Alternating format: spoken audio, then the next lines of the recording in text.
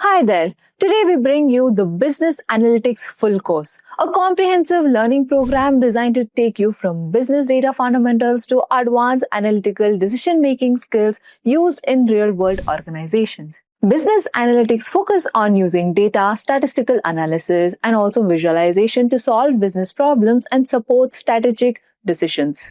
It is widely used across domains such as sales, marketing, finance, operations, and product management to improve performance, optimize processes, and drive measurable business outcomes. In this course, we will be starting with the basics, which is understanding business data, key metrics, and analytical thinking, and gradually move into advanced topics such as predictive analysis, dashboarding, and data-driven storytelling. You will learn not just how to analyze data, but how to translate insights into clear business recommendation, which is critical skill for analytics working with stakeholders and leadership teams. By the end of this course, you will be able to analyze business data, identify trends and patterns, and build reports and dashboards and communicate insights that directly support business goals and decision making. Having said that, let's take a look at the agenda of this course. We'll start off with Module 1, which is Introduction to Business Analytics, followed by Module 2, which is Business Data Fundamentals. Then we have Module 3, which is Excel for Business Analytics. Module 4 is SQL for Business Analytics. Module 5 is Data Cleaning and Preparation. Module 6 is Data Analysis and Interpretation. Module 7 is Data Visualization and Storytelling. Module 8 is Predictive Analysis Basics. Module 9 is Decision Making and Optimization. Module 10 is Advanced Business Analytics Topics. Module 11 is Real World Business Analytics Case Studies. Finally, we have Module 12, which is Career Readiness and Interview Preparation. Hope I made myself clear with that agenda. That said, if these are the type of videos you would like to watch, then hit the subscribe button with the bell icon to get notified whenever we host.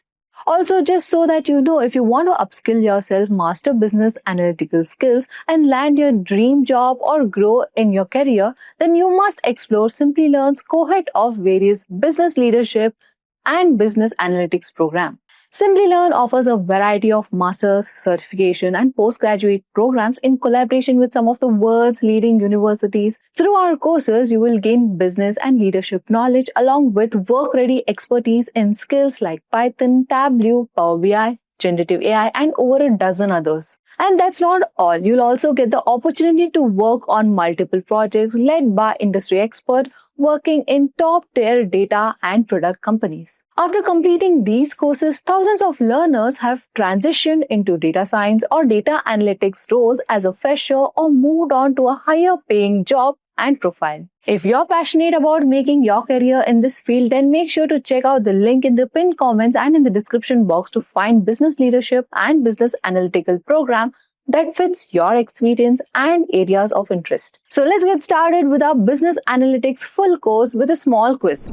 Which type of analytics focuses on answering the question, what happened in business context? Is it predictive analytics, prescriptive analytics, descriptive analytics, or is it diagnostic analytics? Please let us know your answers in the comment section below. Now over to our training experts. Hello everyone.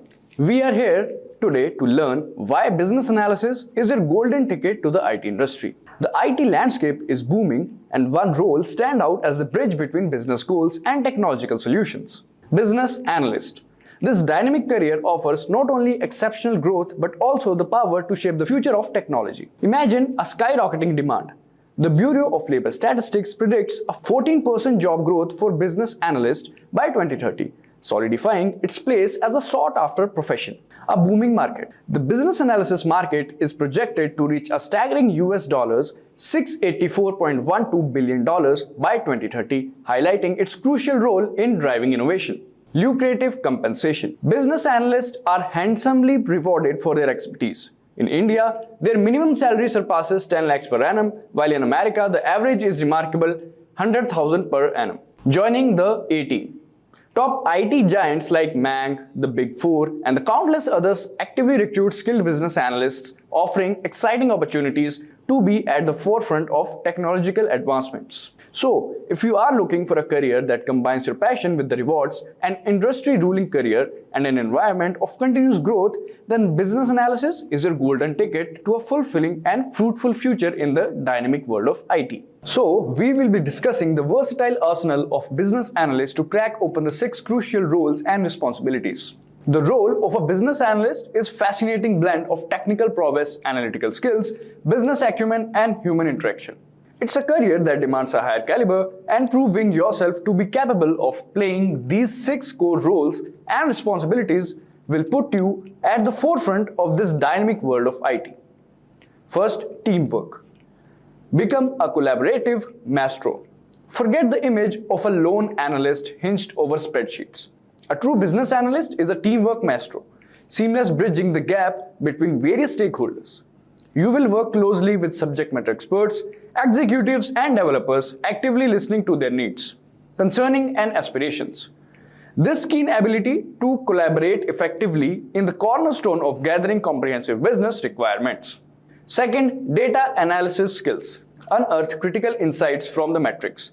Business decisions are fueled by data, and the BA plays the role of a data detective.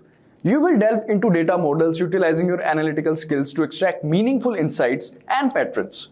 These insights become the foundation for identifying improvement opportunities and shaping strategic roadmaps. Mastering tools like data visualization will further empower you to translate complex data into compelling narratives, guiding stakeholders towards informed decisions. Third, problem-solving skills. Be the innovation engine. A business analyst isn't just a passive observer. They are problem-solving mastermind. You will be presented with operational and strategic challenges, and your innovative spirit will be called upon to develop creative solutions. This may involve re-engineering process, streamlining workflows, or even devising entirely new systems. Your ability to think creatively and strategically is critical to ensure that your solutions not only addresses the root cause of problems, but also aligns with the organization's long-term goals. Now coming to the fourth, which is process knowledge. Be the strongest process architect. Change is inevitable, and the BA is process architect who ensures it happens smoothly. You will be adept at creating and implementing new processes or systems to facilitate the realization of solutions. This involves defining clear steps, identifying dependencies, and establishing ownership for various tasks within the process. Your proficiency in process mapping will be invaluable in visualizing the flow of information and ensuring a cohesive and efficient system. Alright, now coming to the fifth, which is communication. The bridge between tech and business. Communication is the lifeblood of a successful collaboration, and the BA is the language interpreter between the technical and business worlds. You will possess exceptional communication and interpersonal skills, allowing you to effectively articulate complex technical concepts to non-technical stakeholders. This includes presenting your findings and recommendations and propose solutions to a senior level management with the clarity and confidence. Furthermore, your ability to actively listen and understand the concerns of diverse stakeholders is crucial for ensuring to buy-in and fostering collaboration. Sixth, reporting and documentation. Capturing the journey on paper. The work of a BA does not end with the implementation of a solution. You will be responsible for creating clear and concise reports that document the entire process, encompassing findings, recommendations, and outcomes. This may involve utilizing data visualization techniques to illustrate the impact of your work and demonstrate its value to organization. Your compelling presentation and insights reports will become cornerstones for the future decision making and knowledge sharing within the organization. Being capable of playing these roles and having the caliber to carry these responsibilities, you will not only become a valuable asset in the organization, but also cultivate the versatility and expertise to flourish in the ever-evolving world of business analysis. Let's get started. So let's talk about the 3 things you need to know to become a business analyst. To start your BA journey, you need 3 pillars. The first one is clarity, second one is capability, and the third one is commitment. Now, clarity means knowing what this role truly involves. Business analysts don't just gather requirements, they solve problems and help organizations make better decisions. Second up, we've got capability.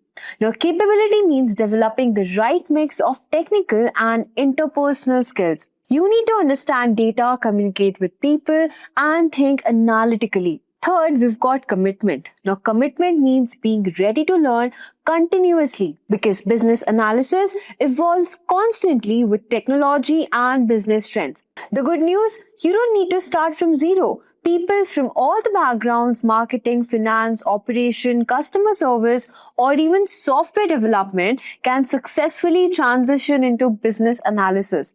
All you need is the right plan, and that's what we will explore next. So the first step in the roadmap is self-assessment. Assess whether business analysis is right for you or not. So what you need to do is you need to ask a few questions to yourself. The first question would be something like, do I enjoy solving problems? Am I curious about how businesses operate? Do I like collaborating and communicating with people? Now, these are the essential traits of a business analyst. Many beginners wonder what a business analyst does daily. So in simple terms, a business analyst identifies business needs and help design solutions that deliver value. Let's say, for example, if a hospital wants to reduce patient waiting time, the business analyst would observe the current process. It would collect data, identify bottlenecks, and propose improvements like digital appointment systems or process redesigns. Now, if you're unsure what business analyst tasks look like, explore junior and senior business analyst job descriptions online. Compare responsibilities to see what aligns with your interest and skills. You can also shadow a business analyst at your workplace or read case studies that describe a day in the life of a business analyst. This will help you understand what the job truly feels like. Now, the second step is to build a career transition project. Once you have confirmed this path fits you, the next step is to plan your career transition like a project.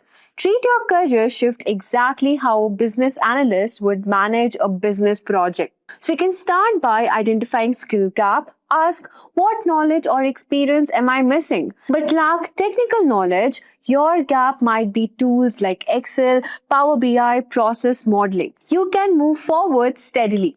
Now, the third step is to catch up on business analysis fundamentals. Now it's time to understand the foundation of the profession, the fundamentals of business analysis. Start by exploring the business analysis body of knowledge, also known as PMBOK. Now, this global framework defines what business analysis is and what business analysts deliver. It covers core areas like elicitation. This means gathering information from stakeholders. Then we've got requirement analysis. This means gathering all the requirements needed and then analyzing it. Then we've got solution evaluation.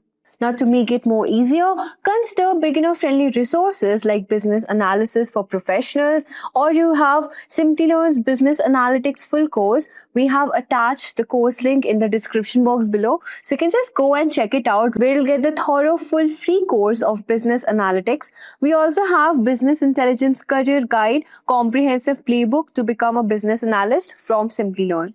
You can also explore webinars and toolkits to learn about business analyst outcomes, deliverables, and techniques. For example, a deliverable could be a business requirements document or a process flow diagram, essentially any output that captures your analysis work.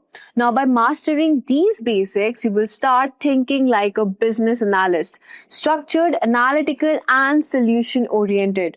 The next step is developing skills and competencies. Now, once you have learned the fundamentals, you need to develop your core BA skills.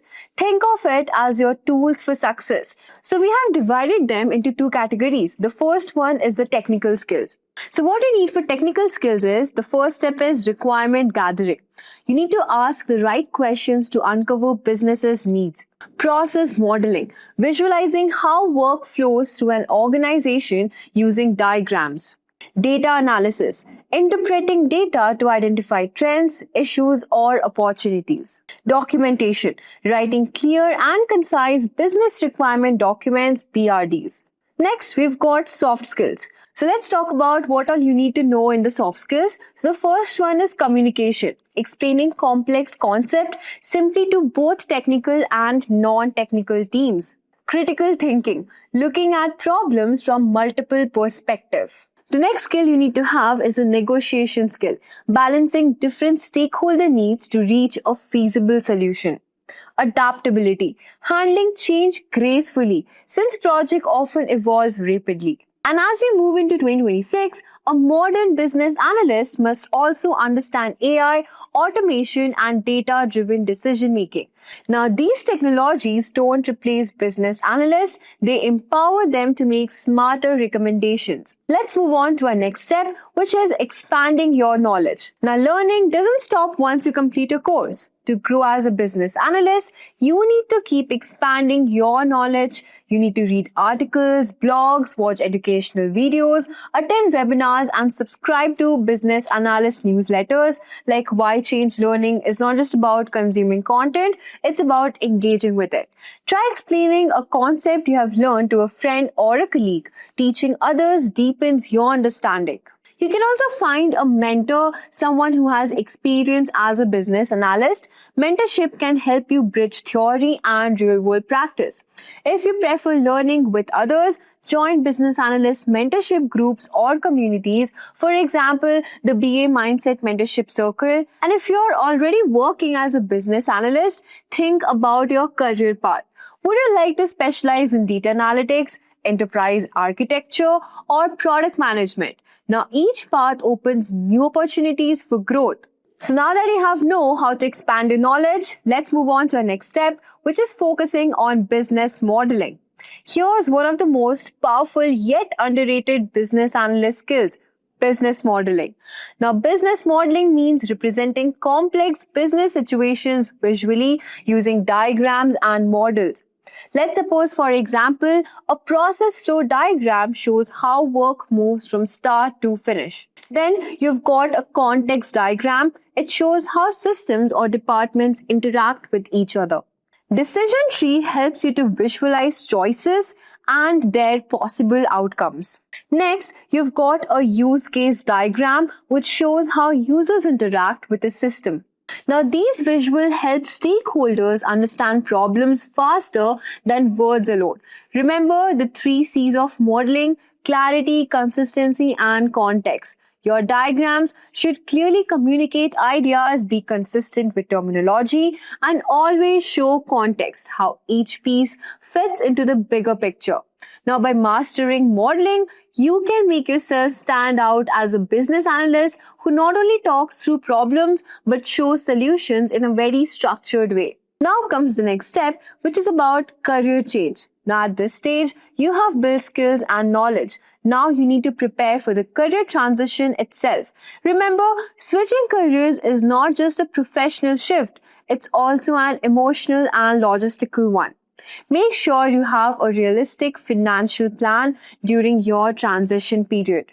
Support from friends and family. A mindset ready to handle challenges and setbacks. If you feel unsure about where to begin, you can check out Simplilearn's webinars on our YouTube channel. We feature industry-leading coaches from top US companies, professionals with years of hands-on experience and who can guide you through every step of your transition. They will help you understand how to position your experience, bridge your skill gap, and handle the uncertainty that often comes with a career change. Also explore stories from others who have successfully transitioned. They will remind you that this path is absolutely achievable. So now that we have talked about switching careers, let's move on and talk about how can you own your resume. Now your resume is not just a document, it's your first business analysis project. Here's how we can make it effective. Focus on achievement rather than duties. For example, improved data accuracy by 15% by analyzing workflow inefficiencies. Highlight transferable skills like communication, process improvement, or stakeholder management. Include a professional portfolio with sample case studies, diagrams, or mock projects. Always be truthful. Never exaggerate experience. Confidence comes from authenticity. If possible, get your resume reviewed by a career coach or mentor. They will help you identify areas of improvement and tailor your profile to attract business analyst recruiters. Next, let's talk about the interview practice. Now comes the final step, interview preparation. Practice makes progress. How do you handle conflicting stakeholder requirements? What business analyst techniques do you most often use? Next, focus on storytelling. Use the STAR method, which is situation, task, action, and result. It will help you structure your answers clearly. If possible, practice with a friend, mentor, or even in front of a mirror. And after every interview, reflect on what went well and what could improve. Remember, every interview is a learning experience that builds your confidence. Sundaraman Chitamani. Now, this is an excellent book if you want to actually master the concepts of storytelling. Now, let's quickly test your understanding with one question. Which of the following tasks is not a core responsibility of a business analyst? Your options are gathering and documenting requirements, communicating with stakeholders, writing code for software development, or creating business process models. Let me know your answers in the comment section below. Becoming a business analyst is not just about learning tools or techniques. It's about developing a mindset that seeks clarity in complexity, listens before suggesting solutions, and always aims to add value. Now, as you practice business analysis, you'll also develop your business analyst mindset, the ability to see challenge as a system to be understood and improved. So take it step by step. Assess your fit, plan your transition, build your knowledge, develop your competencies, expand your network, and practice relentlessly. Business analysis is a growing and rewarding profession, and your analytical mindset can open doors to roles across the industries. At the core of business analyst roles lies a technical proficiency. Data has become a new decision currency, and its ability to extract, interact, and present insights from a large dataset is indispensable. Proficiency in Microsoft Excel remains vital for quick analysis, pivot tables, and data organization, while structured query language is essential for querying databases and retrieving information effectively. For data visualization, business intelligence tools such as Tableau, Power BI, and QuickSense have become industry standards, helping transform complex data into clear, actionable insights. Additionally, the knowledge of programming languages such as Python and R provides a competitive advantage.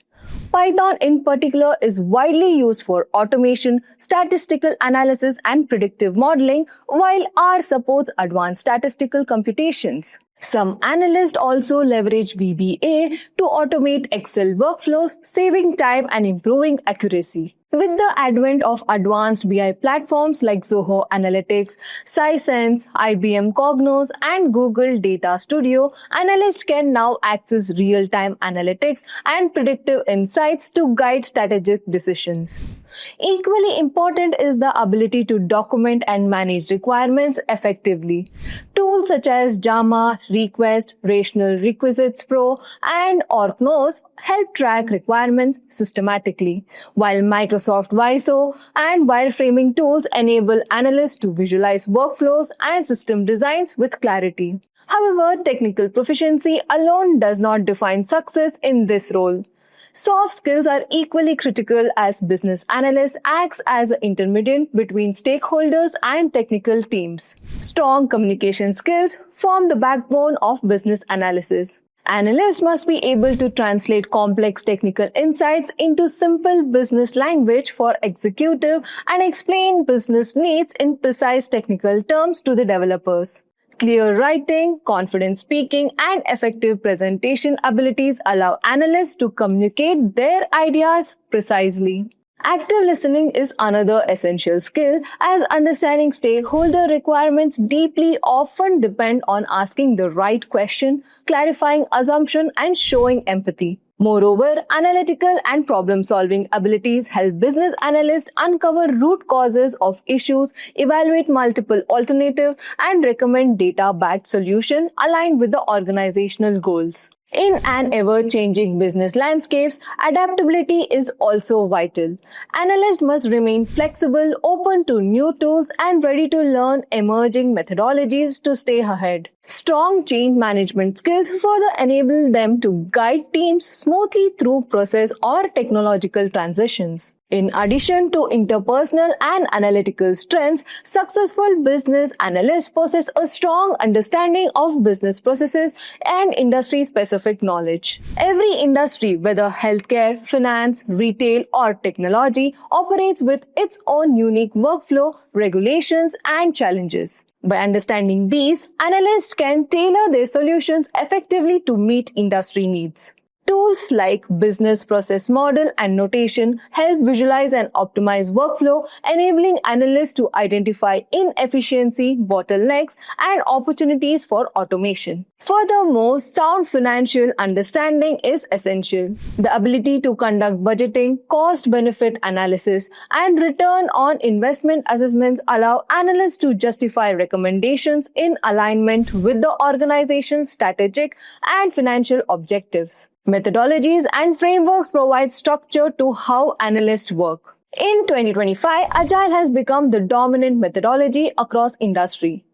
Business analysts working in Agile environments must understand frameworks such as Scrum and Kanban, which emphasizes iterative development, sprint planning, and collaborations between cross-functional teams. Additionally, familiarities with process improvements, methodologies like Six Sigma and Lean is highly beneficial. Six Sigma's DMAIC framework, which is define, measure, analyze, improve, and control, helps analysts systematically improve business process and eliminate inefficiencies. Lean principle, on the other hand, focuses on reducing waste and maximizing customer value, ensuring that every recommendation contributes to both operational efficiency and client satisfaction. Education and certification form another cornerstone of a successful business analytics career.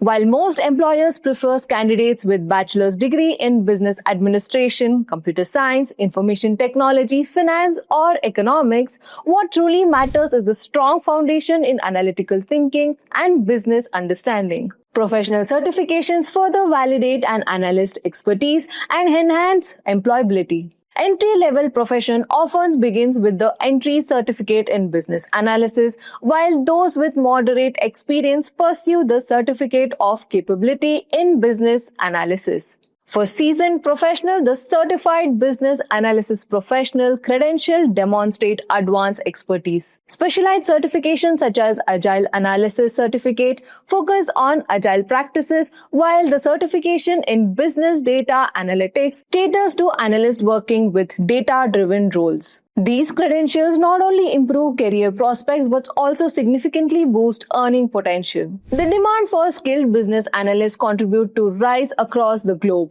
According to US Bureau of Labor Statistics, the employment of business analysts is projected to grow by 11% through 2032. Much faster than the average for other occupations. In the United States, the average annual salary of a business analyst is approximately around $1,09,000, while in India, professionals typically earn between 9 to 10 lakhs per year, with experienced analysts and certified professionals earning up to 30 lakhs or more. Compensation tends to increase with specialized expertise in domains such as artificial intelligence, data analytics, and automation, reflecting the growing importance of these skills in shaping business strategies. Looking ahead, the future of business analysis is deeply intertwined with technology advancement. Artificial intelligence and machine learning are revolutionizing how analysts work by enabling automation, predictive analytics, and smarter decision-making. With the rise of data-driven organization, understanding data privacy and cybersecurity has also become crucial, especially as global regulations like GDPR and CCPA impose stricter compliance standards. Moreover, business analysts are increasingly leading digital transformations initiatives, helping organizations adopt new technology, manage change effectively, and align innovation with long-term business goals. In conclusion, becoming a successful business analyst in 2025 requires much more than technical knowledge. It demands a balance of analytical reasoning, effective communication, domain expertise, and adaptability. This profession offers immense opportunities for growth, innovation, impact, especially for those evolving with technological trends. Business analyst today is not just a job, it is a strategic role that shapes how organizations think, operate, and transform in a digital first world. For aspiring professionals, the journey towards becoming an accomplished business analyst begins with curiosity, continuous learning, and a passion for bridging business and technology. Okay, let's talk about the first thing. A very simple topic to start with, a very basic topic to start with, and the topic is what is business analysis? Okay, let's proceed. Let's talk about the first topic for the day now, and that is what is business analysis that you are. You all can see here on your screen, there are few W's, lens, defining needs, recommending solutions. There is one 11-year-old boy and there is one 45-year-old woman.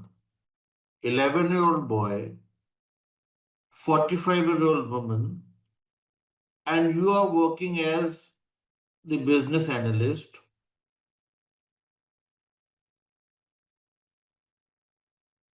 You get some instructions from the senior management that you have to explain, you have to share the details of the topic inflation. You have to select one of them to explain the details, the core concepts of inflation.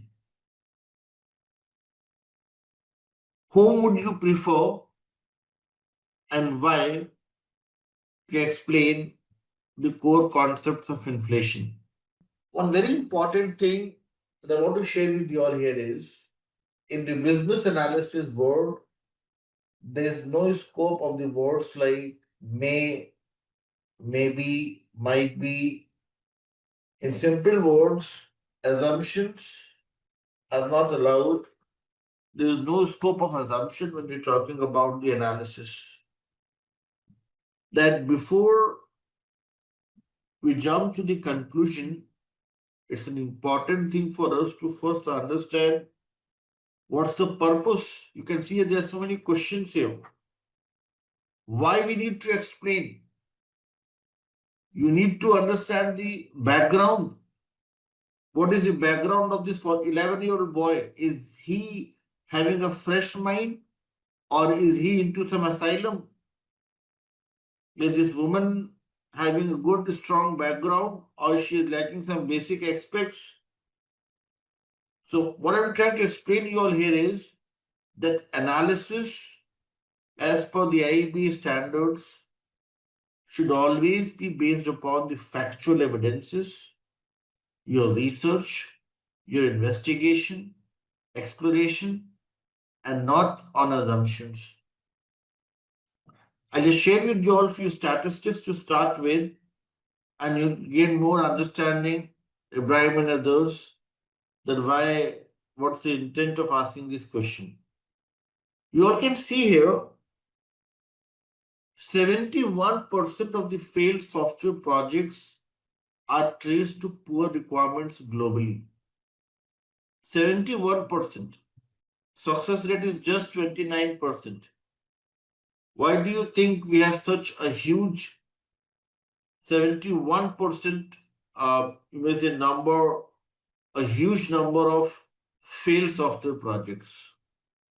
The main reason is poor requirements. Poor requirements simply mean that we start thinking about a solution without having a clear understanding around the requirements. So it's an important thing for the analyst to first understand the requirements, understand the business needs, ask questions, gain clarity, so that we are able to come up with a solution that's completely aligned with the business requirements. Second thing, if you all see here, Sanup is saying assumptions-based analysis, requirements not signed off, or changing requirements, yes. In a way, Sanup is also blaming the business team for the failure. He's saying that it's not always be responsible for the failure. It may also be the business team. Yes? Is that what you're trying to say? So, yes. So, you can see here for failures, nobody is taking the ownership. Yes. So, yeah. So, I can understand this thing happens. Yes, nobody is going to take the ownership of the failure.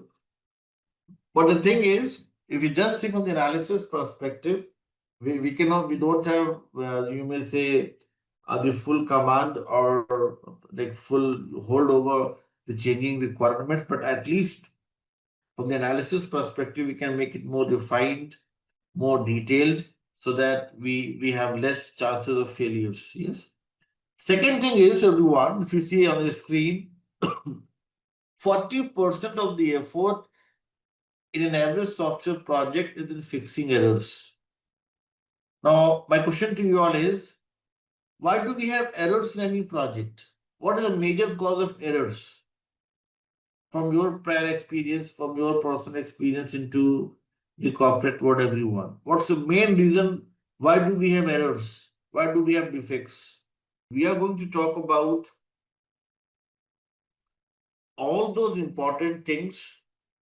Those may help us come up with a very structured, organized approach towards the business analysis, be it communication, be it documentation, be it our own detailed research and investigation, how to perform all such in a very organized manner as per the IAB standards, so that we're able to minimize these errors, we are able to minimize the upfront uncertainties, so that Pradesh and others, technical implementation is more organized, is completely based on documents that you create. Technical team says poor quality of documentation. BA says technical team is not doing the proper implementation, blame game starts. To avoid all such things, in our live session, we are going to talk about few important tasks to be performed by the business analyst, few important techniques. They're not few, there are more than 50 techniques that we'll discuss. The effective use of tools and technology to make your analysis more structured and organized, so that it helps everyone, business team, implementation team, testers, operational support, help desk, and everyone. And that's why business analysis is such an important aspect in any project. We're going to talk about the business analysis body of knowledge to improve the business analysis capabilities. But on your screen, you can see here, there are only 4 W's. One W is missing. Which W do you all think is missing? And the missing one is the most important one. Aparna is saying, who is missing? And who will discuss in detail who is? Can anybody guess what who signify here? The stakeholders, our target audience, our customer. It's an important thing to have a discussion, a detailed discussion with them, gain the proper sign off. I remember somebody had mentioned this thing in the chat, that without proper approvals and sign offs, they're implementing the thing that also leads to errors. I'm not able to recollect the name, but somebody had mentioned this thing. So yes, a proper plan for approval, how we share the details with our stakeholders, and also we're not relying completely on the stakeholders for the business analysis related information.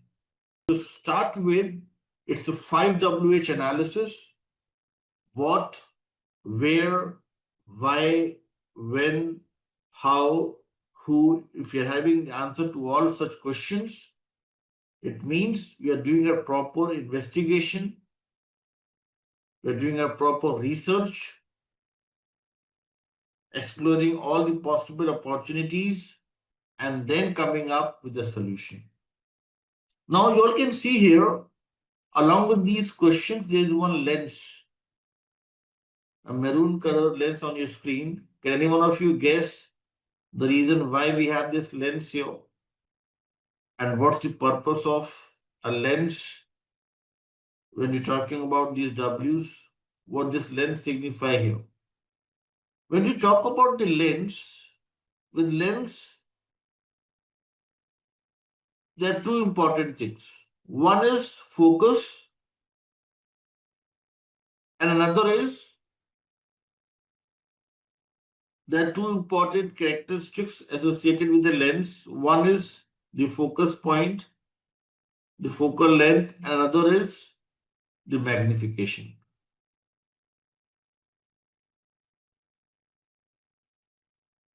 Let's first talk about the focus and then we'll talk about the magnification. When we talk about focus, everyone, focus simply means it's an important thing for us as a business analyst to focus on the stakeholder demands, understand their business needs, and come up with a solution that satisfies those business needs. Business analyst is into a liaising role, bridging the gap amongst all the key stakeholders and not just focusing upon the demands of the implementation team. Business analyst is into a liaising role, bridging the gap amongst all the key stakeholders, be it your project team, be it your operations team, business team, or any other team. Which one of the following statement best describes the role of a business analyst? Business analyst is into a liaising role, bridging the gap amongst all the stakeholders. Shubhrikanta. It's about bridging the gap amongst all the stakeholders, not just the project team. If you're going with option number C, indirectly you're saying that BA is implementation biased. But if you're going with option number D, you're going with IABA standards, and IABA says that business analyst is into a liaising role amongst all the stakeholders. I normally see people going with option number C because this is what is happening in most of the projects, and this leads to the errors. Option number C is incorrect. Option number D is the correct one. A person who performs a set of tasks and techniques used to work as a liaison among the project managers, project team. This simply means you are influenced, you are focusing more on the demands of the project team, less focus on the needs of the business team, and that would lead to a solution that is implementation biased, and that leads to the defects, the confusion, the sometimes even the scrapping of the project. So the answer is answer number D. Person who performs the set of tasks and techniques used to work as a liaison amongst all the stakeholders in order to understand the structure, policies, operations of the organization. This is a very important thing to understand for an organization to recommend solutions that enable the organization to achieve its goals. And the major challenge is, the major thing, what's going wrong in most of the projects is we talk to our implementation team, our technology experts, getting influenced by their demands. They do not know much about the goals and objectives, and that leads to a solution that's very difficult to use, and sometimes it's not in accordance with the business needs. So what IAB has to say here is a very important thing that for you as a business analyst, an important thing to understand the structure, how the organization operates, how a solution is going to fulfill their needs.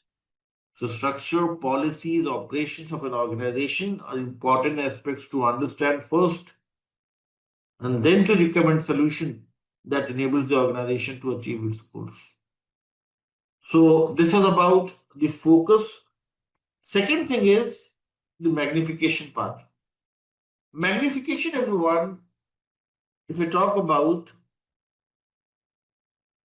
in the business analysis world, there are few jargons like high level requirement and low level requirement.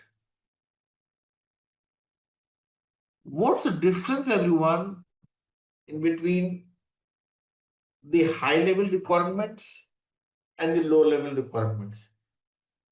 High level requirements versus low level requirements, everyone. First topic that we're starting with, and I'll share with you all one more thing here. High level requirements, everyone, when the requirements are mentioned in the form of an overview or a summary. Low requirements describe how these needs to be implemented. Absolutely wonderful. So when requirements are mentioned in the form of an overview or a summary, this is termed as high level requirements. High level requirements can be categorized as the bird's view or a top view. Any business analyst working on the given set of requirements need to break it down and capture the details in more granular, decomposed, and fragment form that can be easily implemented. High level requirements help to gain a basic idea about the business needs and the associated solution. High level requirements, when analyzed with the help of collaboration, research and experiments, in-depth analysis, and documentation, would lead to low level requirements. Canteen ordering system at Unilever. This is the high level requirement.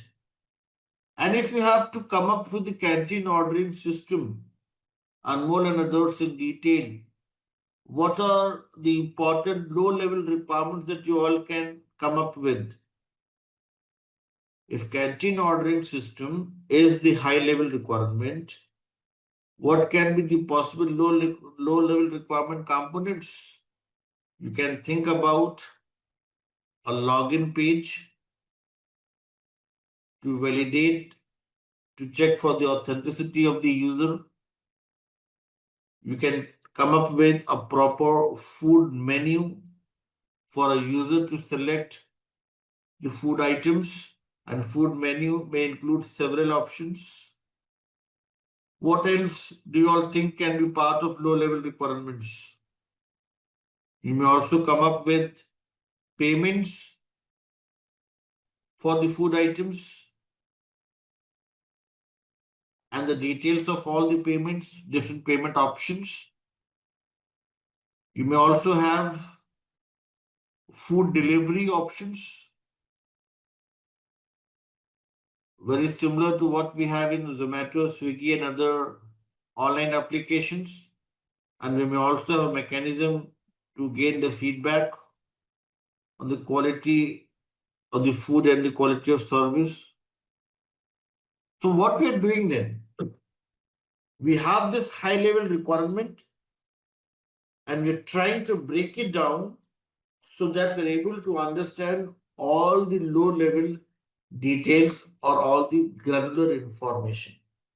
So the requirements that you simply get from your business team members, the requirements those you receive from your key stakeholders in the form of an overview or a summary, that's your high level requirement.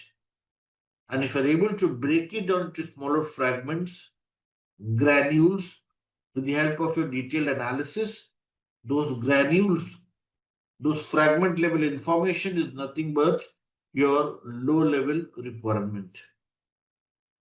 Okay, so this was about everyone, the high level versus low level requirements, a very important aspect of the business analysis when we start with our analysis. So 5WH we have discussed: process-centric lens to focus on the demands and the needs of all the stakeholders to do the detailed research and investigation. This helps us define needs and then recommend solutions. When we talk about needs, everyone, needs can be in the form of problems. Needs can also be in the form of opportunities to grow. Let's discuss one project now, and from that project we'll be able to understand the real meaning of needs, what exactly needs signify, how we define needs, how we write the problem statement, and how are we able to understand the business needs in a very organized manner. So let's try to understand this thing with the help of one. Yes, this surge that Ibrahim is talking about, this is something causing problem. That's also one of the very important thing. Krishna said a very important aspect, that time is spent in coming from 12th floor to the cafeteria. So if I summarize all these important problems, everyone, so this can be summarized as 150 seats and these many employees. So first problem is the capacity. Second thing, long queues and elevator time. Third thing is the time management. Fourth thing is the food wastage. Fifth thing is the food of their own choice. Employee dissatisfaction. Office productivity. These are all very important business needs. Those we were able to identify when we have gone through this case study. Think about a possible solution. Now you know the problems. We were able to consolidate. We were able to come up with a complete list of business needs. Now, considering these needs, what do you all think? What can be a solution that satisfies these business needs? Now think about the solutions, everyone. Alina, now you can come up with your solution that you had mentioned earlier. That increasing the capacity can be one of the possible solution option. Resettlement of the canteen area. So if I was talking about a bigger canteen, Anmol is saying coming up with an online meal ordering, get more canteens. Yes, bigger canteen is what Karan is talking about, bigger canteen or canteen with more number of seats. Online ordering is what Saket is mentioning here. Food, ordering food from desk, what Abhishek is mentioning. So now you all can see here, and Swapnilata is mentioning about the flexi time slots, that if you have surge, then come up with flexi time slots, like one team is going to have a lunch at 12, another team is going to have a lunch at 12:30, another one at 1, and another one at 1:30. That way we can manage the rush in the canteen. And the same thing Sandeep is also mentioning here. More number of canteens near employees. Sandeep is talking about spacious area, more number of seats. Shubhakanta is mentioning here. Now, everyone, you all can see here, increased number of canteens. Aparna is talking about floor-wise canteen. The fourth option, Karan is going with option number 4. Floor-wise pantry. Pantry guy can also provide some paid beverages. Meaning to say, and my intent behind asking you all this question is to make you all aware, to make you all think from this perspective, that for the particular set of business needs, there can be n number of solutions. Different options can be there to satisfy the business needs. Some of the learners are mentioning that we should have a bigger canteen. Some of you are mentioning we may come up with the flexi time slots. Some of you are saying floor-wise canteen. Some of you are saying pre-booking. Some of you are talking about online meal ordering. This simply means that there can be different solutions for the given set of business needs. So yes, so you all can see here, we need to choose more efficient way. Gaurav is saying come up with more efficient process. What we draw from this discussion, everyone, problems first which we need to prioritize and then solution that we have already discussed, Ibrahim, that first we are able to come up with the problems and then the corresponding solutions. Now, we were able to list down, we were able to come up with all the possible options. 8 options we were able to come up with. You can see 8 options on your screen. But not all 8 we can implement. We have to select one of them. And there comes the importance of analysis like feasibility analysis, gap analysis, impact analysis, variance analysis, financial analysis. So all such analysis we are going to discuss in our live session with the help of few case studies. Those may help you take a decision, a judgment that may help you come up with more valuable solution, a better solution out of the multiple options available. So what you're trying to understand here is, everyone, that first important thing is to understand and get the stronghold over the business needs.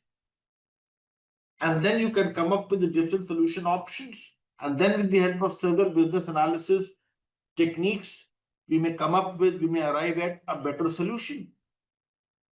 Like in this case study, you'll find that online meal ordering as a solution was a priority, was preferred over the other solutions. In this case study, the final solution was online meal ordering.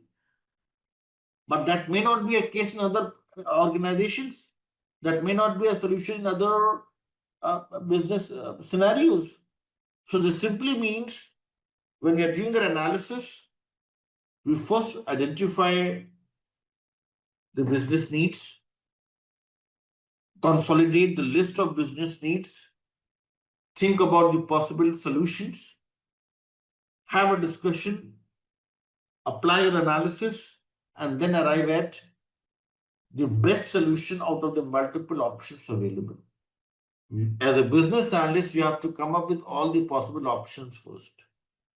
Have an open discussion with everyone so that you're able to select a better solution.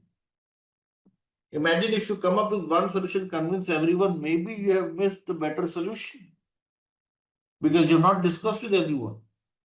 So what IAB recommends is to come up with all the solution options in an open forum with everyone with an open mind, talk to everyone, talk to your key stakeholders, and that may help you select the best solution out of the multiple options available. And this will bring about a change, and this will help in the continuous improvement, everyone. If you're able to come up with a better solution, this would enable change and would help in continuous improvement. So we have discussed about these W's, this process-centric lens, defining needs, recommending solutions.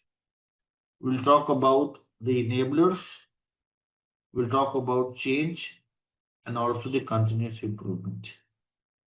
So today it's like very first session. So we talked about few introductory things.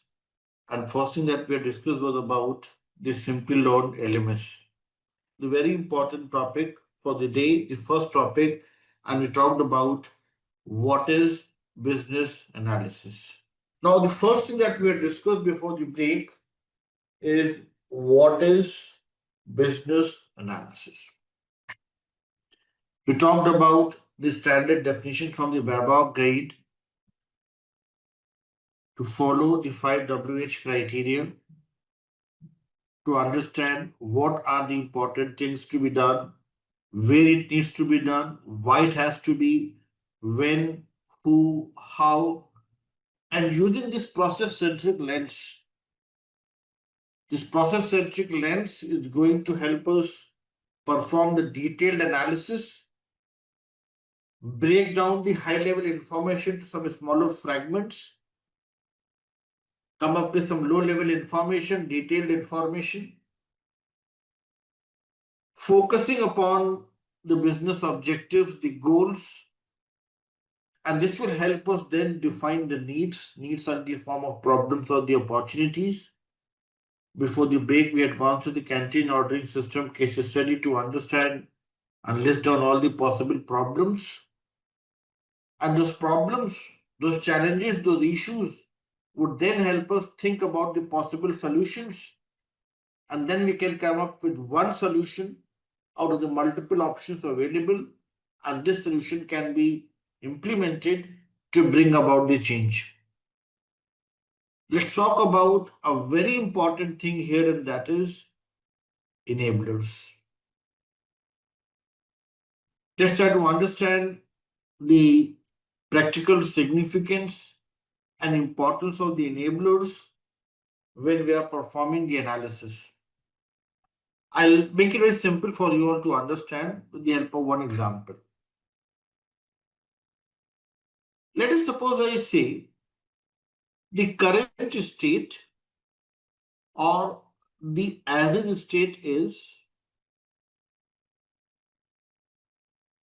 in the canteen ordering system project, current state is all the employees going to the cafeteria to have lunch, to have their meals. Yes.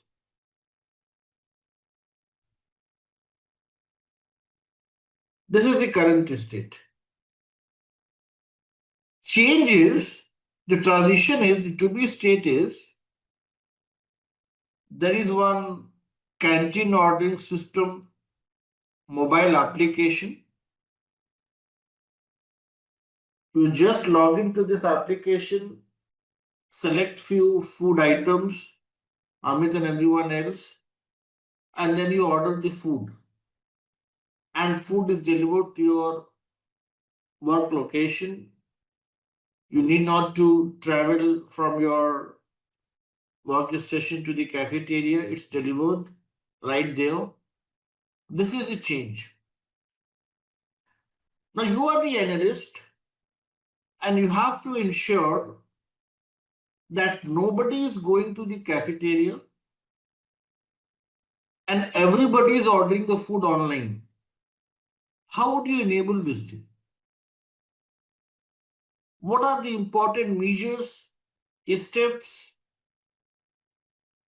that you can follow to ensure that there is a proper transition, a smooth transition to a new future state?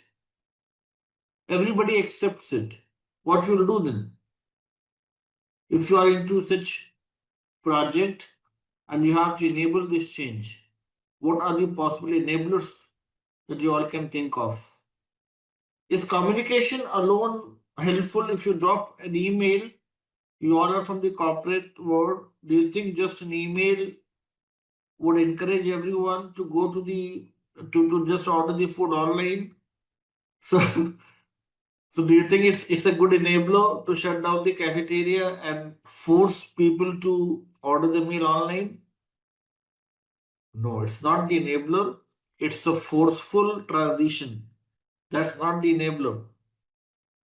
Transition requirements, everyone, are the requirements in the form of enablers. Those may help you as a team, as a project, as an organization have a hassle-free and a smooth transition to a new future state. Enablers are considered to be transition requirements. Those are temporary in nature. Once there is a successful transition to a new future state, those are no longer required in most of the cases. So what are the enablers, everyone? Enablers are all those important set of requirements. Those can be in the form of training. Those can be in the form of mentoring. As people were talking about communication, it may be in the form of some training material, certain important documents, certain important notifications, certain important offers like discounts and coupon codes. Those may help you encourage your stakeholders to transition to a new future state. That's the enabler, everyone. Is everybody fine with this definition of enabler, or do you need more examples? I can give you all a few more examples if you're not clear with the enablers. It's a very important thing for you all to know the enablers. During this 1 month, what are the important enablers? Those would help you, Amit and others, transition to a new future state. That's the certified business analyst. What are the enablers? The biggest enabler for you and me, for everyone, is the business analysis body of knowledge. This is what we all are discussing in the live session. This is what we are trying to understand the deeper meaning of it in the live session. PMBOK guide. What else? What all are the important enablers, everyone? Especially people who are new to the analysis world. And the certified analyst after month's time. What are the enablers? Those are going to help you transition to a new future state. Second thing is your projects, working on the projects. Third thing is your simulation tests. Fourth thing is the self-learning module, wherein one lady with very sweet, calm and pleasant voice, she is going to talk about few very important aspects. And also your live sessions. These all are few important activities. As Amit is mentioning, tasks. I'll add one more word, activities. Set of tasks, activities, work items. Those would help you ensure that there is a hassle-free and smooth transition. Hassle-free and smooth transition to a new future state. Enablers are all those important set of activities, tasks, documentations, and all those important work items defined as the transition requirements. Those are good. Yes, it can be in the form of standard operating procedures as well. Yes, it may be an SOP, but not just confined to SOP. It may be much more beyond the SOP. It may be certain important protocols. So that's why I said it's a huge umbrella term defined as the transition requirements. In few organizations, they create user manuals and user guides. In few organizations, they may come up with some training videos. And few organizations, they may come up with a simple short workshop to have a discussion. This may also be like if we create one community and have a discussion, like kind of a WhatsApp group, that may also be one of the enabler. Yes, so but here it's not allowed. This enabler is not allowed here due to the security issues. We got a lot of complaints earlier that the numbers were misused. So that's why we stopped that activity. So enablers are all those important activities. Those may help you transition to a new future state. These are in the form of transition requirements. Those are considered to be temporary in nature. Yes, enablers are all those important transition requirements. Those would help business analysts ensure that there is successful and a smooth transition to a new future state. And they're often unneeded once we transition to a new future state. This can be in the form of training material. This can be in the form of workshops, email communications, business continuity plan, and others. So this way, we'll be able to enable the change, and this helps in continuous improvement. Now, the next thing is, everyone, to discuss about the responsibilities of the business analyst. Who is a business analyst? What are his or her responsibilities? And what are the important tasks and activities that he or she will be involved in? But before we talk about the responsibilities of the business analyst, let's talk about a very important thing, a very basic thing to start with, and that is to understand the difference between responsibility versus the accountability.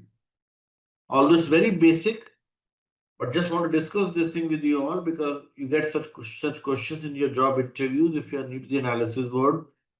What's the difference between the responsibility when we compare this with accountability? Major difference between a responsible stakeholder and the accountable stakeholder. Responsibility versus accountability. This question is for you all to answer. What's the difference between responsibility versus accountability? If I say you are accountable for this task, Amit is accountable and Nishta is responsible for this task, what's the important difference between the two? Accountability is answerability, and responsibility can contribute absolutely wonderful. That's the most simplified version, I believe. Karan says if someone gives me work to do, then it would be my responsibility to do that work. That's my accountability. Okay, let's try to understand this thing. I'm getting some very good responses. Hina is saying responsibility is to complete the task and accountability is ownership of the task irrespective of the outcome. Okay, to a certain extent correct. Sanoop is mentioning responsible is owner of the task, accountability is taking accountability of work quality. Is that just confined to work quality? To a certain extent, partially it is correct, but not 100%, Sanu, but it's a good try. Thank you. So we're getting a lot of responses. Let's go through what IIB has to say. Let's read it straight from the horse's mouth. Let's see what IIB has to say about the responsibility versus accountability. Yes, let's go through what's there in the book. Let's discuss this thing now, everyone. Although very basic but important. Responsibility, everyone, can be defined as sole ownership. That is, a responsible stakeholder will perform the task assigned directly. It means owning the task, working on it, and ensuring the completeness of the given task. In simple terms, a responsible person can be regarded as someone who's carrying the cross on his shoulders, that is ownership and directly working on the given task. Whilst accountability is slightly different. Accountability, as Aparna is mentioning, is more about the answerability, what Amit was talking about a few minutes back. Answerability is, everyone, the peripheral involvement. What is peripheral involvement? Peripheral involvement simply means you are involved, but you're not working on it directly. You are tracking, monitoring, and performing the evaluation. You provide the assistance to the responsible person, but you are not directly working on the given task. For example, if I say task is Amit, we have Amit with us and we have Aparna with us. Amit and Aparna are the two stakeholders, and the task is to gather the requirements gathering. If Amit is the business analyst and Aparna is the project manager, who is responsible, Aparna, to gather the requirements here? If the task is to gather the requirements and we have two stakeholders, one is Amit, another is Aparna, who is responsible for gathering the requirements? Yes, here Amit as a business analyst is responsible. It is his duty, it is his ownership to work on the requirements, gather the information from the key stakeholders, and have first the high level requirements and then break it down into low level requirements. Aparna is accountable here. Aparna is going to ensure that Amit is moving in the right direction. What Amit is capturing is in accordance with the business needs. If Amit needs some additional resource, some additional time, or better environment to work, few important tools, all such important things are going to be provided by the project managers. In a way, Aparna is involved, but the involvement is peripheral. That is, Aparna is not working on it, but providing a better environment, tracking, monitoring, and evaluation is done so that Amit is able to perform his responsibility in a better manner. But in a few cases, what happens is, let us suppose Amit is a very senior analyst, more experienced than Aparna, and Aparna is not at all involved in what Amit is doing. Amit is not only working on his task, but he is also having the accountability.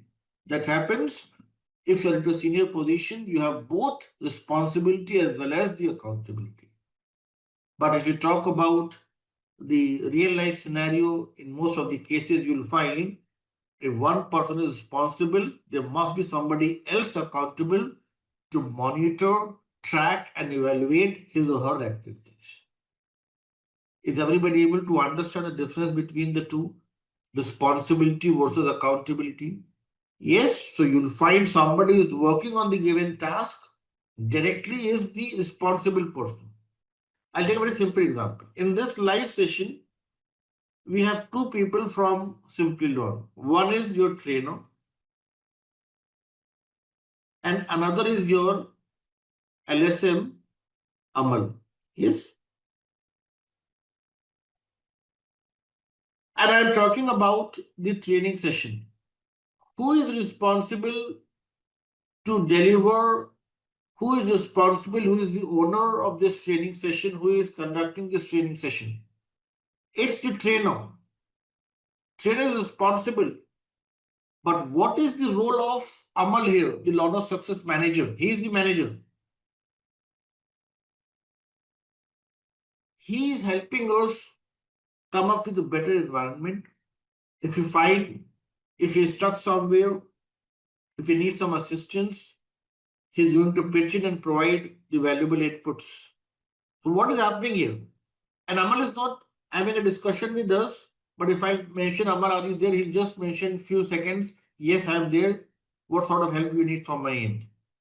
So he is having a peripheral involvement. He is accountable. But I am responsible and I am delivering this training. I'm just mentioning whatever is there in the PMBOK guide. Are you following Hina and others? So responsible person is somebody who is working on the given task directly, and somebody who's tracking, monitoring, evaluation, and also providing a better environment to work. Environment may include your tools, technology, additional resources, more time. All such important things have to be carried out by the accountable person. So that's the difference between responsibility versus accountability, everyone. So this is about, everyone, the responsibility versus accountability. The very important thing for us to understand before we talk about the responsibilities of the business analyst. Now let's talk about, everyone, the very important responsibility of the business analyst, and that is requirements elicitation. Requirements elicitation is one of the very critical, very important, and a very significant contribution from the business analyst. Let's try to understand what is requirements elicitation, how it is carried out, how it should be carried out in the ideal scenario. Because we get so many questions in the job interview, in your CBAP examination around requirements elicitation, and people have this misconception or like no clear understanding of what's the difference between requirements gathering and requirements elicitation. So let's try to understand the deeper meaning of it. With the help of the story, we'll try to understand the clear meaning of requirements elicitation. Let's see what's the story. The story is from Arabian Nights. So the story is there was one king, and this king had three detectives: Detective D1, Detective D2, and Detective D3. You can consider them as modern day business analysts. All three of them were gathering information for the king 24/7, experienced fellows with good understanding of the requirements, and they were like very informative, and they used to share some very important details with the king, and this helped the king gain some important information, and that used to help him run the stabilized kingdom. One fine day, D1 and D2 got to know from some reliable sources that D3 is getting much higher salary, much better compensation, and they also observed that he is now getting huge respect in the eyes of the king. Now, since they all had similar work experience, D1 and D2 were not comfortable with this. They had few questions. They wanted to discuss this thing with the king. So D1 tried to reach out to the king with his questions and queries. King was also a very smart person. So before D1 could come up with his questions or arguments, King said, I have one task for you. Would you be able to complete this task? Would you be able to come up with more information for this? He says, yes. Now this time, D1 took it as a prestige issue that whatever task King is going to assign to me, I'll come up with the best possible information, the best possible solution. So King explained him the scenario. He said that I got to know from few sources that this is our kingdom K1 surrounded by K2 and K3. There are few vagabonds coming from kingdom K2. They are in our kingdom at present, and they are planning to go to the kingdom K3. But I don't trust this information. Can you please gather some more information? Help me know who are these vagabonds? Why are they passing by our kingdom? What's their intent? And all such information if you can share with me. D1 tried to identify their location. Eventually, he was able to identify and locate those vagabonds. D1 had a detailed discussion with those vagabonds, with people around, and then he came up with some information. D1 said, King, you're absolutely correct. These are few vagabonds. So King said that I already know. What more information you have? He says there are around 12 to 15 in number. They are here because they are going to travel to the next country, K3, in few days. They're going to attend one marriage ceremony, and they're going to come back in another week's time, and then they'll go back to their own original country. King says, how many men, how many women, do they carry any instrument that may harm us? Is there any evidence that they're going to attend the marriage ceremony? D1 never had answer to all such questions. So king asked D1 to stand behind the curtains. Then D2 comes in. D2 also had the same set of questions for the king, same set of queries, but king assigned the same task to D2 as well. D2 went to that place, had a discussion with vagabonds, had a discussion with people around, and now D2 came up with a lot of information as compared to D1. And D2 was sharing all those details with King that these many men, these many women singing songs, they carry no instrument that may harm us, their jolly nature, people are also enjoying their company, and so on and so forth. A lot of discussion he was having with the king, a lot of information he was sharing. All of a sudden, D3 comes in. D3 was not looking comfortable. D3 had a fearsome face. D3 was in a hurry to share some information with the king, but he finds that king was enjoying the story that D2 was sharing with him. D2 was unstoppable. D2 had so many things to share. He wanted to prove a point that he is a better analyst. D3 was not able to control himself. He says, please stop. Don't share this cock and bull stories with the king. I have some very important thing to share with king on the urgent basis. King says, is that really very important? We are in the middle of the discussion. Please don't interrupt. He says, no, I have to. And it's a very important information. Since King had a respect for D3, he asked D2 to stop for a while. He said, okay, let's hear what he has to say, and then we can continue. D3 says that King, I have done my research, I've done my analysis, and these are not vagabonds. These are enemies disguised as vagabonds.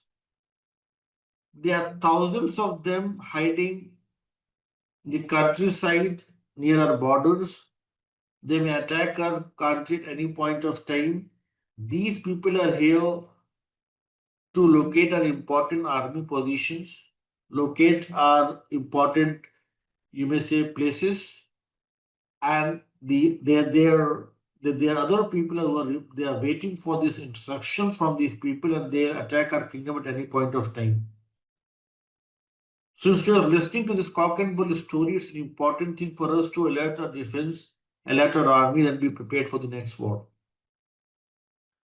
King takes notice of this thing, alerts the army, the defense, and eventually they are able to win the war and they are able to come up with a stabilized kingdom again. And the story goes on from there. We'll stop here. My question to you all is, why do you all think and how do you all think D3 was able to come up with a better solution? What was the difference in the approach followed by D3 as compared to D1 and D2? Why D3 was getting much better salary, much better compensation, and huge respect in the eyes of the king? What was the difference in the approach? Saket is saying the detailed research. But if you see, D2 also came up with the detailed research.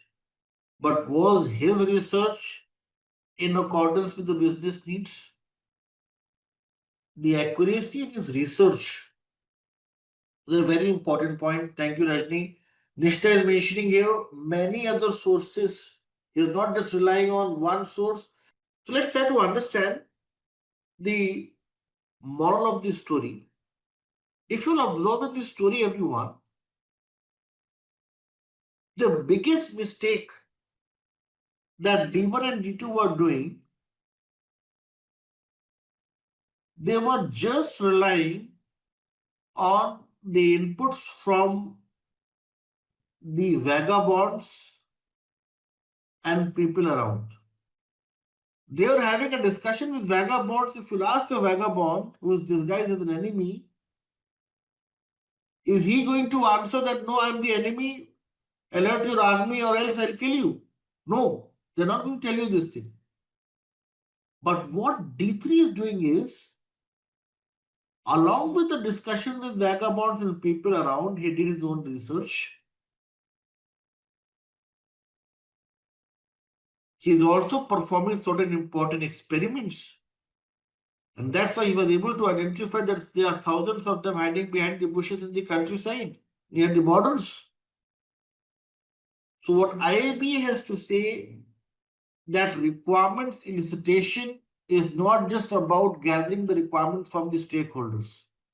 No. If you just gather the requirement from the stakeholders, you will not be able to come up with the proper solution. IABA says that requirements elicitation is when you start crying. That is, you collaborate with your key stakeholders, fine. You talk to vagabonds, talk to people around. But at the same time, you do your own research. Look at the historical evidences, historical data, existing documents, search over Google, and also perform experiments like prototyping, hit and trials, and others. Surveys, yes, experiments may include surveys as well. So what IAB has to say, let's look at the definition. You'll gain more clarity, everyone. What IAB has to say, it's there in your class notes. Page number 3, you'll find the details here. I'll just increase the font size. Requirements elicitation, everyone, is to draw out, explore, and identify the information that is relevant to the change definition. Requirements elicitation depends on 3 pillars: collaboration, research, and the experiments. When you collaborate to gain more information, this is requirements gathering. But requirements elicitation is a huge, broad umbrella term that includes requirements gathering, also your own research. Now, research may include, as Gaurav is mentioning, this may include certain important survey results, some important past experience. You discover some information, you look at some existing results, some case studies. That's all part of your own research. And then you should also perform certain important experiments like hit and trial. We'll discuss how to perform hit and trial, prototyping, proof of concepts. All such important things, if you perform as part of your analysis, this is your requirements elicitation. So moral of this story is, every time you look at the requirement, you start crying. If you cry, you are acting as D3. If you are smiling, then you are D1 and D2. Now you all have to decide whether you want to be D1 and D2 or D3. So what is crying, everyone? Crying is to collaborate, perform research, and also focus on experimentation to arrive at the clear definition of business needs and then the corresponding solution. So this is one of the very important responsibility of the business analyst. They ask you such questions in your job interviews as well, that what's the major difference between requirements solicitation, requirements gathering. So you can tell them about the elicitation, the broader umbrella term that includes the requirements gathering.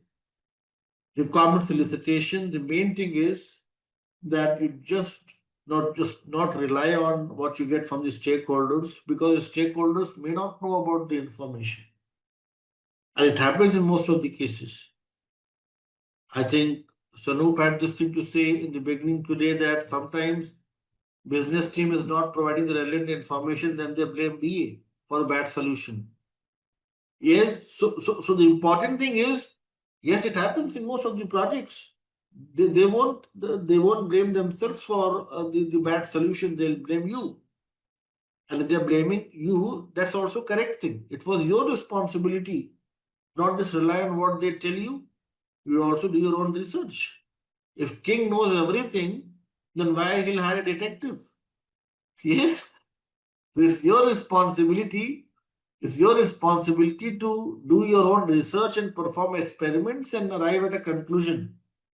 Don't trust what you get from, don't completely trust. You may trust, but not have complete reliance or dependency on what you get from your key stakeholders. That's the intent behind this story here. Let's talk about another important thing here. Another important thing is, everyone, if you see here in your slide here, it says performs the tasks defined in the PMBOK guide. Now, this is a very important thing.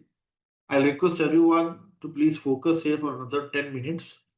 We are going to talk about a very important thing now, and that is perform tasks defined in the PMBOK guide. There are few important tasks, few important knowledge areas, few important techniques. So let's try to understand what are the important tasks, what are the important techniques, and in a way, now we'll talk about the business analysis body of knowledge, the table of content, and the overall structure, and all the important topics that we're going to discuss in our upcoming sessions. It's mentioned here, discover, synthesize, and analyze the information. Now, I'll again come up with a very basic discussion. I'll take you back to your class 3, third standard. In the third standard, we used to have one question that what's the difference between discovery and invention? What's the difference between discovery and invention? Discovery is, as we all know, yes, invention is when you try to find something new.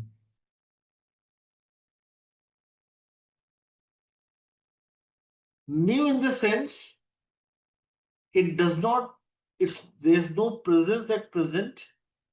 It's completely new. You are creating it. An invention we'll discuss with the help of experiments. Experiments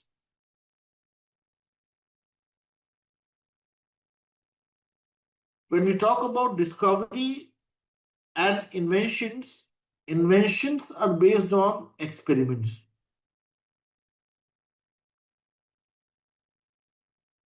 Experiments, this can be in the form of hit and trial, proof of concept, POC, will create a POC in the live session, and the wireframes.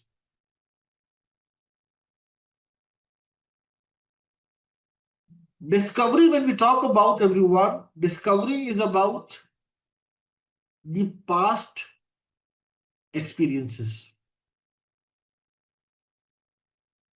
Something that already exists. And in our live session, when we talk about discovery, we'll create data models using the discovered information. We'll talk about the research.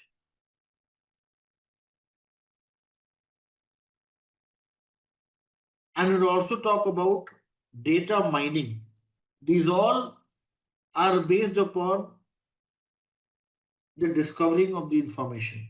So discovery is something that's linked with the information that already exists. Invention is something that's based on certain important experiments that leads to something new. Yes, but the irony is, for every invention, after a few years, we get to know. So discover, synthesize. Now, how to synthesize the information?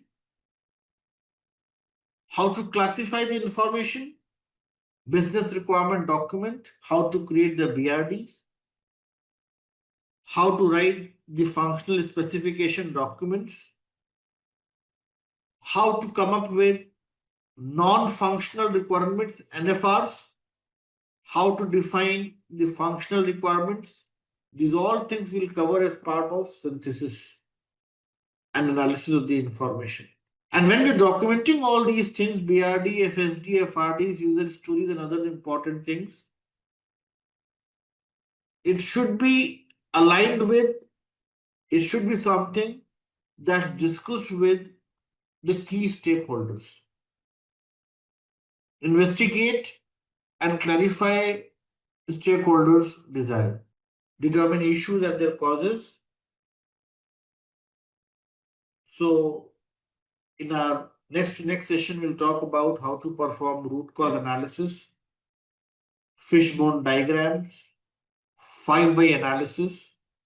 So, all those important things that we're going to discuss in our upcoming sessions.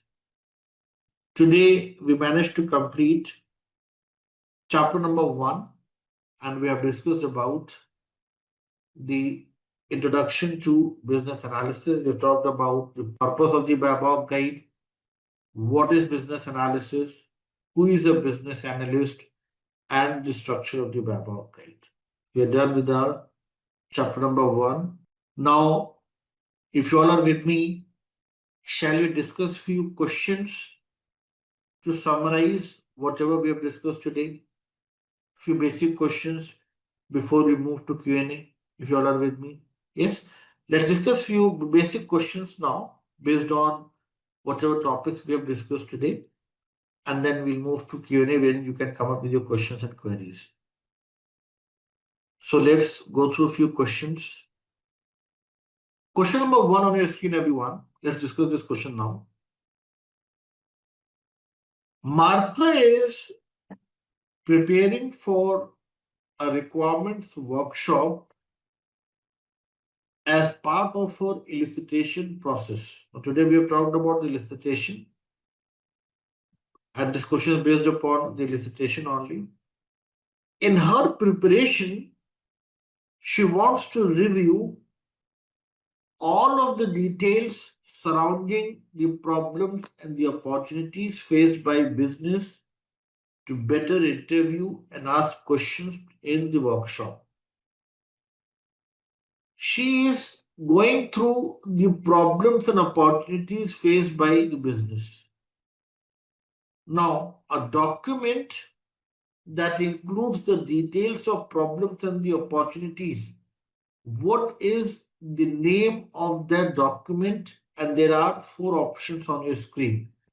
You have to select one of them. So what is the right answer here? Answer is business need.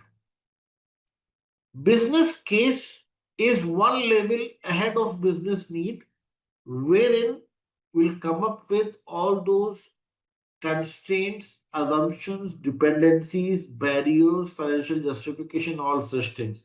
We haven't talked about business case yet.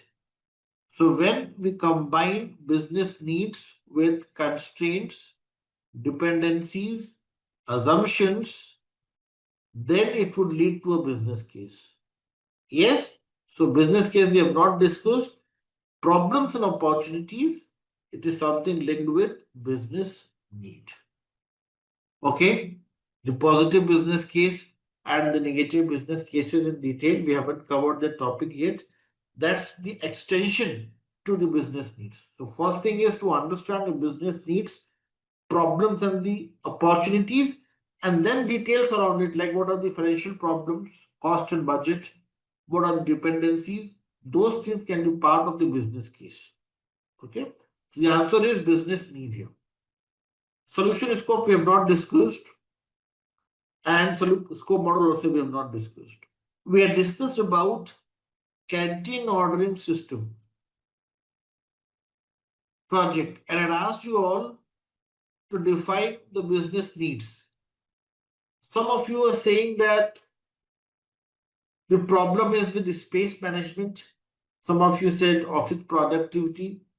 Some of you had mentioned that there is lesser space. Some of you had mentioned that food wastage. What are all those things? You are trying to come up with the details surrounding the problems and the opportunities faced by business. And when you club all those things together, arrange them in one standardized template, that's your business need.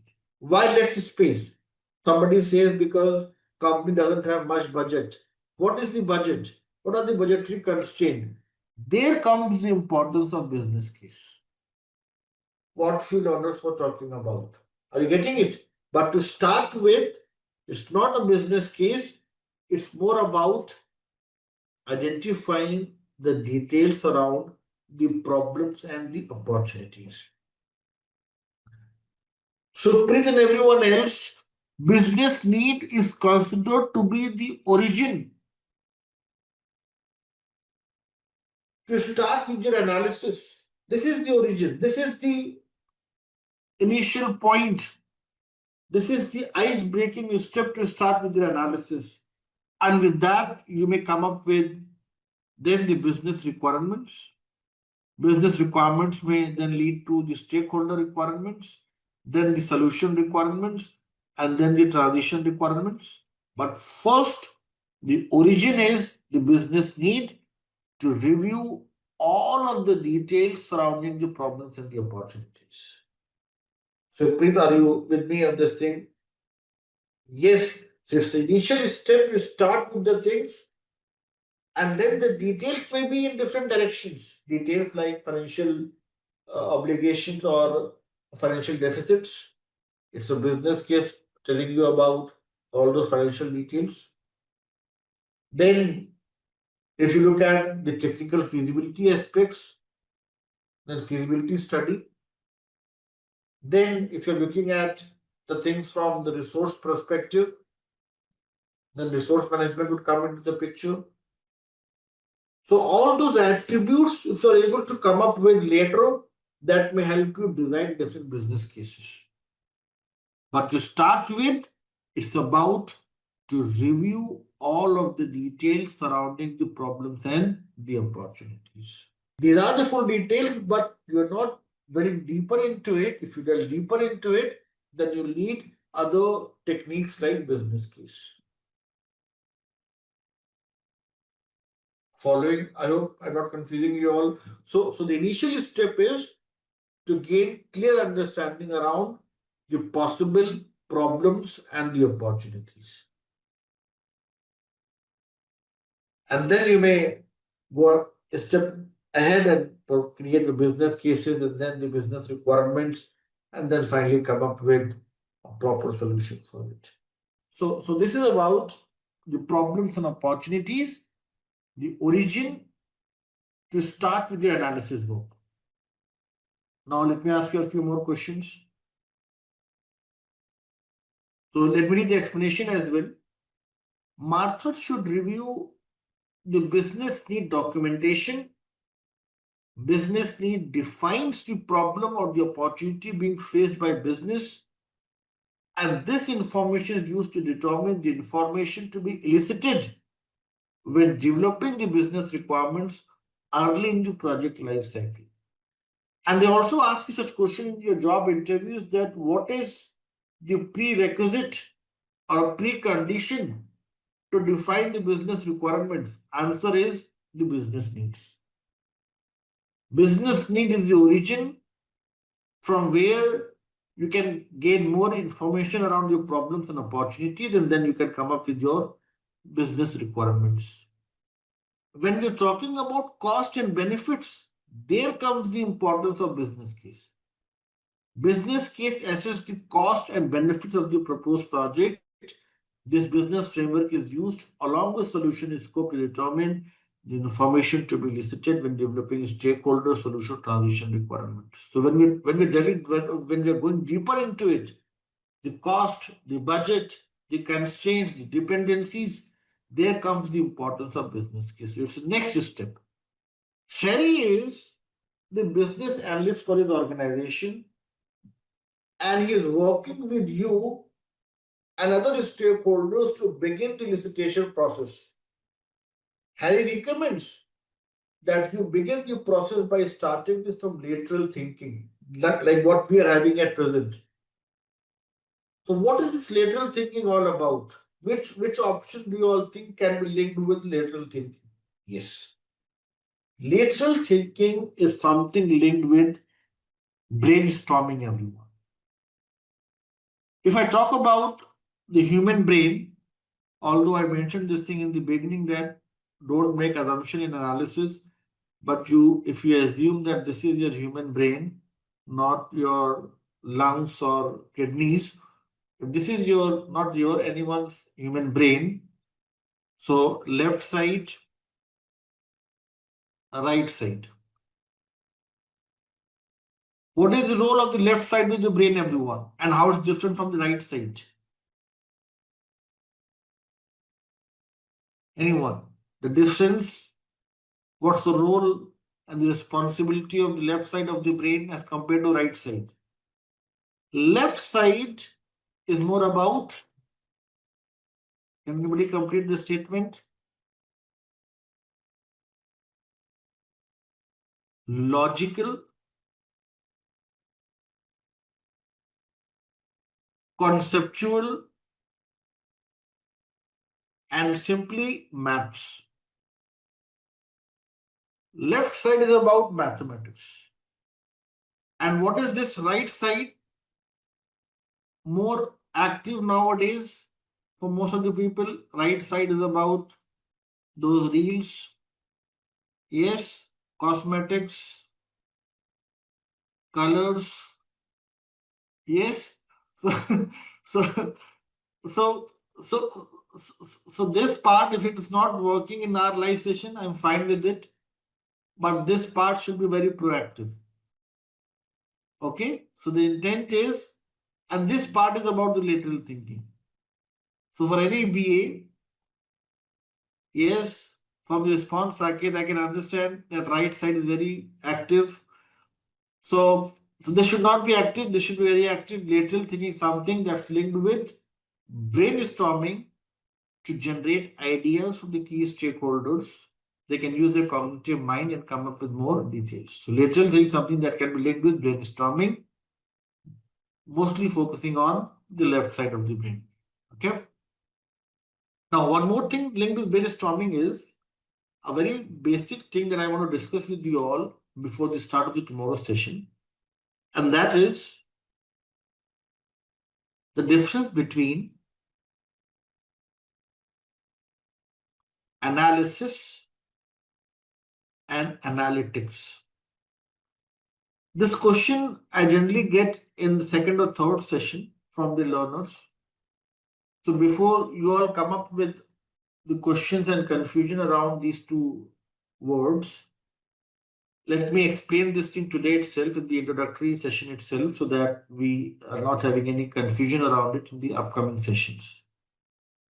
Analysis is something that we're discussing at present, and analysis is something that we are going to talk about in all our live session.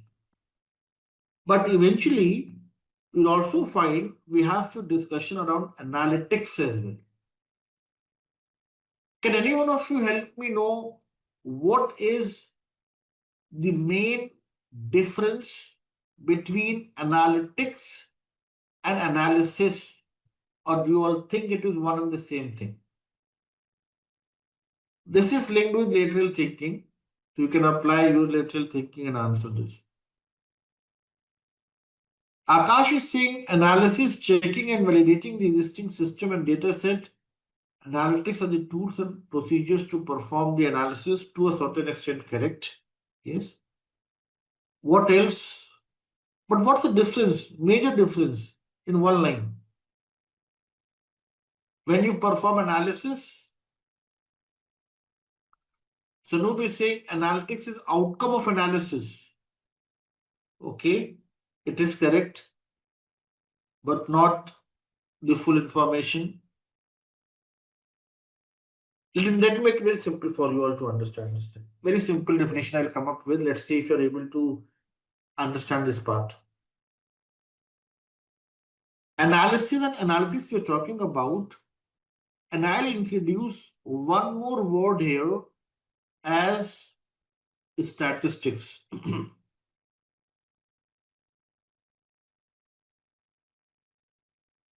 or I can say mathematics.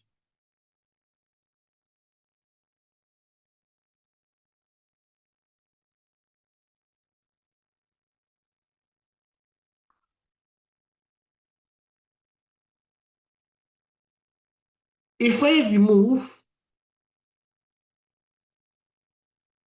SIS from here, this part from statistics and this part from mathematics, we are getting analytics. What exactly this means?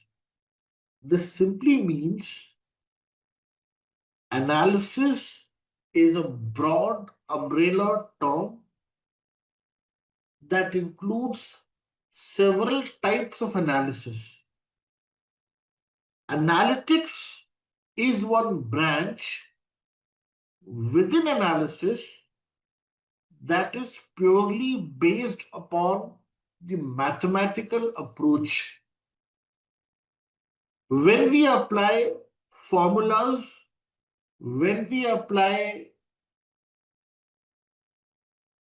probability, permutation combinations, measures of central tendency, this gives rise to analytics. So what is analytics? Analytics is the analysis based on the statistical findings. Analytics is something that's a mathematical approach to analysis. I'll just show you all how. I'll make it very clear to you all so that if somebody asks you this question or if there is any confusion, I'm removing it right away in the first session itself.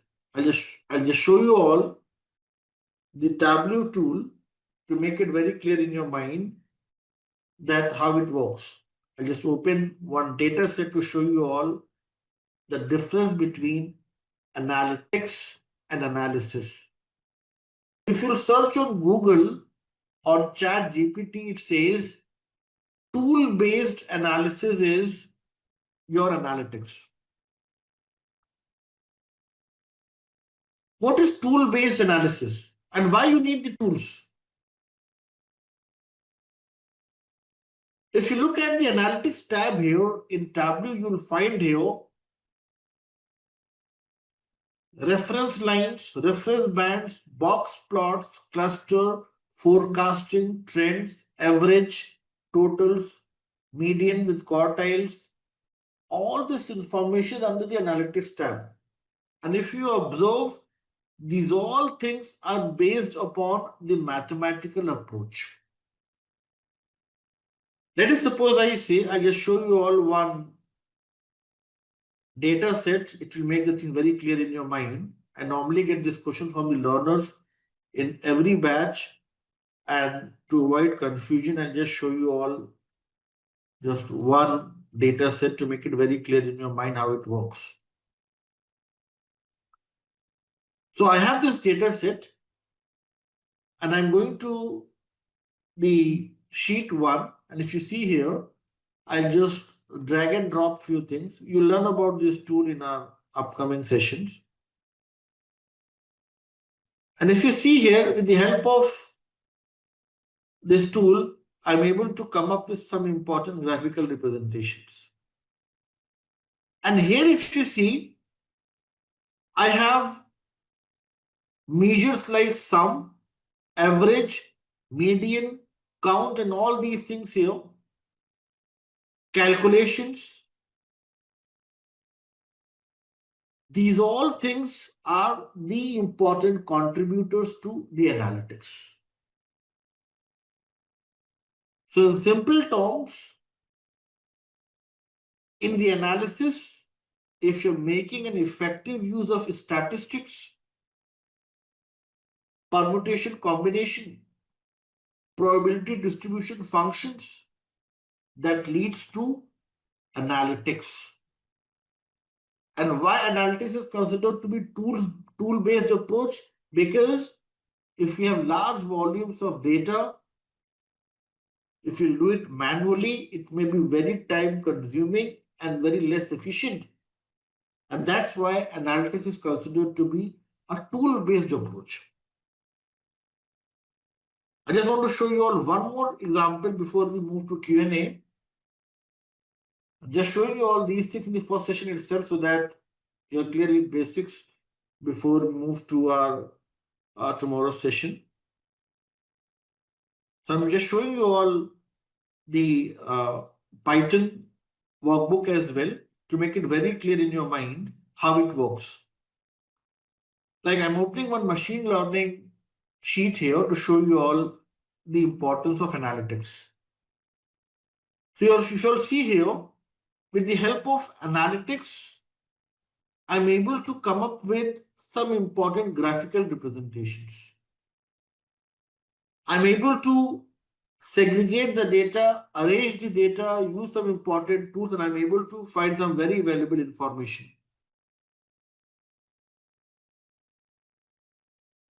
So what is happening here? If we're making an effective use of statistics, we have large volumes of data and we are able to identify certain patterns and trends in it. We apply measures of central tendency to it. We apply probability distribution functions to it. And any kind of mathematical approach would take us towards the analytics. That's one branch within the business analysis. So analytics is not something outside the business analysis umbrella. It is something that is performed by, I'll come back to this topic here. It's something performed by the data analyst and also the system analyst. So next time you hear about analytics, don't get confused. It's not something outside analysis. Analytics is within the business analysis framework. The main thing analytics is you apply the mathematics to arrive at the results, a mathematical approach to perform the analysis. That's it, not more than that. Okay? And that may include what Supriya is mentioning here, forecasting, estimations, trend analysis, those all will be part of your analytics. Yes, so that was the last topic for the day. We are done with our discussion. Business analysis, core concept model. So let's start with a very important topic, everyone, and that is the BACCM model, the backup model, the business analysis core concept model. Now, yesterday we had discussed a very important thing, that it's an important thing to first understand the problems. Those problems and opportunities would help you define the business need, and then we can think about the solution. Now, today we'll expand our discussion around it and we'll talk about the 6 core concepts. Those may help us develop clear understanding around the high level requirements. Yesterday, if you all remember, we had discussed about high level requirements versus the low level requirements. High level requirements are in the form of an overview, a summary, or just an explanation that may help you dig deeper and come up with more details. BACCM model has 6 core concepts. Those may help you develop a very clear understanding around the high level requirements, and then it will be easy, it will be more simplified to come up with the low level information, the fragment level information, or more granular information. Let's see what are those 6 core concepts and how these 6 core concepts may help us come up with a clear definition of high level requirements. So the BACCM model, everyone, this includes 6 core concepts: need, change, solution, context, value, and the key stakeholders. Yesterday, we had discussed about needs, and we had discussed that it can be a problem or the opportunity to be addressed.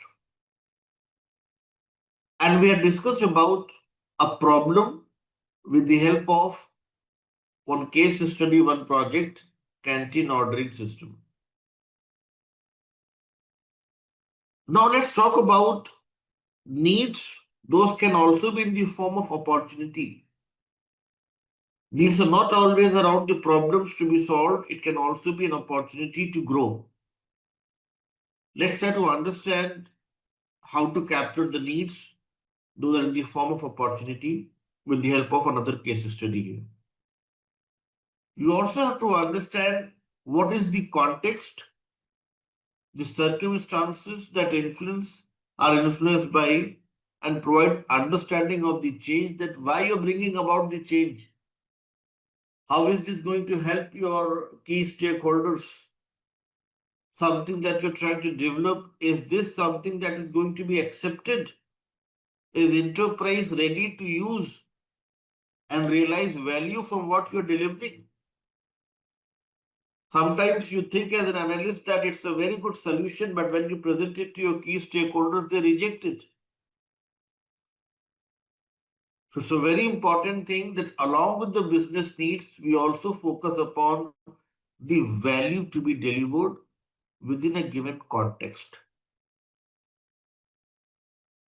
And what is the value? The worth, the importance, or usefulness of something to a stakeholder within a given context.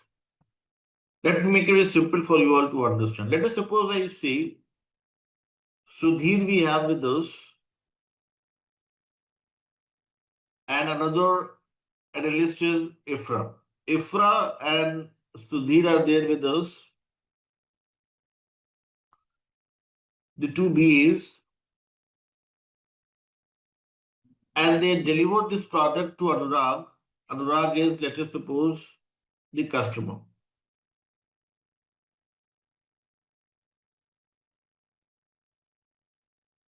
And the product is P.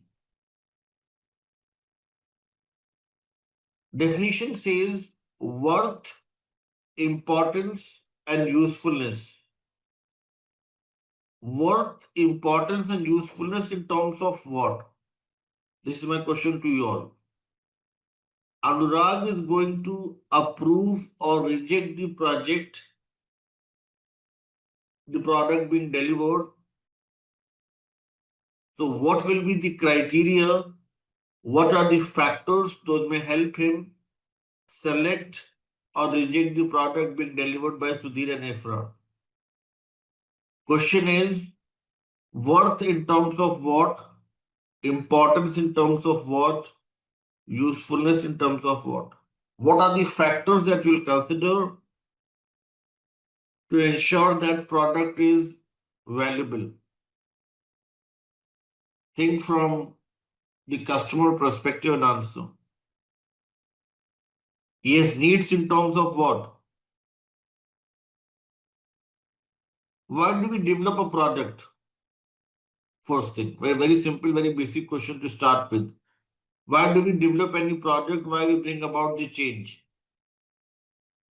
Value for business and the user in terms of what? Let us suppose I say Amit and his team. Now, Shikha has a very good point here. Value in terms of cost, effort, time, and simply you can say make your process more efficient. This is one thing. Yes. What else can be a reason? Hina is saying what in terms of finance? Yes. So this is same thing what Shikha has mentioned few minutes back. And a very important thing is the user experience. Everyone. So meaning to say values can be measured against two factors. One is business value, another is customer value. When we are trying to evaluate the value and you're focusing upon the cost, the finance, the efforts, the time, the resources, this is defined as the business value. But when you're looking at the product in terms of the quality, the customer satisfaction level,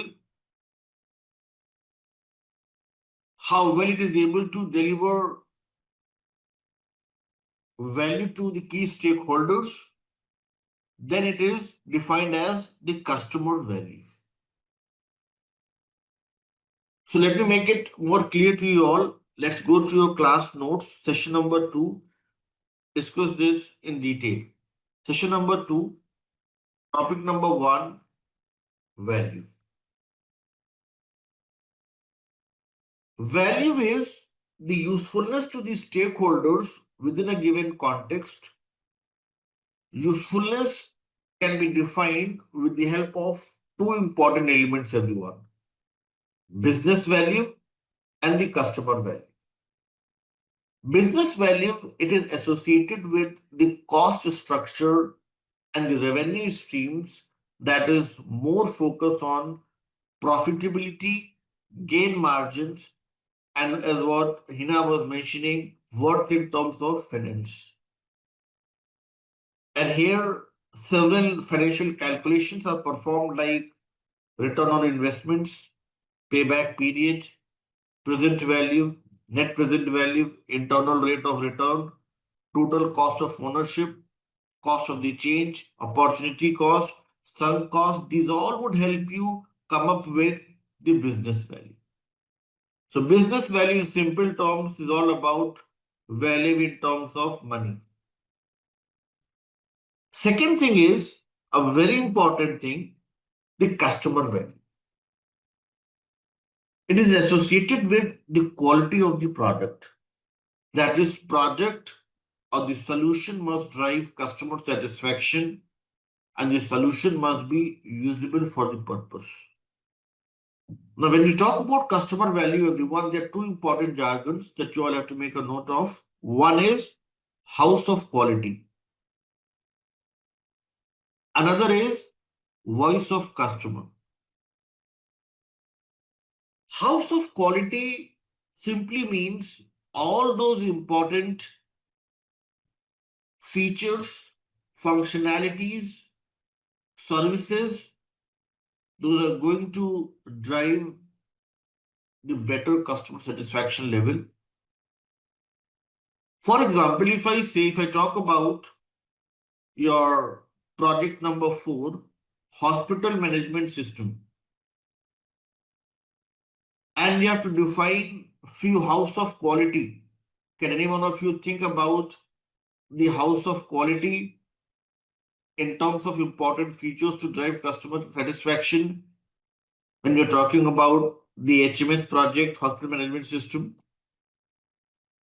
It can be all those important specializations, facilities, the total quality management, as Saket is mentioning, is the hygiene, doctors availability, bed availability.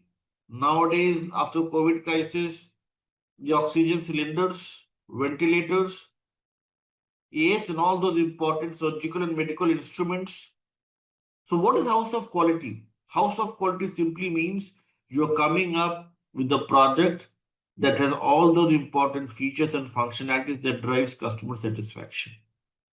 And what is VOC?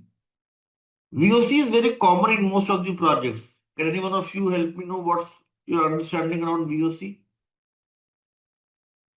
VOC is, can anybody complete the statement based on your prior experience? Yes, it's the voice of customer. Voice of customer is about how well you're able to gain the customer feedback.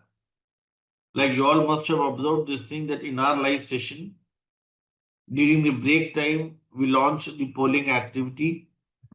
And at the end of the live session, Amal is going to share with you all one feedback survey form. Why we are doing this thing? This is to record the VOC, review comments, feedbacks, and understand the level of customer satisfaction. Here, polling, surveys, and interviews may help record the VOC.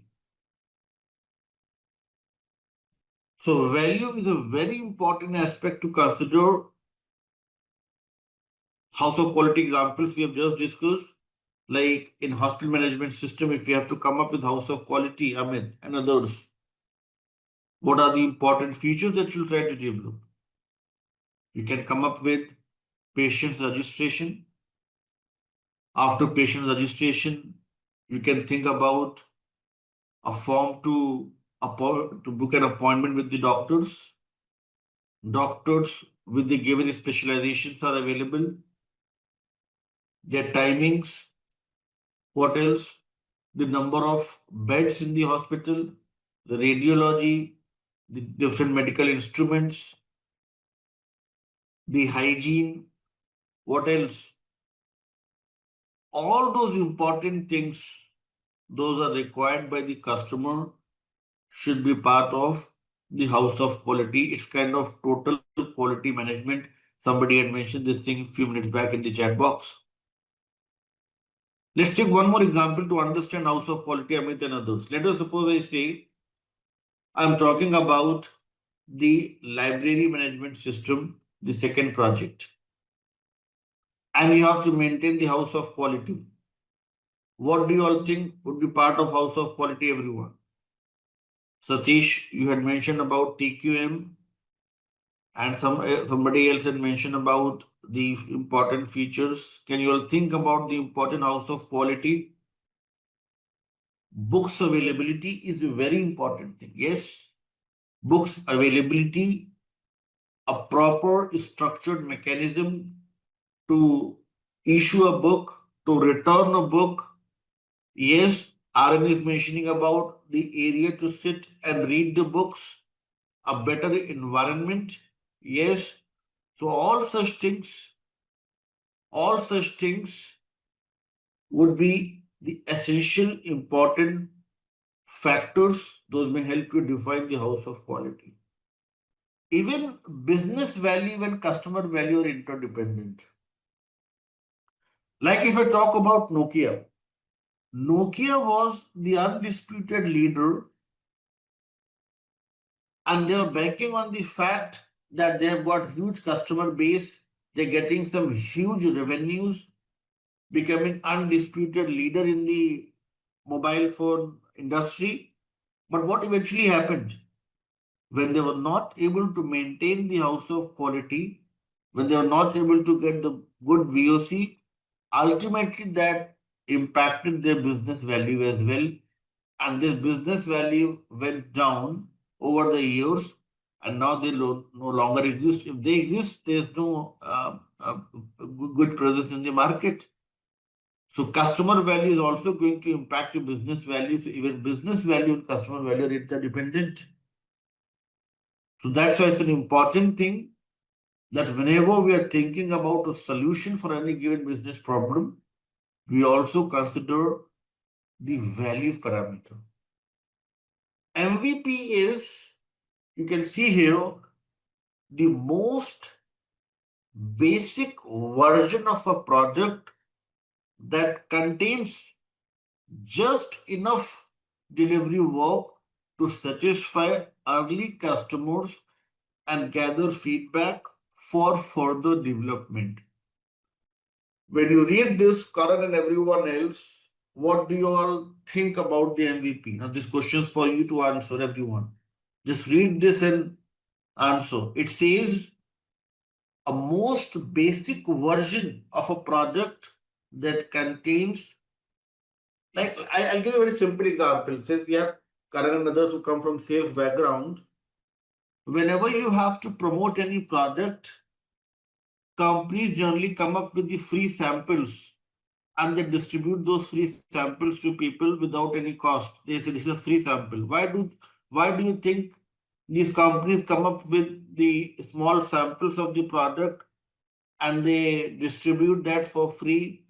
as part of their advertisement. Why they are doing it? This is something to gain feedback, to understand whether the customer is happy with the key features to be developed. It is not the full product.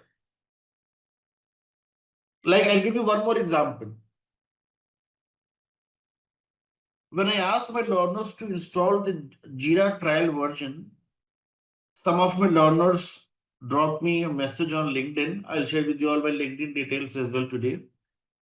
So I get a lot of messages from the learners saying that, Vaibhav, this trial version that you asked me to install, it has very less features.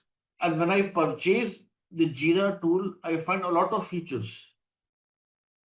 So then I tell them that what you have installed as a free trial version is just the MVP. And if they share everything in the trial version, then why you are going to purchase the full product?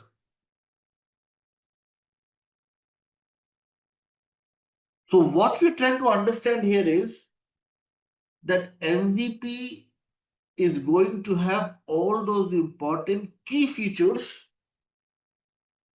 those important features, those are must have for the customer. If customer is happy with it, then we may expand and come up with the full product.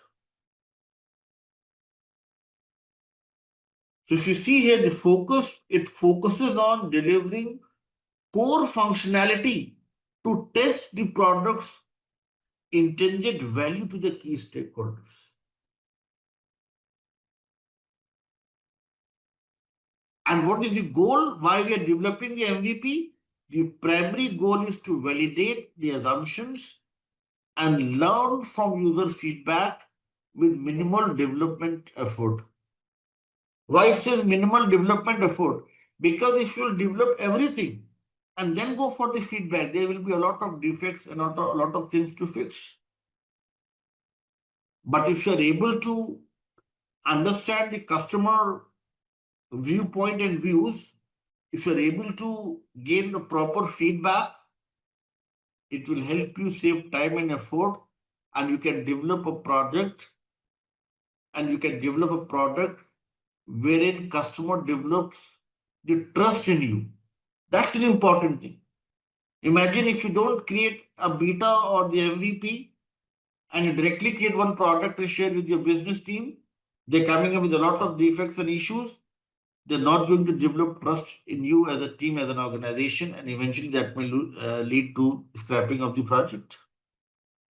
So is everybody able to understand, Karan and everyone, the importance of MVP? MVP is kind of a teaser before the actual release of a movie. Yes, you all must have seen this thing. Whenever there is a new movie coming up, they come up with a teaser. Yes, and there are so many likes, there are so many things shared, people subscribe, and based on the response, they know that yes, this movie is going to earn more profit.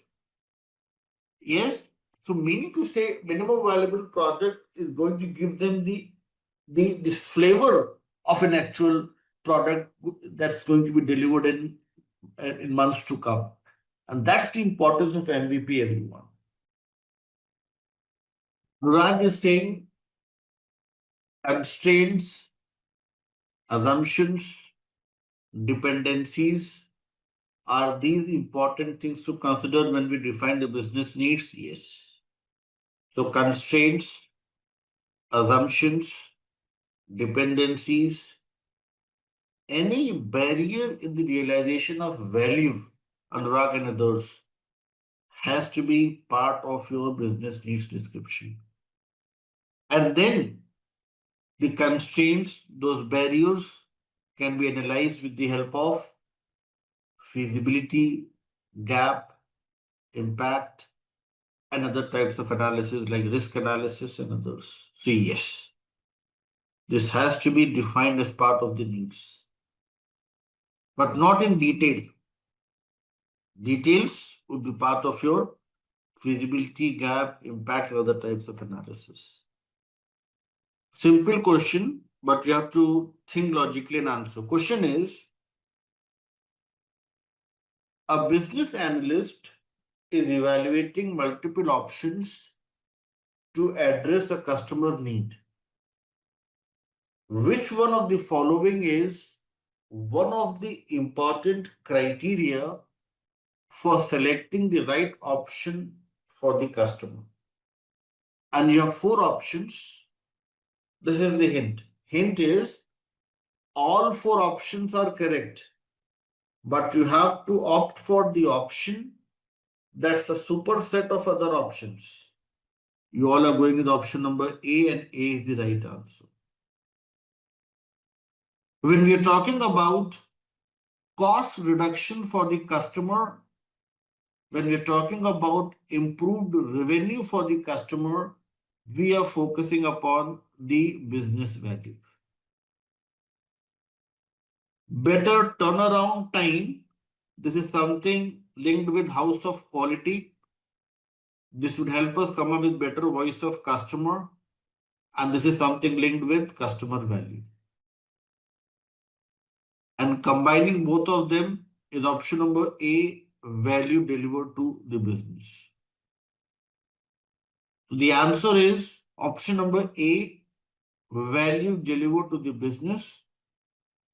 And the moral of the story is value is the combination of the business value and the customer value.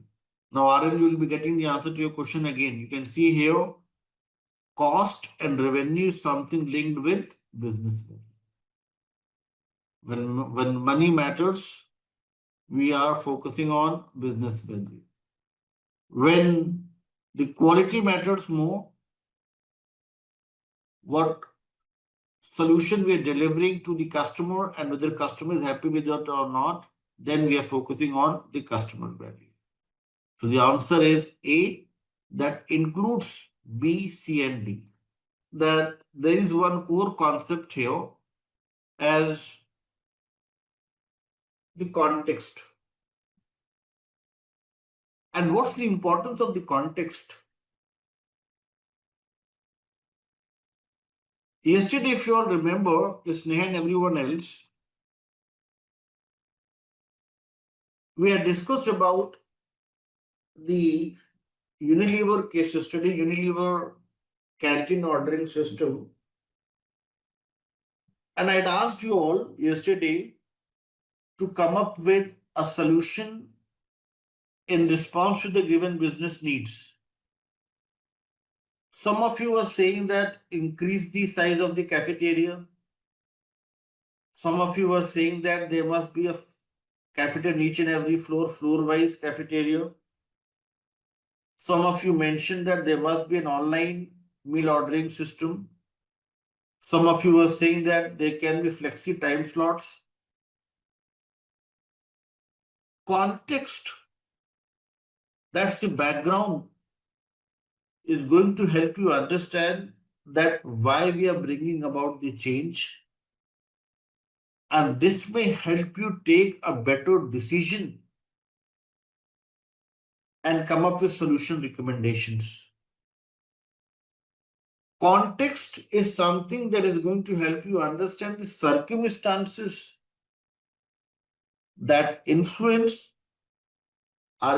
by, and will give you the complete understanding that why and what's the main reason why we are bringing about the change. Like, I'll give you one example. But the context is going to help you understand. It will always help you define the scope for your solution. I hope that makes sense to you now, Sneha and everyone else. So context is a very important thing. This is going to help you sketch the boundaries. Context is going to help you come up with the solution in response to the business needs.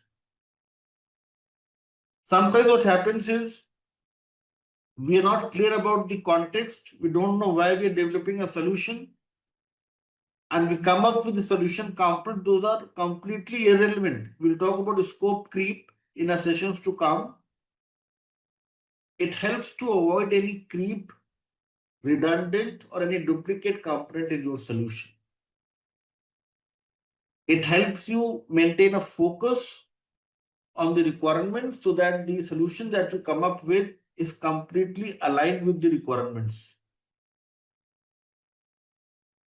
That's the reason why context is very important. If you talk to any senior manager, the first thing that he'll ask you to do the research upon is the context. So let's talk about the requirements now, the more important topic, the more relevant one with regard to the analysis work. Ever wondered what those people with fancy charts on their computers are doing? They are probably business analysts. So, what's a business analyst? Think of them as the Sherlock Holmes of the business world. They look at lots of information and figure out how to make companies run better. And guess what? It's a pretty cool job right now. Lots of companies are trying to hire these folks. Want to know how much they make? On average, about $85,000 per year. Some of them even make over $120,000. Not bad, right? But here's the thing, to be really good at this job, you need to know some special words. It's like learning the secret code of business. And in today's video, we are going to look at the 10 important words every business analyst should know. And by the time we are done, you will be talking like a pro. Let's start with a little story. Meet John. John works at a company and is always overwhelmed by all the data terms his colleagues use during meetings. So words like KPIs, data warehouse, and analytics were thrown around, and John often felt lost. He knew understanding these terms was crucial for his career growth, so he decided to dive into learning about business intelligence. John started by learning what business intelligence actually means. He discovered that BI involves strategies and technologies that help companies analyze and manage their data. For example, if he worked at Spotify, BI could tell him which songs are getting the most plays, when people listen the most, and even predict the next big hit. This realization made John see how powerful BI could be for making informed business decisions. Alright, so let's dive in and let's understand what business intelligence actually is. Imagine you're running a popular ice cream shop, and business intelligence is like having a super smart helper that tells you everything about your business. Cool, right? So, what exactly is business intelligence? It's all the tricks and tools companies use to understand their data better. It helps them make smart choices based on facts, not just guesses. For example, let's say you use a tool like Power BI in your ice cream shop. It might show you which flavors sell the most on hot days, what time your shop is busiest, and which toppings are most popular with kids. This info helps you make smart decisions like stocking up on popular flavors or hiring extra staff for busy times. Business intelligence is super important because it turns boring numbers into useful information that helps businesses grow and succeed. It's like having X-ray vision for your company. Next, let's talk about data visualization. So data visualization is the graphical representation of information and data. By using visual elements like charts, graphs, and maps, data visualization tools provide an accessible way to see and understand trends, outliers, and patterns in data. For example, a bar chart showing the most popular pizza toppings in a delivery app. This is crucial for presenting data in an easy to understand format. Moving on, we have analytics. So analytics involves the systematic computational analysis of data. For example, using analytics to understand which times of day are busiest for a pizza delivery app. This term is important because it helps in making sense of large amounts of data and aids in decision making. Next up is KPI, that is key performance indicator. So a KPI is a measurable value that demonstrates how effectively a company is achieving key business objectives. For example, tracking the number of pizzas sold each month as a KPI to measure business performance. KPIs are essential for measuring performance and progress towards strategic goals. Now let's discuss data warehouse. So a data warehouse is a centralized repository for storing large volumes of structured data from multiple sources. For example, storing customer data from different gym branches in one place for analysis. It is used for reporting and data analysis and is a core component of business intelligence. Data warehouses are important for consolidating data from different sources and making it available for analysis. Next, we have database. So, database is an organized collection of data generally stored and accessed electronically from a computer system. For example, a database storing member records for a gym. Databases are foundational for storing and managing data efficiently and are critical for any business intelligence processes. Moving forward, let's introduce data mining. So, data mining is the process of discovering patterns and knowledge from large amounts of data. For example, a gym analyzing member attendance to identify the most popular class times. Data mining is important for extracting useful information from large data sets. Next, let's talk about dashboard. So, dashboard is a business intelligence tool that allows users to track key metrics and KPIs. For example, a dashboard for a gym showing daily attendance, most used equipment, and membership growth. It provides a visual representation of data and helps in monitoring performance at a glance. Dashboards are crucial for real-time data monitoring and decision making. Next up is reporting. Reporting refers to the process of organizing data into informational summaries to monitor how different areas of a business are performing. For example, a monthly financial report summarizing income and expenses for a gym.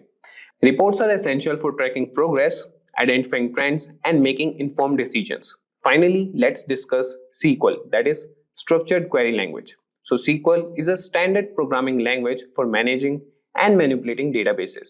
For example, writing an SQL query to retrieve all gym members who joined last month. It is used to query, insert, update, and modify data. SQL is fundamental for anyone working with databases and business intelligence tools. Remember, whether you are running a multi-million-dollar corporation or a neighborhood lemonade stand, these BI tools and concepts can help you make smarter decisions and grow your business.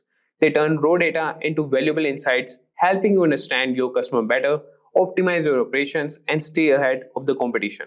So with that, guys, we have come to the end of this session. I hope this video has helped demystify some key business intelligence terms for you. If you found this video helpful, don't forget to give it a thumbs up and subscribe to our channel for more business and tech insights.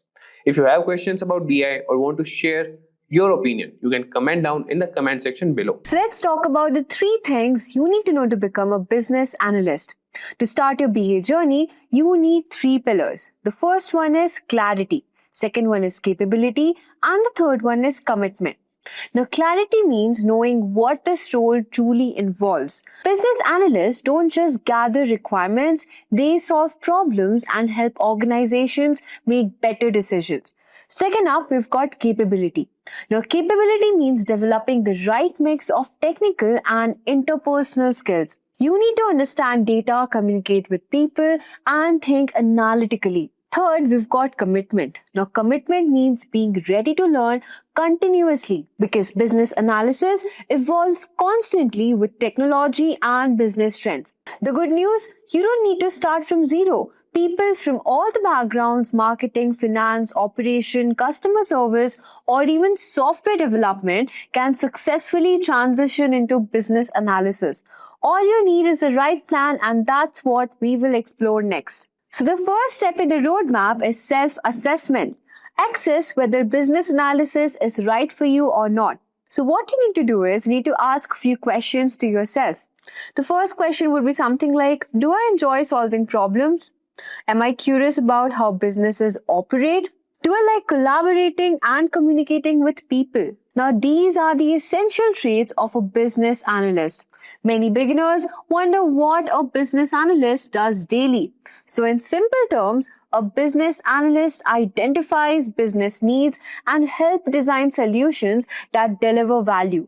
Let's say, for example, if a hospital wants to reduce patient waiting time, the business analyst would observe the current process.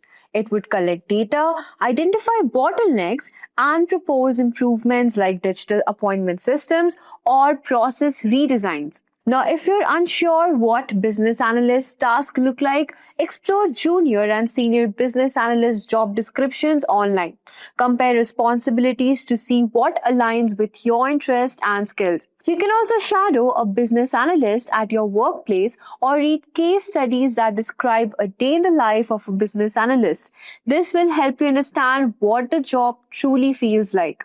Now, the second step is to build a career transition project. Once you have confirmed this path fits you, the next step is to plan your career transition like a project. Treat your career shift exactly how a business analyst would manage a business project. So you can start by identifying skill gap. Ask, what knowledge or experience am I missing? But lack technical knowledge, your gap might be tools like Excel, Power BI, process modeling. You can move forward steadily. Now, the third step is to catch up on business analysis fundamentals.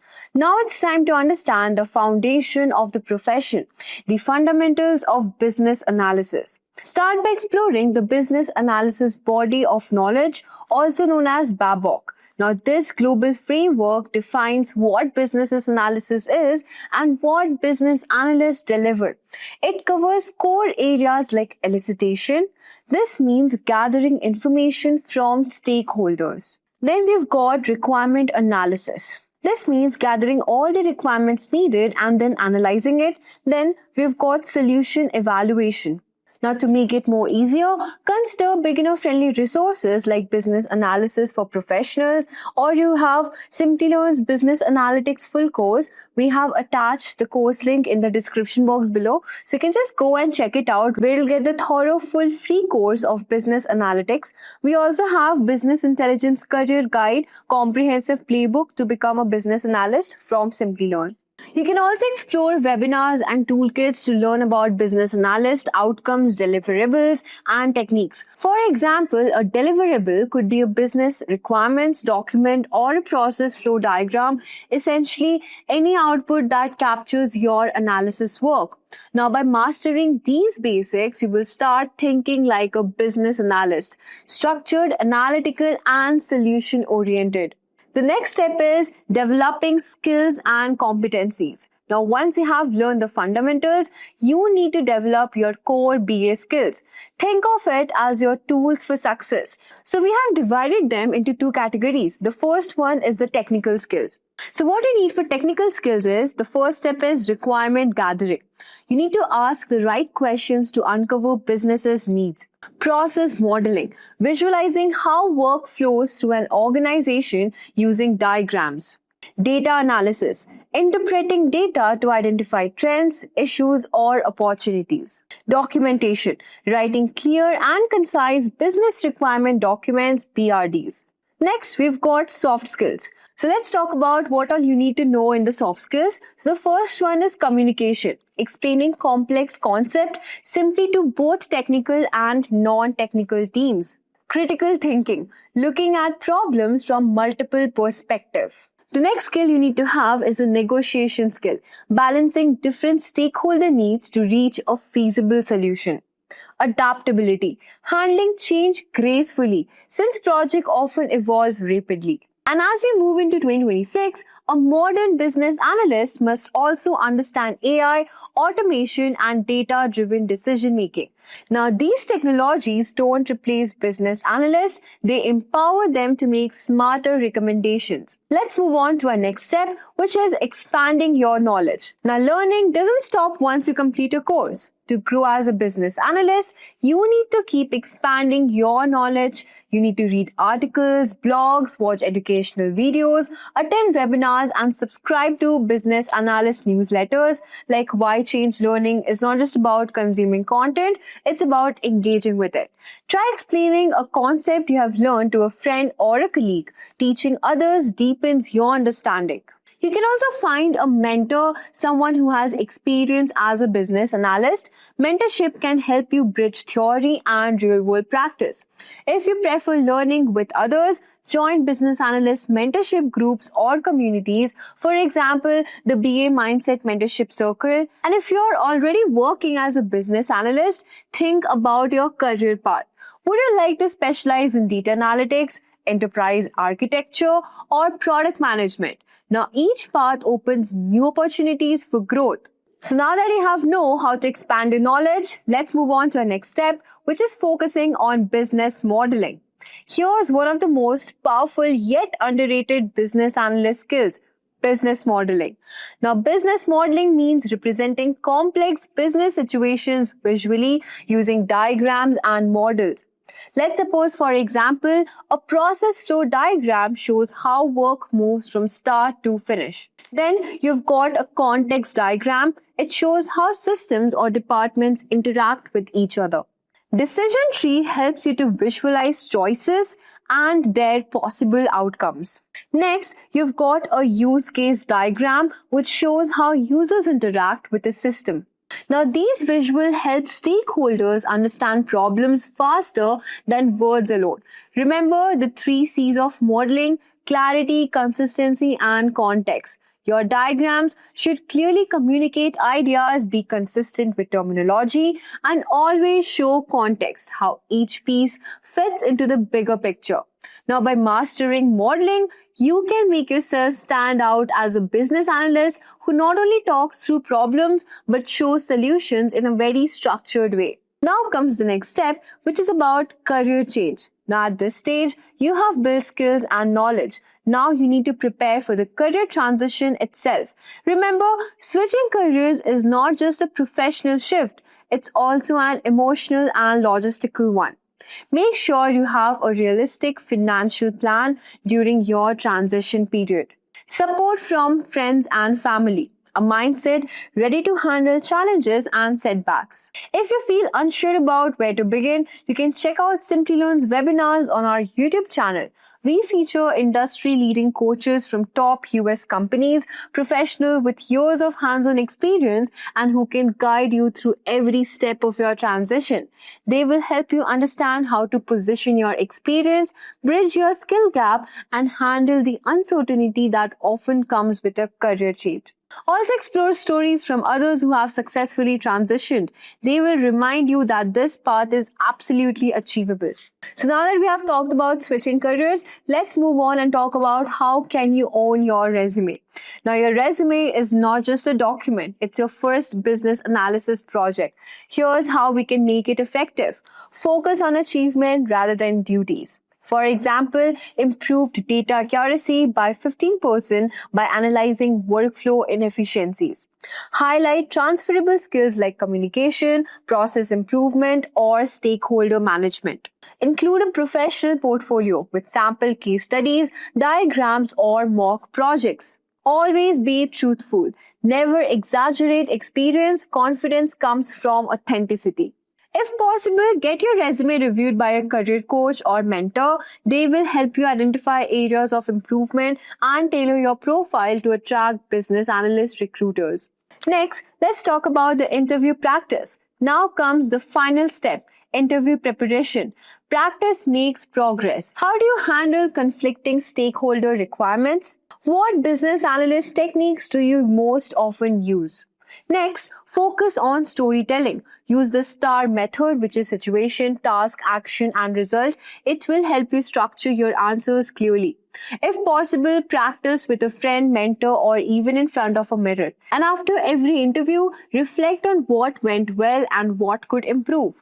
Remember, every interview is a learning experience that builds your confidence. Sundaraman Chitamani. Now, this is an excellent book if you want to actually master the concepts of storytelling. Imagine you're a pet lover who wants to start your own pet care business. But as soon as you lay the groundwork for your business, you realize that being a pet lover is not enough. You need assistance in understanding the pet care market to develop a solid business plan.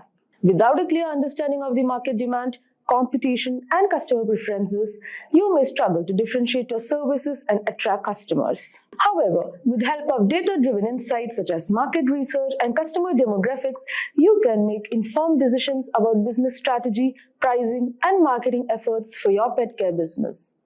This is where the importance of business knowledge comes into play. Understanding industry trends, consumer behavior, and operational requirements is essential to building a successful pet care business.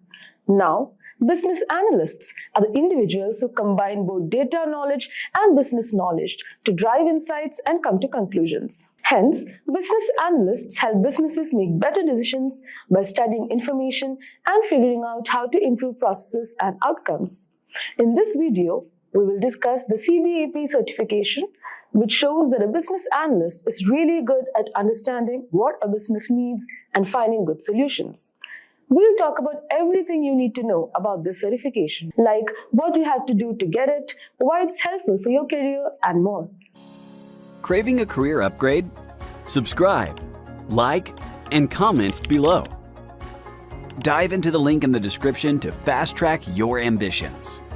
Whether you're making a switch or aiming higher, Simplilearn has your back. But before that, if you're interested in a career as a business analyst, start your career growth journey with a postgraduate program in business analysis from Simplilearn. Learn how to solve tough business problems using popular tools and advanced AI like ChatGPT and Google Bard. Get expert guidance with masterclasses from Purdue University. For more information, check out the course link in the description box and pinned comments. So, no more waiting. Let's get started. So, what is CBAP certification? CBAP actually stands for Certified Business Analysis Professional, provided by IIBA or International Institute of Business Analysis. It is basically a professional certification for people having ample experience in the field of business analysis.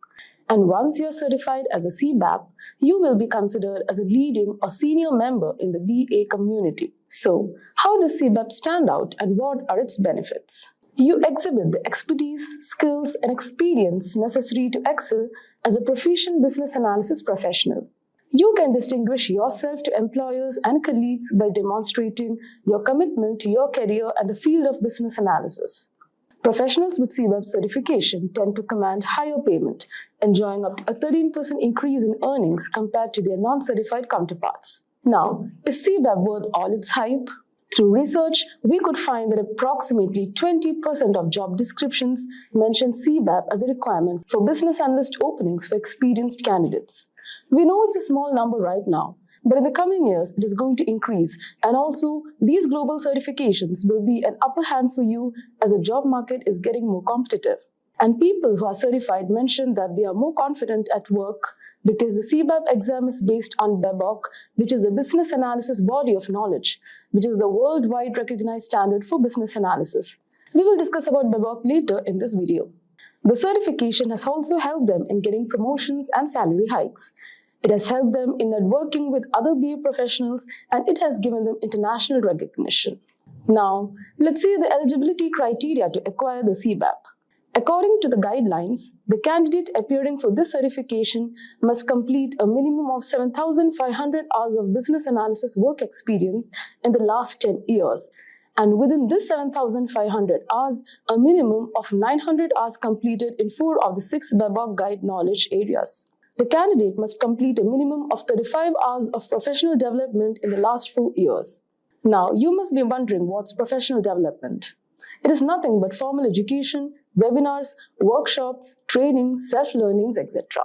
The candidate must also provide 2 references, must follow the code of conduct, terms and conditions, and of course, pass the exam. So as we said, CBAP is based on PMBOK. Now what is PMBOK? The word PMBOK, which stands for Business Analysis Body of Knowledge, is like the ultimate handbook for mastering business analysis. It's designed to show what skills and knowledge an experienced pro should have in this field, and the CBAP exam is completely based on this guide. Basically, PMBOK has 6 knowledge areas, which are Business Analysis Planning and Monitoring or BAPM, Elicitation and Collaboration, Management of the Requirements Lifecycle, Strategy Evaluation, Analysis of Requirements and Design, and Evaluation of the Solution. Now, what's the format of the CBAP exam? It is a computer-based exam which can either be taken through online proctor format or at a PSI center. The exam consists of 120 multiple-choice questions which must be completed within 3.5 hours. As already mentioned, the questions will be from the PMBOK guide, and you can expect both scenario and case study-based questions. Now, coming to the passing score, there is no specific score published by IIBA. It is competency-based score and depends on the fellow candidate's performance. But try to maintain an 80% score to be on a safer side. Now, having known all this, how do you prepare for the certification? You need to really dive into the PMBOK guide. And many institutes offer specialized training for CBAP certification. Plus, TCA is an official education provider endorsed by IIBA, offering a comprehensive CBAP preparation course. Also take numerous practice exams and go through the sample questions available on the IIBA official website. Now let's see how much does a CBAP certification cost. At first, you have to pay an application fee of $145, which is non-refundable and non-transferable. Then comes the exam fee, which depends on your membership. For an IIBA member, the fee is $350. For a non-member, it is $505, and for a corporate member, it is $305. Now, if you don't pass the exam in the first attempt, you can rewrite the exam by paying a fee of $295 for IIBA members and $450 for non-members. You have 3 attempts within 1 year from the start of the application approval date. But if you fail the third attempt, you have to wait 1 year to apply again. Now, the validity period of CBAP certification is 3 years, and you are required to recertify after every 3 years, for which you need 60 CDUs. You will have a grace period of 1 year to recertify. The recertification fee for IIBA members is $85, and for non-members, it is $120. So, there you have it. We have covered everything you need to know about the CBAP certification. Whether you are aiming to boost your earning potential or enhance your skills, CBAP certification could be the next step for you. Well, at its core, business intelligence, often referred to as BI, is the process of collecting, analyzing, and transforming raw data into actionable insights for business purposes. It helps organizations make informed decisions, enhance performance, and gain a competitive edge in today's dynamic market. So let's understand the steps involved in the processing of data. The first step in the business intelligence process is data collection. Businesses begin by identifying the relevant data sources for their operations, such as internal databases, customer interactions, website analytics, and social media platforms. Once identified, the necessary data is extracted from each source, which can be in various formats like spreadsheets or databases. Before proceeding, it's important to cleanse the data by removing duplicates, errors, or inconsistencies, ensuring its accuracy and reliability. The second step is data integration. With the collected data in hand, the next step is data integration. Businesses transform the data into a unified format that is compatible and consistent across different data sources. This transformation involves standardizing data formats, organizing fields, and creating a unified data structure. The transformed data from various sources is then merged into a central repository or data warehouse, serving as a single source of truth for further analysis and reporting. The third step is data analysis. Businesses select appropriate analysis techniques based on their objectives, which can include exploratory data analysis, statistical modeling, data visualization, or machine learning algorithms. Using these techniques, businesses uncover patterns, trends, and correlation within the data. These insights provide valuable information about customer behavior, market trends, operational efficiency, product insights, and more. To communicate the findings effectively, businesses create reports and visualizations that present the insights in a clear and understandable format. The fourth step is decision making and action. The final step in the business intelligence journey is turning insights into actions. Armed with the insights from data analysis, businesses make informed decisions. These decisions can range from optimizing operational processes and refining market strategies to improving customer experience and identifying new business opportunities. Businesses continuously monitor the impact of their decisions and actions using feedback loops and iterative processes to refine strategies, adapt to changing market conditions, and improve overall performance. Have you ever wondered how successful people can be after opting a postgraduate program in business analytics?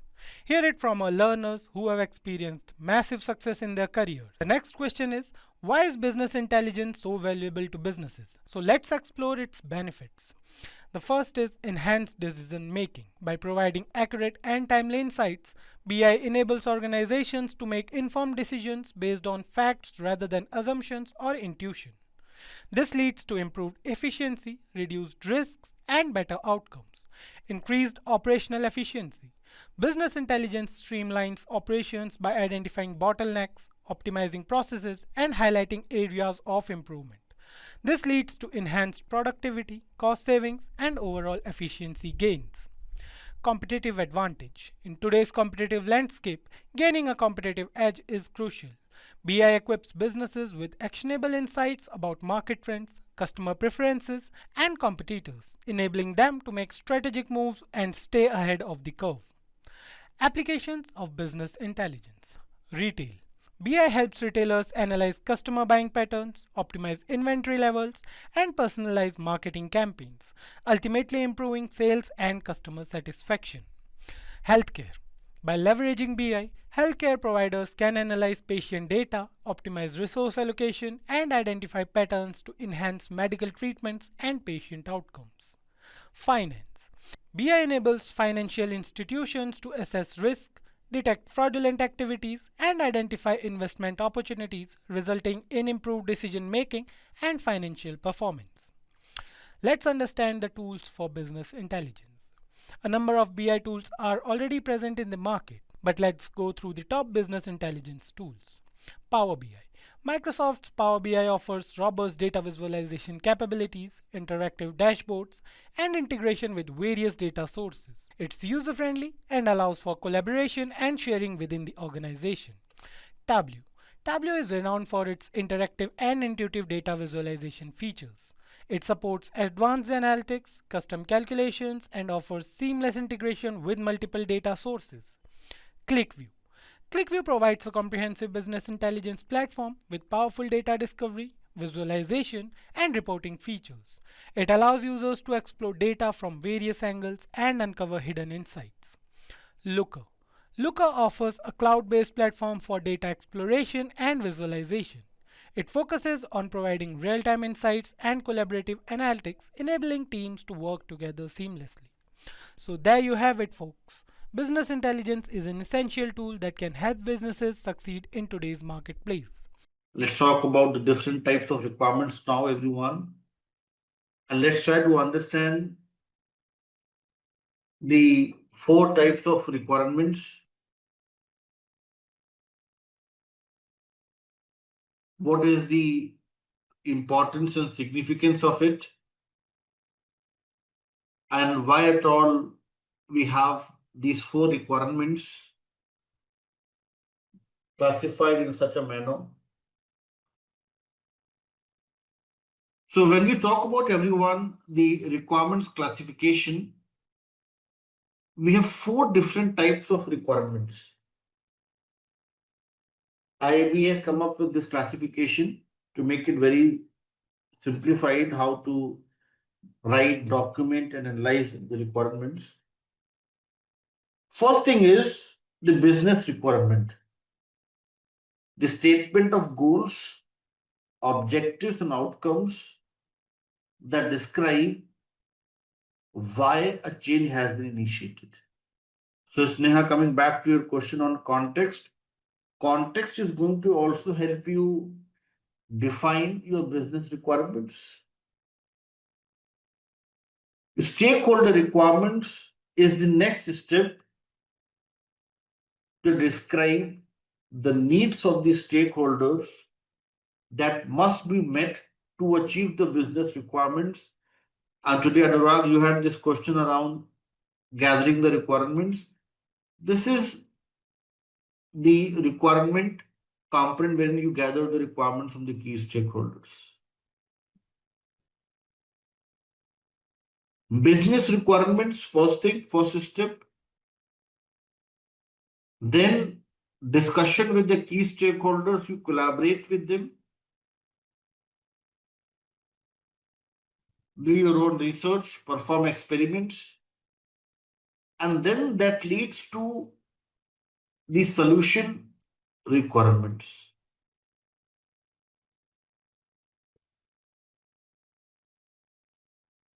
Business requirements and stakeholder requirements are considered to be high-level requirements, everyone.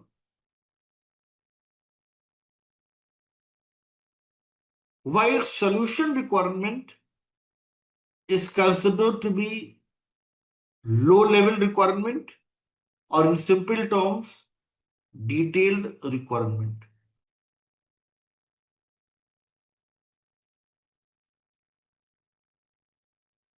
Business requirements are in the form of summary, the overview, giving you the context, the background, the drivers, the stakeholder expectations, and then you are performing your own detailed analysis, and you come up with both functional and non-functional requirements, and those are part of your solution requirements. And then transition requirements. Yesterday we had discussed the enablers, if you all remember. Enablers in the form of training, mentoring, promotions, advertisements, offers, all those temporary requirements, those may help us transition to a new future state. Those are the transition requirements. Now let's try to understand the deeper meaning of it by first going through one case study. So let's talk about one case study here, and let's try to understand the requirements classification in a very simplified manner. And for this case study, you all have to come up with the answers for a few questions. So let's discuss this case study now. So this is one case study. This is from my previous project, and this is what I faced in my project. So I'm sharing this. Shika is saying, is it mandatory to have the transition requirements? Transition requirements are the enablers. Those would help you ensure that there is hassles in a smooth transition. But if you find requirements are simple enough, people are aware about this thing, then these can also be an optional requirement. But my personal, you may say, suggestion, or you may say my opinion is, it should be mandatory. Even if your stakeholders are aware, you all would agree with me, one basic training or a workshop may help them brush up the things or gain more clarity. It's not mandatory as such, it's kind of an enabler. Yes, so it's an enabler, and if you apply the enabler, it will make the things more structured and organized. So although it's not mandatory, but practically if BA is doing it for every project, it may help your stakeholders. Because it's not that time consuming. You organize one workshop, give them some overview about the solution, that's it. Okay, so although not mandatory, but it's like kind of something that will always help you gain the trust, make them understand the things well. Okay. Yes, release notes. Yes, yes, correct. Release notes can be part of the transition requirements. Yes. Yes. So to answer your question, there's no criteria such that no, it has to be mandatory. But if you are coming up with proper release notes, if you come up with a user manual, it is going to facilitate, it's going to make the things easier for your users to understand. So it's a nice to have thing. And in few projects, release note is mandatory. Without release note, they'll not accept the product. Yes, so release notes, user manuals, training materials.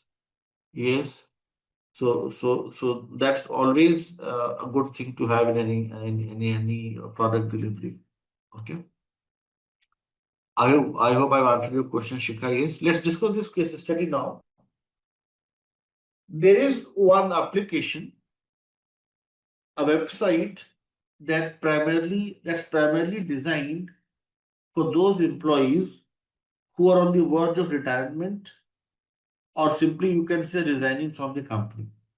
Like if you're resigning from the company or if you're retiring, both the cases, there will be some settlement, there will be some sort of, you may say, savings that needs to be withdrawn. So this application is about helping those people who are resigning or retiring from the company. This application helps them raise a few tickets and requests for reimbursement, and helps them raise requests for pension fund and provident fund withdrawal. During the COVID-19 crisis, we started getting complaints that this application was causing some problems.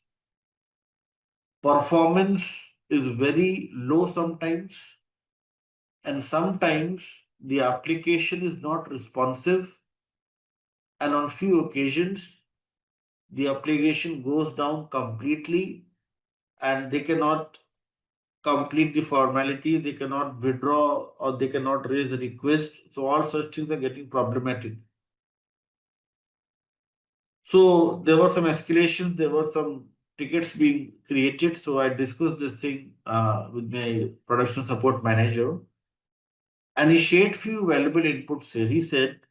He mentioned that application was designed 10 years back, and at that time, the scalability was marked as 20. When I say scalability was marked as 20, this simply means number of concurrent users to the application is 20. If there are more than 20 concurrent users, it will start to create problems. During the COVID-19 crisis, this COVID crisis,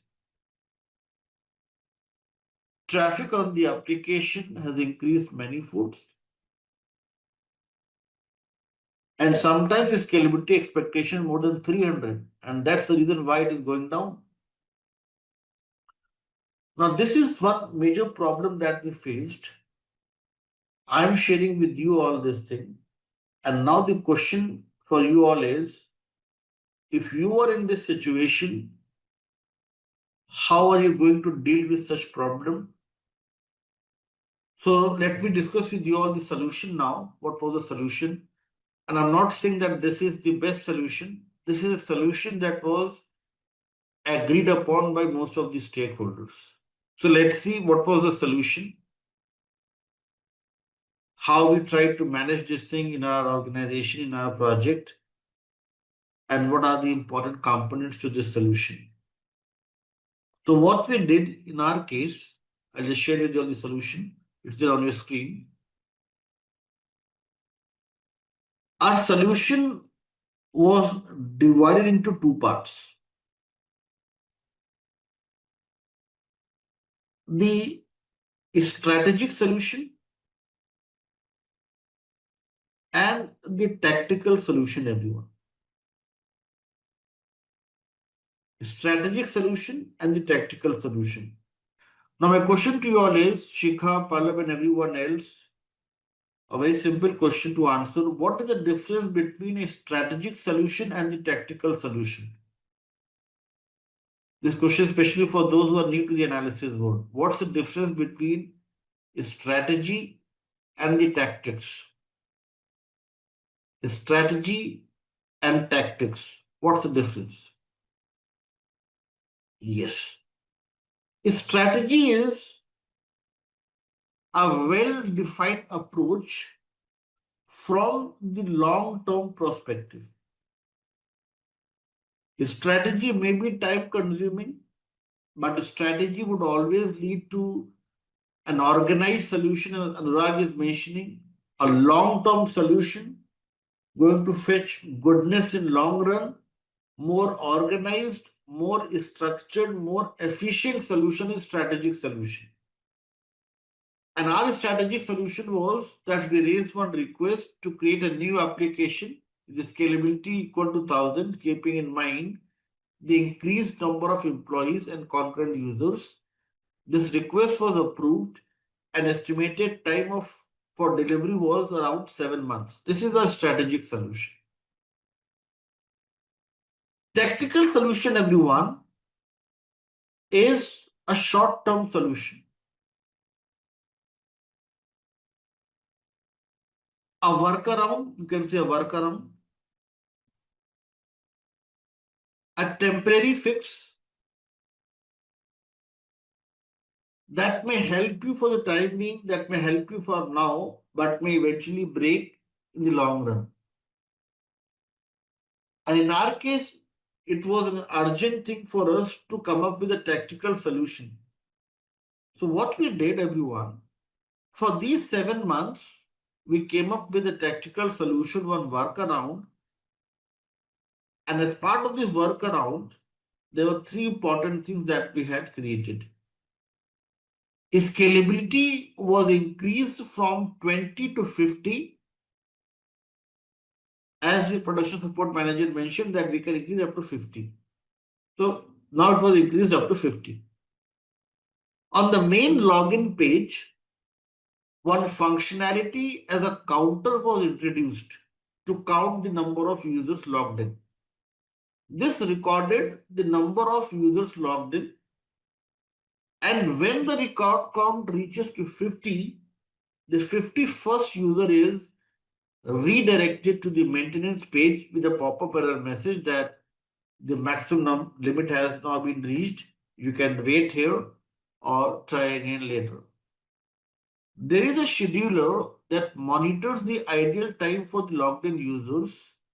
If the ideal time crosses 15 minutes, then users are automatically logged out and the user in a queue in the maintenance page get the opportunity to log in. So what is happening here? Like if somebody is just logged in and not using it, kind of yes, a warning message that we can come up with. Just an example, but what you're saying is also a very valid point. Now my question to you all is, in this solution that you all see on your screen, Pallab, Shikha and everyone else, there are few functional requirements mentioned here, and there are few non-functional requirements as well. My question to you all is, what are the functional requirements that you see here, and what are the non-functional requirements? Functional requirements are all those requirements, those are related to features, functionalities, workflows, and system-related changes. While non-functional requirements are the requirements, those are related to environment, those are related to something that you cannot see, but those are the major contributors. For example, if you see here the scalability, the usability, the maintenance, the service level agreements, those all are considered to be the non-functional requirements. So when we talk about the solution requirements, everyone, the features, the functionalities that we're trying to develop, those all things will be part of functional requirements. And all the supporting conditions, all the environmental conditions, those are not appearing on the screen, but those would help you work efficiently. Those all things are the non-functional requirements. I'll just share with you all a few examples of non-functional requirements. It will make the things very clear in your mind. I'll just share with you all the definition and the examples. It will be very clear in your mind how it works. So you can see here Shikha, Ayushman, Aparna, Anurag, and everyone. And thank you so much for your responses. I'm going through all these responses and I am with you. I am completely in agreement with your responses. NFRs, there are total 15 categories of NFRs. Page number 303, PMBOK guide.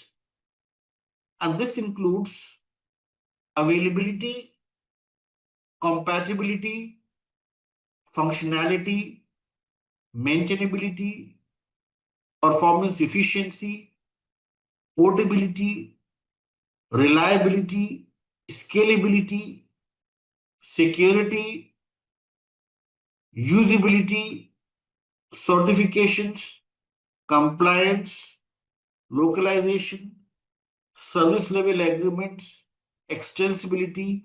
These all are considered to be the major NFRs, the important NFRs to be considered in any software development project. Now let's try to understand these things with the help of few examples. Let us suppose I say we have Silam with us, if I'm pronouncing your name correctly. We have Silam with us, and we have Shikha with us. Shikha and Sinam are the two Bs.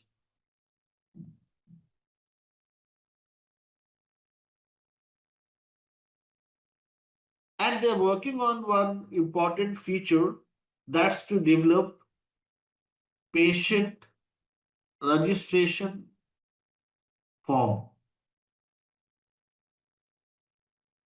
In this patient registration form, they are coming up with some important fields like patient's name,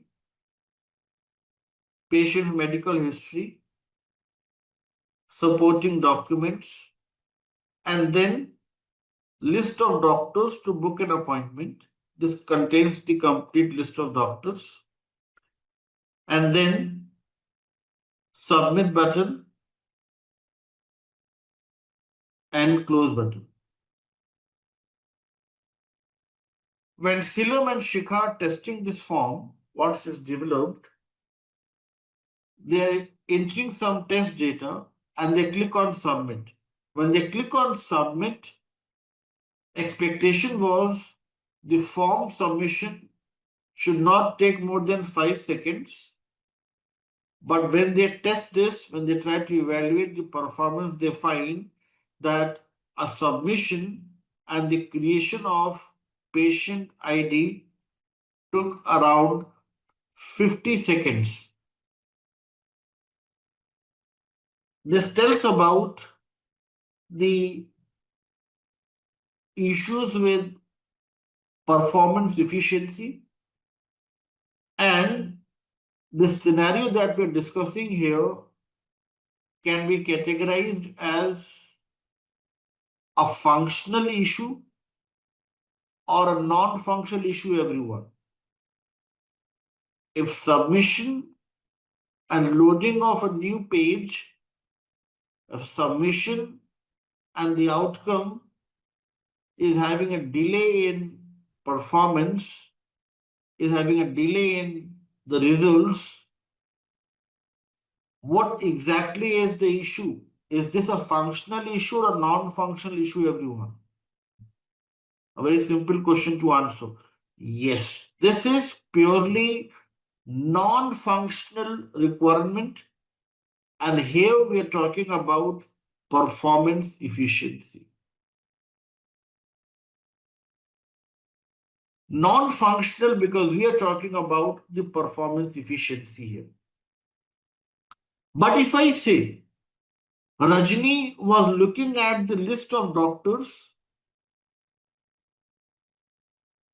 and in this list of doctors, Shikha was surprised to see that the doctors, nurses, ward boys, and all the other medical staff, all those names are listed here.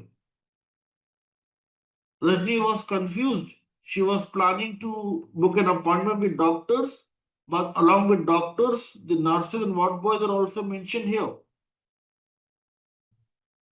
She registers one complaint and says that this list of doctors is not proper. When Rajni is registering such a complaint, she is complaining about functional issues or non-functional issues, everyone. This is the functional requirement. A list of doctors should always have the list of impaneled doctors. And if this list has certain redundant or duplicate or unwanted component, this simply means functionality is not proper. So is everybody able to understand the difference between the functional and the non-functional requirements? I have one question for you all, if you are clear with this basic aspect. Let's discuss this question and see how many of you are able to answer the question that I'm going to ask you all now. The question is on your screen in few minutes. Yes, this question. Question is, everyone, business analyst Jack is working on developing an e-commerce website He has gathered the requirements from the key stakeholders involved in the project. After the discussion with the key stakeholders, he drafted the requirements and decided to present it to the stakeholders for confirmation. During the session, he discovers that an important non-functional requirement is missing. Now you all have to look at the four options and identify which option is talking about the non-functional requirements. If you look at option number, so C is the right answer. Let's see why A is incorrect. The business process is not implemented properly. Business process is again the functional requirement. Customers order again functional requirements. So both are the functional requirements and these are not implemented properly and that's why it's causing problems. So that is something a functional glitch. So that's why A is incorrect. Option number B, customer support via chat. Chat is something visible on your screen. You can simply chat like the way you are having a discussion with me over chat. This is one functional requirement. This is one feature to be developed. So this is again the functional requirement. Displaying few things that you can see from a naked eye. Payment screen. These all are the functional requirements. But if you look at option number C, failover setup of servers. If server is causing problem, it will cause problems with performance efficiency. It will cause problems with scalability. It will cause problems with system availability.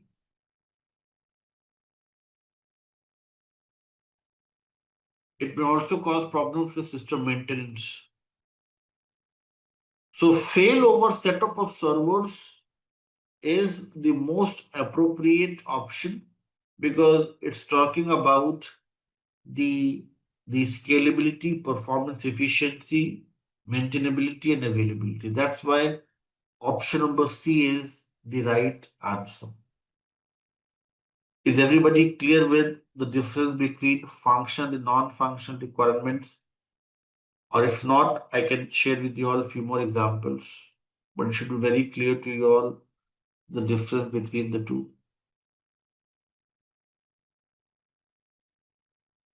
Everybody with me? Or do you think one or two more examples may help you? Shika is coming up with, I know you have worked on NFRs in your project and you have got good strong hold. It's just to make you all understand, but no, it's not always invisible. It's just to make you all understand it is more about kind of an abstract noun, something that's in a supporting role.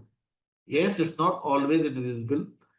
It can be visible in few scenarios, but my intent behind telling you this thing is that it's always in a supporting role. It's always something that is going to help functional requirements work in an efficient manner. Yes, with invisible, my intent is to tell you all the supporting role. Okay, but it may also be visible in few scenarios, but mostly it's into a supporting role. Yes, let's take few more examples to understand this thing better. Okay, one more example in the form of a question. Jim needs a separate application server to deal with increasing amount of work. Now here it's visible, Shika and others, application server. Which of the following best describe the Jim's requirement? Now, if you see here, increasing amount of work is something that can be linked with scalability. that can be linked with system performance.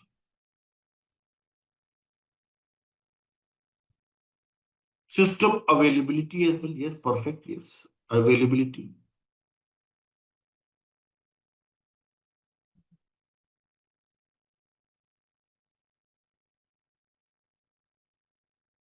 So the answer is non-functional requirement here. Let us suppose I say you have to develop canteen ordering system. If you come up with features like food menu, payments, food delivery, feedback, you are developing all the functional requirements. But if I say Sukhpreet and Shikha ensure that the food menu is very well organized, people are able to find the right set of messages, people are able to locate the food options in a very simplified manner, then we are talking about the usability. And usability is a major contributor to the NFRs. And you all would agree with me, this usability was the major drawback with the Nokia phones. And that led to the downfall. So usability is also one of the very important aspects. And the same thing Pallav is also mentioning. Pallav is mentioning very important thing here. Pallav is saying that NFRs can be visible too, yes. Like if a website loads within few seconds and provides a clear message, the same is visible to the users, yes.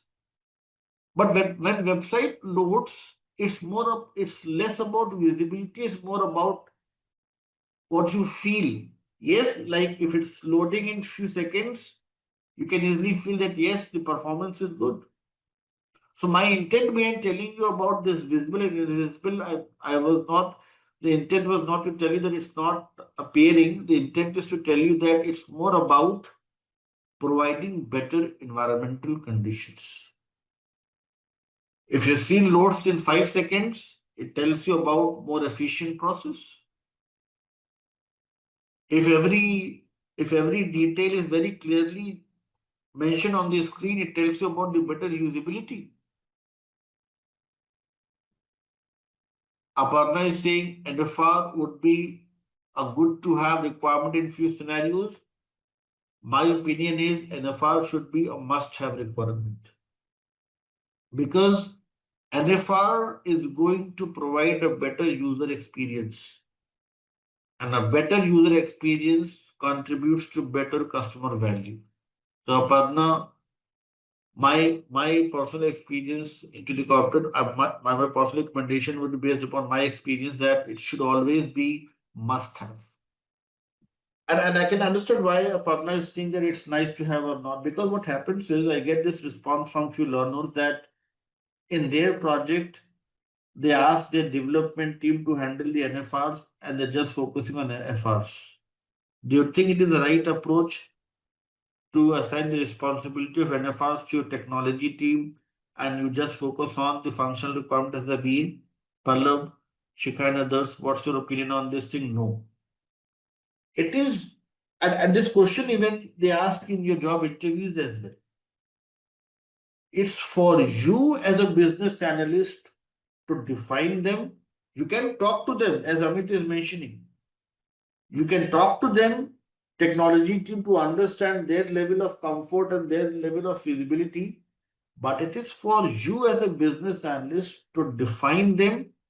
It's for you to include both function, non-function requirements as part of your solution requirements analysis. You cannot leave this thing to your development team to handle, because if something breaks, if there is some negative feedback from the customer, they're not going to take the blame for this. They're going to blame BA that BA never defined it.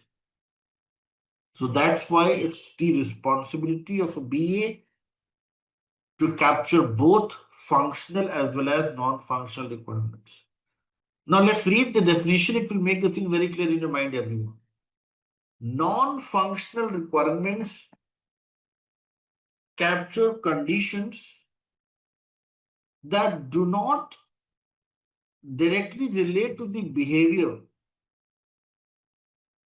When I was saying visible or not visible, I simply meant it is about the behavior.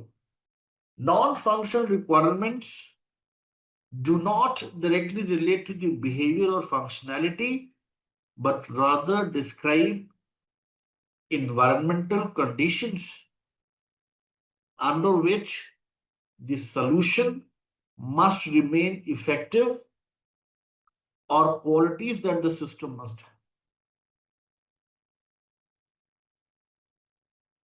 So simply what you're trying to understand here is that when we are talking about the solution, so I mean just 2 minutes for me to wrap this up and summarize. Yes, then we'll have a break. I know it's 11 o'clock. So the summary is when we are defining the detailed requirements, the low level requirements, it's an important thing for us to come up with all those important things related to the behavior, functionalities, features, plus, as Pallav was mentioning a few minutes back, it's also very important thing to talk about the environment, the supporting conditions, to ensure that user has a very good experience when he's using the product, and very good experience in terms of usability, ease of use, performance efficiency, scalability, system availability, and also a few more things that we have not focused upon, like localizations, requirements dealing with local languages, laws, currencies, culture, compliances is also very important. NFR, usability, security. So these all are few important. So today we had started with and we had discussed about one very important topic as business analysis core concept model. As part of this core concept model, we had discussed about 6 core concepts: need, change, solution, context, value, and the key stakeholders. People who are preparing for the CBAP examination or the CCBA, you all can create one short form here as NCS and CVS to learn and remember these 6 core concepts. People who are preparing for the job interviews, for them, this values parameter is very important to mention.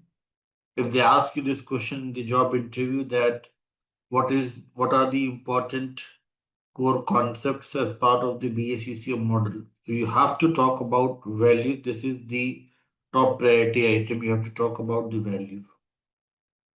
Value, we had discussed that value can be measured against 2 factors: business value and the customer value. Business value is more about the profitability and gain margins. And in our financial analysis topic, we'll talk about business value in detail. Business value can be measured with the help of few financial calculations like return on investments, payback period, present value, net present value, internal rate of return, opportunity cost, sunk cost. So we'll solve few numerical problems around it. We'll discuss few important numerical problems. We'll solve them in the live session. This will help you gain the complete understanding of the business value. People who are from the finance background will talk about capital budgeting techniques as part of business value. So all those capital budgeting techniques are major contributors to business value estimation and calculation.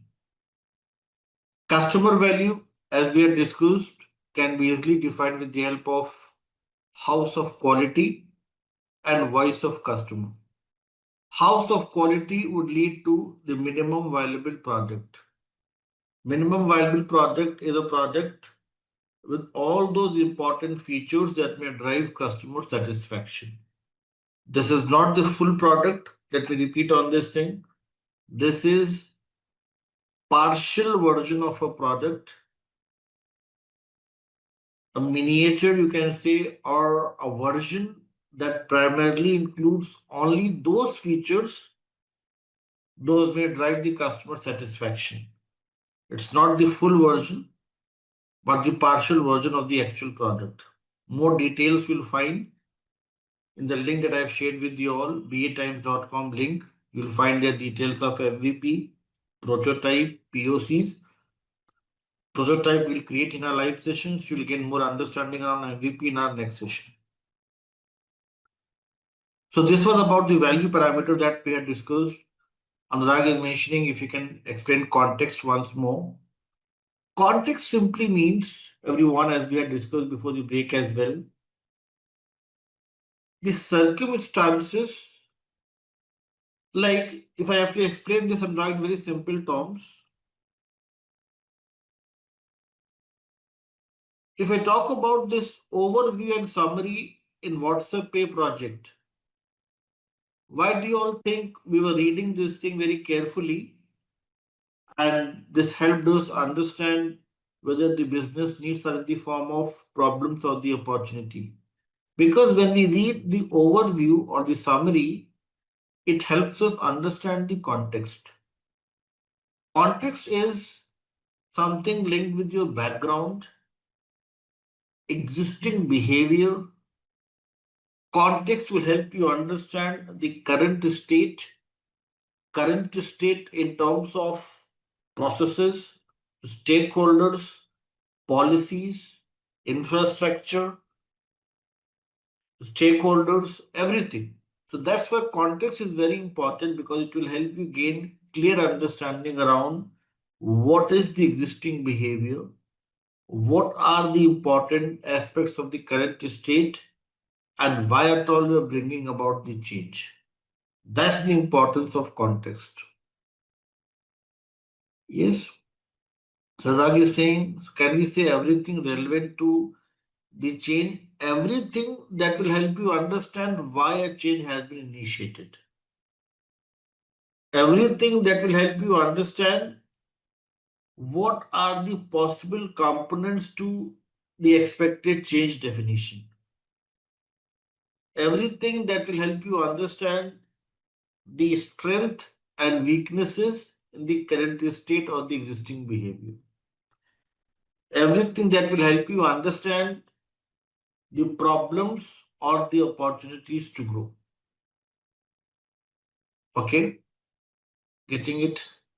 Now, this is a very important thing. Sneha is saying, apart from stakeholder requirement info, where else can we get more context? So the answer is, Sneha, you have to cry. Yes, you are saying you can collaborate with the key stakeholders to get the information. What are the other things to do? So you have to cry. That is, do your own research and perform certain experiments. Research is when you look for the historically available information, when you try to discover the information, when you Google something, when you look at some research papers, and also at the same time, you create some prototypes and proof of concepts. That's how you'll be able to get more information. So my statement is, a well-defined context would help you come up with a very structured and organized BRD. If you all are with me, Shall we start with our next topic, and that is the creation of BRDs. With the help of one template, we'll try to understand what is the BRD, how it is created, and what are the important components to it. Once we are clear with BRD, then we'll talk about the SRD, the FSDs, and how to use the tool JIRA to document those things. But let's first talk about the BRD, and let's see what BRD is all about. So when we talk about everyone, the BRD, the business requirement document, it's a very important document to create. And this document BRD is a combination. It includes both business as well as stakeholder requirements. So BRD is nothing but a combination of high-level statements of goals and objectives that describe why a change has been initiated, plus the viewpoints and views of the key stakeholders. If you combine business requirements and stakeholder requirements, both the high-level requirements, this leads to BRD. You all can see here in the BRD, the first important thing is project summary. Now, Anurag, coming back to your question around the context, if you are clear with the context, it will help you define section number 1 in your BRD, that is project summary. And what is the project summary? Project summary includes the objectives, the background, and also the business driver. So you all can see here objectives, background, and the business drivers. Project summary. Objectives, you all can see here, it's mentioned these should describe the overall goals in developing a product. If you're able to define overall goals in developing a product, in a way you'll be able to come up with the value parameter as well, the definition of value parameter as well. High level description, look at this statement here, high level description of what the product will do, how they are aligned with the business objectives, and the requirements for the interaction with other systems. Background provides a brief history of how the project came to be proposed, like why the change has been initiated, including the business issues, problems identified, and expected benefit of implementing the project and developing the product. Business driver, this includes the list of drivers like the financial benefits, operational, market, or even the environmental conditions. So you can see here, Anurag and others, context, if you know the context well, it will help you define section project summary in your BRD in a very organized manner. You will be able to come up with the objectives, the background, the business drivers. In a way, you will be able to define the project summary. First thing. Describe what work is in scope for the project. Specifically, what work is out of scope. This is also a very important thing. We should know what we have to do, and we should also know what is something that will remain intact and you're not going to touch. Describe what work is in scope for the project, specifically what work is out of scope, beyond the current budget, resources, and the timelines as approved by the key stakeholders. This is designed to prevent scope creep of additional features and functions not originally anticipated. Now you all can see here this project scope is something that is driven by the stakeholder requirements. An organization won a project for an e-commerce website.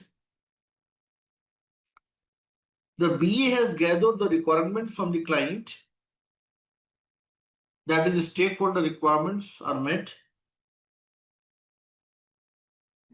analyzed and documented it,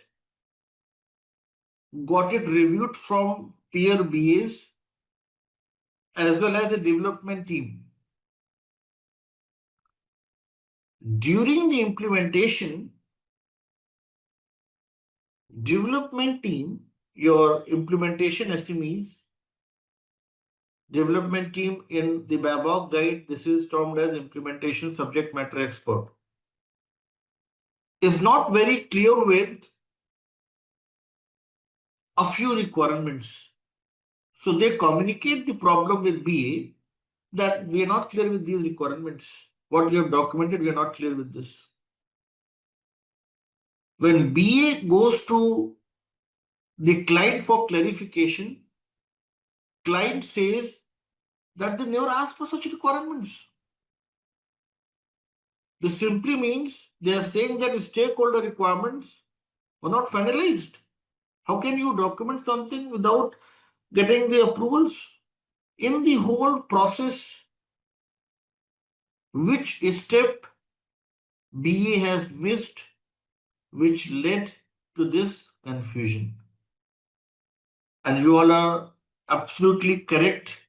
You all are wonderful with your answer. Answer is answer number B. This simply means project scope was not clearly defined. And how you will ensure that project scope is clearly defined? With the help of stakeholder requirements. The stakeholder requirements must be very clear, first thing, reviewed by your key stakeholders, approved before you finally assign it to your developers to implement. So coming back to our discussion here, Ayushman is saying B is correct, but why A is incorrect? A says BA has not elicited the actual requirement. BA has elicited the actual requirements, Ayushman. But the challenge is, the issue is, after elicitation, you have to get the official sign-off, the buy-in, the feedback before it is transferred to your technology team. You can see here BA has gathered the requirements from the client, analyzed it, got it reviewed by peer BAs and developers, but not the client team. This is the flaw. Ayushman and everyone else. Look at the question that Ayushman is saying that why A is wrong. Why A is wrong? Because BA has elicited the requirement. But the problem is with the review process. You are talking to BAs, you are talking to development team. It means you are just talking to the implementation team. But you're not focusing on the prior approvals from the client. That's the reason why there is a problem. Getting it with me, Ayushman and others? Yes. So the problem is not with the elicitation. The problem is an agreement before elicited results are shared with your technology team. Problem is not with gathering the requirements. Problem is with gaining consensus, agreements, approvals before sharing the information with the development team. Describe what work is in scope for the project and specifically what work is out of scope. Here, the scenario that we were discussing was of the scope creep. You assign something to the development team that client is not asking for. That's the clear violation of the boundaries or the scope of the solution. And here there is a scope creep because there is no prior approvals before the implementation. So project scope is also a very important thing to define as part of your BRDs. In scope functionality, out of scope functionality, first thing is project summary that is derived from the context, the BACCM model context, the core parameter. Project summary includes the objectives, the background, and the business drivers. Then the project scope based on the stakeholder requirements that includes in scope functionalities, out of scope functionalities, system perspective. A system perspective is also a very important thing to consider how system responds to change. Assumptions, constraints, and the risks, if there are any, issues, business processes, current state, the proposed new state, and then your business requirements with regard to functional and the non-functional requirements. Just the high level scope that you can expand, that you can decompose to create your solution requirements. So format may vary and there are several factors.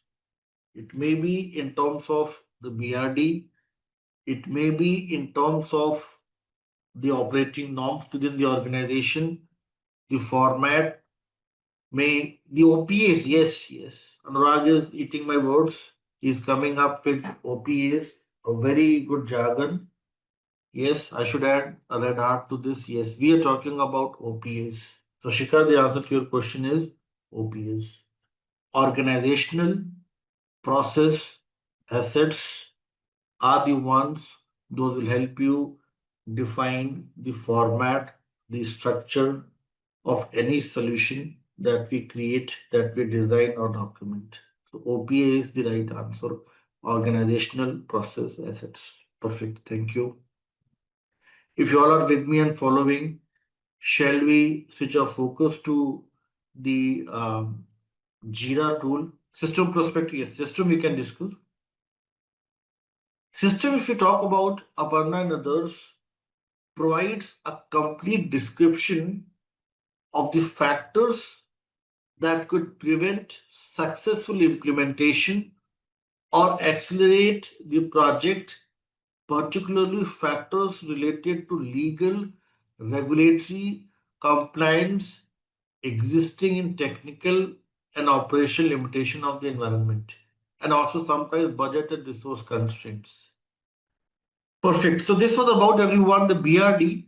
Now let's talk about the creation of the documentation of solution requirements. Traditionally, it was done with the help of FSDs. Traditionally, it was done with the help of use cases.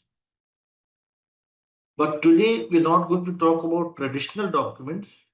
Today, we are going to talk about an interesting thing, that is, so this was about everyone, the creation of BRDs, your recordings. If you all are with me, the last topic for the day is to talk about the JIRA tool, the installation, and how to use this tool to create some solution requirements. Shall we proceed? If you all are with me in following, I know it's difficult Sunday morning to discuss all such things. If you all are with me, shall we proceed and talk about the JIRA tool now? Yes, perfect. Now let's talk about the JIRA tool, everyone. JIRA is one of the very important tool nowadays to create the business analysis related artifacts, documents.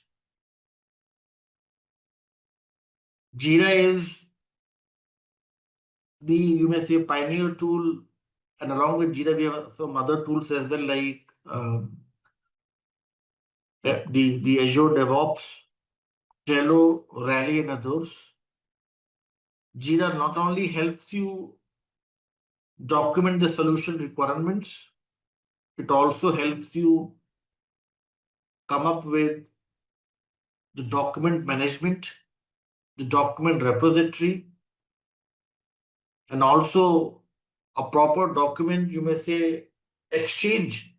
So we will talk about how to exchange the information using Jira, how to maintain the information, how to write the requirements, and everything using this Jira tool. So let's try to install this tool.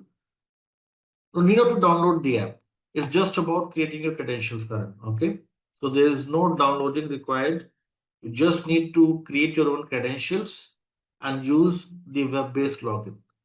Okay. Just bookmark the link so that you can use it every time we discuss this in the live session. Okay. So let me share the link with you all here. The Jira trial version. Just give me a second. Let me free. Just you need to type here free trial version. Jira. Get started for free. This is a trial version. It will not have everything, but the important thing that you'll need. So I'll share with you all the link now. You all can do it parallelly with me, or you can just note down the few important things and do it offline as well, whichever way it helps you. So now this is the first page. Get started with Jira. It's free up to 10 users, no credit card needed. Is everybody able to access this link? First thing. Yes. Now you have option, it says work email, but my suggestion is do not mention the work email. Please always mention your personal email ID. Okay, if you mention your work email, it may cause problems. Your organization may not be using it. Your organization may not allow you to work on some external link. So always use your personal email ID. Like I'll just go to Google and I'll use my Google ID, Business Analysis Trainer. This ID I'm going to use to create my Atlassian page. Now it says your site and it automatically generates one unique combination of your ID plus one number with a green tick.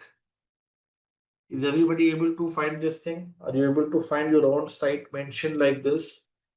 .atlassian.net with a green tick? Yes or no? Please check and confirm. Yes, Sandeep is saying yes.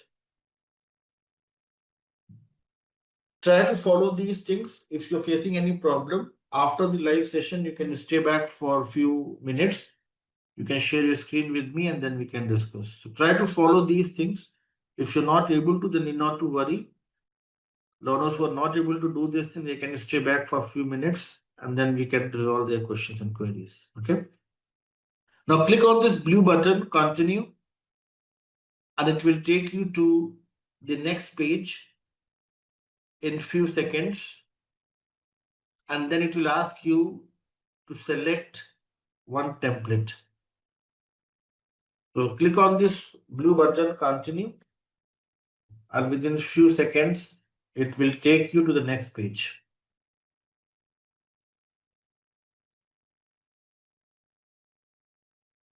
So you can see here, next page is loading.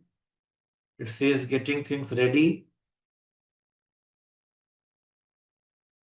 And it says there are three templates: Kanban, web designing process, and Scrum.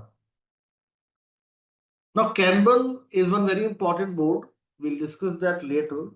This is mainly used for defect fixing, for projects wherein it's more important to just finish the tasks, for small duration projects, for less budget projects, Kanban.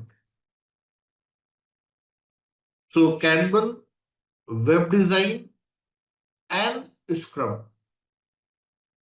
If it is asking what kind of work you do, you can skip. If it is there, if you got a different page, need not to worry. It happens with the trial version. You may get a different page.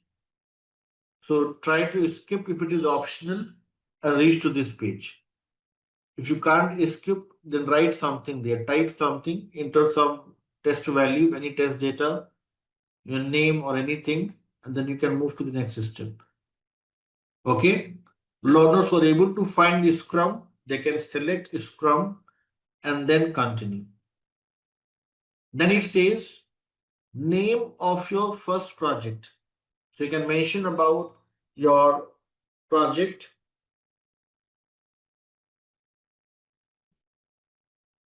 Yes. So for you, if it's mentioned Kanban, in few minutes I'll tell you how to resolve that issue. If it's saying project management, select the project management and move forward. Then tell you all how to come back to whatever instructions you are getting. Just fill those things and move forward. And go to the main dashboard. Then I'll tell you all how to create a Scrum board. Okay. So whatever instruction you are getting, whatever options you are getting, just fill them and move forward and create your own page. Then we'll talk about how to reach to the Scrum board. Okay. Name of the project you all can mention. Like for me, I can mention CBAP, November 2025, morning batch 1, 2, 3, and get started. Then I need tasks, assets, requests. So I'll click on next here. Finish this thing. And then it will take me to the main JIRA dashboard with all the important list of features and functionality that we are going to use in our live session. How many of you are able to find this page with your project name, summary, backlog, board, calendar, timelines, and everything? Yes, aligned with it. Perfect. Thank you. Now, some of you had the question that you are not able to find Scrum and it says project management. So for those people who are not able to, for them, the workaround is, I'll just show you all the workaround. You can look at your project first thing. Yes. Look at the project, spaces, and manage spaces here. In the manage spaces, you can see here all the details are mentioned. If it is something apart from Scrum, then you have to make few changes. And what are those changes? You can create your own space. And in your own space, you can select software development. In this software development, you can select Scrum. Use this template. Team managed. Write the name of your project, like I can mention here, CBAP.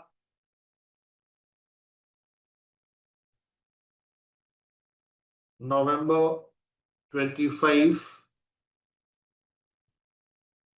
321, and click on next.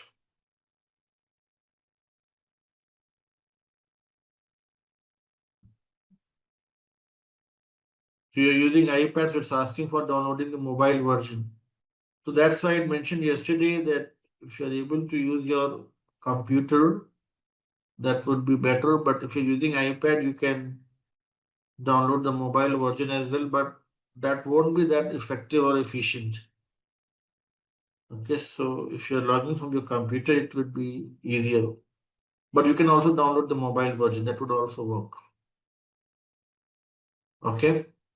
So you can just go through these steps and in a similar fashion, you can download it in your computer as well. Okay. So Hina, are you able to find your project name? Okay. Let me ask you all. Hina and others, are you able to find this create button on top? Everybody? Is everybody able to find this create button with the plus sign on top? Yes. If you click here, in your work type, if you're able to find the story mentioned, it means you're on track, you have the right template. Let me repeat. If you click on this create, and within the work type, if you find it's mentioned story, it means you have opened the right template, you are on track, you are on right page. Is everybody able to find work type as a story in this drop down? If it says no, it means you're not in the right template. What you need to do is, okay, learners who are saying no, it means you have to make certain adjustments. And what are the adjustments? You can go into manage workspace. Are you able to find manage work types? So Preet and others, in this drop down at the end, are you able to go to this manage work types?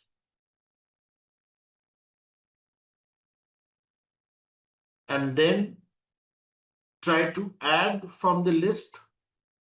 This is one option. And the better option would be you simply change, like you can add a work type from here. And you can add like user story like this. This is one option. And create it. Second option is you go to your, okay, let me make it very simple for you. Okay. First thing is that I can see majority of the learners are able to find a story in this drop down. Workaround is if you're not able to find the story in this drop down, go to this add work type or manage work types and add one more option, and then this option would appear in this list. This is a workaround. If you want something on the permanent basis, then you can click on spaces here and create your own space. Sneha, Sukhpreet and others, are you able to find these spaces in the left hand section? Check and confirm. Sneha, Sudhir and others are able to find spaces. Click on this plus, then software development, then Scrum, and then you can create your Scrum board. Following Sneha, Supreet and others, try this. Software development, Scrum, then you can enter the name of your projects, team managed, submit, and then you'll find the board like this. And then again check, are you able to find, close the tab. Okay, so what you need to do is simply click on a space. Okay, click on this space, software development. So Preet, if you'll select software development, then you'll find a Scrum. Okay, so what we can do is, if you're facing some issues, let's park this for now. Let's discuss few documentation part. First thing is, in your Drive link, under the class notes folder, you'll find one document as JIRA Basics. JIRA Basics that we are going to start with today. There are two important BA artifacts or documents that we create here. An epic, and the next one is the user story. Epic represents everyone the holistic view or the high level description of the complete solution. Epic that we have in the JIRA is something related to BRD. Epic represents the high level requirements. And what is the user story, everyone? User story is the modern ways, the new ways of capturing the solution requirements. So, what is the user story, everyone? User story is a standardized format, a standardized template, an organized approach to document the solution requirements that may include both functional as well as non-functional requirements. User story is a low-level requirement.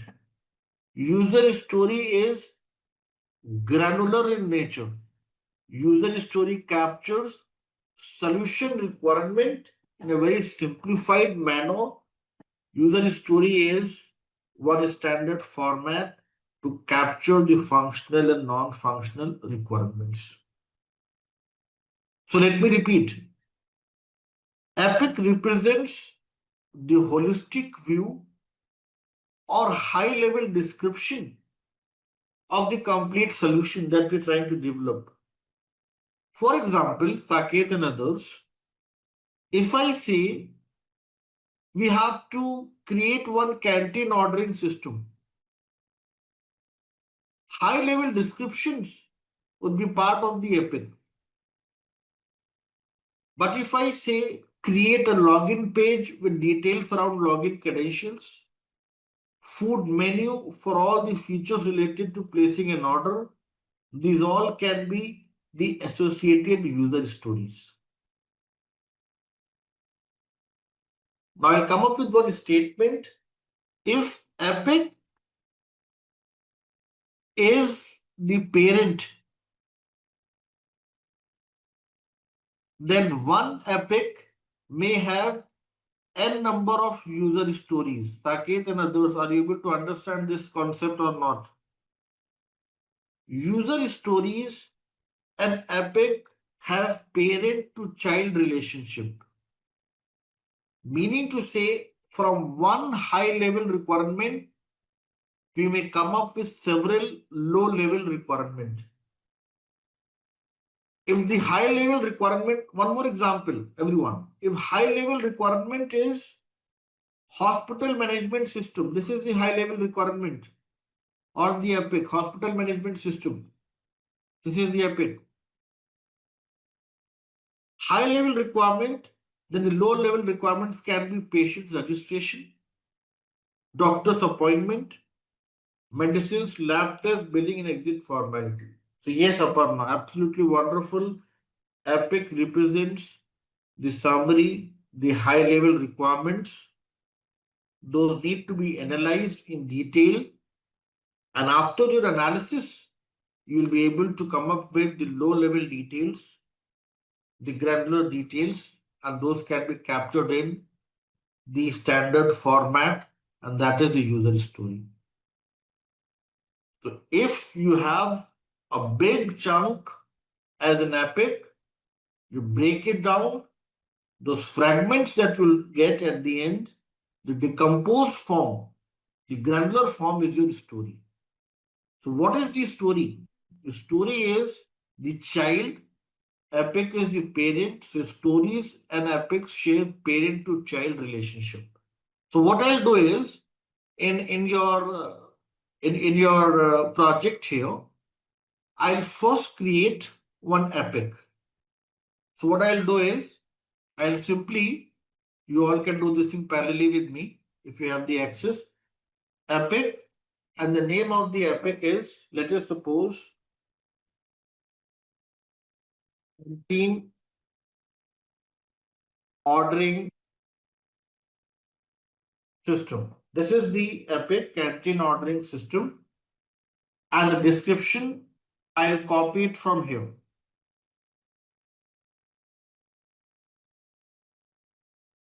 And I'll add the description here. The standard description we'll discuss in our upcoming session. What can be standard description to write the acceptance criteria? For not just the sample description I've added here. Assignee, you can assign it to yourself for now. These dates and versions we'll discuss in our upcoming sessions. Today we'll just try to create one epic and I'll click on this create button. Now when I click on this create button, I'm getting one notification here that changes are saved and this is the epic that is created here. I'll click on this link and this is my epic, everyone. This now epic has now been created. You can see here that this is the canteen ordering system epic created here. Now what I'll do is, everyone, I'll again go back to my previous page here and I'll create one user story. I'll click on this create button, work type as user story, summary I'll write here as login page, and then for the login page I'll copy few details from here to make it quicker. I'll just copy this from a document and I'll add the summary here.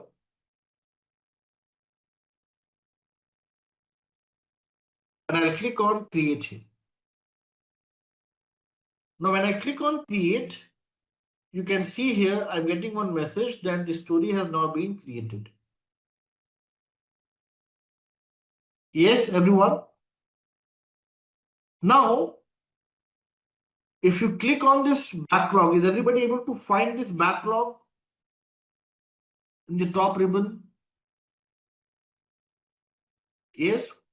Now, if you click on this backlog, the story that you have created would now appear in the backlog here like this. Let me repeat, Ronnie and others, one more time. You click on create, work type as story. You can mention the summary of the story like a login page. You can enter some sample description like this. I can add another name as food menu because login page I already have. And I can click on create. When I click on create, you can see here the work items now appear under the backlog like this. Yes. Now, coming to what? Not able to create the epic. Okay. So to create the epic, Akash and others, simply click on this blue button. Work type as epic. You can mention here epic like HMS and then click on create. And this will, yes. No, I'm coming to that part only. Yes. Now, I have questions from Akash, Shikha, and others that now, where is the epic? If you just mouse over on your user story, you'll find it says add the epic. And why epic is not showing in the backlog? Because your developers are not going to work on the epic. They're going to work on the user stories. So backlog includes remaining work items. Backlog is not directly showing you the epic because epic is something, a high level description. And a backlog would include low level description. Now you can click on this epic and add the epic that you have created. It will appear here like this. You can add it like this. You can add it like this. Now everyone, the last thing here is, I'll just request you all to just click on this purple link, canteen ordering system, and click on this link one more time. If you click on this link, you'll see here on top the Epic link like this. Let me repeat. Here on top you'll find the Epic link. Just click here, and here you'll find, everyone, this is the summary. You'll find here the Epic and the child work item as a user story. Just give me a second. Let me repeat here. Now, Ronnie, Karan, everyone else, you all are able to find the user stories in the backlog? Yes or no? First thing. Yes. Now click on this story link. When you click on this link, in the right hand section, you'll find the details of the story, and on top you'll find a purple color link for the Epic and a green color link for the story. Yes, if you click on this purple color link twice, it will then open a page, everyone, wherein you can find the Epic and then the child work items. Now, when you open your story, in your story, you'll find that there is a parent mentioned here. Check and confirm, another way to get to this page. So now if you click on the parent, you'll find the Epic and the user story like this.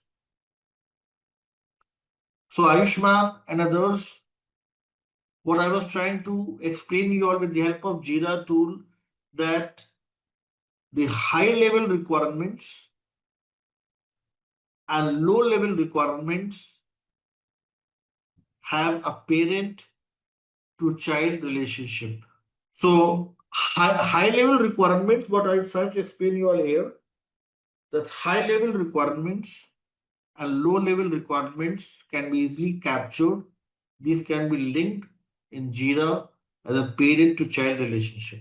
Now you can see here, everyone, there is one plus icon here. You can click on plus and you may have several stories that you can add here. You can select the story and you may have login page, food menu, food payment or payment gateway. You can add a story like this, payment gateway. Then one more story as food delivery. So that way you may have several stories. Those can be part of one Epic. Yes. So Pallavi is saying, so Epic is a description of large body of work. Yes. So it's a wonderful explanation from Pallavi here that Epic is simply a collection that may have several stories. Today we have talked about the stories. It may also have some important tasks. It may also have certain other activities as well. So what is the Epic, everyone? Now we're getting the real definition of Epic here. Epic is the huge umbrella term, a collection that includes smaller stories, tasks, and other activities. So Epic is kind of a module, you can say. Yes, a module that may have some sub-modules and some features and stories. So Epic is an umbrella term, the high-level requirement that can be decomposed into stories and other items. Other items we have not discussed today, else it will be complicated. We're just talking about child items as stories, but they can be other items as well, like you can see here, bug, tasks, and other things. So Epic is kind of a parent that may have several child work items. Now the next thing is, and the last topic for the day is to talk about the acceptance criteria. So if I open one of the story here, you can see here that create work item. Yes, we will do that. We'll also create work items under child. We'll talk about tasks, but not today. Step by step. Today we have just talked about. You can see here we can add subtasks here, link work items within story as well. But those things we'll discuss in our upcoming sessions, not today. What I'm trying to explain you all today here is the very, very basic aspect of high level versus low level requirements. We'll expand this discussion in our upcoming knowledge areas. Now, one more important thing I want to share with you all here is, everyone, the documentation part, just on high level today, the acceptance criteria. Whenever we are documenting the user stories, a very important part of it is the acceptance criteria. Acceptance criteria would help you define the solution requirements in a very organized manner. You all can see here on your screen, I mentioned as a user I want, so that, given, when, then. And if I read everything, it says as a user I want canteen ordering system to have proper authorization authentication, so that only Unilever UK employees can order meals through the online application. Given that Unilever employees have valid login credentials, when he or she tries to log in with valid credentials, then employee is redirected to food menu after validation of the credentials. This is the solution in a very organized manner, and when we write it like this, this is known as the behavior-driven development format. Acceptance criteria may also include your business rules, may also include your top priorities. So acceptance criteria is basically your overall solution requirement. And whatever you add in the solution requirement, it's part of your acceptance criteria. So it is, I'll not say it is like a business rule. It includes business rules, assumptions, dependencies, priority, everything that helps you define the overall solution requirement. Okay? Getting it? People like Ayushman and others who are focusing on CBAP examination, for them, the important thing is the user story and how we create a standardized template for the user story, this BDD format. Behavior driven development format is important for people who are preparing for CBAP examination. So BDD format, also known as the Gherkin syntax. This is the Gherkin syntax to document the user stories. And today I'm going to share with you all just one last link. Okay, everyone with me till this point. So this was the last topic. We have to talk about the invest method. We have to talk about, yes, I'm sharing in a few minutes, Sandeep. These are a few important things that we have discussed. Now, let me summarize what we have discussed today. So today, we managed to complete chapter number 2. We have discussed about the BACCM model, the key terms, the requirements classification, the stakeholders, requirements we have discussed, designs we have touched upon. So we'll also talk about designs in detail, but to a certain extent we have covered 2.5 as well. So in a way, we have covered chapter number 1 and 2. For first few minutes in our next session, we'll talk about design and stories, and then we'll primarily focus upon chapter number 3 in our next session. So in our next session, our top priority would be to have a detailed discussion around the first knowledge area, and we'll talk about these 5 important tasks. In the next session, we'll create some designs like process model, scope model, mind maps, and others. So my request to you all is that please join through your personal computer, not the mobile phone, because we are going to draw a few designs using some tools. So if you join through the mobile device, the iPad, it will be difficult for you to parallelly draw the designs and learn the things. Okay? The suggestion is use your personal computer for your upcoming sessions. So the first knowledge area in the list, chapter number 3, business analysis, planning and monitoring. Knowledge area number 1. Business analysis, planning and monitoring, Shikha, Akash and everyone else, popularly known as the BAPM knowledge area. Business analysis, planning and monitoring. And this knowledge area has 5 important tasks associated with it. Plan business analysis approach, plan stakeholder engagement, plan business analysis governance, plan business analysis information management, and plan business analysis performance improvements. 5 important tasks here. Learners who are preparing for the CBAP examination, the CCB examination, you all can create one short form to learn and remember these 5 important tasks and their sequence. You all can create something like this: A, S, G, I, P. What is ASGIP? A stands for approach. Approach today we'll discuss.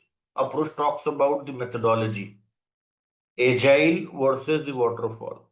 Predictive versus the adaptive approach. So A stands for approach. S stands for the stakeholder engagement.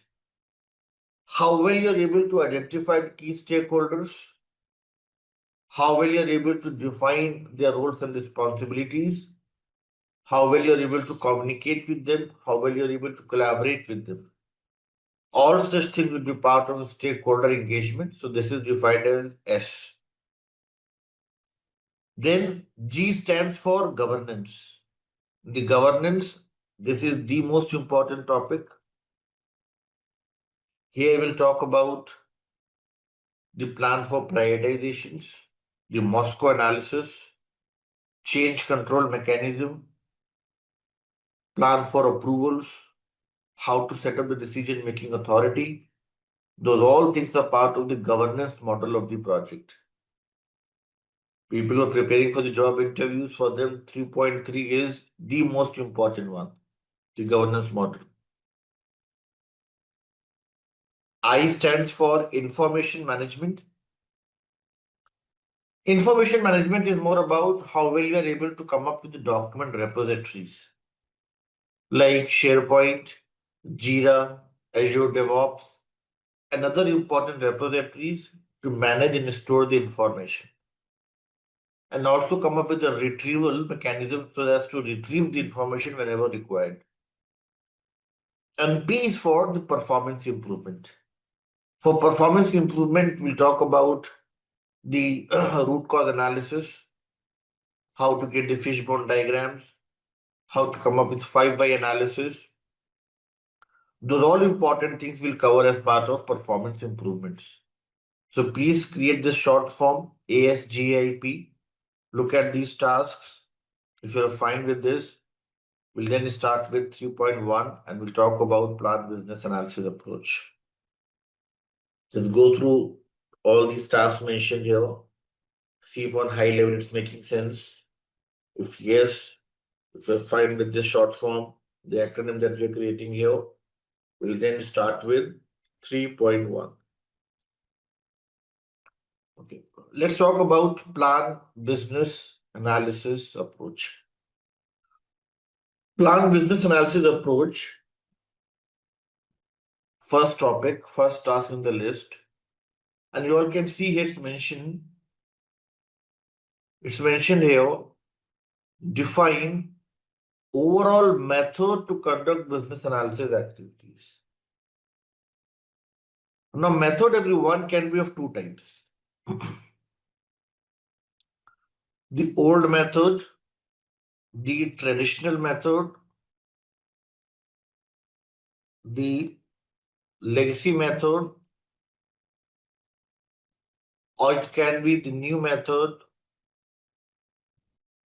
the modern day method.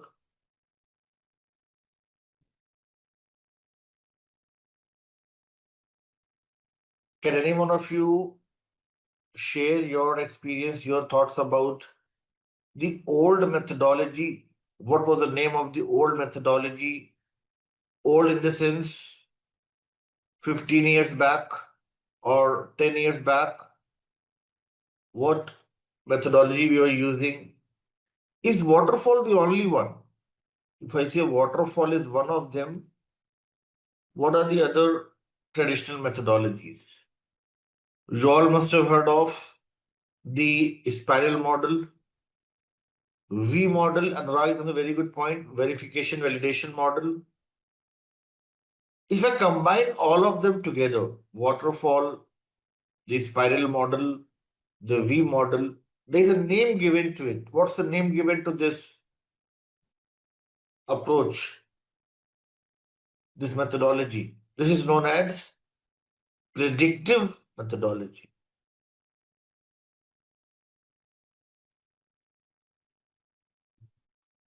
And nowadays, yes, I'm coming to that part in a few minutes. We'll talk about waterfall in detail. So, Karan and everyone else, predictive is the old methodology, old ways of doing the analysis. And the new ways are, can anybody help me know the new ways of doing the analysis? The new methodology is agile. Is agile the only one? Along with agile, we also have DevOps. And both extreme programming is something part of agile. It's not something outside it. Agile has total 9 approaches. Extreme programming, Scrum, Kanban, Crystal Clear. These all you will find as part of your Agile Scrum Master course. These all are within the Agile framework. So XP is not something outside Agile. Okay, Agile includes XP, it includes Scrum, Kanban, your scaled Agile, evolutionary Agile. These all are part of it. Okay. So Agile and DevOps, feature-driven development, this is also part of Agile. Okay. So Agile and DevOps combined together, this is part of your adaptive methodology.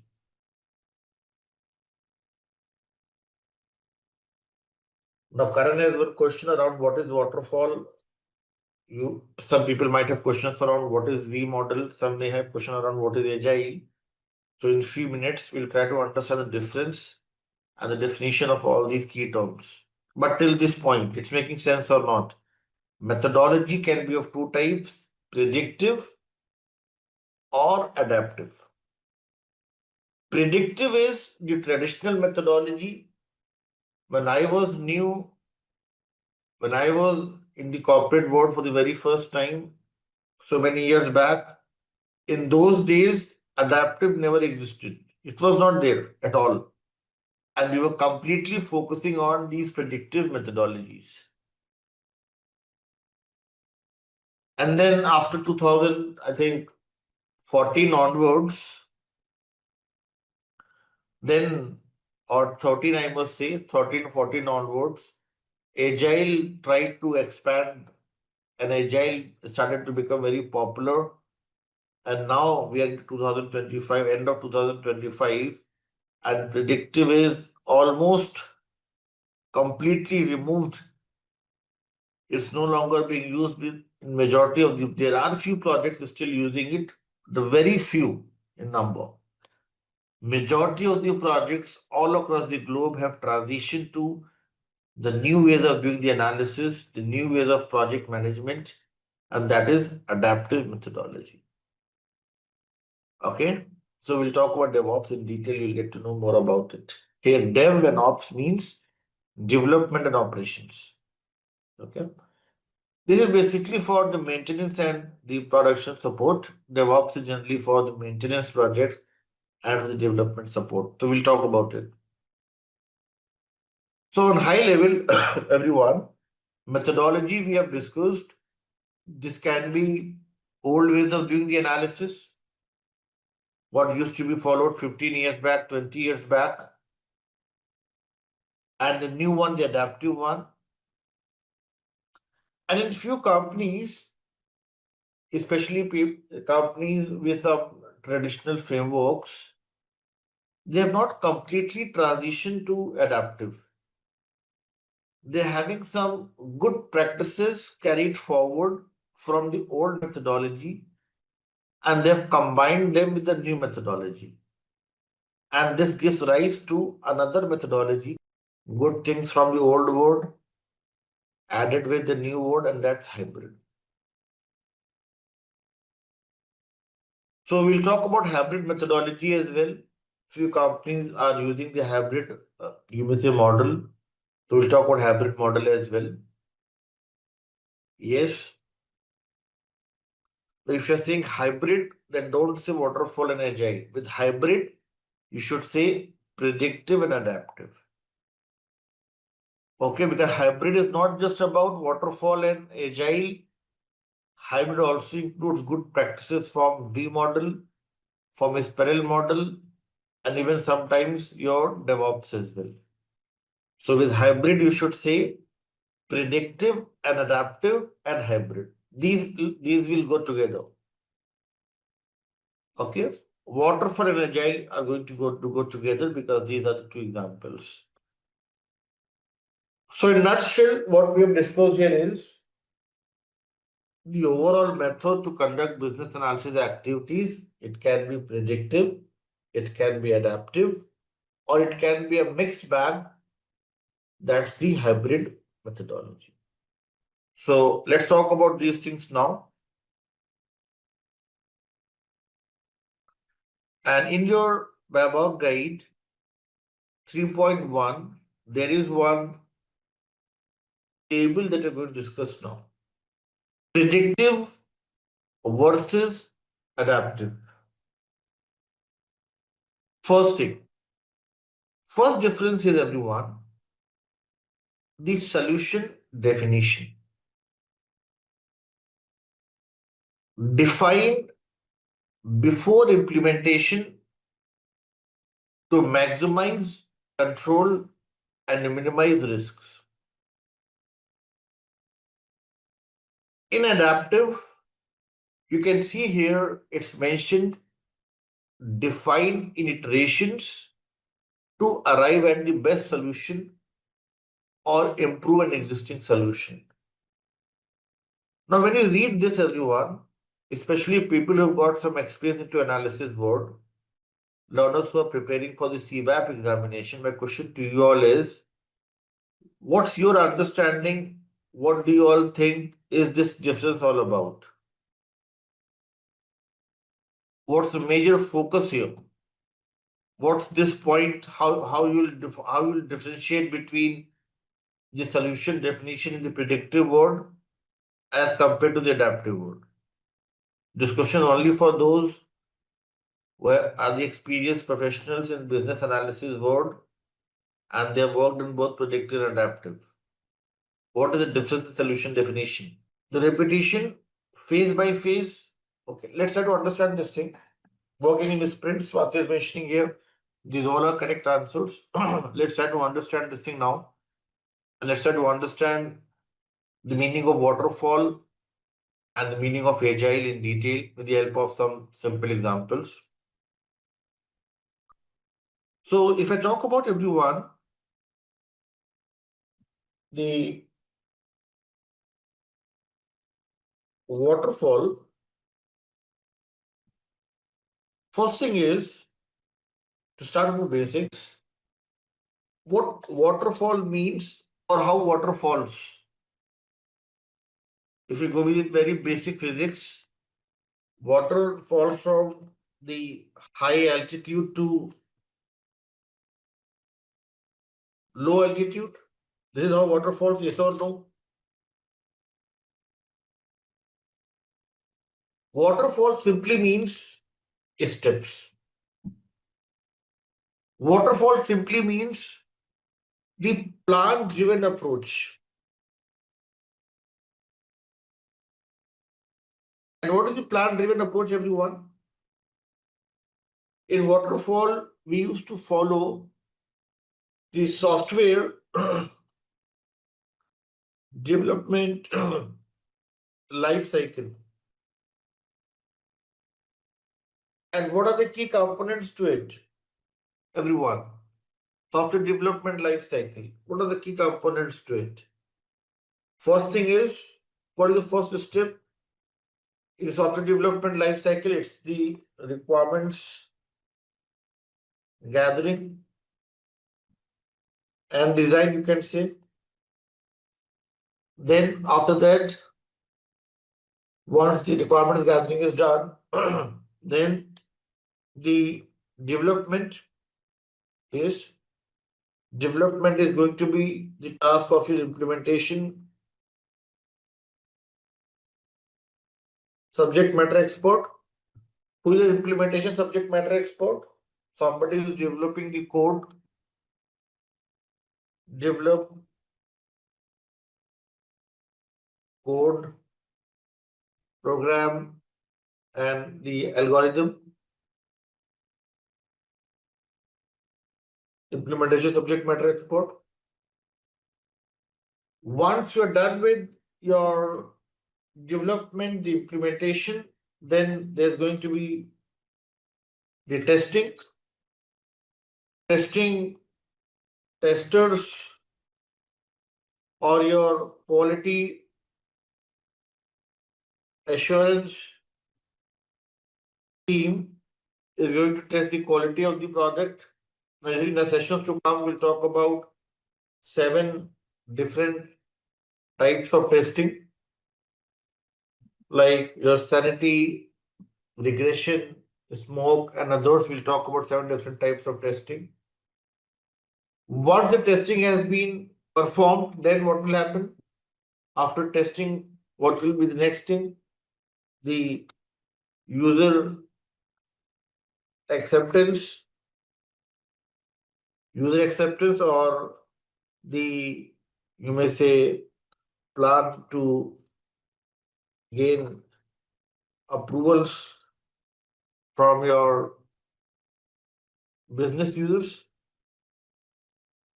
Yes, it's considered to be part of third, but I'm just mentioning it as a fourth so that I'm able to give some importance to the user acceptance.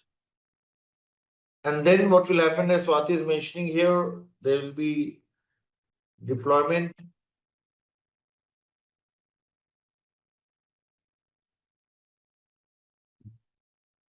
Or you can say simply you are going live, you will go live. Or you can say delivery, one and the same thing. What else after deployment, delivery? Next thing, the maintenance and customer support.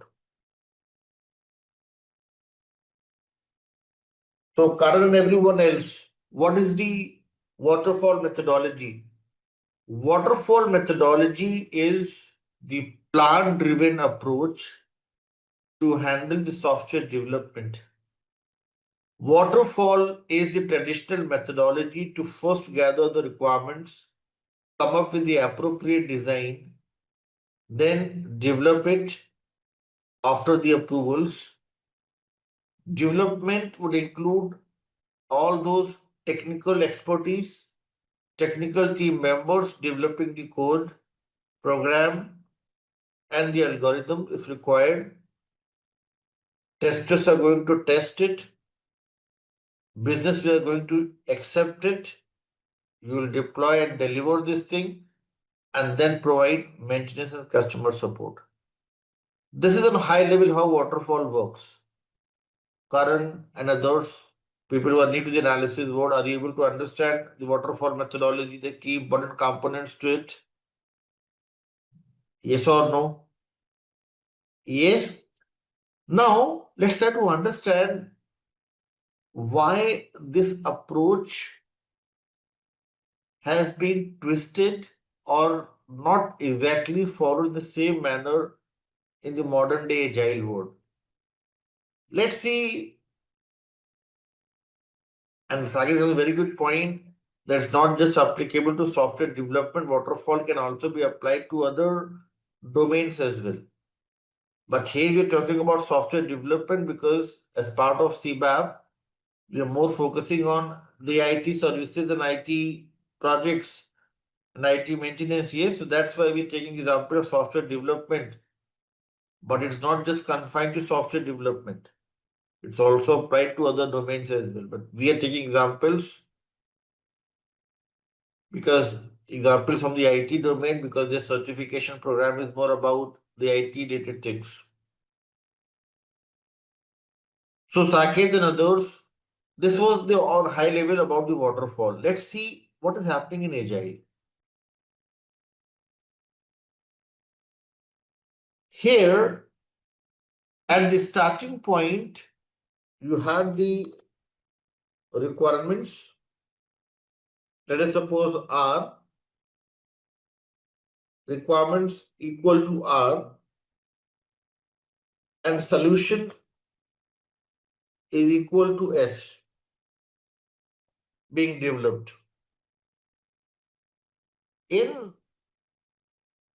the Agile world, especially when I talk about the Agile Scrum approach, there is a new concept, and that is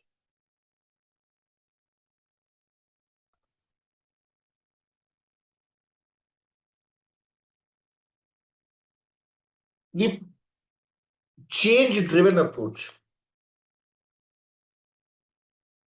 Let's see what is happening in change-driven approach. Let us suppose I say, now this software development life cycle, people who have worked in this SDLC would agree with me, this used to take 1 to 3 months, generally 3 months to deliver the solution.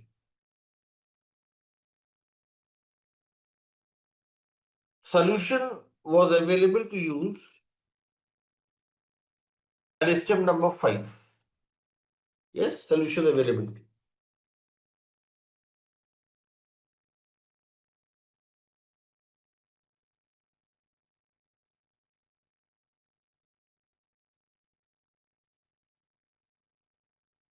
Now, what is happening in Agile is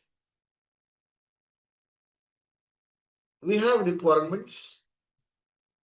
Let us suppose equal to R in number. We come up with a plan to split the requirements into small fragments,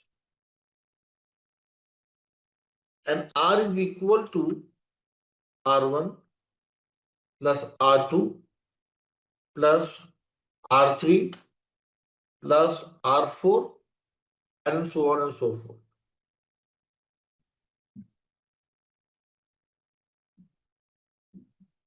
Here, this 1 to 3 months, this is something, a phase-wise delivery. That is, within 1 month's time or 3 months' time, you are sharing the solution with your users. But here, we have a new concept of partial release.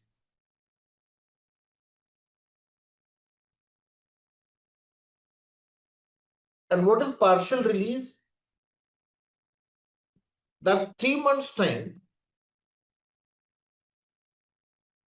is broken down into 2 weeks cycles, and we deliver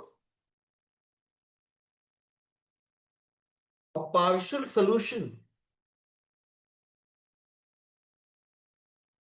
after every 2 weeks. So we are not delivering for our S here, no. What we are doing is, let us suppose first 2 weeks R1 is prioritized and we come up with solution as S1. Now my question to you all is, if the release plan is of 3 months and we are coming up with partial release of 2 week cycle, and this is as partial release, how many such partial release we'll have in a 3 months release cycle? If the release time is, if the total time to deliver the solution is 3 months, and we are coming up with the concept of partial release of 2 week cycle, how many such cycles we'll have in the 3 months time? Everyone. Desha is saying 6, Shika is saying 6. Yes, it simply means, this simply means our 3 months release plan is equal to 6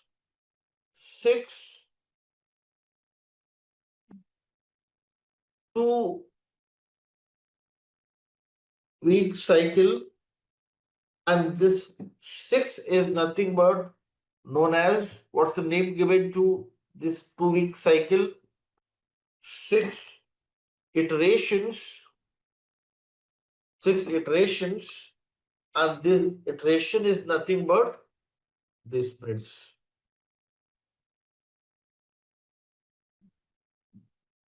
Now, some of you may say, is that always 2 weeks? No, it may be customized to 2.5 weeks, 3 weeks, 1.5 weeks. I'm going with the ideal size of the sprint, and that is 2 weeks cycle. Karan and everyone else, people who are new to this thing, are you able to absorb this thing, or do you want me to repeat? So what is simply happening in the agile world is, we are not delivering, and let me make it very simple for you all, people who are new. If you come up with a plan, Karan and others, to deliver a solution for the given set of, yes, I'm coming with a simple explanation for this. You have some requirements and you come up with a plan to deliver the solution for that requirements. The time duration within which you will develop a solution, deliver it, is the release plan. Are you all first thing clear with the release plan or not? What is the release plan? Release plan is a duration within which you will develop a solution and deliver a solution to your business users. Yes, clear with the release plan? Yes. Release plan used to be of 3 months or 1 month, a certain time duration, and that was the phase-wise delivery in the waterfall mode. So what used to happen? Few weeks you'll take to gather the requirements and come up with the solution. Few weeks to develop the code. Few weeks to test. Few weeks for acceptance, and then few weeks for deployment, and then finally you deliver. Now what is happening in this scenario is waterfall, everyone, Karan and everyone else, that your customer is going to wait for 3 months to get the solution. After 3 months, you are delivering the solution. Yes, Akash, Karan, everyone else, your customer is waiting for 3 months to get the actual flavor of the new solution. Now, what is happening is after 3 months, if they need some changes, if they need some enhancements to the solution, again they have to wait for few more months to get the enhancements being done in the solution. Time consuming, causing issues with no flexibility, a very rigid approach followed in the form of certain steps. But now what is happening is, as Shikha was mentioning initially, we are coming up with more flexible approach. We are not making them wait for 3 months, Karan and everyone else. Now we are coming up with partial release concept. This 3 months time is broken into 2 week cycle.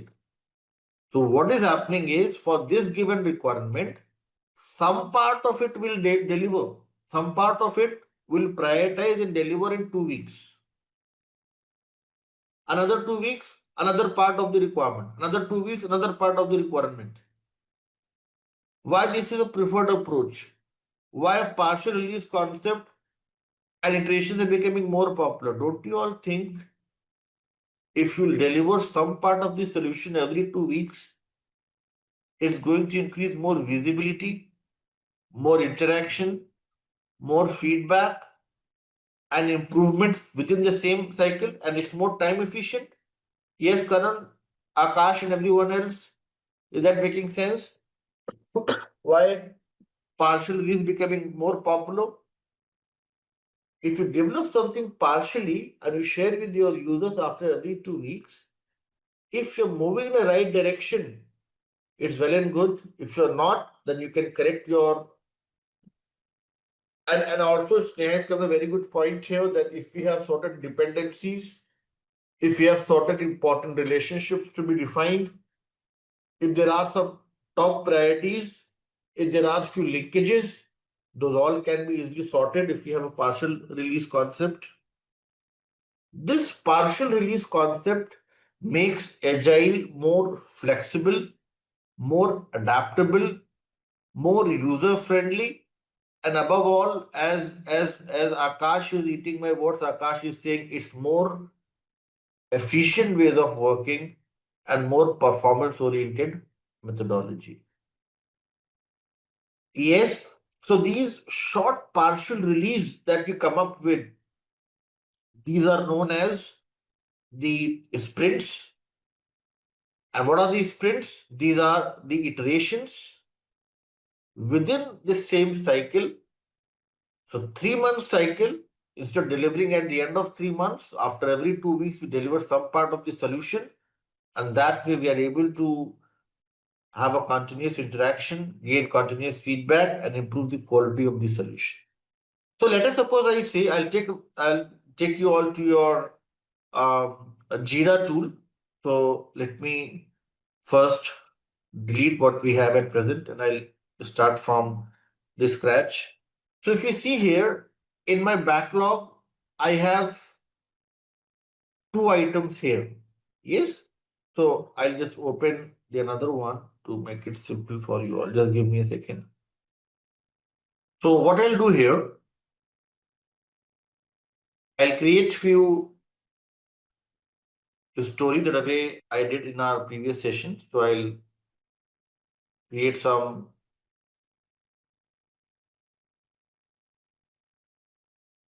epic like engine ordering system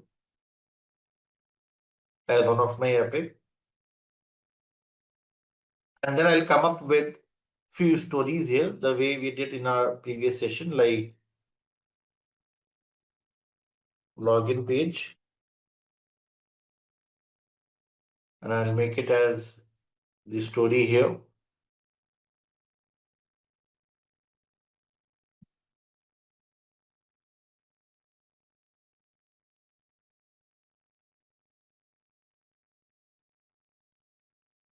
I'll go to the story and I'll then add the name of the epic.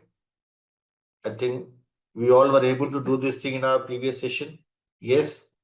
And you all had confirmed this thing as well. So now I assume that everybody knows how to come up with parent to child relationship. Yes. So last time we had created this thing. Now I'll just expand the discussion from there. Now I'll add several items here. Login page. Then I'll come up with, you all can do this thing parallelly with me. Login page, food menu can be another story. Then after that, you may have another story as, let us suppose, what can be the next story? Payments. Yes, payment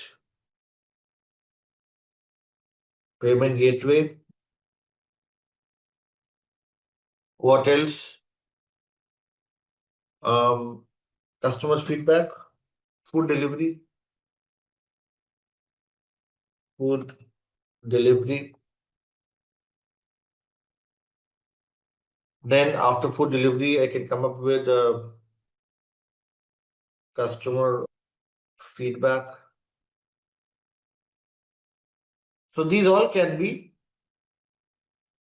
the possible child work items. Like I can come up with a lot of them.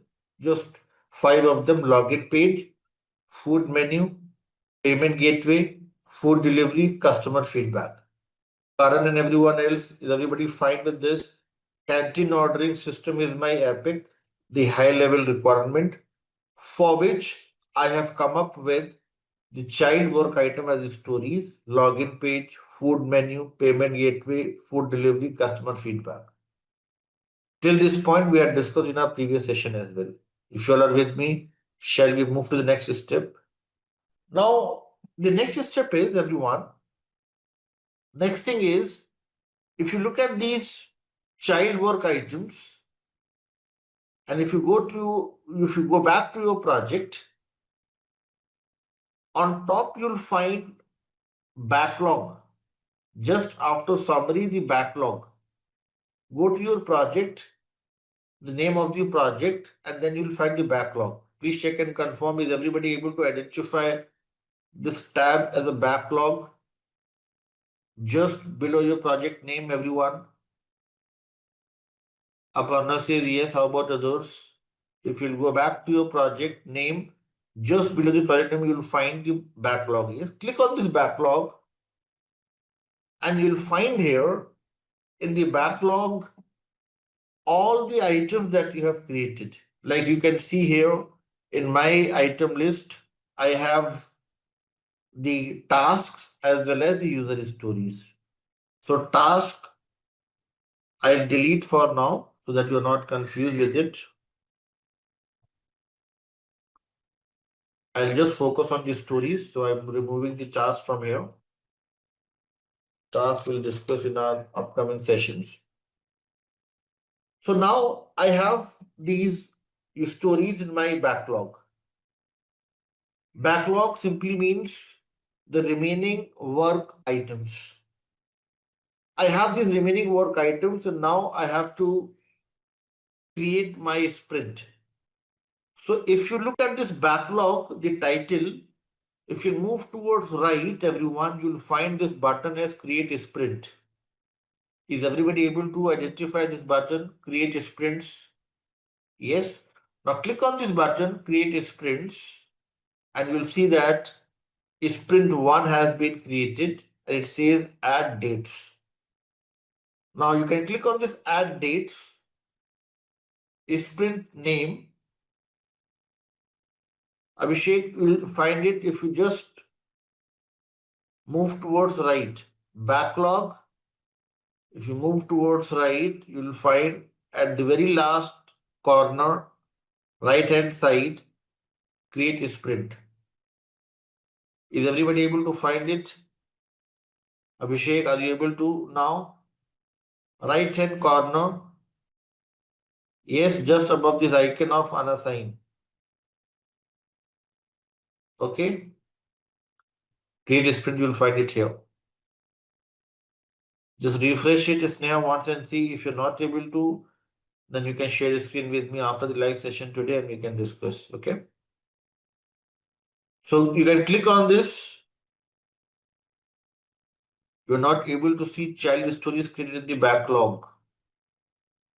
Okay, so you can also stay back today after the live session and we can talk about this thing. Okay, Rajni and others. Those of you who are facing problems, you can note down your queries and after the live session, we can discuss. Okay. So if you click on this create button, you'll find here that there is one space created here in gray and it's giving you an option to add dates. Click on this add dates option and you'll find here that you can change the name of the sprint and you can make it as the canteen ordering system is sprint 1.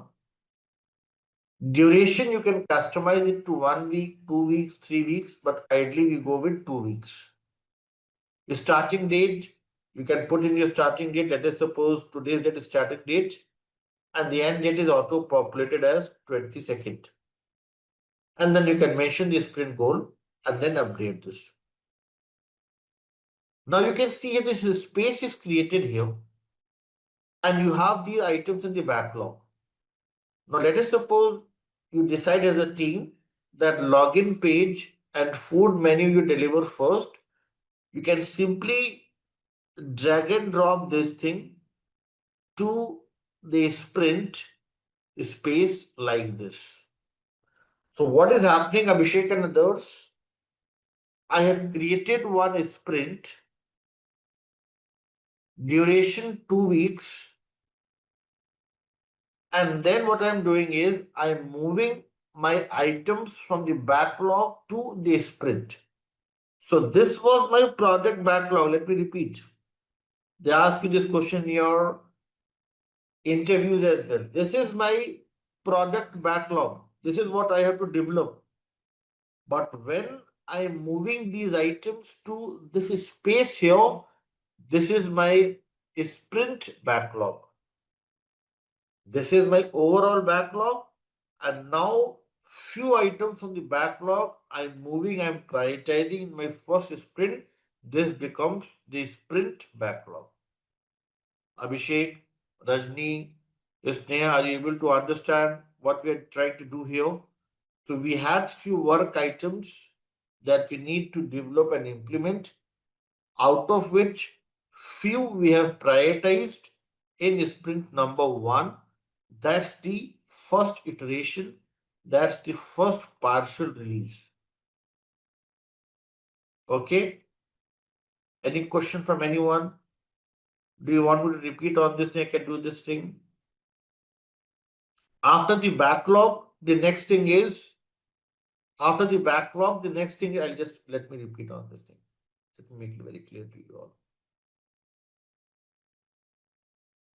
You can see here, everyone, that in my backlog, I have 5 work items.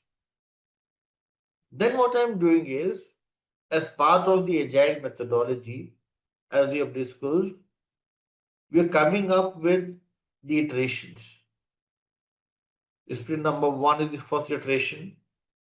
I can create second one is sprint number 2, sprint number 3, sprint number 4, and so on and so forth. Number of sprints depends upon the release time.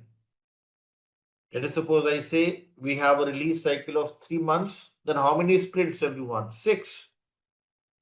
If you have a cycle of 2 months, then how many sprints? How many sprints? 4. If it is just 1 month, if you have delivered the solution 1 month, then how many sprints? Just 2. So number of sprints completely depend upon the release plan. What is the release plan? How many months of time do you need to deliver the complete solution? And what we are doing here is simply clicking on this create sprint button and we're able to create, like you can see, a sprint number 2, then a sprint number 3. Just click on this button and you'll find that all these sprints are created. 1, 2, 3. I'll click one more time. 4. And you can see here that from 7 to 21 first sprint, then 22nd to 6th December, second sprint, then 6th December to 20th December, third sprint, so on and so forth. It's automatically creating the sprints with the given duration of 2 weeks. Yes, Anurag and everyone else. And you can see here it says 0 work items. 0 work items simply means that there is nothing to prioritize in your sprints. How to create? Again, the same thing. You can just click on this create button as I mentioned few minutes back. Just if you move towards right, there is a button create a sprint. You click on that and your sprint is created. Okay. Decision, as I mentioned, governance we have not discussed yet. The decisions and everything we'll talk about. Answer is not the Scrum Master. We'll talk about it as part of 3.3. Okay, getting it. So just click on this button and you will be able to find it. Abhishek, nothing difficult. Just click on this button and you'll find a new sprint created. Okay, and then you can simply edit the dates and make it as 2 weeks, 3 weeks. Okay, so let me do it one more time so that you are able to understand this thing. I'll delete all of them and do it one more time. So I've deleted all of them. Let's start from the first one. Are you able to find this button? First thing, everyone, create a sprints. Yes or no? Everyone? Yes, just click on this create a sprint. Then you'll find this gray area. Is everybody able to find this gray area? It says plan your sprint. Drag work items from the backlog section or create new ones to plan your work. Select the start sprint when you are ready. So before you are ready, you have to add dates. Click on this dates option. Duration 2 weeks. Start date or end date and update this. I can make it as 2 weeks. Update this. And this is my sprint area. And I can drag and drop the work items here. And you can see here now I have some items as the sprint backlog, login page and food menu. So the intent of explaining you this thing is that instead of doing everything in one go, we have several sprints in which we can prioritize the work items. Now I can drag and drop these two in the second sprint. In the third sprint, I have the customer feedback. So you can see here, Karan, Akash and everyone else, that my work items are divided into smaller iterations. I'm not doing everything in one go. I have a partial release concept. At the end of sprint number 1, I'll have a login page and the food menu. At the end of sprint number 2, I'll have the payment gateway. I'll have the food delivery. And in my last sprint number 3, I'll come up with customer feedback. And within 3 sprints, we are able to deliver the complete solution. Yes, Karan, Akash, Anurag, Abhishek, are you able to find it simple to understand? Yes or no? So this is what you're trying to understand, the partial release concept, the iterations to deliver the solution. Yes, perfect. So after the live session, you can stay back for a few minutes and we can talk about it. Again, you can share a screen with me and we can discuss. Yes. So this is the first point that we are discussing here, everyone. solution definition defined before implementation to maximize control and minimize risk. And here it is defined in iterations. This is what we are doing, everyone. Defined in iterations. And what is defined in iterations? Sprint number 1, sprint number 2, sprint number 3. These all are defined in iterations. Karan and everyone else. To arrive at the best solution or improve the existing solution. But here what was happening? We had the requirements, we are coming up with the solution and then the implementation. No partial release concept here in the old word. But the new word talks about the iterations, this concept of a release within a release, the partial release concept. Yes, everyone, Akash and everyone else, you all are with me, Aparna, Shikha, Nishtha, yes. It may be a bit difficult if you have not worked on it, but my suggestion would be go through the recordings once more, play with JIRA, you will get to understand this thing better. And also read through PMBOK guide.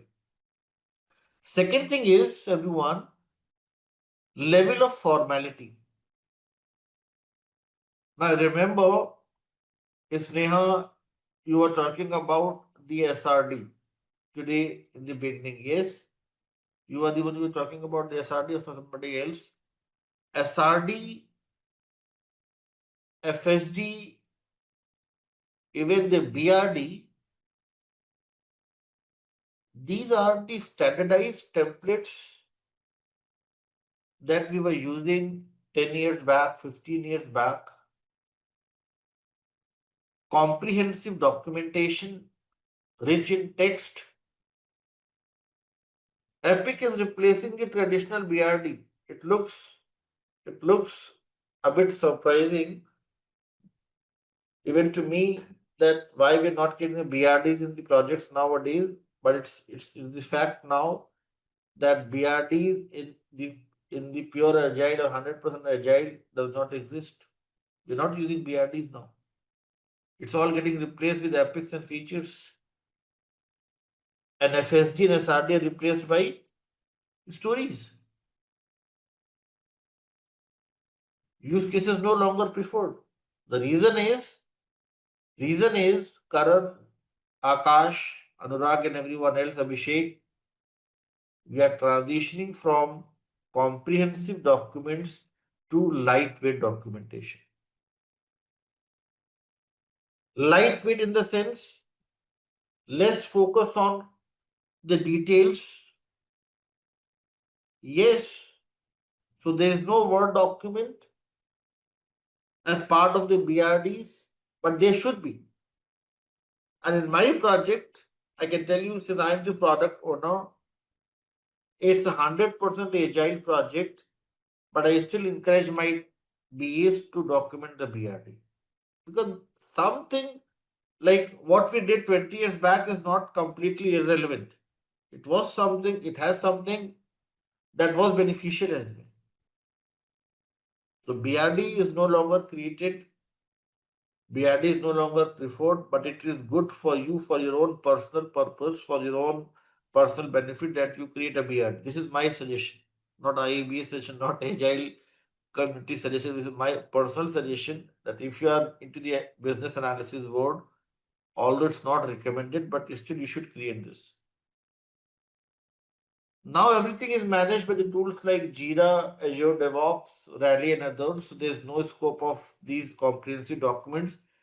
They're not giving you that much of time to write those traditional comprehensive documentations.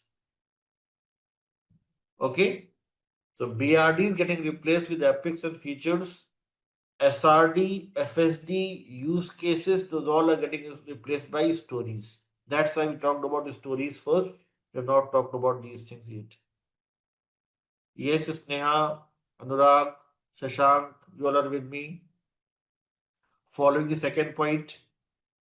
So second point says, in simple words, transition, switch from the comprehensive document to lightweight documentation. Okay.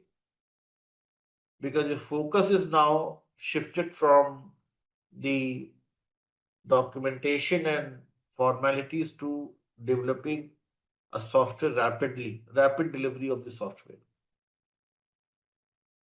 Formal documentation, standardized templates, time-consuming processes have now been replaced with more efficient ways of doing the thing using the tools like JIRA. I remember, is Aishman there with us today? Some people had this question in the previous session that is JIRA going to be covered in the CBAP examination? Answer is no. But since all these new ways of documentation is done using JIRA, that's why we are discussing this thing. So JIRA, Azure DevOps, Rally, these all tools are going to help you come up with some lightweight documentation, more preferred approach in the agile world. Then the activities, everyone. Activities talk about, if you see activities required to complete deliverables identified first and then divided into tasks. This talks about the plan-driven approach. The SDLC that we have just discussed a few minutes back. From requirements to development to testing to delivery to maintenance. This is how the activities were divided in the waterfall world. And that's why the name waterfall. But in the agile world, we are coming up with this concept of iterations.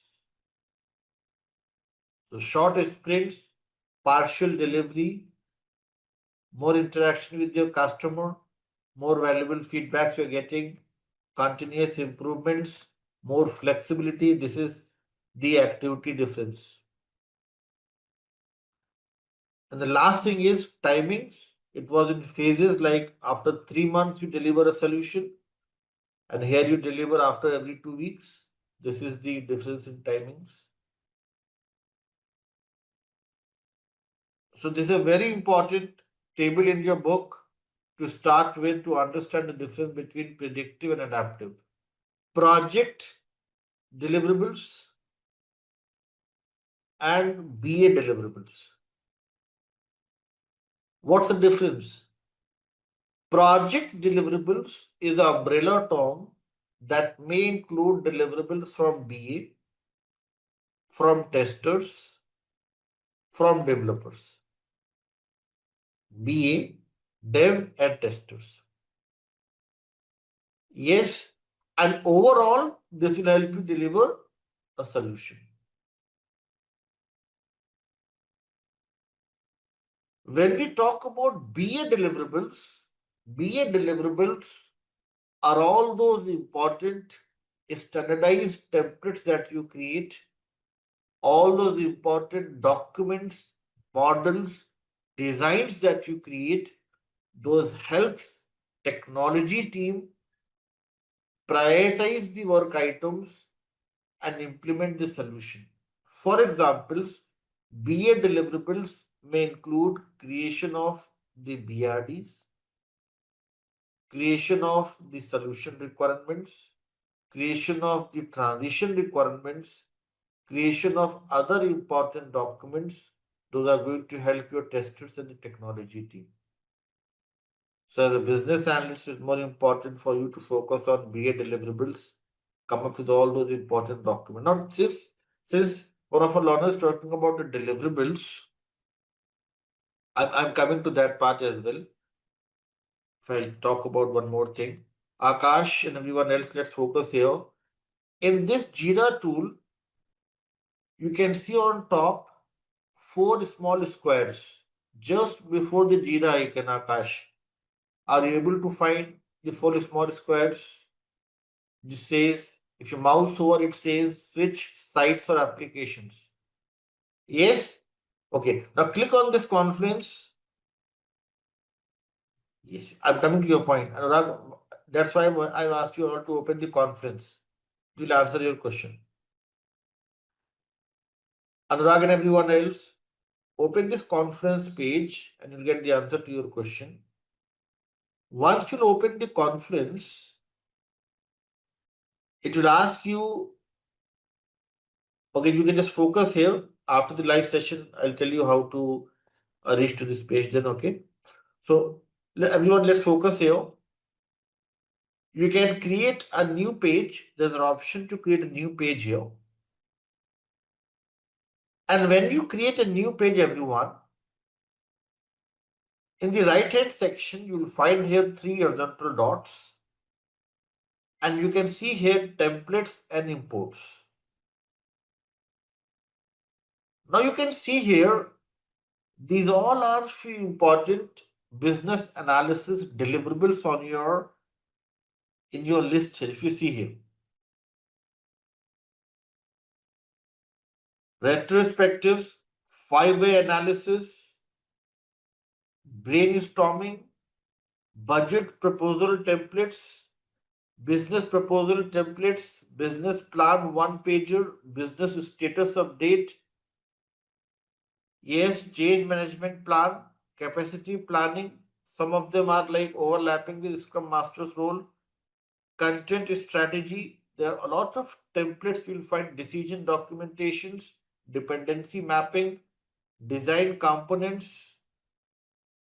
You can see a lot of templates here. Those will help you come up with some structured and organized BA deliverables. Today, somebody was talking about the SWOT analysis. So you'll find here meeting notes, MVP ideation, user manuals. You'll also find personas, prioritization matrix. These all are BA deliverables. Project requirements, project roadmap, project charter, SWOT analysis. Today somebody was talking about SWOT analysis. This is also one of the very important BA deliverable. So these all you will find under the Confluence. So these deliverables are going to help you come up with some structured and organized documentation. These deliverables are going to help you communicate the information in a very professional manner, in a very organized manner with your key stakeholders. And this would help to develop mutual understanding, common understanding, clear understanding, and avoid ambiguity and confusion. So in very simple terms, BA deliverables can be in the form of some standardized templates. And one more thing I would like to show you all here. You can also go to batimes.com, and in batimes.com, everyone, I'll just share with you all the exact link. In batimes.com, you will find both lightweight as well as the traditional standardized templates that you all can use in your projects. I'll just show you all in a few minutes. It's loading. In your Drive link as well, everyone, I have uploaded a lot of BA deliverables. If you look at your Drive link, you'll find one folder as BA deliverables, yes, BA templates and flow diagrams. Examples, you can see here action plan template, business case template, change control board, change control process, use cases, vision and scope document. These all are BA deliverables on your screen. Is everybody fine with this concept of BA deliverables? Karan and others who are new to the analysis, what BA deliverable means. So BA deliverables are all those important set of activities, all those important set of tasks and documentation that you're going to perform, create, so as to make the things simpler for everyone, for testers, developers, operational support, customer, and everyone. This starts with creation of BRDs and ends with your creation of release notes. Okay, so all such things are part of your BA deliverables. Coming back to your table here. So this is about everyone. The first thing, the business analysis approach. Approach can be predictive, approach can be adaptive. Now, waterfall we have discussed everyone here. Spiral model we'll discuss in few minutes. V model I'm not discussing at present. V model we are going to talk about. You all can make a note of this thing. What is the V model? We'll discuss as part of chapter number 7. V model is about 7.2 and 7.3. When we talk about the V model is the verification and the validation model. Now, how this model works, the V model we'll discuss as part of chapter number 7, 7.2 and 7.3. We'll have a very detailed discussion around what are the verifying requirements activities and how these differ from validation. What are the important elements? So all such things we'll discuss in detail as part of 7.2 and 7.3. So V model we're not discussing at present. We'll talk about it 7.2, 7.3. But on a high level, V model is the verification and validation model where we first verify the things. Once verified internally, then we'll get those things validated to ensure we have a proper sign-off and agreements on all the key important requirements. How it is done, how it is performed in detailed manner, that's something we'll cover as part of chapter number 7. Okay. Now let's talk about everyone the next thing in the list, and that is the key elements. First element in the list, everyone, is planning methods fall between predictive and the adaptive approaches. Now, Aparna, Amit, Abhishek, and everyone else, why do you all think IBA says falls between? Why they are not saying planning methods can be predictive or adaptive in nature? Why they are not saying planning methods can be of two types, predictive and adaptive?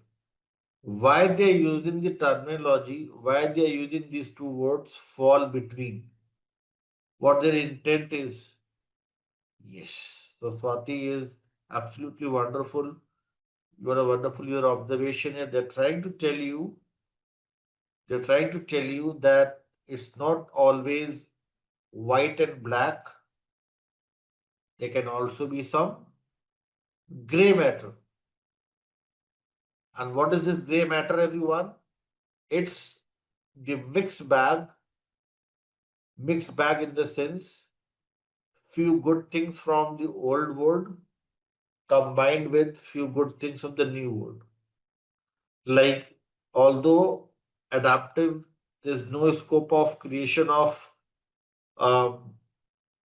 BRDs, but if you encourage your team members to write the BRDs, it means you are adapting something from, if you encourage your team to incorporate or inculcate few good practices from the old world, in a way, it falls in between.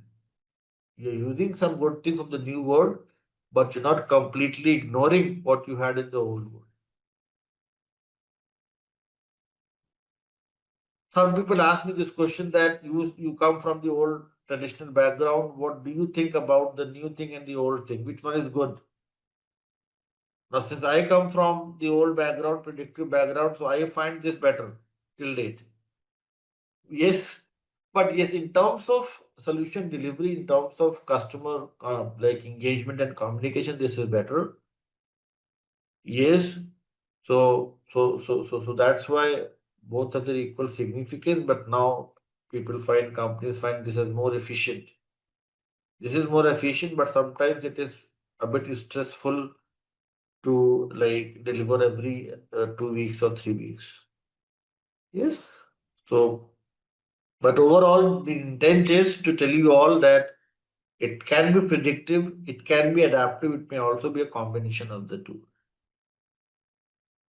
Yes, Anurag, you're wonderful with your observation and the statement. Yes. Let me add a red heart to your answer. Correct. Okay. Second thing is, as we have discussed few minutes back, everyone, formality and level of detail of BA deliverables are based on the planning approach. BA deliverables, as we have discussed, can be comprehensive documents in the waterfall mode, in the predictive mode, and it can also be a lightweight documentation. If I ask you all, can you all give me any example of comprehensive document and a lightweight documentation? Any example from you all? Comprehensive document can be in the form of BRD, FRD, SRS. Yes, a lightweight documentation in the form of Epic, stories, and today, if time allows, we'll talk about wireframes. So wireframes, prototypes, POCs, these all are some lightweight things. Presentations, okay, verbal communication, stories, yes, perfect. Something linked with your spiral model,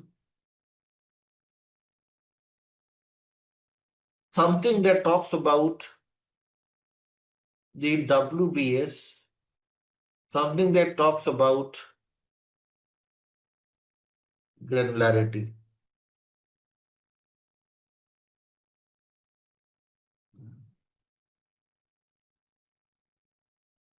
Identify and break down the activities into smaller tasks.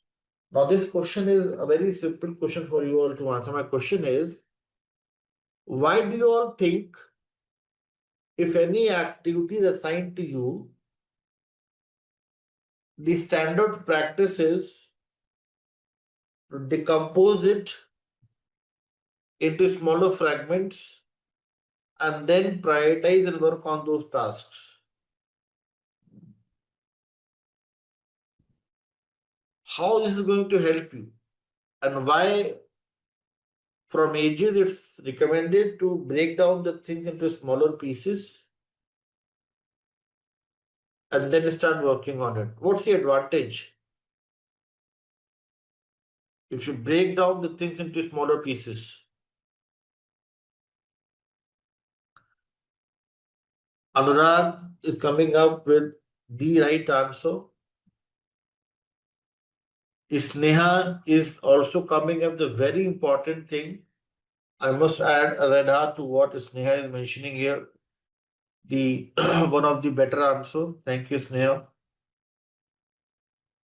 Aparna is saying it coming up with a very good point. It will bring in clarity, transparency, and that would result into quick work. Sometimes transparency leads to more work, but yes, in ideal cases, yes, quick work is also one of the things that may happen.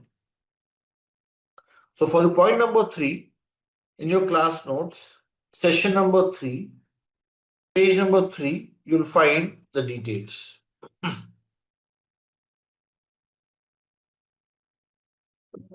Sorry.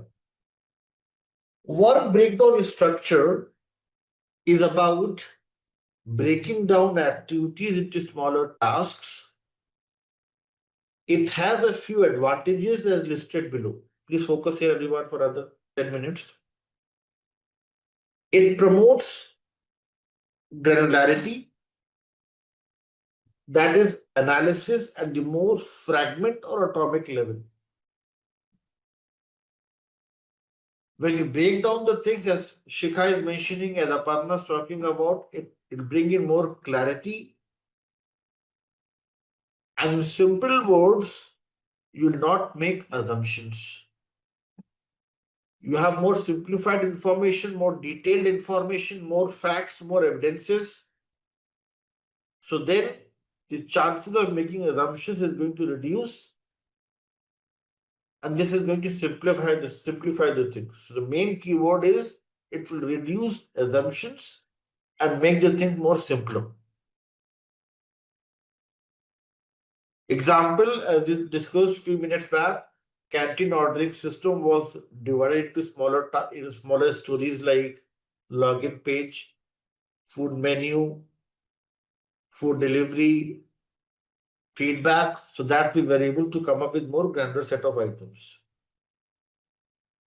From the management perspective, if you have some smaller set of activities, it helps in task allocation. Let us suppose that 4 BAs and you're able to decompose it into smaller fragments. It can be allocated to 4 BAs to work upon. And as Aparna and Shikha were talking about, it will help us come up with more efficient ways of working. 4 different BAs working on 4 different smaller tasks. So task allocation in a way makes tracking, monitoring, and tracing easier. And in turn, it helps in delivering better quality product to the end users. And few minutes back, Anurag was talking about something in caps. He was saying that it helps us come up with the boundaries and avoid any redundant and duplicate components. So Anurag was absolutely wonderful with his answer that analysis at the granular level, this is the most important thing, everyone, what Anurag was talking about. Analysis at the granular level helps to ensure that solution aligned with stated requirements and in turn helps to avoid any scope creep condition. What is scope creep condition, everyone? Let us suppose I say, this is my solution boundaries. This is my solution boundaries.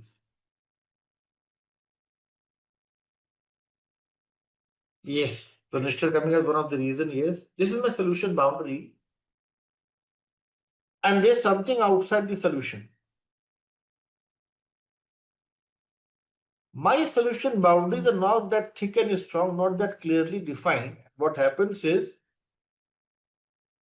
these out of scope components penetrate in.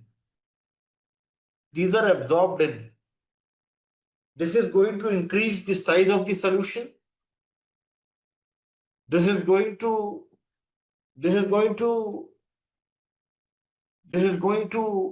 cause problems because solution is going to have more redundant and duplicate components.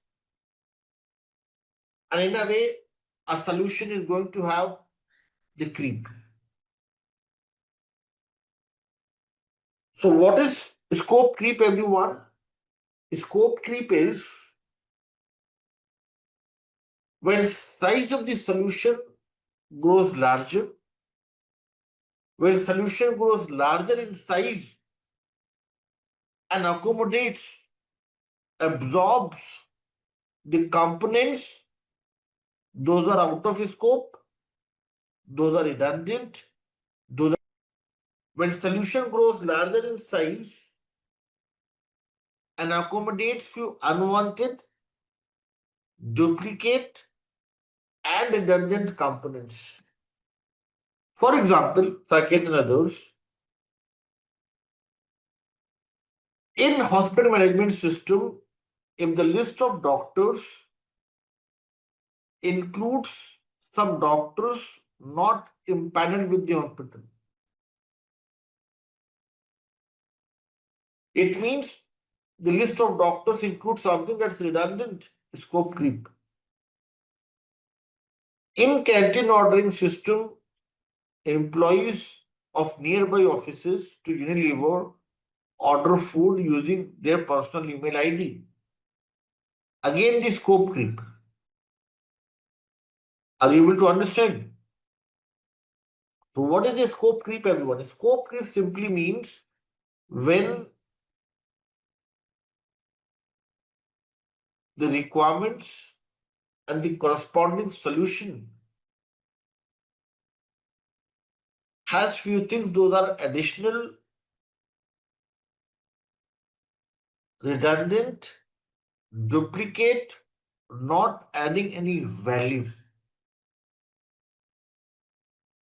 That's the main reason why WBS is a preferred approach. It's than everyone else. Canteen ordering system, the requirement is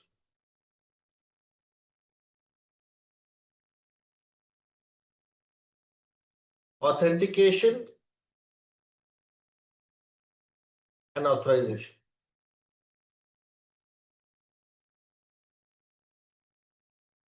Scope is Unilever employees. Solution is solution options. One is login page. Another is SSO login.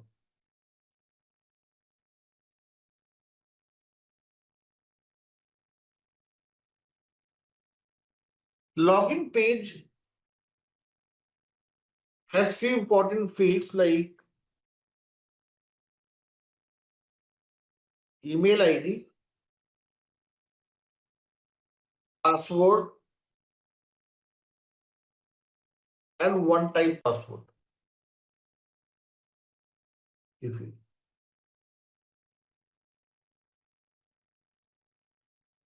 And it's not the only definition of scope creep. We'll talk about scope creep from the product delivery perspective as well.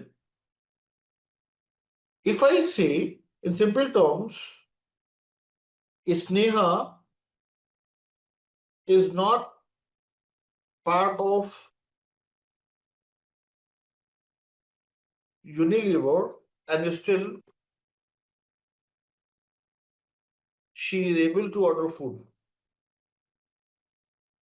So this simply means this login page as a solution lacks certain capabilities. The solution is not proper, and that's why it's allowing somebody outside Unilever to order food.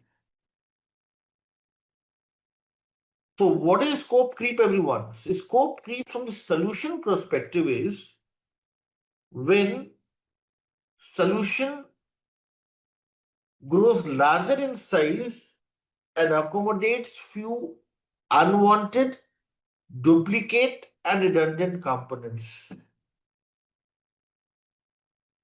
Are you getting it now?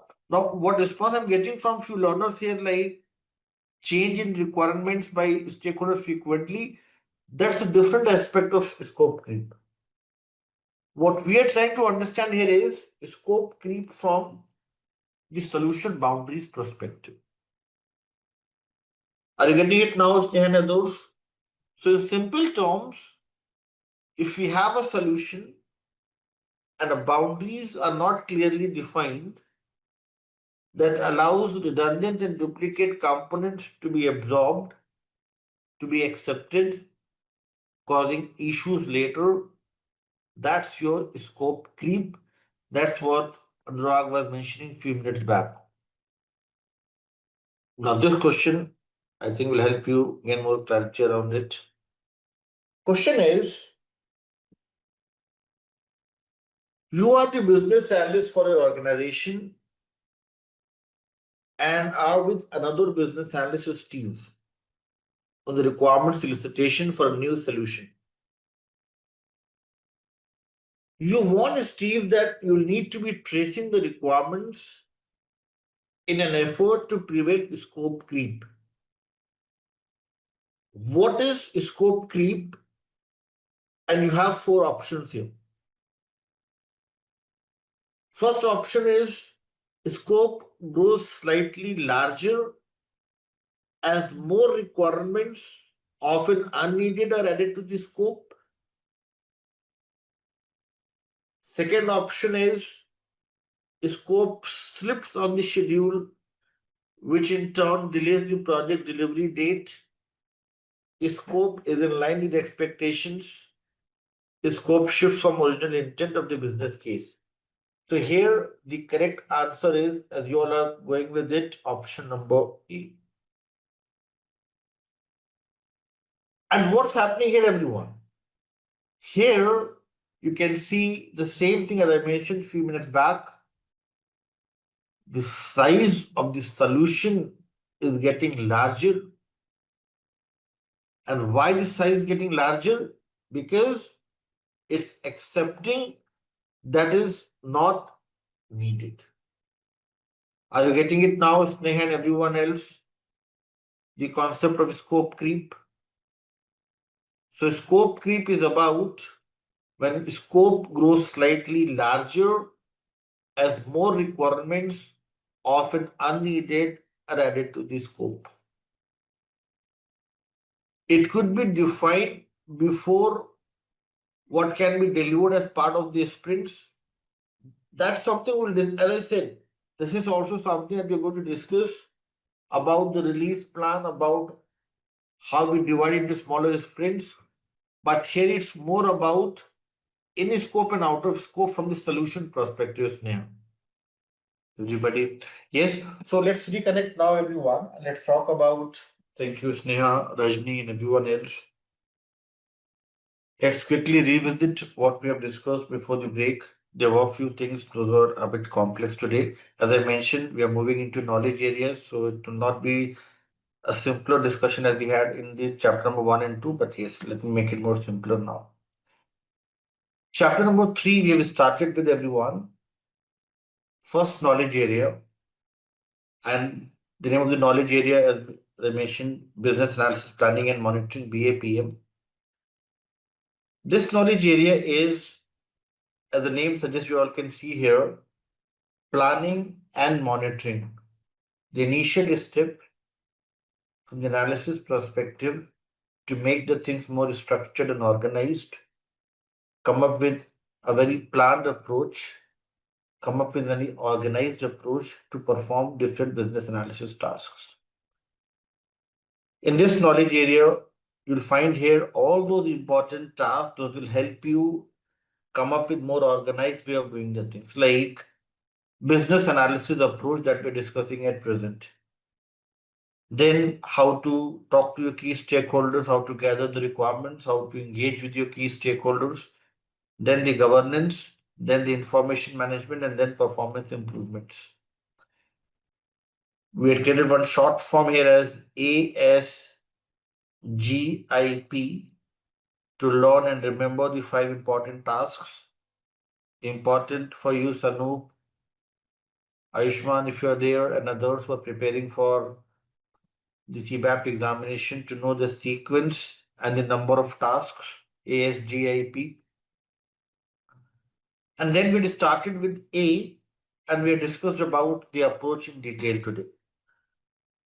3.1, we have first discussed about everyone to plan an approach, define an overall method to conduct business analysis activities. So predictive versus adaptive, we have discussed. We have tried to understand the difference between the two with the help of a table from your PMBOK guide. Amit and everyone else, we have discussed about this table from the PMBOK guide. So I'll quickly take you all to this table to quickly revise on what we have discussed before the break. So we talked about this table in detail. Difference, Karan and everyone else, in terms of solution definition. Yes. Solution fully defined before implementation in your old traditional world. First, you define the complete solution and then you start with implementation. But what is happening in the adaptive world? Solution is not completely defined. Even if you have a partial solution defined and approved, you can prioritize in your iterations and then arrive at the best solution. Formality of details, we have discussed, everyone, before the break, that in the old world, traditional world, the standardized templates, the formal documentation was a preferred approach. We used to create documents like BRDs, SRDs, FSDs, and all those comprehensive documentation following certain important protocols, standard operating procedures. And those all were part of our organizational process assets. But now there's a transition. In the agile world, in the adaptive world, there's a new concept of lightweight documentation. Informal ways of communication is preferred approach now. And you all can see your information is gathered through a team interaction and feedback, and less focus on the standardized templates to be created. Comprehensive documents like BRD, FRD, SRD, and all such things we have discussed. And then lightweight documentation can be in the form of the epics, the stories, the tasks that we create under the JIRA tool. And JIRA also includes another important tool, that's Confluence. And then also we have certain important templates that we can use as part of the adaptive mode. Activities we have discussed. Activities required to complete the deliverables. Here we talked about the BA deliverables and project deliverables in detail. Before the break, we have discussed those things. Activities required to complete deliverables are identified first and then divided into tasks. But here, very similar to our solution, even the activities are divided into iterations. And then the timings, it was in phases, like after 3 months, you deliver a solution. Phases can be in the form of 3 months, 6 months, 1 year plan. But now we have this new concept of partial release, the iterations. So this iterative delivery is what we have in the adaptive methodology. So this was something we have discussed around the business analysis approach. Some people are new to this business analysis world, so it was important for us, Amit and everyone, to have a detailed discussion on this thing. Next thing after this one that we had discussed was about the important elements. For each and every task, everyone, you'll find certain task elements. Like you're talking about plan business analysis approach, we have total 6 elements here. In 3.2, you'll find around 3 elements. So 6 elements was something that was the next thing that we had discussed after having a discussion around the business analysis approach. And these were the 6 elements that we had discussed. Not all 6 we had covered, we had covered first 3.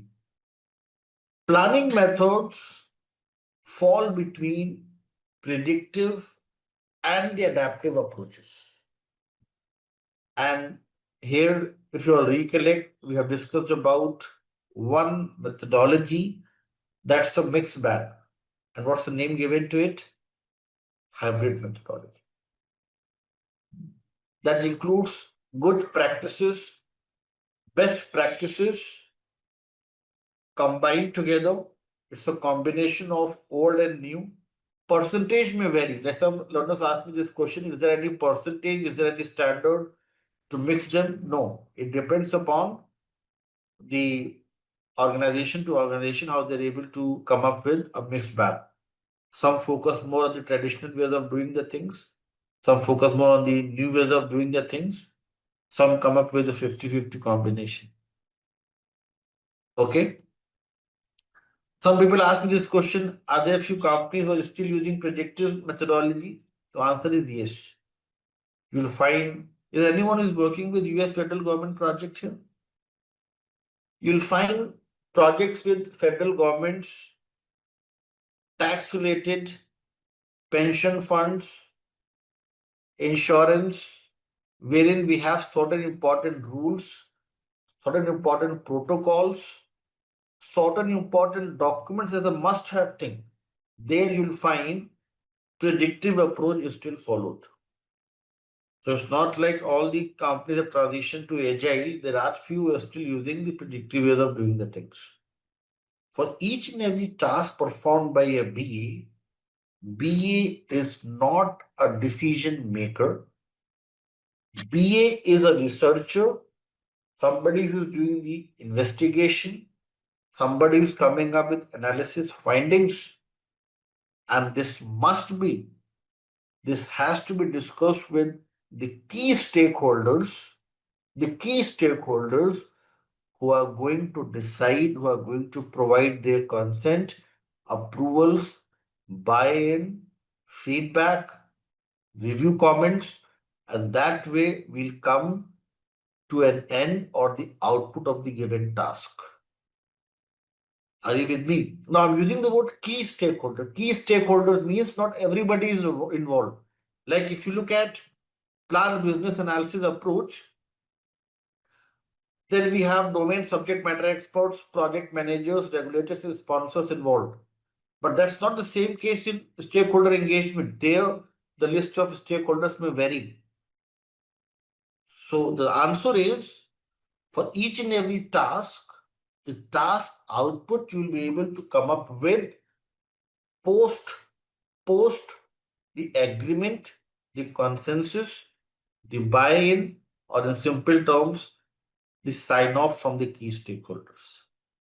Definitely, yes, stakeholders can reject at the end, but if you follow the standard set of practices, if you are able to come up with the approach mentioned in the book, if you follow what we're discussing here, the chances are minimal.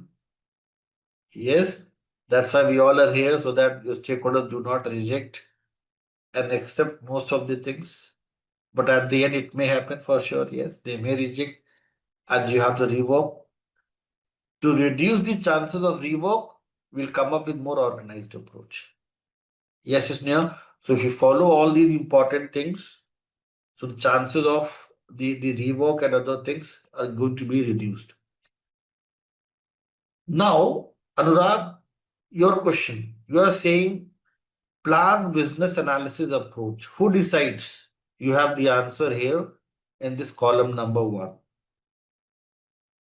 Who decides on stakeholder engagement? Column number 2. Who decides on governance? Column number 3. So to make it easier for you all, I have created this matrix. Please check and confirm. Is everybody able to find this matrix?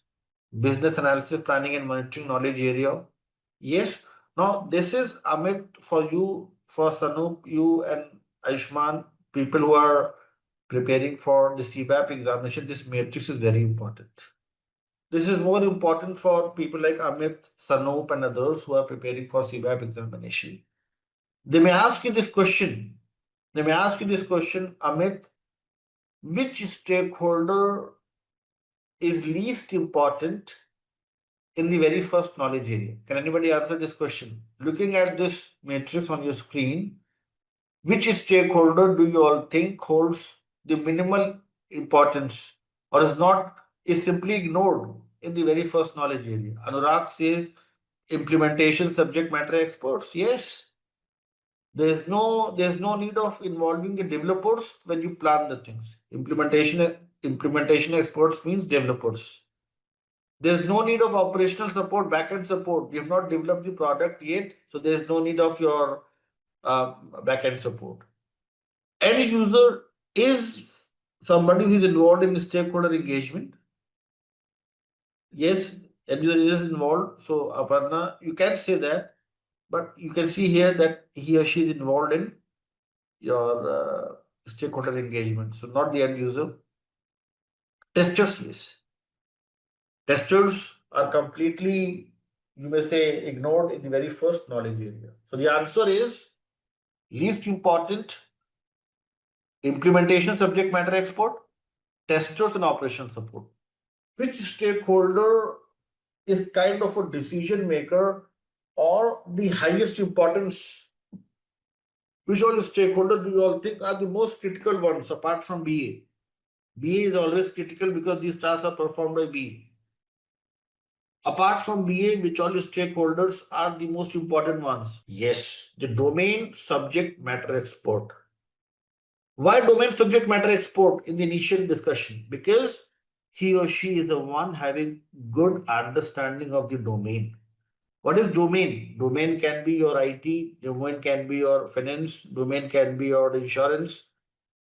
Somebody who is having good understanding of the domain is going to align your strategy with the industry norms, the industry standards. So domain subject matter expert, your project managers, your sponsors.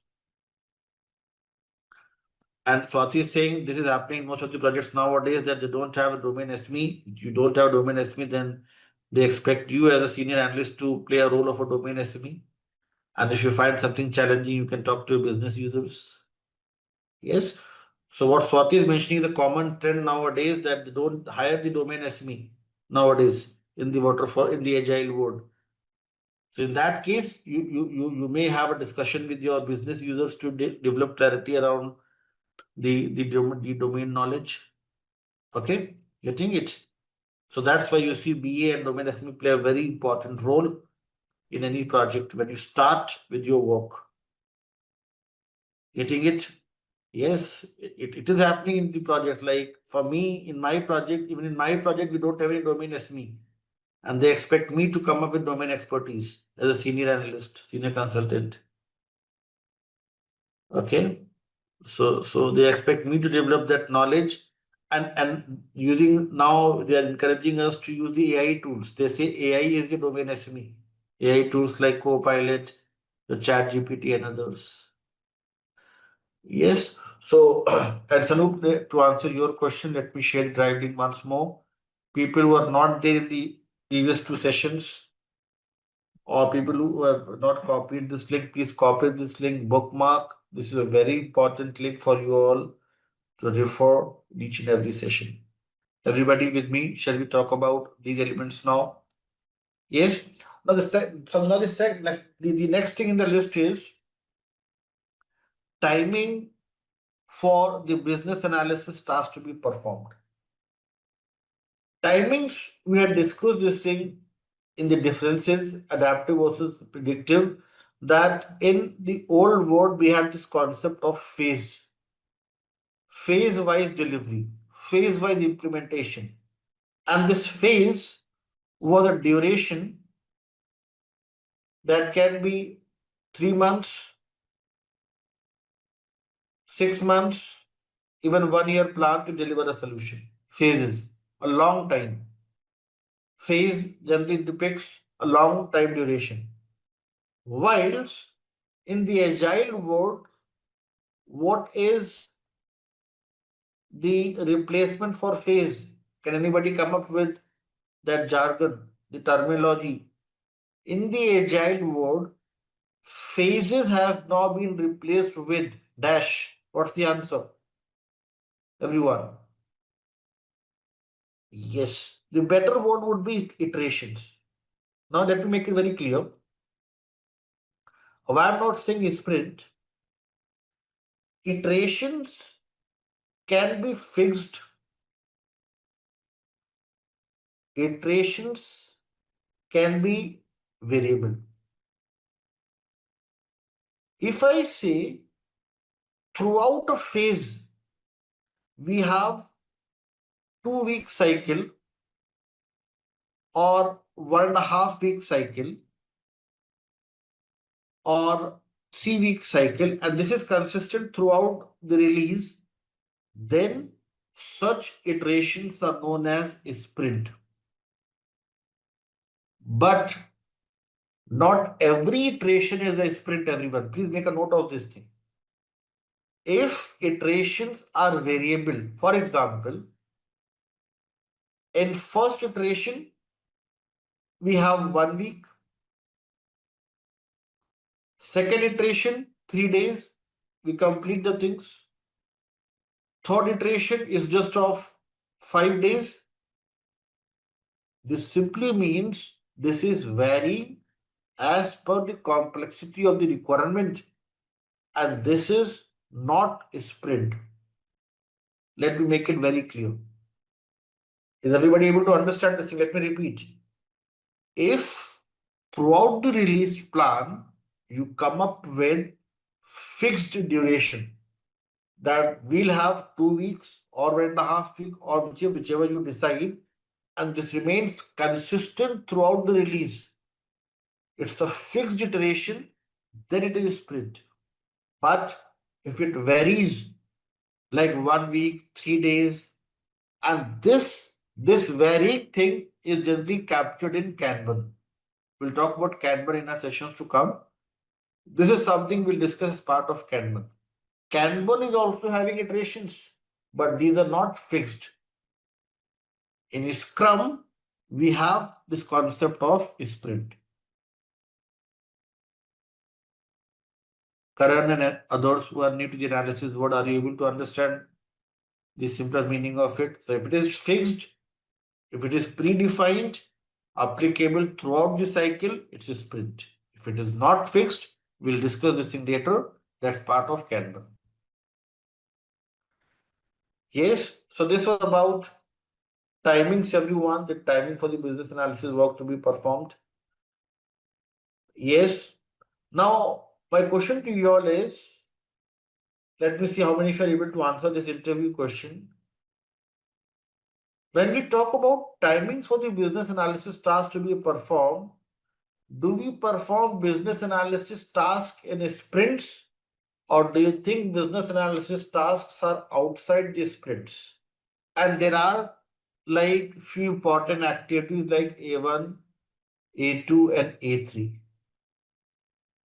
What I'm trying to say is, if there are a few things prioritized in sprint number 1, analysis must be closed for this, and you not perform analysis for this in a given sprint, it is outside. Outside simply means that when we start with our sprint, the task prioritized analysis must be completed, approved before you prioritize the things in the sprint. Now, during this sprint, you can work on something that's going to be prioritized in the next sprint. Getting it, Nisha and others? So, items prioritized in the sprint, analysis must be closed, completed, approved, so that you don't have any ambiguity, you don't have any confusion regarding the approvals and sign-offs when you're working on it. Okay. If we have 2 weeks sprint, then normally it is 10 working days. Yes. 2 weeks for everyone, it's 10 working days, most of the projects. If we have 5 days working, weekend off.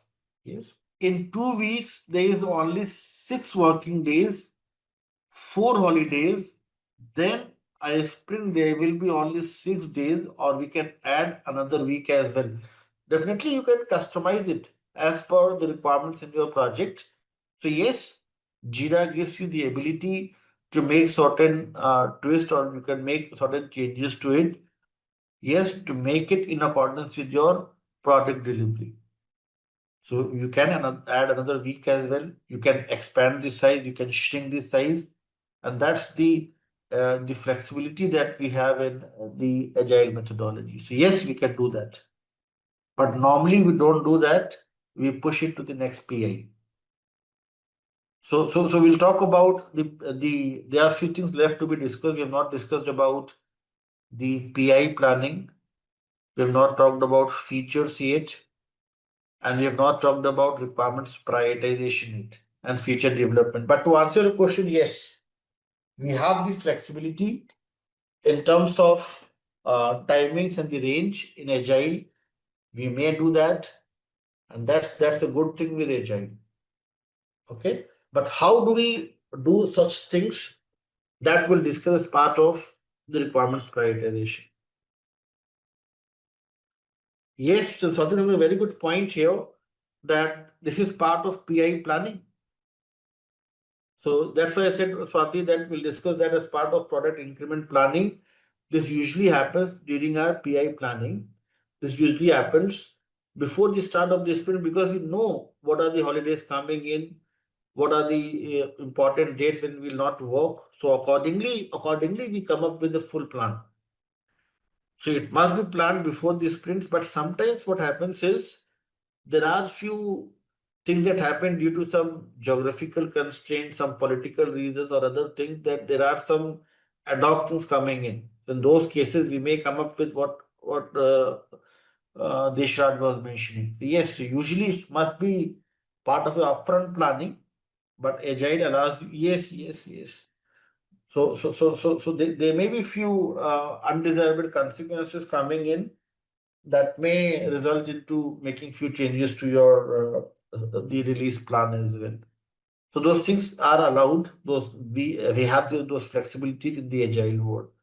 But what Swati is mentioning is also a very important thing, that those things must be handled as part of PI planning.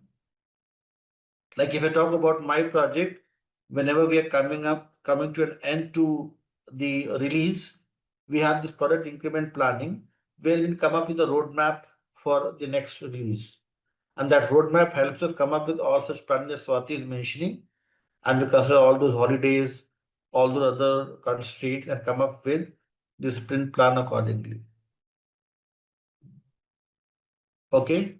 Like if I talk about the month of December, usually in the European world, people go off to long holidays. Yes, so we come up with a plan of our sprints in a similar manner so that our product delivery is not that impacted. Getting it? So those all things are considered as part of your upfront planning. Okay. Fine with the discussion, everyone. Shall we talk about the next element? Complexity, size of the change, and the overall risk, everyone. Yes.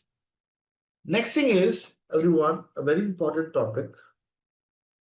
Very important for those people who are preparing for the CBAP examination. Okay. So the next element is complexity, size of the change, and the overall risk. Now, this topic is more relevant, more important for people who are preparing for CBAP examination. This is more for Amit, Sanup, and you all. Let's try to understand this with the help of one case study. Let's try to understand deeper meaning of it. And let's see what type of questions are framed in your CBAP examination around this topic. If you all are with me and following, shall we discuss one case study based on element number 5? Amit, Sanup, you all with me? Yes, perfect. So let's discuss one case study. Now, not the case study, but kind of a scenario. And let's see how many of you are able to answer the question based on that. So I'll make it as Bharat,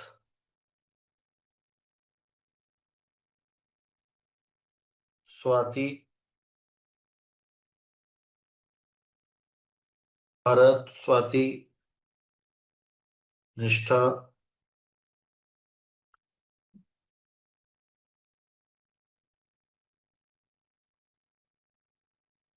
Sneha,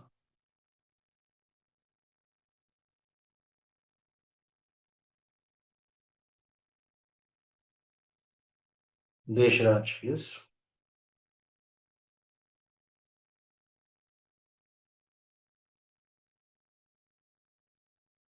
Scenario is, everyone, there are only 7 days left before the final release of the product or the solution. Just 7 days left. Like kind of the last sprint. And we have Bharat with us and Swati with us as the sponsors, people from the business team. They came up with a new set of requirements in the later stages of product development. They should have ideally discussed the requirements initially in the initial phases, but they're now coming up with new requirements that too when we are on the verge of completion. These requirements were not catered to in the initial discussion with BAs and the internal team.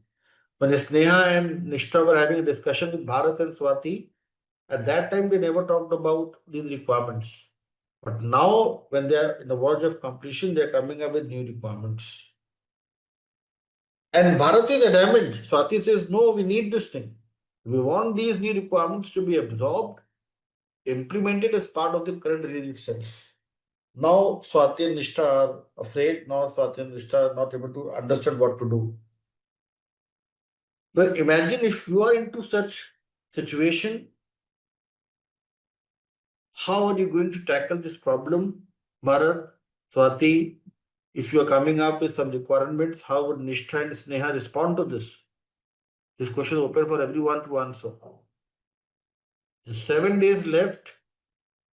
Development done, testing done, everything done. Nityanand is saying that simply we don't have any other option. And this is one example of a scope creep you can see here, the Sneha and others. And Nityanand is saying that there is no other option than to extend the scope.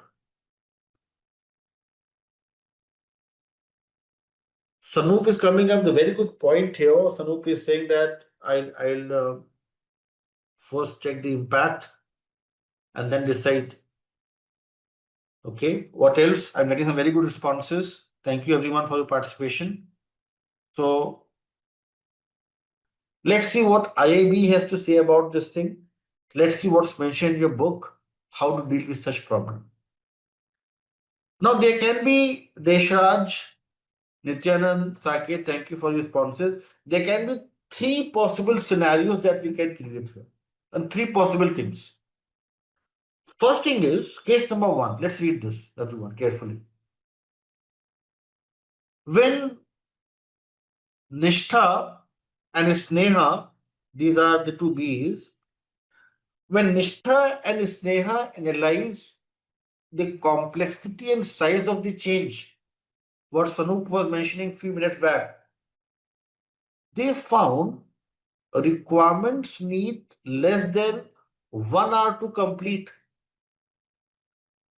And business analysis work, 1 hour to complete business analysis work, an internal team, developers and testers confirm that it is a cosmetic requirement. Means just some text here and there, not a major change, but a very minute or very small change, which will not take more than 2 hours to complete. And you have 7 days. Solution architects confirm, Deshraj and others, that there is no impact on the requirements architecture. And then Bharat and Swati say that we know that we have very less time left, but if cosmetic changes, a very small change is going to improve our user experience, so why not we implement this thing? Now, Desha and everyone else, these are the new things coming in. Sneha, we consider that this is a new thing, but since there is no impact to the requirements architecture, developers and testers confirm that it will not take more than 2 hours to complete the development and testing. Analysis won't take more than 1 hour. So in such case, it is the uncertainty, it is a new thing, but we accept it. And this is known as risk-seeking capability. Is everybody able to understand the meaning of risk-seeking capability and what we are discussing case number one? So we know there is risk. We know that this is something new, but the proper impact and feasibility analysis helps us accept it because it's a cosmetic requirement. The second scenario is Nishtha and Sneha, the two analysts, analyzed the complexity and size of the change.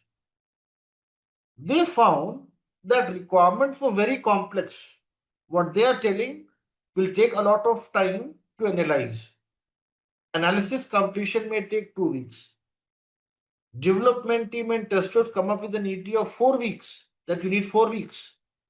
And architects confirm about the impacts to requirements architecture, that there is an impact to requirements architecture as well, the overall structure of the solution. Then in those cases, what Nitya you were mentioning, what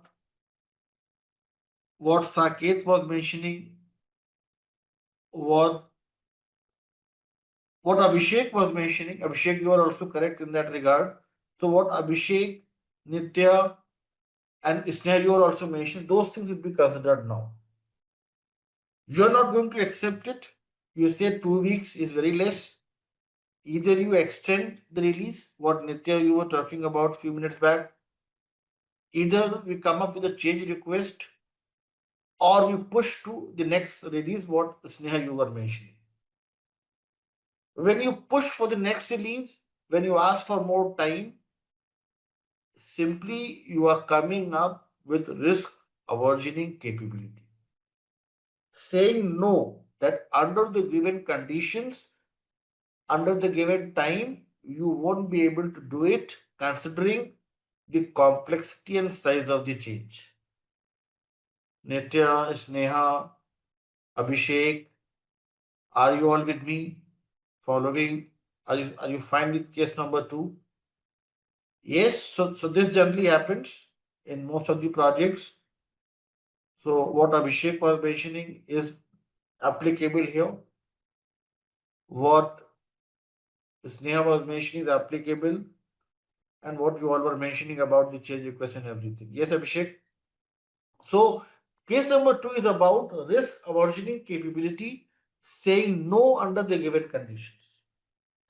Now let us suppose we have Abhishek with us, Rajni with us, and we have Abhishek with us, Rajni with us.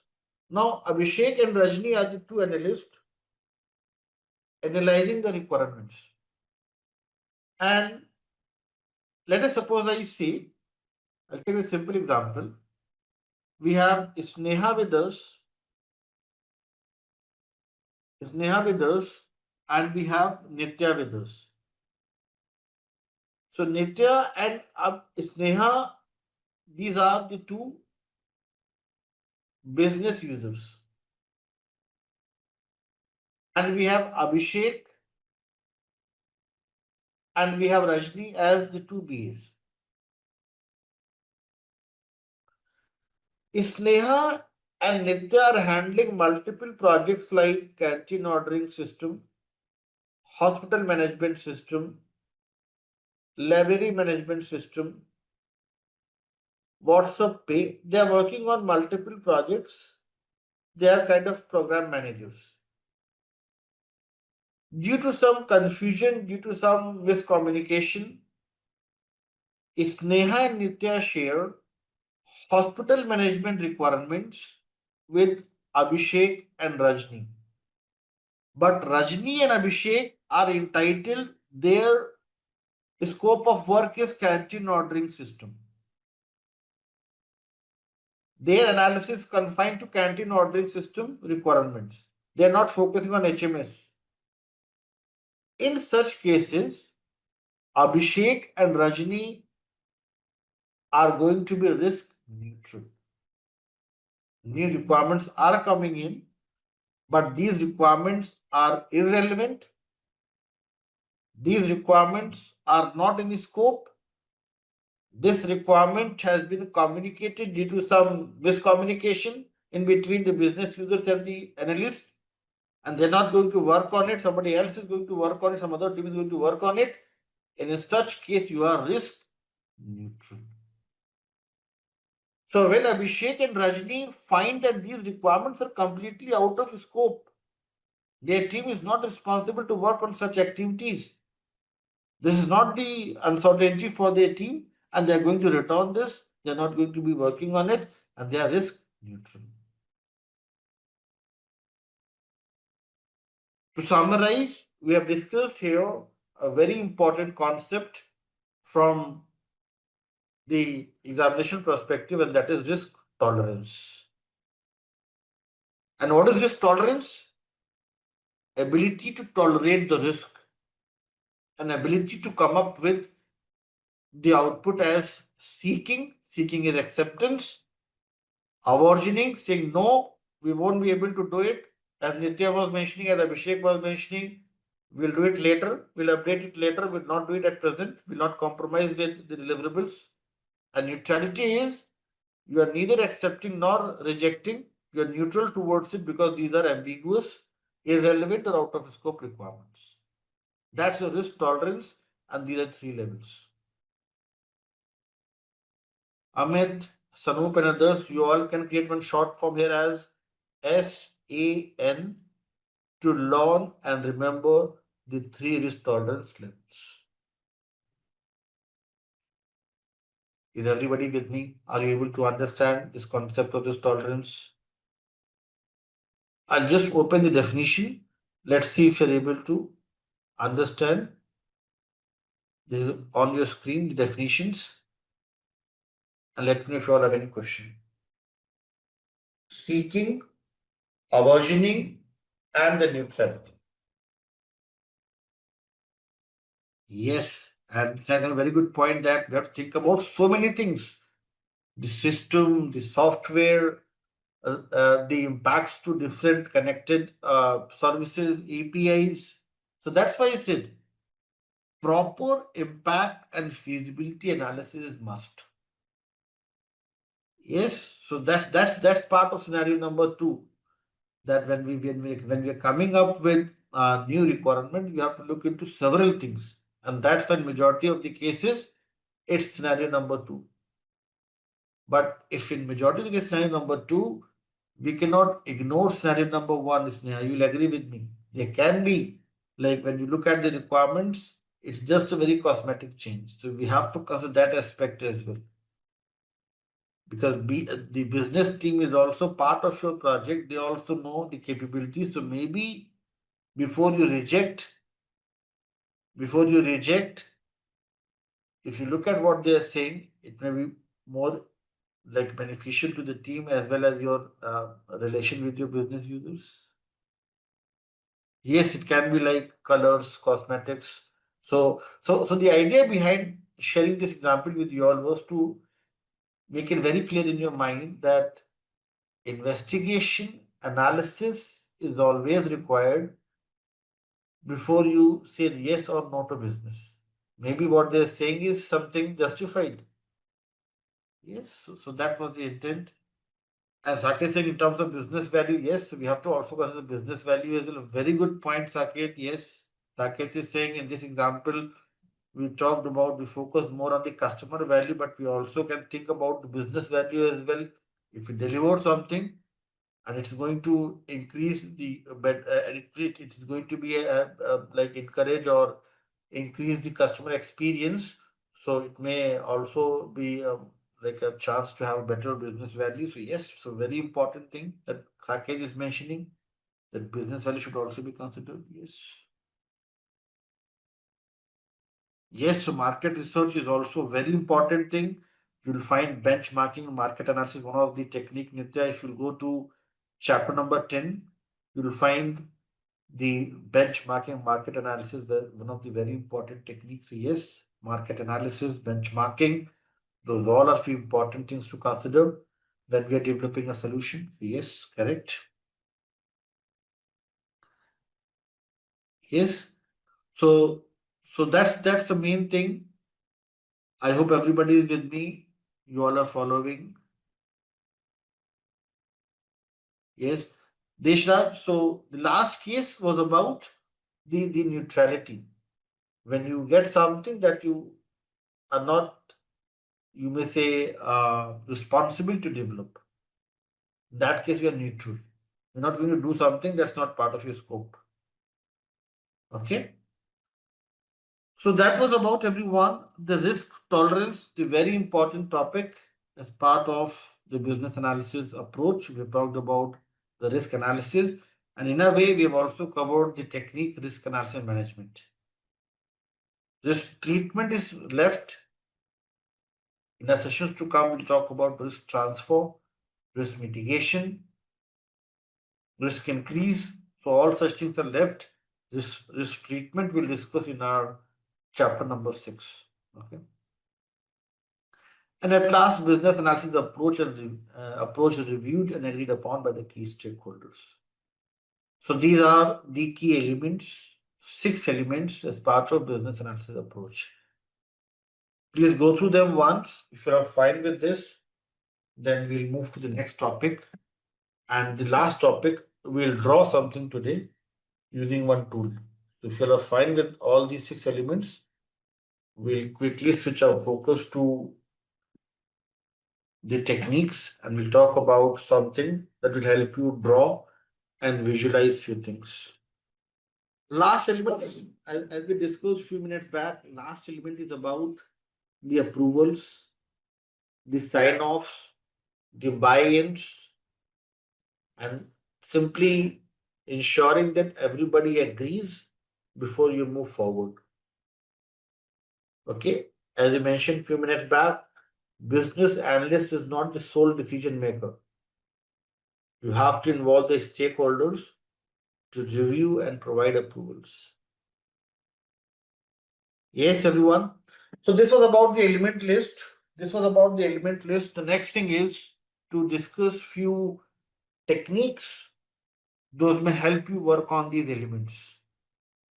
Now you all can see here on your screen, there are total 15 techniques recommended by IIB, Amit, Sanup and everyone.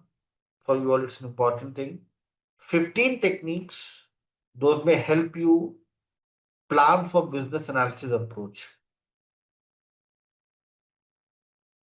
Out of these 15, few techniques are related to documentation, few techniques are related to discussions, verbal discussions, and few techniques are related to modeling and design. Now, a quick polling.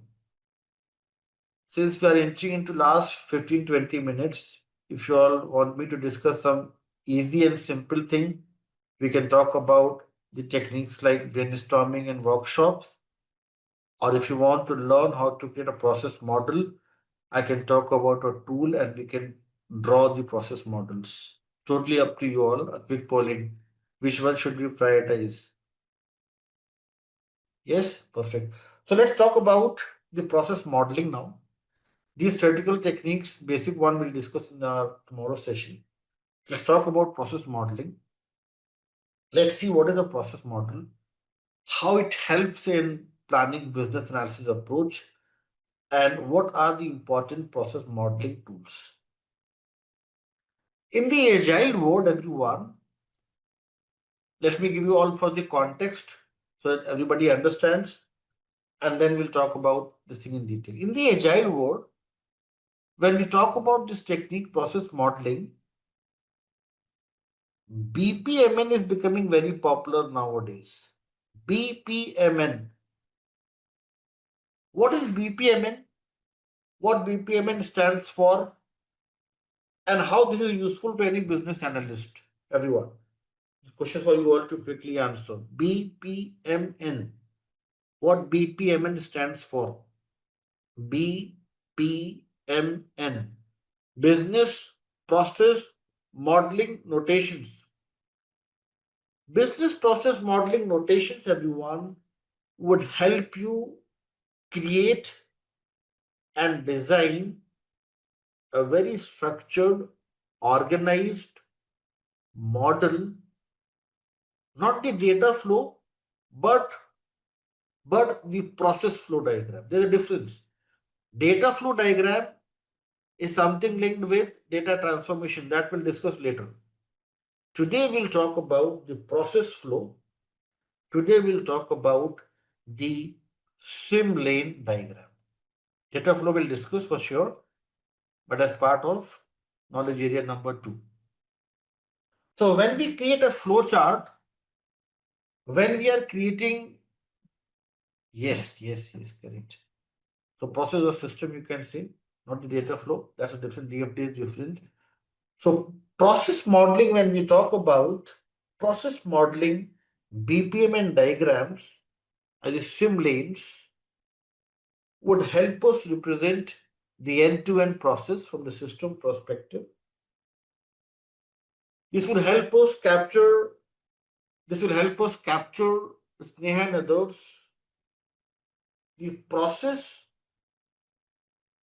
from the starting point till the end, and all the process components connected to each other in a logical or a sequential manner. Process modeling would help to represent a process as a flow chart. What are the important process components? How these are connected to each other, and how well you're able to represent them in a form of a sequence or the steps. Let me show you. Definitely, yes, I'll just show you one swim lane, Sneha, Nitya, and others now. And let's see what is a swim lane. You'll get the answer. What is the process model? So let's look at one swim lane from your PMBOK guide. And let's try to understand the deeper meaning of it, the clear meaning of it. Chapter number 10, process modeling. Let's discuss this thing now. This is the process model on your screen, the Simplilearn diagram. Please confirm if you are able to clearly see my screen. Now, you all must have this question in your mind, Stan and others, why the name Simplilearn? Why not just saying the process model? Why the name Simplilearn? Yes. Let's try to understand why the name Simplilearn, what this represents, and how to create this using one tool. Yes. So let us suppose I say, I'll make it very simple for you all since we have people from the sales background and other backgrounds who are new to this thing. So make it very clear for everyone, Karan and you all, everyone. Let us suppose I say we have Karan with us here. This is a swimming pool and there is one swimming competition. Karan is the first swimmer, Vaibhav is the second swimmer, and one more name I need in the list, Nitya is the third swimmer. Three swimmers, swimming competition, and this is the destination. This is the point where they have to reach.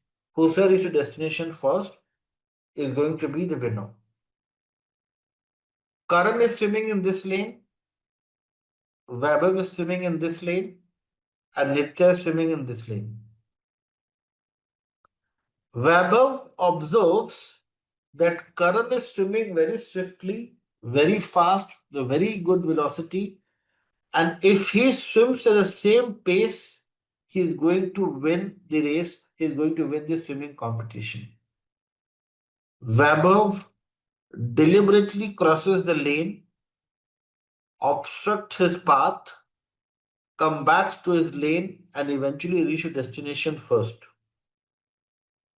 Karan, Nitya, and others, do you all think, Sanup and others, that Vaibhav is going to be declared a winner? Or do you think he'll be out of this competition because he is violating the rules? Do you think Vaibhav is the winner in this scenario? No. Why so? Because if we consider Vaibhav as a process, this process is causing adverse impact to parallelly running sub-process that is Karan. That is also causing impact to Nitya.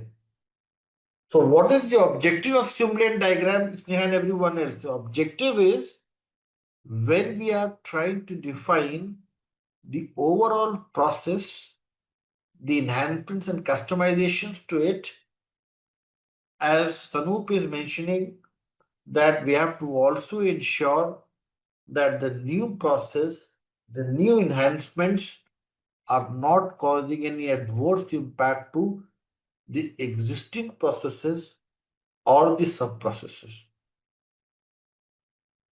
Now let me take one more example to make it very clear to everyone. Let's take one more example.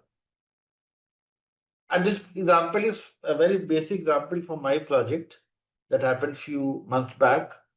Yes, so one very practical example I'm going to take now. That was a very layman example. I agree, Nitya, to make it understand on swimming pool. Let's switch our focus from pool to IT world. Yes. So in my project, I'll take a very simple example. So, and this example is related to regression testing only. Yes. So, Nitya and others, we have one form. And in this form, we have few fields like name, your educational qualification, that is details, highest qualification. There is one field that talks about your parents, details, your age.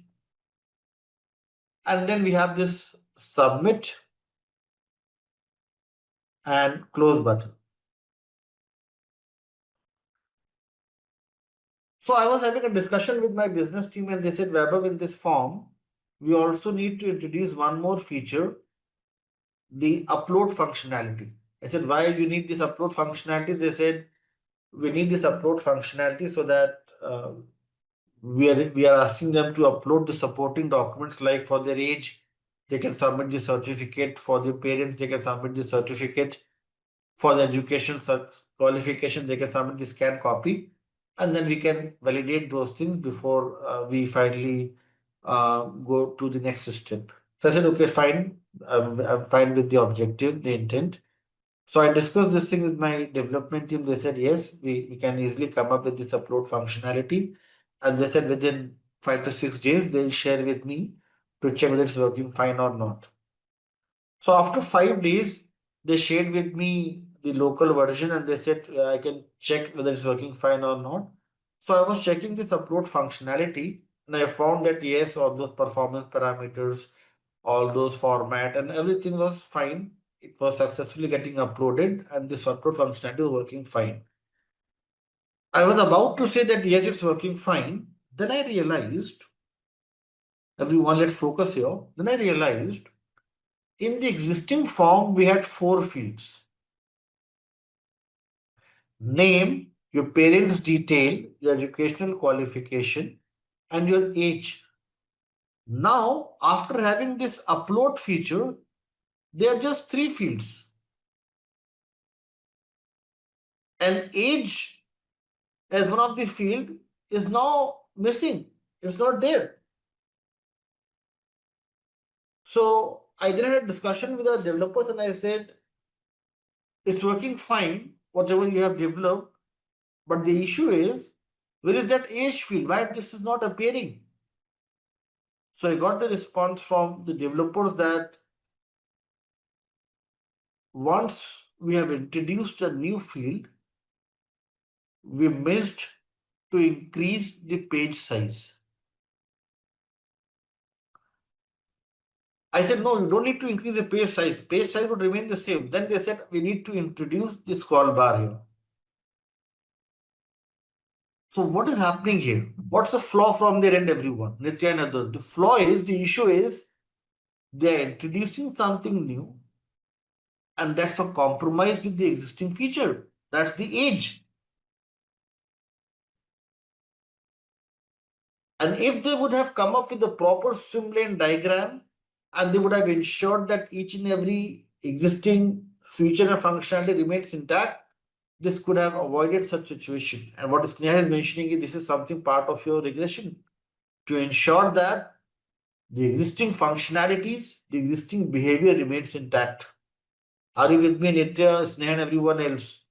So the process model is going to help you ensure that when you're making certain enhancements and customizations, you're coming up with a full flow from starting to end.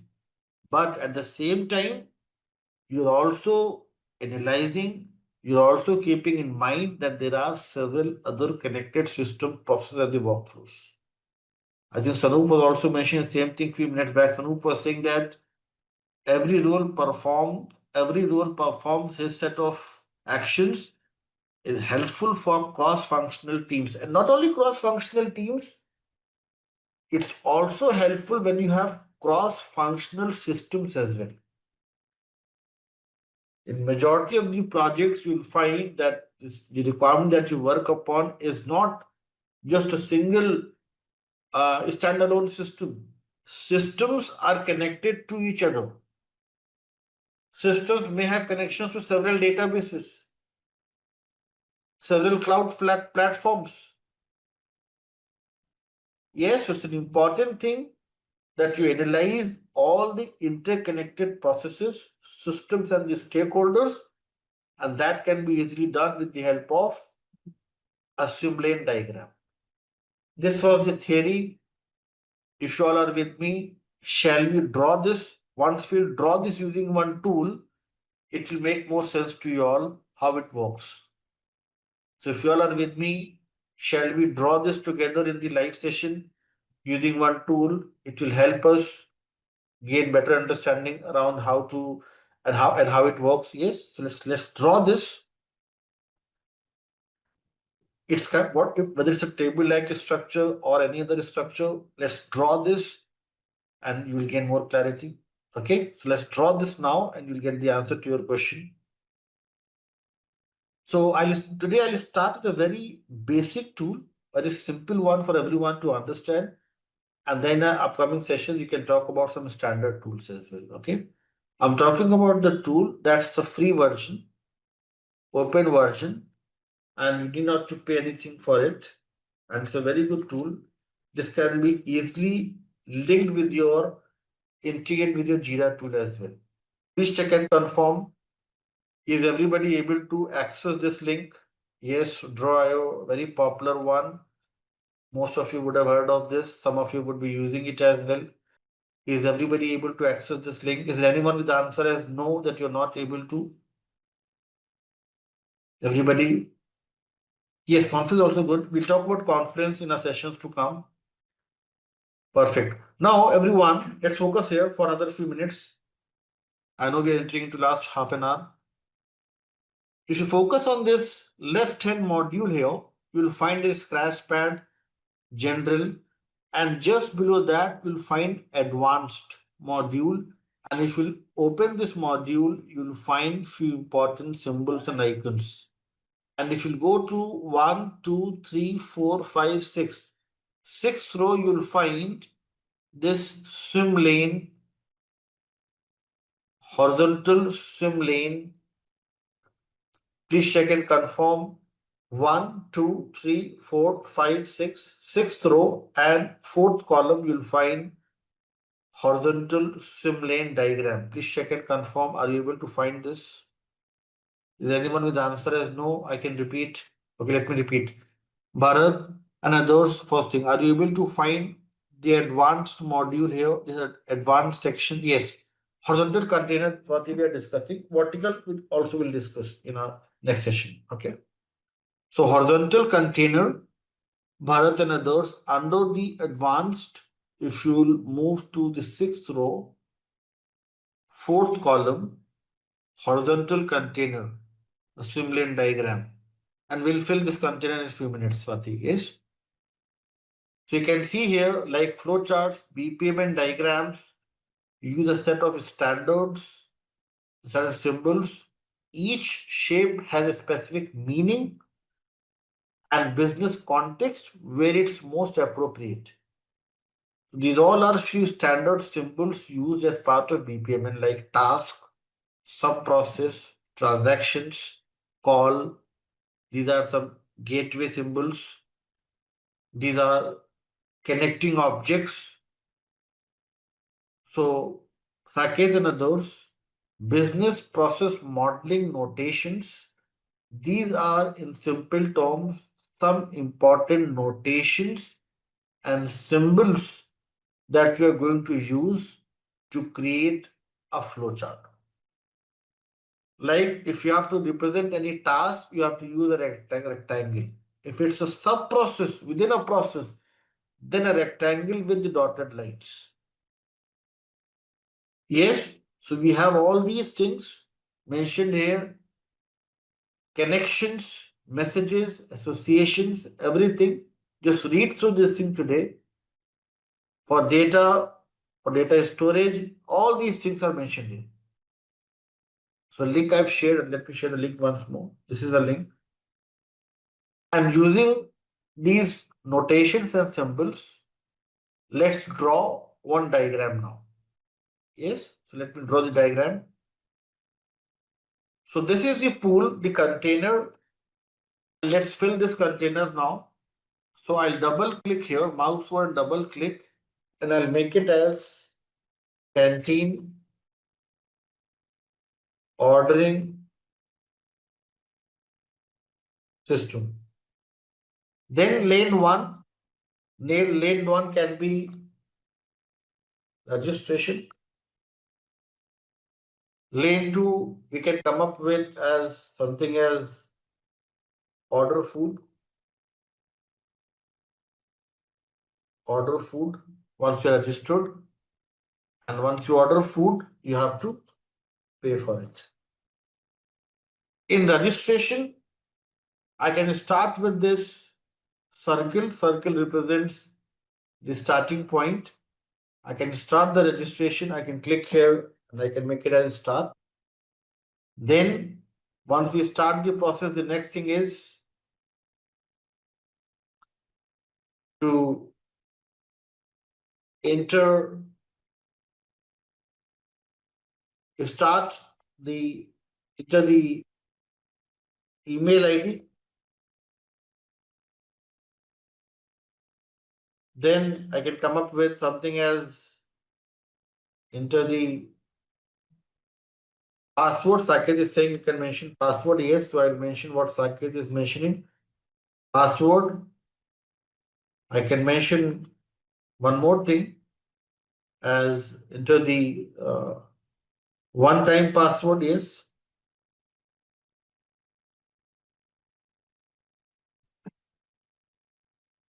Username. Yes, instead of email ID, you may come up with username. So email ID, username, or your or any ID, corporate ID that you have, employee ID. Yes, it may also be the employee ID.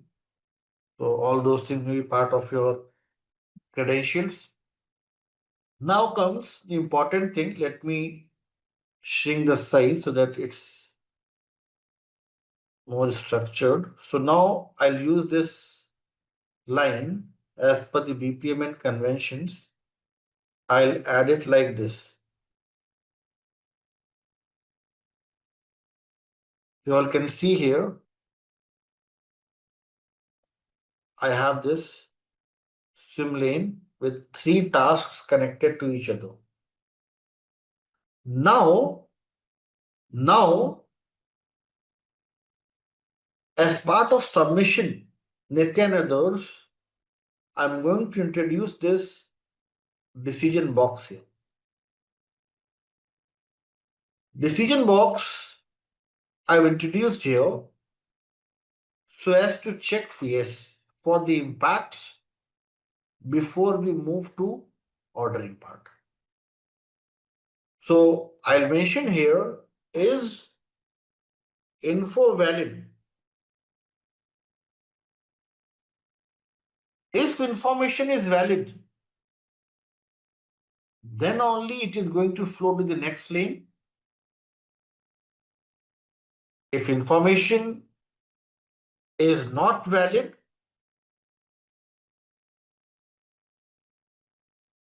then you can order food, or with a few items, order food, and so on.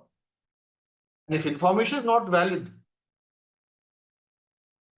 what we'll do is we'll take it back to the original place and we'll request user to order or make an order once again. So if this is no, it's not valid, then go back to the original thing. And if it is yes, then we are coming up with the next lane. Now, my question to you all is, what if you don't add this decision box? What will happen? This would again cause some scope creep. It is similar to DFD, but it is different. So we'll talk about the difference in our upcoming sessions, how it is different from data flow diagrams. For now, you can refer chapter number 10, you will find it there. This verification helps us ensure that we avoid any scope creep in lane number 2. Yes, Sneha and others about the scope creep. So it avoids any redundant, duplicate, or unwanted component to flow in lane number 2. And then from lane number 2, we may have few more important tasks here, and then going to lane number 3. Yes, Abhishek is saying it can come after the password as well. Some people may say it may come at each and every field level first. So that those things can be customized based upon what you agree with your key stakeholder. Just a sample, yes. So it can be before the password, it can be before your email address. Those things can be adjusted based upon the mutual agreements that you reach to as part of a discussion with your customer. This is one sample. Now you all can see here, this is one rough diagram I've created. You can add few colors and cosmetics to it.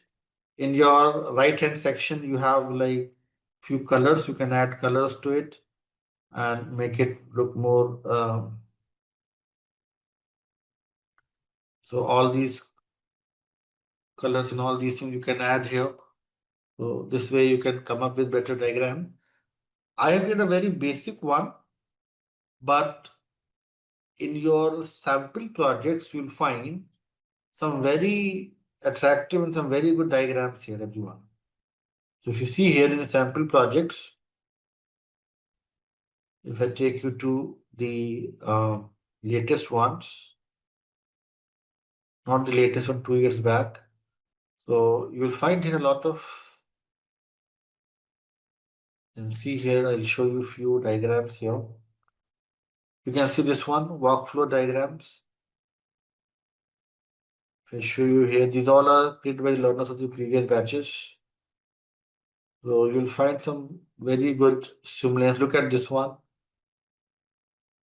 So there are a lot of simulations you'll find in your Drive link.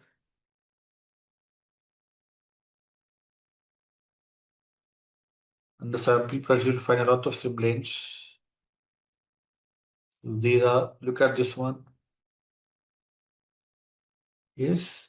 So this way you all can create some good simulate diagrams. So I'm coming to second homework now. Second homework is for you all to read through this link.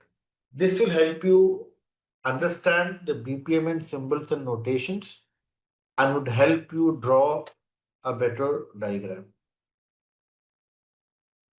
Now today let's start with some basic techniques, few simpler techniques, and let's see what we have as part of those techniques.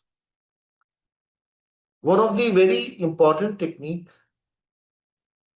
that is not only applied to plan business analysis approach but other tasks as well is your lessons learned. It looks simple. It is a very simple technique to apply, but it has some very good advantages. Now my question to you all is, lessons learned is very similar to one of the agile ceremony that we follow in our projects nowadays. What is the name of that ceremony? Now let's see, and you all are wonderful with your answers, Sneha, Sandeep, Aparna. Let's see what we have as part of the retrospective, and let's try to understand this thing with the help of one standard template, everyone. So I'll take you all to your JIRA tool once more, and here we'll toggle to the Confluence and we'll talk about few things from the Confluence. So I'll just click on this thing. We'll open one retrospective template and we'll discuss what are the important things as part of the retrospective. Meanwhile, if you all want to share something, your personal experience, your thoughts about retro, you can mention in the chat box. I'll open the retrospective template here. Now, if you look at your Confluence page, everyone, this you all have, you all can parallelly open the retrospective template. You can see here, what's the major purpose of retrospection, everyone? You can see here, you may create certain template like this, the date, the team, the participants, and here, start doing, stop doing, and keep doing. Now we have three important columns here. Keep doing simply means whatever we have done in our current sprint, whatever we are doing at present is working as expected. It's aligned with the objectives. It's completely fine with business users and you're getting what you're expecting. So there's no need to change and you can keep doing what you're doing. But at the same time, there can be few things wherein you need certain important improvements, there is start doing. If you're missing on few things, if you think that there are few ambiguities, there were few confusions, there were few important things that you have not covered in the previous sprint or the previous release, it's time to inculcate, it's time to add few more important good practices you start doing. There may be few things, those should not be repeated. There may be few things, those are not at all required. There are few things, those are something that you should not again repeat on, and those things are stopped doing. For example, start doing is like you may come up with some plan so that you are able to help your developers and testers understand the things better. Stop doing scheduling a meeting without a clear agenda. If you're not clear with the agenda of the meeting, do not start the meeting. When you're scheduling a meeting, you should be very prepared with what you have to discuss with your key stakeholders. And keep doing, like, for example, sharing progress at daily stand-ups. That is something that will help everyone know what's happening and they can align themselves to the business objectives. So that's one way to capture the retrospectives. It may be in your project, there's a different way to do this thing. Yes, it may be a different template. So it's just an example how you may have a retrospective meeting and how you may come up with something like start doing, stop doing, and keep doing, so that we understand this thing better. So there's one more template here. 4L's retrospective. There's one more template that I want to discuss with you all. This is the 4L retrospective, another template that can be used for the retrospective meetings. Milestones: loved, longed for, lost, and learned. List what you love about your work, list what you wished you had while working, list what you didn't like about your work, and list what you learned. That way, you will be able to come up with all the possible things. Those were accomplished, those were not accomplished, those were having issues in the previous release or previous sprint. And then come up with the action plan. That if this was a challenge, now we'll try to remove this, and this person is going to be responsible for it. So that way you may come up with a detailed retrospective. So this is about the lessons learned technique, very similar to the retrospective that we have in the Agile world. I hope it's making sense to you all. Very simple technique. Yes, the important thing is to go through these templates and understand how it practically works. Next, again, very simple technique in the list is, everyone, brainstorming and the workshop. But there comes a very important thing here, that is this the responsibility of a BA to maintain this template, or is this something for a Scrum Master to do? In majority of the projects, you'll find that this template is maintained by Scrum Master.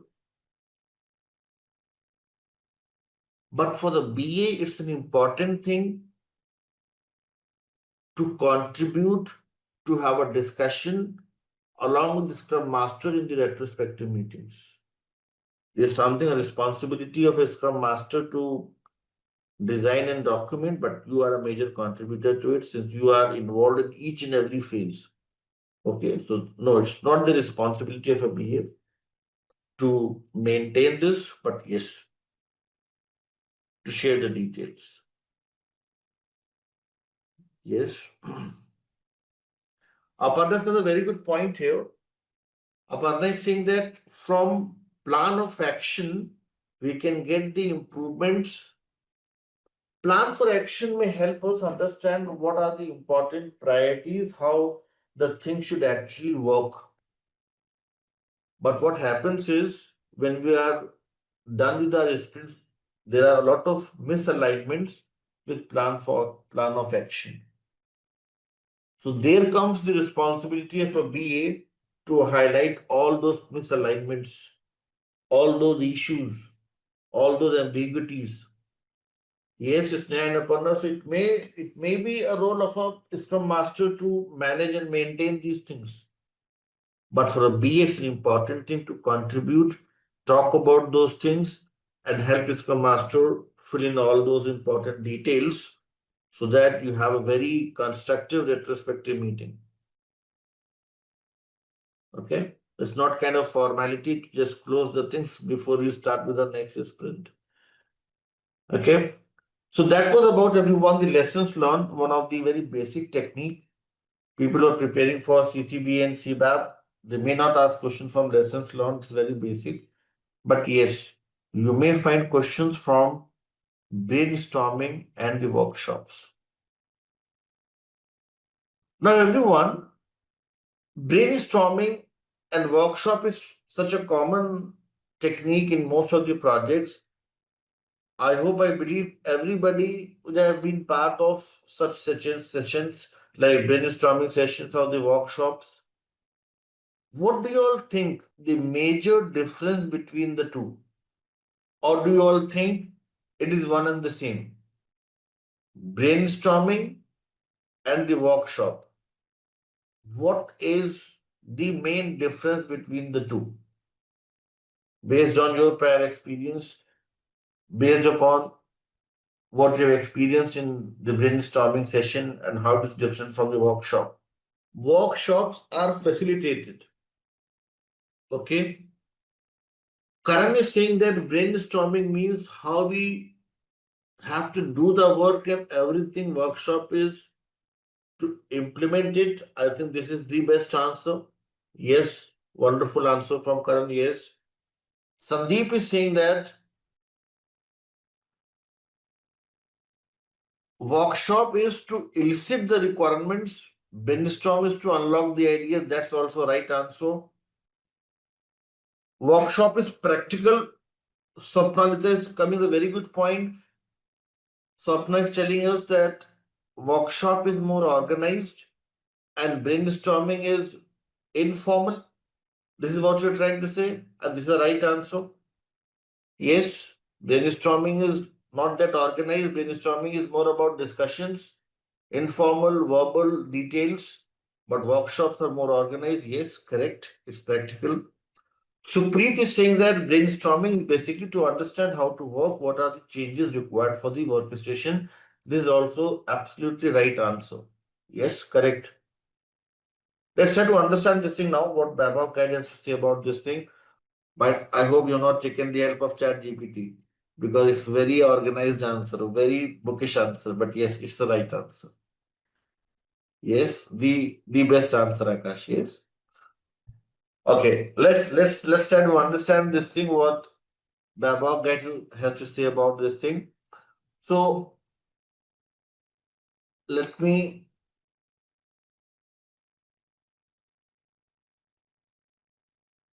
Yes, Shikha, you are correct. Yes. So let's discuss this thing now. You all have to make an assumption that this is your brain, not the pair of kidneys or lungs. If this is your brain, left side, I think we had discussed this thing in our first or second session. Right side of the brain. What is the role of the left side of the brain? Left side of the brain is about analytical thinking, problem solving, logical, yes, conceptual. So when we start with the analysis, as Shikha is mentioning here, brainstorming is something part of our initial analysis. Trigger, ignition, whichever word helps you understand, it's the starting point to generate ideas from the key stakeholders. And how you'll generate ideas? with the help of their lateral thinking and cognitive mind. So brainstorming is more about, as Shikha is mentioning here, the first stage, as Akash was mentioning, the initial stages. It helps to generate ideas from the key stakeholders. As Swapna was mentioning a few minutes back, that it's not that organized. Initially, if you're having a discussion, there will be multiple ideas coming in, a lot of suggestions coming in.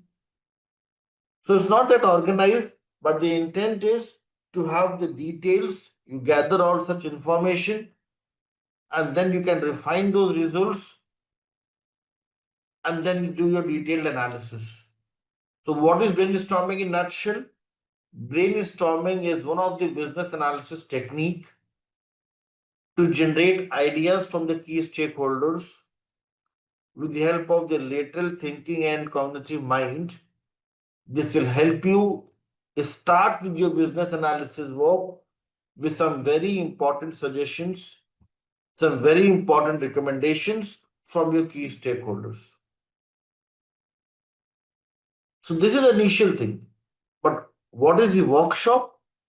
Workshop is completely opposite.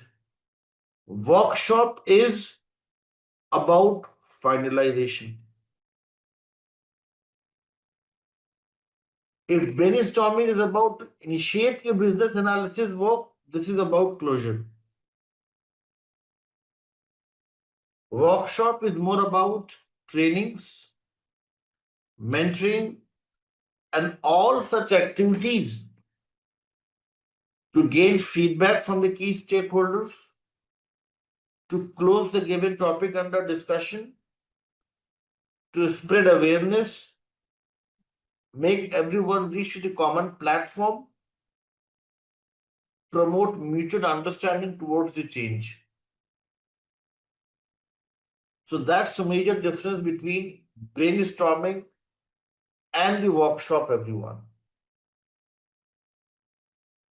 Is that simple for you all to understand? So in nutshell, brainstorming is about initialization, workshop is about finalization. Here you are generating the ideas, here you are ensuring that everybody accepts your business analysis related details. Here it's about suggestions, here it's about the feedback. And that's why you find this as technique number 1 here and this as the last technique here. Brainstorming is where you come up with your own innovative ideas. You apply the left side of the brain, you come up with those suggestions, those ideas to overcome all those business problems as challenges he is mentioning here. And then on later stages, workshop would help you share the analysis findings, the results to the key stakeholders, and the workshop would help you gain mutual agreements, consensus, sign-offs, approvals, and worst case feedback and the review comments. So that's the difference between the brainstorming and the workshop. One of the interview questions if you're preparing for the job interview, everyone. So these were few important techniques. There are few more here. Those we'll cover in our upcoming task and upcoming sessions. So 4 techniques we have discussed here. Now let's switch our focus to everyone the next task in the list. And the next task in the list is plan stakeholder engagement. Now, for this task, you are the business analyst for your organization and have identified a new initiative for software development project. Based on the set of stakeholders, you and the management team have identified that you need to begin defining the needs, the set of requirements, and other information for the project work. Which of the following tasks is the first task that you should do as the business analyst? Now, everyone, the hint is all 4 options are correct. these all options are correct, you have to come up with the ranking. So the answer should be something like this: ABCD or ADCB or ABDC. So which combination do you all think is the right approach? Sandeep is saying that he'll go with ADCB. How about others? Lawrence was saying A. A is the first thing and it's correct. Yes. So the right answer is, first thing is that you'll try to identify the key stakeholders, because without having a discussion with them, without identifying them, you won't be able to have a discussion with them. So first thing is you identify the stakeholders, then talk to them, then come up with a baseline, and then define the overall project solution. So the answer is A, D, C, B. Now the intent behind asking this question to you all is, it's an important thing for the business analyst to first know your stakeholders. What are their roles? What are their responsibilities? Who is doing what? And based upon their roles and responsibility, what they are doing as part of the project, what are the responsibilities, you may then come up with a plan to invite them for the discussion, have an interview with them. And once you interview them, once you have a discussion with them, it will then help you come up with the baseline. A baseline is something, the high level requirement. And then you will do your detailed analysis, you'll apply several techniques, you'll have a detailed research and investigation, and then you will be able to come up with the overall project solution.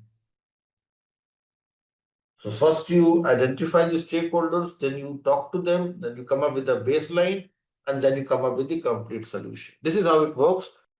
Are you getting the answer to my question? Are you getting the yes answer now? So meaning to say, it depends upon your role as a B. If you're new, maybe they're not involving you in writing those statements. Yes, but maybe like you have spent a lot of years in the same project and you know more than the project manager, so you are doing it alone. Like in my project, I'm doing it. I'm writing all such things without taking any help from anyone. Okay. Yes, it's a combination. Yes. So Shika, you can see it's a combination that helps you understand. And this also helps you understand the career path. People who are planning to switch to BA's role, you can see here that you can start with the system analysis, process analysis, and the data analysis. Like if I talk about my career path, I was first into the development, .NET developer. Within few years, I realized that I'm not someone who can go on with the development, and I switched to data analysis role.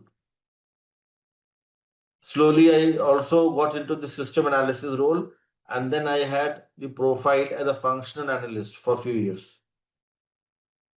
Initially,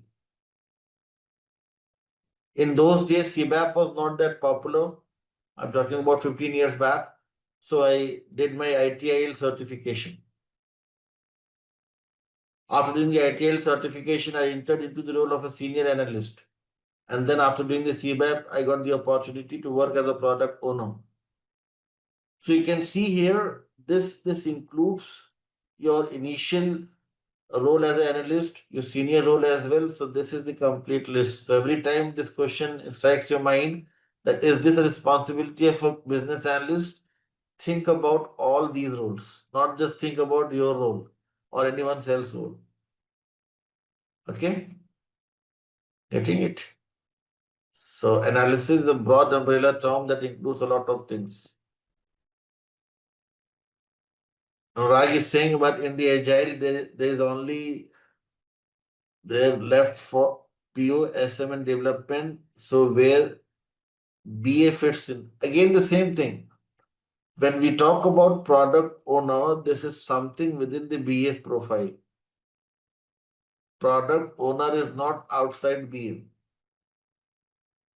Product manager is also the senior BA profile. Getting it? So BA obvious. Now this is a very good question that Rag is asking here about the in the agile world. Are we going to have teams without BAs? We may have teams without QAs. We may have teams without the operational support. We may have teams with less number of developers, but BA's role would always be there. The reason is you always need somebody who is able to come up with a proper solution that can be easily implemented. BA's role would always be there, but yes, it may be in years to come, it's more techno-functional. You have to learn more tools. You have to be well equipped with data analysis tools like Tableau, Power BI, and others. But BA's role would always be there. This is my own personal opinion based upon my experience into the corporate world for so many years. Ashika, I can tell you my personal experience in last few months in my organization. I am part of Big Four for a long duration now. And I can tell you that we were trying to force everyone to use AI from last 6 months or 8 months. Even BAs, we were trying to push them to use the AI. AI may work efficiently for developers. AI may also help the testers, but as far as analysis is concerned, AI can never replace the human intelligence as far as the IT analysis is concerned. This is what we observed in last 8 months of experiments to apply AI to the business analysis. We even tried to automate our stories that no, BS won't write the stories. We are going to write the story with the help of AI. But we found a lot of challenges with it. So we again switch back to the manual mode. Yes. So AI tools, I'll show you the AI tools as well in our sessions to come, those we are using in our project. But I can tell you, analysis is something that's based on your cognitive mind. And I think we are far away wherein AI can replace the cognitive mind of the human beings. It may take another 15, 20 years. So logical thinking, conceptual thinking, yes, how you're able to articulate the concept to the key stakeholders, AI is going to take time to develop those skills. Okay. So don't think that AI is going to replace BAs in the near future. No. They are trying to. We also tried for last 8 months, but it never worked. So I'm telling you my personal experience with AI. Okay, it may help you write the code. It may help you even test few things. But as far as providing a solution for the problems is concerned, is still AI needs more capabilities.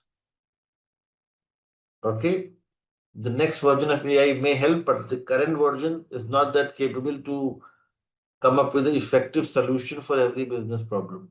You need the human brain for that. Okay, so don't worry about that.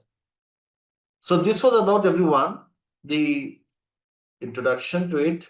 Let's talk about few theoretical things here and let's develop more clarity around it. So it says, everyone,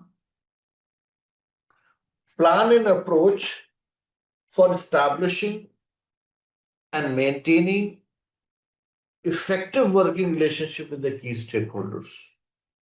And how you'll maintain Karan, Anurag, and others the effective working relationship? By identifying the stakeholders. You identify the key stakeholders and analyze their characteristics.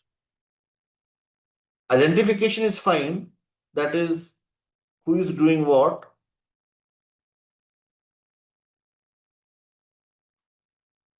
Characteristics. Can anybody help me know what are the important characteristics that you'll try to define, Sanoop, Shikha, and others, when you're talking about the stakeholder engagement?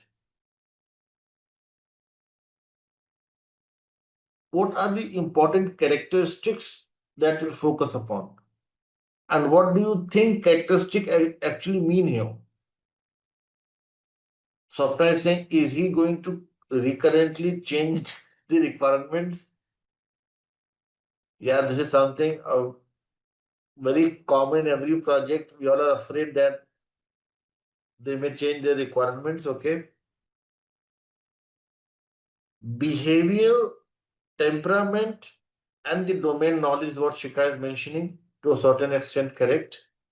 There are few more things. Can somebody add few more things to what Shikha is mentioning? Role is something as part of the identification. Who is doing what? Availability for the discussions. Yes. So in a way, let me make it simple for you all. When we talk about identifying the stakeholders and their characteristics, this is part of your stakeholder analysis. This includes identifying the role. Attitude is what Shikha was mentioning a few minutes back, is the behavior.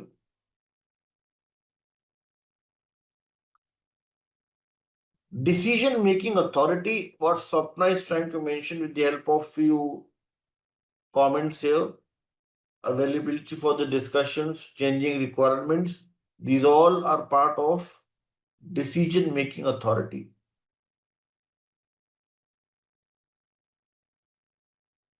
And then level of power or influence of the key stakeholder, the hierarchy, where they're actually placed in the organization. Are they influential stakeholders? What is the level of power or influence? That's also a very important thing to analyze.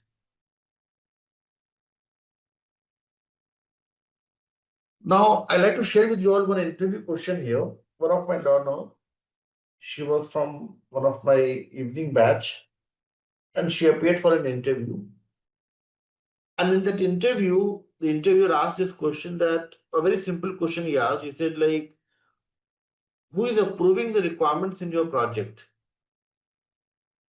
Who provides the final sign-off? So she said, like, whatever is happening in my project, I said, in my project, the product owner is providing the sign-off. So we rely on our product owners for the verification, validation, and then the final sign-off. And she was not selected for the interview, and she had a discussion with me offline. She raised one ticket and had a discussion with me, and she said, like, all the other questions I've answered correctly, but I doubt whether I've answered this question correctly or not.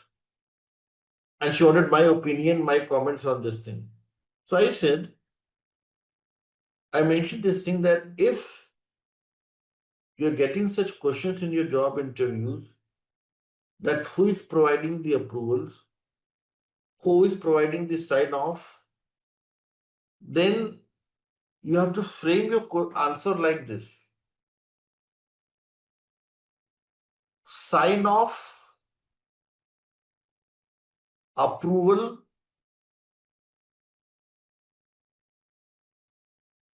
this is something that can be done only by the stakeholder who is part of decision-making authority. Tell them that we perform the stakeholder analysis and identify all the key stakeholders required to provide the sign-off. In a way, we come up with a decision-making authority definition. And then you can say that generally product owners, sponsors, or even the end users, in few cases, the ops team, are part of it.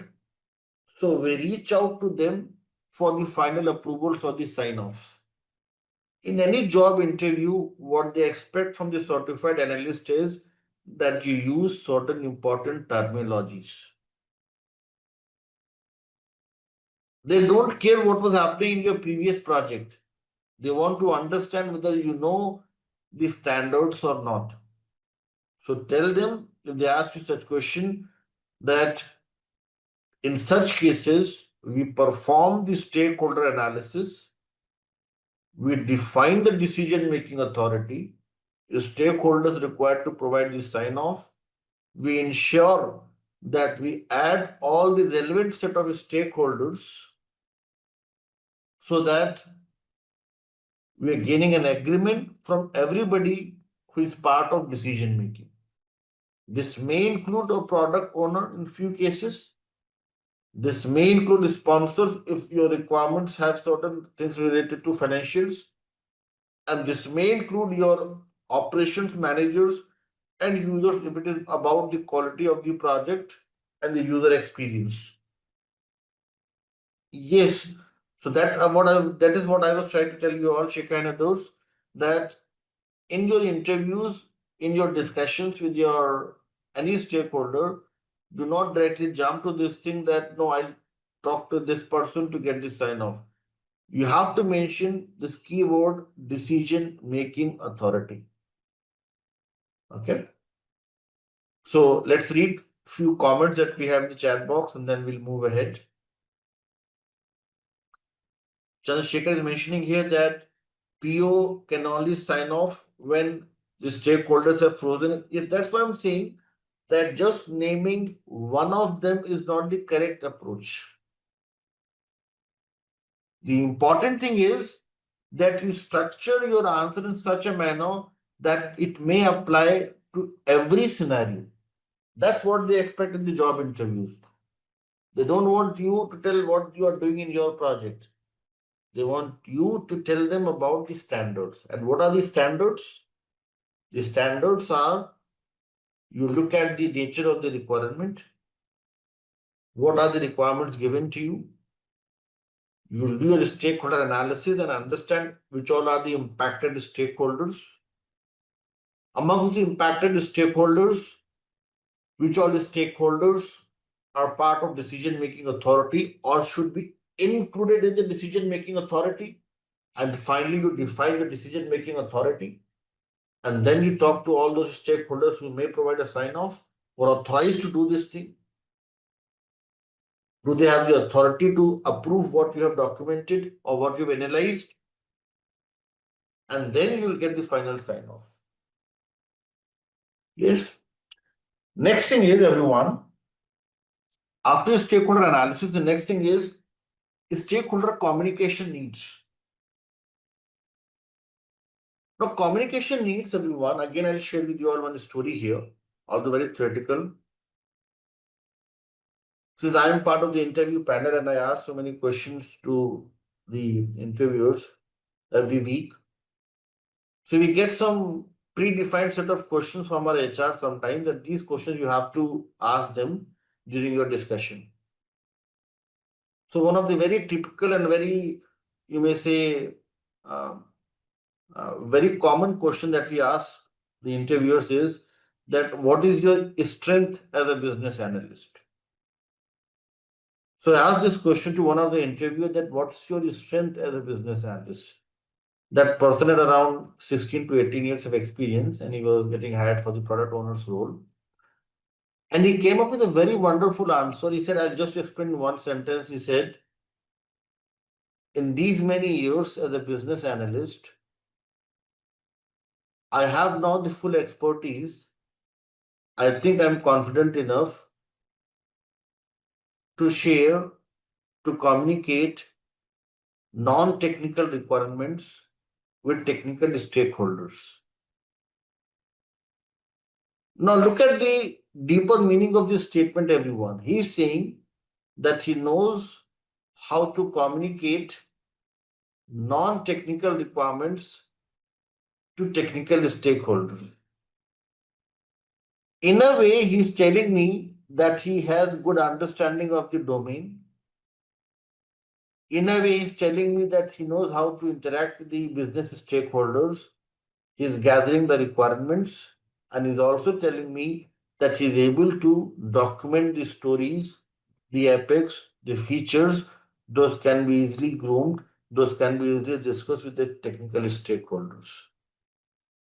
He's covering everything in one sentence. So what is the communication need, everyone? Communication need is all about how well you understand your key stakeholders, their preferences, their skill set, and come up with the communication plan so that what you discuss with them, they're able to understand those things. For example, if you talk to the quality assurance team, your main focus should be upon how well they'll be able to carry out their testing, how well they'll be able to create their test scenarios. So then you should have a proper acceptance criteria, the solution very clearly defined so that you can talk to the quality assurance team. When you're gathering the requirements from the key stakeholders, as we had discussed last time, you have to collaborate, research, and perform experiments so that when you have a discussion with the key stakeholders, it's not like a one-way communication. They are just sharing information with you and you have nothing to share with them. So stakeholder communication needs are very important thing for any business analyst. Research, investigation, exploration, experiments would help you come up with more details. If you have more details, you'll have more fruitful discussion, more open-ended discussion that would help you come up with a better solution. Now, let us suppose I say you try your level best and you communicate in a very simple language.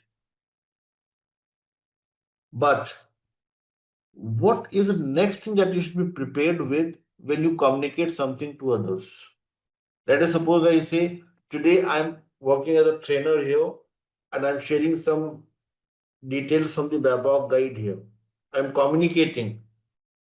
What's the next thing I should be prepared with and what's my next role when I communicate something to others? Everyone, if you communicate something to others, what is the next thing that you should be prepared with? You should be prepared with the Q&A as Amit is mentioning here. And what is the Q&A here? Q&A simply means the collaboration.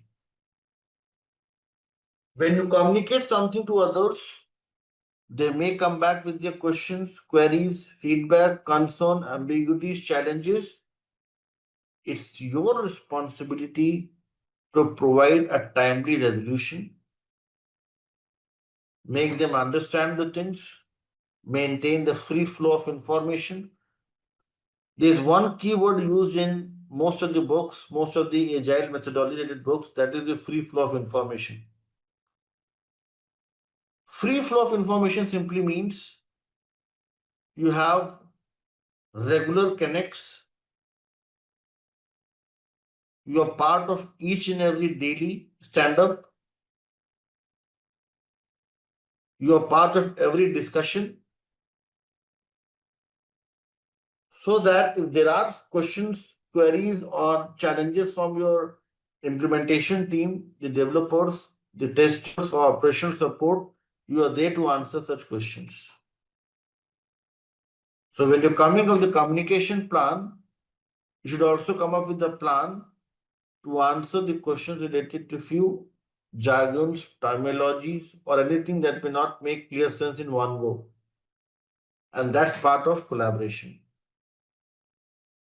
And collaboration is not just one-way traffic that you are going to explain everything. Collaboration is also about you plan and monitor stakeholder engagement. Some of you would have observed this thing that sometimes I ask some very basic questions. Some of you think that why is asking this question? I'm asking those questions just to check your responses. Sometimes I get the response as YES. Sometimes I get the response as NO. Sometimes I get the response as please elaborate. These responses make me happy. From these patterns, I know everybody is with me and following. But sometimes I get the response as yes, small y after a delay of 2 seconds. No after delay of 4 seconds. Or no response at all. If I'm getting such responses, this trend tells me that audience is going off to sleep. Yes.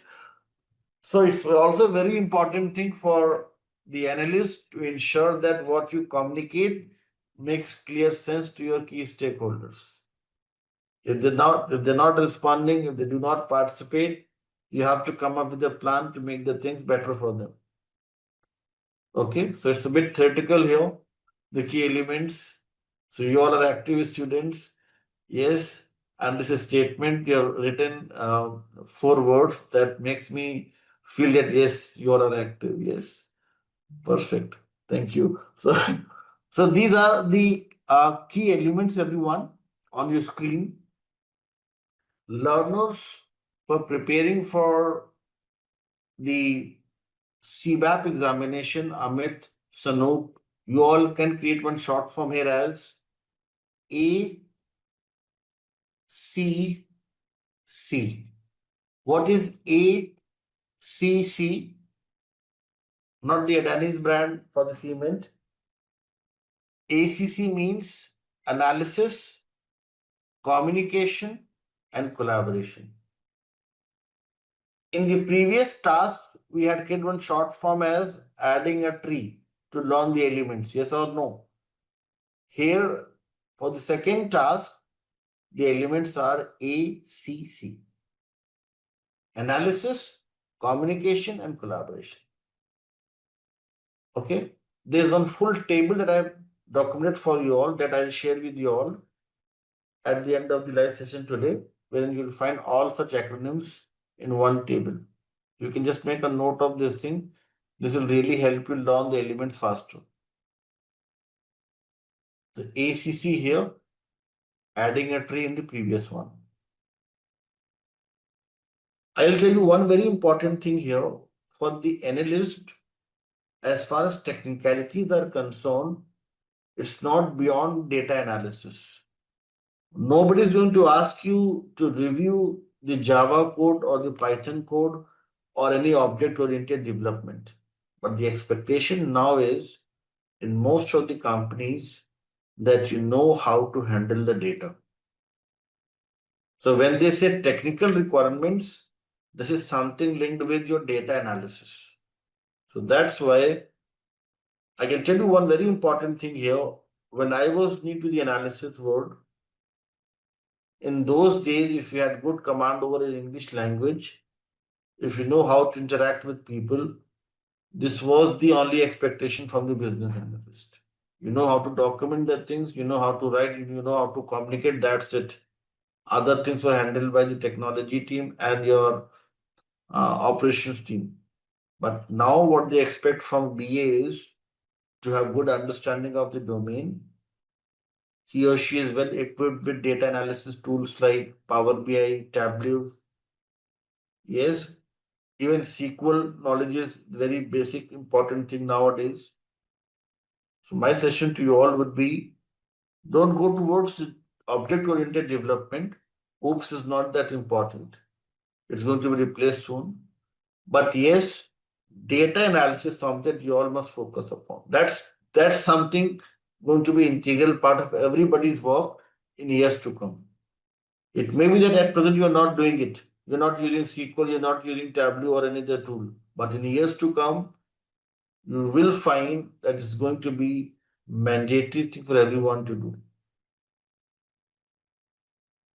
Yes. And one very important that Shikha is mentioning here, that requirements comes from business. So it will always be non-technical to start with. Technology is going to refine it. Yes, so whenever we start with our discussion, it's not about the tools and technology. When we start with our discussions, always to make continuous improvements, and those requirements are going to be non-technical in nature. And then with the help of tools, techniques, and other things, we're going to refine it, make it a better organized solution.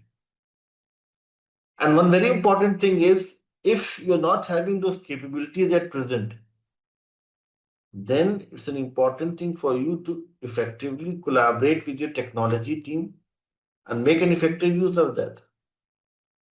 If you think that you don't have those many technical skills, you don't know much about the technology, then it's an important thing to collaborate with the technical team and have a discussion with them. And then you come up with a solution. Getting my point? But it's an important thing to learn all these techno-functional skills. At least SQL and Tableau is something that everybody should know as a business analyst. Okay. I have recently completed my machine learning postgraduate program in machine learning because I think I can feel that I'll need these things in few years. So I recently completed my PG program in machine learning and data analytics. So those things may come in near future. That's why data analysis is very important thing. Okay. So I hope I've answered your questions on this key elements. Stakeholder analysis, stakeholder communication needs, and stakeholder collaboration. These are the key elements when we plan for stakeholder engagement. Next thing is the few important techniques here. And one of them, a very important one nowadays, people who are preparing for job interviews, people who are looking to switch to BA's role, the very important technique here is mind mapping.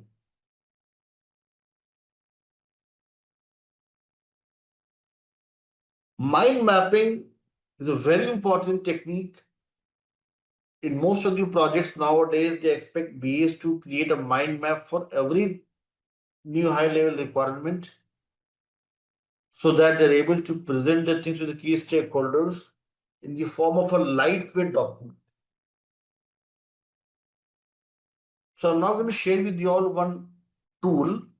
I had this feedback from few learners that they need some examples how to document the sim lanes, how to write, how to create few important models. So today I'm going to share with you all one very important tool wherein not only you'll find the template, but you'll also find some practical examples how to create few designs. So let me share that link with you all here. The name of the tool is Creately. You all must have heard of it, most of you. Just search here, mind map, the way I'm doing it here. And once you'll search here, Bharat, Supreet, Karan, and everyone else, you'll find a lot of mind maps like ecology mind map, entrepreneurship mind map for the workflow improvement. I'll just open one of them.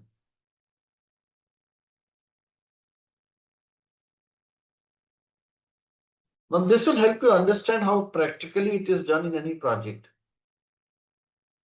So, this is a mind map on your screen.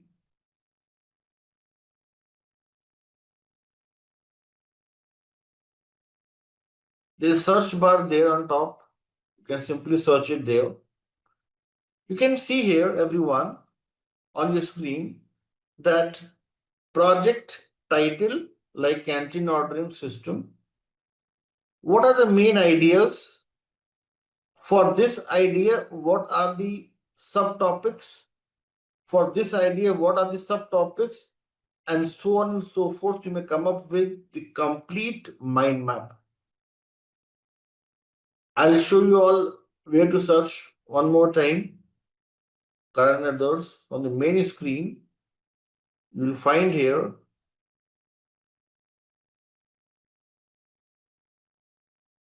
an option to search different diagrams. So, and it's not a, let me make it very clear, mind map is not a workflow or a flowchart. Mind map is how well you're able to come up with the decompositions. Whenever you use the word workflow, it's about the sequence, it's about the connections. But here it's not about connections or sequence, here it's more about how well you're able to functionally decompose the things. I'll take one example to explain you all this thing. So let me take one example to make it very clear to you all the importance of it. So let us suppose we are talking about a web design. So I'll try the demo account here. Now you can see here, website, sub-pages, project, broader info, branches, customer. So what exactly is happening here? We have this main topic. This is the main topic. These are the subtopics. Subtopic number 1, subtopic number 2, subtopic number 3, subtopic number 4, subtopic number 5. And then this subtopic into smaller fragments as T21, T22, T23, T4, and so on and so forth. So what we're trying to do here, we are trying to come up with more simplified information, granular information, detailed information by decomposing the main central topic into smaller fragments. This is the first level of granularity. This is the second level of granularity. There may be third level, fourth level. That way we'll be able to come up with more simplified set of information. Is everybody able to understand the importance of the mind mapping technique? So what is a mind map? Mind map is going to help you generate ideas. Whatever ideas you're getting from the key stakeholders, you document them and create this non-linear diagram. Learners who are preparing for the CCBA and CBAP examination, brainstorming plus non-linear diagram is equal to mind map. This is the simplest definition. Is everybody able to understand this thing? You generate the ideas and give it a shape. Let us suppose I say I have to design my canteen ordering system. Sukhpreet says that Vaibhav, it's an important thing for us to come up with the login page. Login page is my first level of decomposition. Karan says we should have a food menu, second level of decomposition. Somebody says this is third level, fourth level. Now these 4 levels will then come up with more details, more details, more details. So this is simply about all those ideas that you're generating around the central topic, how well you're able to spread them in branches. When you spread them in branches, this simply means you're decomposing it and coming up with more granular set of information. So there is no certain way or a condition. No, so there is a certain way. The certain way is, first step is, I'll tell you about the steps now. First step is to define the central main topic. Main topic, the central idea is the first important thing to define and document. Then around the main topic, you have to think about first level of decomposition like L1, L2, L3, L4 and L5. This is the first thing. Then for this first level of decomposition, think about the second level of this decomposition L11, L12, L13, L14. Then for this L11, think about if it can be further decomposed. So what is the condition or the criteria? The condition of the criteria is to first define the main central topic around which you have to think about the first level of decomposition, and then you can split this into branches by coming up with further levels of decomposition. So the criteria is you have to come up with level of abstractions. What is level of abstractions? You have to decompose the main topic into smaller fragments. Okay? Are you with me on this thing? So now what happens is, everyone, this will help you in your projects define the epics, features, and the user stories.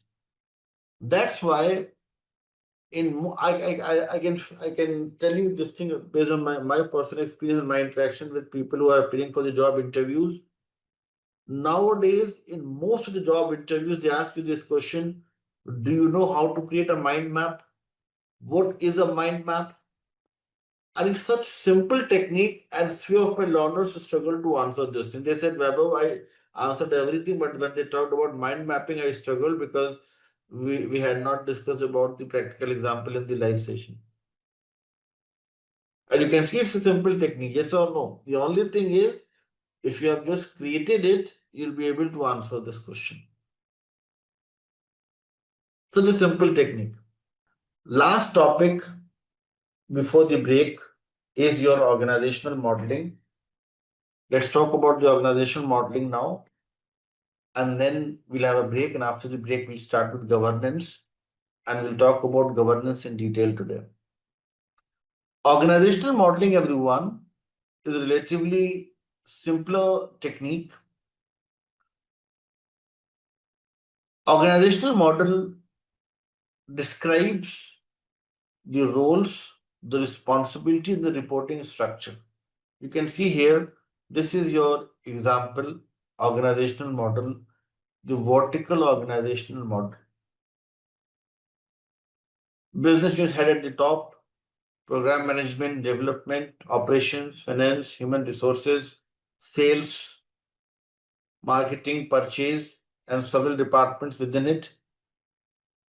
And why it's an important thing for a BA to be aware about the organizational model, which PDF contains this info. Yes, so one very important thing. So organizational model, everyone, you can see on your screen. Let's go through driving once more.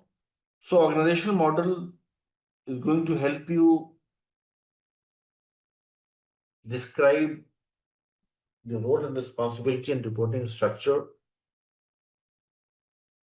align these structures with the organizational goals. You may define the boundaries of a group, form a relationship between the members, functional role of each person, interactions.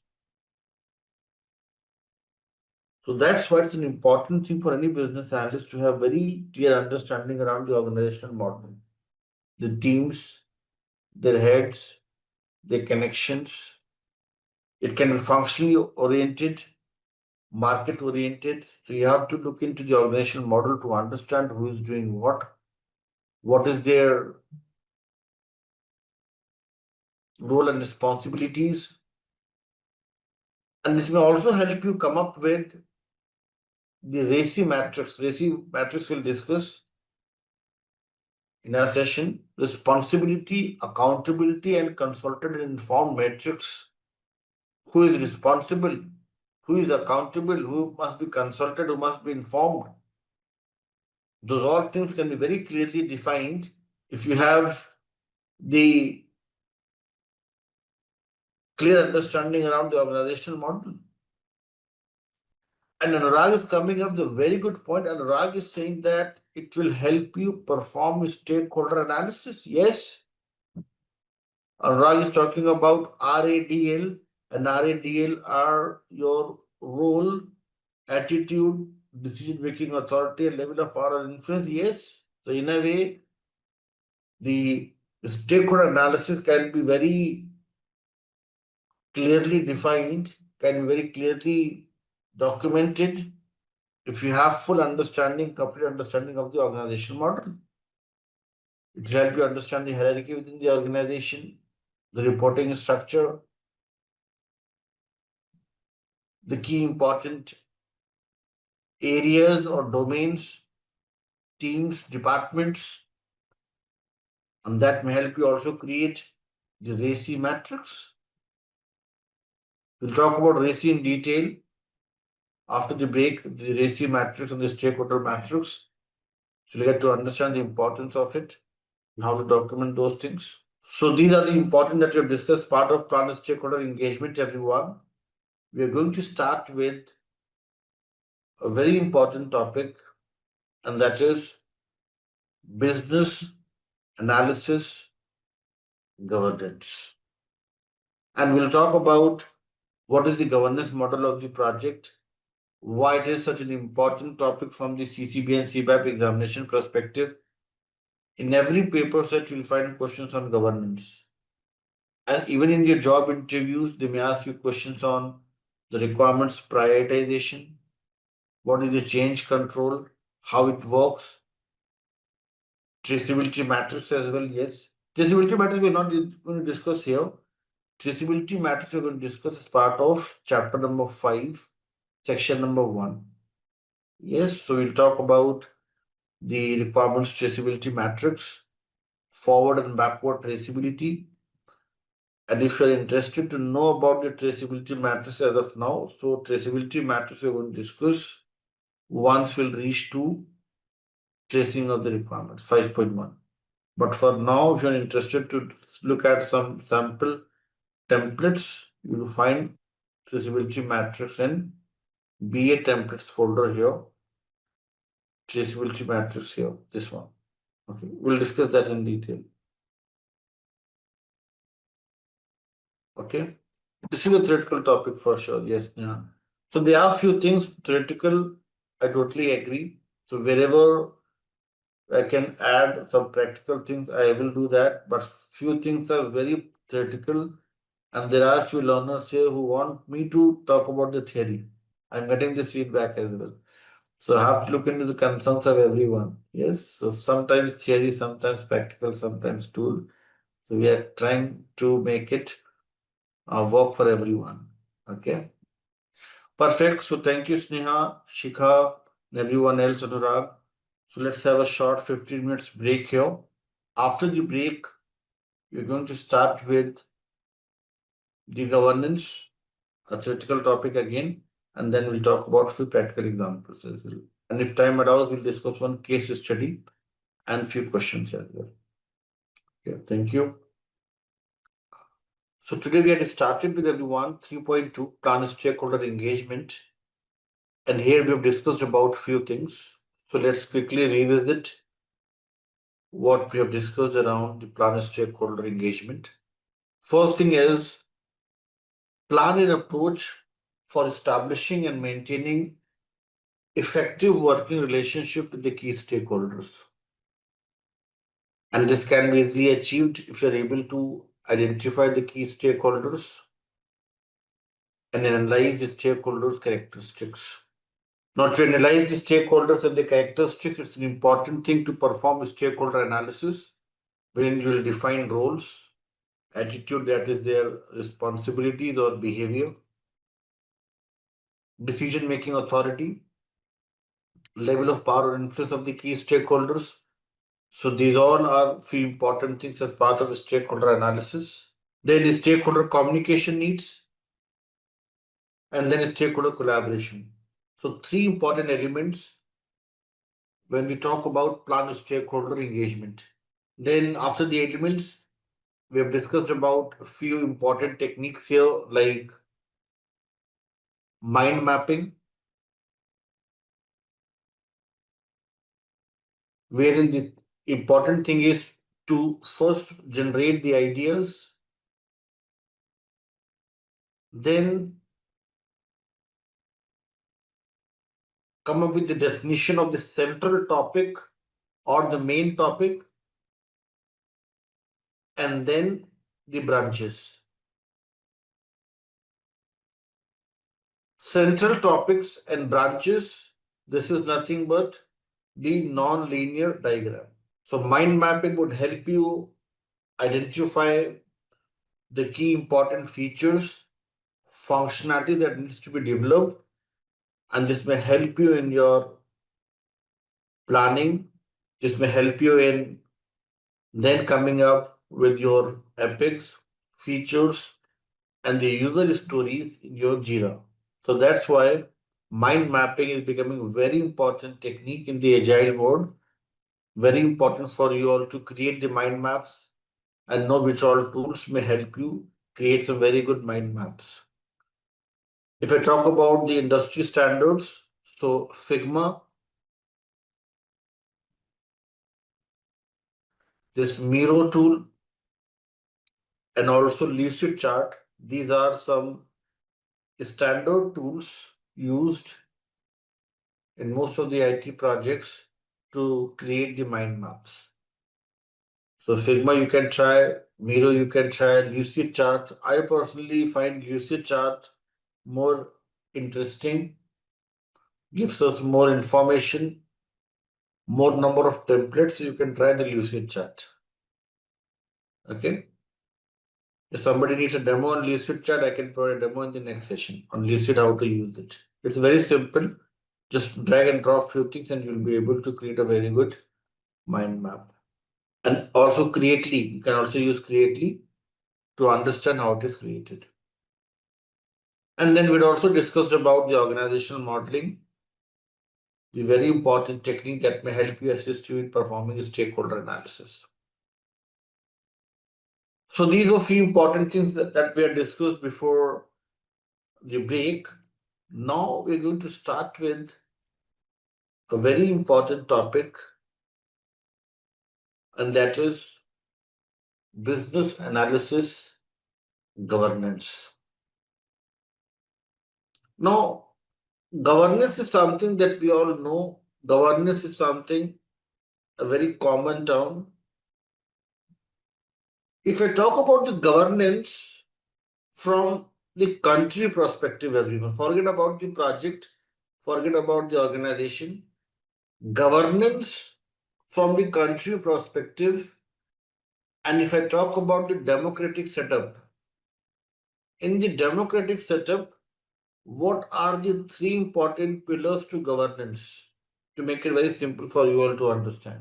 Let's start with governance in the democratic setup in any country.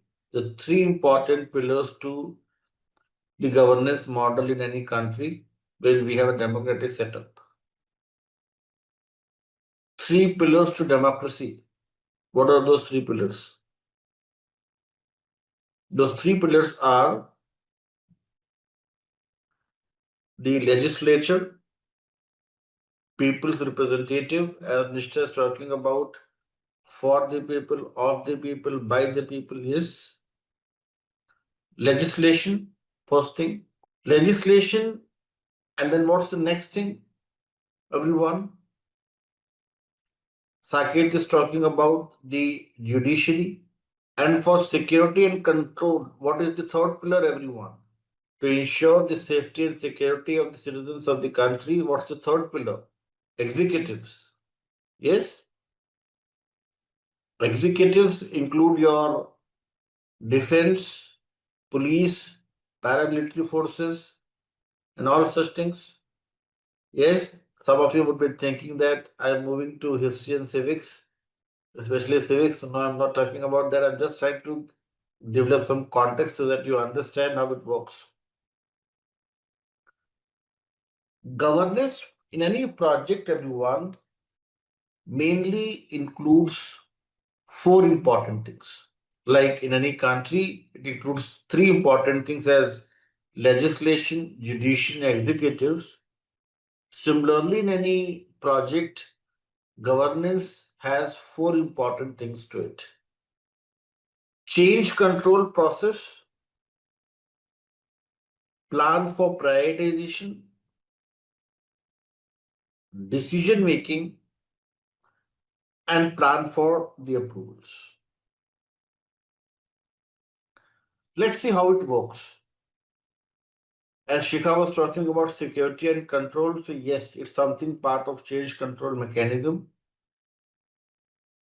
Now, let me ask this question to you all. Let's see how many of you are able to answer this question. The question is, Change control mechanism. Change control is a very common and a very popular word in most of the projects. What do you all think is meaning of this term change control? What change control signify?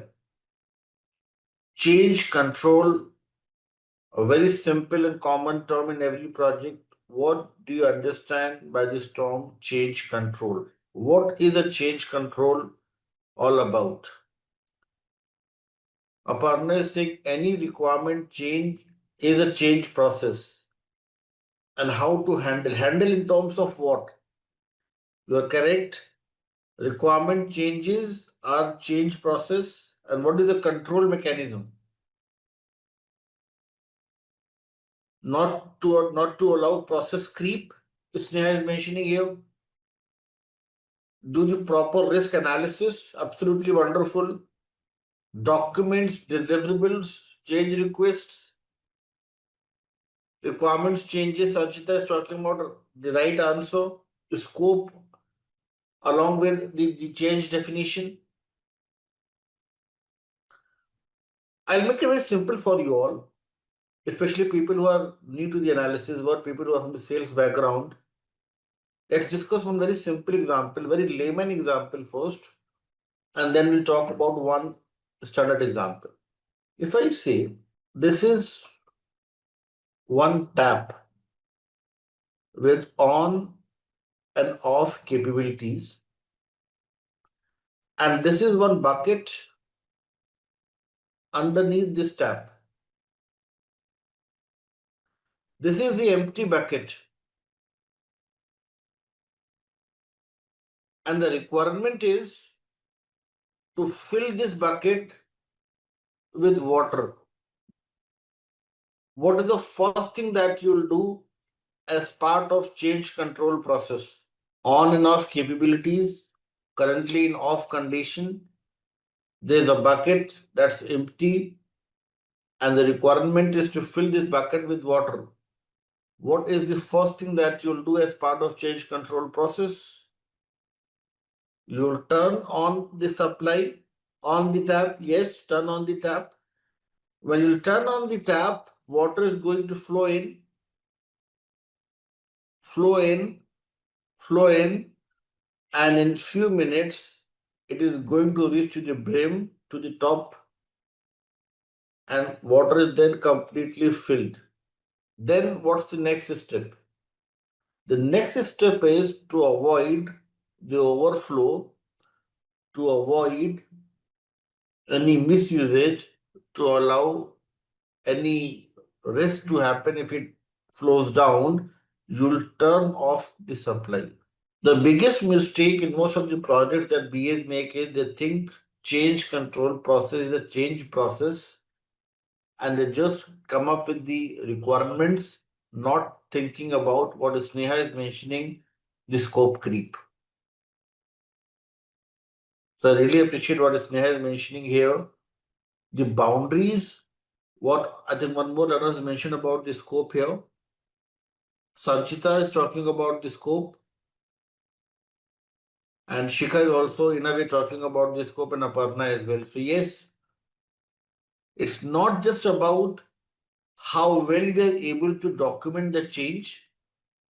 It's also about how well we are able to sketch the proper boundaries within which the change works effectively. Now, those boundaries can be with regard to the risks. Those boundaries may be with regard to the budget. Those boundaries may be with regard to several other aspects of the business. So let's try to understand this thing with the help of one example. And let's see how many of you are able to answer that question. Question is, everyone,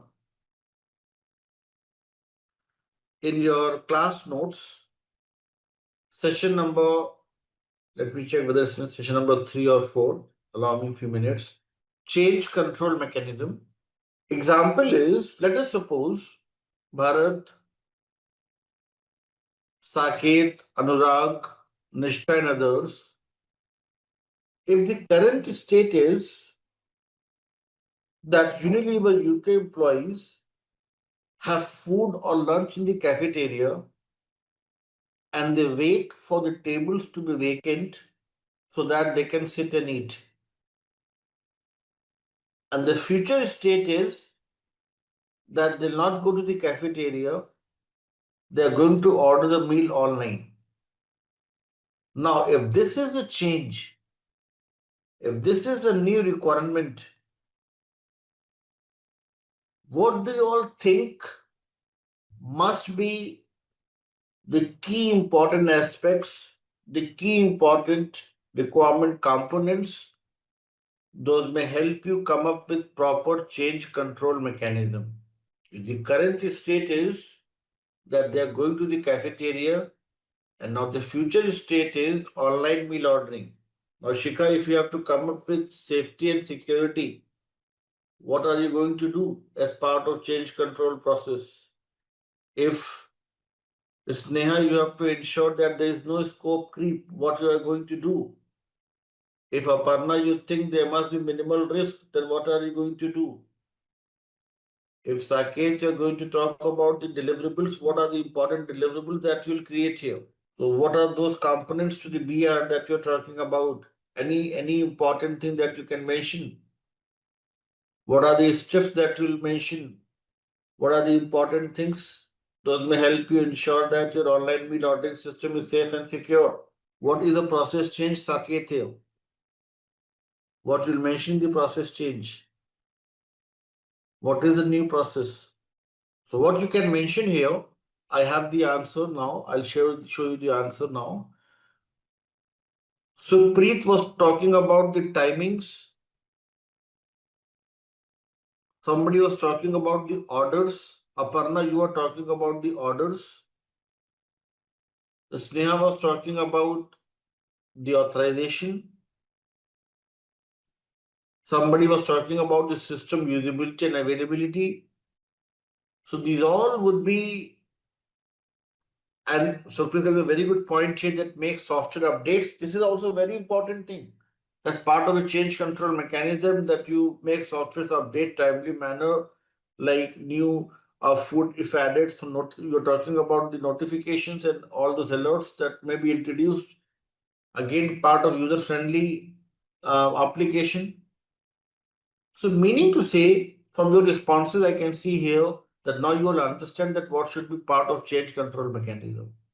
Change control mechanism should have all such important things that not only describe the change, but also certain important limitations, boundaries within which change should work effectively.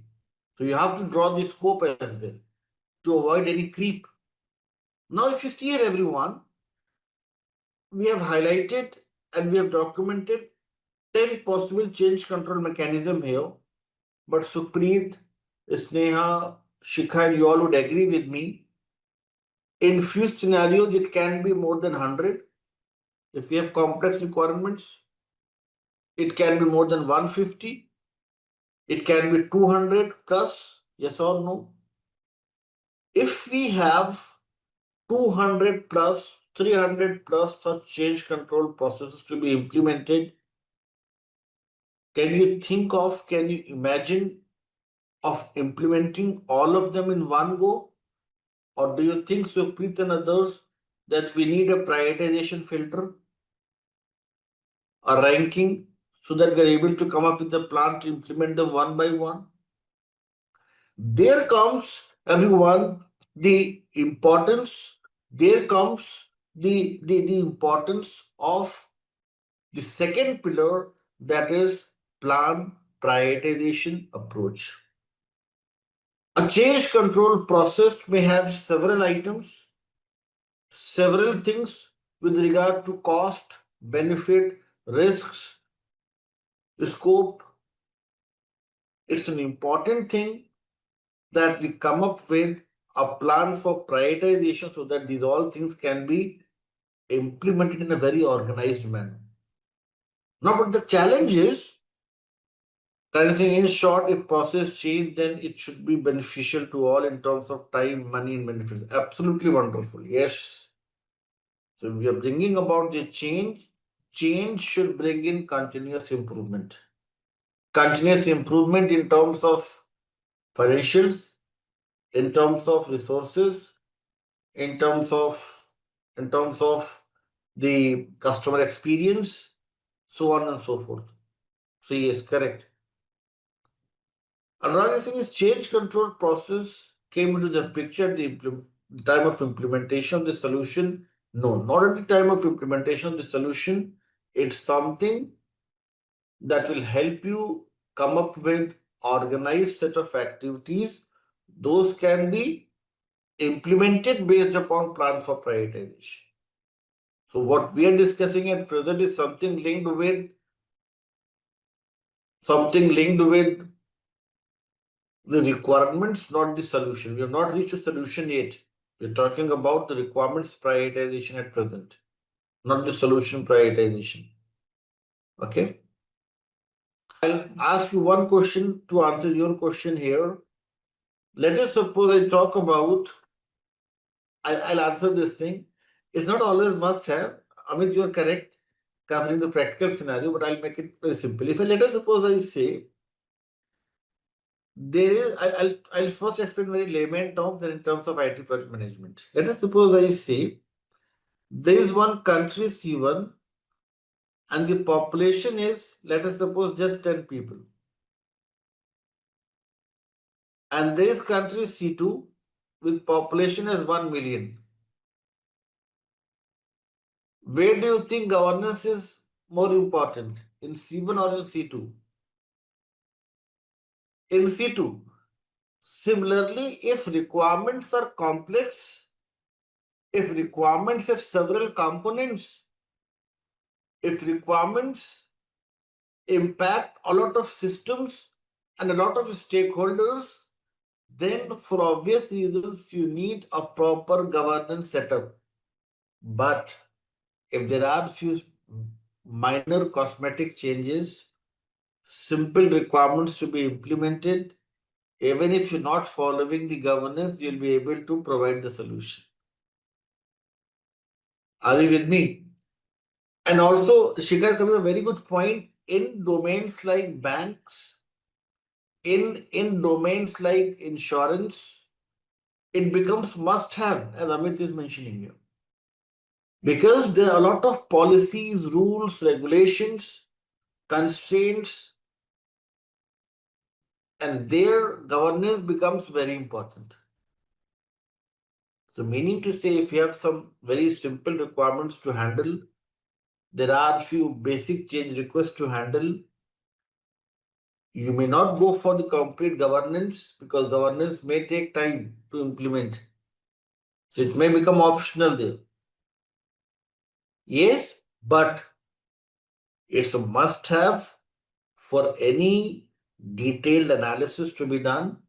It's must have for any complex project with requirements. Those are complex or requirements those impact several stakeholders. Have I answered the question, Shikha here? Yes. So it's not always that we'll always implement governance without looking at the nature of the requirements. We have to understand the complexity level. So that's an important thing, and thank you for asking this.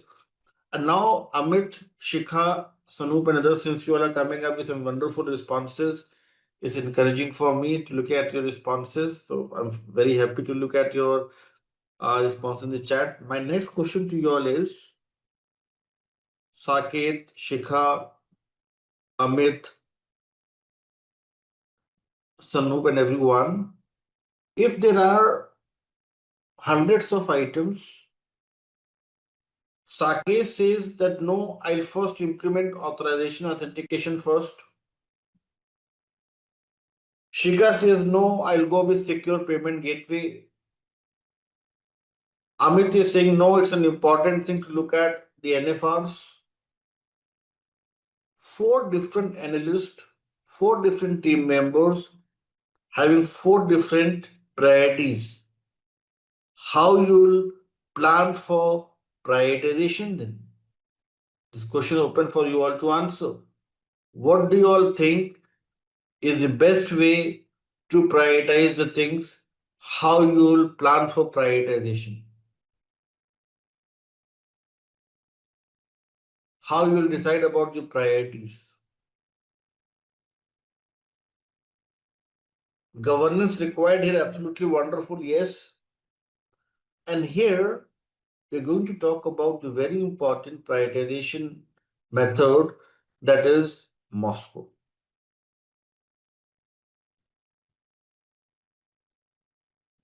What is Moscow? Can anybody help me with the full form? Very popular and very traditional business analysis technique. Must have.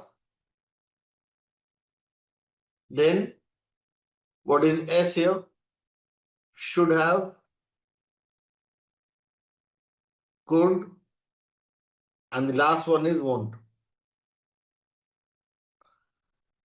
That is out of scope. Moscow analysis is going to help you understand what are the most critical and important items to be prioritized.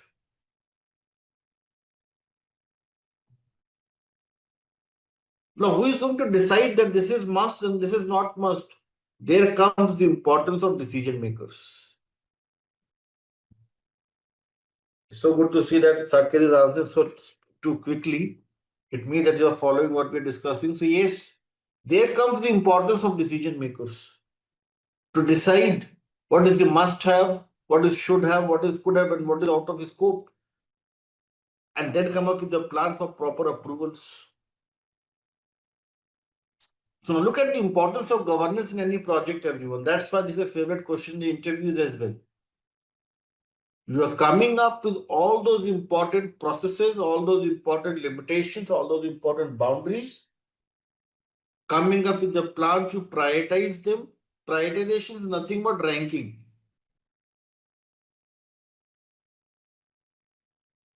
Ranking of the requirements in order of the relative importance to maximize value delivery. How will maximize value delivery?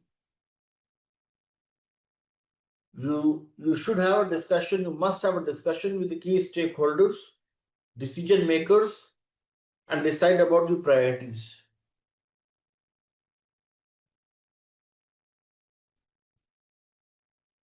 And then get it formally approved.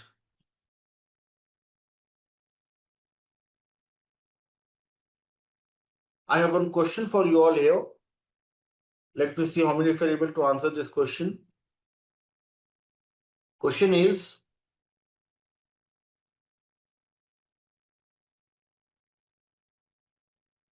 Beth has recently joined a new organization. PM has assigned 3 major projects to her based on her experience and domain expertise. PM has also told her to deliver all the projects on time without compromising on the quality. The delivery timelines of all 3 projects are falling almost on the same day. It is quite challenging for Beth to handle all projects simultaneously. What should Beth do in such a scenario? And you all are wonderful with your answers.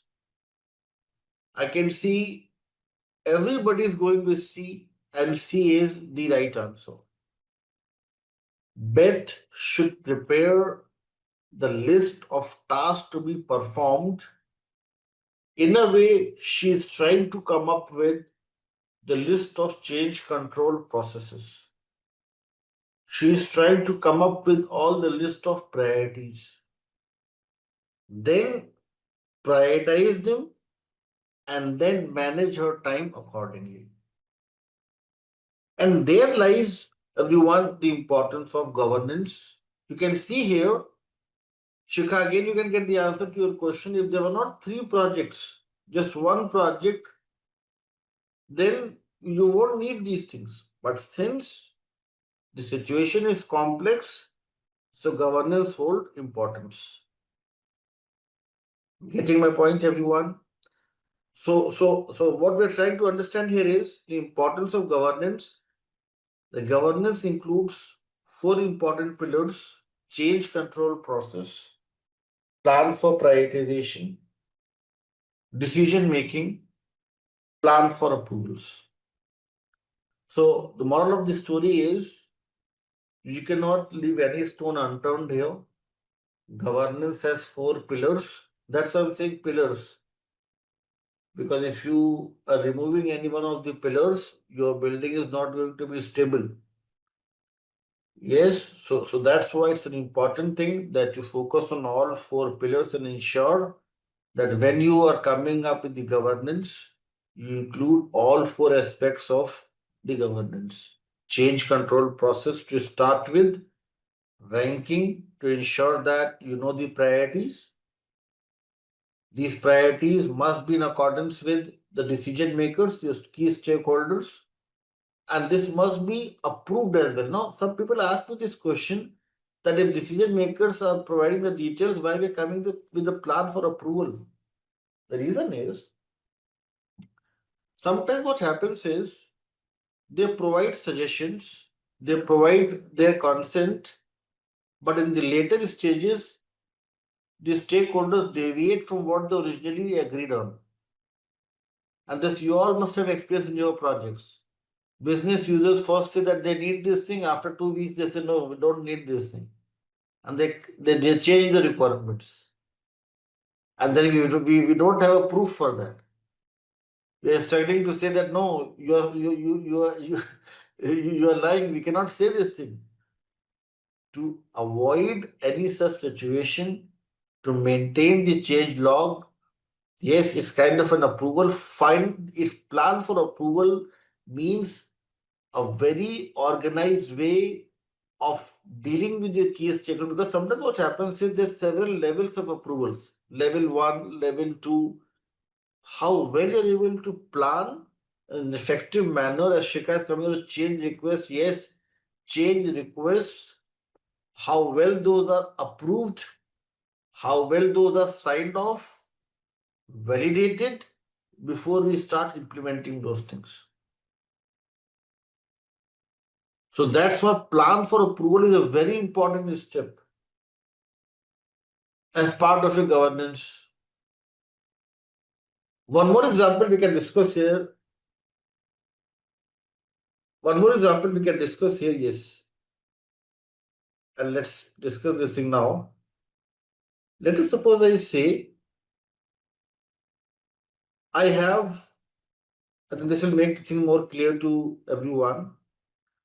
Yesterday, if you all recollect, we had pushed few items to sprint number 1, sprint number 2, sprint number 3.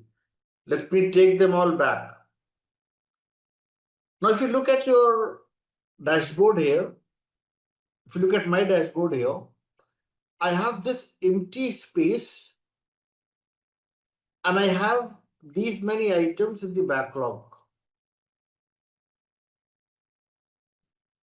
Now, Sneha, Shikha and others, imagine if we have to push few items in sprint number 1, which items you will prefer? There are around 5 items, out of which 2 needs to be prioritized. What can be the basis of prioritization? What can be the basis of prioritization?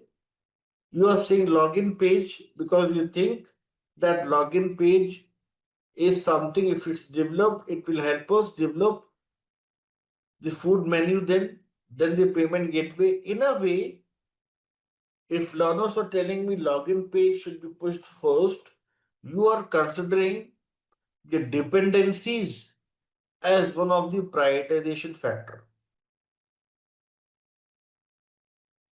But sometimes what happens is, let us suppose I say, and thank you, Sneha, for bringing this up. Let us suppose I say, if you move towards right, you'll find more actions, and you'll find here a story point estimate. I'll talk about story point estimate later. I'm giving an example to make you understand how it works. Let us suppose I say, this story is going to take one story point.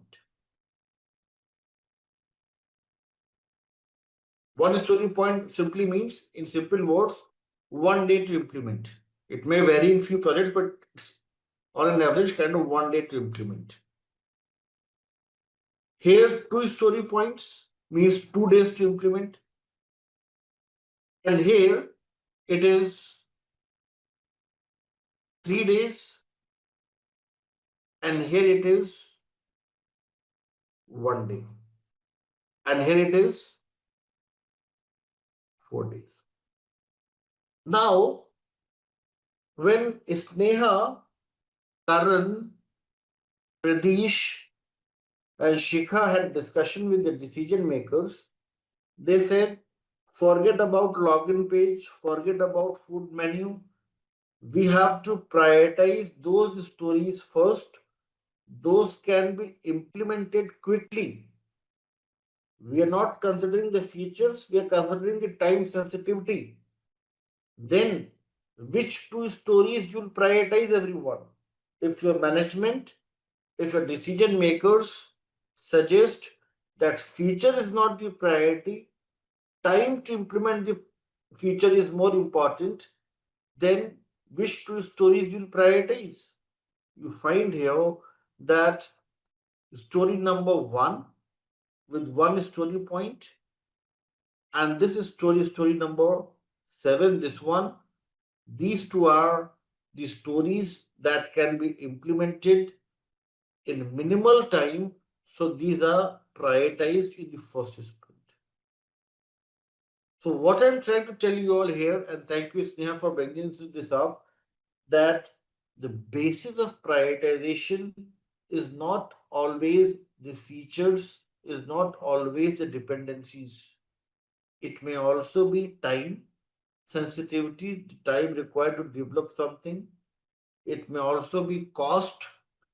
It may also be compliances. Sometimes companies say that no, first develop those things, those are related to compliances. How many of you are working in the insurance domain here? Is anyone from the insurance domain or from the federal government project? In the insurance domain, in the federal government projects, you'll find that irrespective of number of change control processes or the requirements, they'll always implement regulatory requirements first. So what now we are going to discuss the very important thing, and that is the basis of prioritization. So what is the basis of prioritization, everyone? Let's try to understand this thing, wherein you'll find the 8 prioritization factors, or simply basis for prioritization. Very important for those who are preparing for job interviews. Very important for you, Sanup, Amit, and others who are preparing for the CBAP examination to know the 8 prioritization factors. And what are the 8 prioritization factors, everyone? Prioritization can be on the basis of benefits, the advantages to the stakeholders, penalty, the consequences that result from not implementing something may result into penalty, cost, risk, dependencies. And Nishta, you, Aparna, Karan, you all were talking about the dependencies, one of the prioritization factors. It may also be time sensitivity. It may also be stability. It may also be regulatory or policy compliances. In your job interviews, they may ask you this question, that is prioritization always based on dependencies or features to be developed? Then your answer should be no.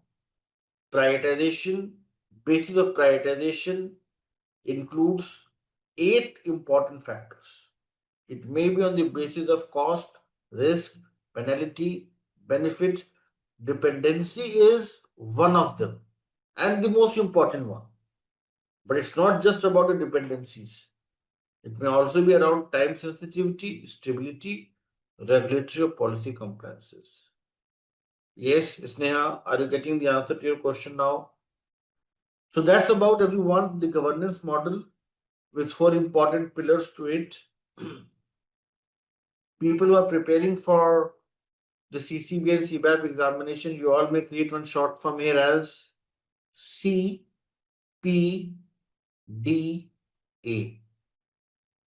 What is CPDA? C stands for change control process. P is your basis for prioritization. When we apply the 8 prioritization factors and come up with the Moscow prioritization, decision making, D, and A is for the approvals. C, P, D, A, the four important elements as part of the governance of the project. Yes, I can see Saket is focusing on total quality management. I can see what you mentioned above. Yes. So when we talk about total quality management, everyone, this is something that we have not covered yet. Total quality management, when we talk about, this is something that we'll discuss when we'll talk about the strategy analysis and we'll talk about the solution definition. But yes, to answer your question, in total quality management, there are few important things to consider, and those things we'll learn with the help of Lean and Six Sigma best practices. We have not discussed the TQM yet in detail, but to answer your question, we'll try to understand this thing with the help of Lean and Six Sigma best practices. So we have one technique in our PMBOK guide that's a major contributor to the total quality management, to the house of quality and voice of customer, and that is process analysis. So to answer your question, Saket, you'll find the answer in your technique section.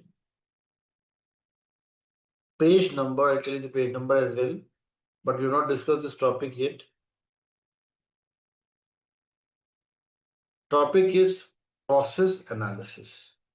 Here you'll find details around the SIPOC method, the VSM method. VSM is based on Lean and the SIPOC model is based on Six Sigma. So once we'll discuss Six Sigma and Lean in detail, we'll get the answer to your question. To summarize, the main challenges we have, one of them is scope creep. One of them is process alignment with the given business objectives. And the third thing is the expectations of the key stakeholders. So we'll talk about it. We have not discussed this thing yet, but you can find the answer to your question, page number 316. If you read 316, 317, you'll find all the details around the challenges to maintain prioritization, total quality management. Okay. So you will find it there, all the details. But we haven't discussed this thing. We'll talk about it in detail. And also prioritization that we're discussing at present, everyone, is just the tip of the iceberg. Prioritization we'll discuss in detail as part of 5.3. We haven't reached to chapter number 5 yet. We'll discuss 5.3 in detail, and there you'll find more details around the prioritizations. Okay. So just the planning phase that we're talking about, the prioritization. After the governance, everyone, there are a few techniques that may help you plan for business analysis governance. After the governance, the next task in the list is, everyone, business analysis, information management. Yes, so you can copy this question for now during the Q&A. we can discuss how to create for your projects. Okay, and I'll show you all a few mind maps created by the learners of the previous batches. So, Preet, can you all think about few information management tools that you have heard of, or if you're using in your projects? What are those important information management tools that are majorly used? Yes, JIRA. SQL is more about the data management, but yes, you can rally. Yes, SharePoint. I think SharePoint is a very common tool in most of the projects. ServiceNow and others. Trello is also, yes, Trello is also a very popular one. Now, in all those tools, there are two important things for us to consider. One is the storage, another is the access.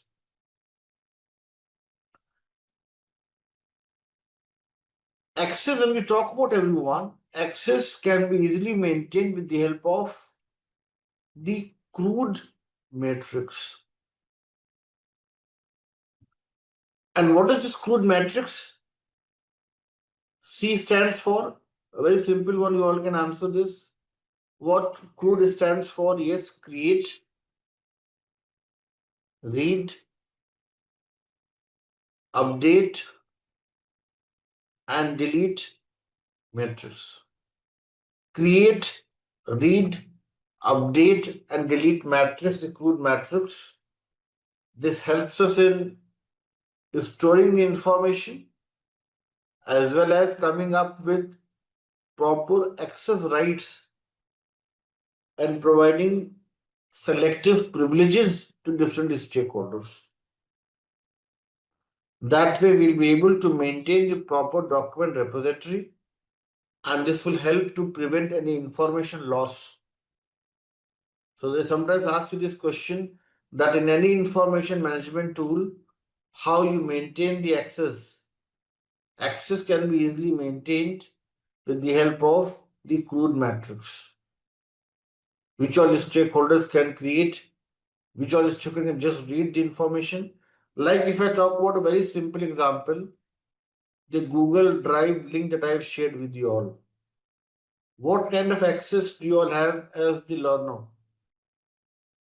You all just have the read access, yes or no? You cannot add any new document there. You cannot delete anything. You cannot update anything. You can just read, or in worst case, you can download it, but you cannot play with my repository. Why so? Because it is shared globally with different people on different projects. So that's why you all have the read access. For me, it is a create access. For Simplilearn, they also have the delete access. They can delete some item if they find the things are not that good, they can delete it. So that way we are able to maintain the repository and we are able to come up with proper information management. So you can see here, there are a few important elements here. First important thing is the storage and access. Then plan for requirements reuse, requirements attributes, organization of business analysis information, level of abstraction. What is level of abstraction, everyone? How you define the level of abstraction and what is level of abstraction, everyone? Yes. So let us suppose I say I am having one requirement for which I am creating few important epics. Epic number 1, epic number 2, epic number 3. For this epic, I am coming up with features.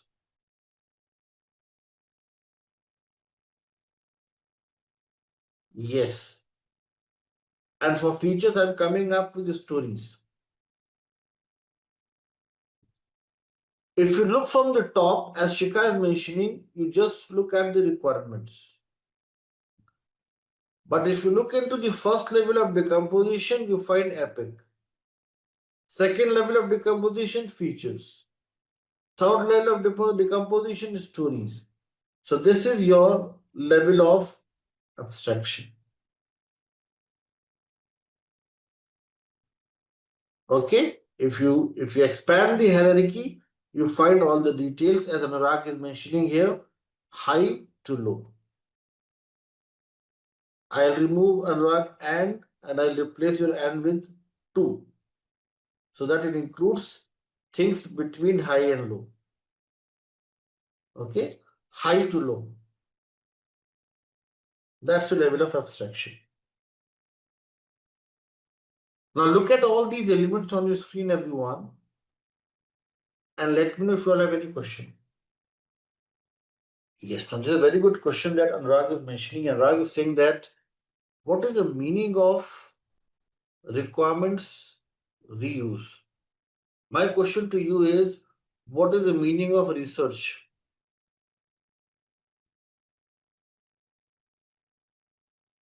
How you perform research? You perform research on some historical data? Yes or no? So if you are able to maintain the requirements in an organized manner today, let us suppose after 6 months, you get some new requirement very similar to the previous one, don't you think you can reuse this analysis and you can save time and effort? This can act as a benchmark. This can act as a standard against which you can work after 6 months. Are you with me, Anurag and others? So when we come up with a plan to maintain the repository, to come up with a plan for reuse, it will promote very efficient research after certain time. Getting it? It will act as an available info for your detailed research later. And sometimes what happens is, I can tell you one more thing here, like that's happening with me. I'm trying to publish my own book on BA Times, but every time I'm trying to publish, they say this content is plagiarized. And why they are saying it's plagiarized? Because I'm using some key terminology from the PMBOK guide, and they say if you plan to use them, you have to pay some royalty. So so sometimes external sources allow you to copy the things, and sometimes they need money or they need some approvals before you publish their results. So meaning to say that yes, you can copy things from the external source as well, but in those cases, you should have a permission or legal rights to use it. Else it may cause problems. And that is identifying business analysis performance improvements. I'll just give you a summary of this thing, and then we'll have one case study that we're going to discuss. More questions we'll discuss today for the Q&A. This topic we'll discuss in the next session in detail. Identifying business analysis performance improvements. This is to assess the business analysis work and to plan to improve the processes wherever required. And here in our next session, we are going to talk about the root cause analysis fishbone diagram, FBD, and we'll draw this in the live session.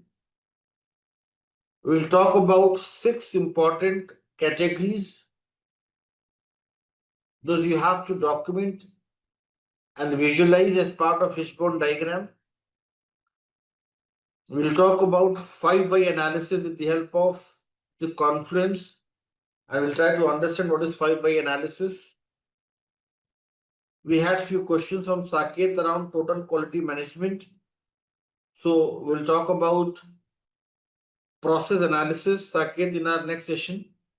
So you'll get to know more about the total quality management, lean and Six Sigma best practices. We'll discuss this thing as part of process analysis, lean and Six Sigma best practices. And a very important technique that we're going to discuss in the next session is the metrics and KPIs. I get this question from the learners that if I can talk about KPIs in the live session with the help of few examples. So we'll discuss about the KPIs with the help of few examples in our next session, and we'll try to understand the importance of metrics and KPIs.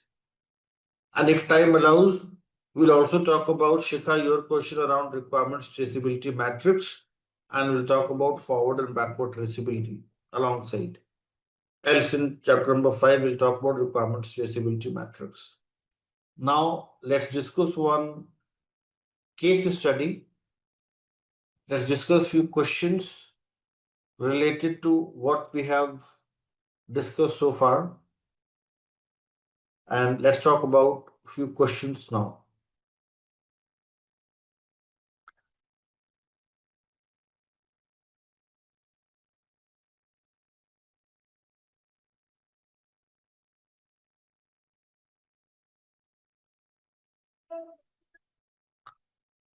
Case study is on your screen. Botanics pharmaceutical company unable to deliver products on time, customers switching to competitor products. Business analysis activities include identifying business analysis deliverables, documentation of existing supply chain management process, root cause analysis, coming up with solution options, recommendation of tools and technology, and recommendation of the optimal solution. Now, I'll ask you all a few questions. Let me see how many of you are able to answer these questions. A, S, G, I, P are the 5 tasks that we have discussed, and these are part of business analysis, planning and monitoring knowledge area. Sanoop, Saket, Anurag, Shikha, Aparna and everyone else. First statement is, Shikha and everyone, you have identified and analyzed the stakeholders involved in the process. This statement can be mapped with which of the following tasks mentioned here? 5 on your screen, A, S, G, I, P. Abhishek, think logically. We are talking about identifying the stakeholders and their characteristics. Is this something we discussed in approach, or is this something we discussed in stakeholder engagement?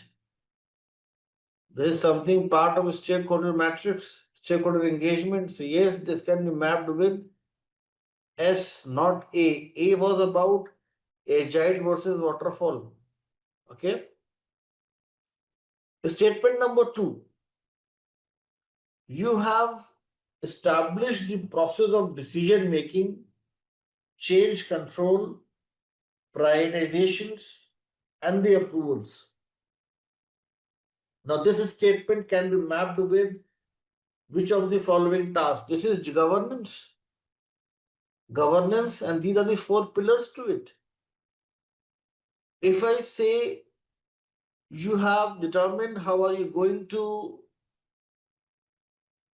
store and retrieve the business analysis information, this statement can be mapped with, this is something linked with information management.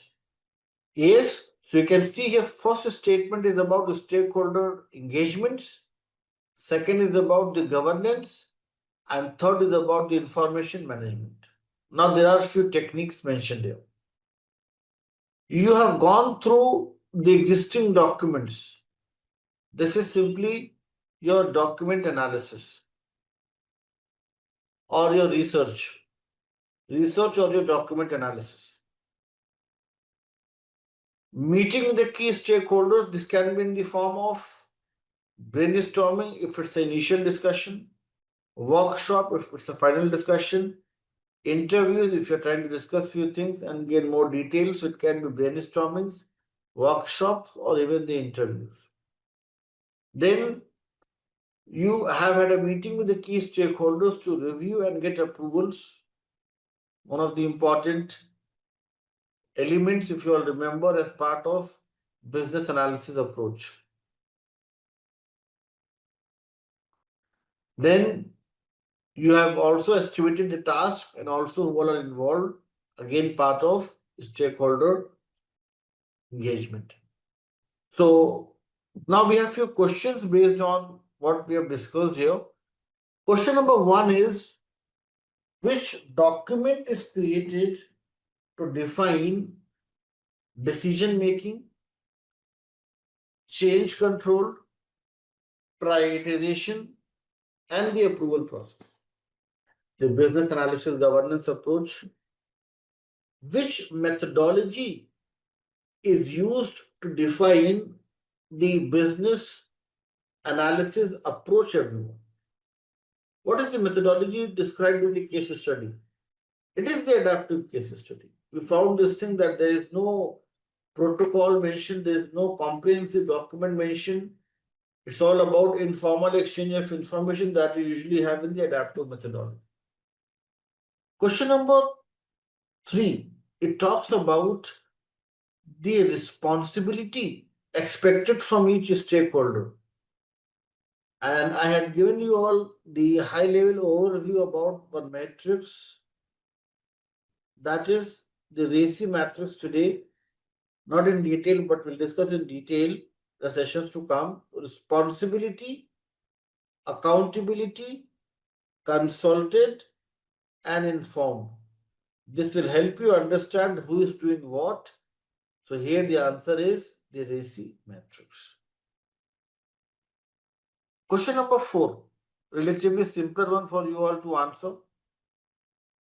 Which technique is used to identify the roles and responsibilities within the organization? Yes, so organizational modeling technique. This question you all can leave for now. Once we'll talk about the solution, we'll talk about these two metrics as well. Question number 6 you all can answer. Question number 6 is, which task is performed to identify and analyze the stakeholders involved in the process? Which task? And tasks are A, S, G, I, P. Out of these 5, which task helps you identify and analyze the stakeholders? Getting it, everyone? Now let me make slight twist in question number 7. Yesterday I had given you all one homework to read through the stakeholders and their involvement in knowledge area number 1. If I say amongst the stakeholder who is likely to be involved in all the initiatives or all the tasks, and you have 2 options, which one you will select? In the BAPM knowledge area, which stakeholder is present in every task? The answer is domain subject matter expert. Along with domain subject matter expert, you'll also find a sponsor involved in every task with BA. So BA, a sponsor, and the domain subject matter expert are the important stakeholders. Completely ignored, not involved in the discussion in the very first knowledge area. Testers, implementation subject matter experts, those are the ones. Yes. So this was about your and operational support as well, yes. So this was about your question number 4. Question number 4 is about the role and responsibility within the organization. So how you identify role and responsibility within the organization? If you are able to understand the organizational model, the hierarchy, the departments, then you'll be able to identify a role and responsibility within the organization. Got it? Now, questions. First question, what RACI stands for, everyone? R stands for responsibility.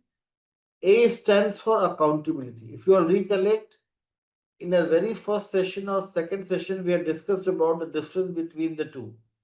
Responsible, accountable, consulted, and the informed metrics. Responsibility is about ownership. Somebody is working on the given task directly, ownership. Accountability is your answerability. Consulting role, providing some assistance, and informed, just informed about the things happening. Majorly, you'll find testers and dev from the requirements perspective informed about the things. That's the RACI matrix. Now, this question, let me see how many of you are able to answer this question. Which one of the following is not an input to plan business analysis information management approach? And you have 4 options. You have to select the one that's the odd one out. And yes, you all are correct. Business analysis traceability approach is the odd one out. Traceability approach is part of chapter 5. Today, I think somebody had question around the requirements traceability matrix. I'm not able to recollect the name, but somebody had this question. So traceability approach we'll discuss in detail as part of chapter number 7. They will talk about chapter number 5, and they will talk about forward and backward traceability and how this helps us ensure that requirements and designs are aligned with each other and also manage effects of the change. So we'll discuss this topic as part of chapter number 5.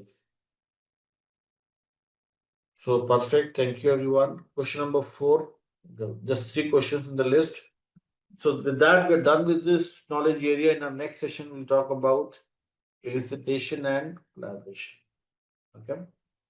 And today we have to start with 3.5, the leftover topic, identify business analysis performance improvements. Here we'll talk about few important techniques like root cause analysis.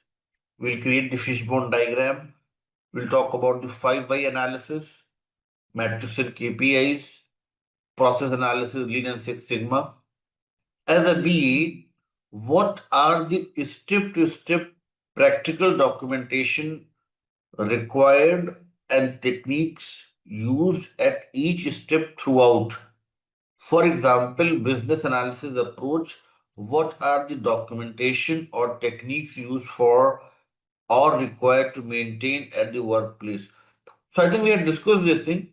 Everyone, Sneha has a very good question here, and I think we had discussed this thing in detail. If you look at Sneha and others, each and every task, let us suppose I'm talking about 3.1. If you'll expand this, you'll find 3.1.6 as the techniques.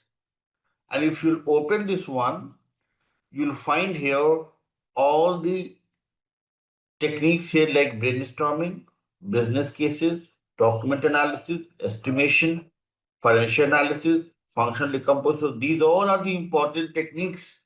Those may help you plan business analysis approach. Similarly, when you plan for stakeholder engagement, 3.2.6. Here you'll find the techniques, those can be used to plan stakeholder engagement. And everyone else, are you getting the answer to your question? 3.3. Point 6, in governance, you may apply all these techniques. But one very important thing here is,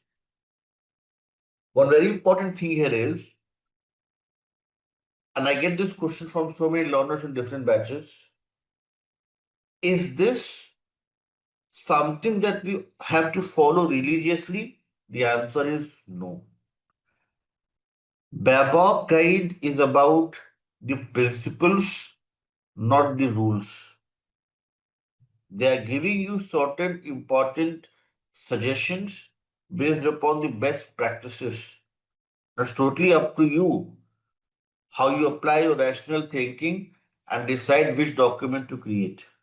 They're not giving you any specific rule or any specific template to be followed in any task. They're just giving you certain important suggestions. You have to apply your rational thinking based upon what you're learning here and select any one of them, all of them, or few of them. For example, let's take one example. Let us suppose Sneha is planning business analysis approach and she has some prior understanding about it. She knows about it, so she won't be going for brainstorming then. She'll create one process model. She'll come up with a scope model and have a discussion, the workshop with all the key stakeholders. But if this is a new project for Sneha, people are all new in this team, you'll always start with brainstorming and have a detailed discussion with key stakeholders first. Then you'll do your own research with the help of document analysis. You may also perform financial analysis and then organize the workshop to gain consensus from everyone. Okay? So the answer is it's not always the documentation. It may be certain discussions, it may be certain designs that may lead to the discussion with the key stakeholders. Okay, getting it? Yes. So it depends. If you are planning to have an organized approach, you may use a brainstorming template. As I mentioned in batimes.com, if you'll search, you'll find the business analysis related templates. So you may go with the standardized templates. You may just document it in an informal manner. You may come up with the presentation. That depends on a very important thing, and that is organizational process assets. Now, this next is a very good point, how to store the information.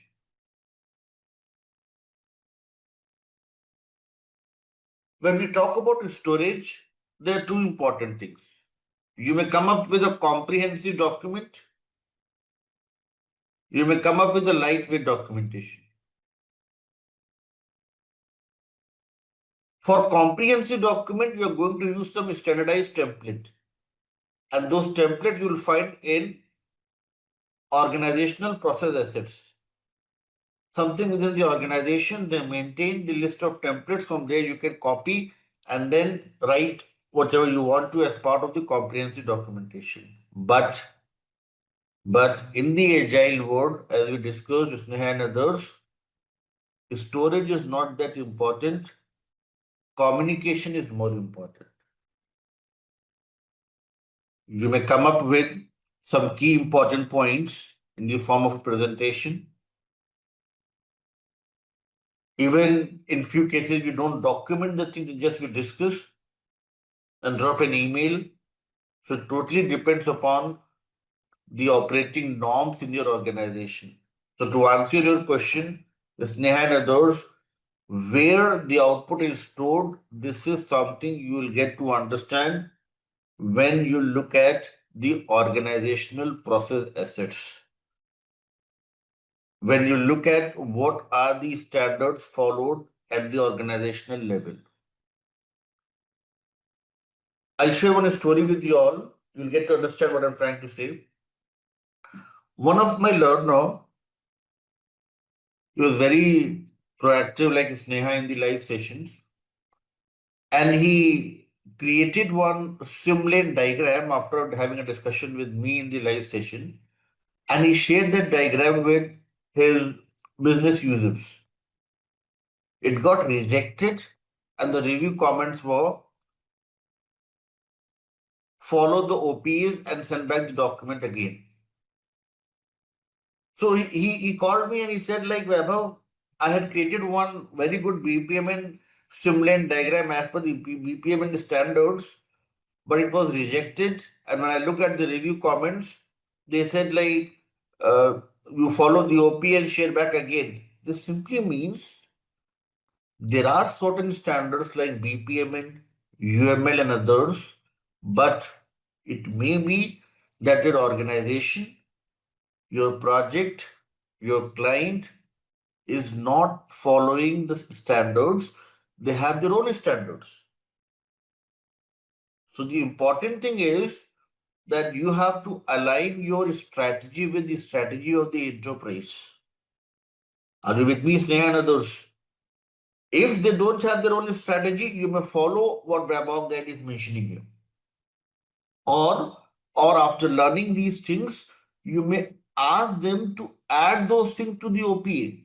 But till the time your OPA at the organizational level is not aligned with what you're learning here, you have to follow what your organization is doing.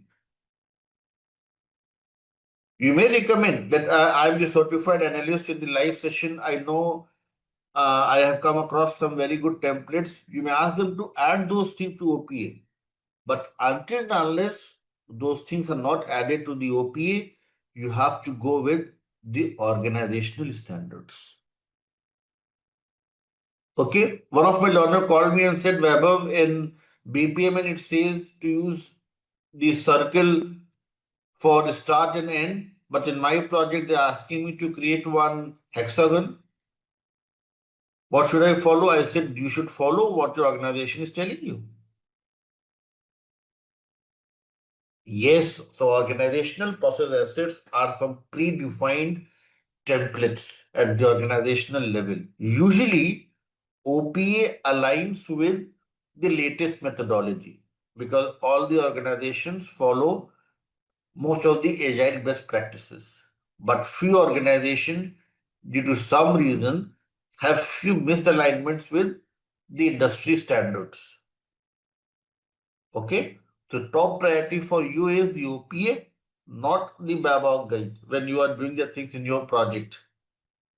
But in the job interviews, you have to mention what's there in the PMBOK guide. Okay, you have to talk about the industry standards in your job interview, but when it comes to implementation, you have to give priority to the OPAs. So yes, Sneha, OPA may have some standardized templates used at the organizational level, and those may differ from the set standards.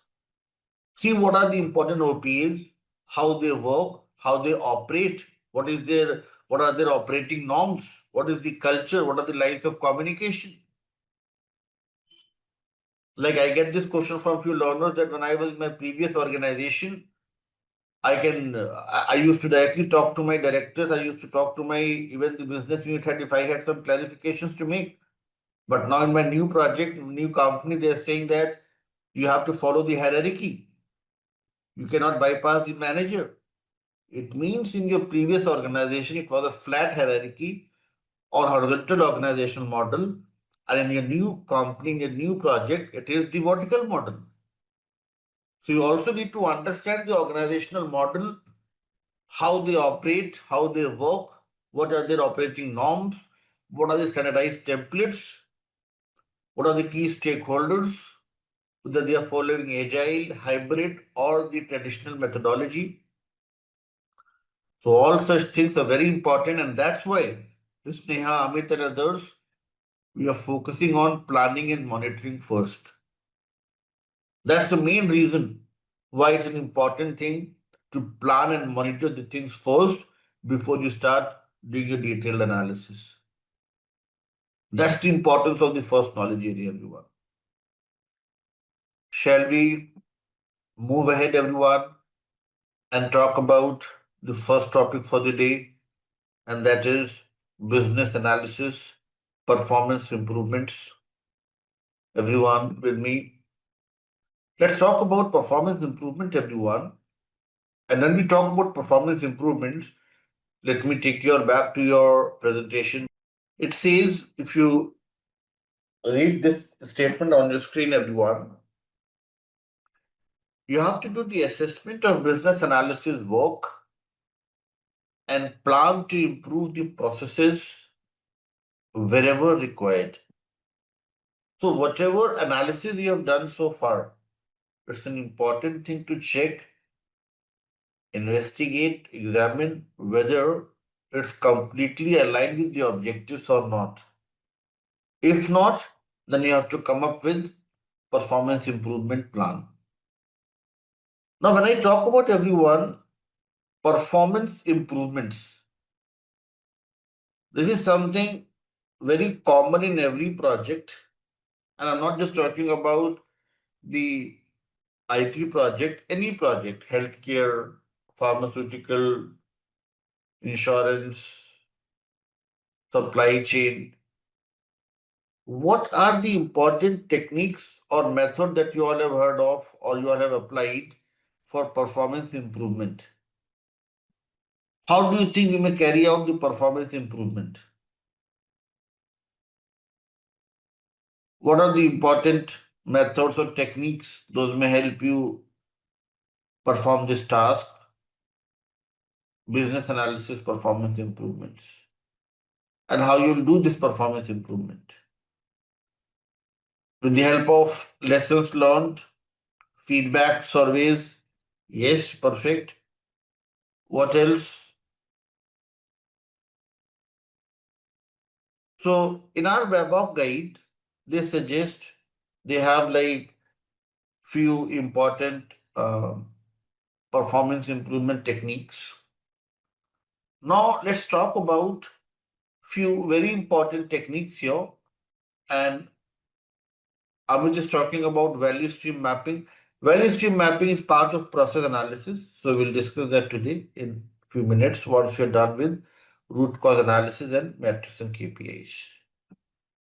Root cause analysis, everyone, is a very important technique to come up with business analysis performance improvements. And root cause analysis can be carried out with the help of two possible methods. The fish bone diagram, and what's the another one? That's also very popular one, very common method, 5 whys.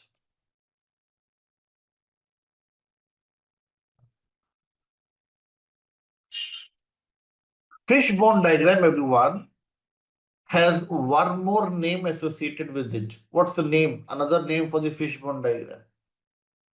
After the Japanese researcher who defined this, who invented this one. What's the name? Another name for the fishbone diagram. The name is very popular one, Ishikawa. Ishikawa diagram. Yes, Pallav. Ishikawa diagram. Ishikawa, Japanese researcher who came up with this fishbone representation, Ishikawa diagram. And this diagram is also known as, everyone, cause and effect diagram. Cause and effect diagram. If you all are with me till this point, shall we move ahead and draw this using one tool? You'll get to understand better what is a fishbone, how it works, and what are the practical usage and importance of it. Everybody, shall we move ahead and draw this diagram now? Yes, let's draw this now. So let's draw this using one tool to understand how it works. So there are few important things for you all to know as part of this diagram. So let's draw this. Pareto analysis is also there, but yes, they have excluded that from the latest syllabus of the PMBOK guide. So we can talk about Pareto analysis as well. But that's not part of the syllabus now. It was in the previous version. Okay. But if you're interested, we can talk about it. So let's first talk about the fishbone diagram, everyone, and let's try to draw this. So let me, I've shared the link in your chat box. Please check and confirm. Is everybody able to access this link?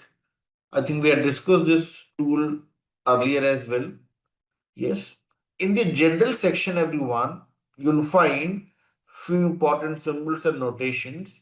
You can use this line to create the main important principal bone for the fish like this.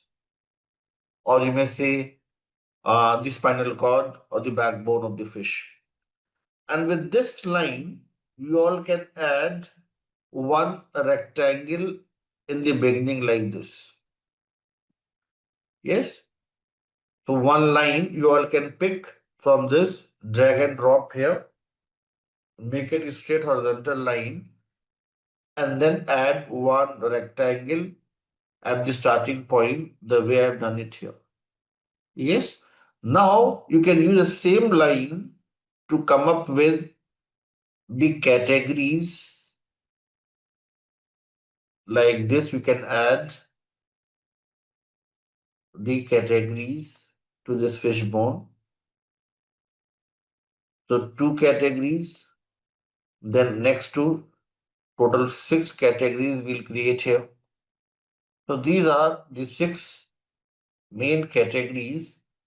Those help us create one fish. Now for each and every category, we are going to add one box here like this. Add a box like this.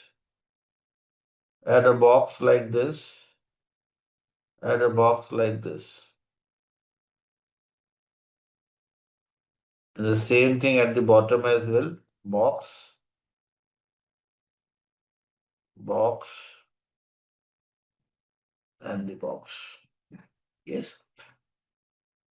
And then you may come up with the outer body of the fish. That's not that important. You may come up with the outer body of the fish like this. It should look like a fish, not like a crocodile. And something like this you all can create. This mouth or the opening of the fish, this mouth or the opening of the fish, you can color it with red, and this signifies the failure event.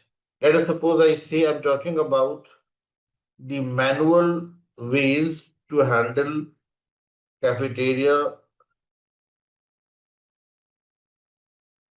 in Unilever UK project. And then these are the categories, everyone. This is a failure event. You can mention this as a failure event or the issue. Failure event.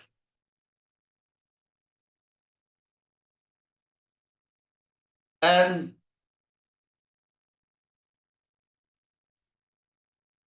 these categories, Ishikawa defined them as, and he said, like for any failure event, it may be people responsible for the failure event. It may be the challenges with the process. Then, can anybody help me know what's the next box here? People, process, equipments, then material. Any guesses what is this box all about? Material. Yes. Environment. And what Saket is mentioning here is the last one, the management.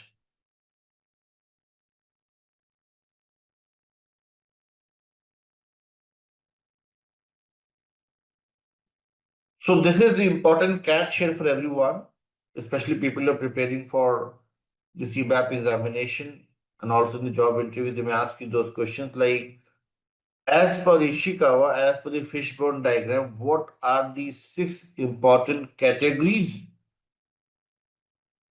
responsible or may drive any failure event, unsuccessful event?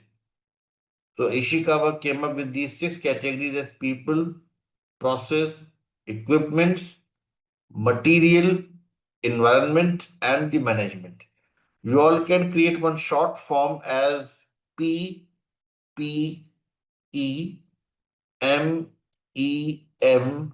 to learn and remember these 6 categories. Important for those who are preparing for job interviews to know these 6 categories. The failure event is manual ways to handle the cafeteria and Unilever project. What you'll mention in this box here, which all people or stakeholders are part of it.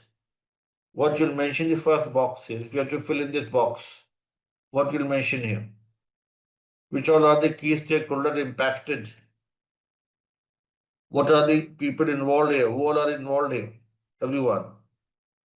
Don't you all think the employees, yes, employees, the customer, as Ravitar is mentioning here, Aparna is talking about the canteen provider, or you may say canteen staff and Unilever management. So these all are the key stakeholders or the people.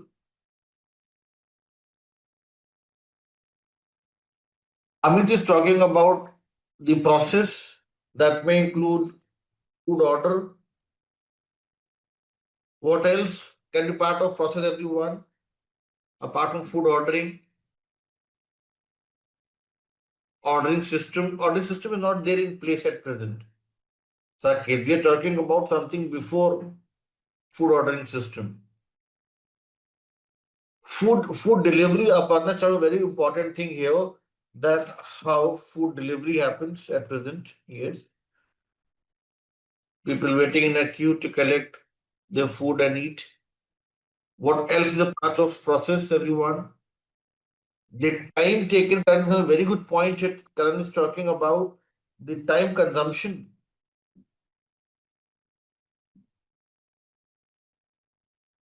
Yes, and others. Token system, yes, pre-automatic. These all things will be part of the process. And yes, I think Amit, you are saying same thing as what Karan was mentioning a few minutes back. Now, what are the important equipments that you can think about, everyone? Equipments being used. What will mention the equipments? Which all equipments are used as part of this process here? Yes, so equipment simply means all those important, you may say, the how would I define the equipments? Equipment simply means all those important components. Yes, so the very important that what Vishaka is mentioning here, the billing machine. Yes, the no, ordering application is not there at present, Aparna. Let me make it very clear. We are talking about the existing behavior with no ordering application. We are talking about when people are going to the cafeteria and ordering food. So bidding machine can be one of them. Yes. Or what else can be part of it? Online payment system is not there at present, Saket, as I mentioned. Yes. Limited seats. Limited seats. Yes. Yes. And those utensils, and etc. These all can be part of the equipments. You can simply say the canteen assets. Absolutely wonderful, Amit. Yes. Now, everyone, so these were the important equipment. I hope you all understand what you mentioned, the equipments. Next thing is the material. The material that is used to create the food items. What we'll mention here. Material can be the veggies, milk, what else? The grocery, yes, ready to eat, etc. Environment, raw inputs, yes, raw inputs you can mention. Environments, in the environment you have to mention about the long queues, waiting time. In the management part, what all things you have to manage? Office productivity, office productivity, yes, food wastage, etc. Loss of productivity is a very important thing, yes. So, meaning to say, what we're trying to do here is we are trying to come up with all the possible categories those may result into a failure event. But if you see here, you all would agree with me. In this box, I was just able to capture few points and I was getting some very important suggestions from people and I ignored few things because I had very limited space here. So in this fishbone diagram, we also have the decomposition in the form of primary, secondary, and tertiary causes. So for every category, let us suppose I'm talking about people. High level information you mention here, and then the details you capture in the primary cause. This primary cause can be decomposed into secondary cause, secondary into tertiary. That way, we have this with every category, primary, secondary, and the tertiary cause to decompose it and come up with more details. That way, we come up with a fishbone diagram. But I can tell you, based upon my personal experience, fishbone diagram is beneficial when you present the things to your business users when you're talking about the things on high level. If you share this fishbone diagram with your developers, with your testers, it may help them develop some clear understanding around the issues, but they'll not be happy with just a fish. Fish is going to be fishy for them, and they're not going to be happy if you just share a fish with them. They'll expect more from you. They expect you to come up with more details, and more details can be captured with the help of another method, that is 5 whys.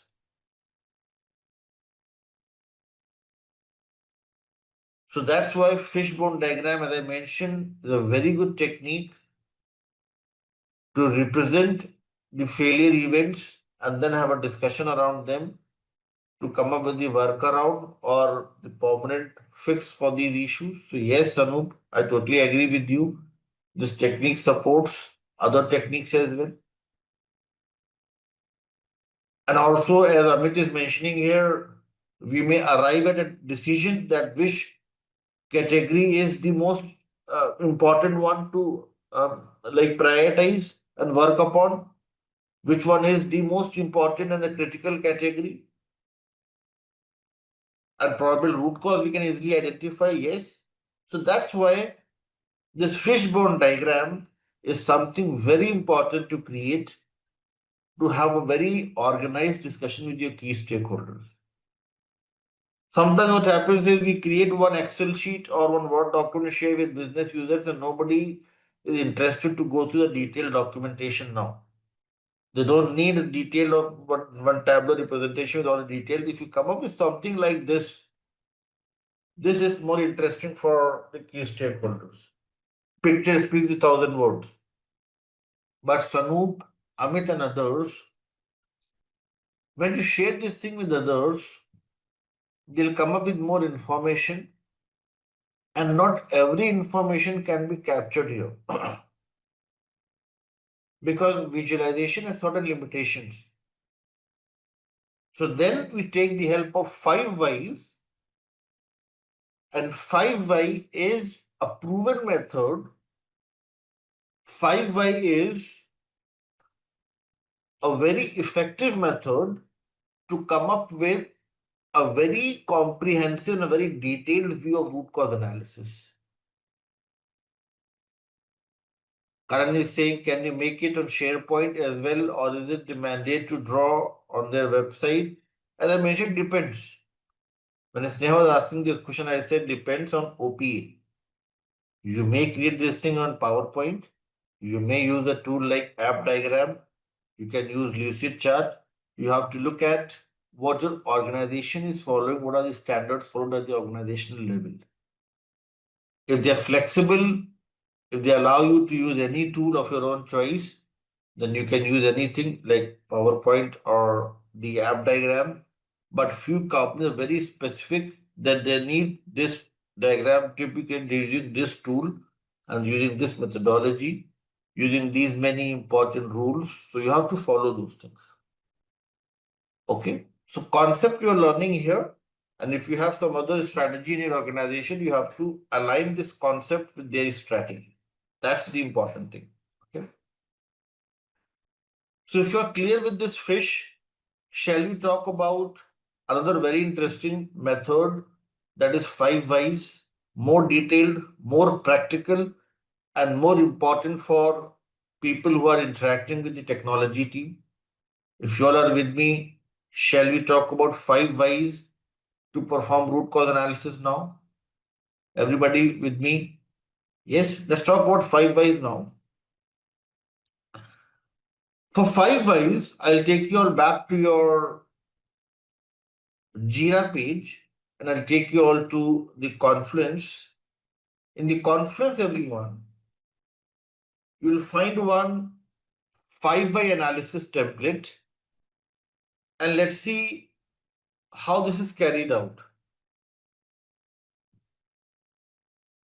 So in the 5 why analysis, you can click on these 3 dots.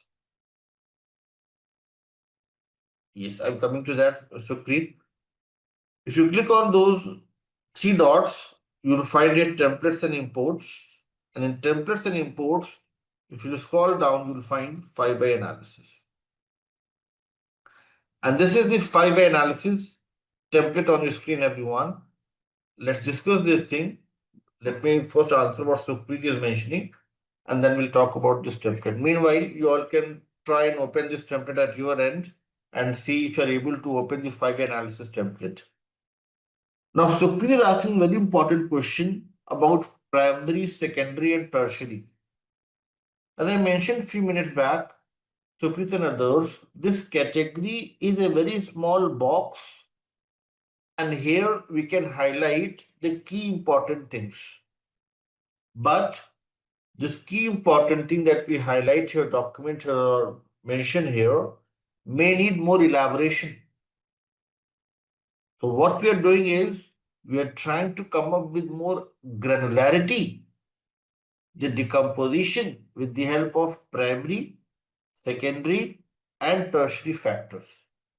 If you're able to define primary, secondary, and tertiary factor for a given category, you are giving more information, more details pertaining to the given category. For example, I'm mentioning here employees, canteen staff, Unilever management. In the primary one, you can talk more about what are the important people involved, what are their lunch timings, and other details. Unilever management, which all people are involved from the management. So that way, if we are able to come up with primary, secondary, and tertiary causes, you are providing more details around the given category. So simply these categories and these causes would help you come up with more granular set of information, more detailed information for your users.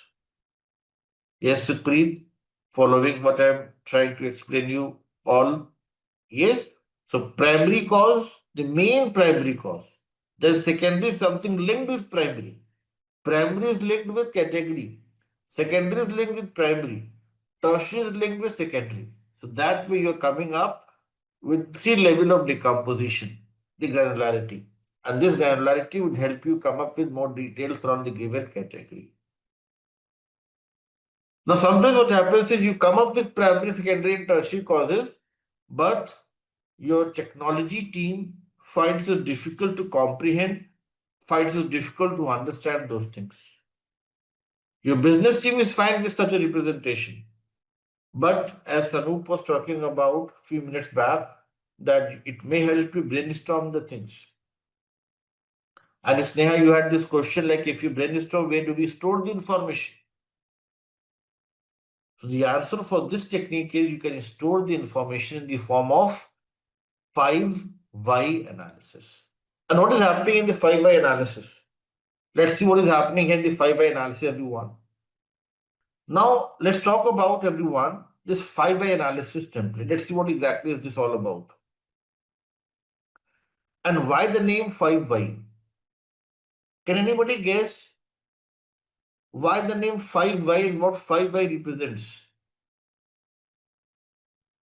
A very simple question. 5 why. Amit is correct, saying repeatedly asking question, but why 5 whys? Yes, so 5 why is not equivalent to 5 wh. Why 5 whys? Get deeper is right. Get into the core, that's also right. But why just 5? Why not 6? The reason, I'll tell you the reason. The reason is something based on some historical, you may say, information. If I talk about, everyone, the ancient Europeans, how you'll what like how you'll define those ancient Europeans? Any name that comes to your mind when I talk about ancient Europeans? If you've read the ancient history, the ancient Europeans, if there are a few names coming in your mind, you can mention chat box. If you talk about ancient Europeans, ancient civilization, European civilization, what are the important names? Romans, yes. Greeks, Ottoman, yes or no? So ancient Europeans had this belief based on their experience that if you're doing the interrogation, if you're doing the root cause analysis, in majority of the cases, if you go up to 5th level of granularity, if you ask the same question 5 times, by the time you get the answer to your 5th question, you are getting the answer to the root cause. In most of the cases, you'll get the answer by the 3rd or the 4th why, but in the worst case, you'll get the answer by 5th why. And that's why the name 5 why. 5 why simply means going up to 5th level of granularity to get the details of the root cause of the problem. Like, for example, there is one problem, and the problem is the seating capacity. Why it happened, why it is causing problem, why it is causing, there are 3 dots here, but you may come up with 5 dots in your template. If you're able to come up with 5th level of decomposition for every problem, it will help you then come up with a final problem statement that includes the summary of all the problems mentioned here. 5 why simply means asking questions again and again to gain more clarity, to dig deeper, as Amit was mentioning here, repeatedly asking questions until and unless you'll get the answer to all your questions. That helps you then come up with the final problem statement and then a corresponding solution. And then we're going to work on it. That's how this 5-way analysis template works. And since it's a comprehensive document, you may add all those important ideas, suggestions, all the key important things that you discuss with your key stakeholders. So that's why 5-way analysis is more preferred approach when we have a discussion internally with our technology team and with our testers. They ask you such question in job interviews that when you perform root cause analysis, which one you'll prefer when you talk to your business team members and which one you'll prefer when you talk to your internal team. So you can mention this thing that root cause analysis can be carried out with the help of two possible methods like fishbone diagram and 5 whys. When we have to represent the things on high level, when you're planning to have a discussion with my key stakeholders and I'm planning to have a brainstorming session, Sanup and others, you'll prefer the fishbone diagram. That will promote a very healthy discussion. But if you have to share the details of that healthy discussion with your technology team, with your testers, you'll not prefer a fishbone, you'll prefer 5 whys. 5 why is going to give them more details around the problems. What's the reason behind the problem in the form of whys, and then a final problem statement. That way, it will help them understand what is the corresponding solution and what's the best way to fix the problem. Yes, so that's the importance of root cause analysis, everyone, and these two important methods. Purpose of 5 whys is, Supreet and others, like I'll make it very simple for you all to understand the purpose. You all must have seen this thing, you all must have observed this thing, that whenever there is a crime, whenever there is some issue, they say the investigation bureau is asking questions to a given person. Interrogation involves questions, yes or no. So what is happening? They are asking questions to gain more clarity around the given problem. That why it happened, why you did this thing, where were you when this thing happened. In a way, they are trying to identify the root cause of the problem by asking questions. Yes, those questions may help you gain more clarity. You can dig deeper and then you are able to identify the root cause. So 5 by simply means different levels of questionnaires. You are digging deeper into the problem to identify the root cause. For example, you can see here problem number 1. State the problem your team needs to address in 1 or 2 sentences. That's the high level information. Then list answers that explain why the problem happened. This is the first why. Second bullet point is second why, then third why, then fourth why, then fifth why. If you're able to get the answer within 2 or 3 whys, then you don't need to go into 5 whys. But for few problems, it may be a very complex thing. Yes, and then you have to go into the 5th level of granularity. So that depends upon the complexity and size of the problem. But usually, what I suggest my team members is that at least go up to 3rd level. If not 4 and 5, then at least up to 3rd level so that you are able to come up with the exact root cause. So purpose is, Supreet and others, to ask questions, dig deeper so that you are able to identify the root cause of the problem. You are able to define the final problem statement, and based on that, you may come up with the corresponding solution. Are you with me? Following this thing? Yes, so that's the intent. Intent is to interrogate, intent is to brainstorm, Intent is to dig deeper.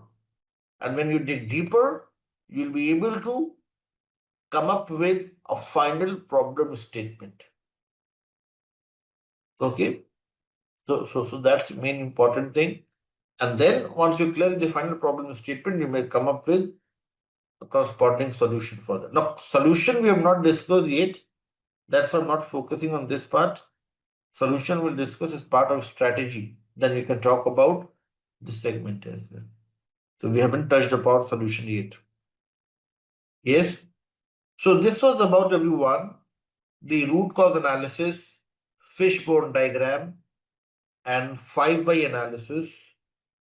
People who are into operational side, for them fishbone is more important. Learners who are into techno-functional role, or they are planning to enter into a techno-functional role, wherein you will talk more to the developers. For you all, 5 why analysis is more important. So overall, both the methods are important. It's an important thing for you all to apply both of them as part of your proactive and reactive analysis.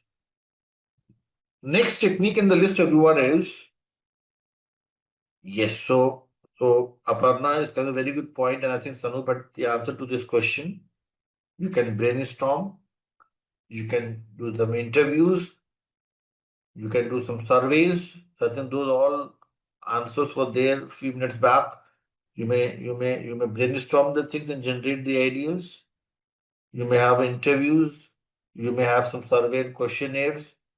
You can look at some data set. Like nowadays, it's an important thing to identify the patterns and trends in the data set. So you can look at some data set, do some data analysis. Now, data mining we have not discussed yet. Today we'll discuss data mining. So the answer, you can also apply data mining and data modeling to perform your risk analysis. So you can apply several other techniques. Okay. Balanced scorecard we have not discussed. That also may be. So the answer is, Aparna and others, there are total 50 techniques in your PMBOK guide. Now, once you're done with all these 50 techniques, with the help of your rational thinking, with the help of your how your organization operates, you may use a lot of techniques from this list. Getting it? Like decision modeling can also be used. Like item tracking can also be used. Mind mapping can also. So you have to apply your thinking and decide which technique helps you get the better results. Okay. So that's an important thing. Now let's talk about the next technique in the list, and that is the matrix and the KPIs. Very important one. In your CBAP examination as well as in your job interviews, they ask you this question: that what are the metrics and KPIs, how you create them, and what's the importance, and or you may say the practical significance behind this technique. If you all are with me following, shall we move ahead and talk about metrics and KPIs now, everyone, and discuss this technique in detail? Yes, everyone? Okay. So let's talk about the metrics and KPIs. Matrix, everyone, when we talk about, you all must have created the matrix in your 10th standard mathematics. Matrix is something that you all are familiar with. I'm 100% sure about this thing. Matrix represents the arrangement in the form of M cross N, where M means rows and N means columns. This simply means matrix represents a tabular representation.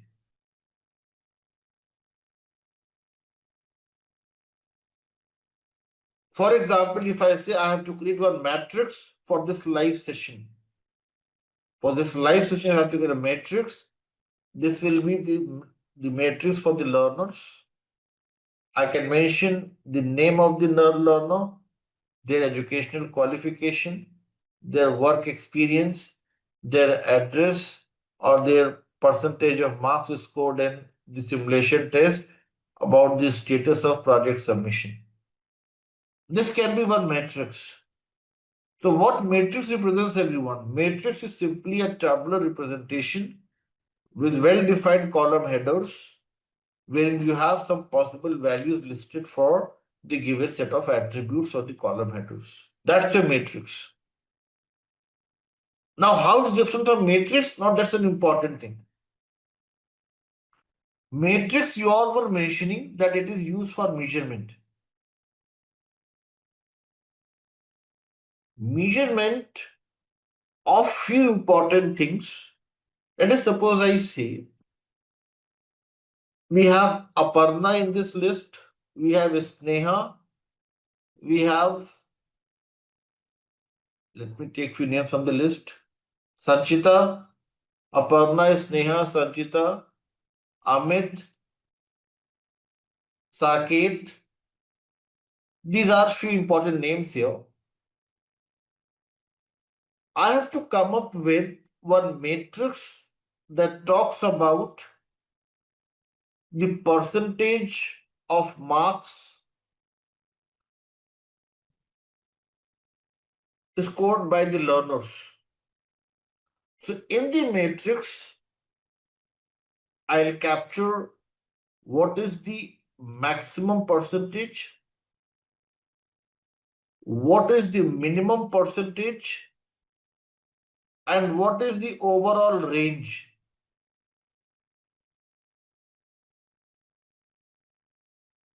So when I talk about matrix, matrix can be easily derived from a given matrix. And in the matrix, I can talk about the thresholds or the maximum value. I can talk about the lowest or the minimum value. And I can also talk about the range that starts from minimum and goes up to maximum. This is the theory part. If you all are with me, shall we discuss one example to understand this thing better? How to draw one matrix. So the summary is, matrix is a more detailed representation in the form of a table. From a given matrix, we can come up with the matrix that includes three important things: maximum, minimum, and the range. You all are with me? Shall we discuss one example to make it very clear in your mind how it works? Yes, let's discuss one example. Let us suppose I see I'm talking about hospital management system, and we have to create the matrix for doctors' appointments in a day.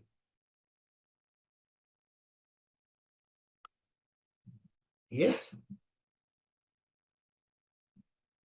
Aparna is saying the graphical representation that we create, the pivot and the dashboard that we create, this is something also termed as matrix. These all are derived from the matrix. If you all agree with me, for any graphical representation to create, you'll first need a tabular representation, yes or no?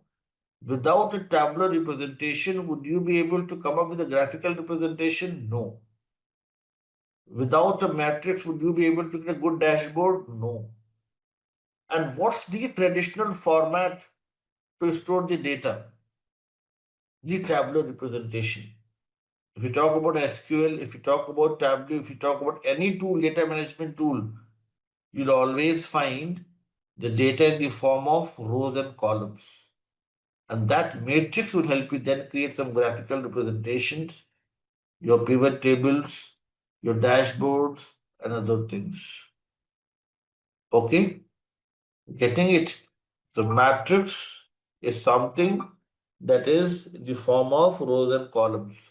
Now, let's try to create one matrix for the doctor's appointment in a day. Let us suppose I say, if people have to book an appointment with the doctors, how would we ensure that they are able to get the appointment for a given day or not? Let us suppose I say, we are talking about Dr. Aparna. Yes, just one name, Dr. Aparna. Dr. Aparna is available in this Mayo Clinic from 10 a.m. in the morning till 2 p.m. afternoon. Yes.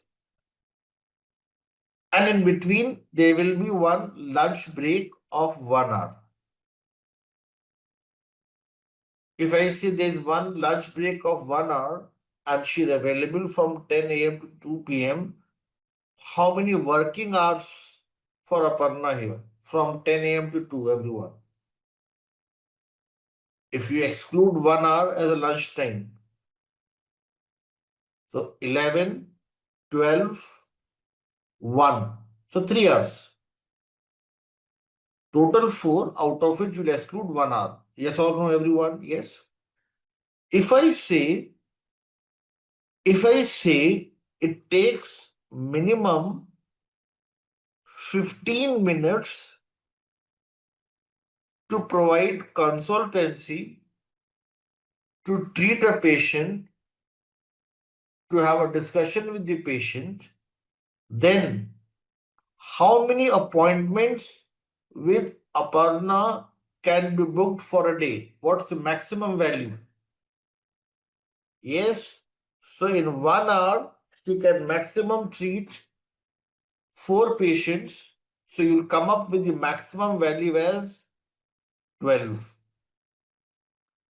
And if I say that maximum, if there are some critical patients, it may take up to 30 minutes to have a discussion with them to treat them. Then what is the minimum number of patients that can be treated in a day? 6. This is the 6. So range is from 6 to 12. This is the range. And if I have to come up with some random number in between, so I can say, let us suppose 8. 8 is one random number. So random number that lies in between 12 and 6 is 8. Yes, everyone. And if I have to come up with an average, what's an average number of patients treated in a day? Average number of patients treated in a day, if maximum is 12 and minimum is 6, 9. So in your application, if there are 9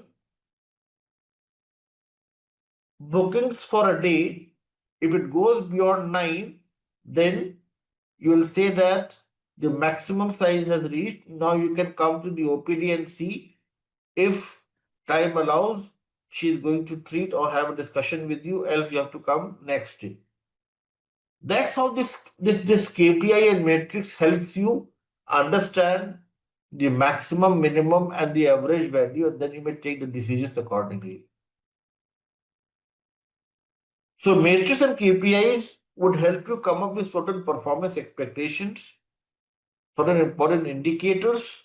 Those may help you define the maximum, the minimum, the range, the random values.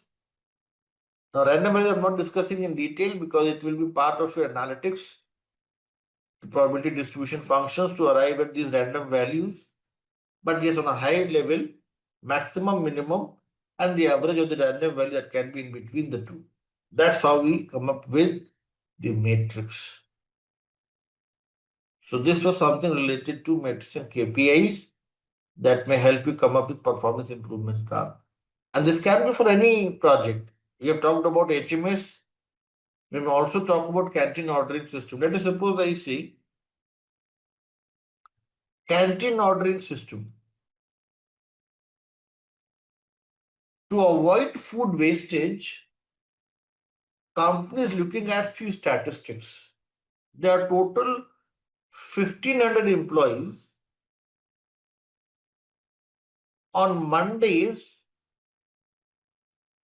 and Friday, it's found that there are a lot of people on leave, and maximum strength in last 3 months has been around 900. This is the data from last 3 months, that there are around 900 employees there in the office on Mondays and Fridays.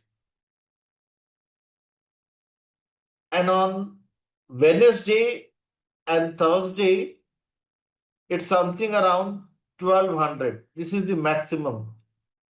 The maximum number of employees in last 3 months was around 1200, and minimum goes up to 900. So to avoid food wastage, you'll not prepare food for 1,500 employees. You'll go with the matrix 1200 to 900. And on an average, if you calculate the average, what's the average here? Everyone, 1200 and 900, what's the average? 21 by 2, something around 1000. Yes. So something around this thing. So to avoid the food wastage, you may just prepare the food for 1000 employees instead of 500. So you'll avoid waste and you'll also save money. Are you with me, Ayushman, and everyone else? So that's the importance of the matrix and KPIs. Those may help you come up with the plan to improve on the things, save cost and budget, and maximize the things. Come up with more optimal solution for the given set of problems. So that's how you create matrix and KPIs. Yes, everyone with me? So this was something related to matrix and KPIs. Let's read few things now to gain more clarity, and then we'll talk about process analysis. Matrix and KPIs measure the performance of the solutions, solution components, and other matters of interest to the key stakeholders. Matrix is a quantifiable level of an indicator. When we say quantify in terms of maximum or the threshold, minimum, and also any average value that can be easily defined with the help of range. Key performance indicators measure progress towards strategic goals or objectives.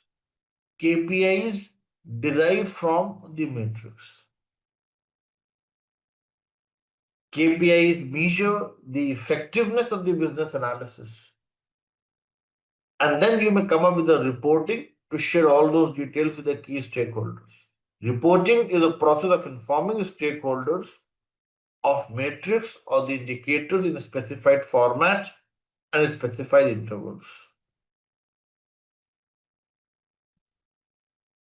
Now let's talk about the next slide. When you're coming up with the indicators like number of appointments in a day, number of employees in the office, in canteen ordering system, we have to ensure that those indicators are very clearly defined. Those are relevant. Relevant means adding value. Economical, adequate, quantifiable, something that can be easily quantified. Trustworthy and credible. And when we talk about the matrix, as we had discussed a few minutes back, this includes the threshold, that's the maximum value. A specific point that can be any random value or the average value.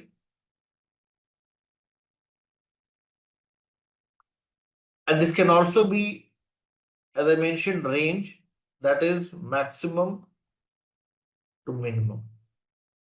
This is a matrix. It's an important thing to monitor and evaluate the metrics.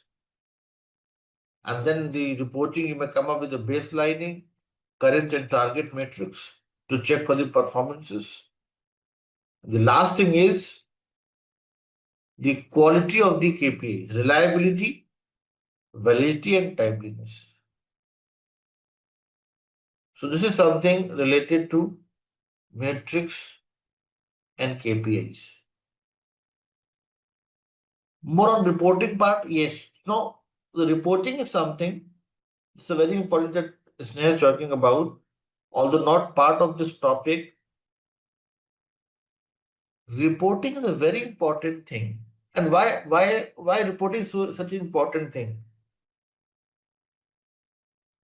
If you're able to come up with a very organized and structured template or a document to share this information with the key stakeholders,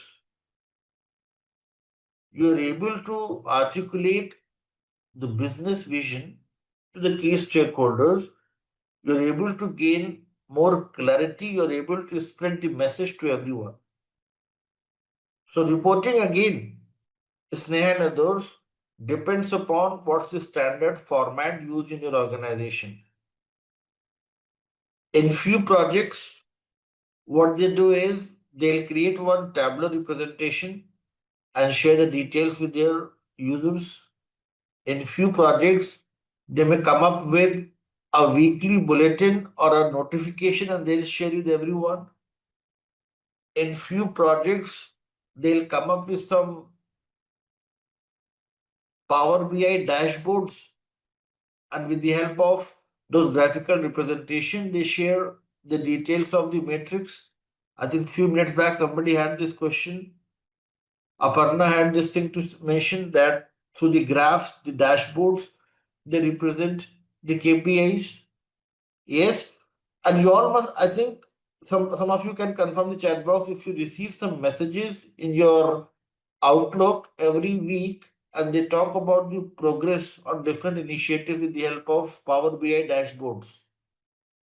Is there anyone who is receiving such messages from your operations team that this was the target, this much we have achieved, and this is something that we have to work upon? So some companies have those Power BI dashboards to share with their stakeholders the overall progress, the KPIs. We have some Tableau reporting. Yes, so that's why Aparna, when you had this question, I knew that this is something happening in your project. This is also happening in my project, Sneha and others, that we create one Power BI dashboard. And in that dashboard, we come up with several parameters and tell our stakeholders that this is how we are progressing towards it. Like one of them can be automation. What level of automation we have achieved in our projects and how much is left. So that's why Sneh is saying that do they expect, that depends upon the job description, the profile. In a few projects, they expect BAs to know the Tableau tool and Power BI tool to create those reports. And that's why Sneha and others, as part of this master's program, are you all part of the master's program here or just for the CBAP? If you're here for the master's program, you'll find here that in the master's program, we have other courses like Power BI, Tableau, Python. So those all may help you come up with a proper reporting and dashboarding. Okay. One more thing I would like to show you all here, everyone, since Sneha is asking this question. Dashboarding and reporting can also be done using the JIRA tool. Okay. So in the JIRA tool, I'll just show you all how to do this thing, although not part of your syllabus. In your JIRA tool, you can see here that we have an option to come up with the reporting. And I can show you all some existing reports. So I can create one dashboard here, one reporting here for, let us suppose, Sneha. and I can save it here. Now you can see here, everyone, in this dashboard, I have several options. I can show you all how to come up with the KPIs using the JIRA. You can see here average age chart, activity diagrams, bubble chart, created versus resolved, heat map, issue statistics in progress, resolved, and all such things, roadmap, pie charts. So you can see here, even in JIRA, even if you don't know the reporting tools like Tableau and Power BI, you can use this JIRA dashboard to come up with proper reporting. Are you with me, Sneha and others? So this was about everyone, the matrix and the KPIs. Very important for people who are preparing for job interviews and also for the CBAP examination. Next, and the last technique in the list, everyone, is the process analysis. Process analysis, everyone, when we talk about, it's the next step after the process modeling. Process analysis is the analysis to make your process more refined, more organized, and free from any redundant, duplicate, or unwanted components. Process analysis stands on two pillars. Process analysis can be carried out with the help of two methodologies. One is lean, another is Six Sigma. Lean versus Six Sigma. What is lean, everyone? Lean is something that you all must be using in your projects. Lean is something very popular across different projects. Even people in sales like Karan, you must be aware about how to apply lean in your sales. What is lean? What lean means to everyone?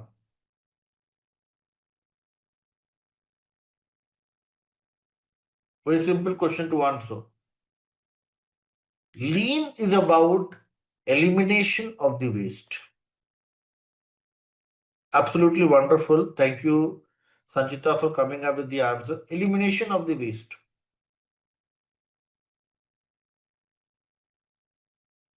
Removal of redundant, duplicate, or unwanted components from your requirements, and then the corresponding solution. Lean is about and recover the losses, if any. Yes. So, but recovering the losses is something part of Six Sigma. We'll talk about it. Lean is more about how well you are able to identify all those elements, components, those are not adding any value. All those elements and components, those are redundant in nature. And how well you are able to come up with a plan to remove such things and make your process more efficient. I'll take one example, a very basic example, to make you understand the difference between lean and Six Sigma. What you are saying, Karan, is more about Six Sigma. Let's see how. I'll give a simple example. Example is, everyone, let us suppose I say that there is one basket. In this basket, there are eggs in this basket. And these eggs are total 100 in number, 100 eggs. Karan did his analysis and Karan identified that in this basket of 100 eggs, there are around 8 rotten eggs.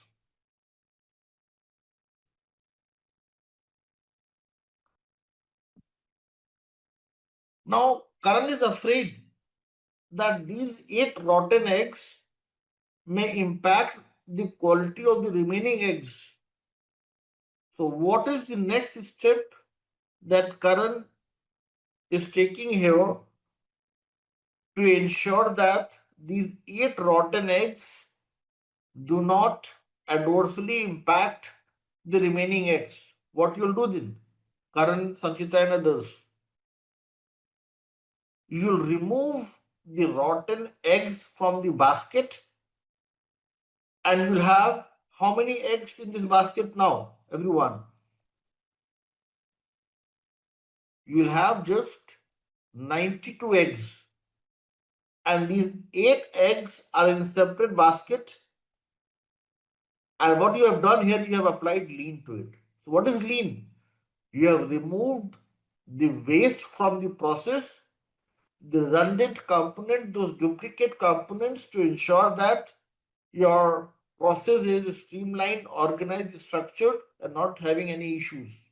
Now, if these eggs are there in this basket for another few days, these may also get rotten, or these may also, there may be some issues with the quality. Then what you do with these eggs to maintain the quality, to ensure that these eggs are like having the same quality maintained and there is no issue with them? What you'll do next to ensure that you maintain the quality of these eggs, if they're not sold, you'll put them in some refrigerator, some storage, yes or no?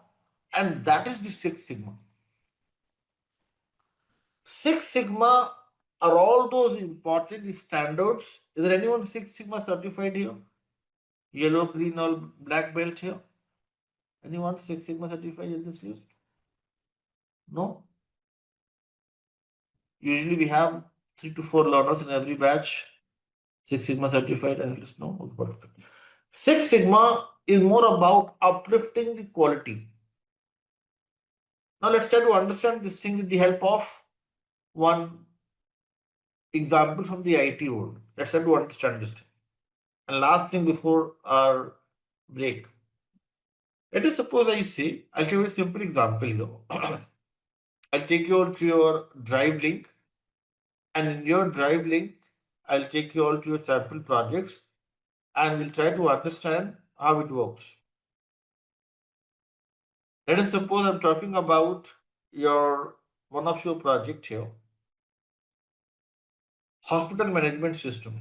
This is one process model created by Srijaya Kasturi, one of the learners from the previous batch, and let's try to apply a process analysis to her process model. So this is one process model on your screen in few minutes. Let me open the process model here. This is the process model on your screen, a streamlined diagram. Now, Sneha and Karan are reviewing this process model and performing process analysis. It's mentioned here, fill the registration form, create user ID. Now, Sneha says that this is not required. When you fill the registration form, on submission, ID is automatically created, so you don't need this task to create the user ID. It is the automatic process. Let's remove this. It is redundant. Login, then department. Department, Sneha says, along with Karan, the department we had mentioned the time of registration. So the department is redundant.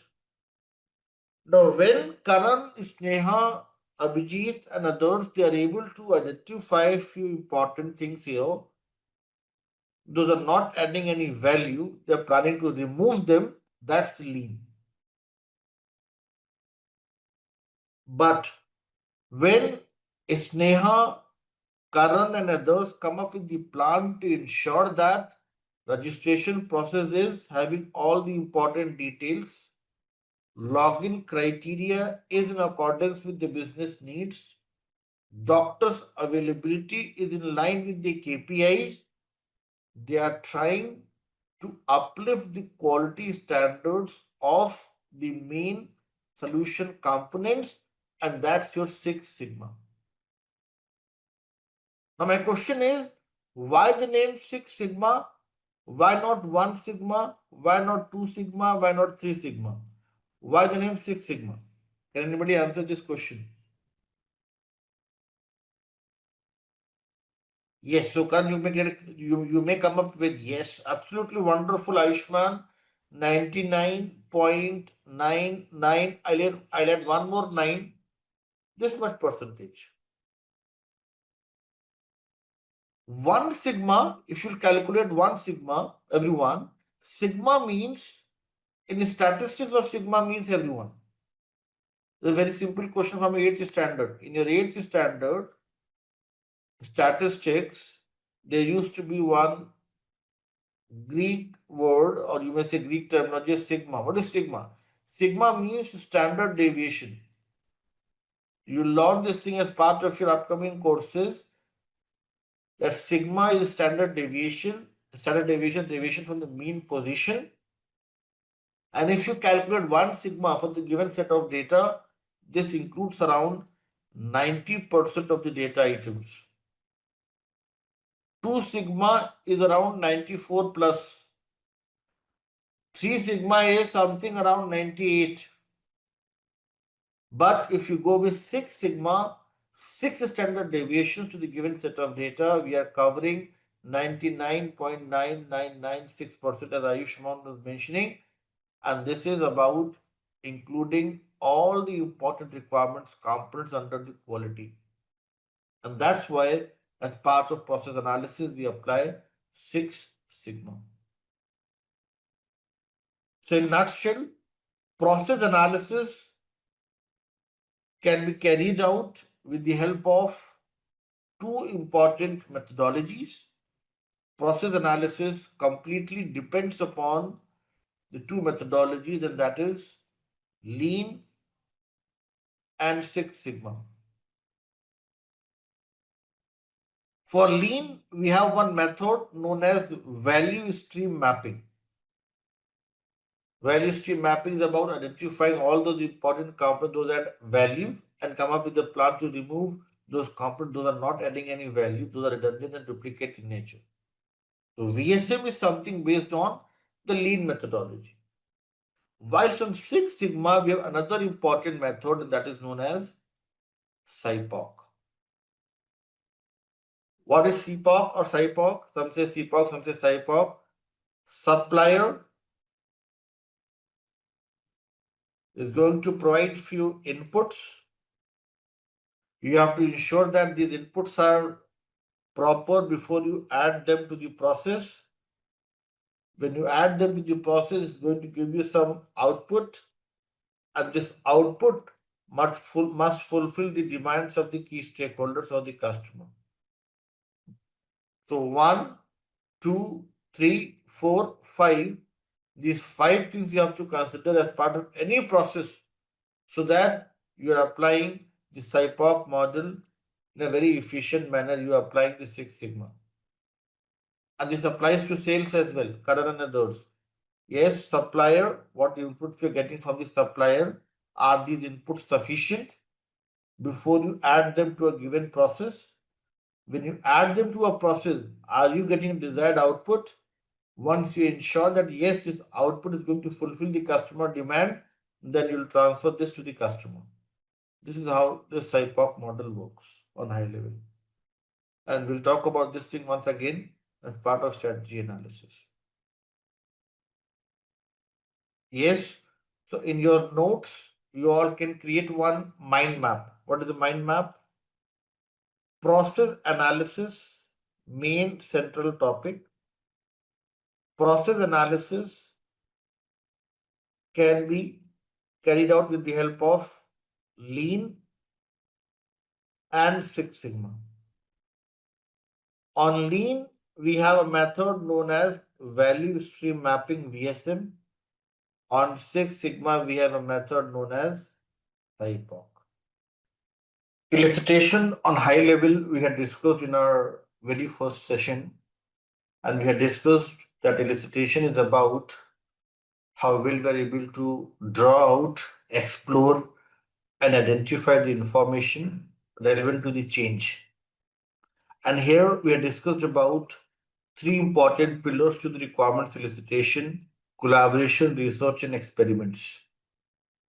Now, as part of this knowledge area, we'll expand this discussion. We'll have more detailed review of the requirements elicitation.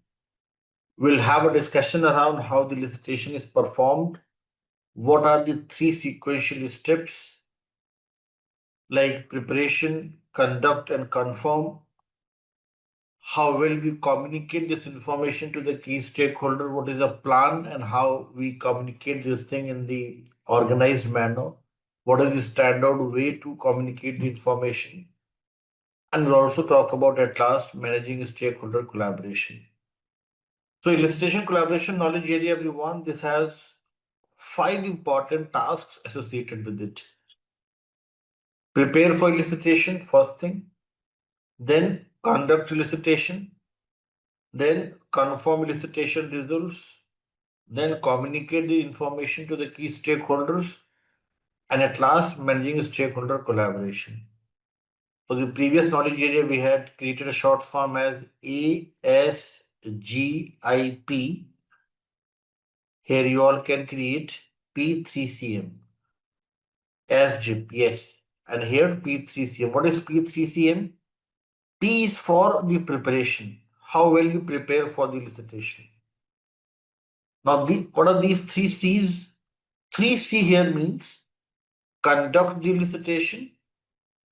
That is when you organize a session with your key stakeholders and you talk to them and you gain more clarity.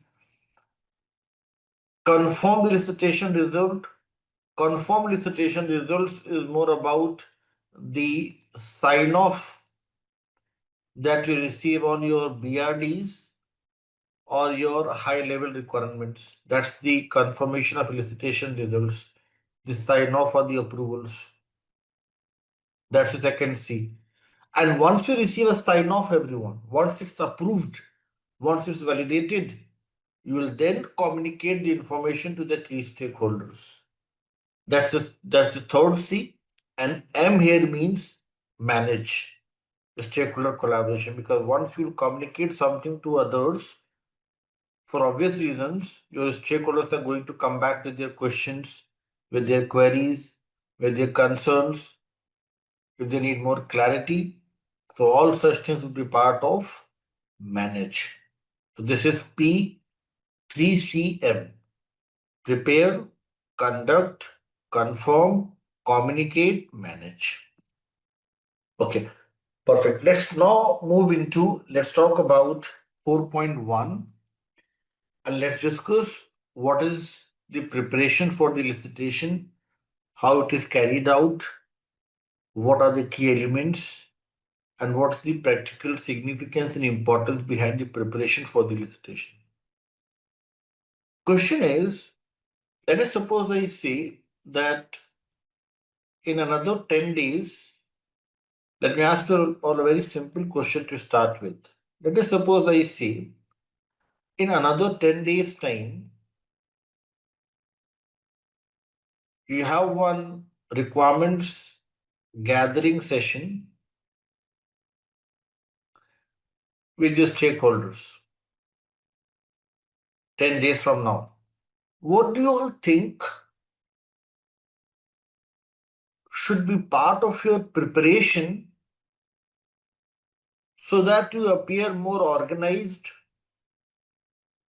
more structured, and you have a very fruitful discussion with your key stakeholders? That's going to happen in the next 10 days, another 10 days time. What do you all think must be part of your groundwork, preparation, to ensure that when you conduct the elicitation, when you talk to your key stakeholders, in minimum time, you are able to fetch maximum output? And the second thing is stakeholders. Prepare the stakeholders and also know your stakeholders. What else apart from these two things? That's part of the scope. Yes. So when we say agenda or the scope, it includes the timelines, and other aspects. Okay. Current problems and the risks that can be again part of the agenda or the scope. What else? Don't you all think it's a very important thing? Baseline the requirements. Yes, that can also be part of the agenda or the scope of the discussion. Very important thing that you all are missing is the importance of, I think Sneha, you had mentioned this thing, importance of creating some supporting documents or some important visuals that you can discuss during the live session. You all would agree with me if you have certain presentation or some model or some design or simply a document that may necessitate, that may facilitate, that may help you talk about the things in a better manner, because you cannot speak everything. You need something to be written as well. Yes or no? So if you have certain supporting material like a presentation or a document or a visual, that may also help you have a proper elicitation. Yes or no? So there are total 5 elements, everyone, as part of preparation. Let's see what are those 5 important elements. Understand the scope, the agenda of the meeting, the as Swapnilata was talking about, the baselining of the requirements so that you may have a detailed discussion with them. Baseline the requirements, understand the scope, come up with the timelines. Another important thing is to prepare the stakeholders as you all discussed. Then secure supporting material in the form of PPTs, visuals, documents, and other important ways to communicate the information. Then another important thing is set up the logistics. Now, what are the logistics, everyone, when we talk about preparation? Let us suppose I say I am into any offline discussion. Offline discussion in the sense I'm having a discussion with my stakeholders in the same geographical location in one conference room. In one conference room, if I'm planning to have a discussion, I have to ensure that the projector, the whiteboard, we have table, chair, computer, these all things are in place so that we have a better discussion. People can sit and have a detailed discussion. While if I'm into any online discussion with my learners, with my stakeholders in different geographies, different parts of the world, dispersed stakeholders, then the meeting setup, as Aparna is talking about the meeting setup. What else? Internet. Yes. What else apart from internet? Apps like Zoom, MS Team. What else? Google Meet and others, whichever your organization is using, is running, is working fine. Yes, so those all things would be part of the logistics. Basically, logistics are all those important things. Those may help you have a very organized discussion with the key stakeholders. Computer, internet, and all such in the online discussion. Offline logistics may be very different from the online logistics. And then the techniques.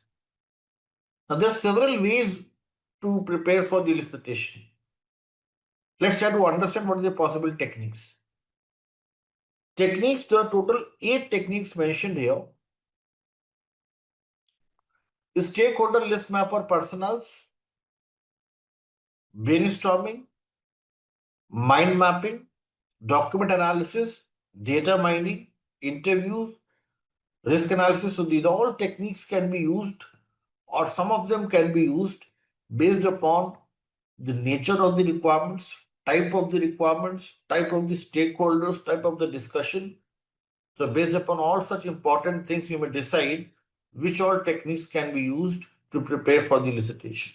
So these are the important elements on your screen. Learners who are preparing for the CBAP examination, you all can create one short form as 5S to learn and remember the elements. First S is scope. Next S is selection of the technique. Next S is setup. Next S is supporting material. And the next S is stakeholders. So if you know the 5S, you know the 5 elements as part of preparation for the elicitation. Yes. Now let's talk about few important techniques. Those may help you prepare for the elicitation. And these are the important techniques here.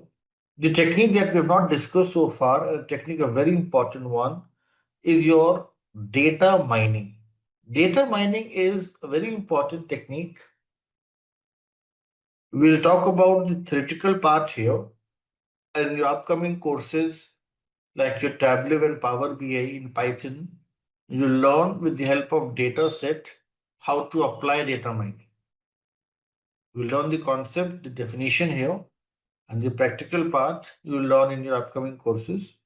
So let's see what is data mining and how it works and how it's so important for any business analyst to apply. Data mining, everyone, originates from one very traditional activity, and that is coal mining. Coal mining. What is the main purpose of coal mining, everyone? To the word they said it's about extraction of coal to generate energy. But what was the hidden intent? What was the main purpose of coal mining throughout the world? That was diamond and other hidden treasures like gold and silver. Diamond, gold, and silver.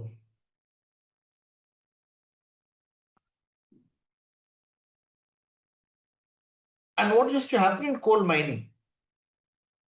We already studied this thing in our class 8 standard chemistry subject, that when coal is compressed to a certain level, temperature and pressure conditions, this carbon turns into a diamond.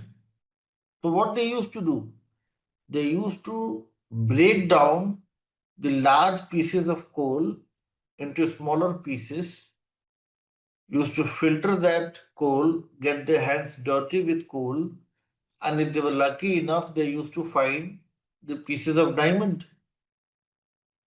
And the same thing is happening in data mining as well, a very similar approach, and that's why the name data mining. In data mining, there are three important things that we are doing here. Let's focus on these three important techniques as part of data mining. First one is the descriptive data mining, everyone. Descriptive data mining, then the diagnostic data mining,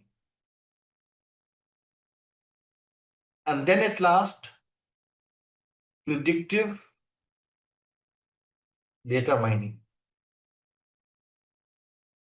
Let's try to understand the difference between the two.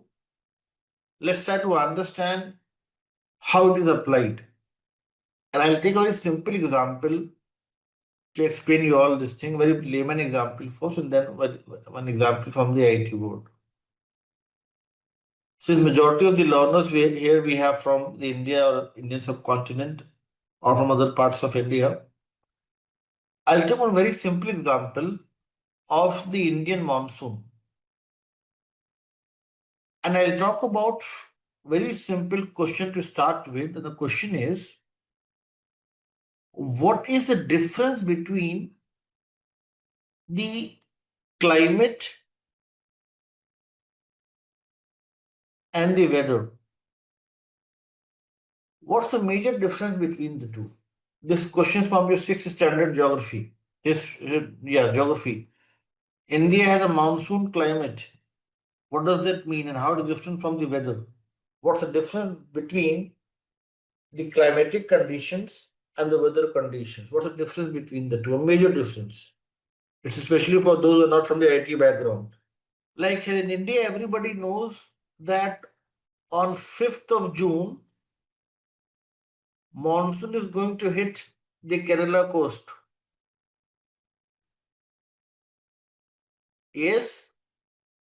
How are we so sure that monsoon is going to hit the Kerala coast by 5th of June? Because over the years, we have found this pattern that the monsoon winds hit the Kerala coast by this date. So weather is a day-to-day condition and certain important patterns and trends in the weather help us define the climate. Let us suppose weather is cold for another 3 months. This 3 months is next can be defined as winters. Weather is that you have rainfall for another 4 months. These 4 months are a rainy season. Yes, weather is very hot for 4 months. This is your summers. So, meaning to say, what I'm trying to explain you all here is, if you have a detailed set of data in the form of descriptive data mining, and if you're able to identify the patterns and trends in the data set, it would help you come up with the forecasting. A result of well-defined patterns in the weather. Is everybody with me following this thing? So the patterns in the weather would help you define the climate. Similarly, I'll take one more example. Let's take one example from the investment banking.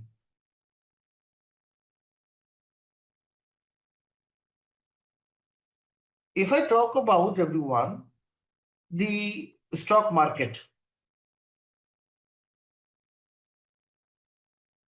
the capital market,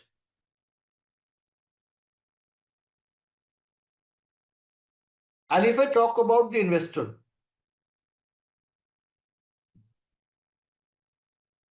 if I talk about the statistics,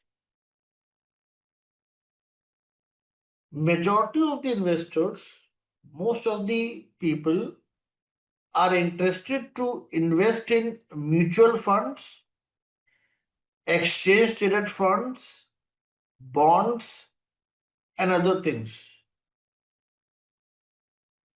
And the number of active investors directly investing in the stock market is less, and this is more. More population here, less population here. And we all know, in case of mutual fund, our money is going to the stock market. In case of direct investment, the money is going to stock market.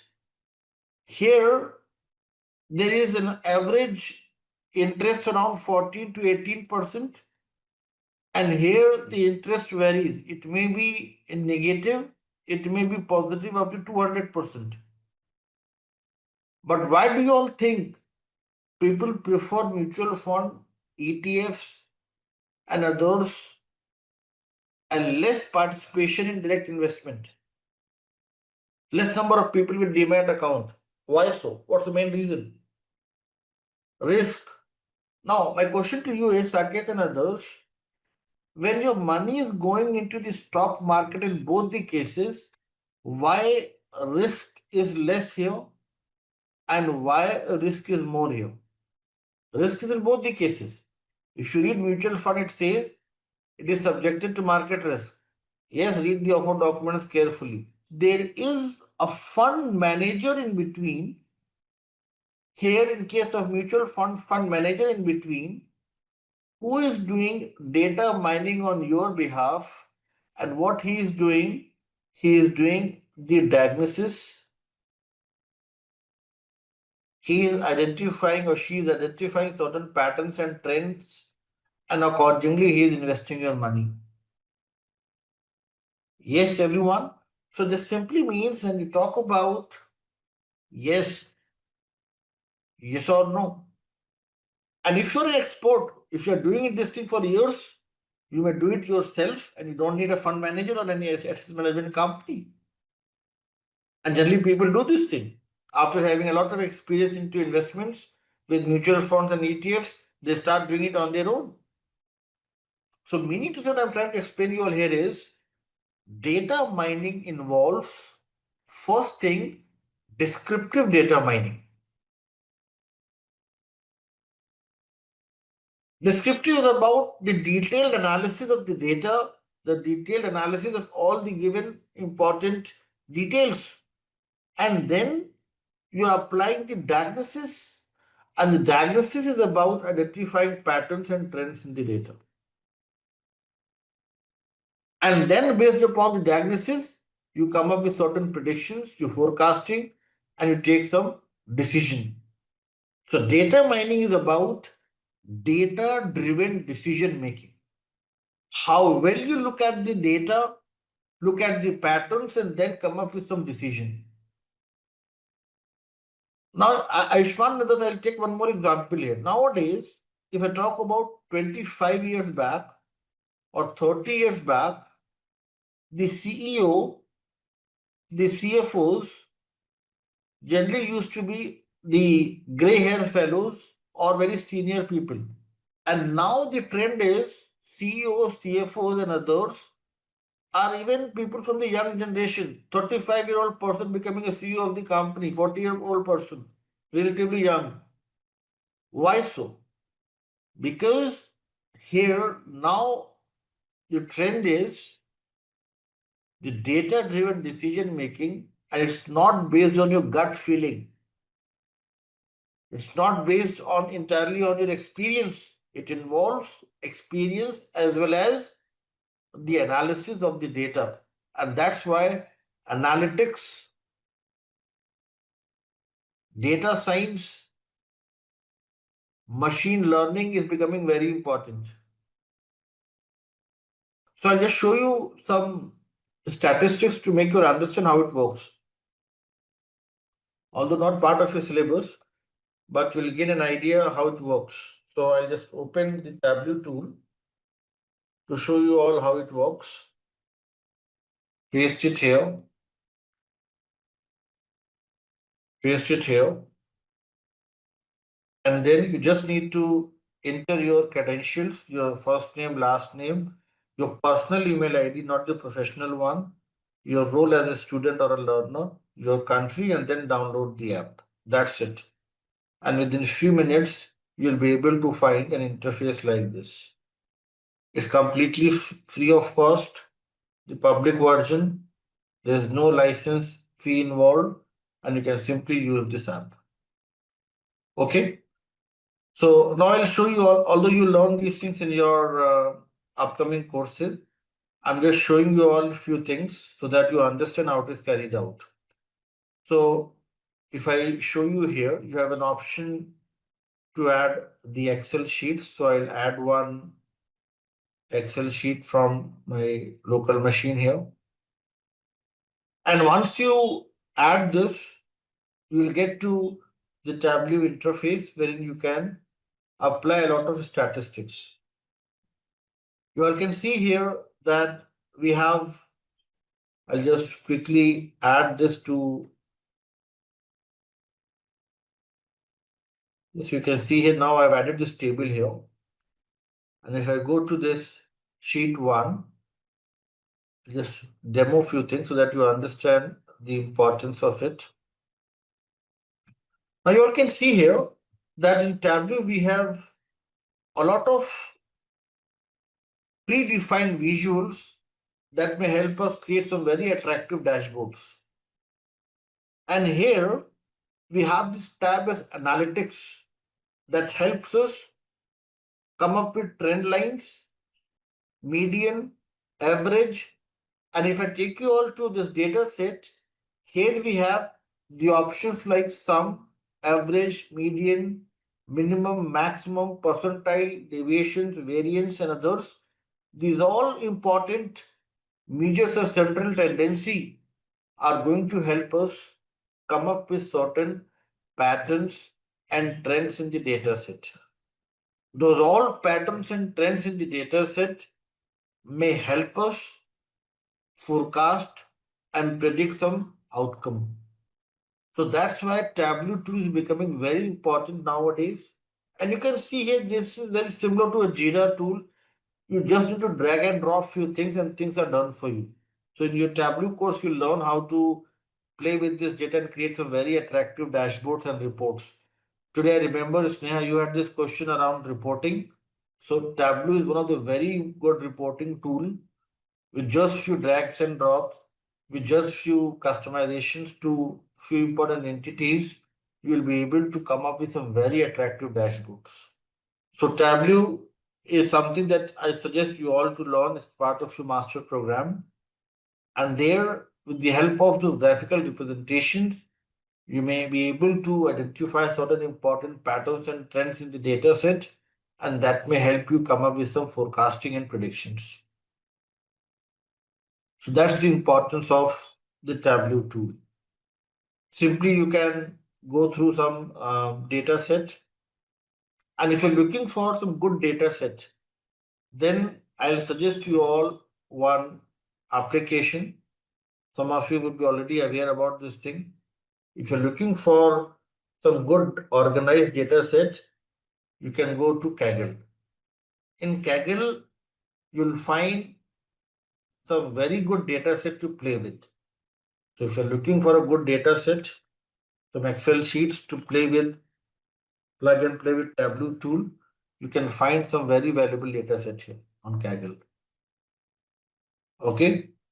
So this is just kind of a flavor or a glimpse of what you'll get to know in your upcoming courses.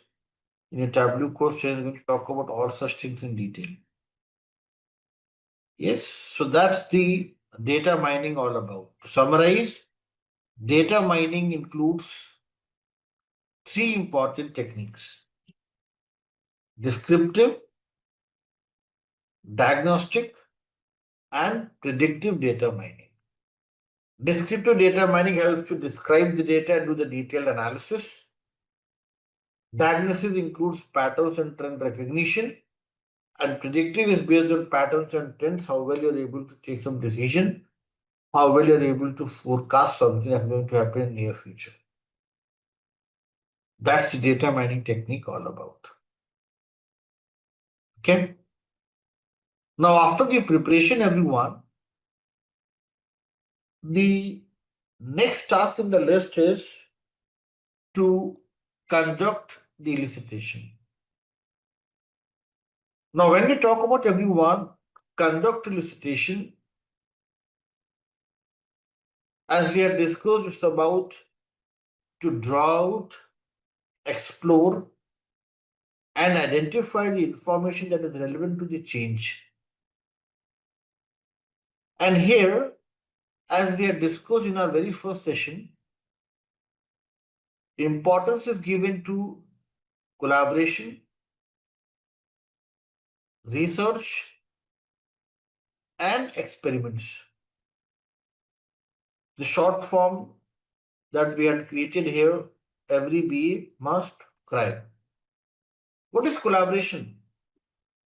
Collaboration is when we interact with our key stakeholders and we rely on stakeholders' experience. Is this something that's always helpful? No. We cannot rely on stakeholder experience completely. Yes, partial reliance may help, but not the complete reliance on what they are giving you. Then what's the next thing?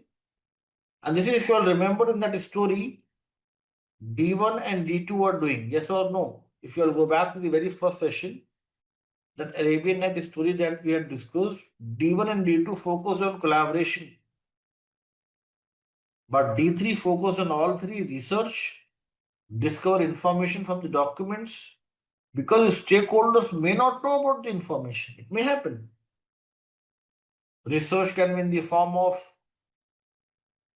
the exploration in your JIRA tool, how well you're able to identify some existing information, you discover the information, you look at the existing data set, You conduct some survey, get some feedback.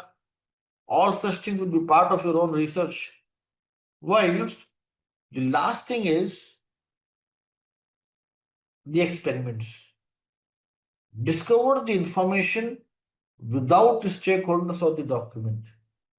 And here we have examples like prototyping or proof of concept. Prototyping includes creation of wireframes. Let's see how to create a wireframe. What is a wireframe and why it is so important when we conduct the recitation,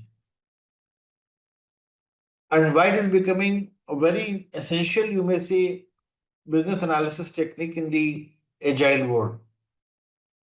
So let's try to draw one wireframe and see how it works. And then you can also work on your project task when you have to create the wireframe. That's part of your homework. So let's try to draw this now. So in your same tool that I had discussed with you all earlier, appdiagram.net, let's first draw using this tool and then we'll talk about other tools, how to draw this. At the bottommost part, left hand section, you'll find one button as more shapes. Is everybody able to identify and locate this blue button in the left hand corner, bottommost part? Yes. Click on this button, more shapes. Under this software, if you'll scroll down, you'll find here mockups. Select this checkbox and click on apply. Let me repeat. Blue button, click on this blue button. Then under the shapes, go to the software section, scroll down, you will find mockups. Select this checkbox, remember this setting, and then apply. And if you're done with this thing, once you're done with this thing, then under this list, you'll find mockup buttons, mockup containers, and mockup forms. Please check and confirm. Is everybody able to find this under the list, mockup buttons? Is there anyone with the answer as no? Is there anyone who wants me to repeat on this thing? Till this point, with me everyone, shall we proceed and draw this? Yes. Now let's create the outer frame first for the wireframe, and then we'll try to create the inner frame. Mockup containers, row number 1, 1, 2, 3. If you double click here, this outer frame of the wireframe, you will see on your main grid the way it's appearing for me. The third icon from this list onto your main board, the way I have done here. The outer wireframe, everyone. Aparna is saying yes. How about others? Yes. Now let's try to create one inner frame. Just to take the example. Let us suppose this is the outer frame for canteen ordering system. You want me to repeat? Okay. First thing, Saket, are you able to find mockup containers and forms in this list? Yes or no? Yes, okay. Mockup containers, first row, you'll find here browser window on mouse over. Just click on that and it will appear on the main grid the way it's appearing for me. Yes or no? Everyone. Saket, yes for you? Yes, perfect. So this is the outer frame of a given wireframe. Now under the mockup forms, you'll find in the fourth row, last column as sign in. I'll add a sign in feature here like this. You're not able to find mockup because you have not added it, Sanchita and others. So what you need to do is click on this more shape. Are you able to find this button, more shapes? Yes, click on this more shapes. Then under this list, did you click or you able to like find this mockup And did you apply? Check to this. Check this box. Remember the setting and click on apply. If you'll do these things, then after applying, you'll find mockup buttons, containers, and the forms. Got it? Now we have this outer frame, we have this inner frame. Now let's try to add one image to this.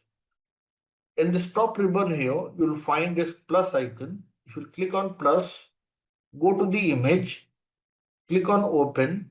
It will help you select some image from a local machine. So let's see if I have some image that I can add here on my desktop. If I have some, my pictures, saved pictures. No, there's no picture with me here. No, I don't have any picture. So what I'll do is you can add from the local machine if you have any picture. I'll simply copy paste a food image from the internet, and I can use the snipping tool in my system to capture any image. So I have a lot of images here, so I can capture one of them. Copy and paste the image. I can resize it and paste it like this. This is suppose my canteen ordering system. Main starting page, registration page to start with. Now let us suppose I'm having a discussion with Sanchita and Aparna.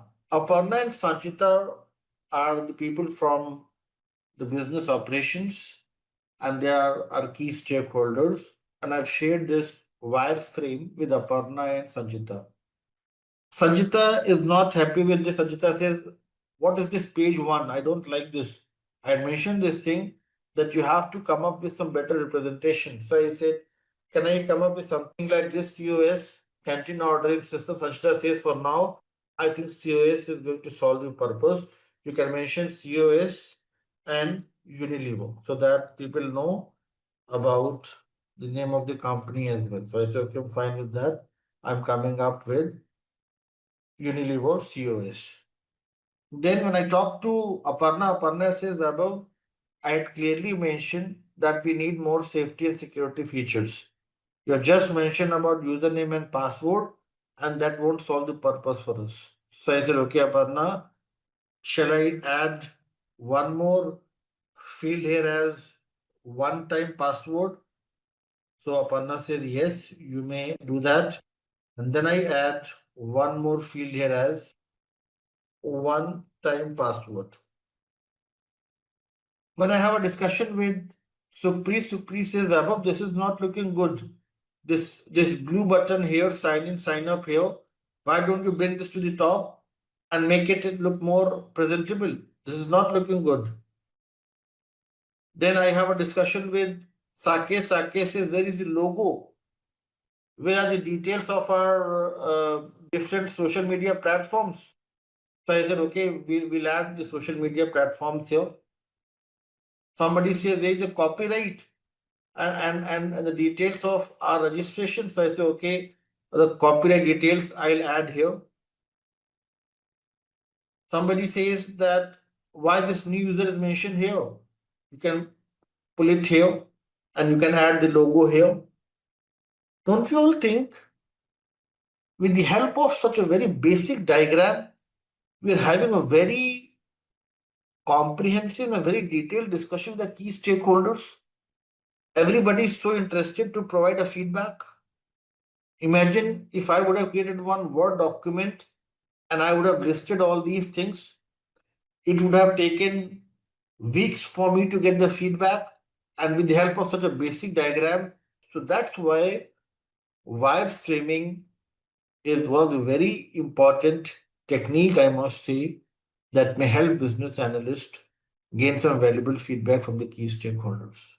Is this for a BA to draw or for a UI UX developer to create? UI UX developers are going to create using some standard tools so that an HTML version for it can be created. You are doing it to gain the honest feedback from the key stakeholders. So it's done by both. Your UI UX developers are going to create such wireframes and you're also going to create it. Your objective is something different from their objective. But if you already know about this basic concept and you want to use a standard tool, then you can take the help of Balsamiq. Balsamiq is the industry specific tool, the tool that's, you may say, very popular across different industries.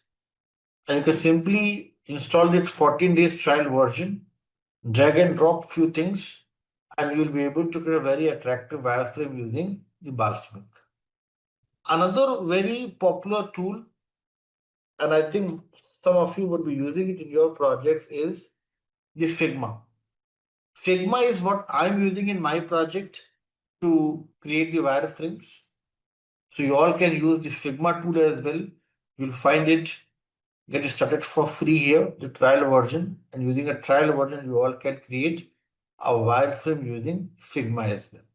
So for the projects, since we all are learning the tools here, you all can apply any tool of your own choice. I have given you 3 choices. You can create using app diagram, you can create using Balsamiq, and you can also create using Figma. The concept is the same. You just need to drag and drop few things on the main board, arrange them, and you'll be able to get a wireframe. Yes. When we talk about everyone, the UX is something linked to user experience, and there you'll find a working model. Let me show you one very important thing here. Let's see one very important thing here. When your front-end developer creates a prototype, that's a functional prototype, that's a working model, and that's a limited implementation. Yes, but when your BA is creating a prototype, it is a wireframe or non-functional. Are you with me, everyone? When a BA creates a prototype, he is not going to use the coding like HTML5, Angular JS, or any other sort of coding. No, it's just simply a wireframe. But when we talk about the UX, with the help of front-end development, it involves coding, programming, and you get a prototype that is functional. It has certain limited implementation being done. You can easily operate that. But are you able to operate this? No, it's merely a mock-up. That's the difference. Are you getting it? If you're looking for more details, let me share with you all the details. Details on prototyping and others you'll find here. I think I shared this link with you all in our very first or second session. MVP, prototype, and others in the BA landscape. And here you'll find, everyone, the prototype, the proof of concept, the MVP, the MMF, the MLP, and all those details. So go through this article from the batimes.com, read through this thing, okay? So just go through these topics, some very good articles from very renowned authors. Now, shall we move ahead and talk about few important techniques here? Yes, perfect, thank you. Now let's have a quick polling. We are entering into our last 30 minutes and I have 2 options. One option is to talk about data modeling and draw few designs. And another option is to talk about few basic techniques like focus group, interviews, interface analysis. So let's talk about, even I am in the favor of talking about the easy ones today. because data modeling involves some very focused discussion. Today, in last 15 minutes, we can talk about some simple, easy techniques. And the next session, tomorrow's session, we'll talk about data modeling in detail.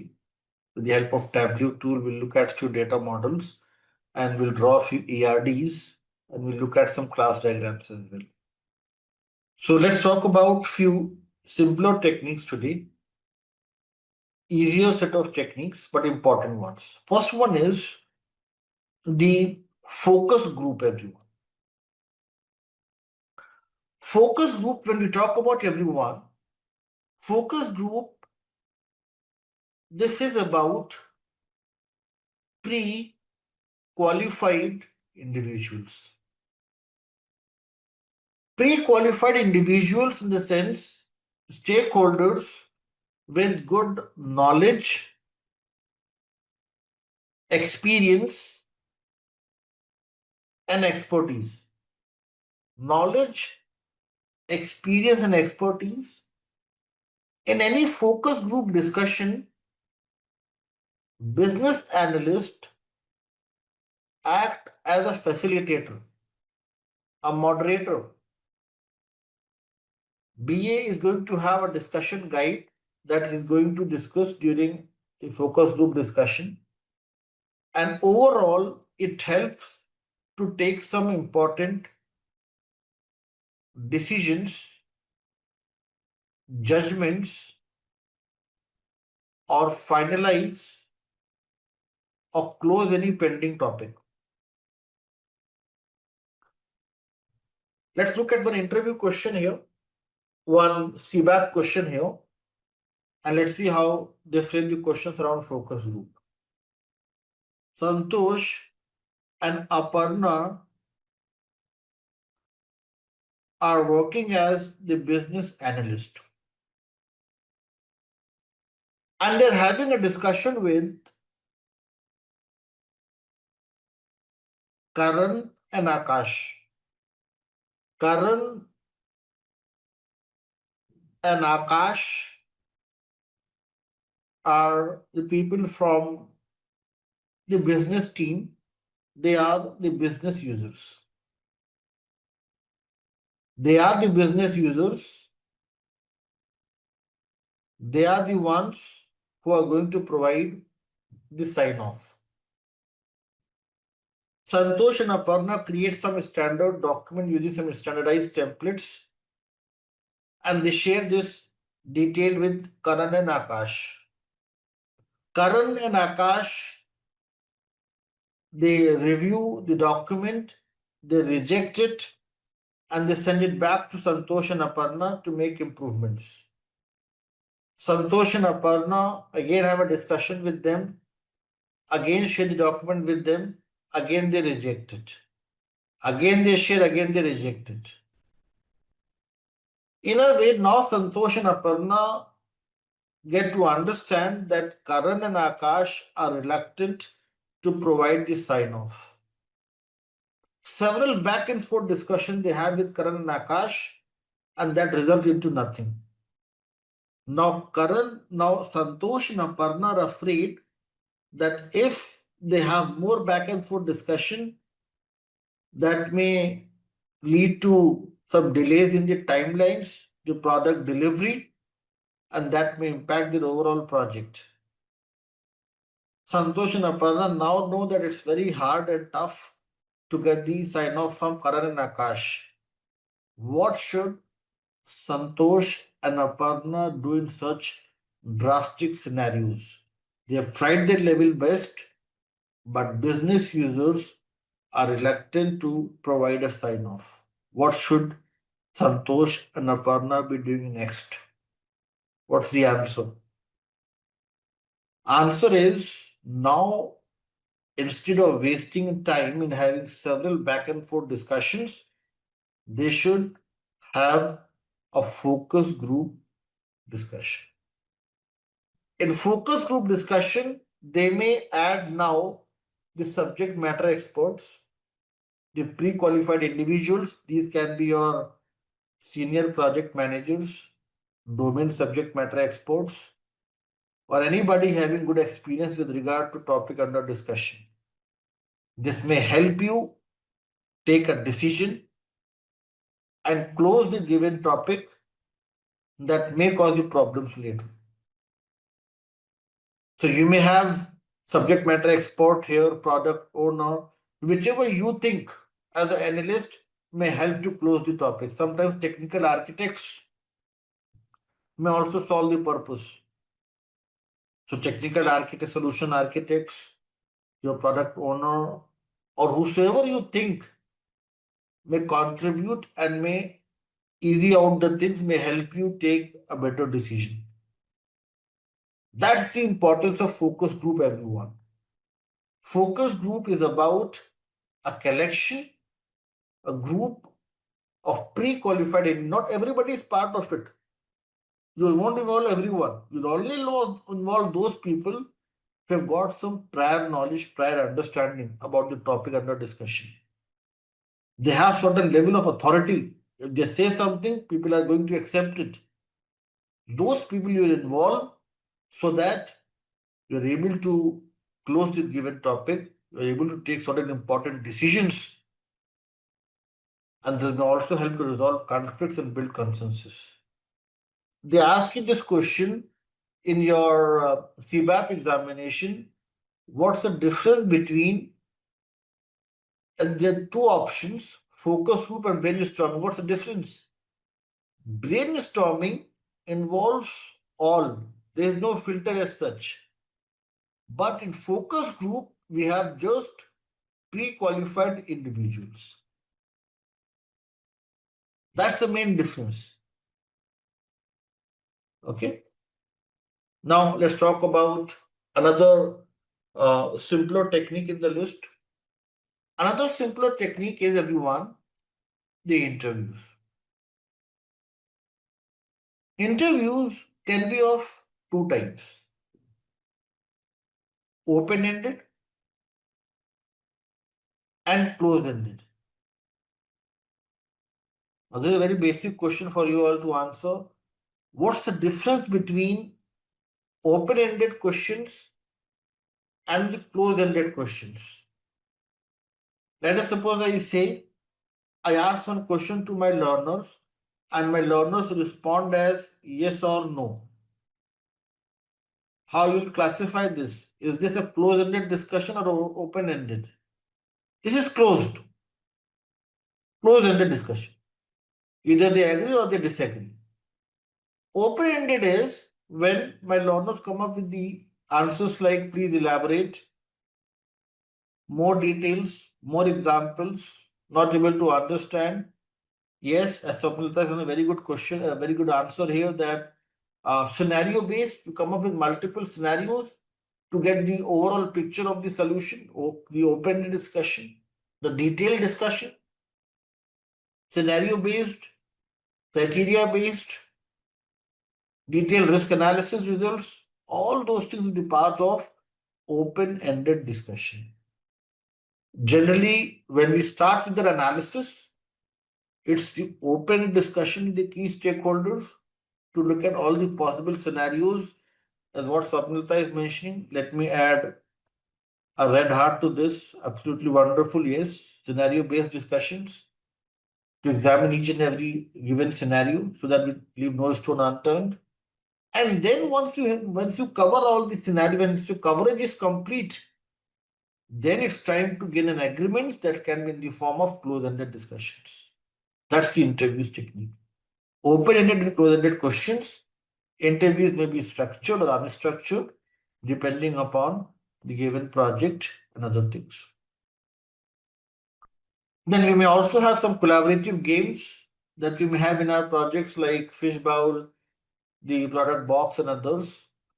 Collaborative games is one informal method to gain more ideas from the key stakeholders. Yes.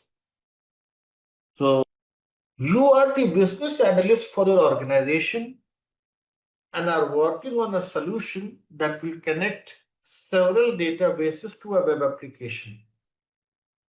You are concerned that the database may not be operable with the solution a programmer is recommending.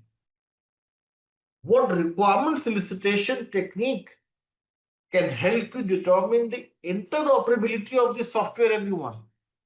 Interoperability of the software. And the answer is interface analysis. So whenever you find anything that's related to linkages like APIs. API you all must have heard of. API is application program interface. Those packages, those nowadays we use for data transfer and absorbing or accepting the different data from different sources. So linkages, APIs, connections, integrations,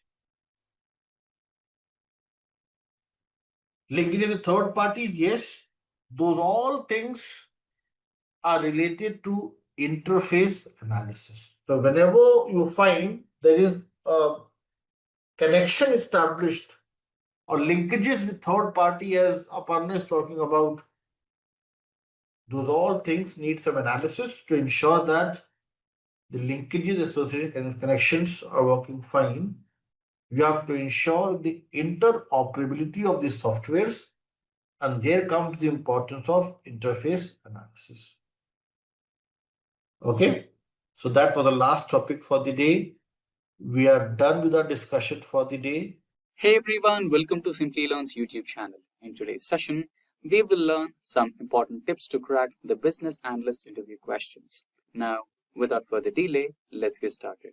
So, in this particular video, we will discuss some of the important tips that will help you to crack the upcoming business analyst interview questions and make you one of the most highly sought after business analysts in 2024 and beyond. So before you attend any of the business analyst interviews, you need to basically take care of your groundwork. So few suggestions on that are, first one, check the job postings. When it comes to checking job postings on platforms like LinkedIn, Indeed, and others, it's essential for aspiring business analysts to stay informed about industry requirements and trends. Regularly monitoring these job postings not only keeps you updated, but also helps you tailor your skills and preparations to align with the current needs of business analysis field. The second suggestion is about research the company. Researching about the company is a crucial step in preparing for a business analyst interview. It involves gathering insightful information about the company's history, values, mission, and recent achievements. Think of it as decoding the company's DNA, enabling you to demonstrate how your skills and expertise can seamlessly integrate into their unique business environment. The third tip is about understanding their domain knowledge. Delving into the domain knowledge of the company is like unlocking the secret language of their industry. It's about comprehending to specific challenges, trends, and intricacies that define their business landscape. This understanding goes beyond generic industry knowledge and focuses on the nuances that set this particular company apart. Now, the next one is analyze if your skills are transferable. Evaluate the transferability of your skills. Identify how your existing expertise can seamlessly apply to the requirements of business analyst role. This analysis ensures a smooth transition and highlights your adaptability. Now, the next one is align your resume to their domain request. Align your resume like a customized business proposal. Tailor it to emphasize skills and experiences directly relevant to the business analyst role. This approach captures attention, showcasing your perfect fit for the company's specific needs. Or in some situations, you can also hire a resume writer to do that for you. Or in some situations, you can also hire a professional resume writer to do that for you. Hiring a resume writer streamlines the process. Professionals craft a compelling document ensuring key skills and achievements that stand out. It's an investment in presenting your best self on paper. Now, moving ahead, we will discuss some of the important technical skills required to become a business analyst. Starting with the CRM tools. CRM tools are customer relationship management tools, are the digital solutions and enhance interactions with customers. They centralize customer data, track communications, and manage relationships efficiently. Popular examples include Salesforce, HubSpot, and Zoho, And these tools are essential for optimizing lead generation, improving customer satisfaction, and boosting overall revenue. Moving ahead, we have business intelligence tools. Business intelligence tools like Tableau and Power BI turn data into actionable insights.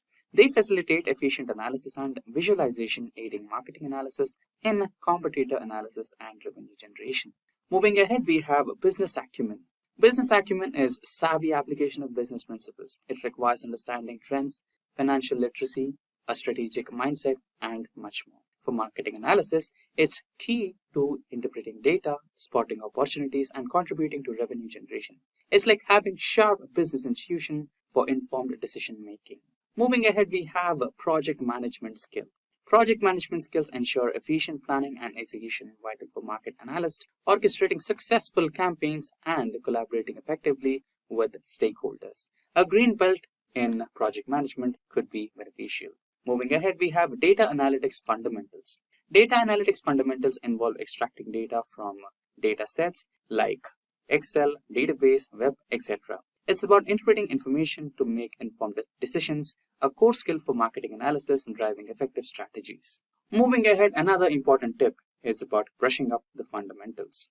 Brushing up on fundamentals means refreshing essential skills. It's about staying sharp and maintaining a solid foundation, crucial for marketing analysis to navigate challenges and drive success. Now moving ahead, we will discuss the experience.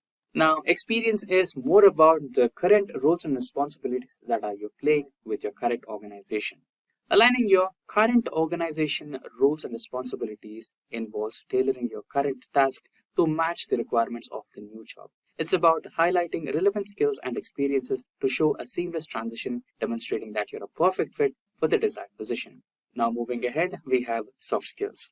And in soft skills, the first one that we are going to discuss is about the dress code. Professional dressing is about presenting a polished and appropriate image. It involves choosing attire that aligns with the workplace culture, reflecting a combination of competence and respect. The next step is maintaining a confident smile while you're answering the questions. Smile confidently for a positive impact. Confidence in delivery enhances your message. Lastly, in soft skills, we have answering language. Use corporate language. Utilizing corporate language for enhanced connection and reliability, and it ensures clear communication and fosters a professional rapport. Now moving ahead, we will also face some of the critical questions which might be different from your skill set. Questions like, why should I hire you? Now, these are some of the important questions which doesn't have to do anything with your current roles and responsibilities, skill set that you have, or technical mindset. It is completely about your mentality, how you approach to work, how you approach to your team, how you approach to your responsibilities. So the recruiter wants to know how you think about this particular question. So give a wise answer. You can tell him something like, you can hire me for my strong analytical skills, experience in competitor analysis, and success in lead generation. I am confident in data-centric approach that will contribute positively to the company's growth. Thank you for considering my application. So basically, you're highlighting your strongest points and also you're giving a subtle answer why they should hire you. Now proceeding ahead, we have the second question. So this question is really common. They might ask you for the reason for leaving your current job. So give them some bright and brilliant answers. So you can say, I sought new opportunities to further apply and expand my skills aligning with my career goals. I believe this role is a better fit for my expertise and aspirations. Now the last question is, what are your key strengths and weaknesses? So you can say my key strengths lie in strategic thinking, data analysis, and effective communication. I excel in competitor analysis and digital marketing. As for the weaknesses, I am continuously refining time management to enhance efficiency. Now, apart from this, you can also cross-question your interviewer about your agenda. Agenda that covers some critical questions that will impress your interviewer. So some of those questions are as follows. You can ask your interviewer that how can the current company help me meet my career objectives? Questions like, what new skills will I get to learn when I join your company? And questions also like, what does a typical day look like with your new organization? Or if you have already joined, what does it look like a normal day in your current organization, right? So questions like these can impress your interviewer, and it will explain how enthusiastic are you about your new role And how enthusiastic are you about your new work environment? The skin starts visible to you, everybody. Thank you so much. Thank you so much, everyone. Okay, so I'm gonna start with the small presentation. Okay, and I'm not going to take much time to spend here. I'll take you very quick on the real-time examples and practical approaches. Okay, so but the things has to be clear, like introduction to business analytics. Okay, so if I'm coming to the definition of business analytics, let's have an example of it. Like, for example, a business analysis of an organization. So, why a business needs to do analysis? That is the question. The analysis fundamental gives them a clarity to improvement. It can be a quality improvement. It can be a product improvement. It can be staff improvement. It can be, the advertisement improvement, any kind of improvement it is, if it is required. Yes, with the analysis or with the analytics, you can get it easily. Not only this, a feedback, the products last 5 years, sales activity, all these fundamental is really important to do analysis in a business. So you are required to improve productivity, collaboration, and enhance customer support while keeping the historical data as the base. You're also required to do performance analysis and risk analysis. To achieve these tasks, you will be learning a few concepts such as type of analytics and area of analytics that will help find a solution for given scenario. So what is this type of analytics and area of analytics? Let me show you. See, these are the fields, just look at there. In today's era, I'm telling you guys, in today's era, every type of business needs to do analysis on it. Why? Because now getting the information about the customers, from the customers to the customers is a very easy task for the company. It's very easy. See, just imagine last 10 to 15 years before. It was a very tough task. The company was doing the survey. The people were standing on the road having a hard copy paper and pen, and they're asking a question, sir, how about the products you're using this one? How was the feedback and all? What is the quality and all, right? So maintaining this was a very tough job. But now every company has their own mobile application. Before buying the product, you will get the mobile application, and whatever you do in their app, everything is tracking, everything is keeping as a record. On the basis of it, they are creating a decision on it, right? They're creating a planning of it. I'm just giving you a small example here. Think about it. I will ask a question, give me a response here, but listen the question first. I'm sure everyone has taken an Uber ride. I'm sure about it, okay? So sometime before I book a cab, driver came and he takes me to my destination. Once I reach to my destination, everybody, right? Then, driver completes his duty. He deserves to get a payment. I reach to my destination. I am liable to pay the amount. But in between this situation, the driver asked me to do one extra thing, and that is, sir, please give me a 5-star rating. Then I'm just wondering, like, driver deserve a payment, I am liable to pay the amount, then what is the benefit of the driver if I'm giving him or her a 5-star rating, if I'm giving him or her a 3-star rating? Can you help me out? What is the advantage of the driver? Why is insisting us to give a star rating? Just a question for you all. Think and answer me. Getting incentives, okay, for reviews, perfect. What about others? He will pay incentive, recognition, not bad. Not bad. That will help the driver to present the scenarios to future potential customers. His goodwill, good one. Improve his or her credibility, perfect. His performance rating, not bad, good one. You know what, everybody? This is called your effectiveness. Okay, see, it doesn't matter you're giving the right answer or the wrong answer. The important thing is like you come and you answer it. That is important. Okay, this activity is not to judging anyone's answer. This activity is like when you hear the questions, you have given your input there. That is important.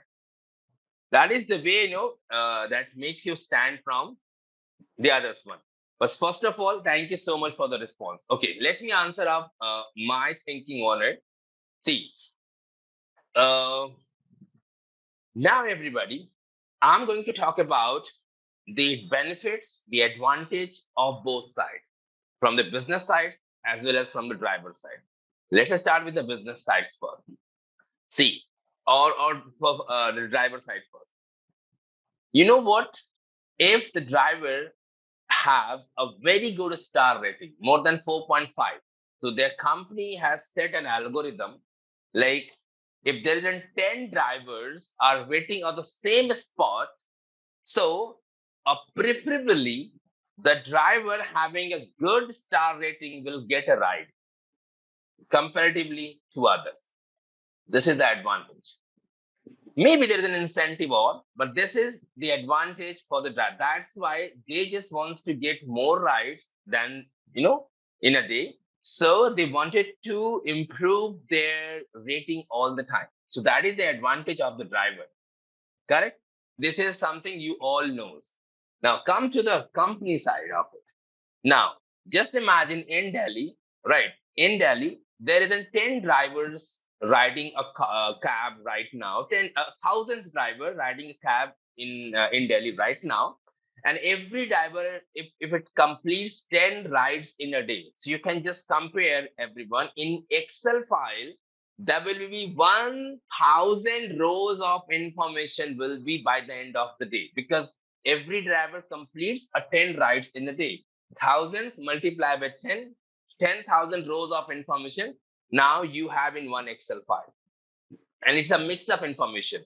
Similarly, if I have opened a 1 month data, so you can imagine 300,000 of rows of data. That's become a big and heavy database for you. Correct?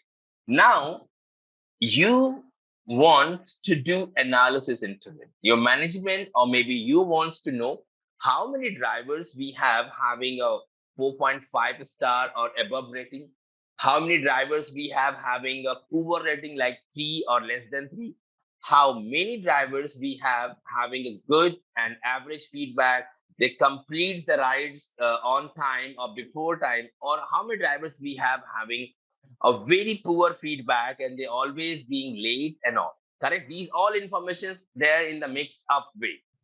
Correct?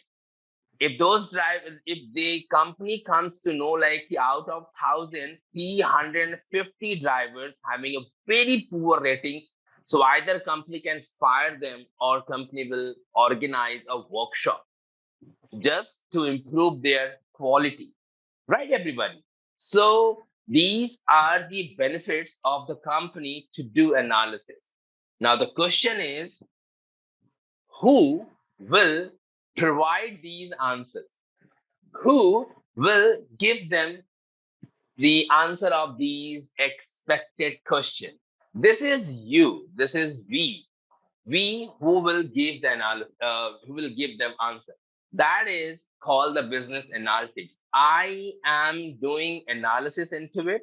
I wants to know these are my expectation, right? So this is the reason, everyone. I can give you 100% guarantee there. In every segment where you are working in, like in the sports, in finance, in business, in government, everywhere the analysis is now a highly required things.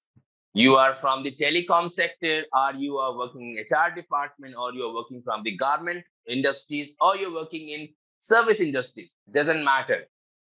It matter is to do analysis, inform to your organization like this is the overcome, right? And based on it, the company, the organization will take decision. So that is why we are here to discuss if the data we have in Excel and certain expectation of my company, I wanted to do analysis into it so that I can give them the right number. When we will have the right numbers, everybody, we can simply take decision on it. Hope this is clear to everybody. Well, I think you have mentioned both things there. It's Tongko. I'm sorry if I'm taking anyone's name wrong, if I'm pronouncing wrong. Abdin. Okay. Edwin, your question, like what is difference between business analytics and data analytics? That is your question, right? See, business analytics is completely based on the datas, right? See, business analytics is a word which is completely based on the data. Data is what? Data is a kind of information based on the activity your company is running in the market. Correct. So when you have a data, then you can do analytic on it, and that analytics will be your business analytics. The certain differences is that I'm telling you, when you are in the business analytics, okay, when you are in the business analytics, you can have certain things to do. I'm telling you what. Just look at on this screen. See, can you see this one? This is the answer of your question. If you have if you have done the data analytics, that is simple. I wanted to know the answer of this. Okay, but it is equivalent to the business analytics. But where business analytics will be the descriptive, explain what has happened, predictive, depicts what could be happen, just like predictions is there, and diagnostic, so determines why it happened. Like if we are getting continuously a poor feedback for my company or for my products, quality of the product, so at least we can diagnose like what is the reason behind it. Maybe some of the poor quality in my product, and then prescriptive. So this is your business analytics. So you can say the journey starts from data and will get into the business analytics of it. Is it clear? Most welcome. Okay, everyone. And now, see, that is about the business analytics. Now, if I'm coming to the, the need of business analytics, so I have just given an over example of it. So you can see understanding the changing market and trends. Just like, you all knows about the Nokia. Before 2010, everyone was using handset of Nokia, almost 70% plus. But now we saw rarely people are using Nokia handsets. Why? Because of the trend is changed. People's interest switches from hardware to the software. Nokia in that moment, it was very confident. He believes to the holding of the customers, and he loses because he didn't do the analysis to the market demands. And you can see the real example you have. Okay, so understanding the changing market and trends always, that is the one part of business analytics. Second one is stay ahead of the competition. Stay ahead of the competition means there is an iOS application, there is an Android application. If anything implemented by the iOS application, very soon you can see the same thing, or maybe in the improved condition, Android is, presenting to you. Correct? Similarly, in the service industries, if any telecom company is creating a plan, so another one will create a similar plan with some additional benefits for the customers. Why? Because of sustained to the market. So that is the second part of business analytics. You have to be always upgraded, okay? And you have to do something that make your company or you always stand in the market. The third one, drive effective business decision. This is very important, guys. Life insurance company, if there is an 10,000 customers database you have, and you are working in that organization, you wanted to create a plan of action for a different age of people. How will you create a right plan? until if you don't have the right numbers, the right number of customers age group. Out of 10,000, if you know, more than 40% or more than 60% are the customers from the adult group. Maybe 20 to 60% are the senior citizens. If you're having the kind of information, then only you can create a right plan for their customers. Correct. So that is important. How you effectively drive your business. To do that, the business analytics is there for you. Okay.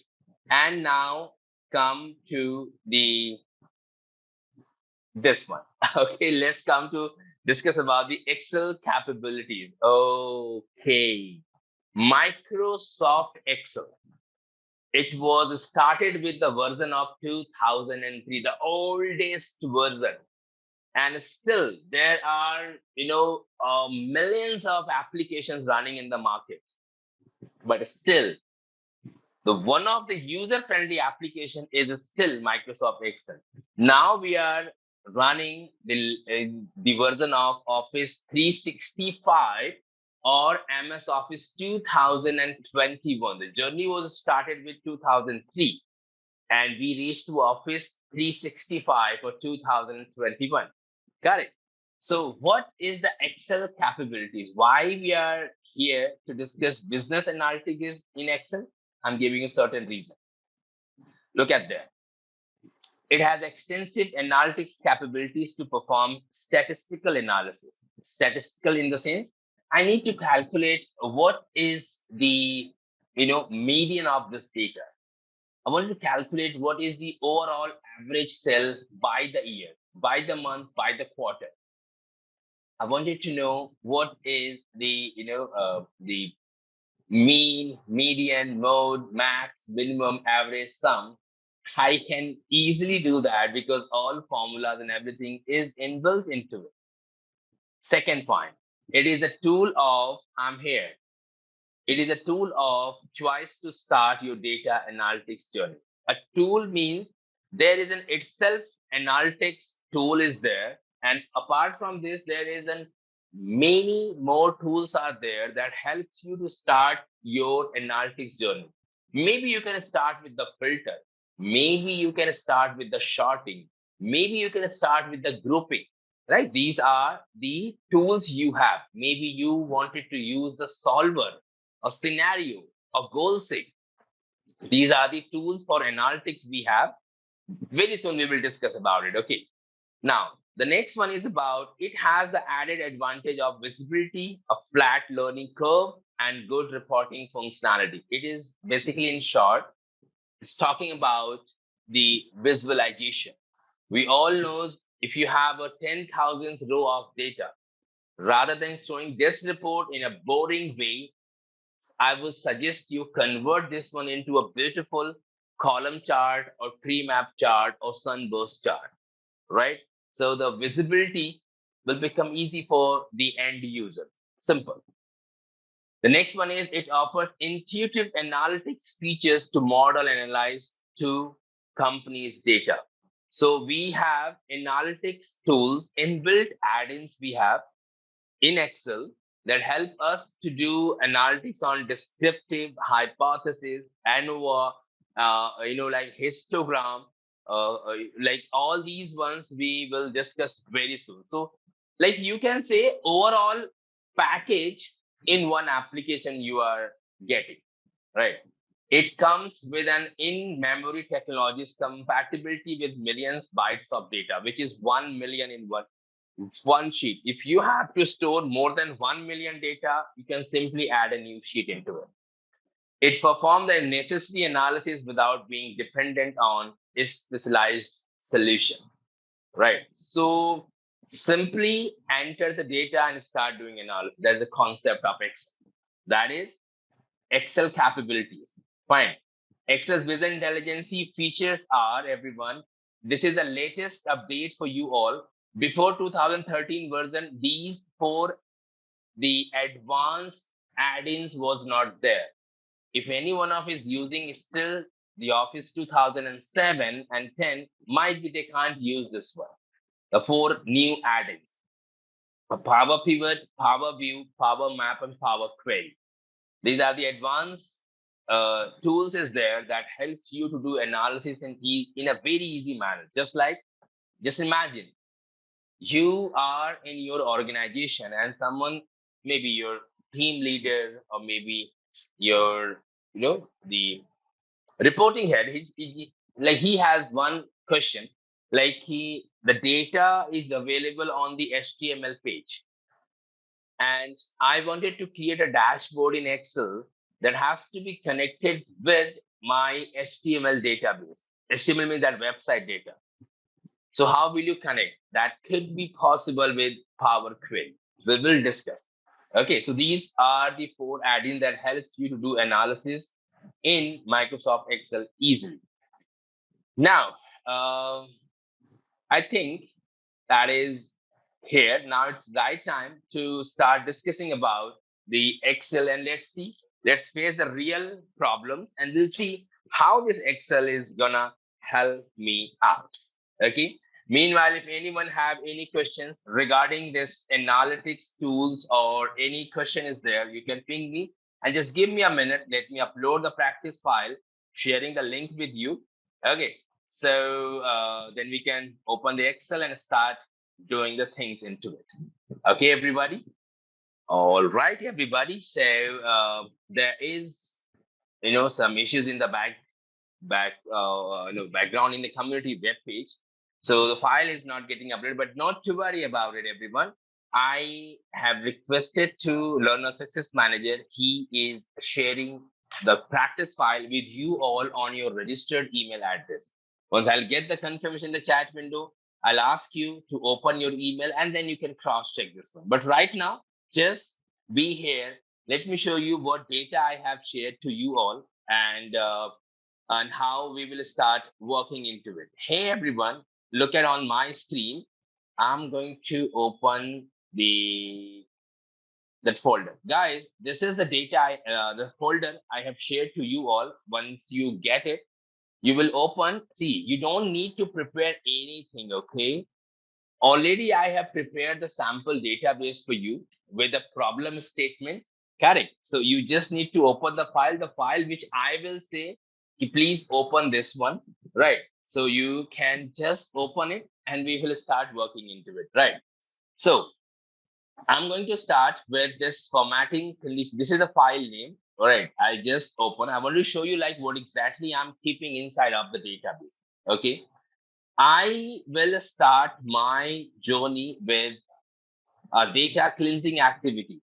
But before this, let me give you a smart interface of this application, because might be in this team, maybe if anyone is there who are not familiar with this applications will have the idea. Okay, everyone, look at there. Microsoft Excel is a combination of few things. One is called the workbook. Second one is called the worksheet. Third one is called the column. Fourth one is called the row and a cell, right? So just look at on the screen. I'm giving you some idea. Look at here, everyone. If you just look at to the top of this area, this one, this is the area. We called it a quick access toolbar. You can quickly access your own favorite tools. So, you do not need to go and click on it all the time. You can just directly click and it will get done. That's called the quick access toolbar. Now, this is the area. It's called a ribbon tab. Please, you can note it down somewhere if you wish, because when you will share your screen and I'm asking to you, sir, please go to the ribbon tab, at least you should have an idea where the ribbon tab is. So this is your ribbon tab. Every tab has their own features. Just like right now, I am into the home tab. Okay, and these are the options available inside the home tab. Similarly, we have insert, draw, page layout, formulas, data, review, and all. Correct. And you know what? There is one more option is there. It's called a file. This one. So if you just click to the file, you will get some additional features into it, just like save as, print, export, additional settings if it is required. So you can click over there. Now, let me say just this is your column. Okay, this is your column. This is your row, right? In a horizontal line, a row, a vertical line, a column, and whatever coming in where both are getting intersect is called a cell, right? So simple. A vertical line is a column, a horizontal line is your row, and both are getting intersect at a point is called a cell. If you save your Excel file, so that will save as a workbook, and worksheet means this is the one. Right now we are on the sheet, right? So if you will click on Shift plus F11, a new sheet will get added, right? So that is the introduction of your this Excel one. Okay, and right now the extension name of this one is called XLSX, Office 365. Okay, so Vijay, what is a workbook? A workbook, whatever the Excel file you save, that is called a workbook. Clear? Any Excel file if you saw, so you can treat that one as an Excel workbook. Or in short, you can say combination of multiple sheet is called a workbook. Vijay, clear? Okay, so it's which version of Excel we need to use. Hey, listen to me, everyone. I am not saying it is important to use the Office 365, the latest one. You guys can use any version, okay? But yes, for the new version, with the new version, some new features come across. Correct. So that is my duty to let you know about it. Like these are the new features. But any version of Excel you can use, but try not to use the a copy of this application which is called the WPS Office, right? Try not to use the online Excel one because online Excel has some less feature versus the offline one. And if you want to check your version, everybody, so you can click to the file, you can come to this account option, and here you can see your your version. So right now I'm using Office 365. So any version like if you're using, I am completely okay with this. Clear? Yeah. Next, anyone have any questions? So please feel free to ask me. Okay, so that's great. Let me right click on it and I'm just going to delete it. Okay, everyone. So now I'm coming back to my database, and as I'll get the confirmation from the learner success managers, like he's forwarded to the file to you all, right? Well, Tanusha, Office 365 is a licensed product. Obviously, you can buy this one on rental basis. Okay, you can buy this one on a rental basis, monthly, half yearly, or yearly. Okay, and it is like, see, it gives you a login credential like this, Office 365. Can you see this one? It's a login, and from here you can download your application, the MS Office. Or if you have already Office and you buy the license, you can simply log in with your Microsoft 365 account. That will get automatically turned into 365 account of it. Tanusha, clear? Okay, thank you, sir. Okay, everyone, please check your email, refresh this, and let me know, did you get that folder? The folder name is called BA Analytics, BA with Excel. That is the zip folder name. Can you please check your email, the registered email with Simplilearn, and quickly download this, give me a confirmation, unzip this, and please open this file, conditional formatting and important function. This is the sheet, please open. And are we on the same page? Give me a confirmations too.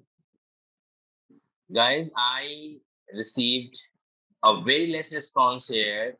How to unzip this file? Wherever you just do right click on it, you will get an option. It's called extract all. Click on it and it will get extracted. Okay.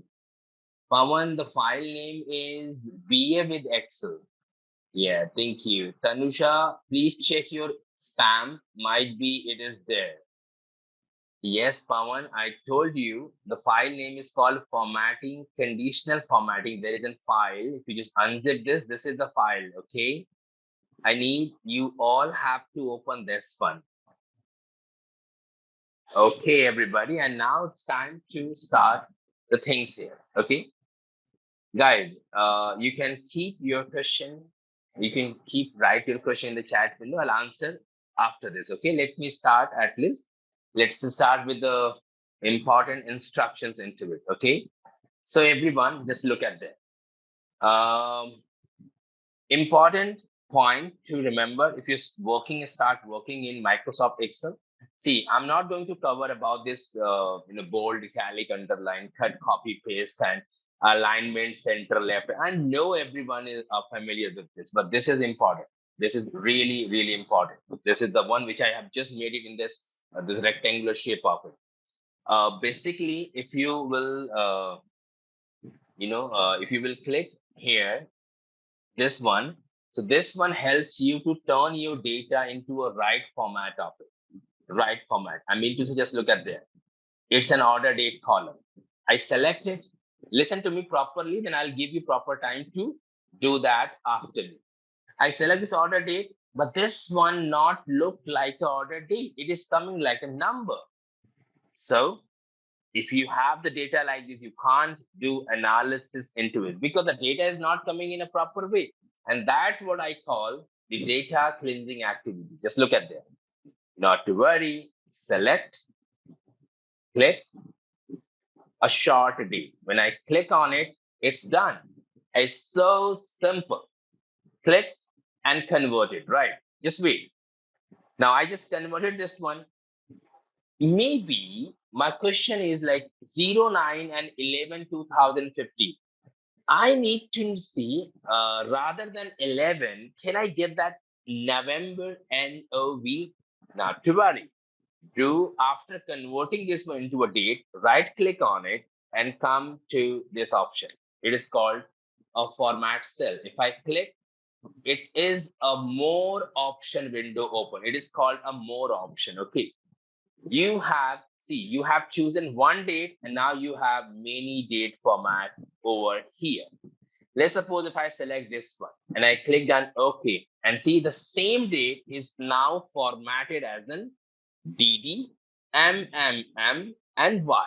Okay, so right click, format cell.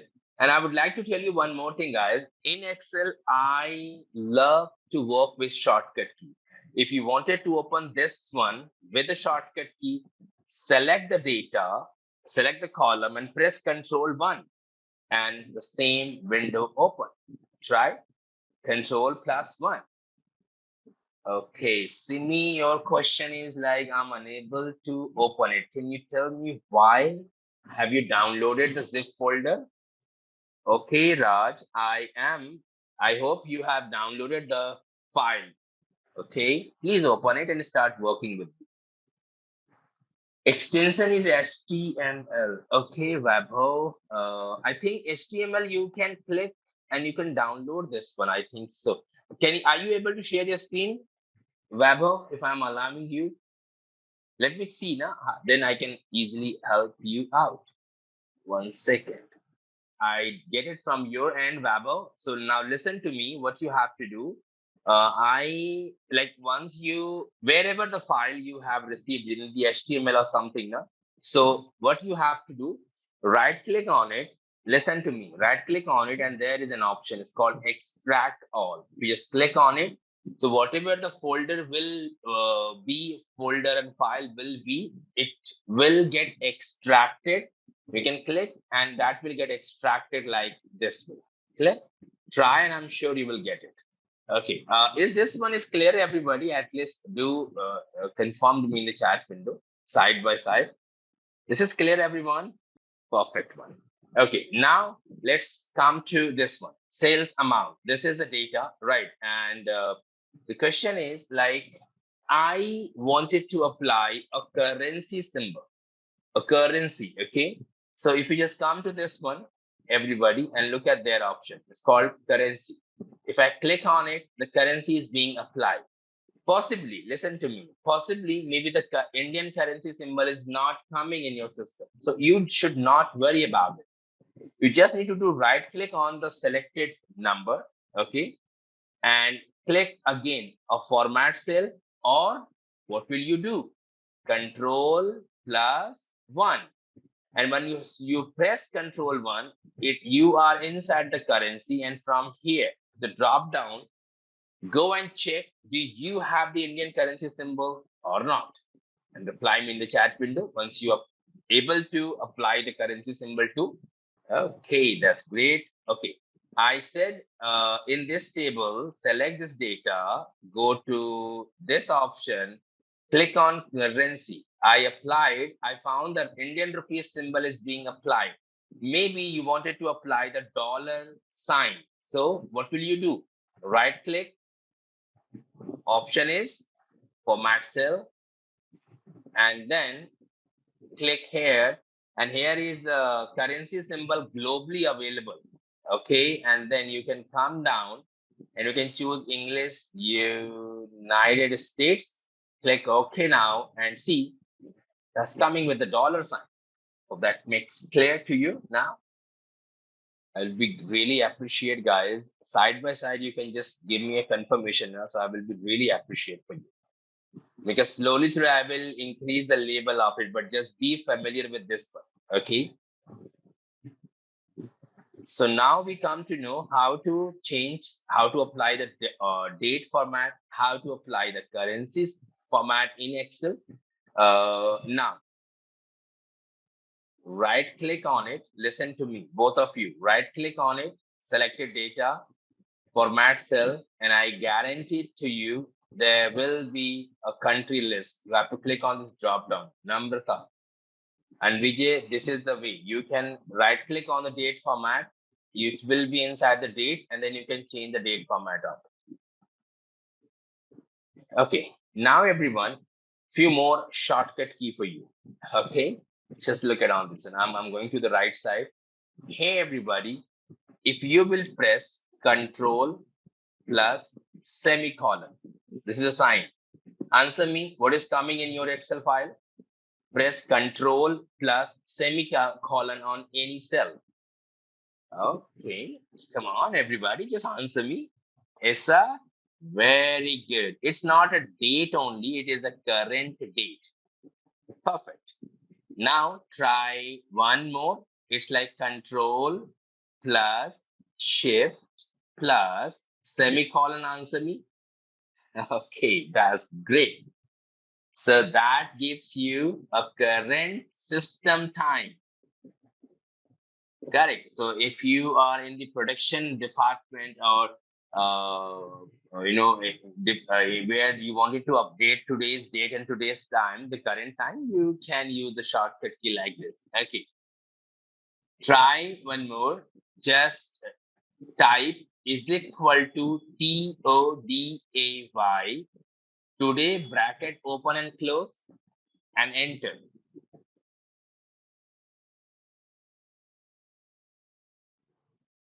Is equal to today, bracket open and close. An absolutely right answer. That formula helps you to current date. Okay, try one more, everybody. Is equal to, listen to me now, is equal to now, bracket open and close. It's the date and time. And you know what? The good news is that this is, if it is coming like hash, hash, hash, so you don't have to worry about it. Look at on my screen. I just write is equal to now, and now open bracket and close, and it's coming like hash, hash, hash. It does not mean that I have given the wrong answer. Okay, you just come to this. See, I'm taking my mouse over here. between T column and U column, there's a border line, and I just expand it. See, I'm able to see this one. Okay.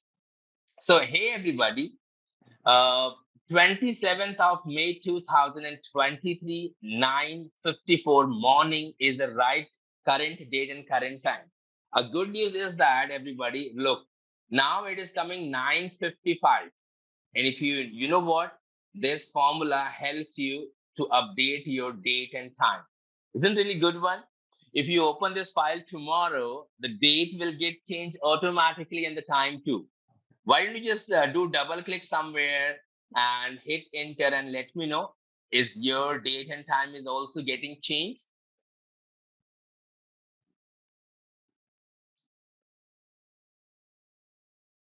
Perfect one. And now, last but not the least, see.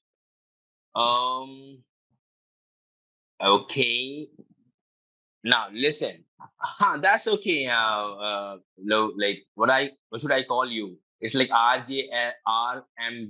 Vashu, should I pronounce you? Vasu? Ram. Ram, listen, you are using the MacBook now. Just do one thing. See, if it is coming only showing you the date, right click on it and go to the format cell, right? And in this custom, you have to see, is it DD, MM, and YY along with HH, MM, and SS is there or not. So sometime if it is not there, so it is only showing you the current date and time. Okay, now one more everybody. Let's say if, see, I have write the formula is equal to NOW now. Now function brings me what? Current date and current time. However, if I need to know, I need to get only a current time. Listen to me. A current time that needs to be get updated all the time. So I'm telling you everyone, in Excel, we do not have any direct formula for it.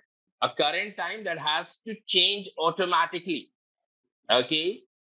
So I got an idea. See, this now function brings me what? The now function brings me current date and current time. Perfect. Then I put minus, and I'm going to just subtract what? Today's date. So guys, tell me, if there is a date and time minus date, what left? Think about it. And that will be only time. Look, when I hit enter, if it is coming, listen to me completely now. If it is coming as in decimals, not to worry, click here and change the format as in time. Try and let me know.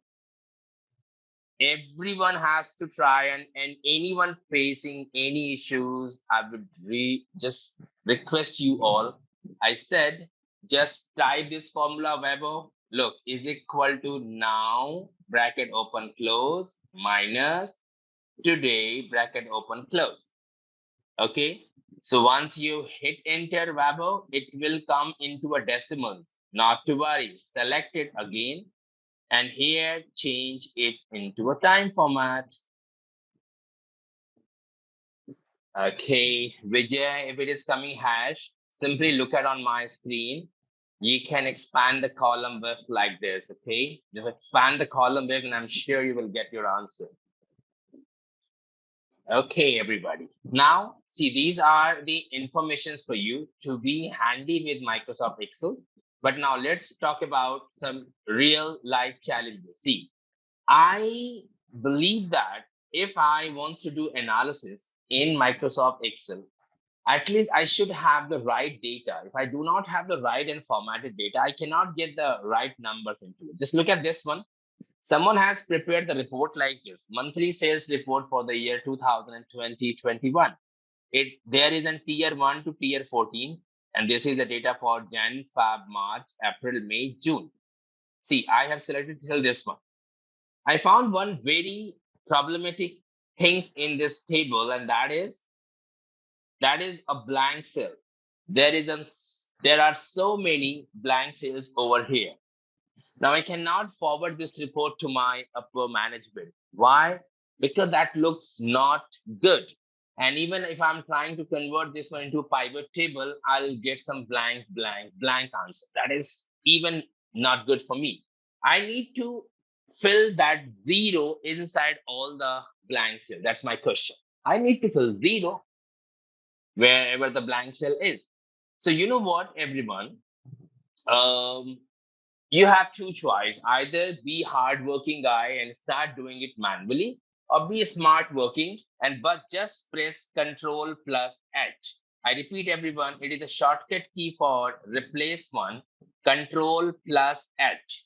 Or if you're not able to do that, so you can see inside the Home tab, here is the option is called Find and Select, and this is the replace. When I come to this replace one, and it says find what? Find what? What do you want to find? And I'm like, I want to find a blank, and blank cannot express. Blank is just a blank. So leave this one as it is and come to this replace with the next one and just type there 0.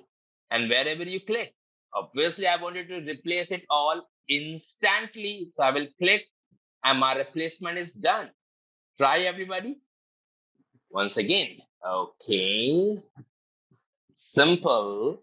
Select the data as I have selected, but don't select this total, okay? And now I'm going to click on this find and select and choose this option is called replace, or simply look at there. The shortcut key is Control plus H. If you just click on it, this window appeared. Find what? Leave it as it is because I need to find the blank. Replace with, just type 0 and click on replace all. Replacement will get done. Try now. If anyone is here who is still getting any challenge and not completing, so you can feel free to ask me. Okay, and now listen, everyone. This one is still not yet completed. I need to get the total by tier 1. I need to get the total by month, Jan, Feb, March, and all. I know there is a formula you all knows about sum. Sum is a formula universally we use to get the total. Got it? But you know what? I have something else for you. Guys, just do one thing. Select it all and press Alt key plus is equal to and tell me what happened with your table. Alt plus is equal to. Okay, I'm not doing. I just wanted you to try and let me know. Alt plus is equal to. I've just written in the chat window. How is this shortcut key? Is it helpful, everybody? Yes, you can share your experience as well. Okay, so just keep these shortcut keys. I'll give you because I told you guys I love to work in Microsoft Excel with the shortcut keys. Got it. So you can select it all and press Alt is equal to and the job is done.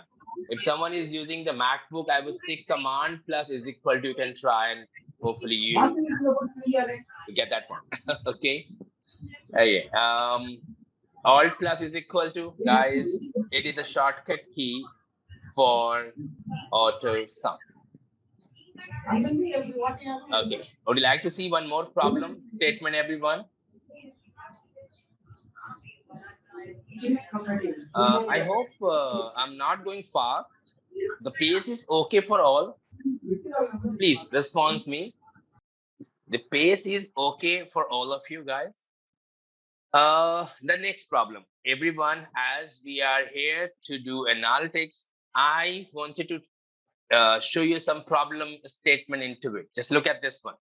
Hey, everybody, here as I'm from India, so I'm using the Indian territories database. So here is someone has prepared the report like this and shared to me. When I opened this one, I found, oh my gosh, there is a problem with this table.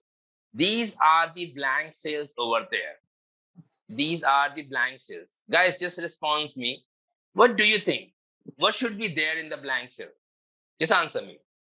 Other state? No. The same state has to be there. No. See, like as an the area head, just think now. Like, see, this is Delhi. It means these numbers also belong to the same state. But that someone has prepared this report to me and shared to me, like prepared and shared to me. And I found this one and I'm like, oh my gosh, He left the blank cells over here. Now I need to merge Delhi inside all. Right. Hey, listen to me. Control D, very good. But I wanted to tell you guys, I know you all know something here. Like, see, if I ask you, come on, fill the Delhi inside, your answer will be like, Azim, you can hold it from the corner, drag it. Step number 1, Control Z. Step number 2, select it, press Control D. Step number 3, Control Z. Copy and paste. Correct? But guys, this is a small data, no doubt. But just imagine if you have a data having a 55 states name that you have to fulfill, or maybe 50 states name. Don't you think it is a very time taken process to start copying and paste, because you cannot copy entirely and paste it? Why? Because certain breakage is there. Like, I have to paste Mumbai here, then I have to paste Calcutta and all. Am I right? So copy, paste, dragging, drop, that will take a lot of time and efforts.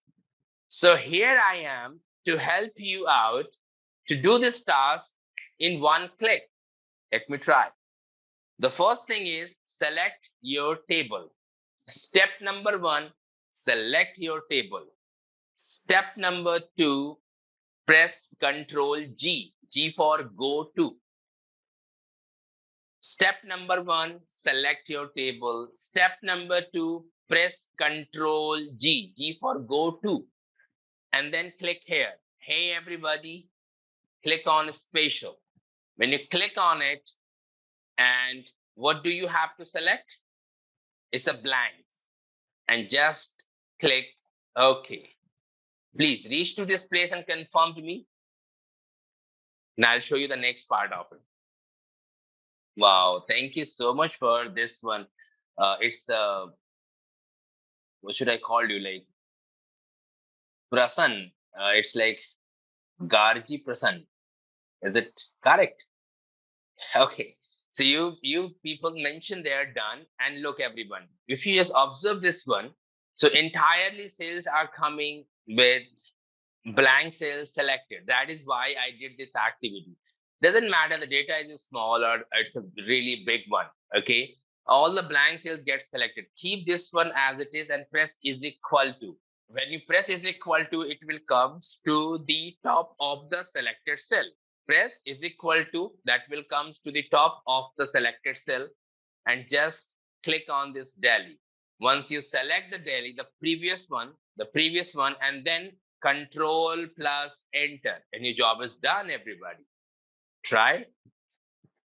Can I repeat? I said once you get this one selected, press is equal to, select Delhi, and Control plus enter. These are the shortcuts.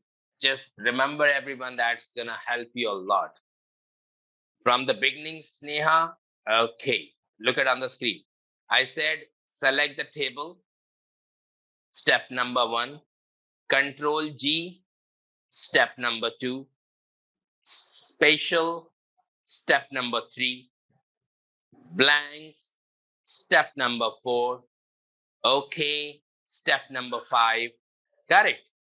And once you reach to this place, do not click anywhere. Just press is equal to.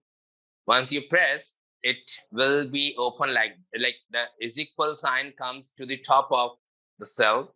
Select Delhi and press Control Enter. Okay.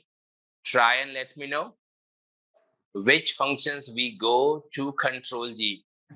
It's a go to.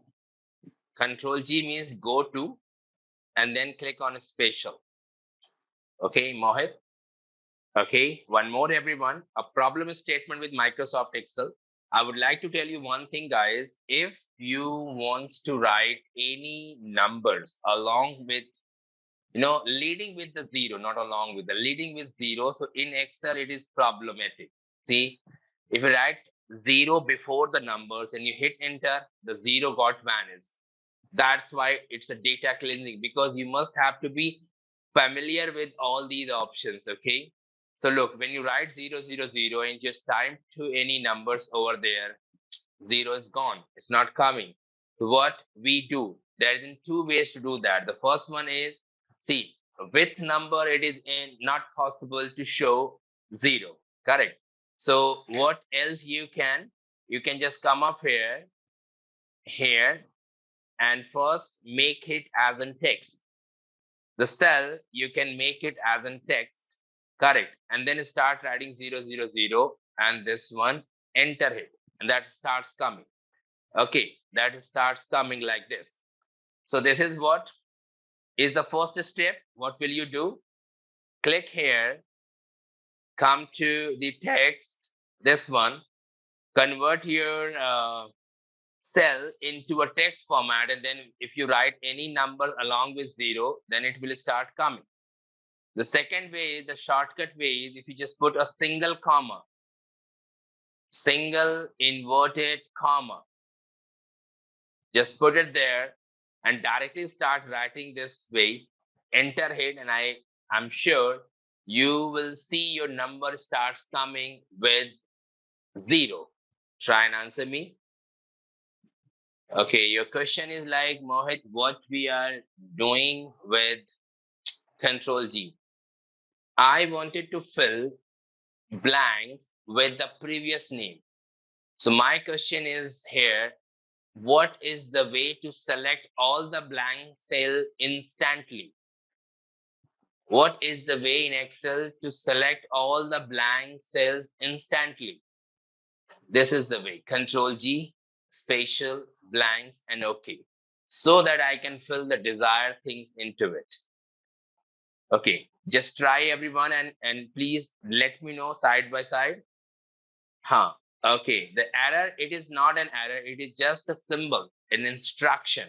Okay, admin, instructions means, see, when I put that apostrophe sign or the single inverted comma, so I'm trying to, saying to Excel that convert this number into a text, right? And 9876 is just a number for me, but I'm forcefully making this one as a text. So it is not error. It is just the instruction from Excel side. He said, are you sure about it? Just look, when I click, it says number is stored as a text. It is giving you information. Are you sure about it? Maybe you wanted to convert this one into a number, but I would say don't click here, because if you do that now, again 0 will get vanished. So in that case, what we do, we just ignore the error of it. Is it clear? Okay, Rajesh, are you talking about this one? This one, is that your question? So you can select it all, press Ctrl G, come to spatial, click on blanks and click on OK. So once you click OK, so all blank cells will get selected. And then press is equal to, select the previous daily and press Control Enter. Okay, Rajesh? Okay, so now everyone, let's jump in and let's talk about the statistical analysis first. You can come to the next sheet of it, everyone. And from here onwards, I'm going to start discussing about the formulas, okay? In Excel, if you are here, you have to be very good with the formulas, okay? So I will request you all, look at on my screen. The second sheet is called Statistical Analysis Part 1. I'll explain you formula, and side by side, I'll give you the exercise 2 for a homework. You wanted to really improve your efficiency in this application, do as much as assignment you can do. Correct. So just look at on the screen, everyone. It's a data having the columns like date, sales representative, products, units, price, sell, city, region, and date. Okay, kindly zoom your screen. Okay, is it okay, everyone? Do I need to, Vijay, do I need to increase more? Is it okay? Come on, everybody, because this is very good. You can just let me know if you're facing any challenges there, yeah, that's great for me. Okay, now listen, everyone. See, I have a date, and I have a sales representative now. Who is the sales representative? I have a product, units, price, sale, city, region name, and date. That is my data. And I'm here not with the small database for you, because when you have a big data, so calculation become automatically very interesting.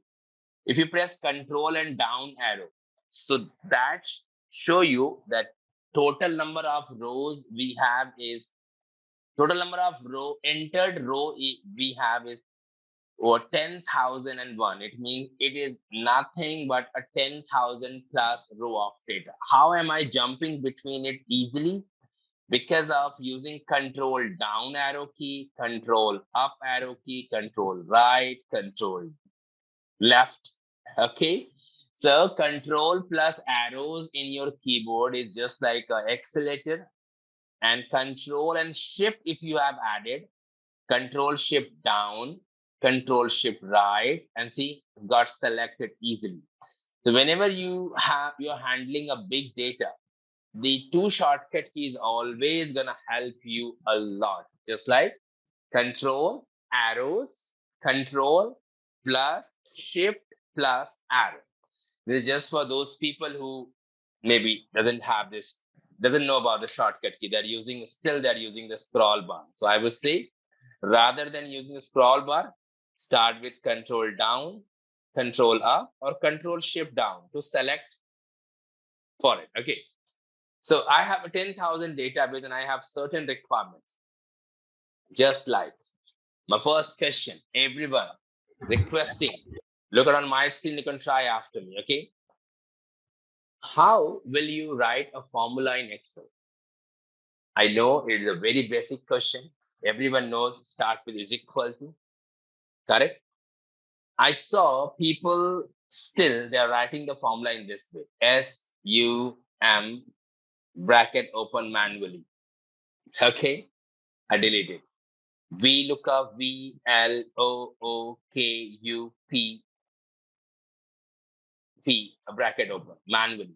Why? No, change this habit from today onwards. Press is equal to, if you have to write some SUM and then press a tab key, you have to press, okay? Make this habit from today onwards. Any formula, whatever the formula I'm going to teach you in this entire duration of the class, equals to SUM and tab, equals to VLOOKUP a tab. So that will save your time when your formula comes completely open with the brackets, okay, or open parentheses. I just write there sum. And now I need to select sum of what column? There is the one. Now, if I'm start selecting my data like this way, so you can understand it's a 10,000 plus row. That will take a lot of time. I would say control, shift, and down arrow. That instantly got selected. So now when I hit enter, I'm getting the total cell is there. 10226625. That is the total cell. Hold on. I'm going to ask you one thing, everyone. See, it is a 10,000 one row of data, but it is not, I'm not saying that I'm not going to add more data into it in future. Yes, obviously I will add. So if I will added a new data in this table, just like this one, and this one, and this one too. What do you think, guys? Will these four numbers automatically to be added in my total cell calculation? Is these four numbers to be added there? A newly entered data is being added. Come on, everyone, give me your response here. And yes, and absolutely right. And I know the, yes, so it is not to be added there. Reason because the range I have specified till 10,000 and row. What else I can do? I can come up here and I can increase the row number. Simple. If I will increase the row number 10,001, I'm going to say 10,050. And I hit enter, now that number is getting increased. But in future, if I'm dumping more data into it, then again, I have to do the same thing. But that is not a good sign of a good excellence, right? You should make this one completely dynamic.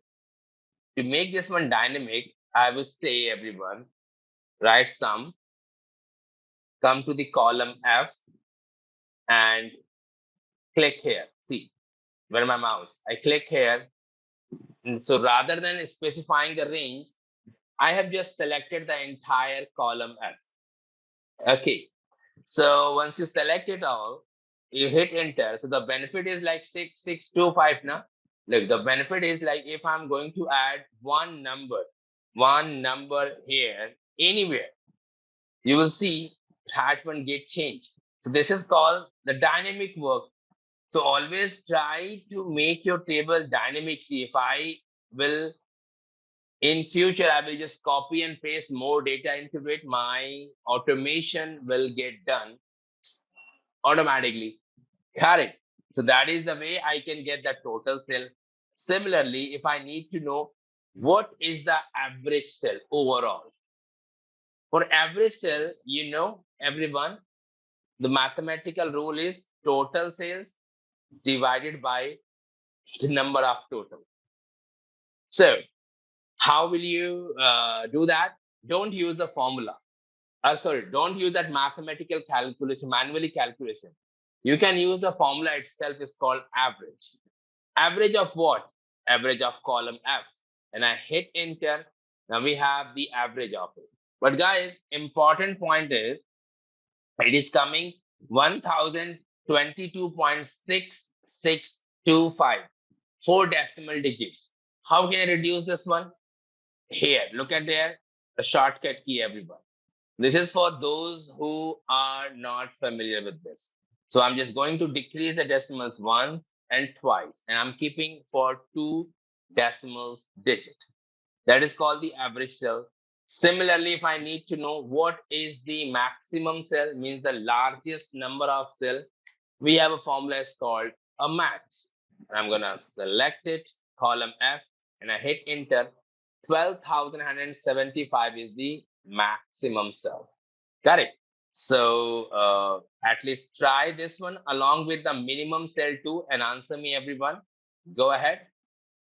Repeat the average. Okay, Simi, just look at there. There's a formula itself called average. Okay. And select the column, enter, simple. Okay. For maximum, you can use the formula is called a max.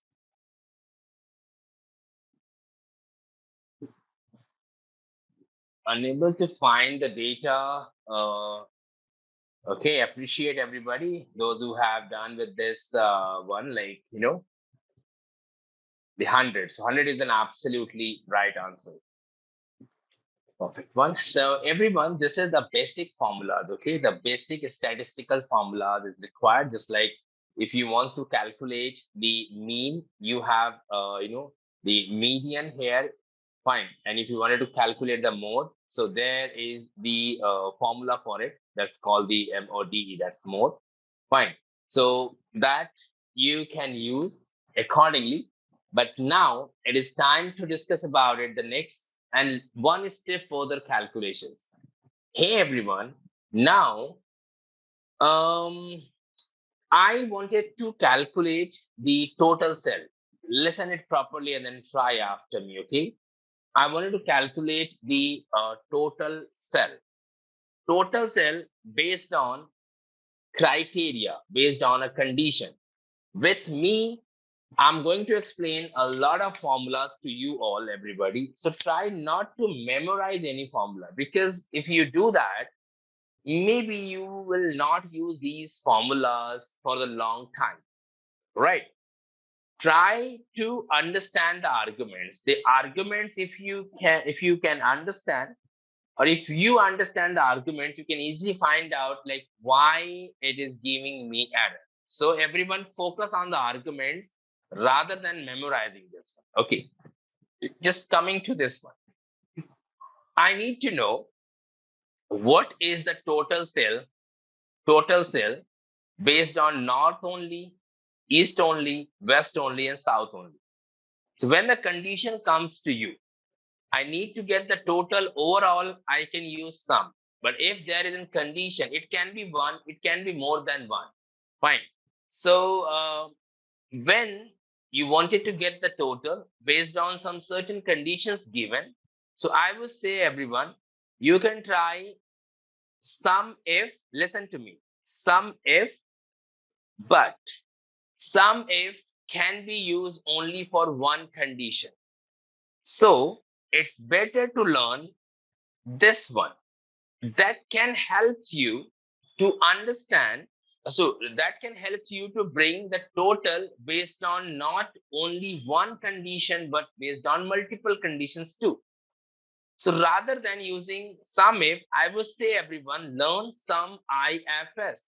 This one formula will perform on both conditions, either one, more than one. Let me show you how.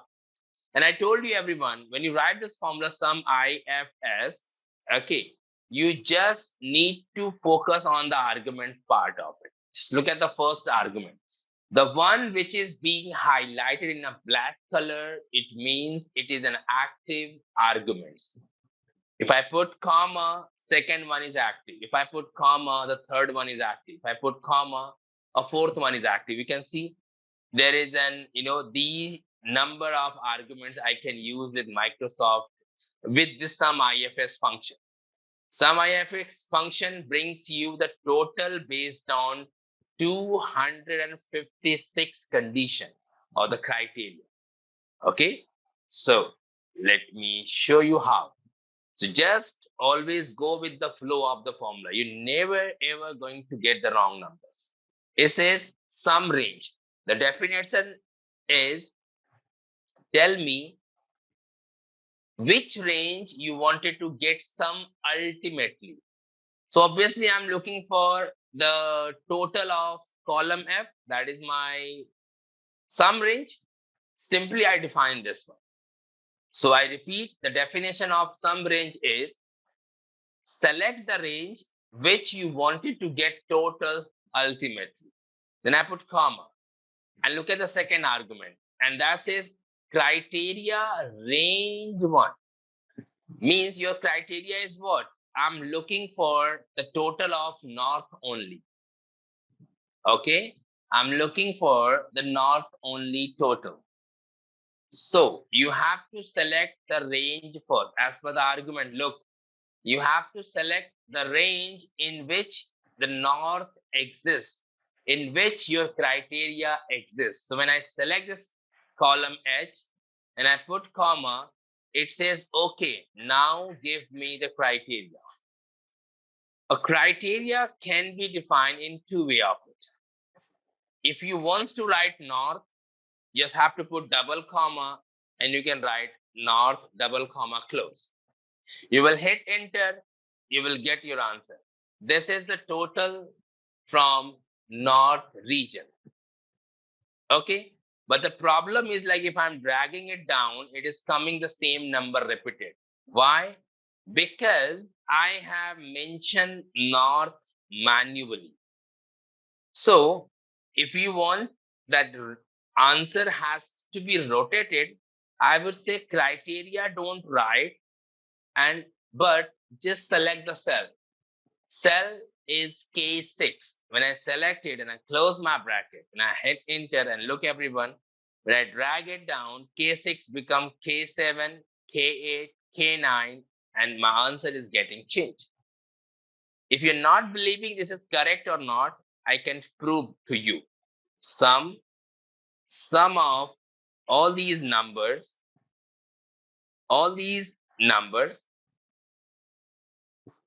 is equal to, hit enter and see this number and the total is an absolutely matching. It means we made the right calculations over here. Okay, everybody. So try your first formula, sum IFS. Well, there is no need to see.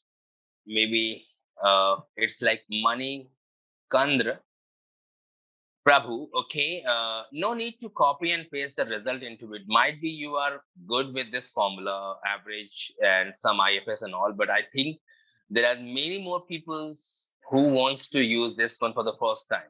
Correct. So there is no need. It's good. You done it. Very good for me. But not required. Okay. Okay, Rajesh, are you're unable to find the statistical analysis bar? Means the sheet one. Did you have downloaded the zip folder, Rajesh? Answer me. Okay, and in that folder, have you opened this file? The name is called this one. This sheet. Have you? I mean that workbook. Have you opened this one? You have opened this. Very good. And can you answer me where my mouse moving is statistical analysis part 1 is not there? Because I have shared the same data with everyone. So then start doing it now. You can use the scroll bar maybe here and there. So you will see. Then why you're saying like unable to find the statistical analysis part 1? This is there. Now, similar no, index match function will not work here, admin, because indexing functions helps you to bring the exact information, right? But with the help of sum and index function, then it will bring you the total of it. Because here we are trying to get the total. We are not trying to fetch the right numbers, the only numbers. So Ashwin, you tell me to get the total rather than sum. Just forget it about the sum. What do you think? How will you get the total of a range without sum? See, I don't know any formula here, right? But if I need to get the total of specifically for north, so either I can do one thing, I will apply the filter north, select it, then again get the sum of it, and I will write it manually. That I can use. If you want to multiply, I'm telling you, my friend, see, if you want to subtract, so subtract will never happen based on the range. Look, for example, if there is 3, 4, 5, and 6 is there, and there is an, like 2, 3, 5, 1. And if I need to get the subtract means I need to compare each and every single cell. You cannot say like, I need to get the total minus this one. If this is required, again, you have to use the same formula like sum of this minus sum of this. Means first get the total minus, then get the total and then give me the answer. So now that's coming 7. Are you getting my point? So subtract, multiply, and dividation is always happens row by row context, but not with the the range. Okay, perfect one, everyone. And now comes to get the average price. So similarly, when you have the total, when you want to get the total, but there is the conditions is there. So you tried some IFS. Similarly, you can try average IFS to get the average based on the condition. Average range, again, I need to know the average of cell column F, comma. Then it says give me the criteria range, exactly the same as you learn this one. Range means range, comma, criteria means criteria, and I close my bracket and I hit enter. And look, if it is coming in a with more decimals digits, I will say just go ahead and decrease the decimals of it and then drag it down, and this will be your answer. Try this one to everybody, average IFS function. Okay, might be I have applied the average price on cell. It has to be on a price, correct? Not to worry, select the column E, everyone, rather than F.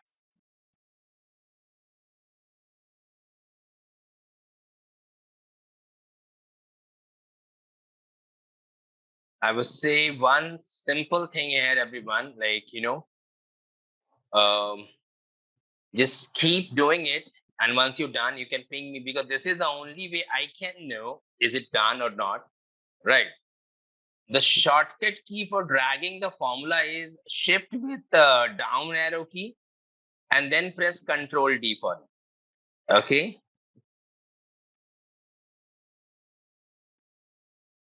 Okay. All right, everyone. I wanted to tell you one more statement here. Let me see. Let me check and let me show you, not the check. Okay. Guys, here is a city I have given. Ranchi, Trivandrum, Mysore and all. Let me, I think Ranchi I have written one more time. Okay, no worries. Mysore, Pune, Nagpur and all. I need to know what is the total sale in all these cities. If I'm giving you this task, I'm sure you're gonna do that one very, very easy. But I'm just going to add few more things into it. Everyone, just look at our here. I have some sales representative, just like Trevor Jones. I just copy its name and I'm going to paste it here. What is that mean? I need to know what is the total sell made or done by Mr. Trevor Jones in these cities. That's the question. It means now I have two conditions, and that's why I'm giving you the training on the sum IFS function. Sum IFS function is capable to apply conditions more than one criteria on it. Just look how I'm going to start. It's like sum IFS. I'm sure you know why am I using this. Sum range. Ultimately, what I'm looking for is total sell. Guys, if you are facing difficulties to move this scroll bar, I would like to tell you one more easiest way. Look at the column F. Look at the column H. Sorry, city for city is it's G, and for sales representative is B. Column B, just remember this one. For cell F, for city G, and for sales representative is B. Come back to this one. If you are facing difficulty to scroll it all the time left to right, I would say you just write F to F. It's being selected. Okay, but you can do, you can just go and select it manually. I don't mind at all. Okay, and I put comma. Then it says criteria range. Tell me the criteria range of it. So if it is Ranchi, so obviously I have to select the column G first. That is my criteria range. And then I will select this Ranchi. Why? Because when I'm dragging it down, I need that has to be rotated. Okay. Then I put again comma. Why? Because I have one more condition, which is Mr. Trevor Jones. And as per the mantra of sum IFS function, first select the range and then criteria. So Mr. Trevor Jones, all the sales representative names available inside the column is B to B. Then I select it and I click on Mr. Trevor Jones. When I close my bracket, because my criteria has been fulfilled. Now, when I hit enter and I'm getting 0, what does it mean? It means Mr. Trevor Jones not make a single sale in Ranchi. Okay, so let's suppose if I'm going to write here, let's say Goa. Trivandrum. Wow, Mr. Trevor Jones' territory is something else. I think so. If I'm going to cross check, 1 second. Mr. Trevor Jones. It's like Trevor. So Mr. Trevor territory is Pune basically. Okay. So not to worry. Let me change this question. Don't worry, guys. I have many more questions for you. I'm going to write Sunday. When I hit enter and I wants to know, like in the city, like Ranchi, what is the total sales done on the day Sunday? Sunday is available in the column I. Okay, so let me show you. Sunday is in the column I. So let me start with the formula again. Sum IFS. Ultimately, I need to get the total of column F, comma. Criteria range will be G. In that G, I need to see the Ranchi, comma. And then criteria range number 2. If it is about the Sunday, I will say select the column I, because this is the column where all your Sunday, Monday, Tuesday, and everything is there. Then I put comma and select the criteria. Simple mantra, remember everybody, range first and then criteria. I'm gonna close my bracket and I hit enter. 62,211 is the total sales done on Sunday. And the best part is, if you will write there Monday, that's changed. That's changed. Okay. That is why, the formula is highly important in Excel. Okay. But the problem is when I drag it down, everybody, I'm getting 0, 0, 0. The question is like, why it is coming 0? So when the 0 comes, it does not mean that you mention a wrong formula. Just look at there. When I do double click here, just observe anything is wrong in this formula. Observe and answer me. Anything wrong in this formula? Well, Deepa, look at there again. Now tell me, what is wrong in this formula? Everything is correct except one. Guys, focus. Exactly. You know what, everyone? As I am moving down, see, that all total has to be based on the day Monday. But the problem is like, this is not problem, it is a default properties of Microsoft Excel. When you will scroll it down now, all your cell address starts moving. So I don't want to this one allow to get moved. What to do? You can fix this one. But how? With the shortcut key is called F4. F4. And look how. I'm going to delete this one. And when I select this one, you just need to press F4 key. F4. And see, if your F4 is not working, please hold on your Fn key and then press F4. I just hit enter and let me double click and see we have a perfect results are here. Okay. And now, you know what? These entire numbers will get changed if you just write the name. It's like Friday. See, the entire report is getting updated. That's the benefit. Try now, everyone. Formula is open here on my screen. Okay, come on, everybody. Just try, and if anyone is there who wants me to repeat this, please let me know, okay? Okay, Vijay. Perfect. Look at on the screen. Hopefully the question is clear to you, Vijay. Deepa, F key is not working means see, sometime now a few of the laptop where the Fn key is already enabled. You don't need to keep it on hold the Fn key. Okay, you can directly press F4. And if your F4 is not working, Fn key is not working, then Deepa, I would simply advise to you, put the manual $sign. Okay. So Vijay, look at on the screen. I said is start with the sum IFS. It says sum range. Sum range means which range you wanted to get sum. Okay, Vijay. So I'm going to select the column F, comma. Then now the total will be based on what? Ranchi. Ranchi is what? Ranchi is my city. So select the range where all the city exists, comma, and select the Ranchi. Then I put comma.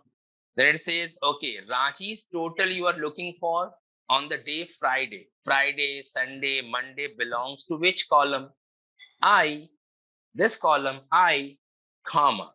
And the criteria is this cell. So once you select it, you have to keep it, press F4. That comes into $sign. Close the bracket. Okay, Vijay. enter hit and you will have your answer. Now try and let me know. I can see that more than 48 people are here, but unfortunately, I'm getting less responses there. It will be great if you can let me know, then I can give you a question here. Try and answer me, everybody. Just do analysis and answer me, but at least first complete this one, then I'll give you a question. Okay. Well, your question is like, what is there are more criteria? Do we have all those in a separate column or row? Depends on, you can keep it on the different separate columns, up to you. Because if you wanted to make it dynamic, you must have to keep this one somewhere separate so that like you will make changes over there and the result will get changed automatically into the table, right?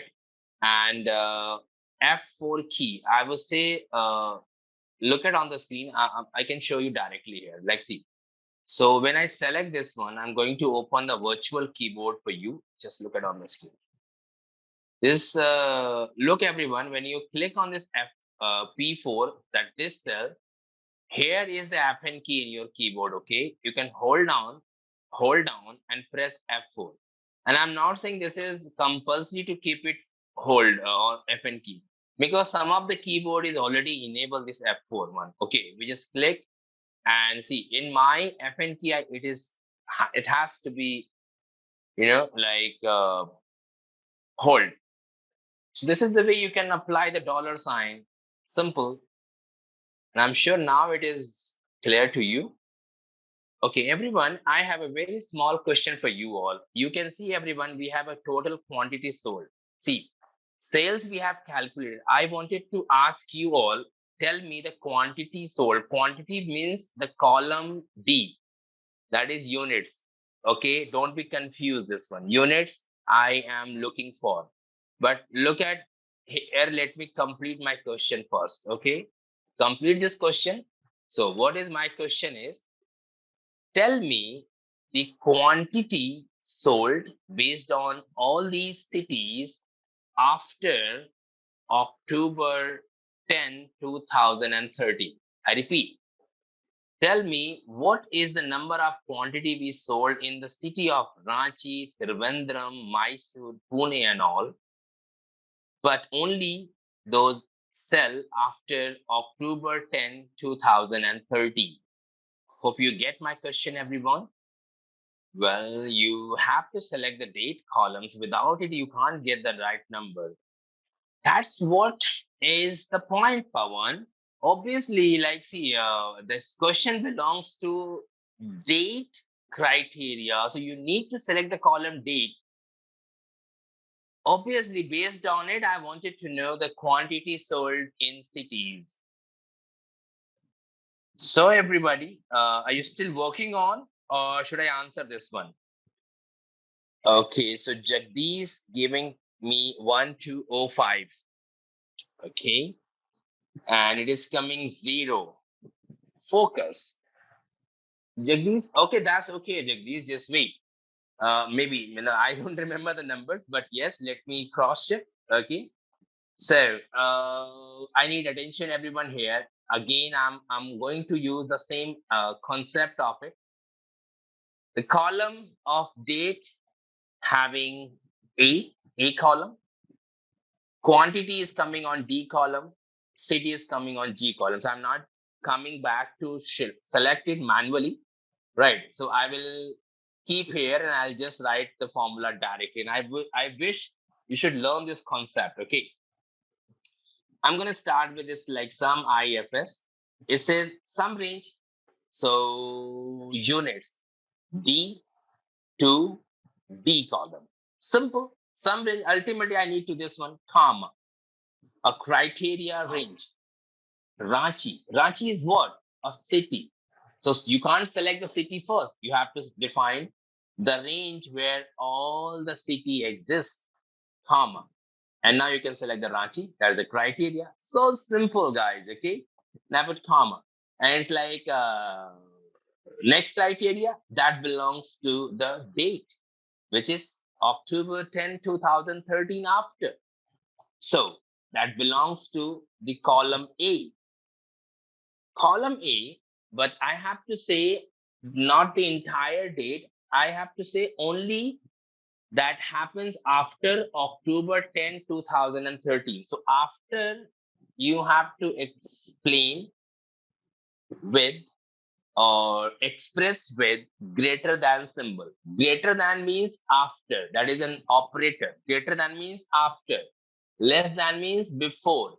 So greater than, I'm going to say 10, 10, 2013, double quotes close. Hey everyone, if you are making this mistake to select the cell, it's wrong, okay? It has a word like after. After is an alphabet. So this one is completely a text.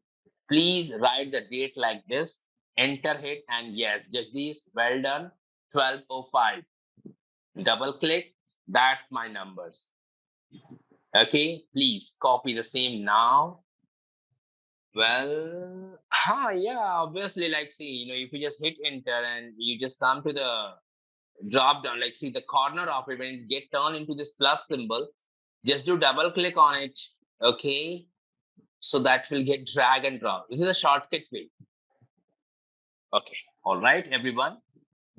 Okay, that's great. It is coming 0. So please check the formula. I just copy it and paste it in the chat window. I would say you can check this one. Okay, and I'm sure you will get that idea. If not, so I'll help you out. Confirmations here, everyone. So in this page, in this sheet, we discuss about some basic formula, just like sum, it is a max, min, and the average of it. And if you have to get the same thing, the total, max, minimum, and average, based on the condition and the criteria, I would say simply use this formula. It's called sum IFS. And for average, it is like average IFS. For the latest version, like if you start using the Office 16, so you have a good news is that max IFS function is also there for you, the same way as you're using sum ifs and average IFS there. Fine. So in this phase, this is what we have covered. Hopefully this has been clear to you all. And if you just come to this one, guys, this is your homework. Okay. I would say this is your homework. Complete this assignment. When you come to like last, means the next day. So if you have any queries, any questions for me, so you can at least ask me, okay? So I have given 2 sheet as an homework for you all, right? So complete it, and the all questions will be based on your sum IFS and sum functions. Okay, so read the questions carefully and get the numbers here. Fine. So the 2 sheets is for the homeworks for you all, everyone, right? And now come to the statistics analysis part number 2. Now, in this phase, I will discuss on the counting part of it. Okay. Well, I'm not sure, but I think you're not focusing on my formula, Mohit. After A to A column, I put a comma, and why you are specifying range again? Why A to A? You are defining greater than 10 of October 2013, which you are writing there manually. Manually means what?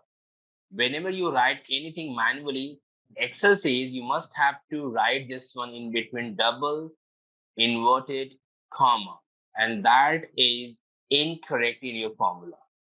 Now, moving forward, everybody, and now in this statisticals part number 2, I will discuss about the counting. You know what? Getting sum, getting average is one phase, but getting count of it is another phase of it. I mean to say, just look at there. I have a column, A having month, B having sales representative, C having type of account, and D having amount. Correct.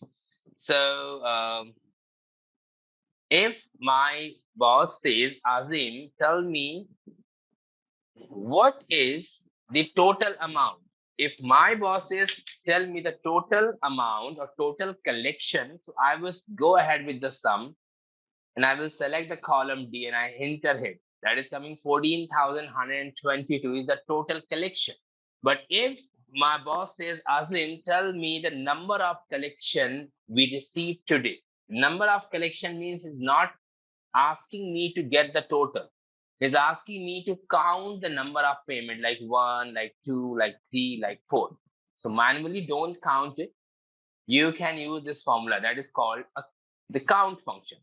So when I select it and I hit enter, so I can simply answer like, sir, if you like the total collection is 14,122 and number of collections we have is somewhere like 24 collections we do have. And look, if I will increase one more and see the total is changed as well as the counting is changed. Now, just imagine the third situation is that rather than collection, I wanted to know that there is a column B where Mr. Sales Representative's names are there. A sales representative that belongs to my company. I wanted to know like what is the number of times their sales representative names are entered. Means that entry I wanted to count overall. So if I'm using the formula called count and I select it all and I hit enter and I'm getting 0. Do you know why? I'm telling you. The reason is like, for example, here I have mentioned 1, 2, 3, then some alphabets, again few numbers, and again few alphabets. Now, if I will use a formula called count, so count is a function that only counts what?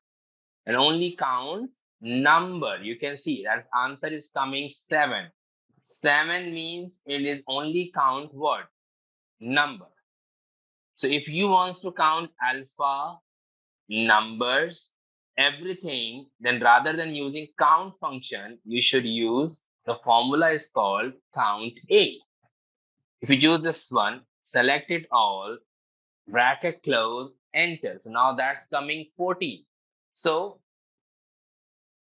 count A formula we use to count all alpha, all numbers.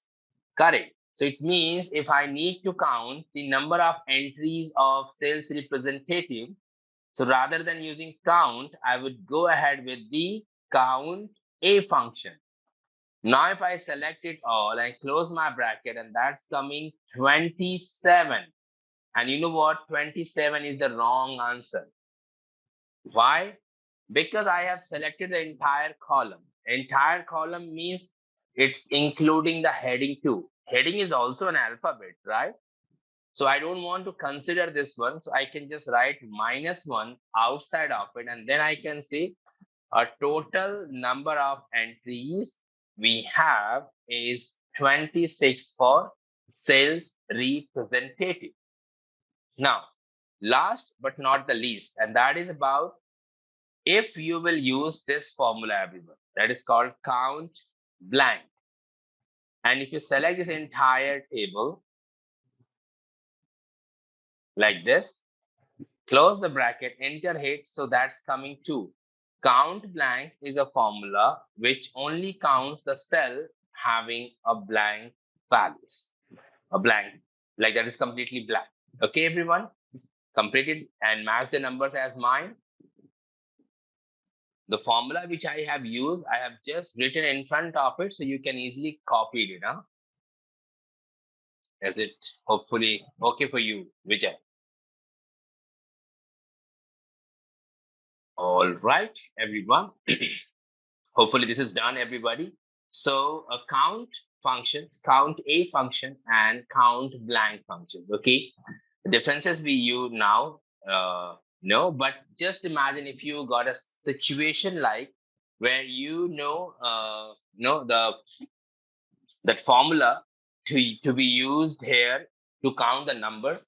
if you have to use a formula to count the numbers, the formula is called count. Now, the second formula is we just discuss here, and that is about the count a function that helps you to tell you that alpha and numbers both. But just imagine if I need to know out of this table, if I need to count only the alphabets, I don't want to count the numbers. So we do not have any formula for it, but there is a kind of thing you can do. That is like count a function. You can use the count a function will count alpha and numbers both. Then minus, I will use the count function. So if you select it also, count function, it only counts what? It's a number, alpha numbers minus numbers, what left? That is the alphabets only. So if ever it is required, everybody, just remember, you can use this formula that is called count a minus count, that only counts what? Only counts the alphabet. Quickly note it down, this one.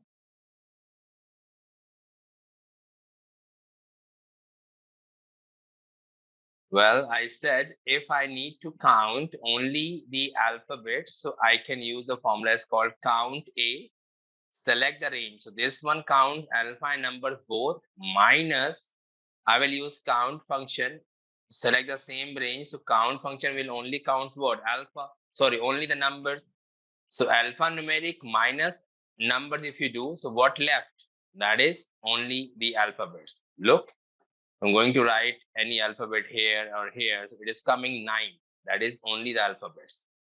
This formula is open here on my screen. Keep it. All right. That's so great, everybody. And now let's talk about what if I need to count something based on the conditions given. Okay. Look at on the screen and let me complete this one. Then you can try after me. Okay. So my first question is like total number of entries. You can use count A. Blank entries you can use the count blank, but I need to know in the column C we have some new customers visited at my place or at my outlet, at my desk, any kind of a statement could be. I only wants to count the new type. So if when the condition comes, I told you guys one formula is sufficient for you, is like count IFS. You want to count something, but there is a condition comes, which is say count IFS. So it says give me the range. So first range selected, the column C, comma, and it says, and guys, listen, some range will not be there. Why? Because we are not using some IFS. It is count IFS. So it says criteria. So you can write in between double inverted comma, or you can select any new in the cells. Both are correct. And I hit enter. That's my answer is 20. Okay. It means that we have 20 new customers visited at my place. Okay. And let me cross check if I just write it existing. So now that's become 19. It means it's working very well. Now, one more, let me try. And the last one you have to try after me. Okay. I wanted to count. I know the total collection we do have is 24. Correct. But now my manager or maybe I wants to know how many collections do we receive, do we get having the amount above of 100 and below of 200. It means it is a situation of between case. Look how I will handle this. Count IFS, it says give me the range. I'm giving the range is column D, comma. One side, I wanted to only keep the number which is above of 100. So I will put double comma, greater than 100. Clear? One side, I have defined the story as per the argument, criteria, range, and criteria. When I put comma again, it says give me the range again. Look at their argument. It says give me the range again. And I told you everyone, if you have to be very good in Excel with in terms of formulas, always look at the arguments. I'm gonna select it all. That's D. comma, and it says, now tell me what is your next criteria. I said, start with 100 above, but close it before or is equal to 200. So whatever values you find out in between, count it and answer me. And that is the right answer, which is 4, everyone. Okay. So here is a formula for you. Try, and last one you have to answer me once you complete these two. Your time starts now, everybody. Really appreciate for people, those who have the answer is 2. Okay. Because it is based on the 3 conditions. Okay, those who have not yet done, I would say, guys, focus on my screen. Let me complete this for you, because I'm telling you guys, those who are not maybe not trying or maybe not doing it, because I'm not getting the responses here in the chat window. I must say, guys, while watching this one, everything seems to be very easy stuff. But exactly after a couple of days, when the really requirement comes to you now, you will get stuck. So let's get stuck today here and get the solution of it. Okay. I'm gonna say count IFS. It's a criteria range. It could be start from any range. You can start from column D, you can start from column B, you can start from column A, up to you. I start with column B. In column B, what do I have to focus? I have to focus on Mr. Brooks, because that my question is. In January, Mr. Brooks bring the 1,000th above amount. How many that I need to count? I've defined this one, comma. Then it says like criteria range number 2. It's like this one, and in this one, in this column A, need to focus on January only. So you wish, you can type the January in between double inverted comma, and you can select. Now put a comma here, and the third column is D. D, where I wanted to only count the numbers which is above 1,000. So the overall condition is Mr. Brooks, when the amount is more than 1,000 in the month of January, whatever the numbers he bring it for the company, count it. And when I hit enter, and that's my answer. That's a 2. Okay, really appreciate for people, those who get the right number. Those who have not yet done, this is for you. Quickly complete so we can move forward. All right, everybody. So that's great. So I have waited for your response here. Okay, and now statistical functions part, where we discuss about some IFS functions. We learn how to use average IFS function. And here we discuss about the count A. We learn what is the use of count blank and count IFS.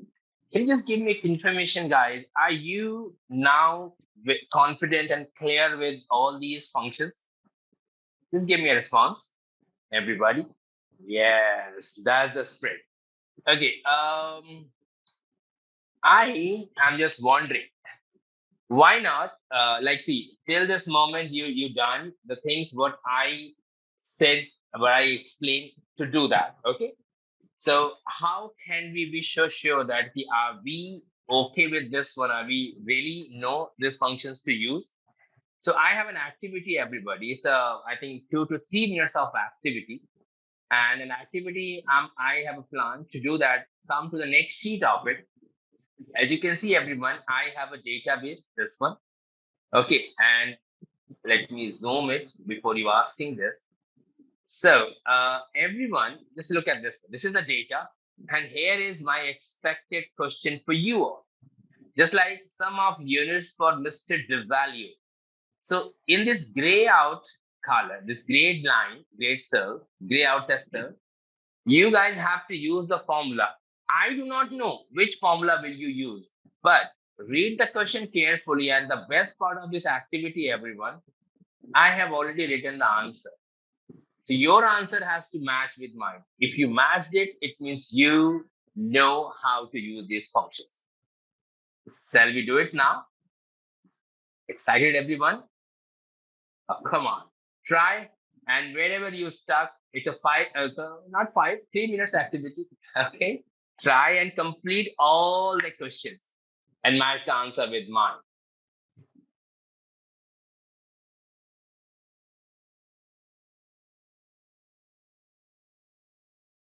Can I share the sheet? I think you're already working. I am on the next sheet. Simple. All right, everybody. I hope the answers are getting matched. Okay. Ask. No, you have a question. Average units of product in May. My values come. Just increase the 2 decimal digits. Ashba. Good job, Jagdish. I'm waiting for others' response too. You're unable to do a single one, Simi, is it? Oh, come on. It is the first question is about the sum IFS. Try it. And I'm sure you're going to get this one, okay? Good job, Ruchika, Tanusha. Very good. All matching. Bravo. That's great. Appreciate everybody. Wow. All match, huh?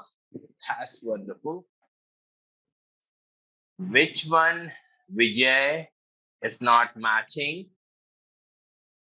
Wow, all match. That's great. Then if you're able to do the first one, Shimi, then second question is also based on some IFS, not total sales in January. This one. Okay, look at on the screen. I'm going to do that one quickly, everybody, those who have not done yet. Some IFS, it says some range. I'm going to select the column D because units I'm looking for. And Mr. Devalue, I select it, close my bracket, enter. Sorry. Range, I forgot to select. The range, select the column B, comma, select Mr. Devalue, enter, and see. So answer is matching. So what's the big deal? Can't found the first one. Just look at there. C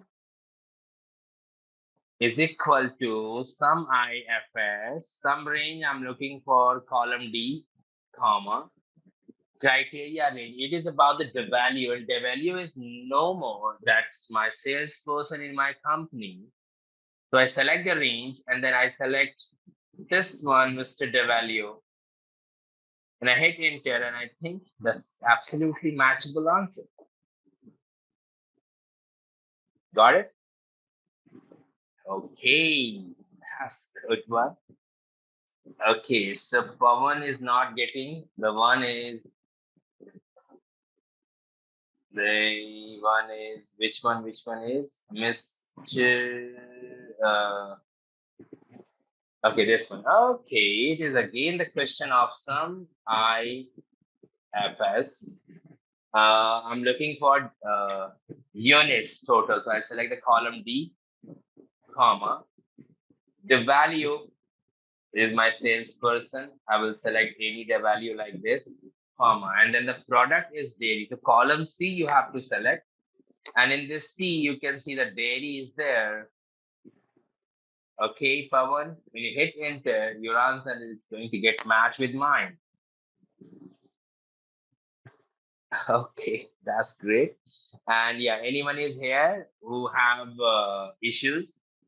So a second one, what happens in me is very simple. Look at there. I'm gonna use this is equal to some IFS, because when I mention the total means sum, I'm gonna say have some range of cell, column E. Month is January. Select the range first and then choose any January. Yeah, there it is. Or you can select this one too. Close the brackets. That's the answer. Okay. Okay. So your question is like average what? Average sales in dairy. Average sales in dairy.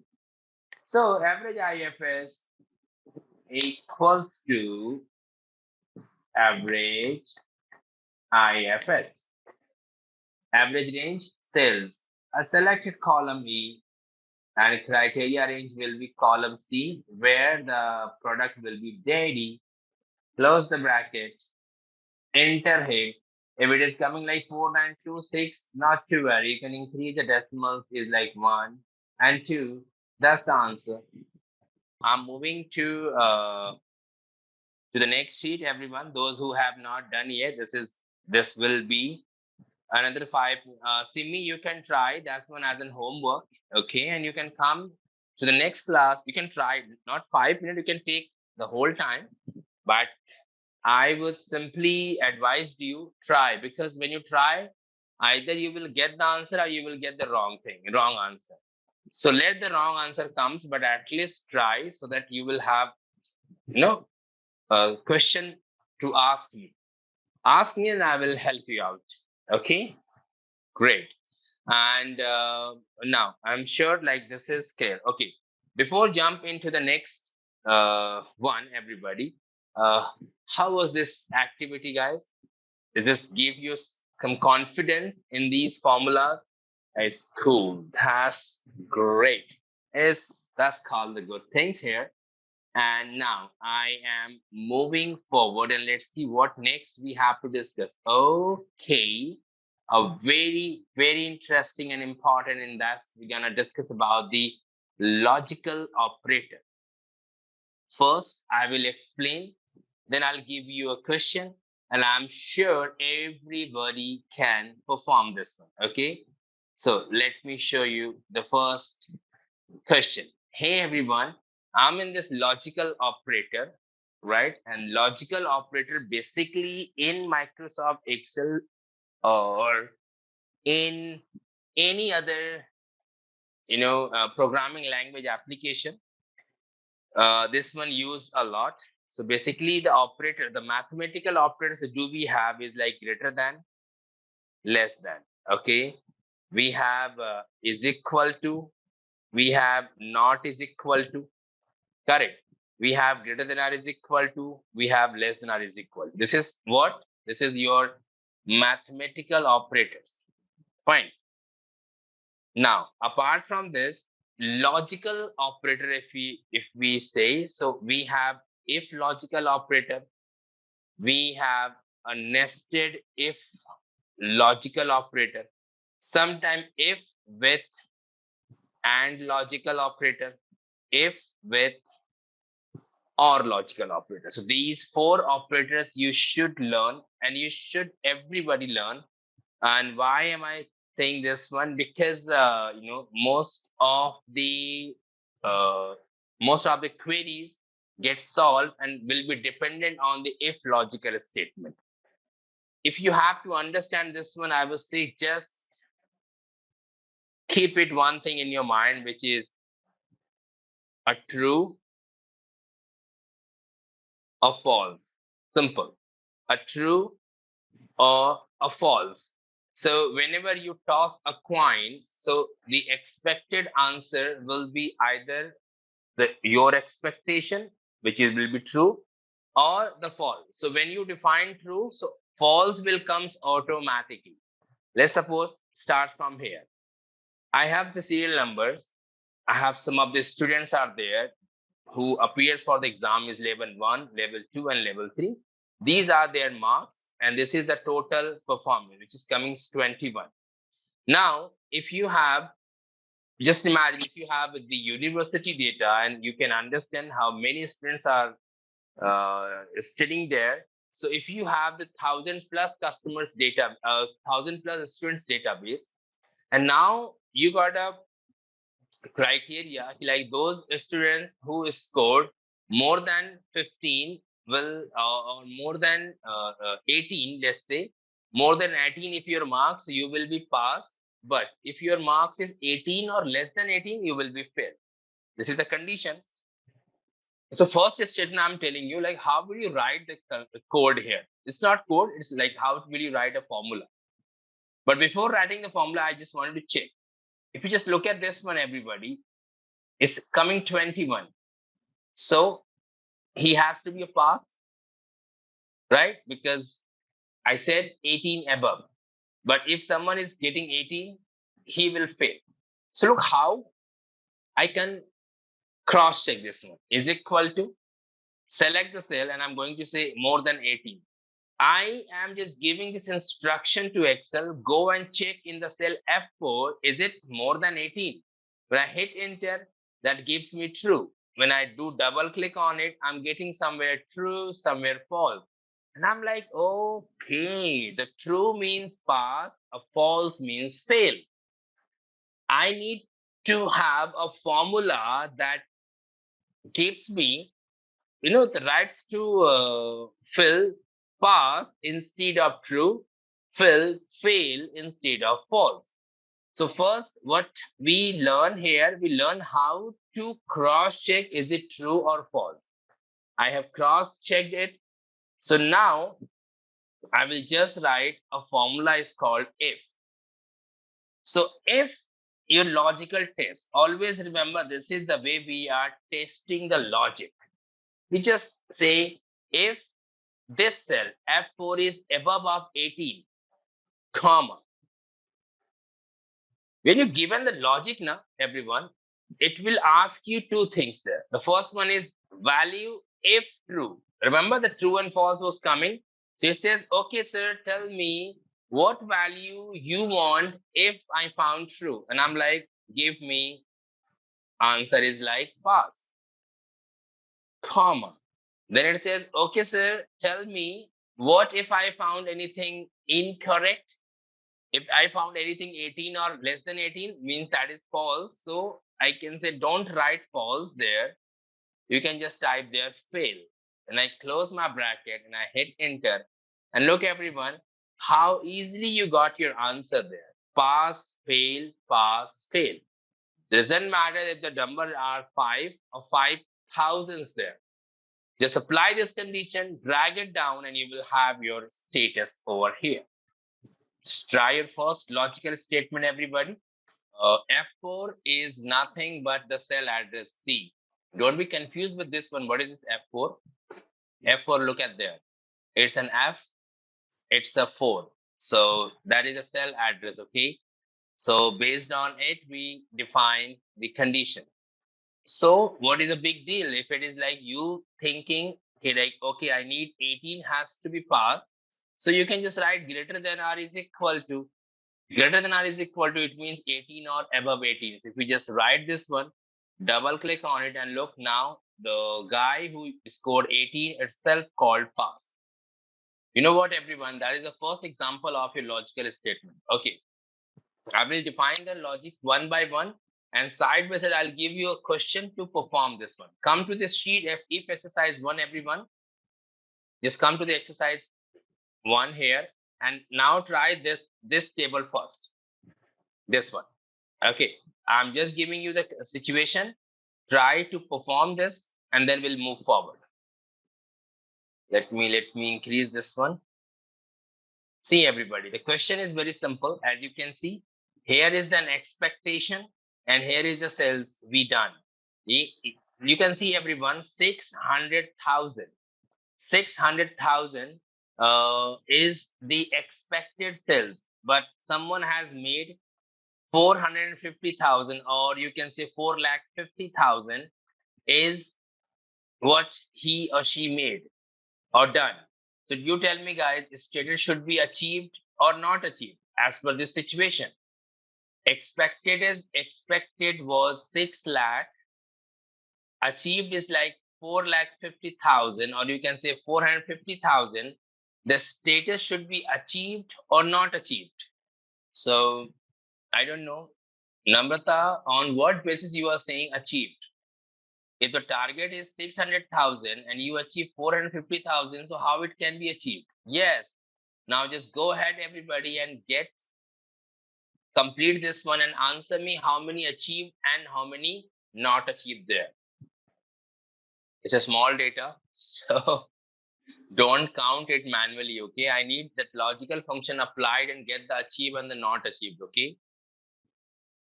All right. So I'm getting answers like 3 achieved and 2 not achieved, okay? So look, how will you do that? If you are saying if expected or your cell, anything you can take. Let's suppose if I'm taking if my cell is still above or equals to my target, okay? If my sale is above or equals to my target, it means I have achieved my target. Okay, otherwise, it's like not achieved. So I'm gonna close my bracket and I hit enter. So it says not achieved, and I'm going to drag it down. Guys, my answer is like 3 not achieved and 2 achieved. How you cross check? See, it is achieved. It is also achieved. Admin, cross check. Yep. So please reverse your question, huh? I think the greater than sign may be greater than you guys are by mistake in putting there the less than sign. I hope so. So I'm just waiting, guys. Those, if anyone is there who is still not yet done, so please complete it because I have few more questions for you. Okay, guys, would you like to try one more task? So it will be based on the the banking database. Okay, I'm just giving you a task. Performed it. Hey everyone, you can see that. I have the account types. Some people having current account, some people having savings account. Okay, and it's a big data, just imagine. Okay, and there's a closing balance. So now the bank has decided those who have the current account, we will charge 0.5% interest. Okay, those accounts holder having a saving account, once again. So we will charge 0.25% interest on it. And 0.5% will be charged on what? It will be charged on their closing balance. Okay, come on everyone, show me your skills and bring me the right number. Mr. Salil Jan, what is his bank charges based on their account type? Try and answer me. Okay, let me see. My question is very simple. Look at there. You can see we have a account number, customer's name, account type, closing balance. So this guy, the first guy, look at their account type is current account holder. So as per the bank charge interest, you know it, right? So his account type is current. So bank will charge 0.5%. 0.5% of what? Score closing balance. You can just calculate the exact bank charges. Clear to you? The interest amount you have to charge based on their account type. Clear? Namrata, now is this your question clear to you? So just complete it and let me know. So Pawan says first one is 62.50. Wonderful, Pawan. Let me wait for 2 more minutes. Let everyone try, then I'll answer. Well, 625. Well, I don't think so. All right, everyone, just look at on the screen. I found some of the answer is like Ashwin says 6,250. So Ashwin, just think about it. 12,500 is his balance. 0.5% if I charge you. Okay, don't feel bad anybody. Okay, it is just a part of my workshop, but I just wanted to make you familiar with your, the one you're working on. So look, how will you write this one? Is equal to if I'm gonna say first go and check, is it current? So I'm going to say current. I just write this one. If it is current, let's suppose if it is current, yes it is. So I'm going to say closing balance has to multiply with 0.5%. This is your Excel. It's completely mathematical, right? So 0.5%. Do charge if it is current. Otherwise, maybe it is not current, so obviously it will be saving. So I'm going to say otherwise means if it is false, so simply charge 0.25%. Okay. I'm going to close my bracket and I hit enter, and that's coming 62.50. This is the way you should perform. Clear now? Those who haven't yet done, please copy the same. No worries. That's okay. Again, please, Shivam, just look at this one. You wanted to charge bank charges. Okay, so I'm going to start with this one. So what is my conditions? if the account type is equal to what? A current. Then charge 0.5% on what? On the closing balance. So multiply with 0.5%. Otherwise charge 0.25%. Simple. All right, everybody. Hopefully this is done. And see, two examples I have just given to you. There could be one more situation is like, what if, Azim, we have more than one account? So I'm just coming on it. Anyone is here who is still not yet done? So I'll wait, complete it, then I'll give you one more example for it. Perfect one.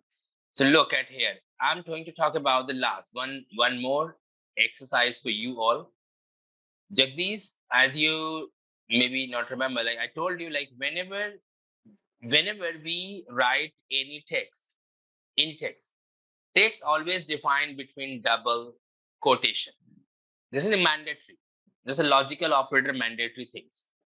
However, if it is a number don't write in between double quotes. Don't write. Why? Because if you write this one, so that become a text. And text can't get multiply, that's why. Now, I'm coming to the point of this one, everybody. Just look at there. It's a region is given. We have salesman, hardest, the items we sold. In this table, I found that quantity and price is given here, right? So here are few of the sales are blank, okay? Or sales are blank. So I know this is not a very difficult question for you. You can is equal to multiply this one with this, enter it, and you will have your answer. When I drag it down, I found that here is coming 0, 0, 0. If I ask you like why it is coming 0, your answer will be because Azim, the quantity cell is empty. That's why it is coming 0. I'm like, okay, and it is correct. Yeah? Like it's a mathematical concept and it is absolutely correct.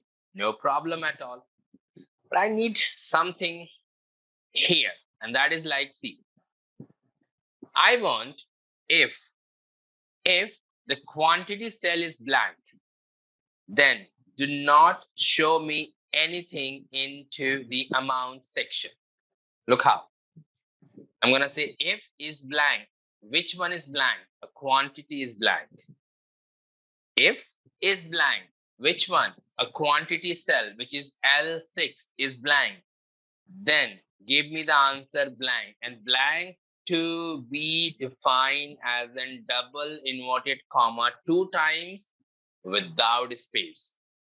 If you want to show a blank ever in your formula, you can express this one with double quotes without space.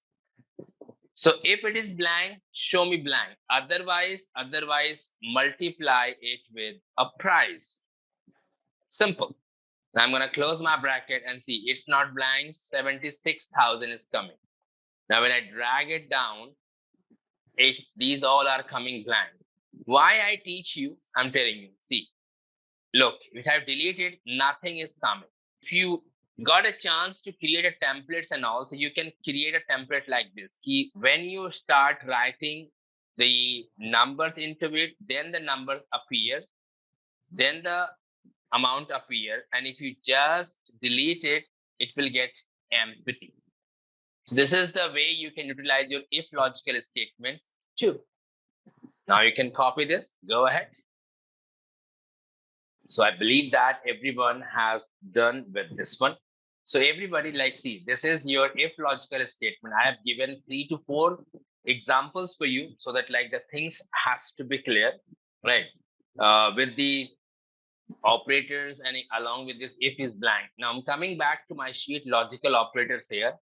Now what if, like, see, the first conditions we discussed, if more than 18 marks will be passed. If less than 18 will be failed. But what if, like, see, for example, I am going to minimize this one. Let me explain one more conditions to you all, everyone, because this is very important for you. Guys, just look at there. Now we have to find out the grade. Grade here, I'm going to name it like a grade, right? But the parameter for grading is absolutely different. Just look at that. So what is the parameter? The parameter is like if any student's score is in between 0 to 15 marks, 0 to 5 marks, sorry, so grade will be F. 5 to less than 10, E. 10 to 15, less than 15. See, look at the hair. It is less than 15 means less than 15, okay? So 10 to less than 15 will be D. 15 to less than 20 will be C. So it means that I have to write if, I have to write again if, other, see, because we have to define multiple conditions over here, right? So question is like, how can I do this one? So look at on my screen, let me almost, I can see this. Hey everyone, when you have multiple conditions, multiple if condition, so that condition we called it a nested if condition. Look how it will get done. I'm going to start with the simple if condition. It says logical test. The grades are based on the performance. And one cell I'm taking as a calculation. So every time the same cell you have to select, the expression will be changed all the time. I said if F4 means the total performance is less than 5. See, I start with this less than, okay? Less than 5, comma, then a grade will be F. Correct? Less than 5 means all numbers 4, 3, 2, 1 will be F grade. So true is F. Then false. False will start from 5 or above 5. Please respond me if you agree with this statement.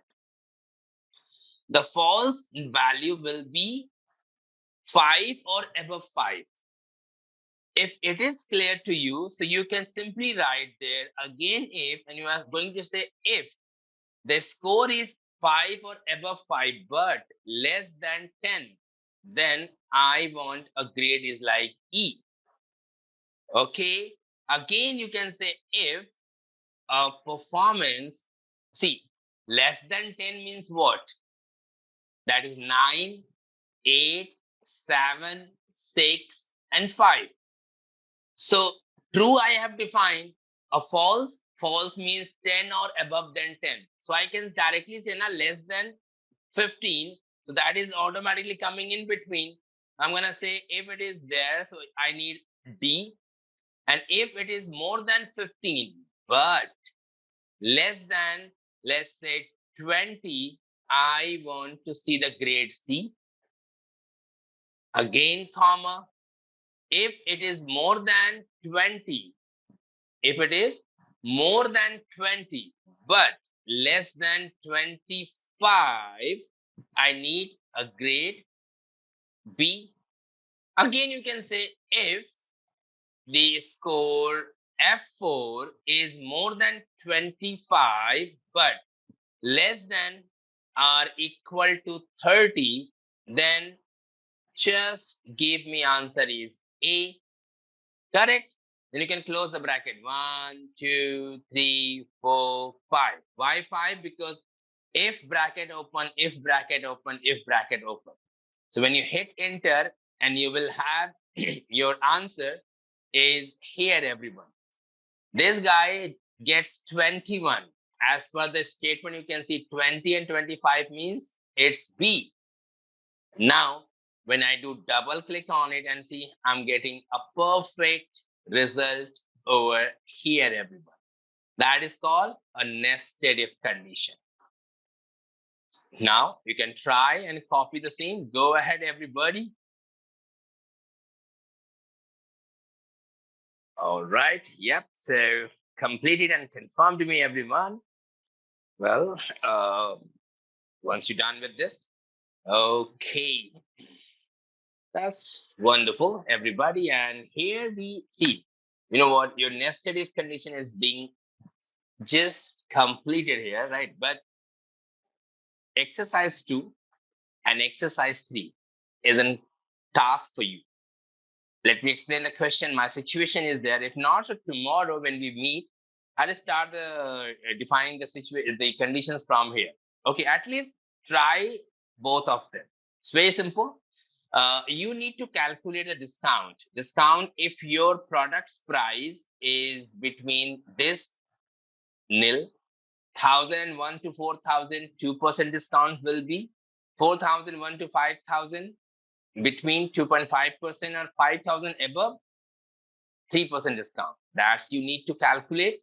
And you can come to the exercise 3, everyone. And here you have to calculate the shipping cost. As you can see, cleaning, frozen food, soft drinks, all amount is being given here. If you purchase cleaning, we'll give you shipping cost free. If you purchase frozen foods, 25 will be chargeable. Is it clear to you all, everyone? I hope everyone will try to complete this exercise 2 and exercise 3, hopefully. Hello, everybody, and welcome back.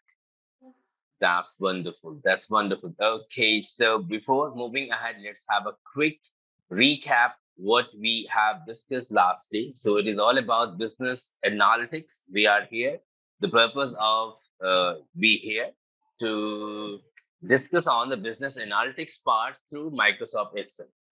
I have started my session, start with the interface of this application. What is there? The data cleansing activity.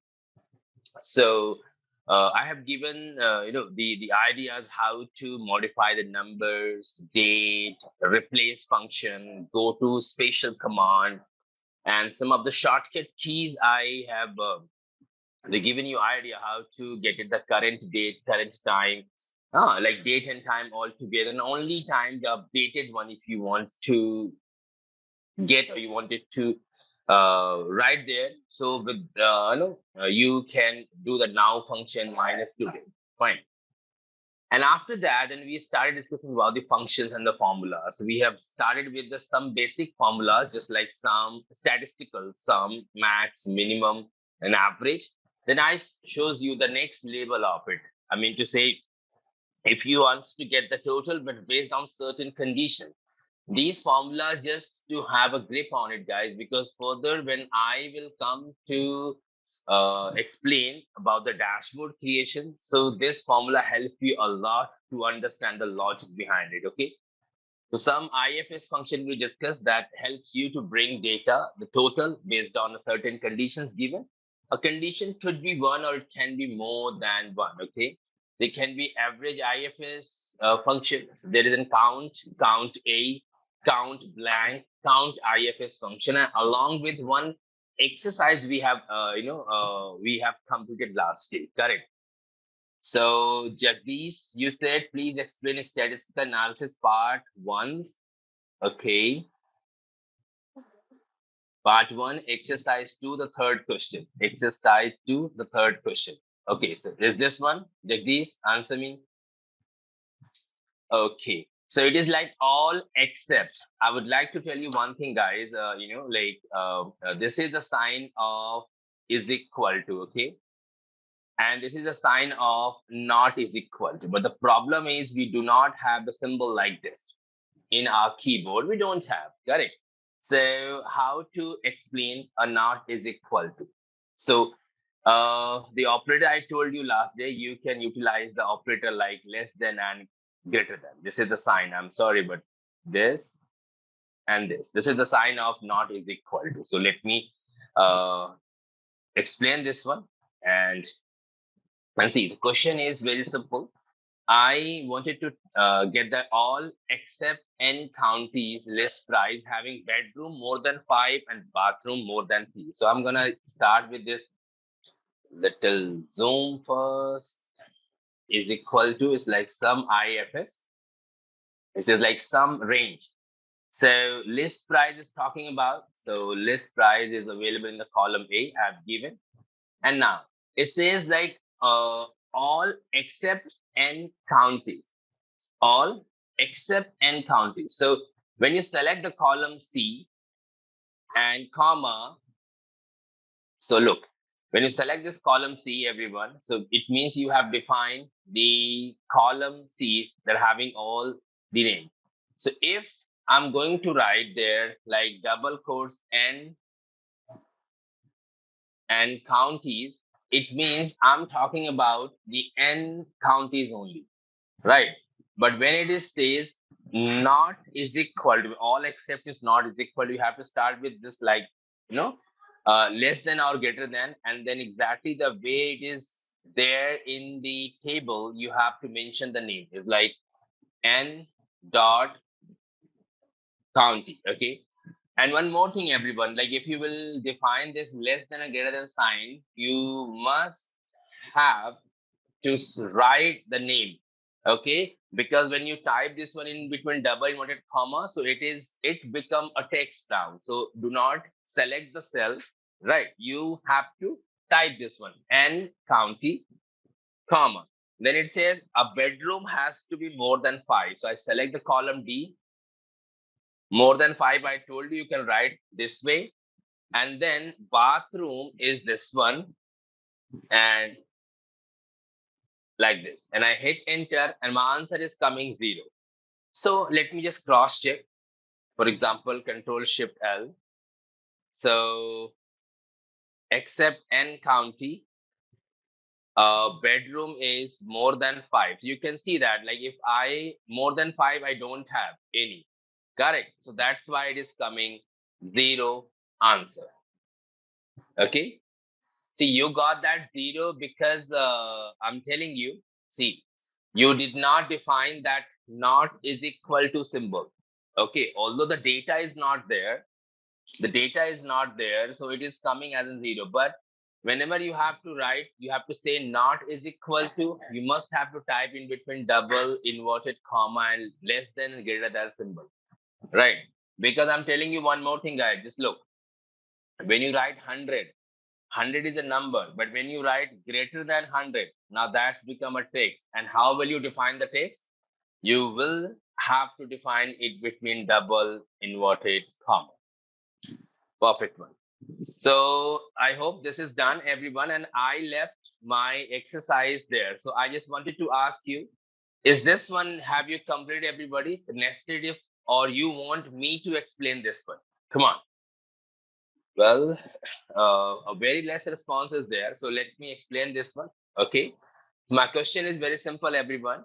I wanted to calculate the discounts parameter I have given here. Okay. And I'm telling you, everyone, practically it will not be there in your database. This is something which will be in your mind. Okay, this is what I have to define the conditions. Okay. So it says the first line is 0 to 1000. 1000 means up to 1000. So I can simple write if, select the price, less than 1000 means what? Less than 1000 means up to 1000. Up to 1000. So if I'm saying if E2, that is a price, if it is less than 1000, then I need the answer has to be nil. Correct? Comma. So true you have defined. True, you have defined. What numbers will be false? The numbers which is thousands are above. So I'm going to say if the price value is thousands, start with thousands are above, but less than 4,000.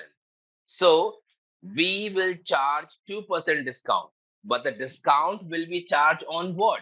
Discount will be charged on a price value. So that multiply with the price. Now, this is the true you have defined between thousands to 4,000, comma. Which value will be false? The value which is above of 4,000. I'm going to say if the price above of 4,000 but below of 5,000, then you have to provide 2.5% discount on price value.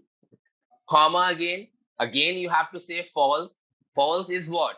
the value which is above of 5,000. So what you can do, you can write if, you can select it, right? And you can say above or is equal to, if it is 5,000, then simple say 3% discount on what? It's a price. So I told you last day, everyone, the logical operator says like if the bracket is open here, here, here, here, the 4 if is there, 4 parentheses are open, you have to close it like 1, 2, 3, 4 and just hit enter. It will simply calculate that one directly. Just do double click on the corner and you will have the perfect result over here. Okay, come on everyone, complete it now. Well, if you just observe, Edwin, look at my condition. See, that is 0 to 1,000. Okay, sorry. Fine. So as for the condition is like 0 to 1,000, huh? Like in this situation, you can keep it that less than or equal to 1,000 because I didn't observe that is start from 1,001. Thanks for this one. So you can keep this one less than or is equal to everywhere. Then you will have the perfect answer. Okay, and in this case, it has to be only greater than, right, admin? And yes, Simi, just look at there. This is the if logical statement I explained. So now you can copy it. All right, everybody. So hopefully this is done, but I didn't get the responses here in the chat window. It will be great if you can confirm me. Otherwise, I need to move ahead. All right. So look, price is there, discount is there. Okay, if I need to calculate the amount, I'm telling you a problem statement there. So how will calculate the amount? The amount will be like, first I did one thing, price minus discount, whatever the amount comes, then I will multiply with the quantity. This is the way I will calculate the exact amount to be paid by the customer. When I hit enter, everybody, that is coming the total. Now, when I do double click to the corner of it, I'm getting problem there. I'm getting error over here. If I ask you like why it is coming error, your answer will be because Azim, it is an alphabet. An alphabet cannot be a part of calculation. So if I ask what is the solution for it, then your answer will be like rather than writing the nil, you can just type there 0. Hey, this is something you all knows. I wanted to make you one step further expert. I don't want to make changes into this nil. This nil, I need to be there as it is, but still I want my answer. So look everyone, how to tackle with error in Excel. If the error is coming and you wanted to avoid this, please use this formula, which is called an if error function. This says, first tell me your formula. And I'm like, bracket open, price minus discount, multiply with quantity. Write that functions the way you write it before, correct? And then comma. When you put a comma, it will ask you value if error, means what value you want if there is an error. And I'm like, okay, rather than showing me error, only multiply quantity with price. Why? Because nil means 0. And once it's multiplied with this, and I hit enter, look, where the discount is, it calculates. When I do double click and see, I'm getting my answer. Okay, nil is there, but you should learn one more formula that is called if error, everyone, right? Come on, copy the same. Well, Rajesh, you tell me, are you able to share your screen? Maybe, probably I can help you out. Okay, meanwhile, everyone, copy the same. Now, moving forward, everybody, and let's have one more case to discuss with you all. Just imagine you are working in an HR department. You have the punching record like this. Okay, the employees punching database. And now my management says, Adin, can you please count how many staff are absent today and how many are present today? So this absentees and present counting I can do only now when I have the exact attendance there. So as per the condition from the company, like if anyone reach office after 10 a.m. morning, consider him or her as an absent. Else, give them present. It's very simple condition. I'm going to write this if, select this one, and I'm going to say on or before 10. Okay. So how you write 10 a.m.? You write the way like this. Okay. Then you are saying if it is 10 or before 10, so let's consider him or her as in present, otherwise absent. When I hit enter, I got that error message. The error message comes because of your logical operator did not understand what exactly it is. So what to do?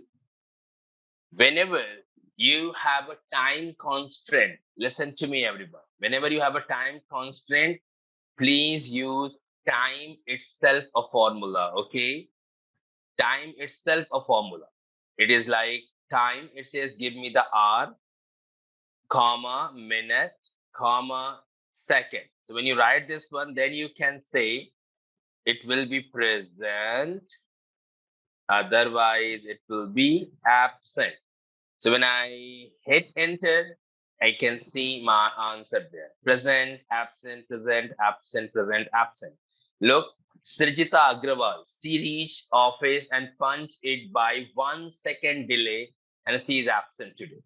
So now when you have the data like this, then you can try, the formula is like count IFS, select the range, comma, select the absent, enter. You can say, sir, 7 people are absent and count IFS, select, comma, and select present, close the bracket, enter. Wow, 7 people absent and 7 people present there. Okay, so that is really good one. Fine, so complete this one too, everybody. Go ahead. All right. This is greater than or equal to, I'm getting error message. It is less than, Vijay, focus. Less than, it is a less than, okay? It's not greater than. Can you show to how to apply? I did double click on it and see. Or you can just hold it from the corner. Okay, hold it from the corner and drag it like this. So you will get result applied to there. Zoom it. It is already zoom 130%. What do you say? Is it visible now? Simi, you can use count IFS function. Simple. I told you the formula count IFS. You tried, you're getting 0. Okay, look at there. I use this way, count IFS, select the entire range, and then I just select the cell any absent. Try and answer me. You're getting a wrong message and someone is getting error. Can you show me your formula? Can you just copy and paste your formula there in the chat window? Vijay and Namrata, both. Here is the formula open. If C2 is less than or equal to time, oh my God, what is this, Namrata? When you close the parenthesis, why are you not giving a small comma there? Without it, how it can jump on a true and false? And what's wrong with you, Vijay? When you type this present, so did you define a single comma to jump on false? Why are you making a small mistake? And see, Vijay, your formula is not started with if. It is a completely coming, start with is equal to if, and you start your formula with C2. I don't know why, but this is if condition. Okay, at least start with this is equal to if bracket open C2, Well, I cannot see in the chat window. That's what I'm saying. And why after C2 there is a comma? Why? When you're defining the logic and in between the logical statement, who said to put a comma? Please remove that comma and put a comma after present even. You will have your answer. You can just try this formula of mine. Namrata, what about you? Have you done with this? You get my point? Wonderful. Vijay, complete it quickly now. Now, moving forward, everybody, and let's see what is the next logical statement I'm going to explain to you all. Hey, everyone. Again, it's a very practical question for you all. And look at that. It's a, well, let me zoom a little more so that it will be visible properly. Okay. Hey, everyone. So look at there. I have a target of the month parameter given. Okay. Look at that. The month target is you have to make a sell of 1,50,000, or in another way you can say 150,000 or above. Minimum 150,000 is fixed. That is the one target. And second target is you need to open a new account 10 or more than 10. 10 or more than 10. So if anyone achieved both of the target, then the organization will give them a 4% commission. So as per the business analytics part, this is you who will do this analysis based on the multiple parameters and answer them. So for example, let's say the case of Mr. Alok Das. He made a sale of 2,50,000 or 250,000 and he opened 8 new accounts. You tell me all, will Alok Das get the commission or not as per his performance? And then answer is obviously is like no. Reason, because he fulfilled the first condition, but he is not fulfilling the second condition. So that's why. So the question is like, how will you tackle if you have more than one conditions together and all conditions are mandatory? So how will you handle this? To handle this, your if logical statement says use and the operator. It says the AND functions we use in such a case when we have a multiple logical statements and all logics are mandatory. Logic number 1, a cell that has to be above or is equal to 150,000, comma. Logic number 2, select the open account that it should be 10 or above 10. And I close my bracket because my logic has been completed. If you achieve both of them, then you're gonna get a 4% commission. Otherwise, you're gonna get 0. When I hit enter, so Alok Das gets 0. When I do double click to the corner of it, I'm getting 4%, 4%. Why?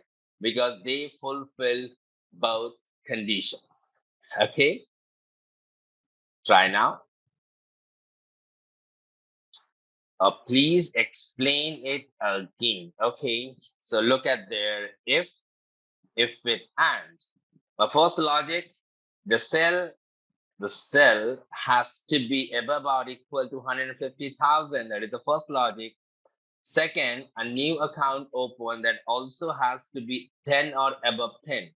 If both of them true, I need 4% as in commission. Otherwise, I need 0. Right, Karthik? So completed now and confirmed me. Moving forward, everybody, and let's see what next. So the last of the logical operator, and that is like, see, when you have the same data, just imagine if you have the same data, and but the situation is different one. If I'm coming to this exercise 6, see, I have the same table here. I have a same table here, and but the condition is slightly changed now. And why it is changed? Because company observed that some of the people are disappointed. Okay, so now company has changed the policy. The company says that either you achieve your sell target, or I'm using a word like or here, or you achieve a new 10 account open. If any one of you achieve, okay, if any uh, one of you achieve, so you will get a 4% commission. So let's check it out. So when you have multiple conditions, and if any condition is true and you wanted to get the true answer, go ahead with this or statement. And I'm going to say or either your sell has to be above or equal to 150,000, or your new account open has to be 10 or above 10. If any one of is true, then your answer will be 4%, otherwise it will be 0. And look, now Mr. Alok Das is happy. Okay, double click on it and see. The two people are not getting because they didn't achieve any one of. That's why it's coming 0%, but rest is getting 4% up. Copy this. No, you can't use, because if the first one is coming as in truth, it always gives you a the true answer. Okay. Further, it will not move to cross check another logic. That's why. Well, I'm telling you, I don't know. Okay, let me show you. Now, you guys don't get confused with this one, this nested if. So why we are learning extra and an or condition? I'm telling you, see. What I'm saying, if I'm going to write this if, and I'm going to say this one, if this is above or equals to 150,000, okay, so I need 4%, correct? Comma. If this one is above or is equal to 10, then also I need a 4% off. This is the way you are going to write nested if. So don't be confused. Let me do that one so that you will get the idea.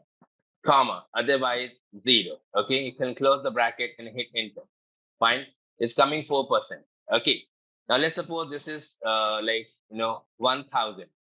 See, now why it is coming 0? Answer me. Why it is coming 0? It should move and check the next condition, but it is not moving. It is not moving. Those who asked me this question, can you please respond me why, when I made the sales of thousands only, so why it is not giving me a 4%? It should move now and cross check, but it will not. It will not. Okay, that is the reason I said use or statement. Keep all the logics at one place so that it will cross check one by one by one by one. And wherever it finds true, it gives you an answer true. Hope that makes sense to you all. Being clear? Well,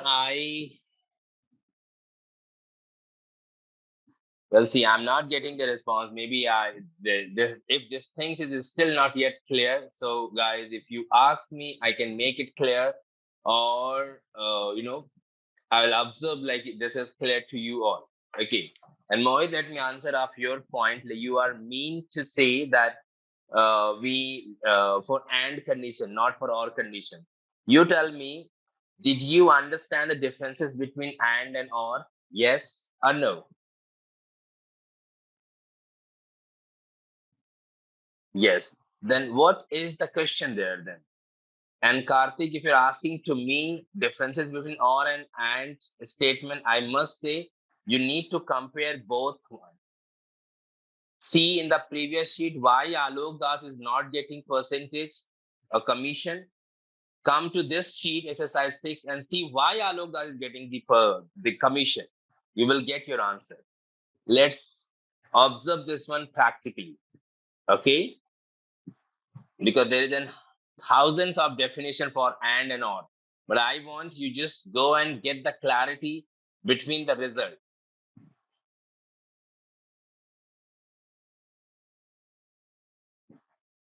All right, everyone. So here we done with this, the if, nested if with and, if with or, okay. And I have also given one more conditions to you, how to deal with if with the time frame, the time constant. Now, nested if,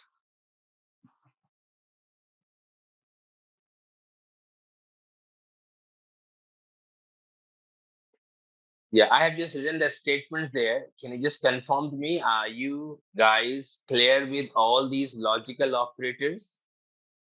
And that's wonderful, everybody. So now moving forward, and let's see, hopefully the pace is okay for all. Anyone is here who's still not yet completed, you can ping me in the chat window. Okay, perfect. So now coming to, you did not. Why is it so? The formula is still open here on my screen. Namrata, complete it now. Wonderful then. So moving forward, everybody. So after having this logical operators being clear to you all, it's time to discuss about the references. Okay, so everyone come to the sheet is called absolute reference. Let me clear the concept of absolute reference here. So what exactly it is and when and where we have to use this concept, I told you last day. If you remember that, Fn key with F4. So when you are freezing the cell, I'm repeating, when you are freezing the cell, that concept in Excel, we called it an absolute reference. So just look at there how it's gonna be happen here. So for example, these are the salesperson's data we have, and this is the sales, what they have made, they have done. And now now the organization wants me to calculate the percentage contribution. And it is very simple. Now, the mathematical concept says the contribution by Mr. Hindal Sinha divided by the grand total of it. When I select this and I hit enter, I found that 24.83% is the percentage contribution. Now, when I drag it down, I'm getting divisional error. And I told you guys, whenever you are getting the error, so do not delete your formulas instantly. Observe this one key, where am I making mistake? When I double click on it, I found the cell is moving. This is the default relative cell reference setting in Excel. If you will drag your cell, all the cell will keep moving here. But this one, I don't want allow to get moved. So the question is like, how can I fix this one? So when I select the cell divided by, and I'm coming to this one. When I'm coming to this one, you need to press F4. Just press F4. Maybe directly if you press F4, it will come. Or it will come with Fn key plus F4. Now if you hit enter and drag it down, and you will have your answer. Okay, try now. All right, everybody, that's great. So I guess the response is here. Hopefully this concept is clear to you all. Now you can come to the next sheet, everyone, and let's talk about the next one. Okay. Now this is gonna be very interesting for you all. Okay. Look, I have a very simple data I prepared for you all. Let's suppose you are in the management. You have, these are the salesperson who are working under your guidance. And this is their monthly achievement target month. Okay. So if you just look at this table, everyone, I have mentioned the percentage there. 2% in Jan, 3% in Feb, 4% in March. It means that I need to calculate the percentage based on all these numbers. Correct? If I ask you to do this, you know what? This is the concept you're going to apply. The amount multiply with the percentage. So maybe you will freeze the target one, or maybe you will freeze the percentage one. When I hold it, I freeze the percentage and I drag it down, it's done. But the problem is I cannot drag it towards the right side. If I do that, the problem is this one all the time will be freeze. Always it will be 2%. And the second problem is this cell is keep moving to the right side. That is the kind of problems we face in Excel. That's why we used to apply the formula in every single column of it. Okay, this is what we do. So if you are in this workshop, so why not let me tell you a concept, everyone, where we will use one formula only one time and we will drag and drop and we'll get the answer. Yeah. See, the manually one by one column calculation, you know how to handle, but just learn one more concept. Simple things, remember, this is what I have selected is called a column. This direction, we called it a row. Simple, very, very simple concept. I'm repeating again. This direction is called a row. This direction of selection, the selection is called a column. I hope there will be no problem to understand this, because you can see it's a column, it's a row, correct, in Excel. If you remember this one, so this one is becomes so easy to understand. Just look, is equal to, I select it. I select this one, it means I am selecting the area from the column. So in this cell, what is a column? Is it B or is it 4? In this cell, what is a column? Is it B or is it 4? Is it?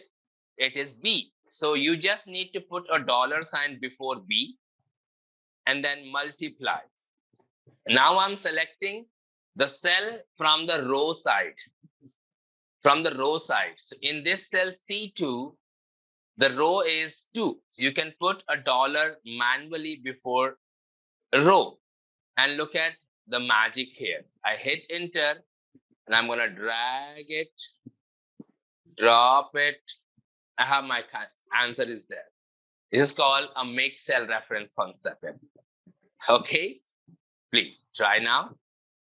You know what, everyone? Not only to copy and paste the formula, okay? Please, every time try to connect the things what I'm explaining to you, because the concept is going to help you a lot in while using lookup functionality, okay? One side you can say a column is constant, another side you can say a row is constant, okay, admin? And that's why we call this one as an mixed cell reference concept. No, you must have to concentrate. It's not about the prefix and suffix, okay? It is about the $sign before the row and before the column. Well, you can type if you're very confident. So see, obviously you can, like, if you just here, you can select this one. So you have to decide the area which you have selected, is it from the column side or is it from the row side? Because this is one of the basic way I try to explain this one. If you have selected the cell from the column side, just put a cursor before and put the $sign, right? But if you know, like, okay, I don't want to go there and I want to type this one manually, so who stop you? Put that $sign, type B, type 4, that is coming. Okay. All right, everyone. So, you know what? Absolute reference we understood. Mixed cell reference, this one, please keep it with you. And I guarantee you guys are gonna enjoy this one. This concept in lookup functionality, which I'm just going to start now. All right, everyone. So now, if you come to the sheet, is called, there is a references and there is an VLOOKUP false. So I am going to start discussing about the lookup functionality, and you know that very much, guys. Like if there is an interview and if it is based on the lookup functionality, so the interviewer's favorite part to ask a question based on the lookup values, okay, lookup function. Okay, you should be good with this one. Why? Because there is a certain reason behind it, and I have many more sheets are there which we will complete one by one, so you will have more clarity, and every sheet has a different aspect, every sheet has a different questionnaire there, a different situation there. So all the situation you have to solve it and try to connect, like, okay, this is the kind of problem if I face, I'll use the lookup function there. Okay, basically lookup function is being divided into two part of it. One is called VLOOKUP, another one is called the HLOOKUP. Okay, most of the cases we solve with VLOOKUP there, and there is one reason, because in our corporate data, mostly the data is being prepared in a vertical manner, so the VLOOKUP is being applied. But sometimes the data, if it is coming in a horizontal manner, so we can use the HLOOKUP. Rather than transposing this, I would say use HLOOKUP function. Okay, so V stand for vertical, H stand for horizontal lookup. The important question is, see, to understand this lookup function, it hardly 10 minutes of job. Okay, hardly 10 minutes of job for me to make you understand this formula. But you know what? Like, learning is one thing. Learning is one thing. You should understand when and where and what kind of a situation we have, so I can use this lookup functionality. Because I have faced this kind of issues with the people. They even know how to use VLOOKUP, but just because they don't know when and where we have to use, they got stuck, and someone comes and help them out. He said, please try VLOOKUP and you will get your answer. So try to learn this function in such a way, not only to get the clarity of the arguments, but also get the things clear. If this is the situation, I can use VLOOKUP. Okay, so I'm giving a situation and just think about it. Okay, so for example, let's suppose you have a big data, right? And you are working with AWS software, and your management has shared a certain order IDs to you, and their expectation is likely based on these order ID, just compare and let me know which product we sold. In your Excel file, there could be 500,000 plus number of rows there. From the 500,000 rows, you have to match the only order ID that has been given by the management. You have two choices. Either you can put a filter, or you can start using the find option, Control F, but that will unnecessarily take a lot of time. So in that case, VLOOKUP is gonna help you out. VLOOKUP is specifically used for the purpose of comparing two sheets based on the common values and get the desired result. Just look at the first case here.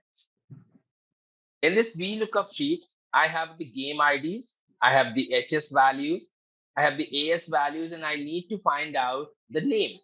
Just imagine if your senior has given to you a data and their expectation is fill the right name in this sheet and share to me. So obviously there will be a question where the name is. How do I compare?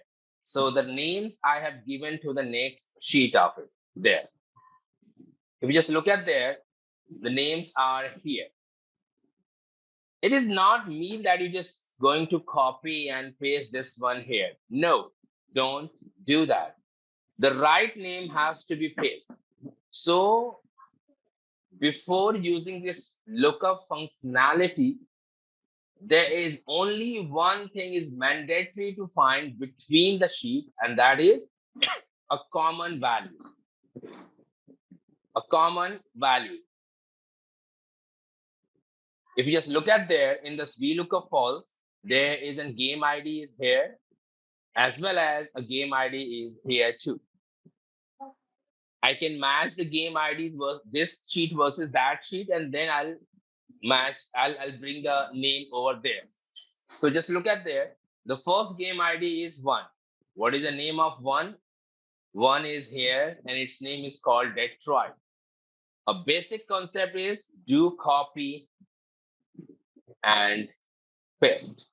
When the people don't know about the lookup function, they complete the sheet like this way. Unnecessary time taken process. Rather than this, I would say start with VLOOKUP. When you write this VLOOKUP, everyone, you have to follow the arguments. Let me explain the argument wise this function. Lookup value. Lookup value is a value that always be the common between the destination and the target sheet. Which one is the common one? Is a game ID, which is here as well as there. So I'll match.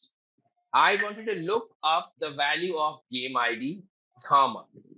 From which table? You can come to the reference sheet. And I would say, guys, select the entire column like this. Select the entire column. Now you can ask me like, why should select the entire column? The reason is in future, if you will add more data into it, so lookup function will automatically match the records. But if you will select the table, so don't forget to freeze it. You know why? Because if you're dragging it, the table will get moved. So rather than this, I would go ahead with the column H2I. I select it. Once I select it and I put comma. When I put comma, then it says column index number. Now that is really important. A column index numbers mean the table which you have selected, which column number you wanted to see as a result. Is it 1 or is it 2? Your answer will be 2. So you have to write 2 manually. Then I put comma. And now 2 option is waiting for you. One is called true, another one is called a false. True we use in the approximate match case. Approximate match case, I have a certain examples for it. In this case, you have to use the exact match. Why exact match? Because if someone's game ID is 1, if he will write 1, then the Detroit comes. If someone write 1.1, the name will not be appear. So I'm going to use this exact match, which is a false. And I close my bracket and I hit enter and I found the result. Now when I do double click to the corner of it and see, for other game IDs, I don't need to apply the formula one by one. When I do double click on the corner and see, all the names appear. If you are getting confused like why it is coming 1 here, Azim, the reason it is already a name is 1 over there. Okay, if I'm going to name it like, Simplilearn here, if I change here, and the name will get changed over here automatically. Okay, try your first formula, everyone, the VLOOKUP function. Yes, you can select it, admin. If you just take your mouse there, see, if you just take your mouse, the pointer, the arrow sign will get coming as a down. You just click and it will get selected. Okay, Simi, you said, please explain once again. Look at on the screen and you can also see this one. Is equal to VLOOKUP. Lookup value, this one, comma. It's like table array. I'm coming to the sheet is, and see.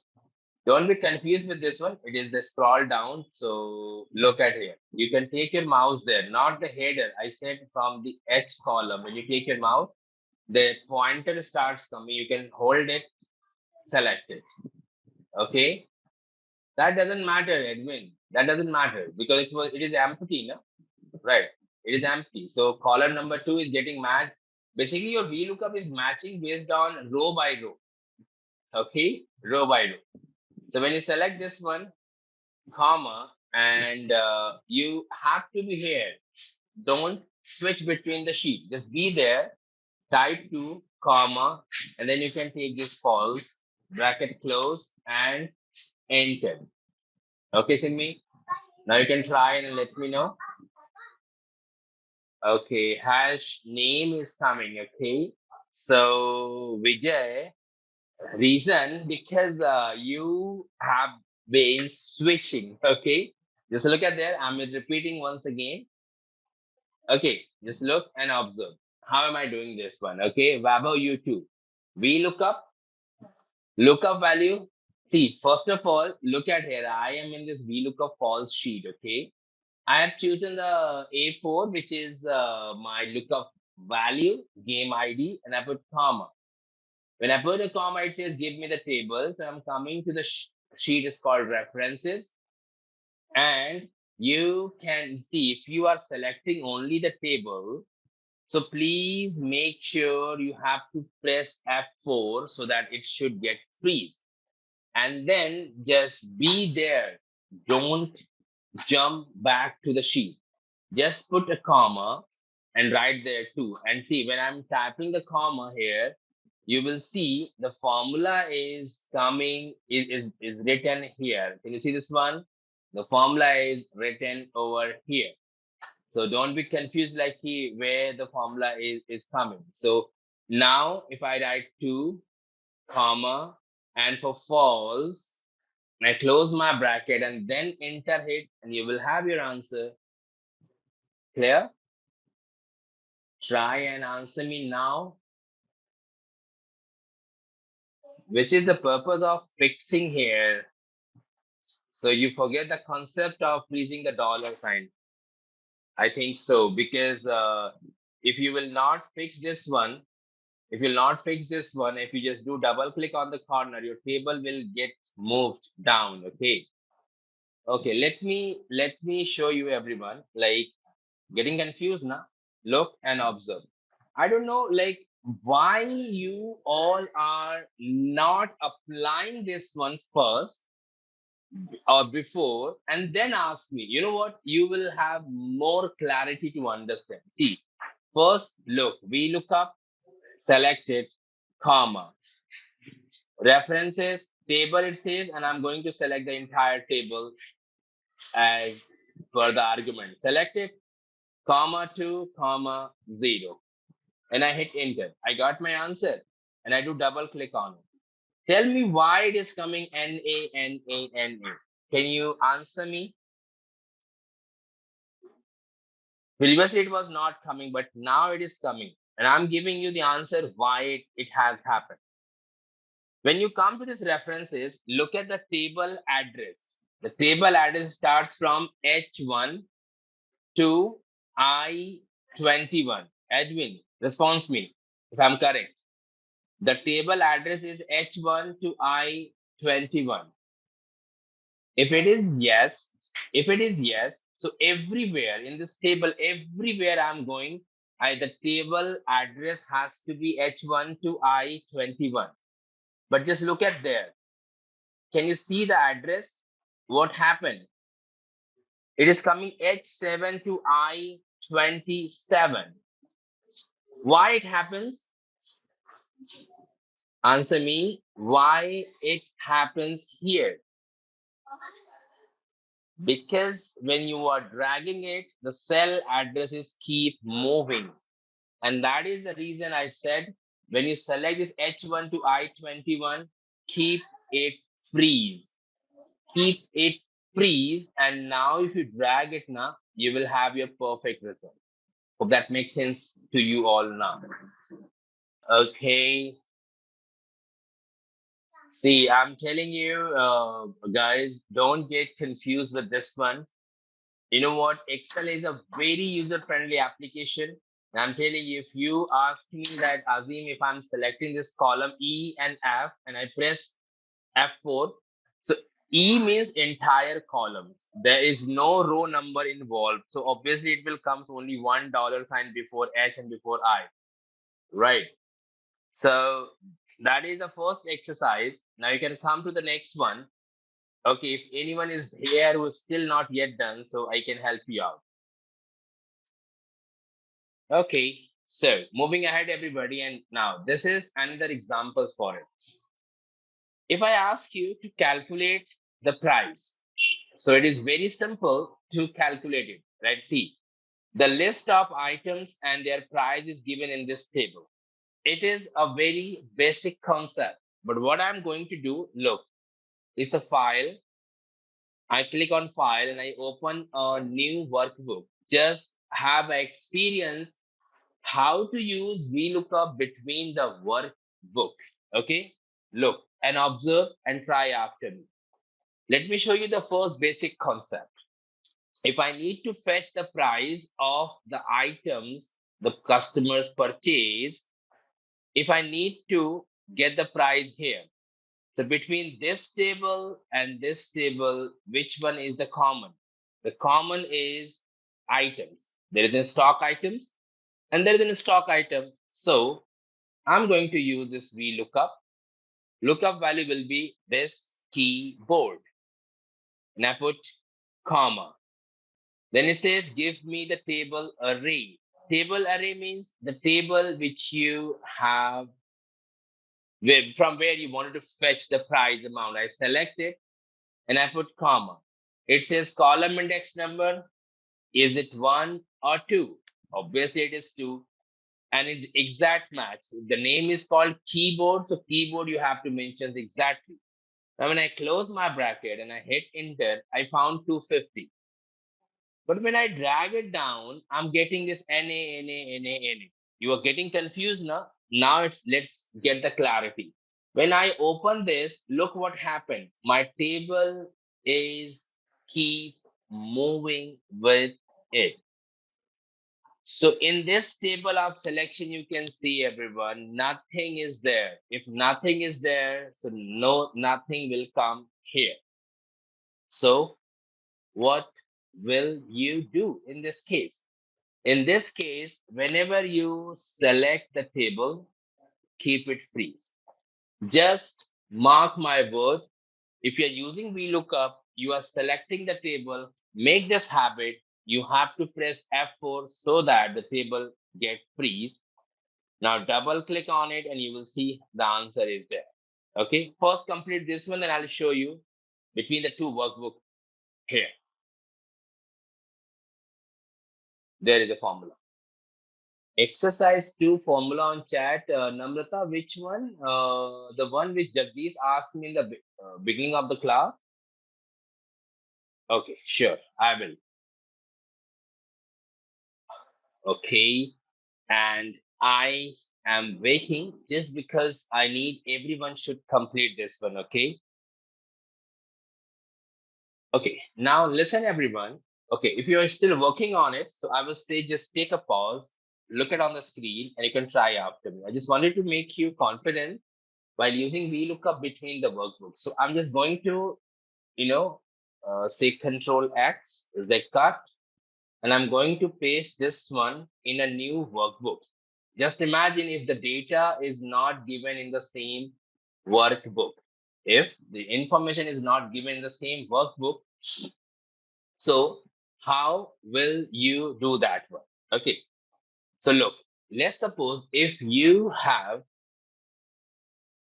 to fetch the information from a different Excel workbook. You are here, the information is in the different workbook. Look, your VLOOKUP can work easily in between the workbook too. I'm going to select this keyboard and I put comma. That says give me the table array, and you need to take your mouse into the taskbar, then open Excel file will be visible, right? And then just take your cursor over there, just click on it, and now you can select. Guys, note it down, a very important instructions over here. The instruction is just look at this formula, everybody. I cannot zoom this one. I'm sorry, but just focus. Guys, when you will be in between the workbook, your table selection comes automatically freeze. I don't need to press F4. When you start working now, you will observe this one. Okay. So it is by default coming as in freeze, and I'm going to put comma 2, comma 0. Why 0? So either you can choose false or you can write 0. Both are same. I repeat, either you can choose false or you can write 0. Both are same. And I hit enter, and that's my answer. So what does it mean? It means my VLOOKUP works between the workbook too. Have experience? All right, everyone. So it's time for the activity. I'm giving you the situation. You can try and answer me. Guys, you can come to the exercise 2. You can see we have a customer ID, we have name, mobile numbers, and city. It's a big data, you can see. There are a lot of mobile numbers and information is given there. Now, from this big table, I need to know these mobile numbers belongs to which city. Do it and confirm it. It's not popping up, so not to worry about it. Like if it is not popping up, so amount, maybe the formula has been deleted. Okay, you can press is equal to, then just multiply quantity into price, you will get the answer. Not such a big deal. Maybe the formula is being deleted. Correct, guys? This is the exercise 2, is an activity for all. Bring the correct city name based on these mobiles number. Obviously, that will gives you the error if we close the file. No, Pawan, listen, if your question is like you bring the information, like say, for example, exercise 1 is here, and you are saying like, if I'm going to close this file, this one, see, when you close this file, the result will be there. The result will be there. Don't worry about it, okay? If you wanted to refresh this one, then the file has to be open. The result will be there. It's not going to get deleted. All right. I'm really happy to see that like many more people have completed the same, but maybe a few of the peoples are there who not yet done. This is the answer for you guys. Look at there. So the situation, or you can say it's a terms and condition of VLOOKUP. VLOOKUP. Lookup value is the mobile number, obviously, because this is the mobile number city I am looking for. So I select this mobile number as a lookup value, and I put a comma, and it says table array. Where is the table? Table is this one. So maybe some of you there, like who say, like Azim says, select the table entirely, sell the table. Hey, hold on, listen to me. If your lookup value starts somewhere from the middle of the table, that VLOOKUP says your column selection start from there. Okay, please note it down. If your lookup value is here and you wanted to match from the different table, and the lookup value will start from middle of the table selection should be start from that column. Okay, it's mandatory. Then I put comma 2, comma 0 because it's the exact match. When I hit enter, now I'm getting my answer. So everyone, just remember VLOOKUP says your table selection should be start from the lookup value. Okay. Okay, if so, that is the left case, and left case your VLOOKUP can't answer. And for that answer, you have to wait. Now I'm coming to next exercise, everybody. So evolution is your exercise, everyone. Whenever you have a spare time, complete this one. Get the conference based on their team option. Now coming to this exercise the next one. We look up a true statement. Okay, let me show you something unique, interesting.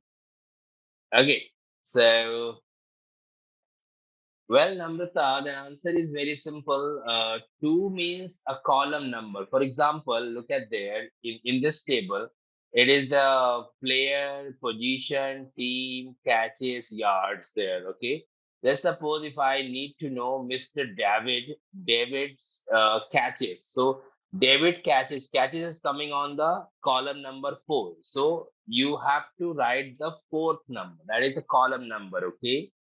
And second, your question is like, why am I writing 0? So if there is the north and you wanted to match north, so if someone will write the spelling of north is like north, so answer should not be visible because it is exactly not matches.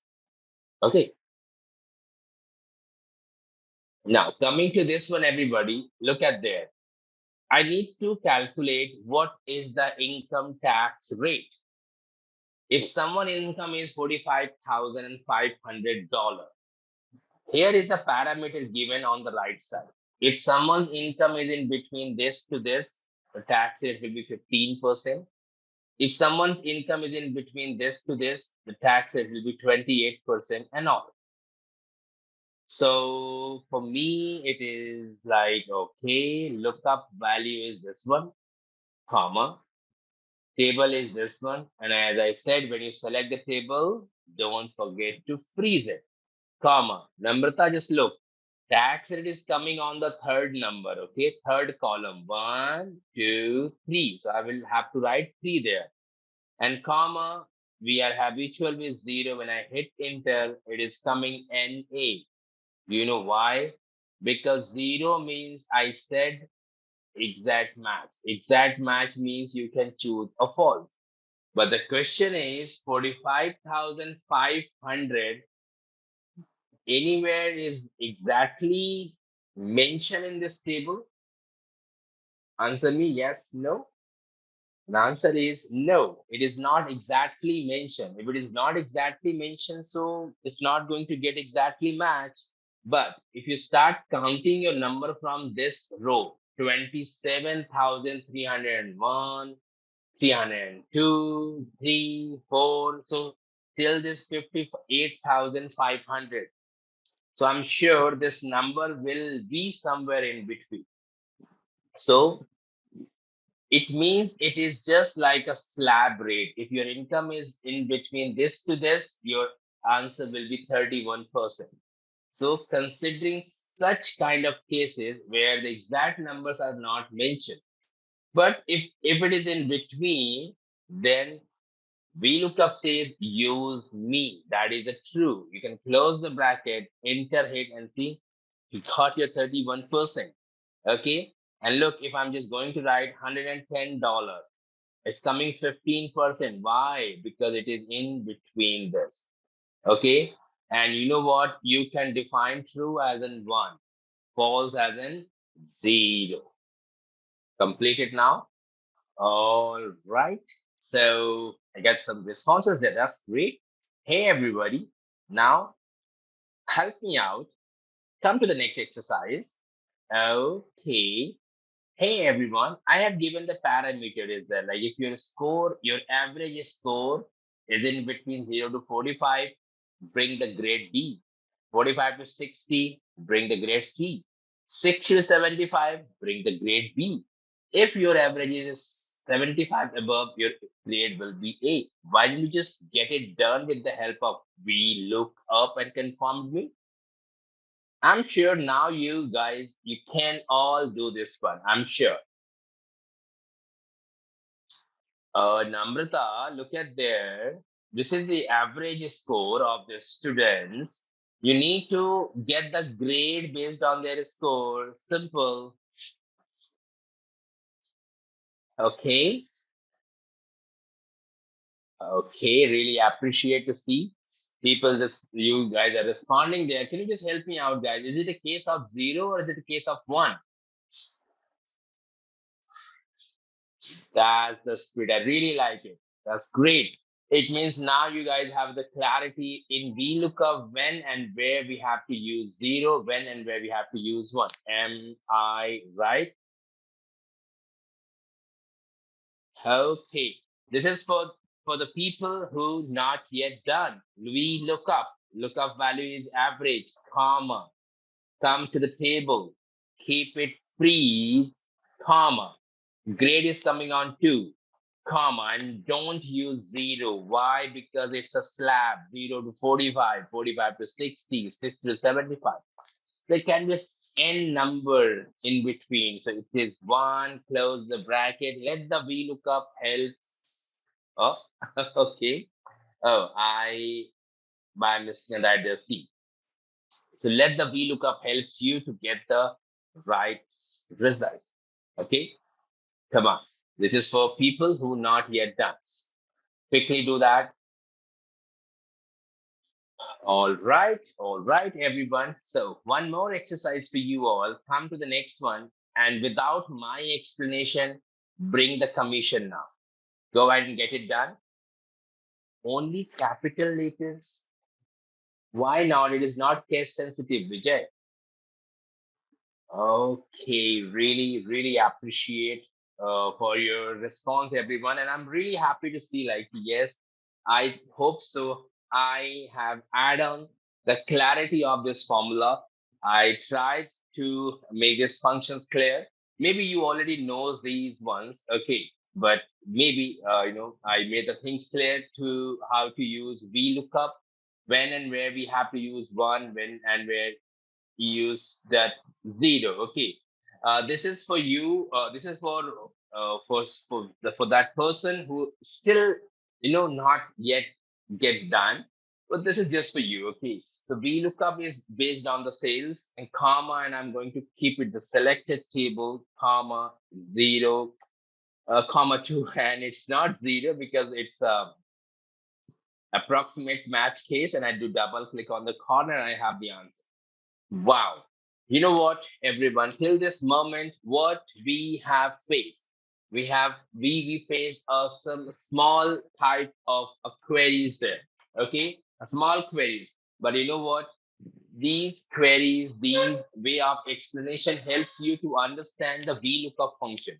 But it is now time to discuss the exact VLOOKUP function to be used. Okay, so see, once we will complete this, then we will go for a break, okay? Otherwise, there will be no break. Okay, it's gonna be very easy for you all, don't worry. So I'm coming on the sheet A, sheet B, sheet C, and sheet D. A 4 sheet is there for you. There's an order ID, and it's not a small order ID. You can see it's a huge order ID there. Now the management expectation, okay, let me zoom it out. My management has shared to me this, this one, this order ID, and says like, Azim, do one thing, match the product name and category name and share this report as soon as possible. I'm like, okay, boss. So the supporting file is, here is the B and the C and the D.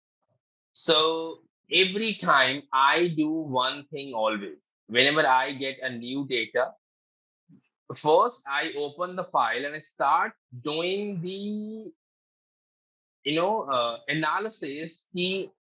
Where is my matching value? So for example, I need to see the product name. So question is like, where is the product name? Is it on the sheet B? Answer is no. Is it on the sheet C? Answer is yes, it is here. But then I get a little shocked here. The shock is the product name is based on the product ID. Correct? It is the time to understand this application. Okay, everyone. This formula, not application, the formula. Because I will help you to get the product name here. You guys have to get the category name by yourself. It's a deal. Yep. Guys, it's a deal. Just say yes. That's great. Okay, just focus there. Maybe I'll give you a new idea here. So everyone, when I'm coming to the sheet C, I found that the product name is there, but the problem is the common value is missing. The product ID is not there. Sorry, the order ID is not there. So what to do? Because it's not common, so VLOOKUP will not work. Then I got an idea. If anyhow, I will match my order ID to my product ID, and then through the product ID, I'll get my product name, because without having the product ID, it's impossible to get the product name. So I wanted to know against this order ID, which product has been sold. If the product name is not there, so I guarantee the product ID will be there, because if you just observe in the supermarket, if you just observe supermarket when you buy the products, so the billing counter guys will always scan the product. When it's scanning now, it is scanning the ID basically. So in every type of software, they're keeping the record. Maybe the name of the product is not there, but they will always keep the record. The product has been sold based on these IDs. So that information is given on the sheet B. Order ID, product ID, unit price, quantity, and everything is there. Fine. So I got the solution. Like, okay, the product ID is here. So let's match the order ID to the product ID, and then we'll get the product name. So I'm going to use a VLOOKUP. Lookup value is this one, comma. It says, where is the table for product ID? And I'm like, come to the sheet B. And as I told you guys, I always select the entire column. Okay. So when I select the entire column from B to F, comma, and I'm going to write 2 because product ID is coming on the second column. I just type there 2, 0. When I hit enter, okay, it is coming 11. 11 is what?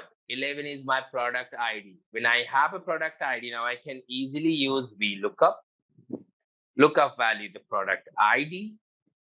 Come to the sheet C. Select the table, 2, 0. Oh wow, I get my name. I get my name here. This is what you maybe if you are doing it. You get from the VLOOKUP, you get the one value in one column, and based on it, then you start writing another VLOOKUP in another column of it. Hey, everyone, no, don't do that. Just come and observe a concept here. It's 11. I just double click, so this formula open. Hey, everyone, if I'm going to write one more VLOOKUP here, I just write one more VLOOKUP. Can I treat this existing VLOOKUP as a lookup value? Just say yes, no. Can I treat this one as a lookup value? This is about the concept, okay? Can I treat this one as a lookup value? If you are saying yes, so you can just put a comma, then it says, give me the table array. And where is the table? Is on the sheet C. I'm gonna select the entire table, 2, 0, bracket close, enter. How about this way of getting the product name, everyone? Not only one, but you can use a 2 VLOOKUP together. It's all about the concept. Okay, try now, but don't write the VLOOKUP 2 times. First, get the VLOOKUP first, the product ID, and then try the another one. Start now, everyone.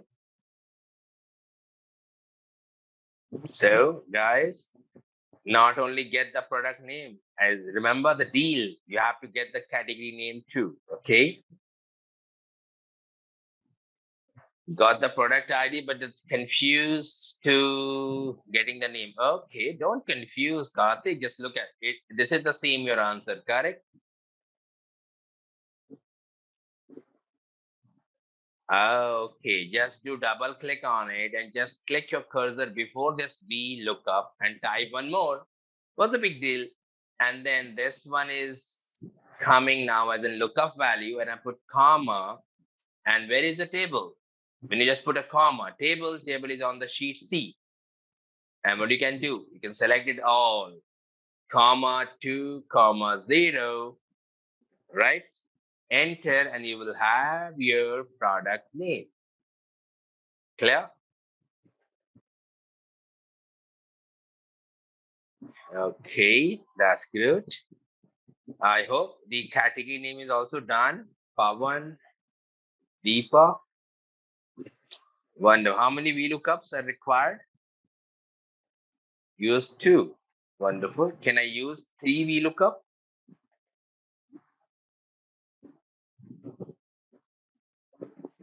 Just imagine if you don't have the product name, can I use the 3 VLOOKUP?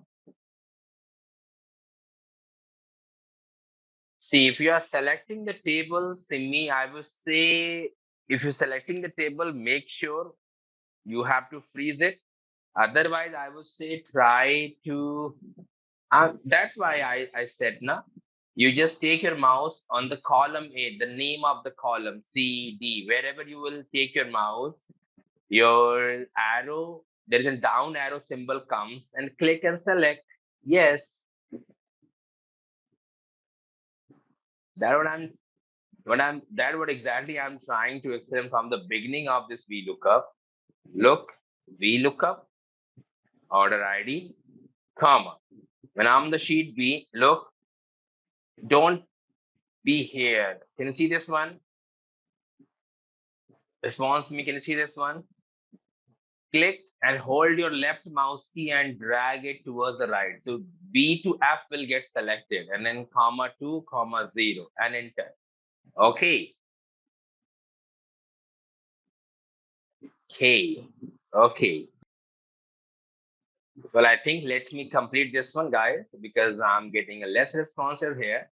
But first of all, really appreciate for people who have done this one. Okay, guys, whenever you got multiple files there and you have to fetch the records based on their matching values, trust me, this concept is going to help you a lot. Okay, so look at there. So I am looking for the category name, and category name is there, and category name will be based on category ID. And where is the category ID?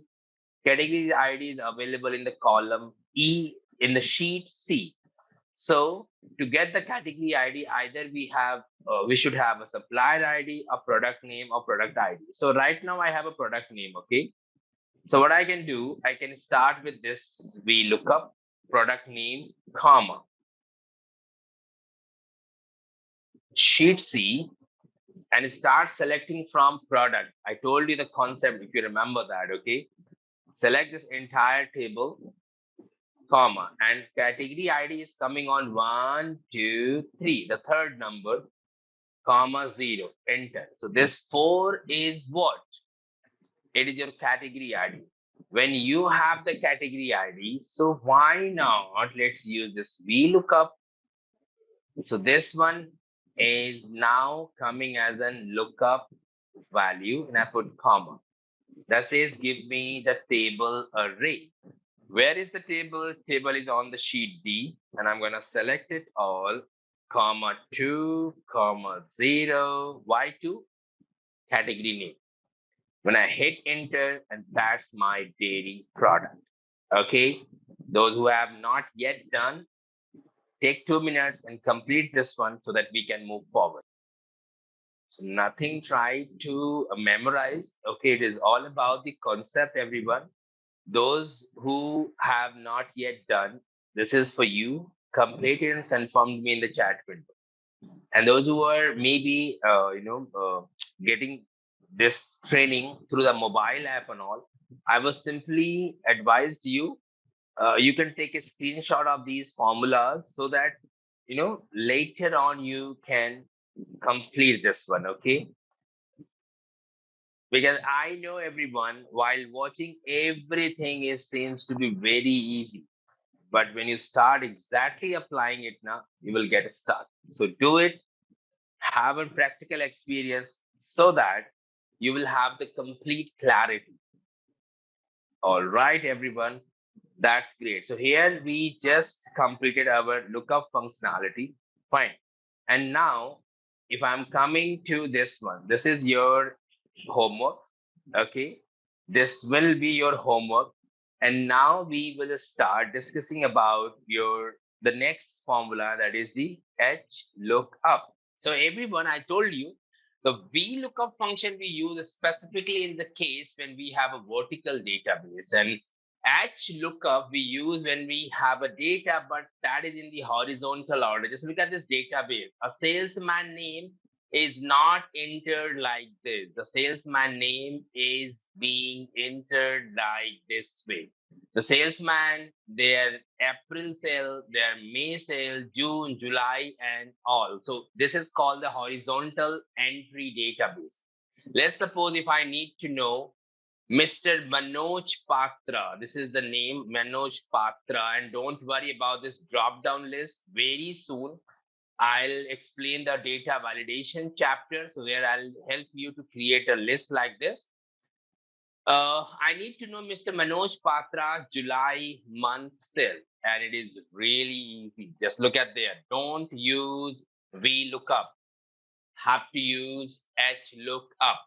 HLOOKUP, lookup value is Mr. Manoj Patra, comma. Table, don't select vertically, select horizontally and keep it freeze by pressing F4, comma.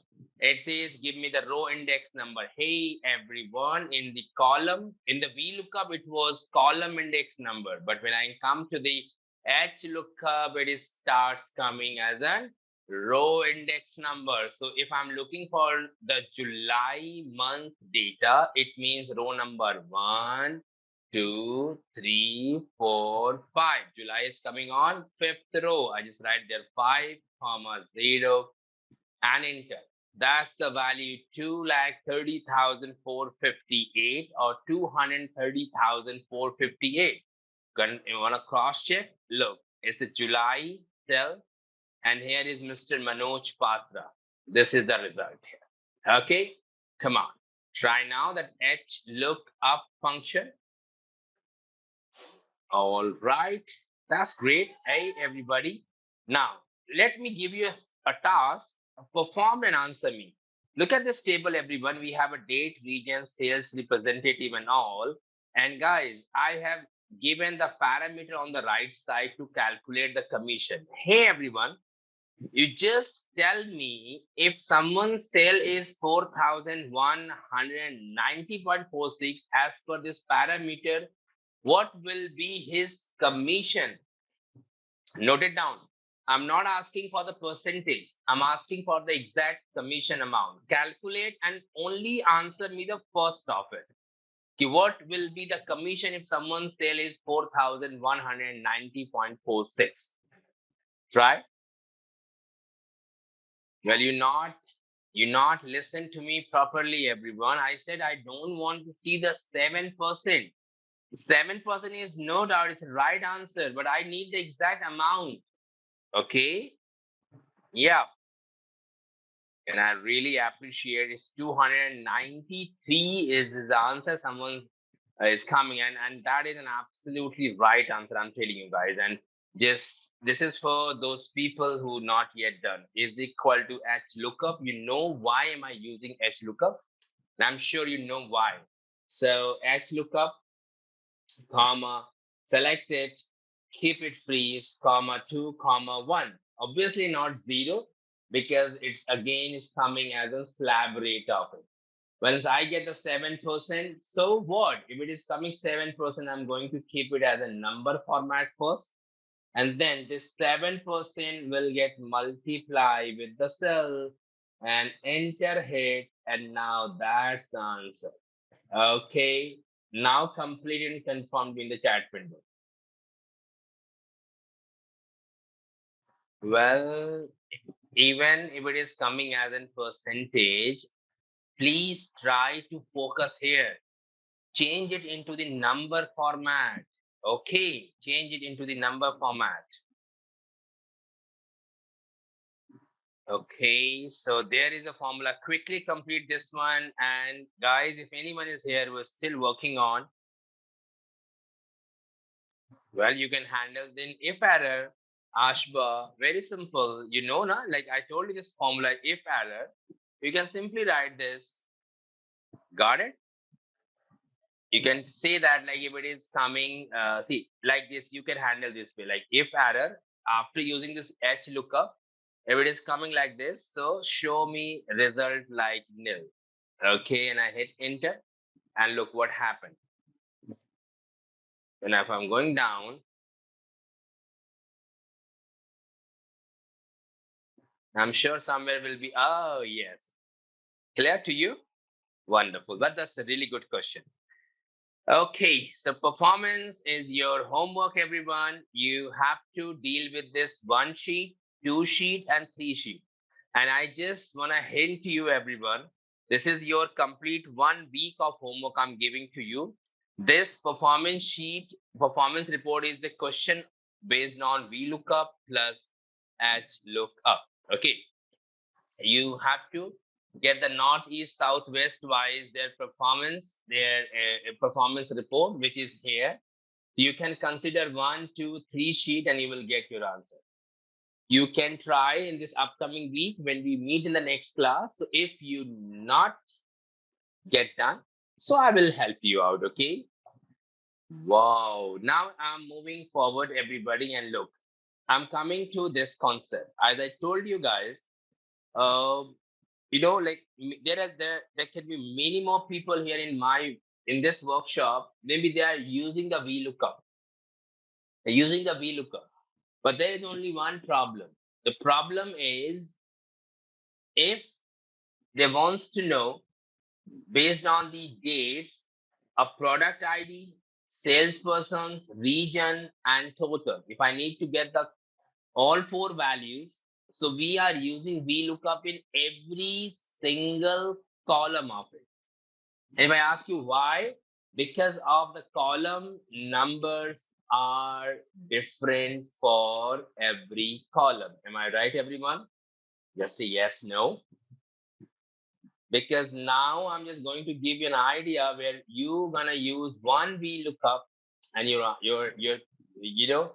result will come automatically. Just get it done. I'm going to zoom this one little so that it will be more visible. Hey everybody, it is very simple in Microsoft Excel. If you wanted to know, the column number should comes automatically.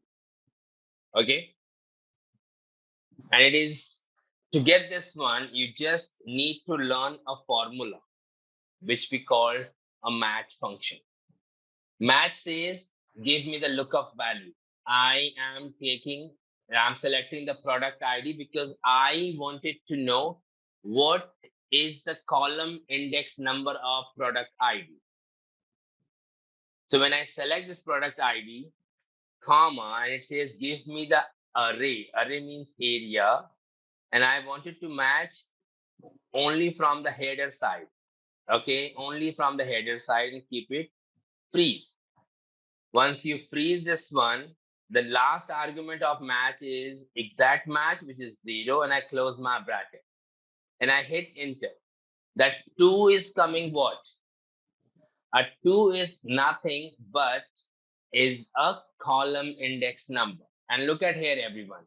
See, if I drag it towards the right side, look, you can cross check, guys, and answer me salesperson's column index number is what? Is it coming correct or not? Just cross check now. This is simple because your response highly matters for me. So look, I have just used a one formula that helps me to get this, column index number easily to come. Okay, So if I can use, so just try first, everyone, get this match function done. Just get it done. Then I'll show you how am I going to utilize this one with VLOOKUP. Guys, just do apply this match function, okay? Get the clarity how this match function is using here. And then I'll explain how you can utilize this one in VLOOKUP. Okay, now let me show you. So you asking me for repeat. Join late, huh? Okay, just look at this one. We start with this match function. Product ID is the lookup value. Then just select only the header and keep it freeze, comma 0. So that match and tell you that product ID is the column number 2. And if I drag it and see, it's coming 437. Okay, everyone, just look how will you utilize this one, this formula. Okay, look, VLOOKUP. Lookup value is the date, comma. Where is the table? Table is this one. Okay, I select the entire table and I'm keeping it freeze. Okay, and I freeze it. So this is simple VLOOKUP till this moment. And now it says give me the column index number. Hey everybody, I don't want to go and count the column index number manually, because I know a formula, and that is called a match. Match will get matched with this one, just because of I keep it in zoom, so that's why it's not appearing, but I'm sure you can see that K1 I have selected, comma, and the area you have to only select the header and comma 0. So this 0 for match, comma, and this 0 for VLOOKUP. When I hit enter, and that's my answer. And if you remember that, everybody, this is the row or the column. Answer me. Let me see how many of you remember that. I repeat, everyone, this is the selected area treated as a column or row. Very good. And this one is the column. So look and observe. If you remember that concept. J2. So I need to freeze what? A column. K1. I will freeze the row. You know better the concept. Okay, and I hit enter.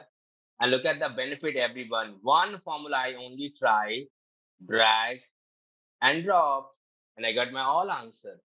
That is called the powerful VLOOKUP plus match function. Okay, just try now, everyone. Go ahead.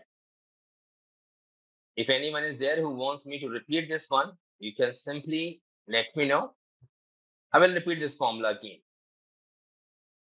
Okay, so look at here. Let me. Okay.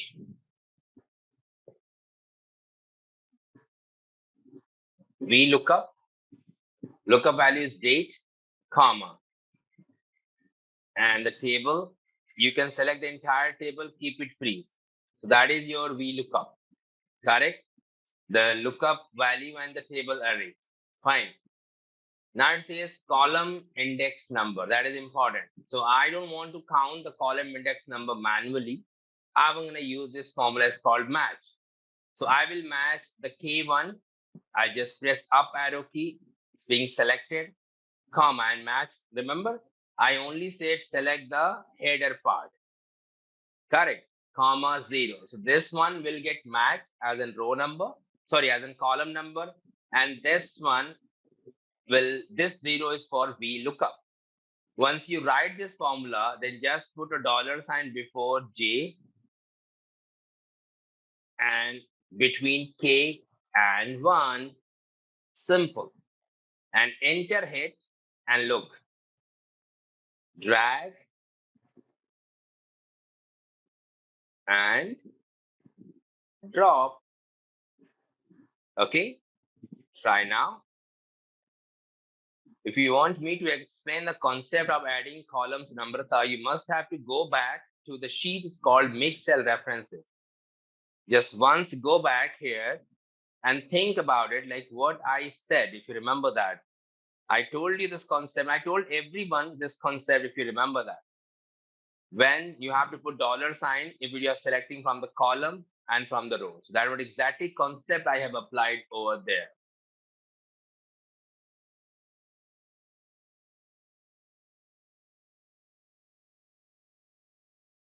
If you just closely observe this one, you will get the idea. Match is a function I see. Match function, if you ask me when we use, so there can be several answers for it. Match is itself a formula. The name of the match is match function brings you the exact position of the value you are trying to get match. But it is up to you how you are utilizing this one. Just like I am utilizing that exact position number as a column index number here. Okay. Okay, how to drag and drop. Vaibhav.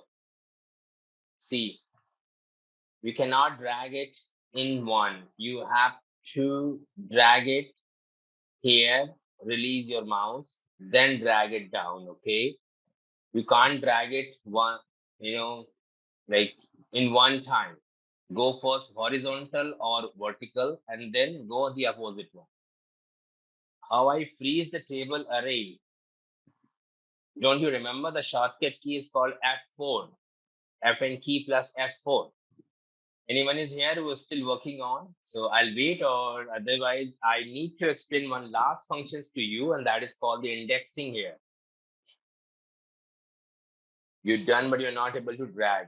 Okay. Enter hit. When you hover your mouse to the corner of it, it will get drag and drop. Okay, so moving forward, everybody, and look, I'm just trying to do this analysis part, making more easy for you to understand. See, right now we discuss about this VLOOKUP plus the combination of match function. Trust me, guys, if you're not clear with this, just do one or more than one time practice, and once you implement this one, this concept helps you a lot to dragging and dropping the information between the files. Okay. There is one more concept, just learn everyone, and that is called a naming range. Look and observe how this naming range is gonna help you out in this formula. Okay, it's gonna be very interesting. See, first of all, understand what is this naming range? Naming range means a range which I named it. Like for example, here is like 1, 2, 3, 4, 5, 6, and I'm going to select it. Okay, I just select it all, and then see, I have selected all, and then I will click here. Everyone look at here. This is the one. This is called the name box.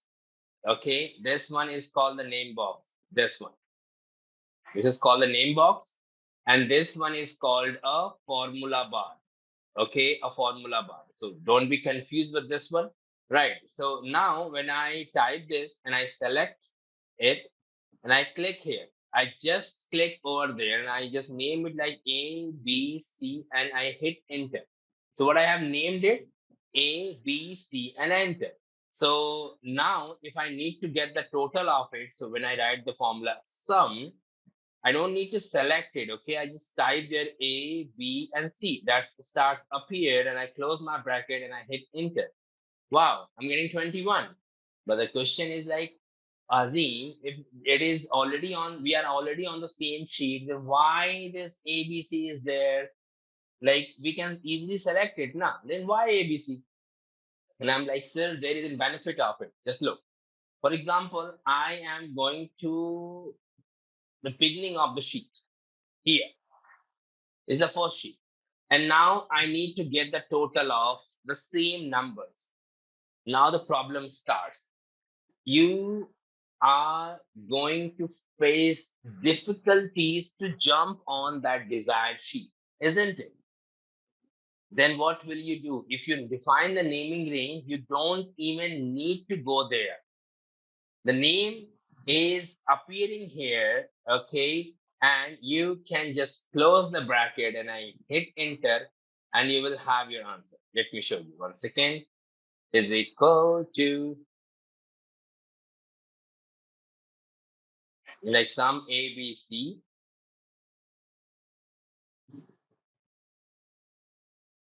and I close and I hit enter.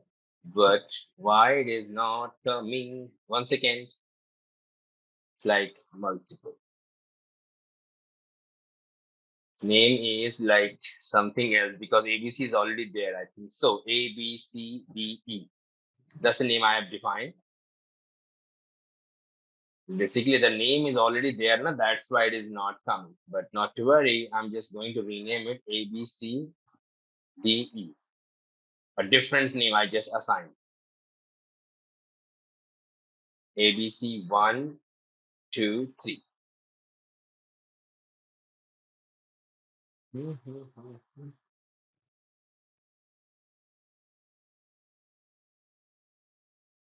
Information.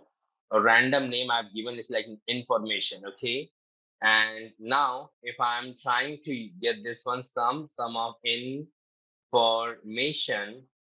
and I hit enter, that's coming. And now I'm just going to another sheet of it.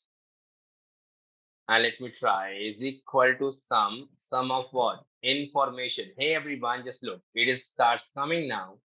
And I hit enter. So the benefit is I don't need to go there and select the range. If I define the naming range, so I can easily get the calculation done, right? How I did that? I just select the range of it, and here you can type any name. So question is like the concept of learning this, how it's gonna help me out here. Everyone, there is an next sheet is there. It is just an exercise for you all. We have data 2 and VLOOKUP plus match. Means I need to know based on these name, I need to know what are the values in this table. So I know, like I will use VLOOKUP plus match. Clear? So I'm going to do one thing. See, if I'm using VLOOKUP, what is required? It's required to select the entire table. In VLOOKUP, table array means select the entire table.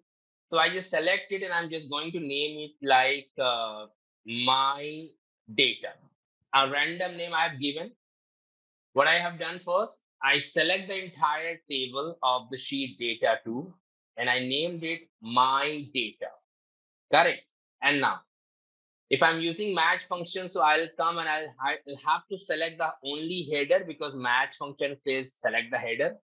And now I'm just going to name it like my header. A just random 2 name I have defined. Okay.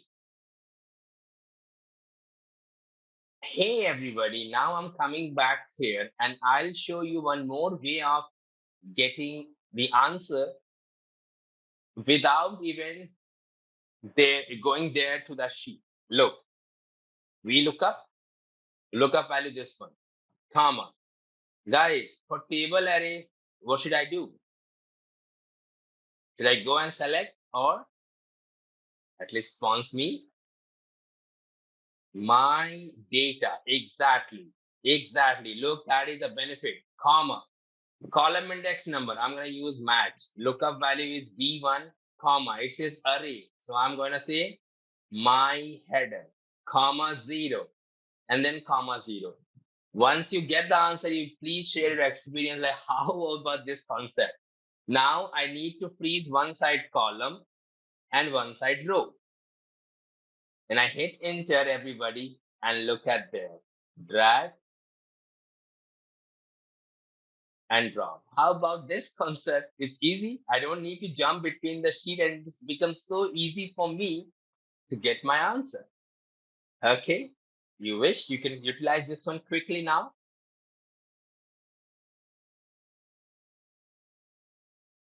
However, before using this VLOOKUP, in this data 2, select the entire table and name it like my data and only select the header and name it like my header. Okay. Once you define the header name and the table name, then come back to VLOOKUP and use this formula. That's great, guys. Keep updating me once you have done with this. Namrata, do not try to name it with a space bar. Do not try to use any special character. Do not write the name with the numbers, starts or end. Okay.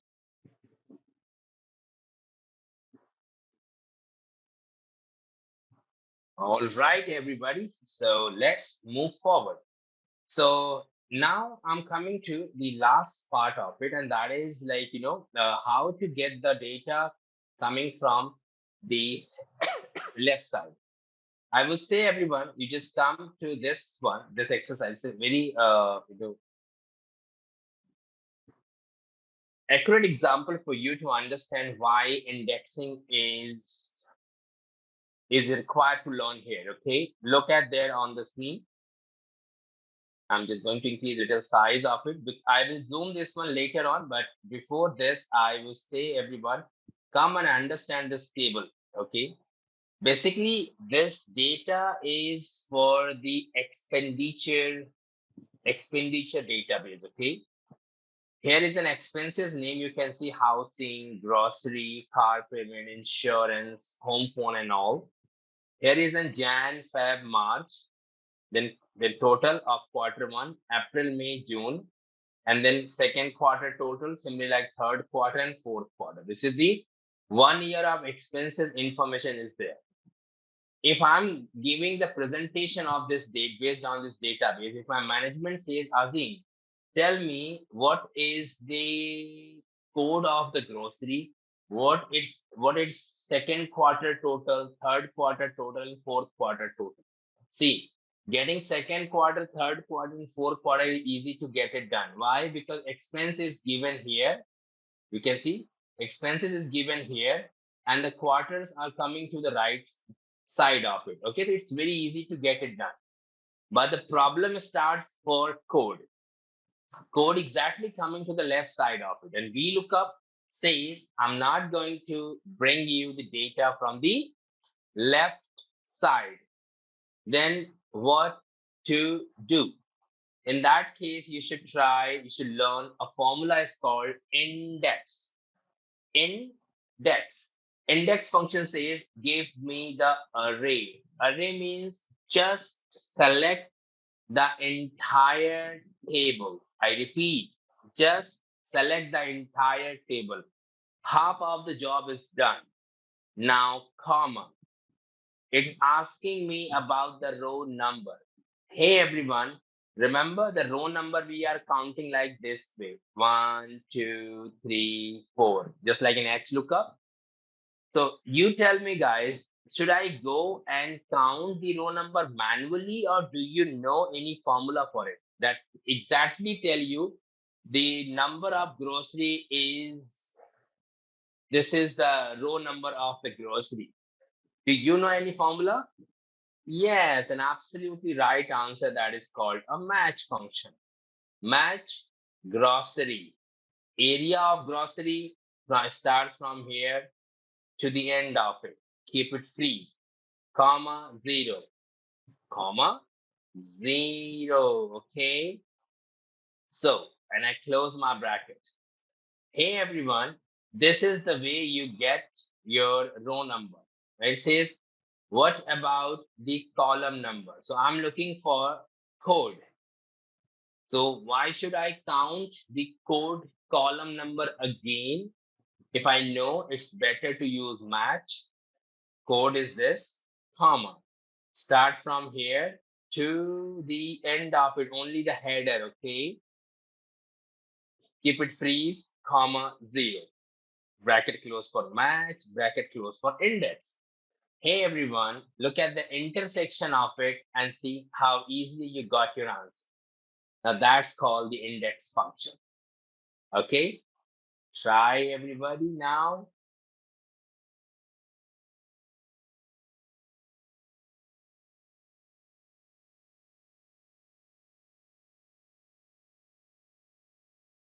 Yep, so if anyone is there who wants me to repeat this formula, guys, you can simply ask me, okay? I will explain that one. Or We just try to get it done. One side match for row, another side match for column. Simple.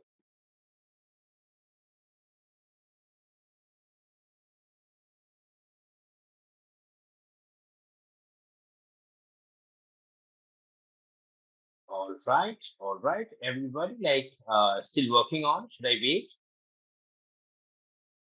Okay, so someone says, please repeat. Okay, look at on the screen is equal to index. Select the entire table first.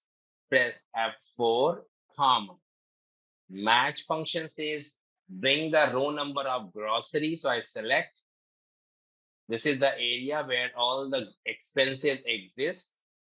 Keep it freeze, comma, 0, bracket close. This is for match. Match for row. Again, I'm going to write match and I'm going to select code, and code is going to get matched. Starts from here to the headers parts only. Keep it freeze, comma, 0. Okay. Kranti, if it is okay for you, so complete it and confirm to me in the chat window quickly now.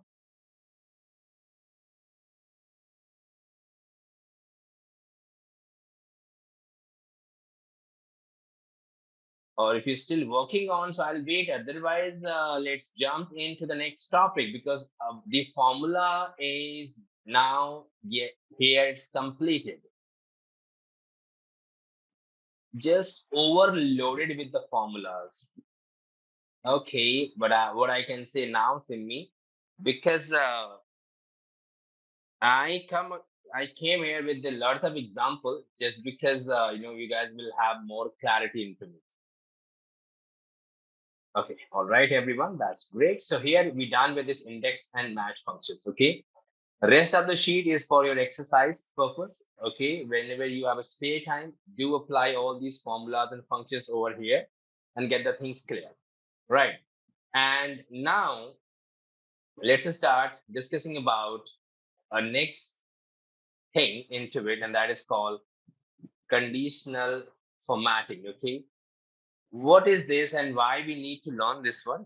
It is highly required when you have a data and you wanted to show them in color, just for the reminders and all. Let's suppose, for example, customer name is there, and I have a sales amount, and profit is there. So fine, the question is very simple.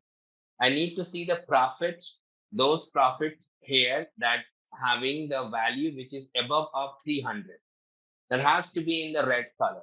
The profit amount from the customers, which is above of $300, I need that has to be in the green color. So if you are going to do it in a manual way, just like select this one, this one, this one, this one, and this one, and you just coming here and applying the colors. So the colors is getting applied, but the problem is in future, if this number is getting changed, just like 230, this one still in color, which is wrong. I need that my table that has to be in the automated way of it. Got it? So what to do? Look, to do that, you can select your numbers, the profit columns. Inside the home tab, you will get an option is called conditional formatting. Click on it and come to this highlight cell rules. When you come to the highlight cell rules, there will be certain options are given. I'll start with the greater than. Click and look. My first condition, what numbers will be in a green color? The value which is above of 300. So if I just write there 300, and automatically all the cells having a 300 above values is getting color.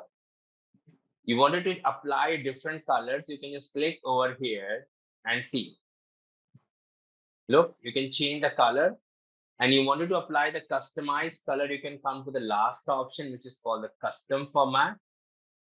In the custom format, you can come to the font and the fill to apply a color. Just like I choose the background colors from fill, coming to font, and I choose a font color as in white, and I clicked on OK, and see, now that's my true result starts coming.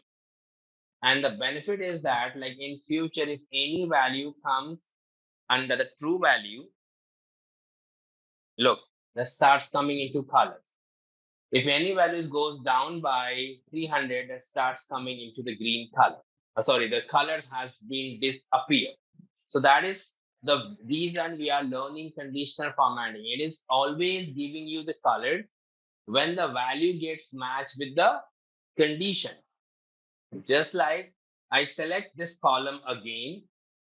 Okay, and I wanted to know if the value is in between $100 to $300. In between, I need to show that one in the yellow color. So I'll come back to conditional formatting again, highlight cell rules, and I'm going to use this one. That is a between option.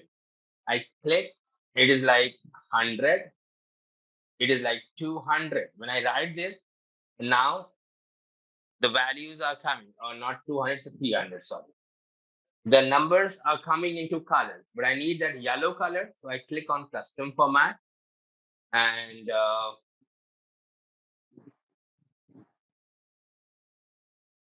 click on fill, choose color and apply this. That is there. Now one more condition I would like to apply. If any value goes down by $100, that has to be in the red color. So I'll come back to this, highlight cell rules and click on less than. So all options are here. The only thing is required to know how to utilize this one. I click on this less than and I'm going to write 100, but nothing is visible because there is no numbers less than 100. So not to worry, I'll click on custom format, choose the color, and I apply this. And now let's just cross check $70. That's coming into the red color. So the overall point of discussion is that everyone, you can apply, click on conditional formatting, click on manage rules, the last one. You can see the 3 conditions I have applied. So you can apply more than one condition in the same column, and anytime, any condition you can edit, you can delete, or you can click a new rule of it. Just go ahead, everybody, and apply the same.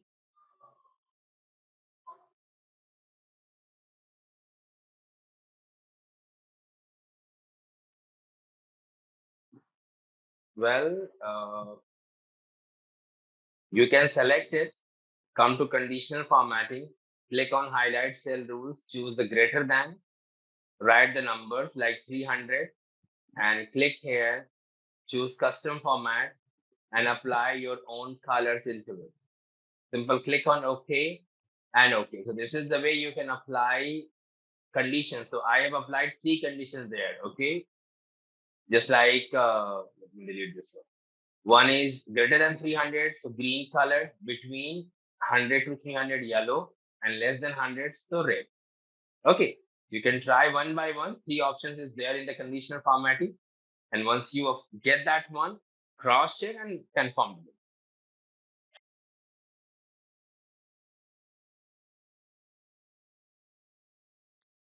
Which one to choose in conditional formatting? Which one is the column are you talking about, Vaibhav? You can clearly see that I have selected the profit one. Profit column. I am on the conditional formatting exercise 1. You can see. Okay, highlight cell rules. The first one.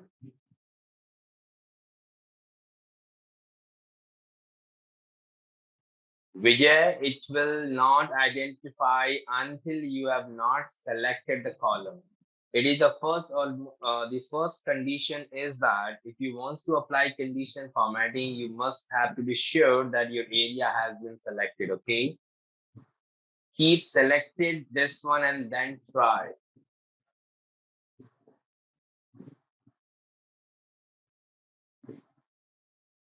All right, everyone. One more condition is for you. Just look at there, everybody, how easy it is to identify the top 5 or top bottom 5 numbers in this selected area. If you know the conditional formatting in your report, it always be easy to highlight the top 5 and bottom 5.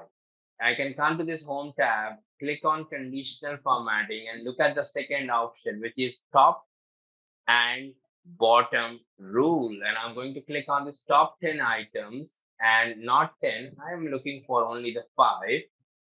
And the top one has to be in the green color. Just like, okay. And similarly, what are the the less number in this one? I can use the bottom 10 items. So I'm just going to write there 5, choose color, and click OK now. Okay, everybody, look how easy you highlight your top 5 and bottom 5 here. Try this one too. All right. Is there a formula to do sum based on color on the cell? I think the answer is of your question is the same. Yes, there is a formula. It's called sum.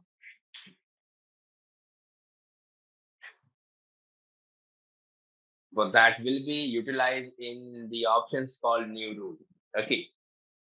All right, everybody. So that's great. You know what? We learned a lot of things, right? No doubt. We discussed last day and today. So in this session, we are going to learn some basic fundamentals. So like what is data, what is database, and also what is a relational database, what are the components. So might be you have to understand. So while working with the relational databases, okay. So you are just going to learn. This is the first day, right? I am not going to take you directly into the practicals. So from might be tomorrow onwards, I am just taking you into the practicals. First, try to understand some basic concepts of what is that one. So, what is database management system? And what are the different types of databases that are available in the market? Might be some people are making it as relational database. Some people are talking it as no SQL database, like MongoDB. Some people are speaking about graph databases. Some people are speaking about something like distributed databases. So we have so many terminologies. Okay, we are going through all those things, and also as well as we are going to understand what exactly database, where we are using the database, and all those stuff. So the today agenda is we are going to understand why we are using database and what is the purpose. What is the purpose of using database? How it would be useful in our real life, for suppose. So might be some people are working as application developers. Some people are working as database analyst.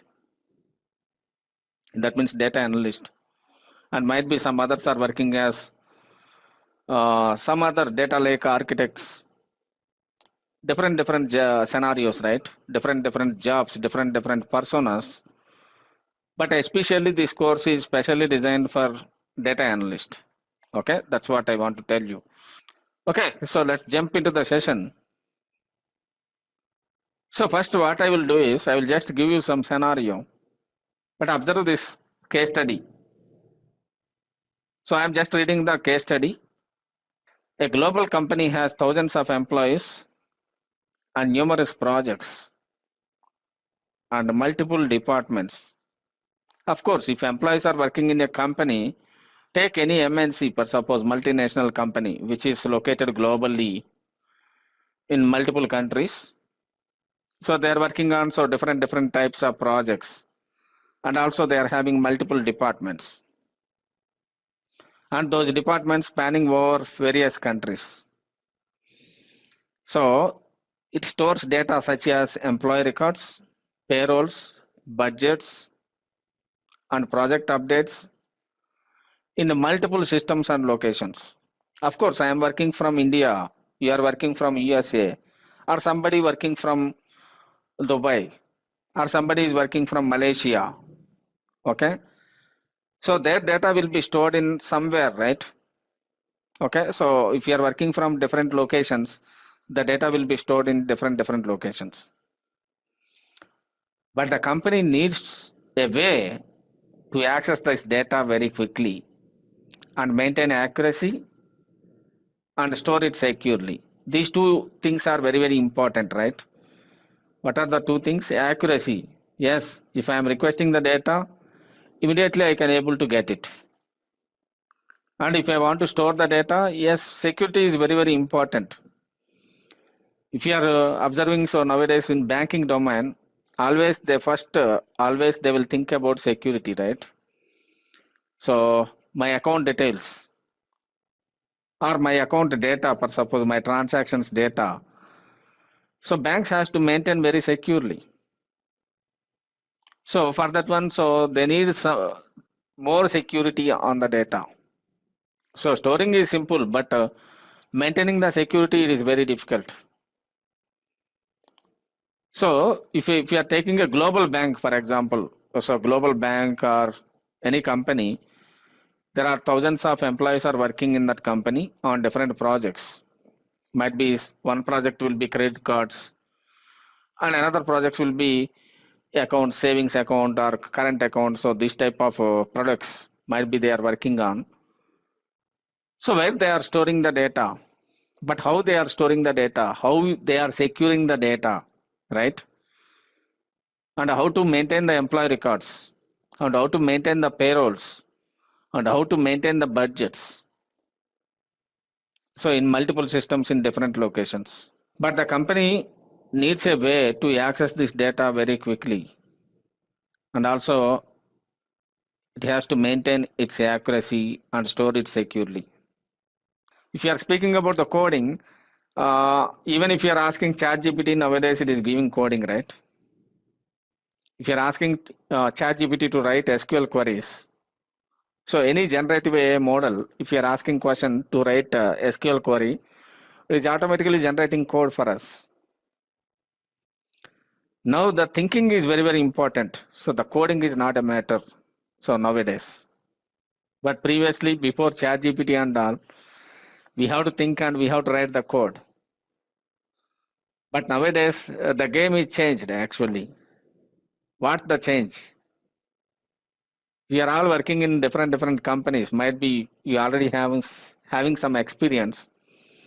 What is the game is changed is nowadays if you are a developer, okay, so you don't want so complete knowledge on so writing so deep code and all, right? You are having experience with how to write coding. That's all. That is sufficient. We can make use of GitHub Copilot and some other tools. We can make use of GitHub Copilot and some other tools to generate the code. Okay, so that's all. And also some other tools in the sense, here in this session we are using some free tools like ChatGPT, because GitHub Copilot, these are all licensed ones. Okay, so if I'm having license, I will try to show you how to use the GitHub Copilot also. But anyway, even if you are working in your own domain, per suppose might be that is financial domain or banking domain, you are not exposed to the coding, no worries at all. The major reason is code will be generated by the AI nowadays through artificial intelligence, especially by using generative AI. We can generate the code, but what we have to focus? Getting the business knowledge. So that is the major focus, right? Nowadays, getting the banking domain knowledge or getting the financial industry knowledge, where you are working, in which domain we are working. So getting that knowledge is what we can say, it is giving more importance to you.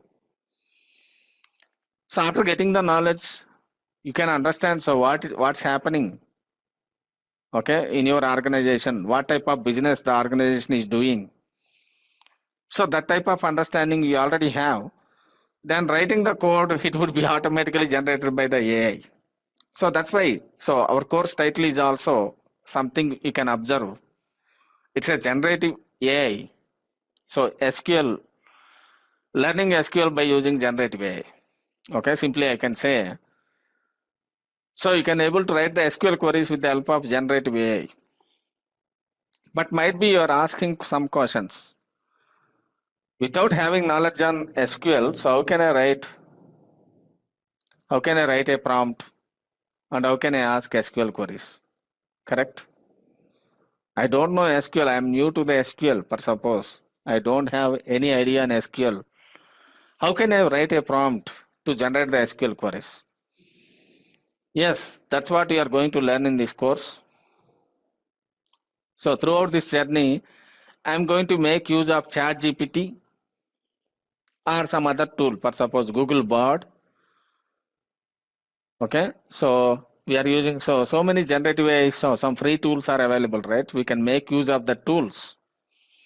With the help of the tools, we can able to generate the SQL queries, and that SQL queries will use it in our application. Application in the sense, here we are interacting with the databases for generating reports and all other stuff, right? So for the sake of that one, we are going to ask generative AI models to write the queries, and we'll use that queries in our application like that. Okay, all right. So for this particular problem, if a global company wants to maintain thousands of employees and thousands of projects and multiple departments, all these details, they need to maintain one centralized database. The right answer I am speaking, just compare your answers with my answer. Okay, so or otherwise here the solution itself, so the provided, right? So let me show you the solution for this one, then it would be very easy for you. Yeah, all of you can able to see this solution, because it's a like you already provided the solutions. Just compare your solution with the solution. What is that one? So how global company manage and organize access large amounts of different data efficiently while keeping it securely always available. What is the main challenge here? How we can maintain so large amount of data? That is one question. And another question is, how can you maintain the data very securely? And also, how fast you are accessing the data? So the third question is how efficient you are accessing the data. For example, if I am requesting for some data, how fast it is providing the data. So all these things we need to take care. Might be some of the employees might be noticed, they are giving answers like, yes, we can leverage one cloud database. Yes, exactly, your answer is correct. You can leverage one cloud database, might be MySQL database or Oracle database or some other database. So that is, we can call it a centralized database, right? We are not supposed to bother about how the data will be stored, how the data will be efficiently accessed and all. All those things will be taken care by the cloud people. If you are leveraging from AWS, AWS will take care. AWS stands for Amazon Web Services. That is a cloud company. They are providing so these SQL databases as a service. Some people might be speaking about, yes, we can maintain distributed database. So we can maintain one database in Malaysia, one database in India, another database in Dubai. So all these databases are specific to the particular business, but the data will be distributed across different countries. Correct? Might be Malaysia data will be stored in Malaysia because to maintain the fast access and all. Because if I am working in India, if I want to access the data, my server is located in, my database server is located in India. Yes, of course, I can able to access it very quickly. Correct? And also how this, how can you make it all these things collaboratively to work together? For that one, we have some solution like distributed databases. But nowadays, most of the database servers are centralized. Centralized in the sense, they're maintaining one database server in cloud. Almost all the countries, transactions are connected to the database. That means even if you are making a transactions from Malaysia or Bangalore or Dubai or some other USA or different countries. So all the data will be stored in what is that one? In a centralized database. So might be if I'm asking what kind of problems could happen if the data is stored in different systems do not connect. Data is stored in different systems, but that systems could not be connected. In such cases, what we have to do? Because we don't know, right? So the same record might be the same person will be registered in USA and also same person will be registered in India. In such cases, what happens? There is a duplication of the data. And also we cannot retrieve the data from what is that one, so some central place. And another important thing might be you can think of if you are doing ETL, for suppose extraction, transformation, and loading, what we have to do. So your data is not located in some centralized place, right? In such cases, you have to extract the data from different data sources. One data source might be from India, and another data source is from USA. So different data sources. Okay, so all these headaches. Okay, so the next question is, why is it important for the data to be available quickly and accurately? Why quick data access is required? If if the data is not accessible very quickly, what happens? So let's think about the scenario. You are using an application in called as Amazon. I am not talking about Amazon because Amazon is serving very quickly. To think about some mobile application, so e-commerce application. If delay happens, what happens? So the customers, they are losing the customers, right? So truly they are losing the customers. For example, you are attending my session, my internet connection is bad, then what happens? Same thing happens with respect to the delay also, right? If you are attending my session, my internet connection is slow, or whatever my audio is not getting rendering properly. In such cases, we are feeling that one as a bad experience, correct? In the similar way, so you are purchasing a product in some e-commerce company. So always we are using some mobile application or something. You are trying to access the data. Always the customer experience is very important. If you are the business organization is not providing so the customer experience properly, automatically the customer will go to the another company. If I am purchasing some product in some ABC company, if they are not providing the product very quickly, so definitely I can say, feel some bad experience about that company, right? Definitely I will go for another company like that. Okay, so that's what I want to tell you in a real view. So data is always make sure that we need to make sure that even if you are writing some SQL query to fetch the data, always we need to make sure that that query fetches the data very quickly. Okay, if you are not accessing very quickly, it's not possible. And also, what role do you think database are tools? So like SQL might be playing in to solve this. So that means to solve all these problems, that means how to store the data and how to retrieve the data. There are several things, right? How to store the data, that is one thing. How to maintain the large amount of data. Yes, how to access the large amount of data very quickly. And how to secure the data. So that is another question. Another challenging part is what is that one?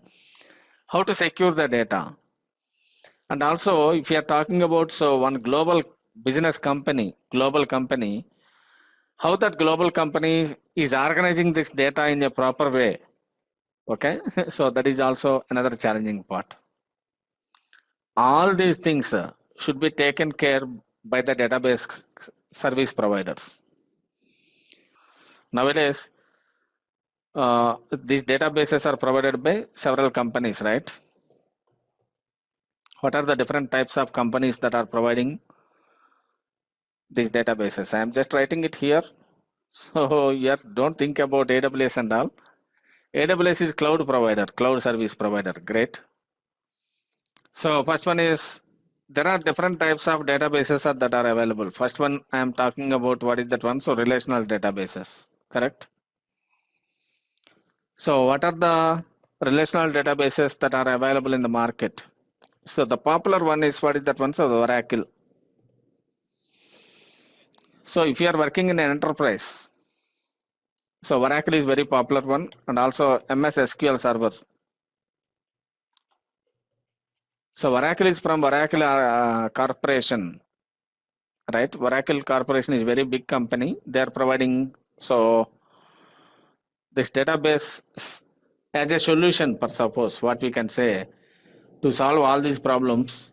So Oracle is providing one solution. In the similar way, another popular company is, what is that one? So Microsoft, right? Microsoft also providing their own solution called as Microsoft SQL Server. And also we have some open source databases. So like MySQL, this one is become popular because this is open source. Open source means we can customize it according to our requirement. And especially we are undergoing training, right? We are not getting enterprise licenses. So that means if you are working in a company under a particular account, so the company will pay for you, right, to access the database and all. But if you are in the training, per suppose if you are working in working for the training and also especially for your simple projects, open source databases are sufficient. So this MySQL, we can call it as, this is a open source database,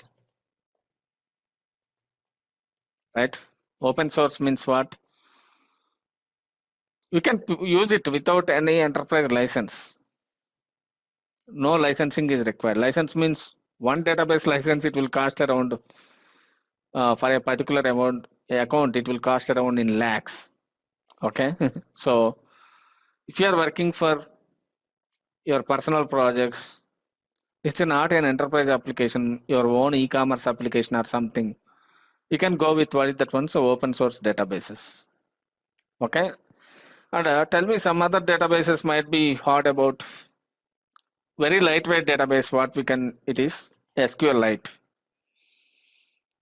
SQLite is also an open source database, and also this is very lightweight database.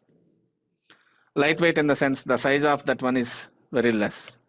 Very good. So another great choice is, what is that one? So Postgres. So Postgres is also providing their own database, and especially in the relational database flavor it is providing so this database. Okay, I am just closing with the relational databases. So one important note is, all these relational databases are using SQL language, right? So almost all the relational databases are using SQL. SQL is used in what is that one? So relational, so databases. So there are some other types of databases also we have. You cannot consider AWS as a database. AWS is providing so database services, all these database services, Oracle service, MySQL server service, and all those stuff. But you have to understand so some of the key important things. For suppose, what are the different types of databases that are available?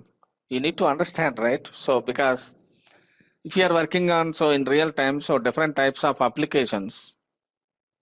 So as a developer, we have to understand about some of the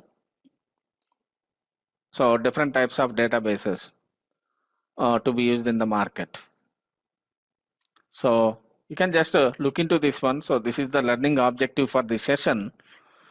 By the end of the session, so we can able to understand, identify different types of databases and match business needs and guide data and structure data decisions, and distinguish the main features of DBMS and RDBMS.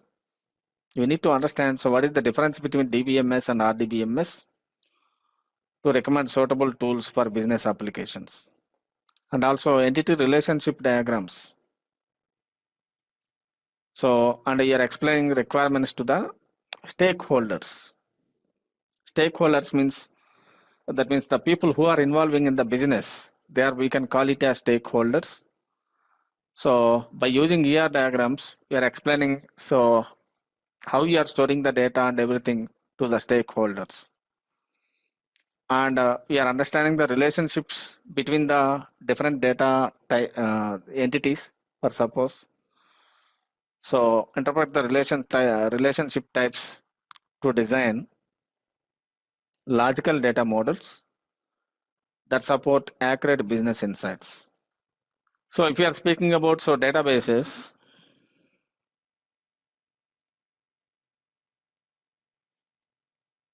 so database is holding large amount of data. It's capable of holding what is that one? So large amount of data. So these are all some of the features I am writing. And so another feature is nowadays databases we are using to store our application data, right? So that means you can able to access the data and we can able to perform operations on data.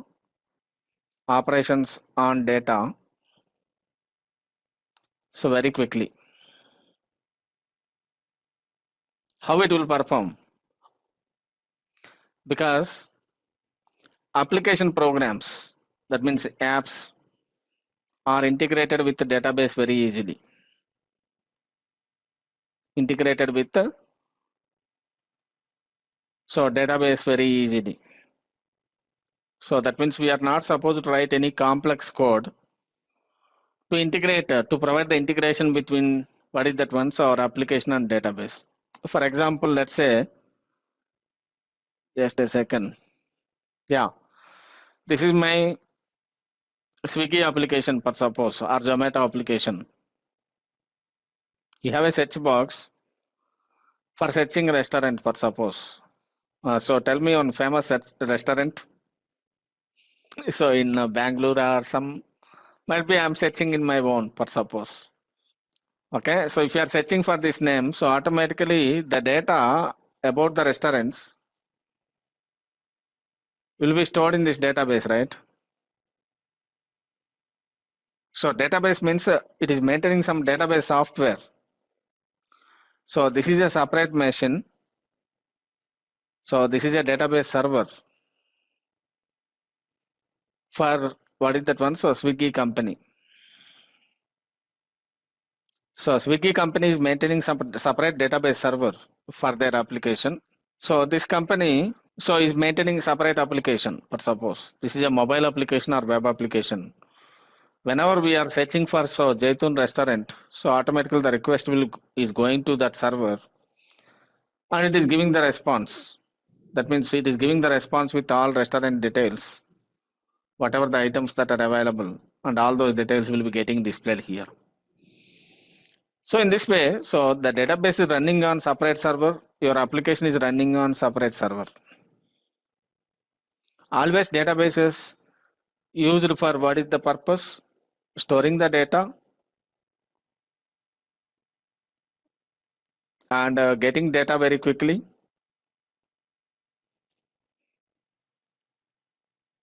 So getting data very fast and also securing data.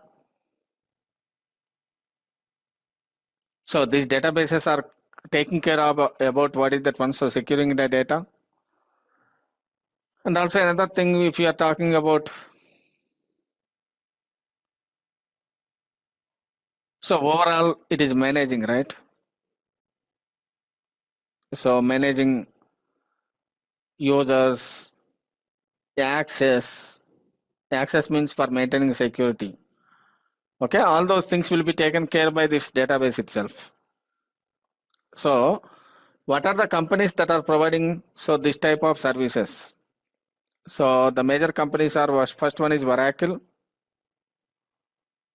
and another one is MySQL, So MySQL it's an open source database actually. Open source. And also if you are speaking about MS SQL Server. But of course all these are all what type of databases? What type of databases? Relational databases. But nowadays most of the situations we are using what is that one? So relational databases only. Okay, try to understand. Most of the people are using relational databases, but along with that one, along with these databases can be categorized into different types. I want to show you some of the types here. Please look into these types. So then we can able to understand somewhat internals about what are the different types of databases we have. So these are also different types of databases. I will talk about each and everything very clearly. First one is go in a relaxed way. So relational databases. And next one is what is that one? So NoSQL database. Of course, if we are speaking about relational databases, so that is nothing but SQL databases only, right? So we are using SQL queries to interact with the databases to perform some persistence operations like insert, update, delete, all these operations. And something looking strange, right? NoSQL databases. So NoSQL means what? There is no SQL. We are not using SQL. And some another definition like graph databases. I can see like if I am working with GenAI applications, I am working with GenAI application development also. There I am using Neo4j1 database, which is especially graph database. I will discuss about that one. What is graph database and how the data will be organized in the graph database and all. And also centralized database, of course, centralized database in the sense it is a networking terminology. We are not going to maintain distributed databases. That means in each country we are not going to maintain a separate database. Instead of that, we are going to maintain one database in centralized location, might be in Northern Virginia or somewhere, and all the clients are connecting to that database from Singapore and Malaysia, from India, from Dubai, from all business locations. All the people are connecting to that database, right? So there are different scenarios we have. So one is centralized database and another one is distributed database. So let's talk about all those stuff. Is it clear, team? All of you can able to follow up. So okay, great question, Lokesha. What is open source in the sense? I developed one software, for example. So I developed my own database solution. So by providing all these features, what are the features? All these features, right? So first one is, if your company wants to develop a database solution, what are the things we need to take care? So fast access, and also app developers. We need to make sure that app developers can easily integrate to the database, right? If we are developing a database, we need to make sure that application developers, for suppose Zomato, I am developing my own application, food delivery application. I need to make sure that I need to provide some API, so developers can easily develop the application. And also as well as security. Security means database level security. So database DB security, and other levels of security also. Okay. If all these things, if we are satisfying, so then only your database solution will be standing in the enterprise. Correct? Otherwise, nobody will use your solution. So in the similar way, so if I am developing my own solution, initially I am releasing it as a open source because I don't have so very big revenue. For suppose I have very little team. With that team, I developed the solution. So I have only 10 members per suppose in the team. I developed some solution which is very good. So I'm making sure that so all these things will be getting satisfied. So the second point I am speaking about, so the application developers can easily integrate into the database. What is the meaning of that one? For example, if you are doing a Facebook registration per suppose, how the Facebook application form looks like. Any registration, if you are talking about, so the name, they are providing one text box. So something, so they are providing email. So like that, they are providing multiple fields, and finally you are clicking submit, correct? So you are going to store this data somewhere, right? Somewhere in the sense might be in the text files. But a most advanced solution is what is that one? So you can store this data in the database. And also once it is successfully stored in the database, that means your user data. So user data is successfully stored in the database, then what happens? So once we will get the message, what is that one? So registration successful. So we'll get the message something like,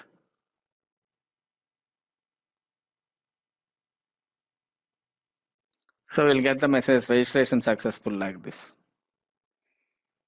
That means how the application developers, for example, application developer means I am working on so some Java. How Java developers can integrate with this databases? So by using one language called as what is that one? SQL. So if Java developer wants to talk to the databases, they need one language called as what is that one? SQL. SQL stands for what? Structured query language. So the SQL queries are embedded in JavaScript, correct? Or Java. The SQL queries are embedded in Java program to perform this operation. Okay, so what I am saying is, so if an application developer wants to connect to the database, application developer so must have a knowledge on programming language and also as well as what is that one? SQL. So this is super important, right? Without having knowledge on SQL, so how they can integrate in your application. So that's what I'm saying. So about the second point. So the databases are offering one separate language which is called as SQL. So by using SQL, so we can able to perform what is that one? So different types of operations like insertion or updation or deletion or fetching, all these types of operations like that. Is it clear? I think your question is clarified. Still you are having any questions? Okay, thank you. So the databases are offering so some separate language called as SQL. So with the help of SQL, so we can able to perform so different types of operations. So let me explain so different types of databases, architectures that are available for suppose. So up to now we learned about what type of databases. Anyone can you please, could you please post it in chat? I can able to see in the chat. What type of databases we are using nowadays? Relational databases or NoSQL databases? what we learned up to now.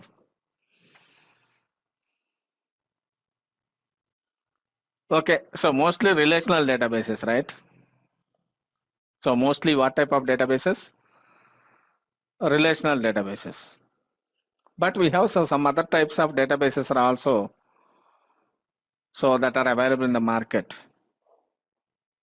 So we need to understand set what type of scenarios and what type of databases that are suitable for the particular solution. So let's observe this scenario for suppose here. So these are all different types of databases. So different types of DB architectures. So first let's try to understand so what is database actually? What is data? After that we'll jump into what is that one, so the architectures. As an expert, if I'm speaking about data, data is nothing but a raw fact. It might be in any form, so might be in text or numbers, great. Might be in text, numbers, image, video, audio, or might be geolocation, or might be some other type of information which you are getting from somewhere. Okay, so data is nothing but a raw fact. Okay, so simple example I will tell you. For suppose while joining in Simplilearn, right? You are all attended this program. You are all attending this program. While joining in the Simplilearn, might be you filled out some form. In the sense you are providing your data, correct? So my name is this, and my email is this one, and my mobile number. And also along with that one, so you are filling out some information related to you. What is your experience and what is your qualification and all those stuff. That is nothing but a data. Okay. So for example, from Simplilearn, might be somebody, so somebody in the sense like the people who are very good experience, who are having very good experience in understanding your existing knowledge, for suppose to propose some courses, what we can say counselor or some analyst, might be they are going through your data and they are identifying some insights. Okay, so this person is already working in this domain, banking domain. Might be we are suggesting this type of course that would be helpful for their career to get into the next level. So for that one, so what they are doing is, who are the analysts working in Simplilearn, they are getting your data and they are getting some insights from your data, right? So how many years of experience you have and which domain you are working, and do you have any coding experience or not? So all these things will be taken into the consideration by exploring your data, and they are preparing some, what is that one? So some information we cannot get it directly. So try to understand. Information is always getting from data. Data is nothing but it's a raw fact. Okay, if I'm just throwing one Google form, or I'm just conducting some survey, you are providing your data. So from that data, I will get some insights about you, right? So that means you are having this much of experience, for suppose how you are suitable to this particular course, whether this course is suitable for you or not. Who are all these things will become comes under what is that one? So information. So finally conclusion is data is nothing but what is that one? So the raw fact. So I will show you the slides also, no worries. First try to understand so in simple terms. Why? Because if I am writing and explaining, if people can understand easily. Yes. So it's a consolidated data.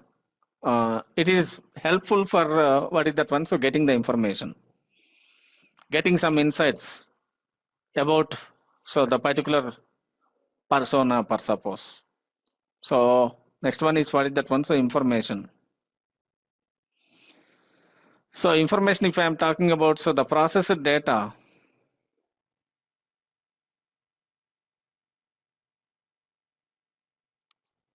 so can be arranged in, so can be arranged in a, so meaningful way, per suppose, can be arranged or shown in a meaningful way.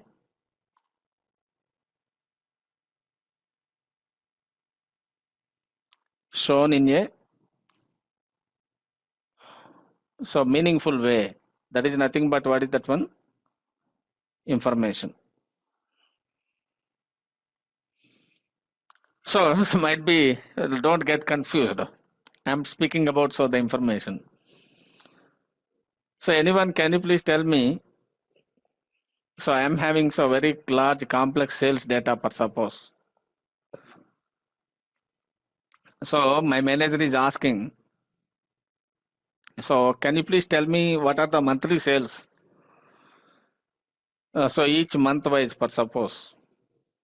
So somebody, my manager is asking, so like that. I want to know, I just want to know what are the monthly sales. Could you please present it to me? So is it possible? So like if I want to present some monthly sales, how can you present it? If I am showing in some Excel sheet, the manager can able to understand. So what are the insights about that one? No, it's not like in a Excel sheet. So it's a contains numbers, right? It contains so many numbers. The people cannot understand. So like how the sales will be increased or decreased, something like that. So what is the alternative solution? Yes. So you might be speaking about the tools, Power BI and all. That means through some visualizations, we can explain entire data through visualizations. Might be the people can easily understand, right? Might be through some bar chart in month-wise, some bar chart you can prepare, and we can showcase it to the manager. So the manager can easily understand. So what are the sales to be done, like that?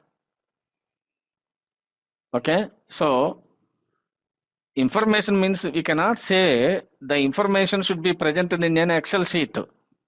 So the data like that. Information is might be present in might be in a bar chart or might be in a pie chart. So through some visualizations, we can provide the information. Might be you are looking into your, per suppose your child progress card, progress report. I'm speaking about so who are all having child.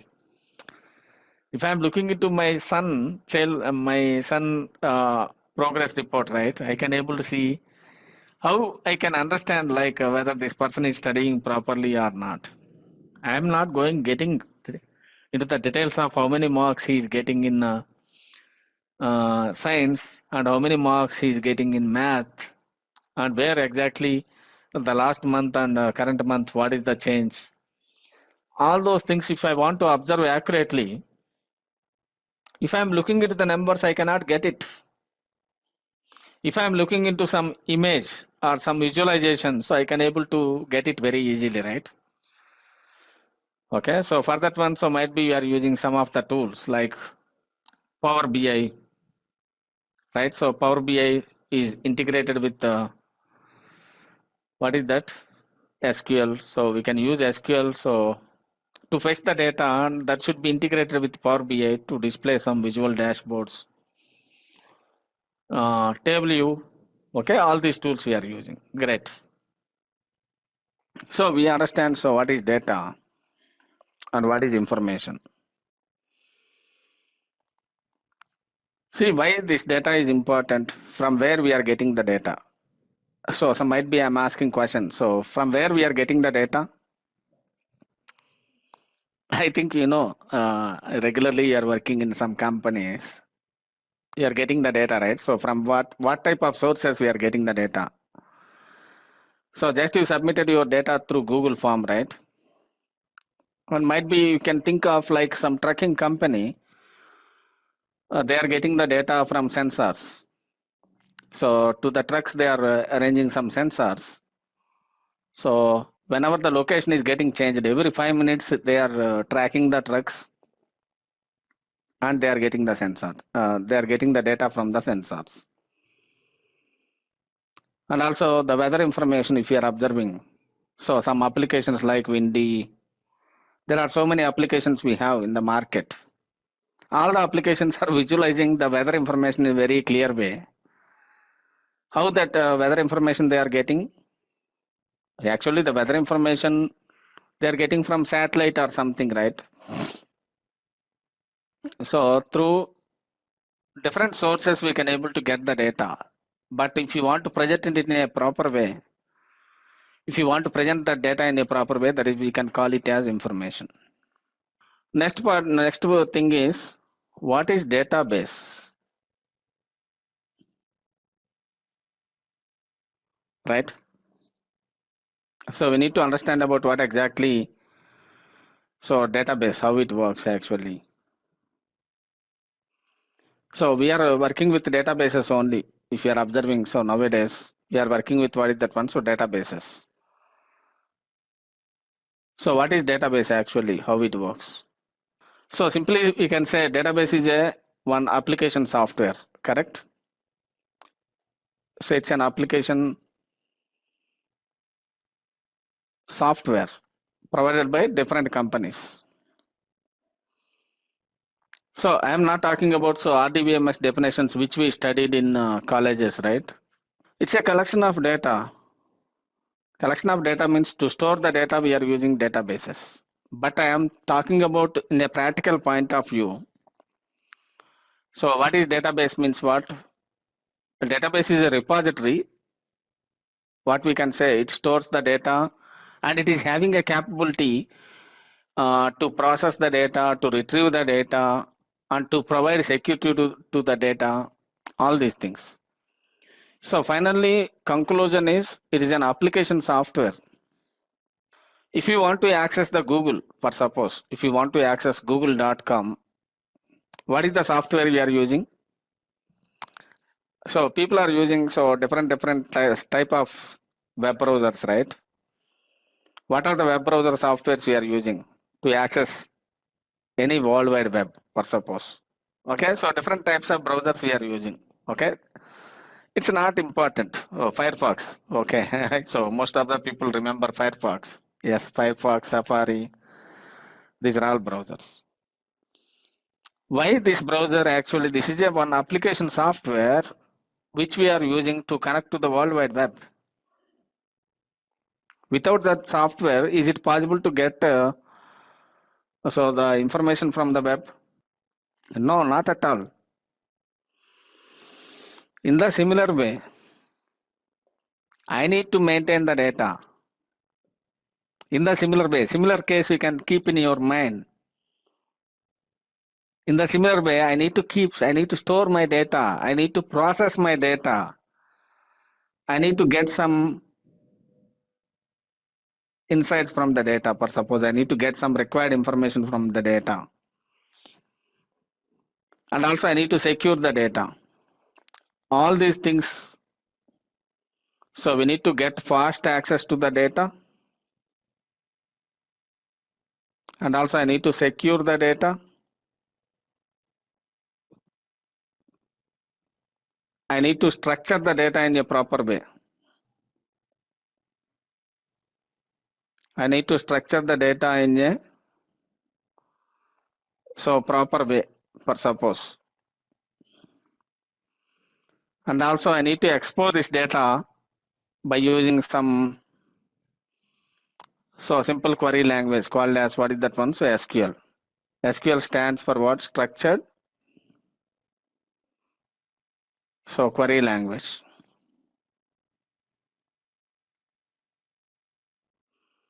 So all these features are shipped with what is that one? So databases.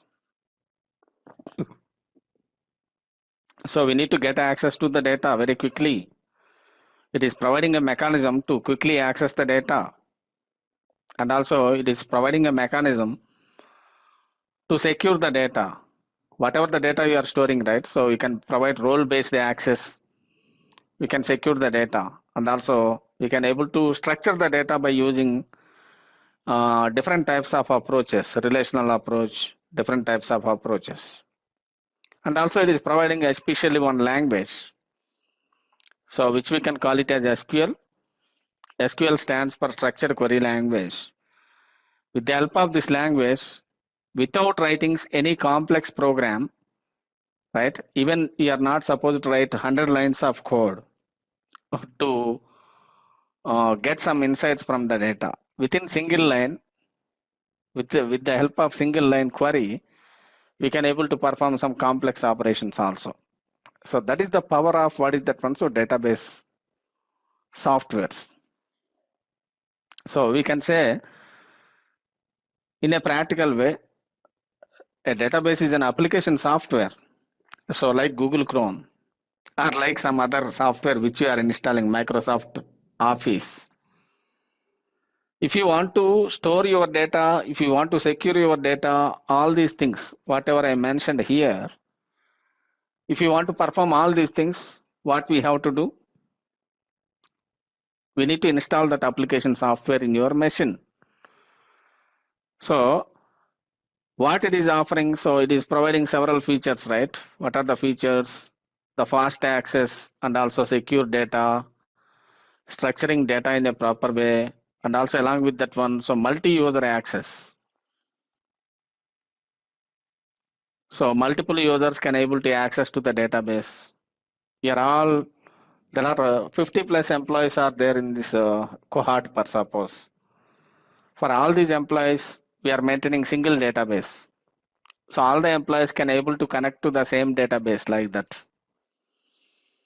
And also you can able to structure your data in the form of what is that one? So tables. So views. There are some other database objects. So all those things are possible with the help of this database software, database management system software. But what are the different types of database management system softwares are available? But we are using different types of databases according to their context. I am speaking about, so I am writing some of the databases. First one is relational databases.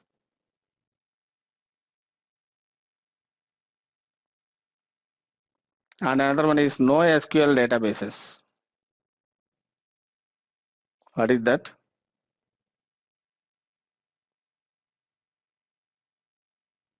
So NoSQL databases.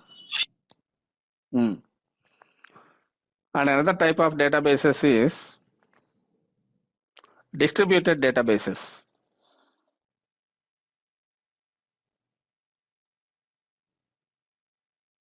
And also centralized databases. Centralized databases.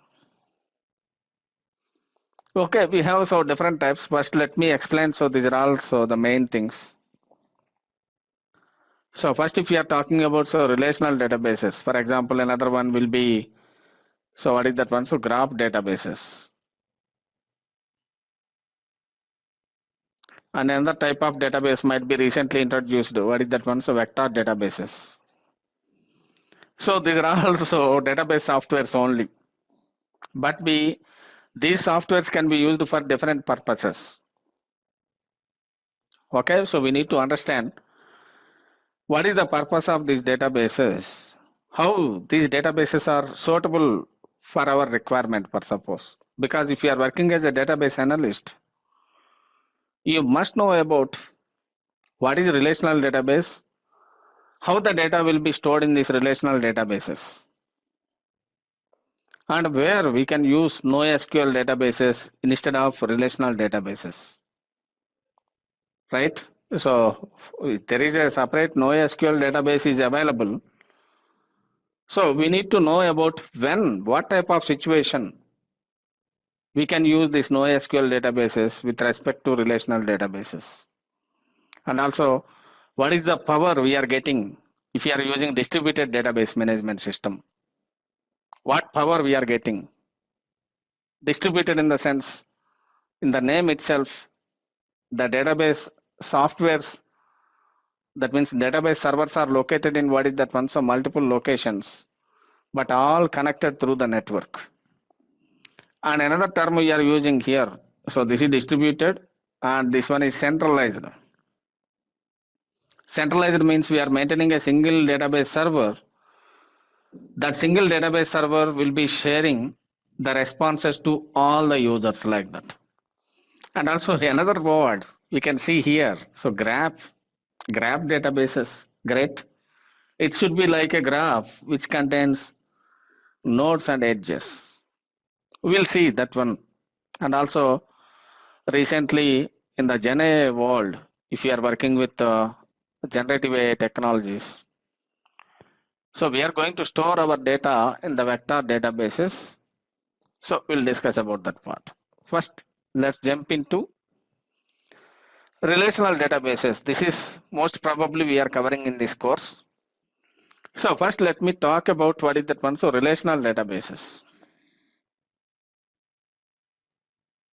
So relational databases, if you are talking about, the data will be stored in the form of what is that one? So the tables. So first one is what is that one? So relational databases. So if your data is structured, for suppose, if your data is structured format, then we should go for relational databases. Structured format in the sense, for example, I am doing employee registration. Of course, my employee data is structured. So from the user interface, I am getting only so structured details, right? So I am getting employee number, so name, and also address. So this is called as what is that one? So structured data.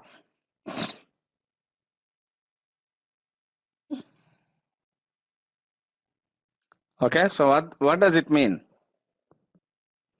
Even if multiple employees are registering also, all the employees records are in the following the same structure, correct?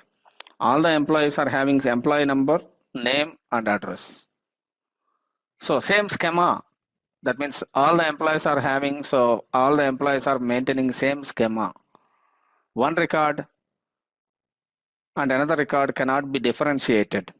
Cannot be differentiated in the sense, one record contains employee number, name and address. Another record also contains employee number, name and address. It should be represented in which format?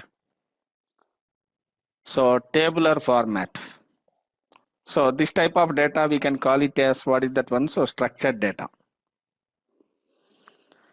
So simply try to understand structured data in the sense, it should follow the same schema, same rule, same regulation. So that type of data comes under what is that one? So structured data. So let's this one is suitable for all types. Can you please tell me some of the situations? Regularly you are using applications, right? You are using Swiggy, you are using Zomato, you are using Amazon, all the applications. So for all these applications, structured databases are suitable. That means relational databases are suitable. All you are sending such structured data. For example, you are placing an order. First question, let me ask one by one question per suppose. So let's think yourself. So you are selecting an item and you are placing an order. So for this functionality, so this is a functionality in the application. So this one requires, so that what data you are sending, that is structured data or unstructured. Anybody, for suppose even if you are sending, if you are placing an order, I am placing an order, what details we are getting? Name, order ID, right? So these are all the details, right? So name might be, order ID, location, item name. So something others per suppose might be some other information. all the people are sending same details, right? Like in the similar way, another functionality. So somebody is saying, so Praveen Raj is saying, so payment details. So if you are making payment per suppose, so the payment details also structured only almost. So that one contains, what is that one? So the card details. So this one contains payment ID. So card ID. So that means what we can say, card number and type of the card, status. That means the payment is done or not. So these details are also getting captured in what is that one? So structured way. So for all this type of functionalities, so what I'm saying is structured databases are sufficient, right? Structured databases are sufficient. That means if your data is structured, then blindly we can go for relational databases. Yes, so tracking order, all these comes under what is that one? Structured data. So let me introduce some other scenario. So what I'm saying is structured data in the sense, we cannot say always what data we are getting from the application, it is always in a structured way. Okay. So let me tell you another scenario. It is not structured. Okay, it is not following all the, for suppose even if I am placing an order, you are placing an order, all following certain schema, right? All are filling the same form, all are submitting. Whatever the details we are sharing with the database, that is following certain schema. Okay, so can you please tell me some of the applications might be social media applications we are most interested regularly using? I can see like most of the people are using Instagram, correct? Yeah, first answer I can able to get it. But I think I know a few years back I am using Facebook, but my account is now I am not using at all. Okay, Instagram people are using most of the, yes, I am talking about unstructured Pavan. Okay, no worries. So if I am talking about unstructured, so no SQL databases will come into the picture. So what is NoSQL? So NoSQL is capable of storing both structured or unstructured data.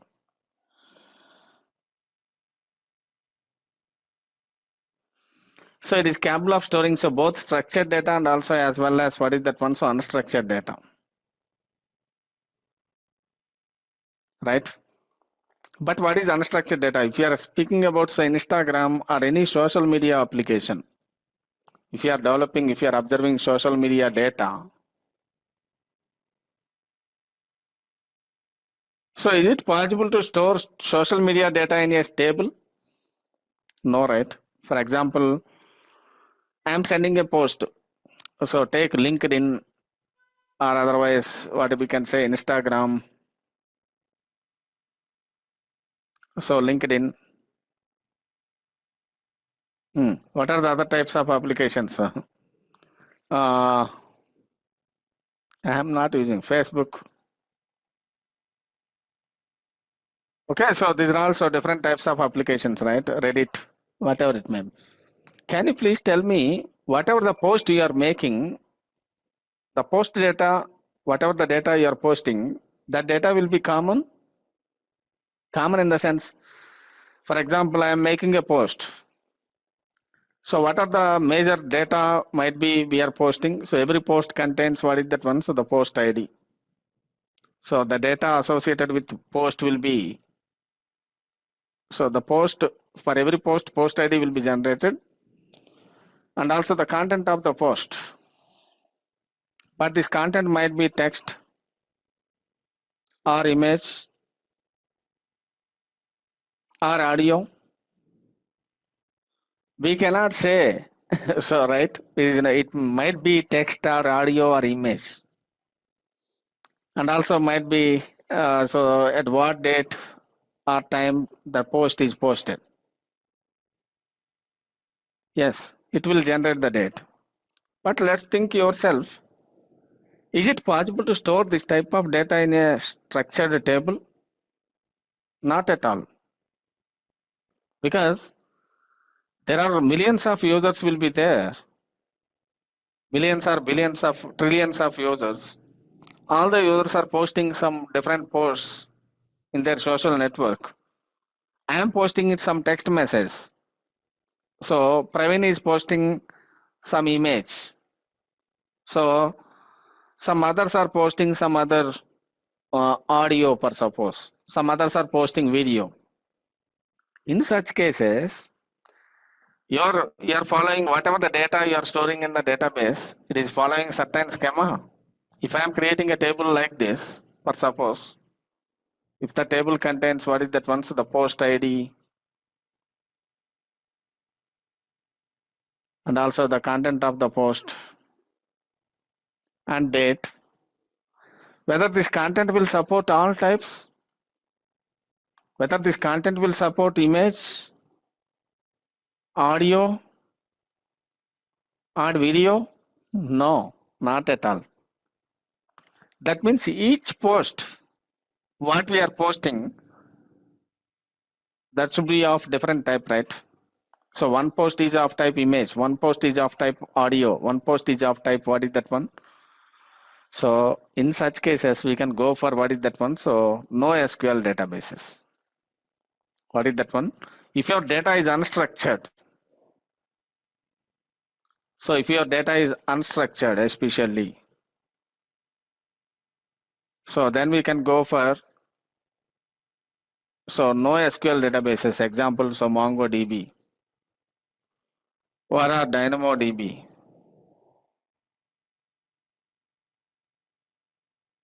So these are all different types of databases. I am not speaking about so more about internal details.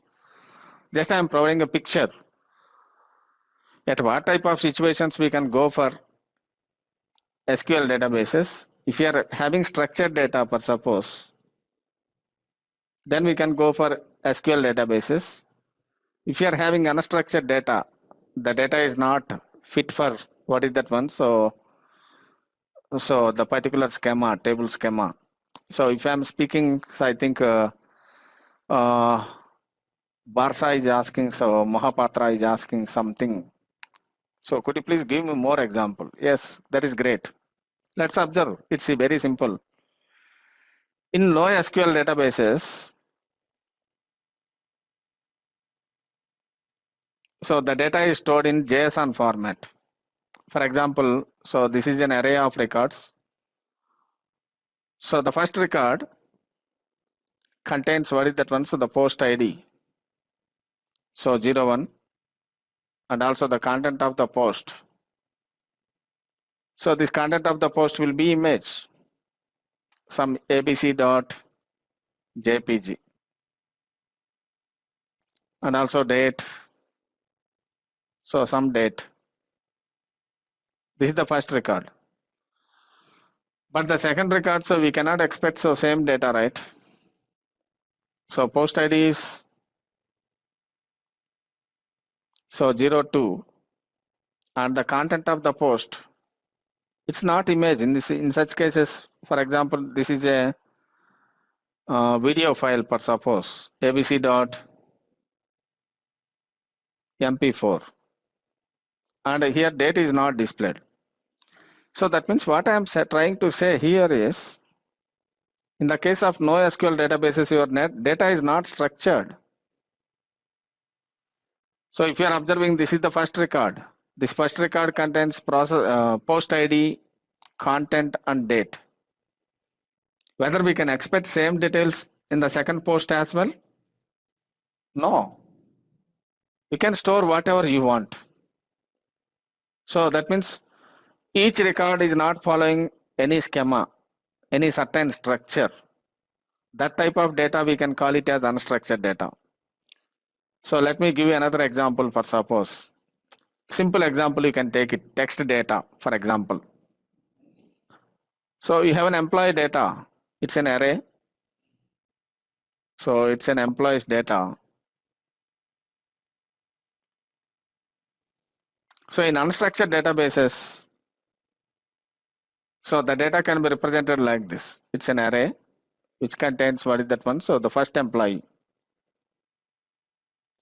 Employee number 1, name is Subbu.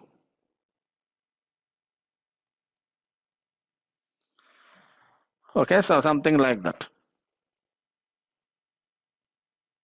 And we cannot expect so same fields in the second record. So this is employee number 2 and name is Suresh.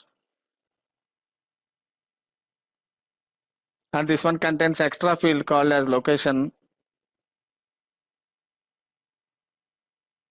Okay, so some CHE. And next another record if you are taking, so it's this one contains employee number 3 and also employee location is so USA per suppose. This one does not contain so that many fields. But all are following same structure, all the records are having same structure. Can you please tell me? That means all the fields are same? No. So that means that is called as the data is unstructured. So all the records are not following certain schema.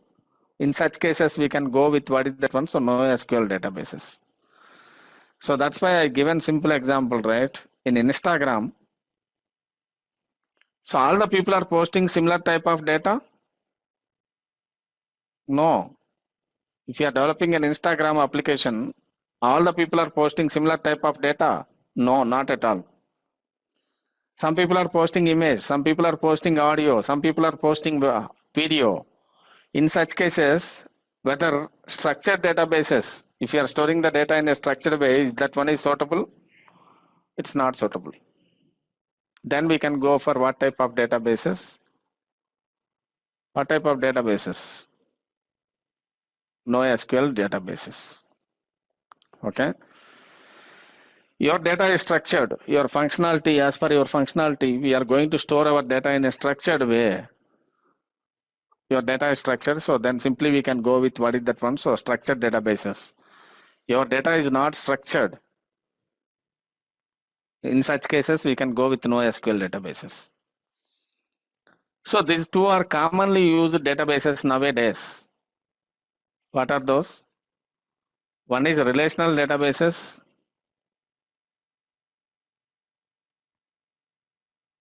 And another one is, what is that one? Relational databases means alias, we can call it as SQL databases. And another type of databases is NoSQL databases. So, which is nothing but, so some of the companies, they are offering, so MongoDB, so DynamoDB. So these are all, what is that one? So NoSQL databases. But these databases can be served in different patterns per suppose. I am not speaking about relational databases. SQL, whether SQL databases or NoSQL databases. So what are the major things we need to consider? So while working with the databases, so according to the databases, I am speaking about whether it is SQL database, that means you are storing structured data or unstructured data. According to, we are having so different architectures. So we are having, so what is that one? So different types of, so different architectures. So to manage the data, what is that one? So different architectures to manage data. What are the different types of architectures we are using in the case of, what is that one? So databases. So the first one is centralized databases. So if I'm speaking about what is that one, so centralized databases. So you people can easily understand. So what exactly centralized databases? So try to understand. So for example, so I am doing some business. I am having some company, e-commerce company like Amazon. So what I am doing is my safest location might be I am choosing so Northern Virginia. Okay. So my database I am keeping it in what is that one? So Northern Virginia. So this database is located in Northern Virginia. So all my applications, for suppose. So my applications are storing data, right? So this is application 1 and this is application 2. So all the users I am saying, so simply all the users can able to access this database. So all the users can able to access to this database. So from different locations. If any user is performing any transaction, for suppose transaction is nothing but if any user is performing so insert or update or delete, all the operations are updated in what is that one? So one centralized database. Okay, so this is our what is that one? So centralized DB. So all the operations, whatever the users that are performing operations, right? Insertions or updations or deletions, they are going to perform it on what is that one? So centralized database. Very simple. So I need in cloud might be if I'm using AWS or Azure. So we are choosing one location which is near to my main business area, for suppose. So that means my business is mostly located in USA. I can choose so Northern Virginia. Okay, so that is the best place. There I can maintain my database, for suppose, in a data center. So all my applications are integrated with the centralized database. If any transaction is performed from any location, for suppose from India or USA or so Canada or somewhere, all the operations will be performed in what is that one? So centralized database only. So what is the benefit with the centralized databases? Can you please type it in the chat? What are the benefit with centralized database? The major benefit is data cannot be duplicated, right? So data cannot be duplicated. So entire data is in a single location. Single location. Okay, so what are the problems? Okay, these are all pros, for suppose. So we can say pros. Pros means what? So benefits. What are the cons?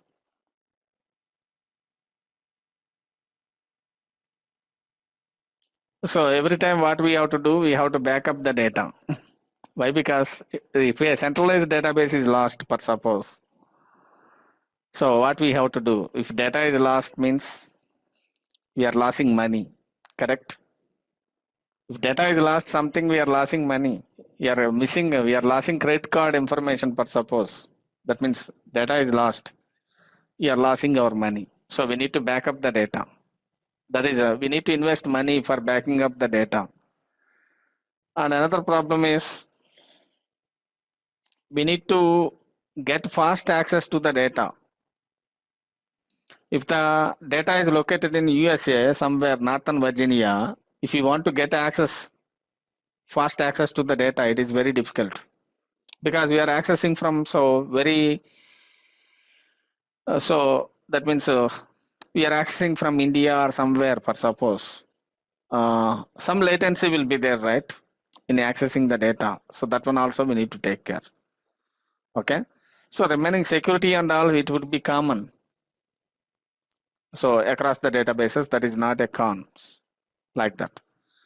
This is about what is that one? So centralized databases. And next, another type of databases is distributed databases. What is that? Distributed databases. So try to understand so this distributed database, because if you are talking about distributed databases, your database servers will be located in so multiple locations for suppose. Okay, so this is USA and this one is Canada, and also this one is from India for suppose. So these databases are located in what is that one? These database servers are located in so multiple countries, different countries. But all these databases are representing so single business per suppose. They are not talking about, they are not storing about so different databases. They are always storing about what is that one? So single, what we can say, so single business might be, these are all databases belongs to Amazon. Assume that. But still, the business is, it is happening in USA, so that data will be stored in USA database. The business which is happening in Canada, that is stored in what is that one? So Canada database. The business which is happening in India, that is stored in India database. But even though, so they are all connected through what is that one? So the network. That's what I want to tell you.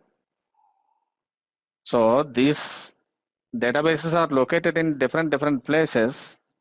Still they are connected to each other with the help of what is that one? So the network. So with the help of, so simple terms, we can use it as internet. So with the help of internet, so these databases are connected each other. Whenever the user is requesting for data, so automatically it is fetching the data from, it is fetching from so different location databases in a seamless way. This type of databases we can call it as what is that one? So distributed databases. Instead of keeping the database in a centralized way, because if you are speaking about Amazon, it's not a small company, right? It's a very big company. They are processing so millions and trillions, we cannot say. So the data is very huge. If the data is very huge, it is very difficult to maintain a centralized database. In a single location, we are maintaining database to serve all the needs. In such cases, what we have to do? We need to maintain databases. So similar type of databases, same Amazon databases, we are maintaining in different locations to fulfill the needs of a particular location. And finally, when coming to the operations, we need to make sure that all these databases has to work in a centralized way to provide the information. So that means all the databases has to work in a centralized way, in the sense all the databases has to be connected through internet.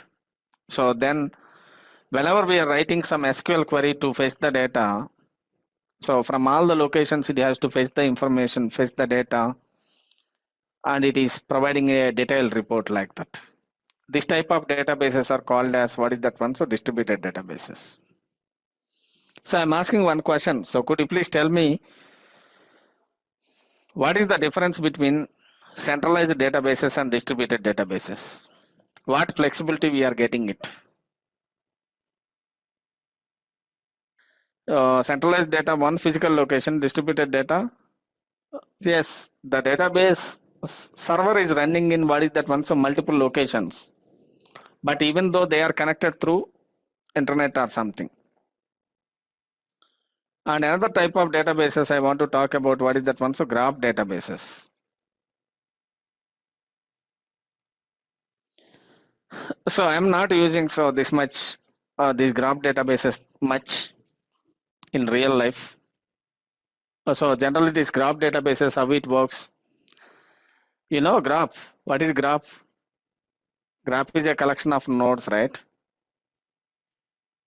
So these are all nodes, for suppose. These nodes are connected with what is that one? So edges. So each node contains some data. This node contains some data, and this node contains some data, and this node also contains some data. So whenever we are working with graph databases, what we can feel is we have multiple servers. Each node represents one database server. And it is looking like a distributed system, right? But I cannot say like this node is associated with some data. Data in the sense some small amount of data, per suppose. This node is associated with some small amount of data. And this node is also associated with some small amount of data. And this node is also associated with some small amount of data. But whenever we are querying, so based upon this node connections, like these edges, so we can collate the data like that. But we cannot think more about these graph databases.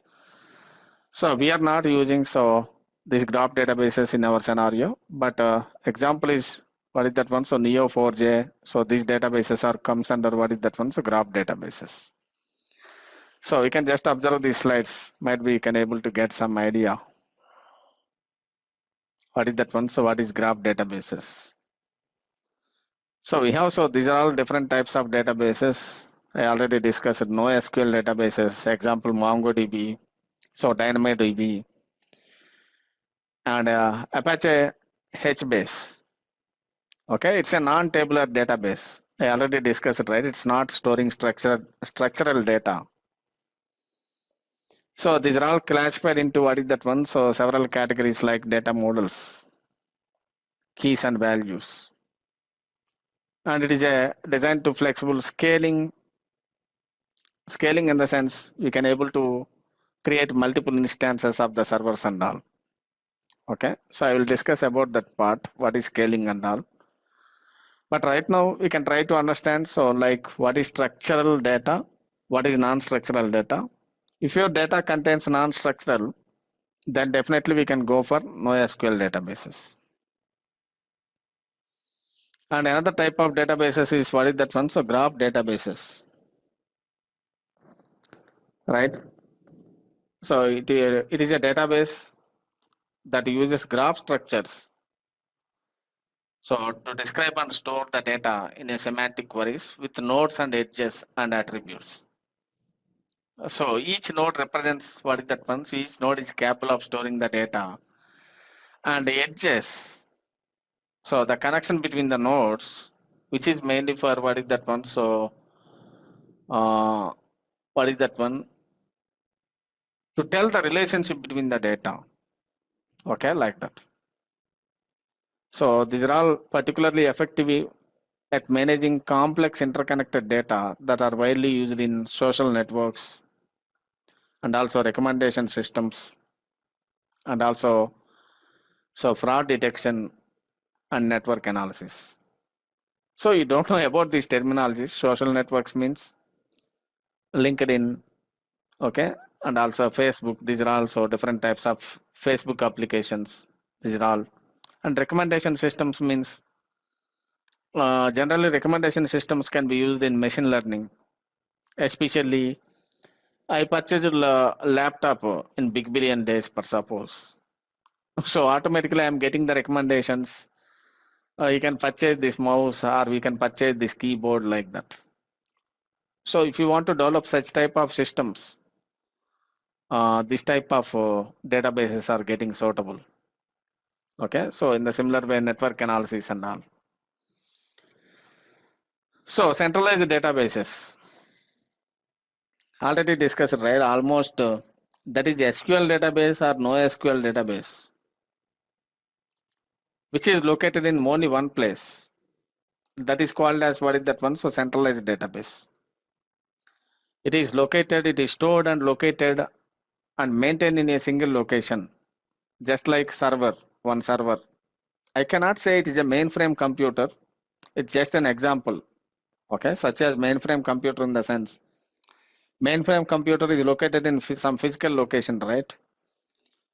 Okay, so like that, for example, in USA, in Northern Virginia or somewhere, you are just putting some one physical machine that is capable of managing the data. That is one database server.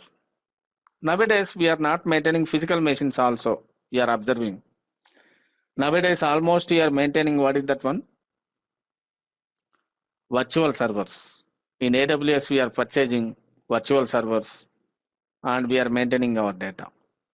Okay, so AWS will take care about security and all those stuff.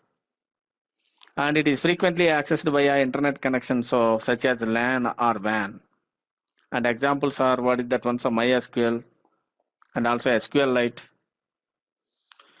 and Microsoft SQL Server. So these are also different types of databases. And distributed databases. So these are all, like, especially you can use it for, what is that one? So complex data processing. So for example, if you are using Hadoop, might be some people know the name of technology called as Hadoop. Hadoop means it's a distributed file system actually. Your data will be processed in a distributed way. Okay, so in such cases, some of the data will be located in USA, some of the data will be located in UK, and some data will be located in some other location. Even though we can able to perform operations on the data in a distributed manner, in such cases we can go for, what is that one? So distributed databases. Okay, so like, okay, so just a quick check. Could you please look into this question? Which system characterized having its data structured, especially structured, logically interconnected, and physically distributed over several sites within a computer network? See, they are not using the words within several sites means distributed over several sites means we can simply give centralized. But they are clearly mentioning, so physically distributed over, what is that one? So several sites within a computer network. So ultimately we can able to get it, what is that one? So distributed database system, like that. So your answers are correct. The correct answer is C. Okay, it's a distributed database. Okay, of course, you got some idea about what is that one, so what is database and all in the today's session. But try to understand, so we are purely working with the relational databases. What type of databases? So relational databases. So in relational database management system, especially I am speaking about RDBMS.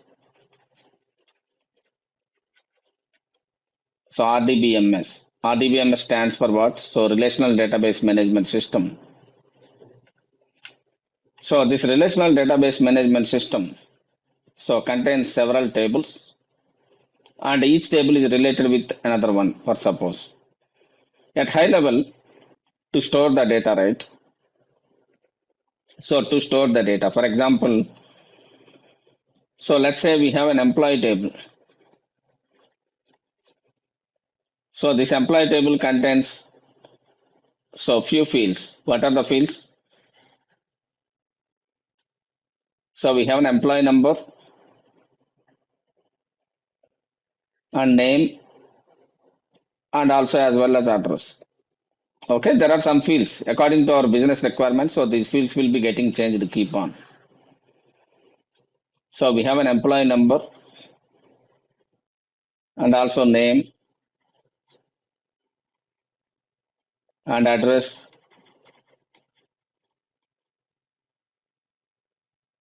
and date of birth or something.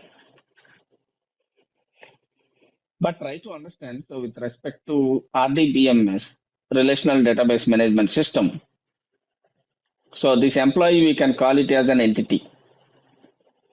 What is that? Entity. If you are taking any business problem, So every business problem contains many entities, for example. So entity can be represented in what is that one? So rectangular symbol. So if you are speaking about the entity can be represented like this. So this is an employee. So this employee is having some attributes. These attributes are represented with eclipse symbol. So ellipse. So this one is having employee number and also as well as name and also as well as address and also some other properties like so date of birth like that. So these are all attributes of an employee. Attributes represents the columns like employee number, name and address and date of birth. And also might be you can think of so employees having so some other attributes like phone number, all those stuff, right? But try to understand so these attributes are represented as columns in a table. If you are assuming employee table, it is nothing but an employee entity which is representing an employee in a database. Right? Every employee is having employee number, name and address and date of birth. There are different types of attributes. Right? For example, some attributes are mainly used for uniquely identifying an employee. So email. And also like date of join. So which attribute is mainly for uniquely identifying an employee in these attributes? So there are some attributes which are mainly for uniquely identifying the employee. Very good. Email. Thank you. I think differently thinking. Date of birth also.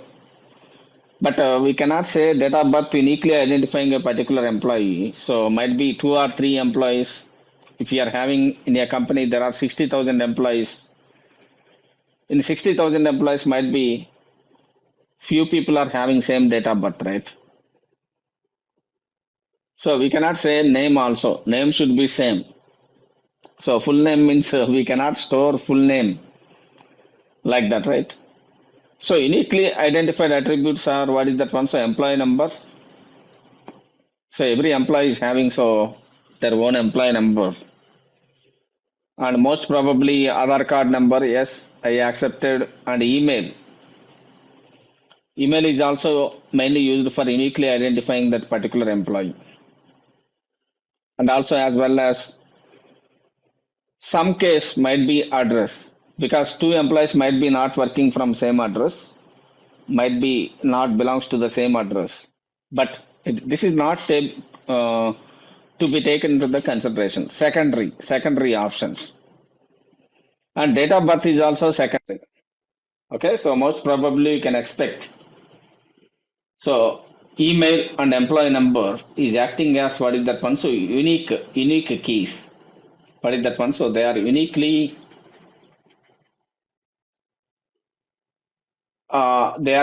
identified.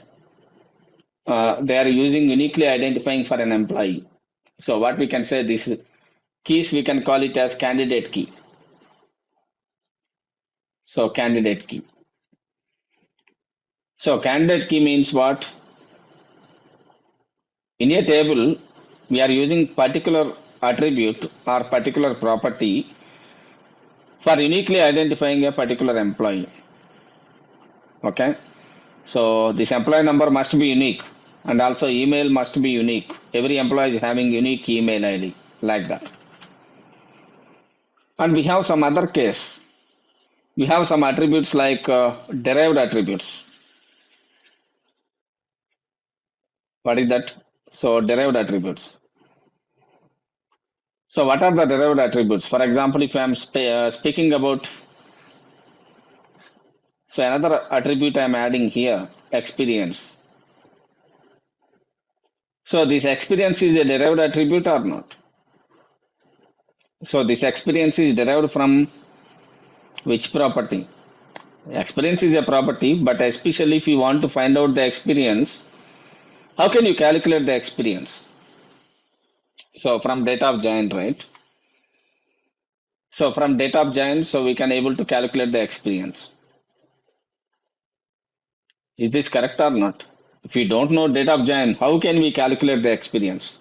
So the experience is derived from data of giant.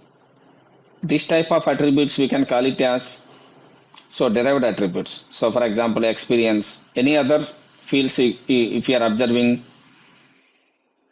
or otherwise age.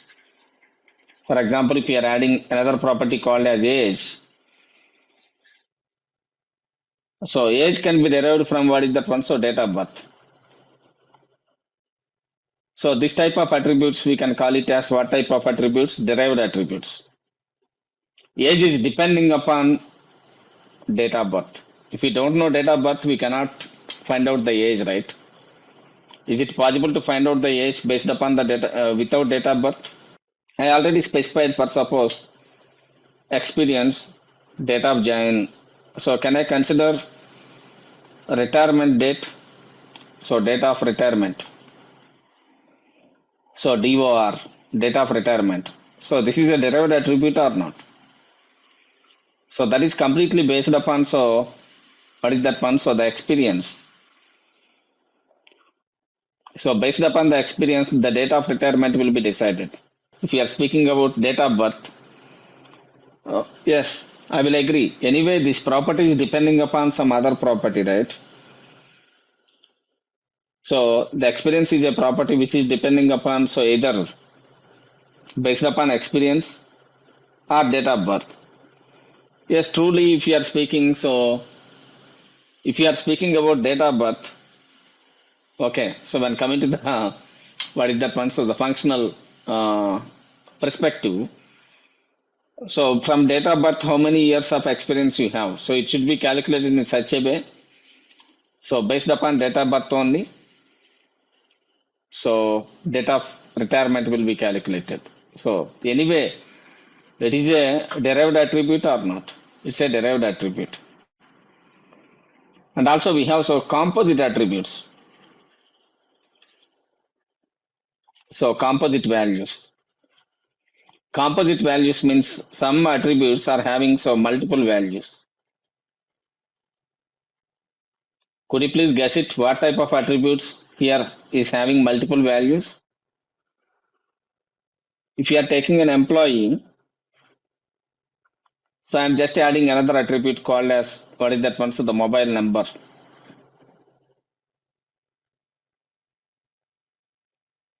So one employee is having so multiple mobile numbers, right? One employee is having, what is that one? So multiple mobile numbers. So mobile number is a column. So multiple mobile numbers one employee have, and also one employee is having multiple addresses. Great. That is also multi-valued attribute, right? Multi-valued means what? So one attribute is having multiple values.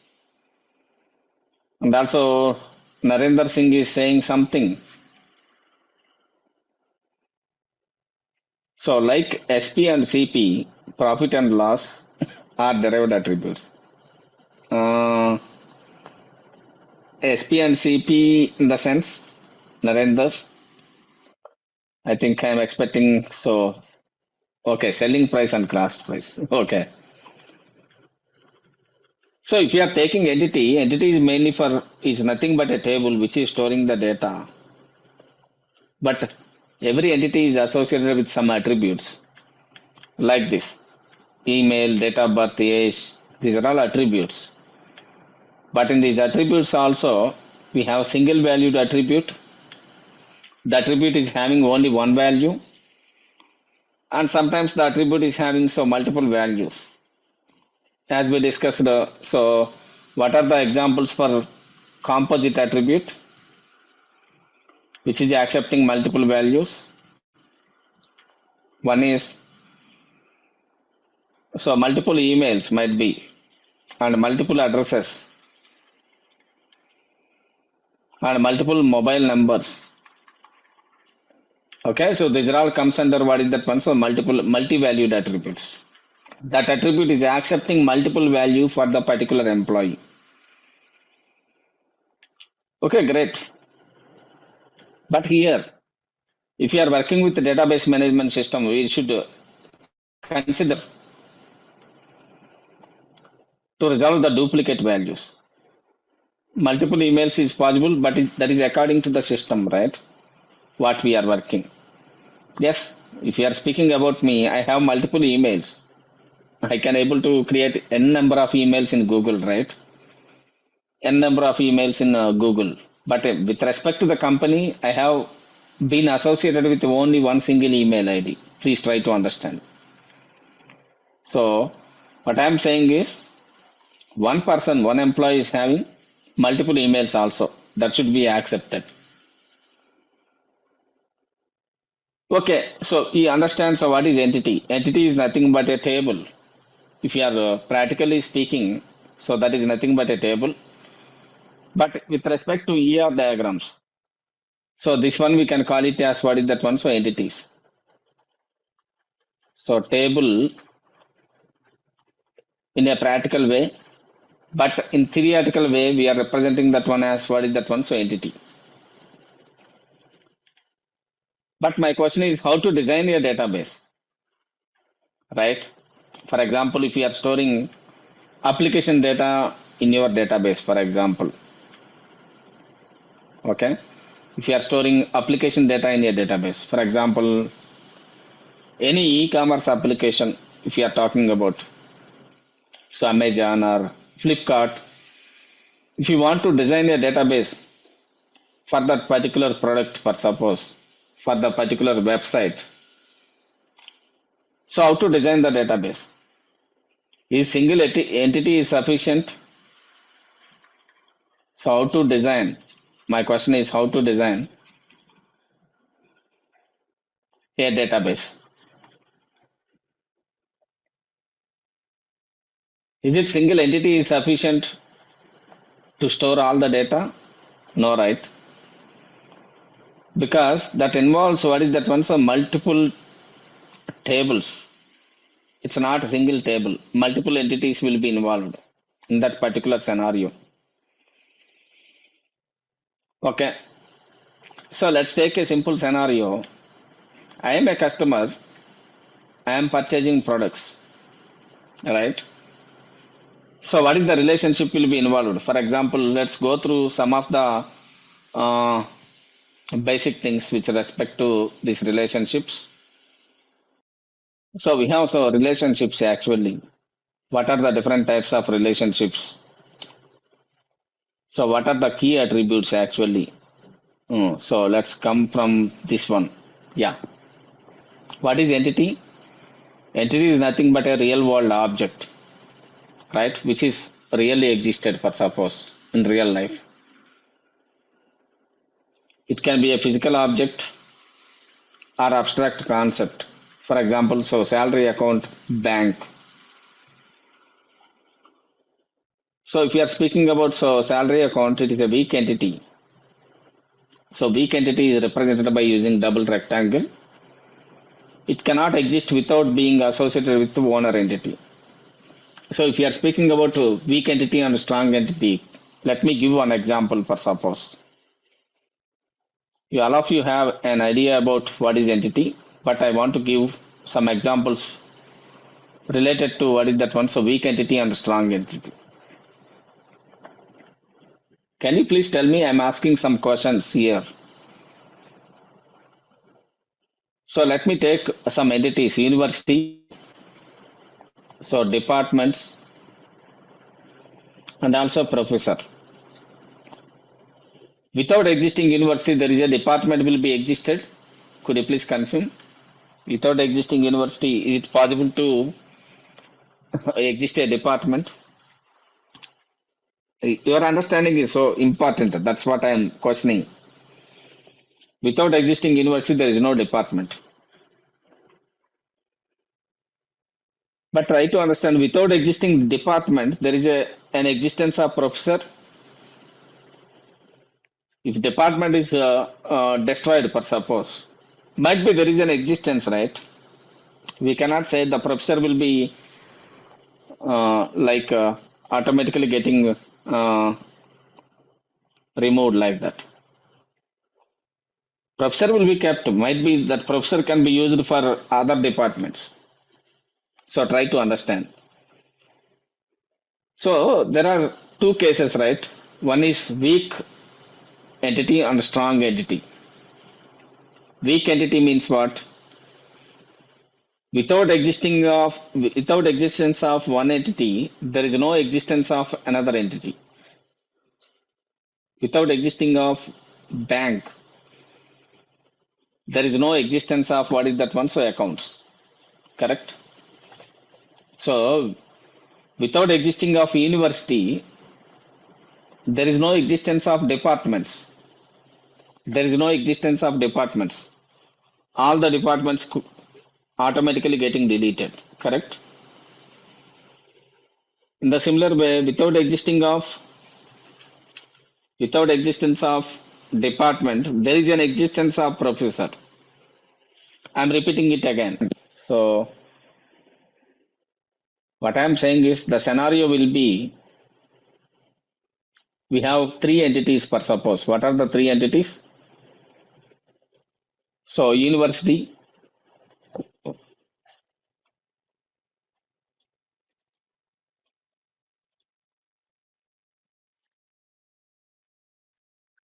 and also department,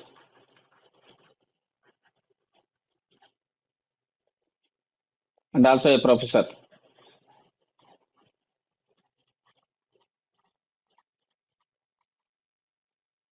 So these are the three entities per suppose. So my question is, without existing university, is there any possibility of existing department? No. That means if university is getting destroyed, department is also getting destroyed. That means what I'm saying, so this department we can call it as what type of entity? Weak entity, right? Weak entity means what? Without existing of university, there is no chance of existing department. But think about the professor. If the department is getting destroyed, for suppose, that means department is not existed, but still professor exists.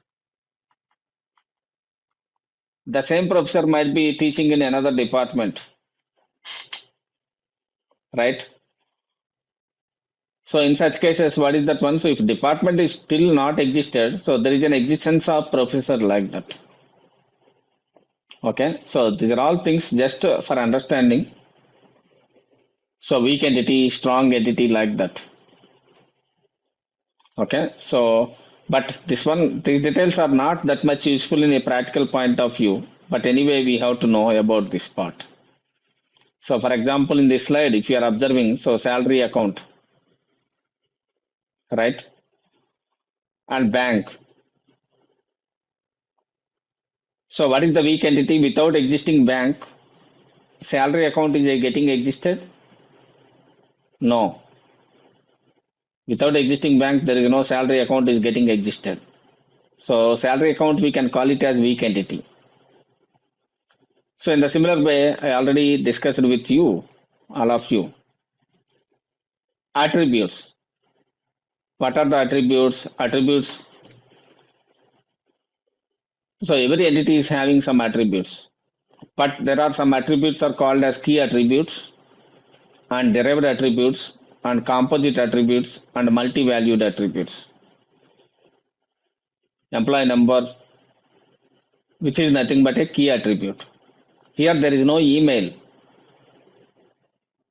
So that's why here I am not specifying what is that one, so email and all. But while explaining, what we can say, key attribute is mainly for uniquely identifying a particular employee.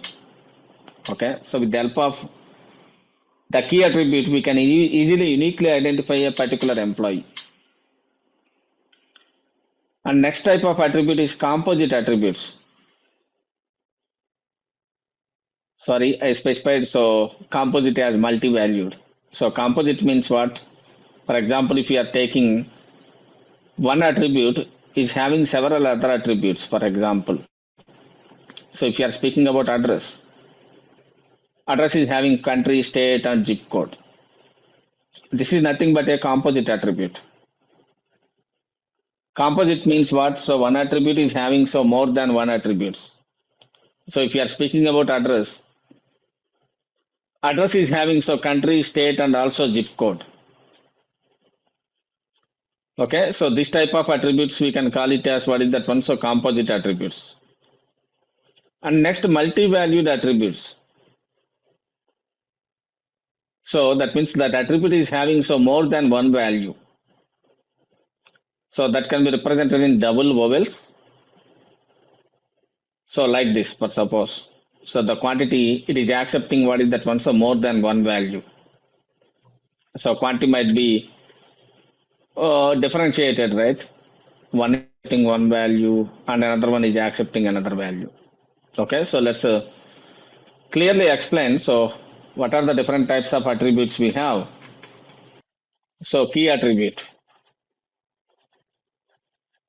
And another one is what is that one? So composite attribute.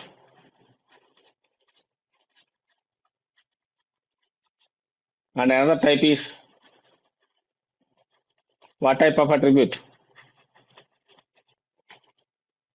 So multi-valued attribute. If I am showing the slides, you cannot understand. So that's why I'm just writing. So any other attributes you can able to see here. So derived attributes, right? So as discussed, another type of attribute is what is that one? So derived attributes.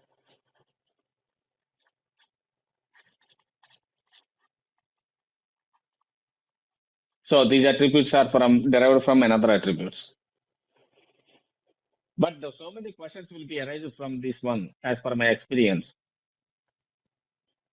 Can you please tell me? I'm asking questions. I'm just defining some entity here. So with respect to the employee entity. So can you please tell me what are the key attributes? What are the key attributes? Employee number. So just guess it as yourself. What is that one? So email is a key attribute. But email is a key attribute? Yes. So that email is used for uniquely identifying a particular employee. So key attribute is mainly for uniquely identifying a particular employee. So if you are taking for suppose another example for suppose. So let me talk about what is that one. So the customer. So customer is an entity. So here, what are the unique key attributes in the customer for suppose with respect to customer entity? So key attributes. Customer ID. Customer name. No. Might be customer name, might be multiple names will be there. So mobile number.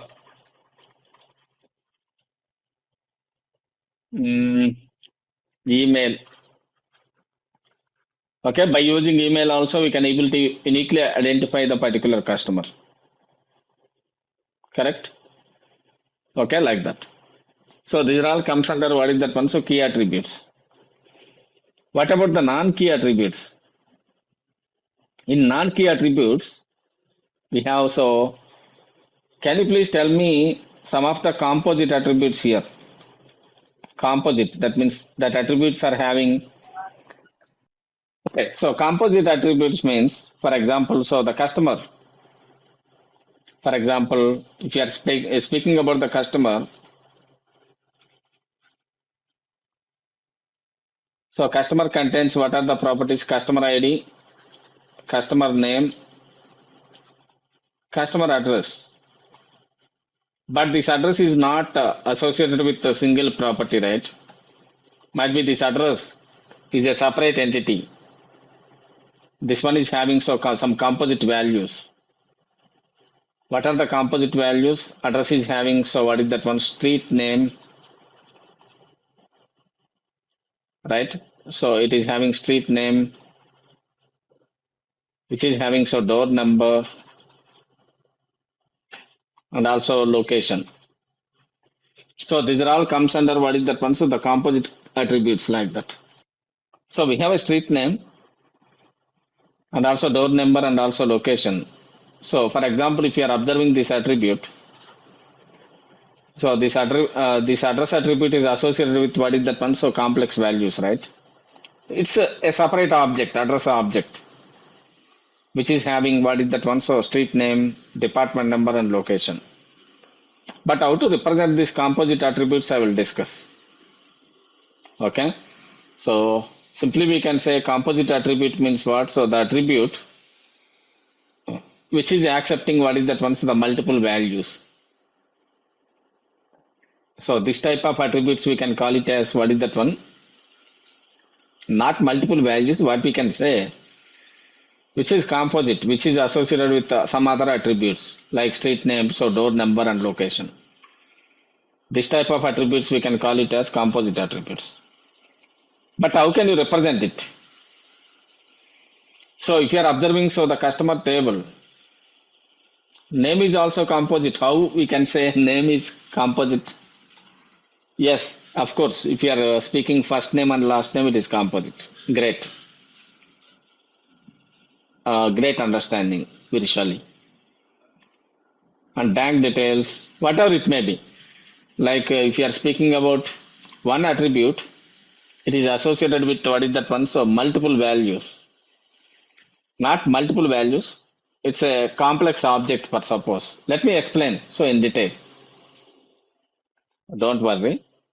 So just take some simple entity. How can you represent in a table? For example, if you want to represent simple entity, employee, which is accepting only scalar values. So if you are taking employee, what are the fields that are available? Employee number,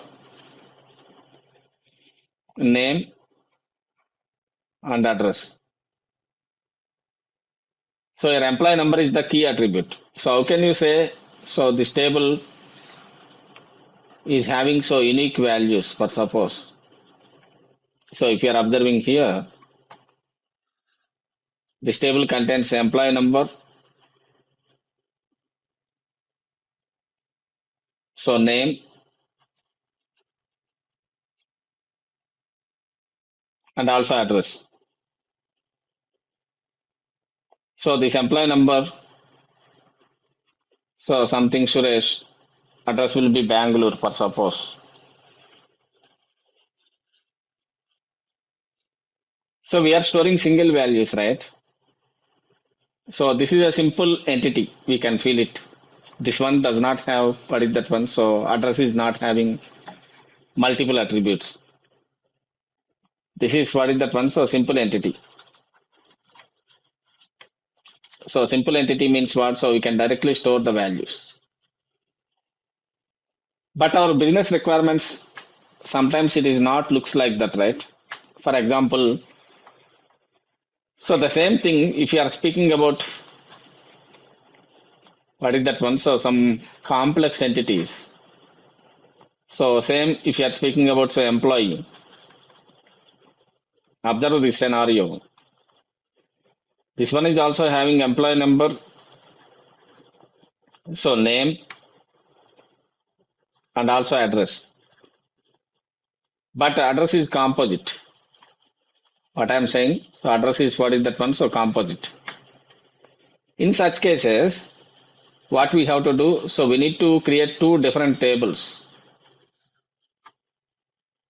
So one is employee table, so which is having so employee number, so name and address. No, not address. So this one is called as what is that one? So address underscore ID. And we have to create what is that one? So separate address table. So this address table contains what is that one? So ID. Every address is having some ID, and also street name, and also what we can say door number, something like that. For example, so we have so street name, so some Gandhi Street, and location is so Bangalore. So this employee belongs to the particular street. So employee name is Suresh. His address ID is what is that one? So 1. So we are mapping it like this. In the similar way, if employee number 2, so his name is Ram. He also belongs to same employee, same address ID. What does it mean? He also belongs to same address, right? That means multiple objects are associated with this address, correct? Address is not accepting scalar value. So this is associated with what is that one? So one composite entity. So composite means what? So that one is associated with multiple other attributes like that. So when coming to the design, what I am saying is, for example, I am an employee in a company. I have so many attributes, for suppose. So company name is unique. Company name is always singular, right? Singular means always I am working in one company currently. I cannot say that one is composite, right? Yeah. So look at this one. For example, if I am working in a company, so company is composite. Don't get confused. Company is what is that one? So composite attribute. How can you say company is composite attribute? Every company is having some other attributes, right? So company ID, company name, okay? So locations. Location, for suppose. If you are putting a company as an attribute, that one is associated with what is that one? So another entity. That's what I am trying to tell you. That type of attributes we can call it as what is that one? So composite attributes. Okay. So let's think about one example you can take it. Same, what is that one? So customer. Or otherwise, so product. So can you please tell me, product ID is a composite? No, because this is a key attribute. And product name is composite. So product name, it is a direct name we are inserting while inserting the data in the table. Product name means what? Laptop. Okay, Lenovo laptop or otherwise mobile or something. So it should be a single name, or otherwise we can specify it is a composite. How can you represent? If it is a singular value, then it is fine. If it is a composite, means how can you represent? Which contains, there are some fields, right? Multiple attributes. What are the attributes? Product ID. So product name. And also price. Very good. So model number. These are all associated with what is that one? Multiple attributes. So product name is not accepting, so what is that one? Singular value. It is associated with one object. That type of attributes we can call it as what type of attributes? Composite attributes. Is it clear? Yeah. Okay. So now tell me if price, it's composite or not composite? For suppose if you are specifying $400, it's a single value, right? So it's not composite. If you want to make this one as composite, what we can specify? There is no possibility, right? So directly we can store the value in the table as a singular value. So for example, so $500 or something. So like that. This type of attributes. So we can call it as what is that one? So scalar attributes. Scalar means what? That attributes can accept only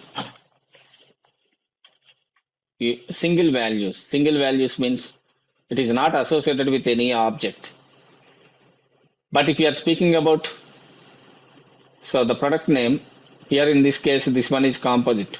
And also company, so the product belongs to particular company. This is what is that one? So composite. Because every, so for suppose if you are taking a laptop, that laptop is manufactured by particular company. So that company is having, so the company ID. So company name.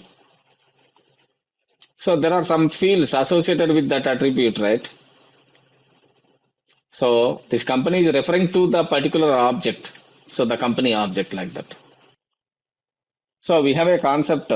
What is that one? So normalization. So let's try to understand. So what is normalization? And after that we'll jump into the practicals because it's already 1 hour completed, right? So let me take you into the practicals so you can clearly understand. So normalization means so decomposing a big table. So decomposing a big table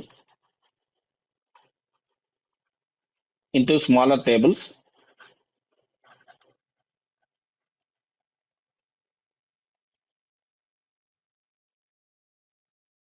to reduce data redundancy.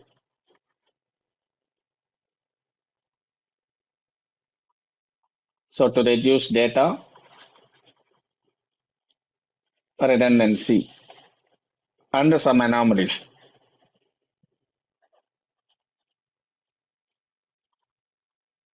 So why we have to decompose the big table into smaller tables? Let's observe the scenario. You can able to understand.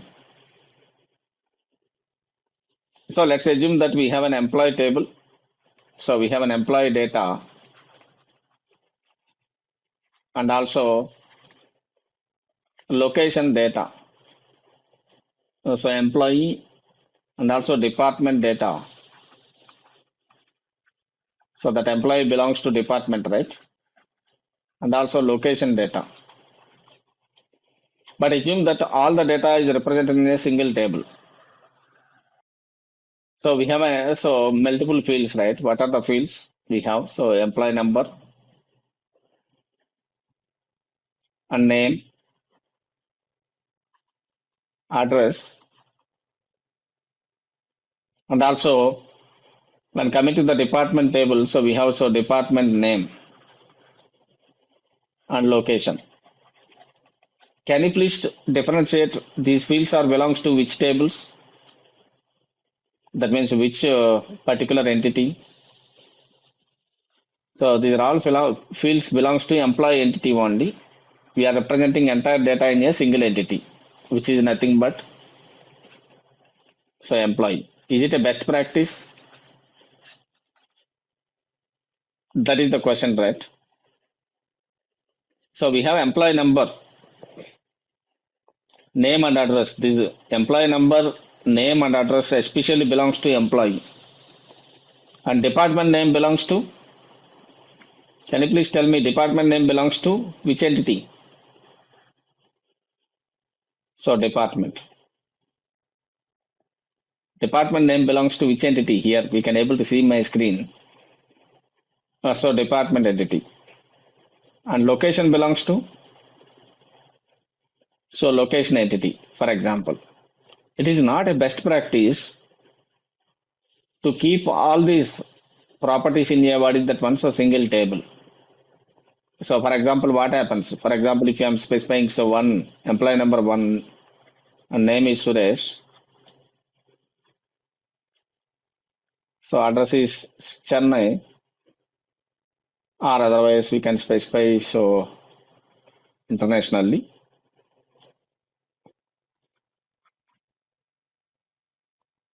So our department name is what is that one? So analytics. And location is USA. So it might be the same employee, another employee.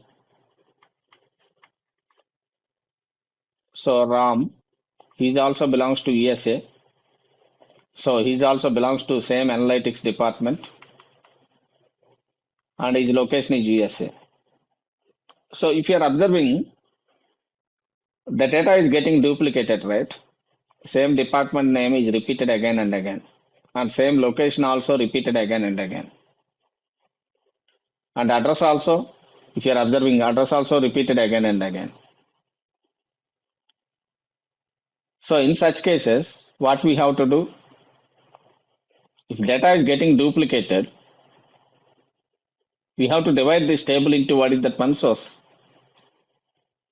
So by using normalization, so normalization is a process of decomposing a big table into what is that one so smaller tables to reduce data redundancy. What is data redundancy? Here this is redundant data, right? So data which is repeating, keep on repeating. That one is called as redundant data. So to reduce this redundant data, what we have to do? We need to split this table into multiple tables. We can observe here.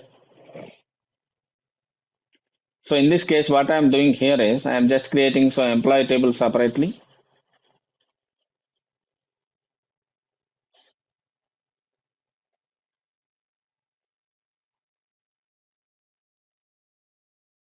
So which is having so employee number,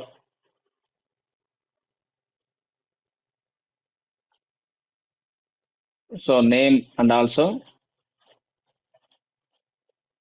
address. And also we have so department table.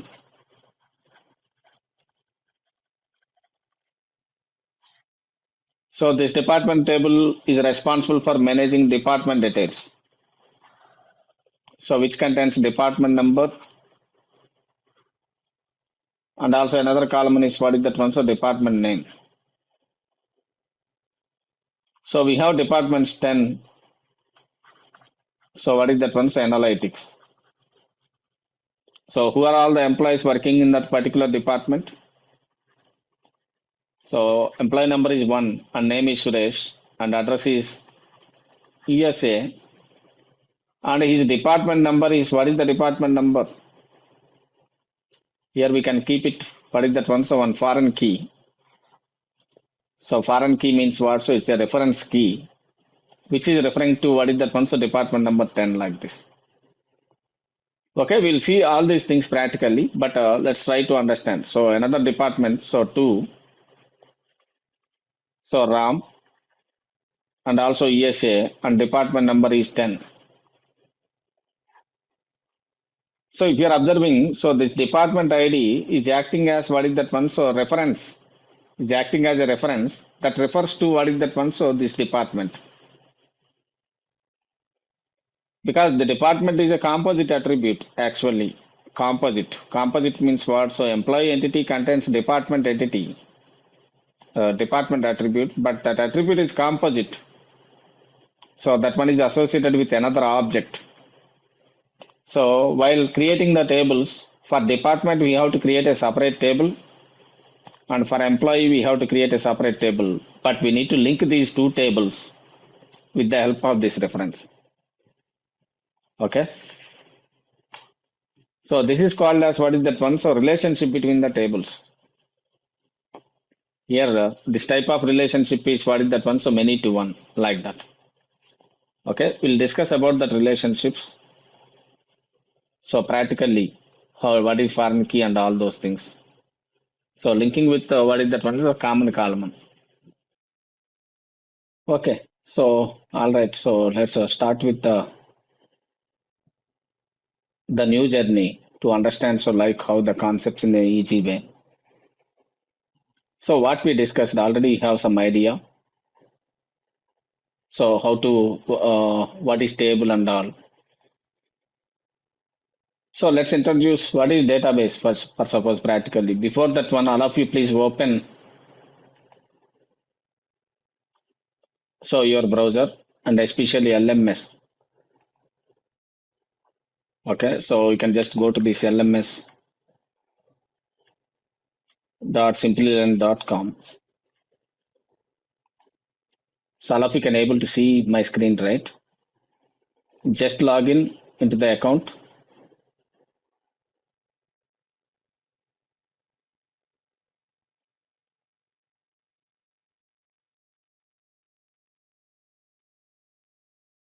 So just log in into your account and go to the particular course.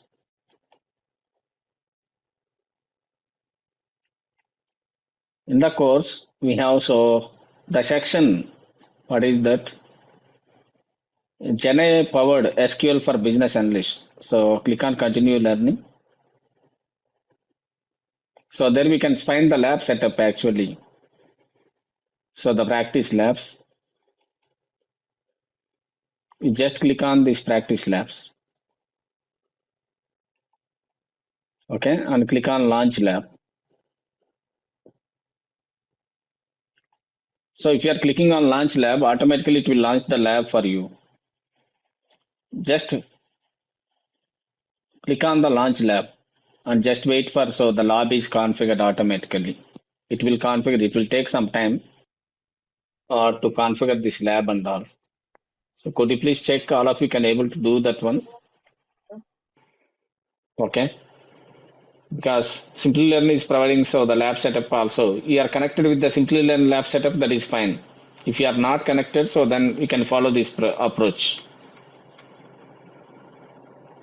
So if you, after opening this page, can I install my machine, please? Okay, no worries.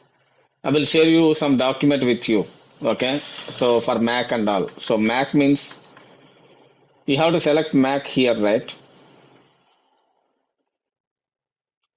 So Linux, Mac OS is available. So we have to select an option for Mac. But here we are using in Windows. So if you are going down, you can see go to download page. Click on that go to download page. So in the go to download page, we can see some options. What are the options?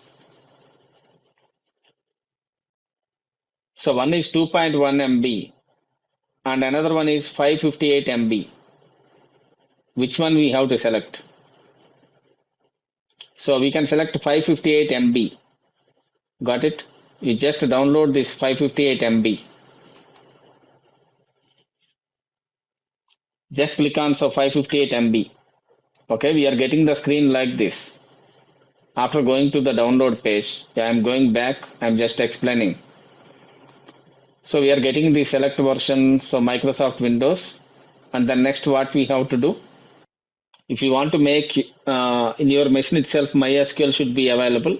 So you can download and install this one. So that would be sufficient like that. But don't install in company machines because the company machines are having restrictions, right? If you are working from your personal machine, okay, no worries. You can download that one.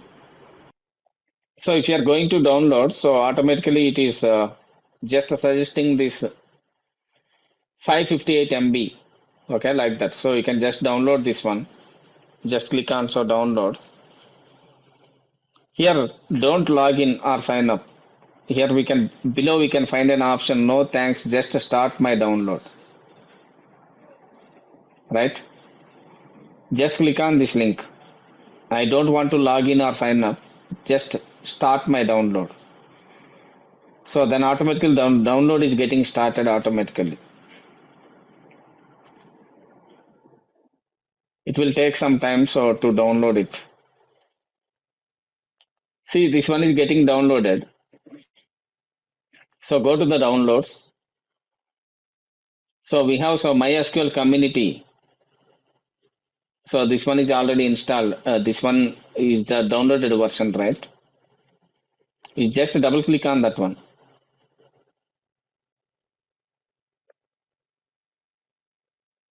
But what happens means in my machine, MySQL is already installed actually.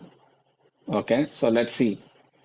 If I am starting, so this MySQL installer, what it is suggesting. So it is automatically so launching some wizard. It is displaying, so please wait. Windows configures MySQL installer like that. Yes, please try to use the Simplilearn labs because the data and everything is configured. But anyway, so if you want to go with your own, or suppose this is the installation process, that's what I am saying. Okay, so please try go through the document and try it with Simplilearn labs. If you are more handy with your personal machine, so yes, we can able to follow these steps to install MySQL in your machine. Okay. Okay. So this is the wizard we are getting. So after just double clicking on the downloaded file. So click next. So we are going to install, what is that one? So MySQL server and MySQL workbench. But because in my machine already MySQL is installed already. But in your machine, so might be you are looking full installation, some steps. Which option we have to choose? A server only, or client only, or full? Full you can select, Jagdish. Yes, sir. Okay, all of you select full version. What is full? Full in the sense we'll get all the tools which are required for MySQL. So click next. See, these are all full means we are getting all these tools. What are the tools? MySQL Server, just read it. MySQL Server, MySQL Workbench, MySQL Shell, MySQL Router, and MySQL Documentation, and samples and examples. So click execute. Natasha, you are not getting last two options. No worries. You are getting MySQL Server and MySQL Workbench. That is fine. See, look at that one. So if you are observing that wizard, it is installing step by step, right? First, it is installing MySQL Server. It is completed. Status. And MySQL Workbench, it is installing. So now it is 43% like that. It will, you just wait until all the tools are getting completed in the installation. So you can just don't do anything, just click next, that's all. Okay. And here also don't do anything, click next. And provide password root. ROOT. root. Capital or small, anything, right? Small. Retype password also root. So click next. So next. So click next. And execute. It will execute all the steps one by one. Finish. Okay, it will take some time. So click finish.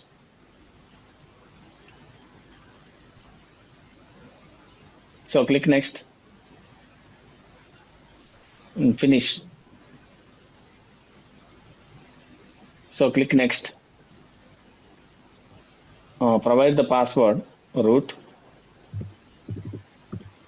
Check. Click on check. It is connecting or not. Yes, it is successfully connected. Click next. And execute. Okay, I will try to resolve your lab problems. Click next again. Next again. So remaining things are not completed. Click finish. Done. So now it is successfully done. Okay. So close that window. I will tell you the next steps. Okay. So please wait.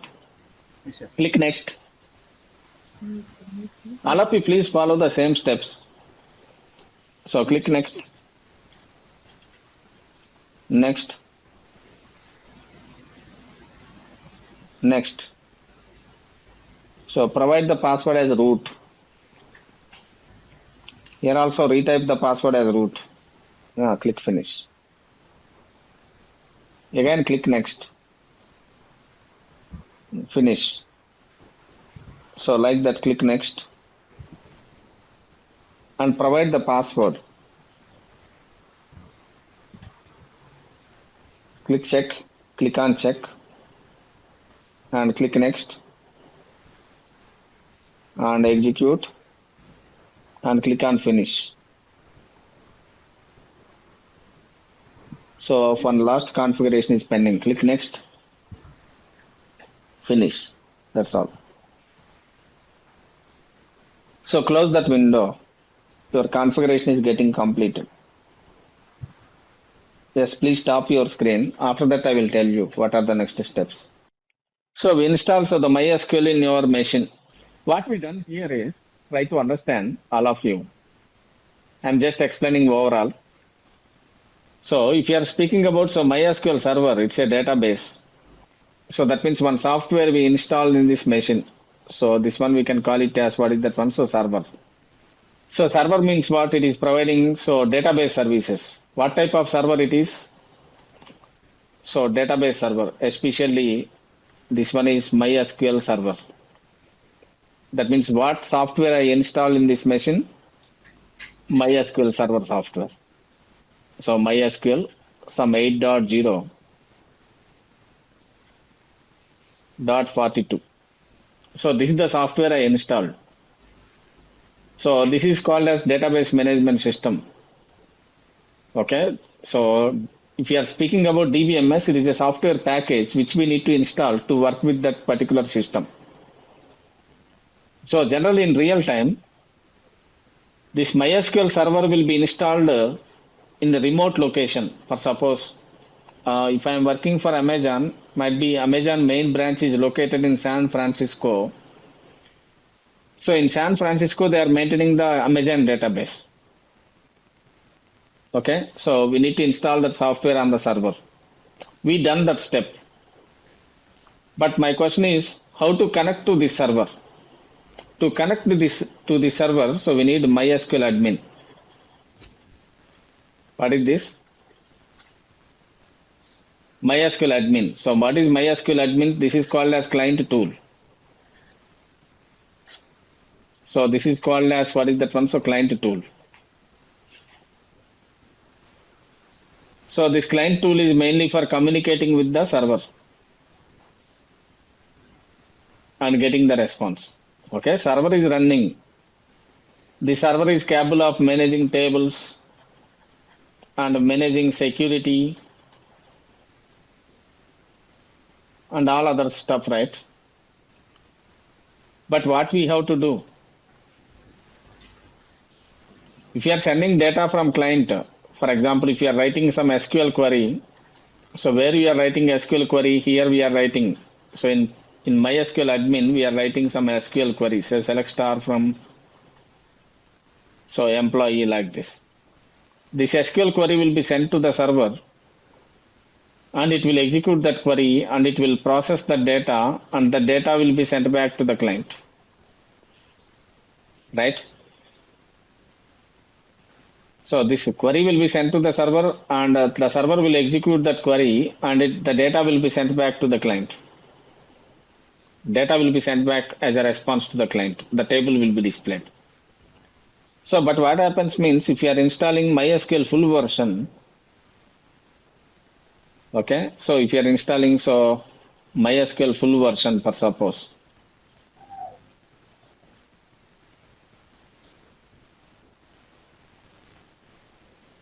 MySQL full, so we can able to get so MySQL server, MySQL admin. So MySQL admin software also we can able to get it. So these two softwares which are required so to execute our queries. So as of right now. So there are some other softwares are also getting installed. We are installing whenever we are installing MySQL, that is MySQL router. What is that one? So MySQL router. This one is not required for us. This one is required for application developers. Especially if you are working on Java, your Java application wants to connect with MySQL database. So like that in such cases, so this MySQL router and all other are required. But right now I just need MySQL server and also another one is what is that one? So MySQL admin. Okay, you installed MySQL server in this machine and also MySQL admin in this machine. How can you check it? So how can you check? So the MySQL server is successfully installed in your machine and MySQL admin is successfully installed in your machine. If you are installing MySQL server, okay, if you are installing MySQL server in machine, it is running as a service. Okay, what is the port number it is running? So 2306. Okay, once we install MySQL server in this machine, server means what? It is a MySQL engine which is capable of processing your SQL queries. Whatever the SQL query we are sending from client side, right? We are writing some SQL query in MySQL admin client, and that SQL query will be sent to the server. Who is capable of processing that query and getting the results? So the server is responsible for that job, right? So the server always listens to the request which is coming from MySQL admin. So how can you check whether the server is running or not? We can check the services. In your Windows, you have to check services whether the MySQL server is running or not. So I'm just showing. So please observe here.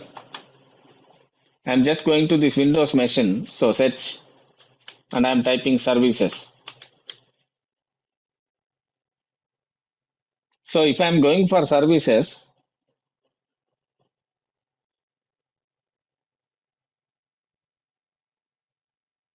so in these services, I can able to see.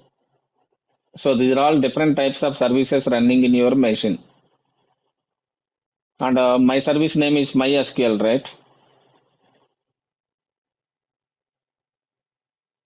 You just type it. So M.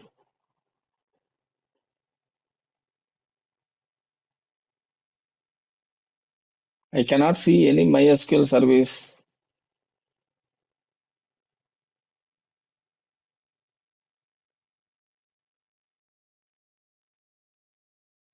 Okay, just type it. So M.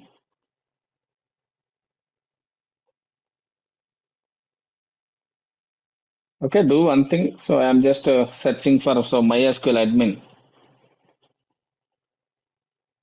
That means MySQL workbench. So this is called as client tool actually. Client tool means what? So this one only we are using to communicate with the server. So we are getting this welcome to MySQL workbench. And if you are just double clicking on MySQL 80 service,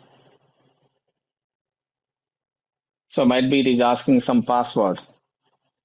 It is not asking for me password, but here look at this. It is showing so no connection is established. So what it is showing, so server status, it is getting stopped like that. So we need to start the server.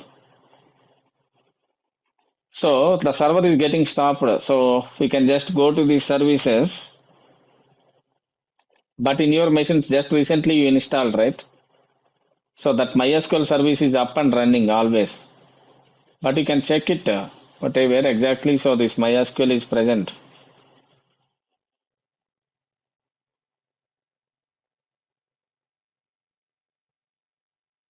So if you are going down, if you are typing M, it has to come, but you cannot see. So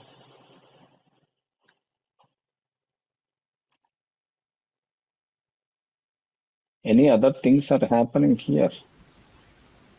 Sir, for me, my when I click on M, it is giving me uh, MySQL Yes, 80. it is showing, right, for you. 80. It says 80. You can share your screen. See here, look at this MySQL 80, it is showing, correct? Yes. Here, what is that one? It is showing it is status is not running. So you just right click. But for you, it is running. No worries. Yes. So for me, it is not running, right? So what I am doing here, just right click, I am clicking start. So if I am just right clicking and I am clicking start, then automatically the server status is running. So you can able to see. So look at this, MySQL 80, what is the status? Everyone, could you please confirm, what is the status? Running. It's running, right? It is running. Could you please check it, all of you, your status is running, and please type the message in the chat. Any others like cannot identify, so the MySQL service is running? Could you please share your screen? Because today we'll complete the lab setup, so the next week onwards, I will just go through the SQL queries. Okay, no worries. I will take care about that one. SQL queries, writing SQL queries is very easy. Okay, so I will discuss about that part. Okay, this is the right time to jump into what is that one SQL. So let's try to understand some of the basics of SQL.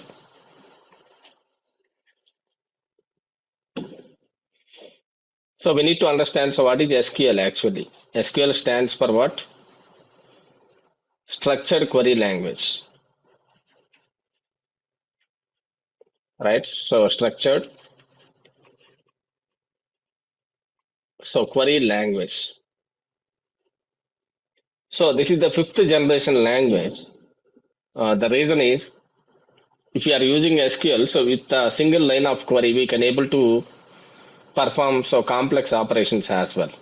So what are the benefits of SQL? So if you are speaking about the benefits of SQL, with minimal code, so we are not supposed to write some complex codes. With minimal code, we can able to perform operations on database. Server means server provides services to the clients, right? Server provides services. But this MySQL is what type of server? This one is database server, correct? This one is DB server. DB server means what type of services this database server will provide? This one is providing so database services. Database services means it is providing so tables, views, okay? So different types of objects. So first, if you want to work with database services, so for example, if you want to store the data, retrieve the data, or insert data, or delete data, the first step is what we have to do. We need to install database server software in the server machine as discussed. So even for the training, what we are doing, we are installing so the MySQL server in this machine, right? Inside this machine, we are installing so MySQL server. So if you are installing MySQL server, that one is shipped with some predefined programs. Okay, these are all programs. So that are coming along with the MySQL server software. And the server is running on what is that one? So my laptop itself. Okay, I installed MySQL server in my machine. So the IP address for this server is 127.0.0.1. What is the purpose of IP address? So what is the purpose of IP address? It is mainly for what is that one? So locating a particular machine. Every machine is having their own IP address. In the similar way, so every server is also one machine, right? Server is also one machine. But if you are installing locally in your laptop, the IP address for local host is what is that one? The IP address for local host is 127.0.0.1. But this is a training machine. So in training, what we are doing, we are installing server locally in our laptop itself.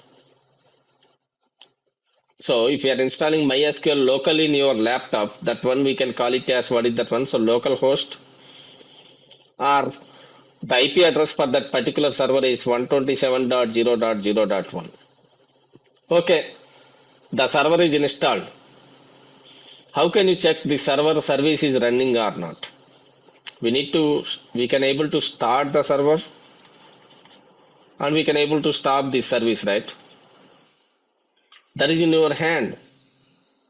If you want to start the server, we can able to start so MySQL service. So in our machine, so MySQL service name is MySQL 80. If you are starting the service, then automatically the server is up and running. If you are stopping the service, so server is not available like that, right? If you are installing so one MySQL software in your machine, that one we can call it as server. So this is a server software, that's what I am saying. So especially if you are talking about so MySQL here. So MySQL.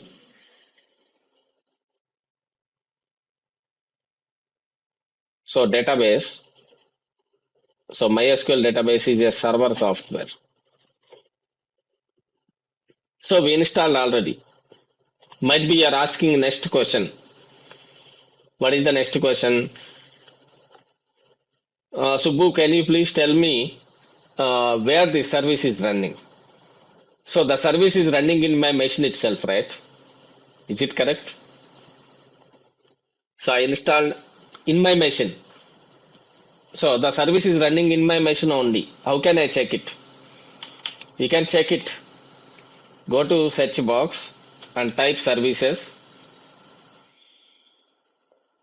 In these services, it is listing all the services which are running in my machine. So at the time of installation, my service is taking a name called as MySQL 80.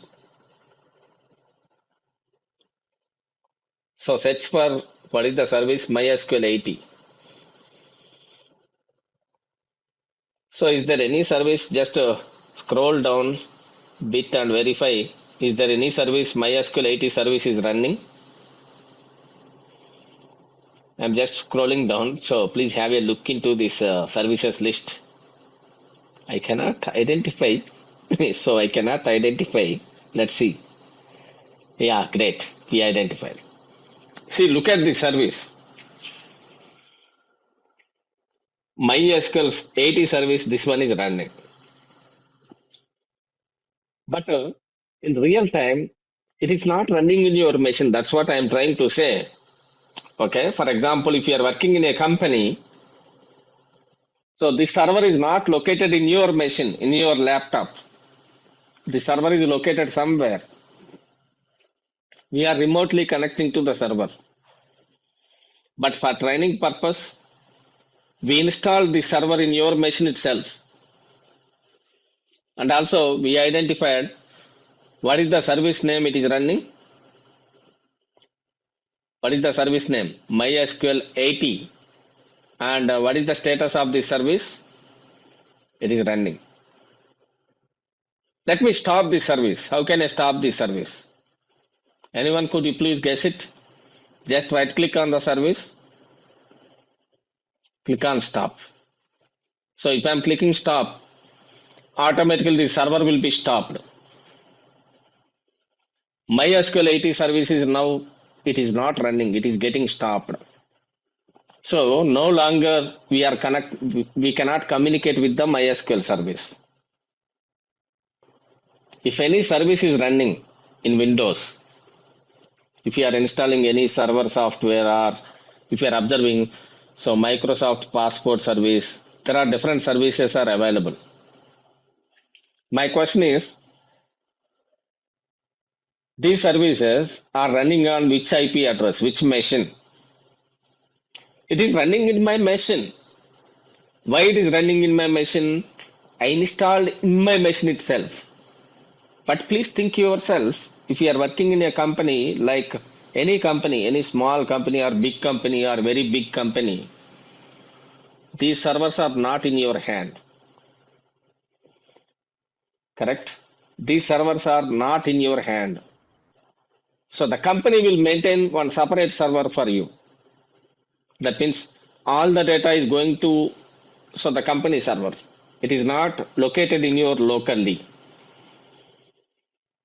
Okay. But for training purpose, what we did here is, so we install locally MySQL server in my machine itself. Okay. That's what I am trying to tell you. So, and also I am running this service. I am just starting. So the service. If I am starting this service, now look at this. So the server is up and running. Let's open this service. So if I am double clicking on that service, I can able to see, okay. So it's a manual startup type. You can stop or start. All these things are possible. And also it is provided with some password. During the installation, we provided some password, right? Root. Okay, that is great. But one important thing we have to understand here. This is a machine which is installed in my machine. This is a MySQL DB server which is installed in my machine. If it is installed in my machine, that one I can call it as what is that one? So local host. Local host means the software is not located in remote server. For example, assume that if you are working in a company, Simplilearn, for suppose, we are all employees of Simplilearn. So Simplilearn is having some database server. So the database server IP address will be something like this, 192.168.10.1. What is this 192.168.10.1? This one is the IP address which is allocated for the server in the Simplilearn network. But in this case, so we install locally in our machine itself. So that's why always the IP address for the local host. Local host means in my machine itself, I installed MySQL server. So the IP address for this local host is 127.0.0.1, which we can call it as local host. Okay, great. So what I observed here is, so my service is running successfully, right? So how can I check my MySQL service is running successfully? Go to the services and let's look into what is that one? So the MySQL 80 service. So which is available here, where I can see it is not getting sorting down. So the MySQL 80 service. Okay, anyway, so I have previously shown. So this is the service actually. So it is up and running. But please remember, during the installation, if you are running any service, for suppose, okay, if you are running any MySQL service or any service, that is allocated with some port number. So what is this port number? In a service, for example, if you are using Postgres server or any database server, by default, the database server is allocated with some port number. So the MySQL server, so the port number is, so by default it is running in, so some port number. So let me check it in Google. It's 3706 something, right? I'm just specifying so the MySQL server port number. During the installation also, it will ask you port number. So 3706 mostly. By default, it will pick up. So 3706. Sorry. This is 3306. This is the port number.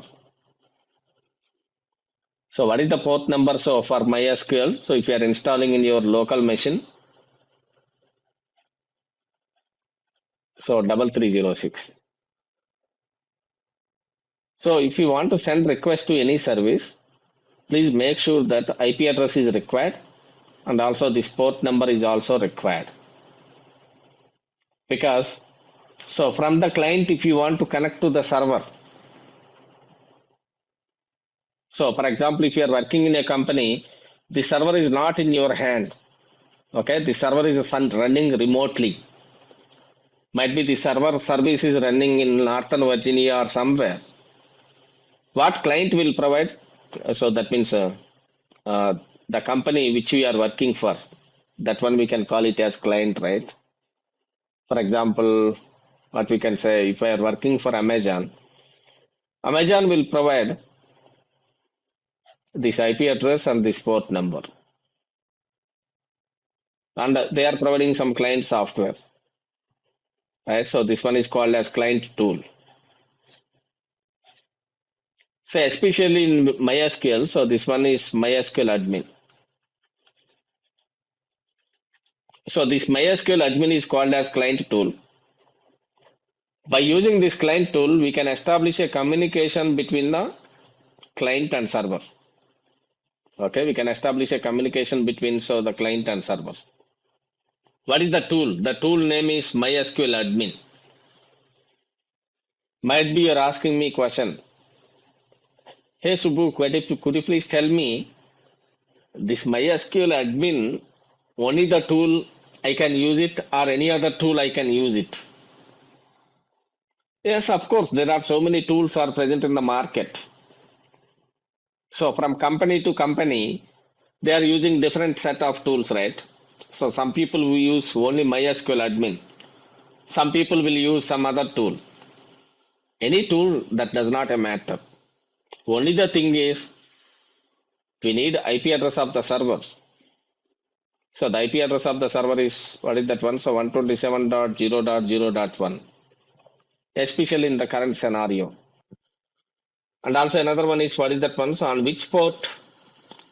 So MySQL service is running. So what is the port number? So 3306. It just provide. So this IP address and this port number, and also the password for that at the time of installation of the server. Okay, so the database administrator will provide some password for you, username and password. Then seamlessly we can able to connect to this database. So this one is, we can call it as, what is that one? So client tool. What is client in the sense? This is also one software which we are using to connect to the server. Which server? MySQL server, like that. So client in the sense, in the meaning, it is not only MySQL admin I am saying. For example, I am developing Java application. Okay, I am developing some Java application or Python application. So these are all clients only. So these clients can communicate with the server with the help of this IP address and also this port number. Why? Because Java applications or Python applications or PHP applications, all are performing database operations, right? You are submitting a form. What happens? The data will be inserted in the database. And we can able to delete the data, and we can able to insert, update. All those things are possible. But as a part of this data analyst course, we are not going to worry about developing applications. Okay, so we are not going to worry about developing applications. That's not required for us. Only we need to master how to perform operations on the database. Right. So you must have a proficiency in writing SQL queries to perform operations. So where we can write it? So where we can write it? So we need some client tool. Okay, we need one client tool to communicate with the server. Because if I want to send some SQL query, so we need some client tool. So thanks to this MySQL itself, it is providing one tool called as MySQL admin. Okay, so this tool is providing some graphical user interface. Okay, this tool is providing GUI. GUI stands for what? Graphical user interface. To connect to the MySQL server. And if you want to execute any SQL query, we can easily execute the SQL query on the databases. So now this is the right time to look into what is that one? So the MySQL admin. Correct? Graphical user interface means what? So it is providing some user interface for you. It is facilitating, we can able to write SQL query and we can send it to the server, right? We can able to send it to the server to execute it like that. It is providing a facility for you. We can able to write the SQL queries and send it to the database to execute the query like that. Okay, so we'll get this MySQL server, and also we'll get this MySQL admin. Both we can get it. This one is called as server, which is running as a service in my machine. And this MySQL admin, we can call it as what is that one? So the client tool. Okay, so let's open the client tool to connect to this server. So if you want to connect to the MySQL server, what are the steps we have to follow? First, make sure that your service is up and running, correct? That is the first step you have to check. You have to verify in your machine whether the MySQL service is running or not. If the service is running, then only we can able to connect. Otherwise, is it possible to connect to the MySQL server? Not at all. You can identify where is this MySQL. So I'm just checking. Yeah. So what is the status of my service? Please type in the chat what is the status of my service if you are observing here running. That's good. So now I want to connect to this service.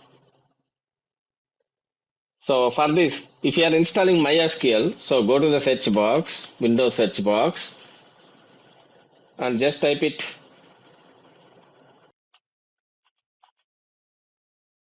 So MySQL Workbench. So this one we can call it as MySQL admin or something like that as per our terminology. Just open this client tool. So once we are opening this client tool, we will get a window like this. So here you can specify local instance MySQL 80. You want to connect to the server. Just double click on that one. So it is getting connected automatically. Okay, so if I'm selecting show databases, or otherwise we are just getting a window like this.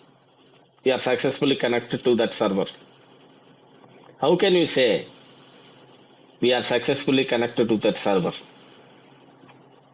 So we are getting some schemas here. So schemas means what? Databases. Go to the SQL and we can just execute this query. What is the query? Show databases. If I am executing this query, so look at this. This query is successfully executed. Okay, let me run it again. So for your understanding. So I need some SQL editor to execute the SQL query actually. So here, if you are observing here, this tab, right? So we can create a new SQL file.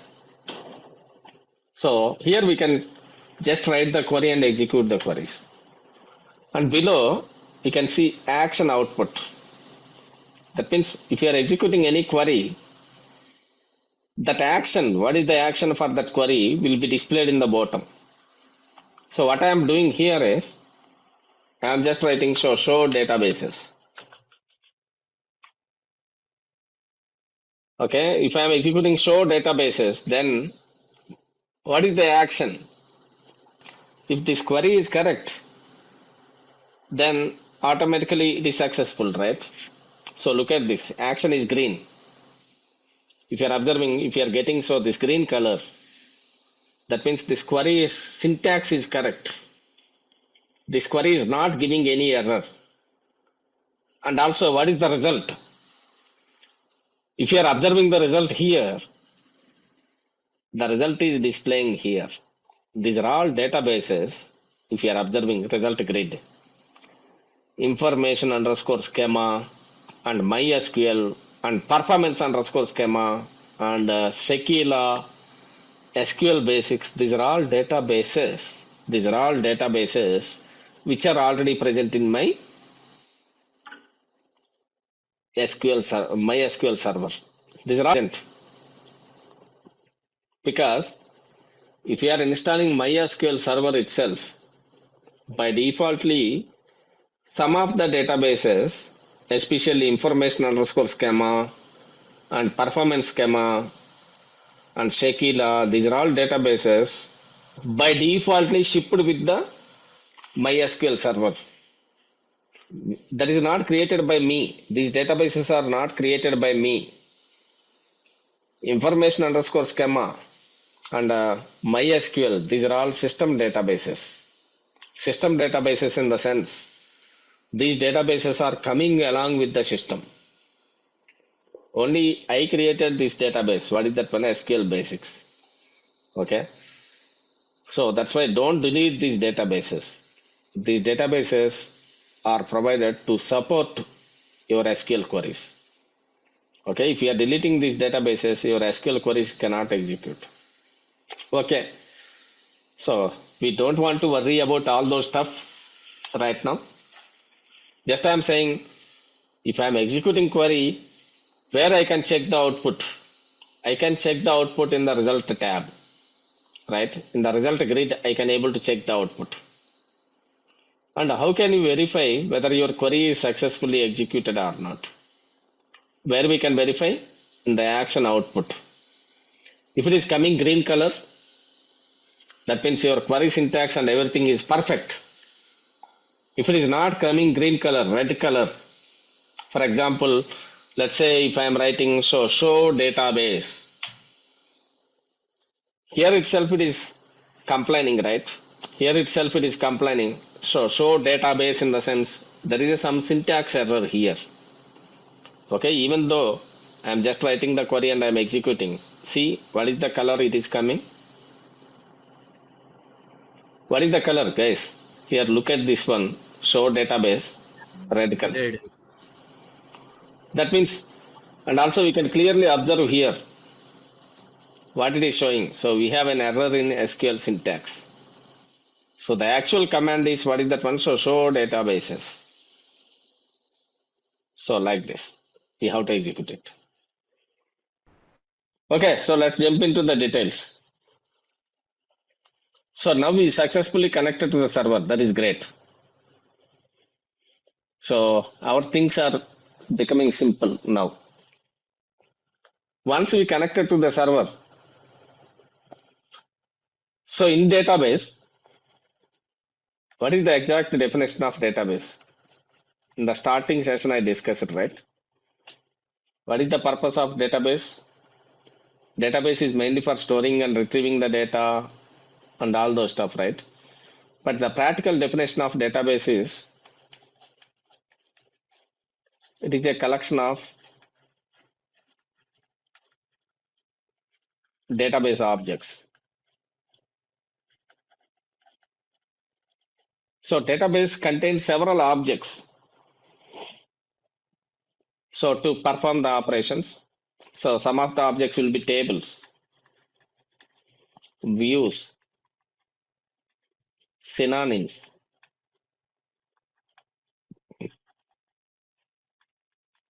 so indexes, so clusters,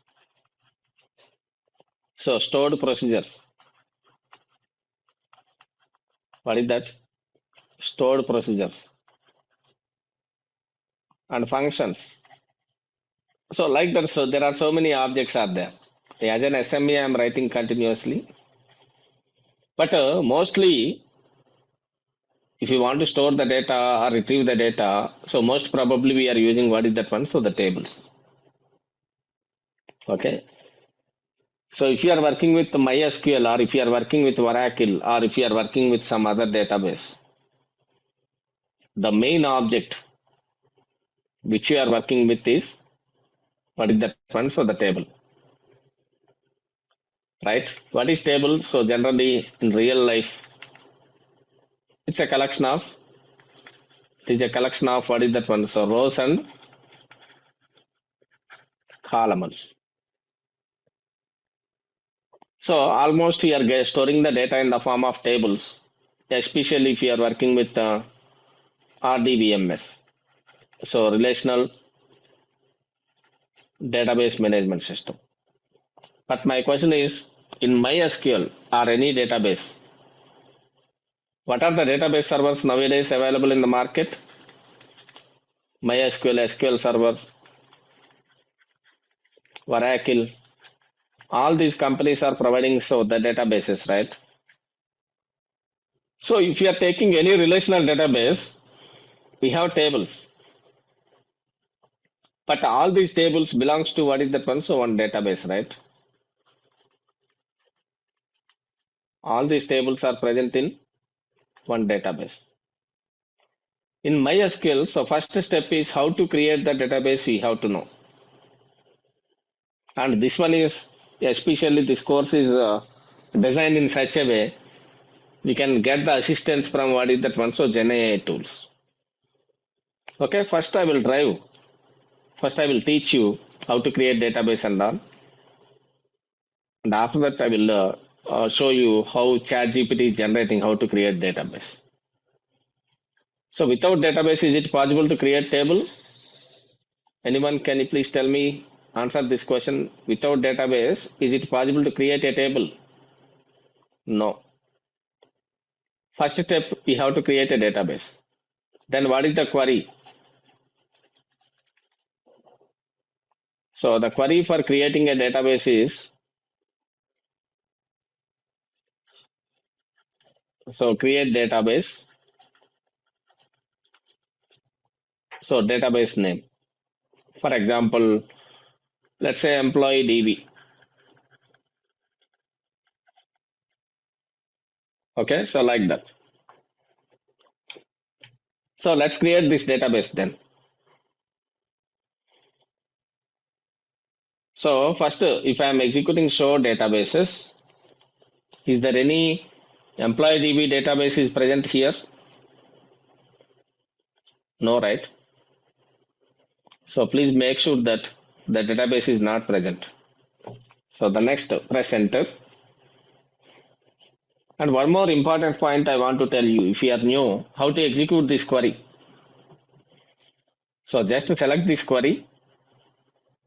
So we have buttons, right? Execute the selected portion of the script. And another one is, you just place a cursor on the particular line. You just put a cursor on the particular line, and you can just click on execute the statement under the keyboard cursor. Okay, so second button. So always best practice is you just select the query, whatever the query you want to execute, and just run it. That's all. Okay, so now I want to create a database. So generally, if you are working with any programming language, that might be SQL or Java or any language, we can write comments.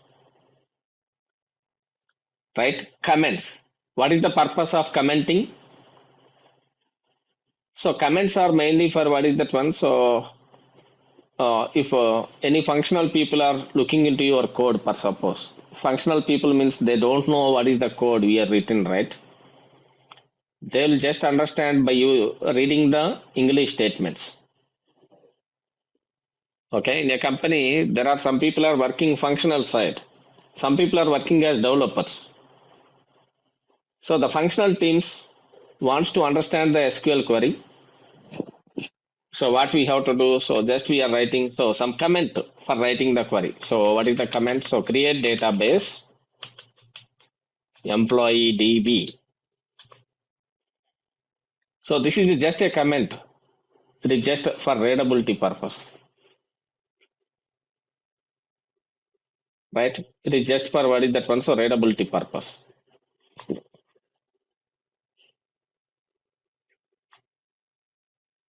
So now I am writing the actual query.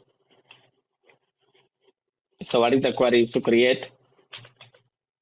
So database. So the database name is what is that one? So employee DB. So this query is not giving any error, syntactical error. So just select this query and execute it. How to execute it? So just select that query and execute it, run it. So look at this. This query is successfully executed. So create database. employee DB. So one row affected. So that means how can I check whether the database is created or not? So here look at this in the left side panel in the schemas. I cannot see employee DB. Just refresh it. Here we have refresh icon, right? So just refresh it. Look at this. I can see one employee database is getting created or not. Yes, one employee DB is successfully created. But I want to fetch the databases which are already present from the SQL query itself. I want to write an SQL query to fetch all the databases currently available in this server. What is the command? So you just select this show databases. So thanks to this SQL editor, we can write query once and we can able to execute many number of times. Okay, I already written previously, just I am executing that query. Now look at this. So it is listing my employee database or not? Yes, of course. It is listing my employee database. Don't write query many times repeatedly. Okay. So in Workbench, you just create the query once. And if you want to execute multiple times, so no worries, you just select that query and execute that query. That's enough. It is just displaying what is that one, so the employee DB like that. So we are currently in employee DB. I want to create a table in employee DB. So if you want to create an employee database, employee table, what is the syntax? So we have to follow. Just observe this. I want to simplify this one. If you are creating a table, say especially employee table. So first we have to identify the attributes for the employee table, right? It may be contact number. So there are many things. Okay, so if you are creating a table, so first we have to understand, so what are the attributes for suppose. So as discussed, this employee table, I want to ask you a few questions here for your understanding. So this one contains employee number, name, address, and email, and date of birth, all this stuff. So this one we can call it as, what is that one? So candidate keys. Candidate keys means these keys, these attributes can be used uniquely mainly for identifying a particular employee. I can identify, so based upon employee number, and also as well as I can identify based upon email, correct? One email will be allocated to one person only. The same email ID cannot be assigned to another person. Is there any other one? Might be if I am adding contact number, or we can say so mobile number. So mobile number can be used for uniquely identifying that person. Yes. One mobile number will be allocated for only one employee. These are all we can call it as, what is that one? So candidate keys. But from these candidate keys, of course, these are all unique in the sense. So these values cannot be duplicated. Employee number cannot be duplicated. Email cannot be duplicated. Mobile number also cannot be duplicated.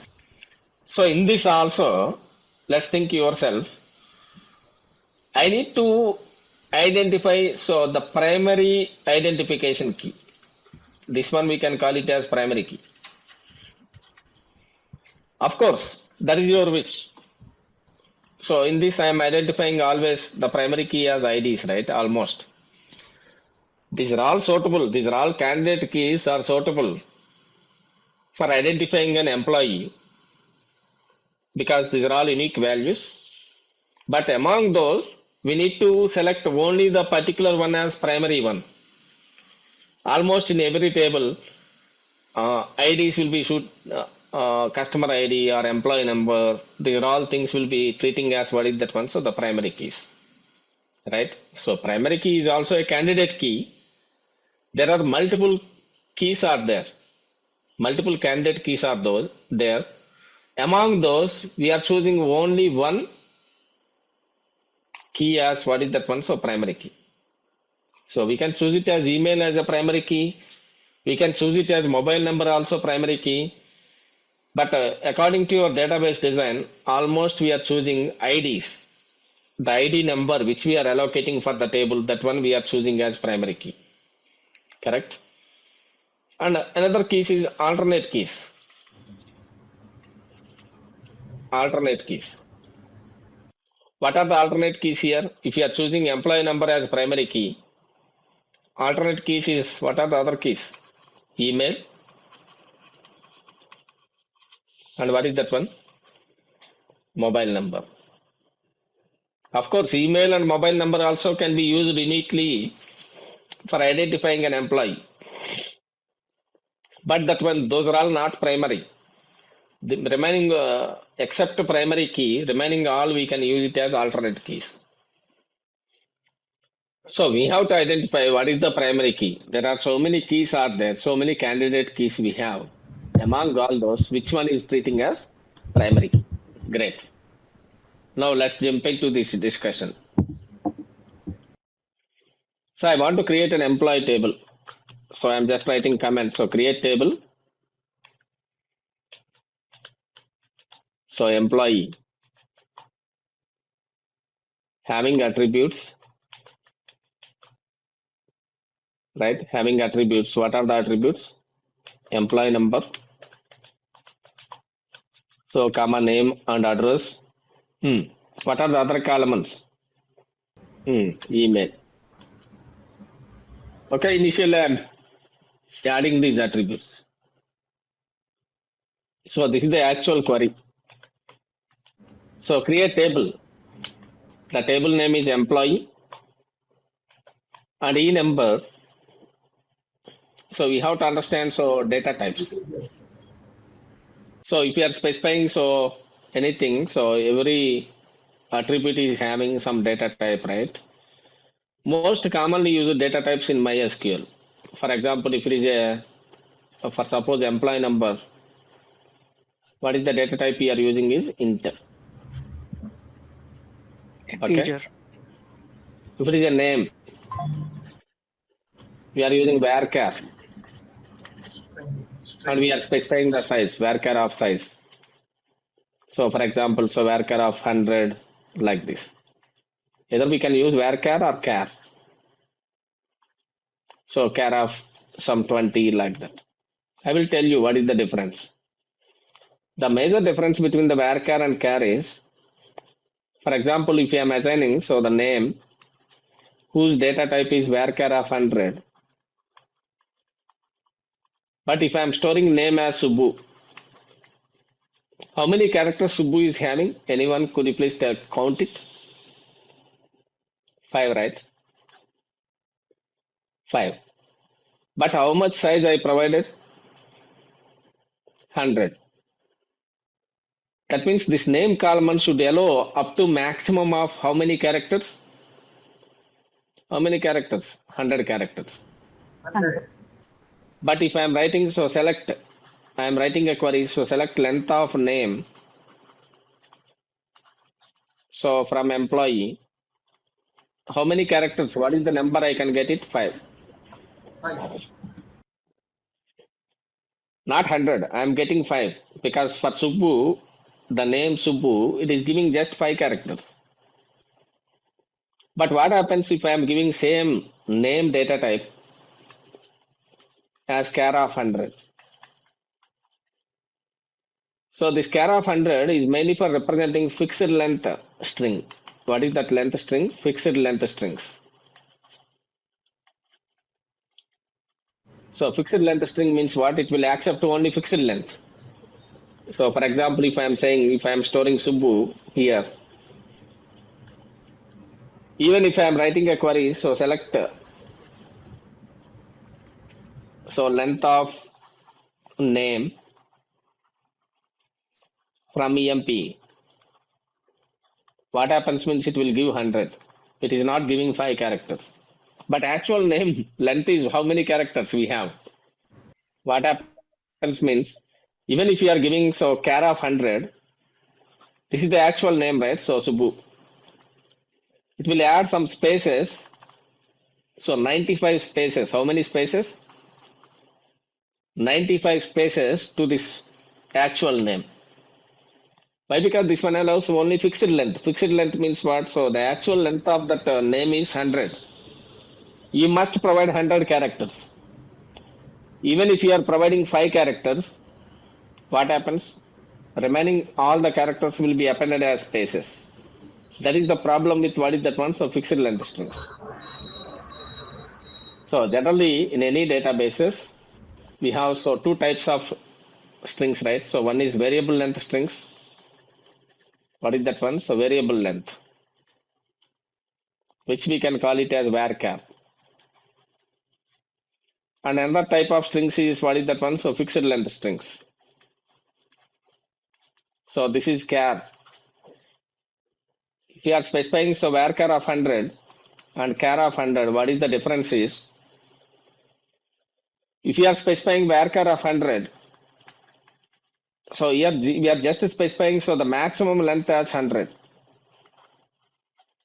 Okay, so the maximum length is what is that one? So 100 characters.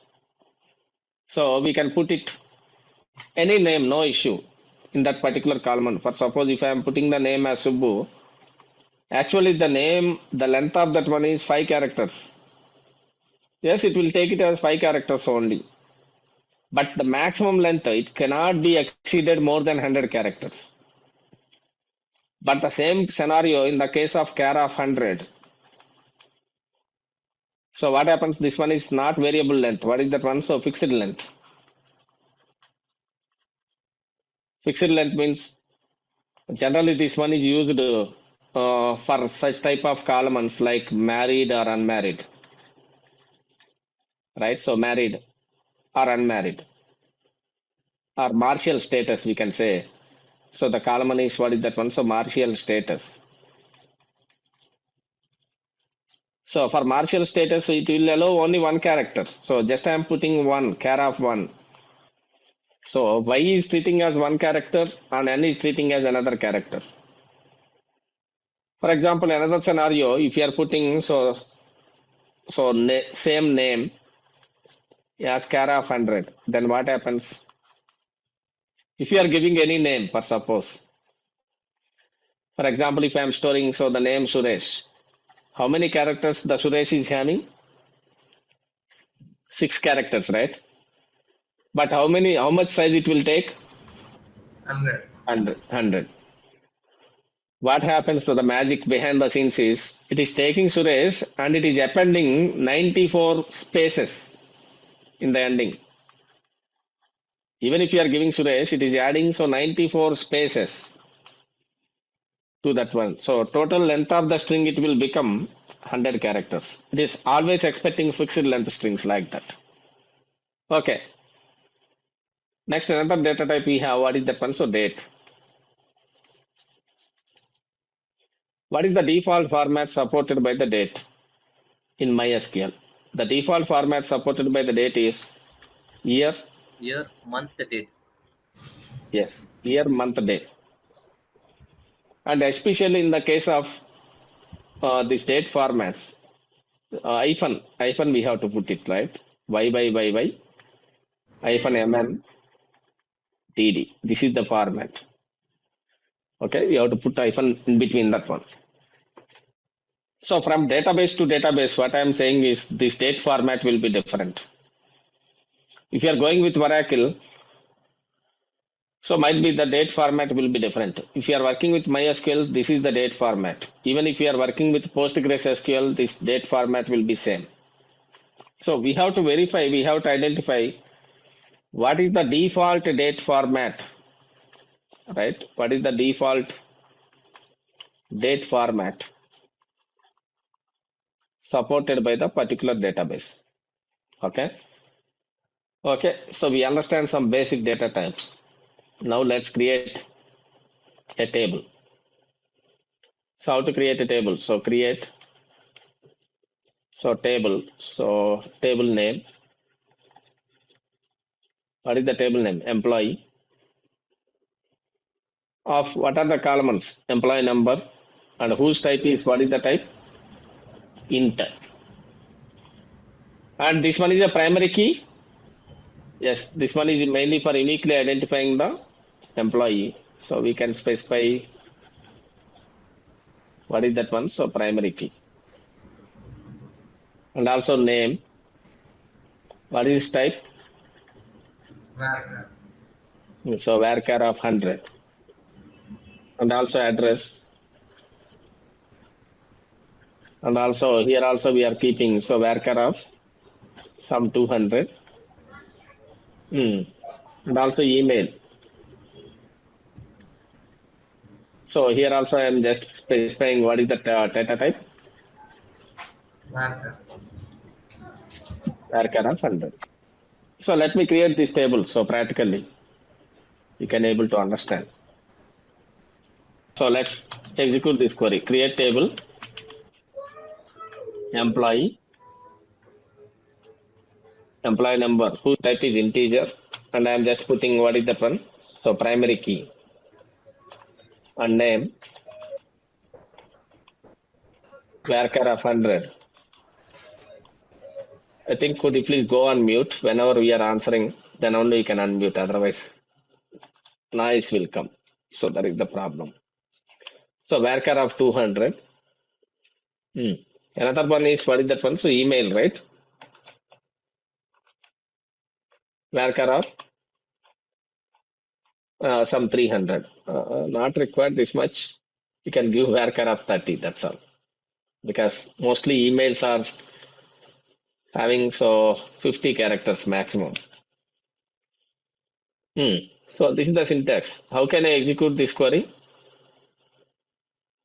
How can I execute? Select and execute.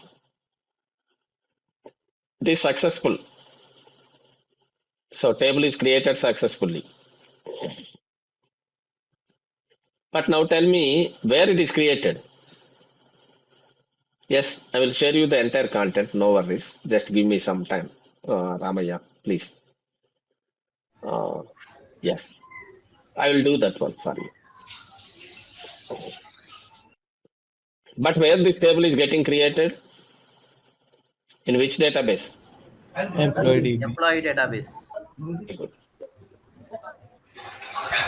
Milind, I think you are asking, so email could contain numeric number? No. It's a varchar. It will allow what is that one? So alphanumeric. Alphanumeric means what? So for example, your email ID is milind001@gmail.com. Okay, might be something like that. So varchar in the sense it will support alphanumeric characters. No worries. It's not something we need to provide number. Number means what? Employee number, salary, these are all numbers, right? Okay, it will support alphanumeric characters. So table is created, but how can you check? So I'm just using, so how to describe a table? Describe employee database. So how to describe a table? So DSC or describe. We can use both. DSC, what is the table name? Employee. If I am specifying describe employee, so it is describing the employee table with all the columns, right? What are the columns we have?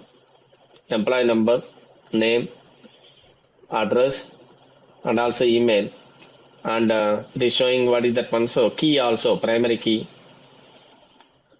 So for employee number, we assign primary key. All those details we can able to see it. Okay, great. So you understand how to create a table. But let's start with like to understand. So this int is a data type actually, right? So we need to understand so something about what type of data we are storing, right? So if you are talking about data, data is in different forms, right? For example, let's say salary. So salary is in which format? Generally, the type of the data is numeric type, right? It will allow only what type of values? Numbers, numeric values. Okay, in the similar way, if you are taking name, it's a string type. String means what? So group of characters. So especially if it is a numeric type, so without decimal points, we are using what is the data type? Int. Int stands for integer. Okay. So we are telling explicitly salary is a column. Salary is an attribute of employee table. Whose type is what is the type? It will allow only what type of values? Integer values. Integers. Got it. Got it. Yes. We understand. So what is primary key? So employee number and also email and mobile number. These are all used uniquely for identifying. But among those, we are choosing employee number, right, as a primary one. But try to understand. So what is the purpose of primary key? Oh, so we have a concept called as what is that one? So constraints. What is that concept? Constraints. So before going to constraints, let me talk about what is that one. So by using SQL, we are going to perform so different types of operations.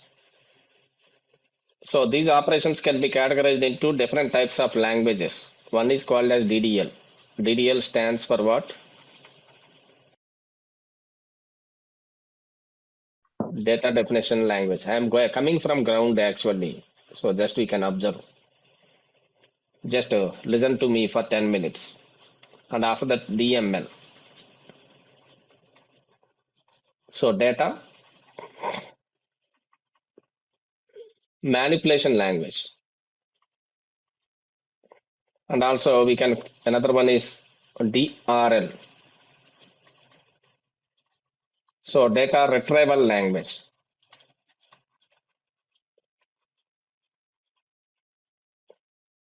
Okay, so we have some other languages also, but these three are more important.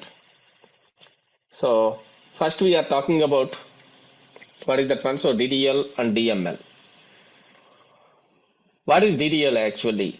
DDL stands for data definition and DML stands for data manipulation. But try to understand, if you want to understand these two concepts, first we have to understand what is data definition and what is data. Correct? We need to differentiate between data definition, right? So data definition versus data. So we need to understand these two.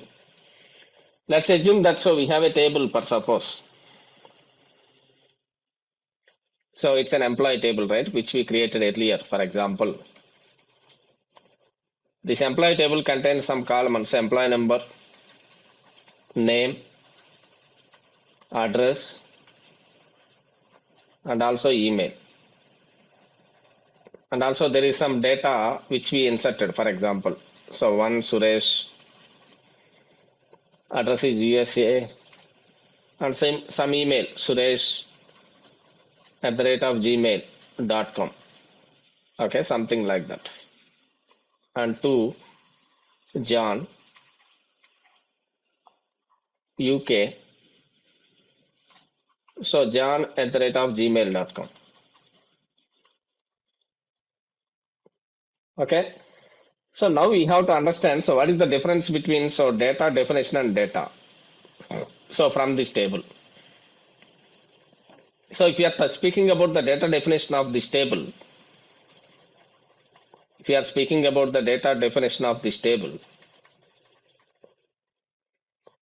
so what is the table name? Data definition majorly tells about table name and columns. What are the columns? Employee number, name,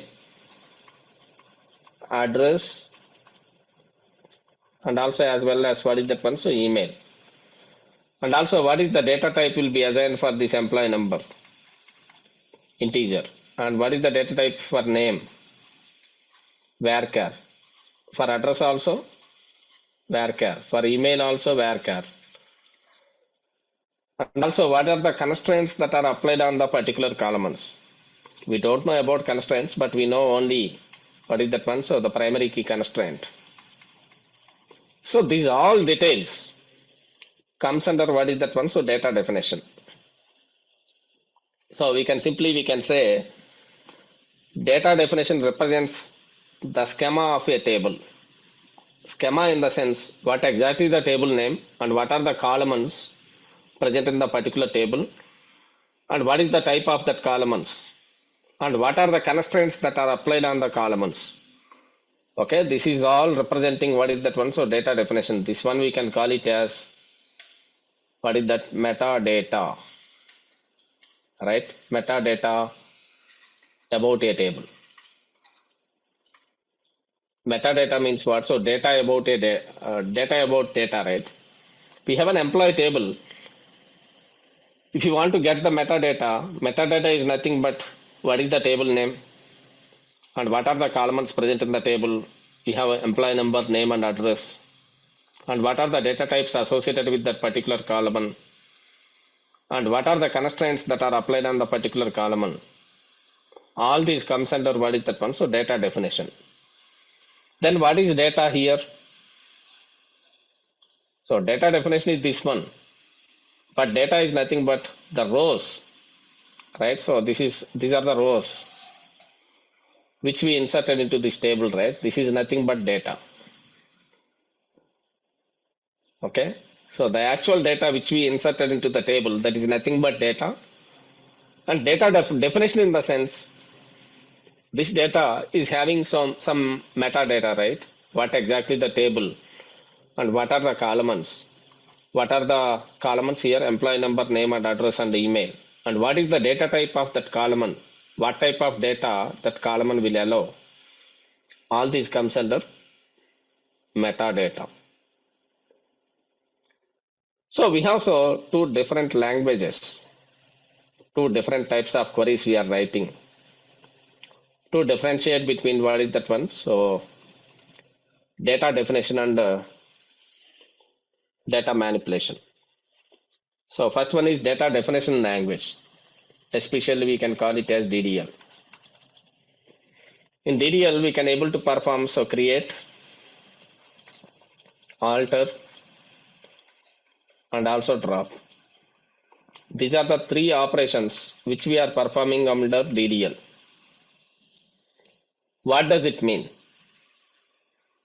So if you are talking about create,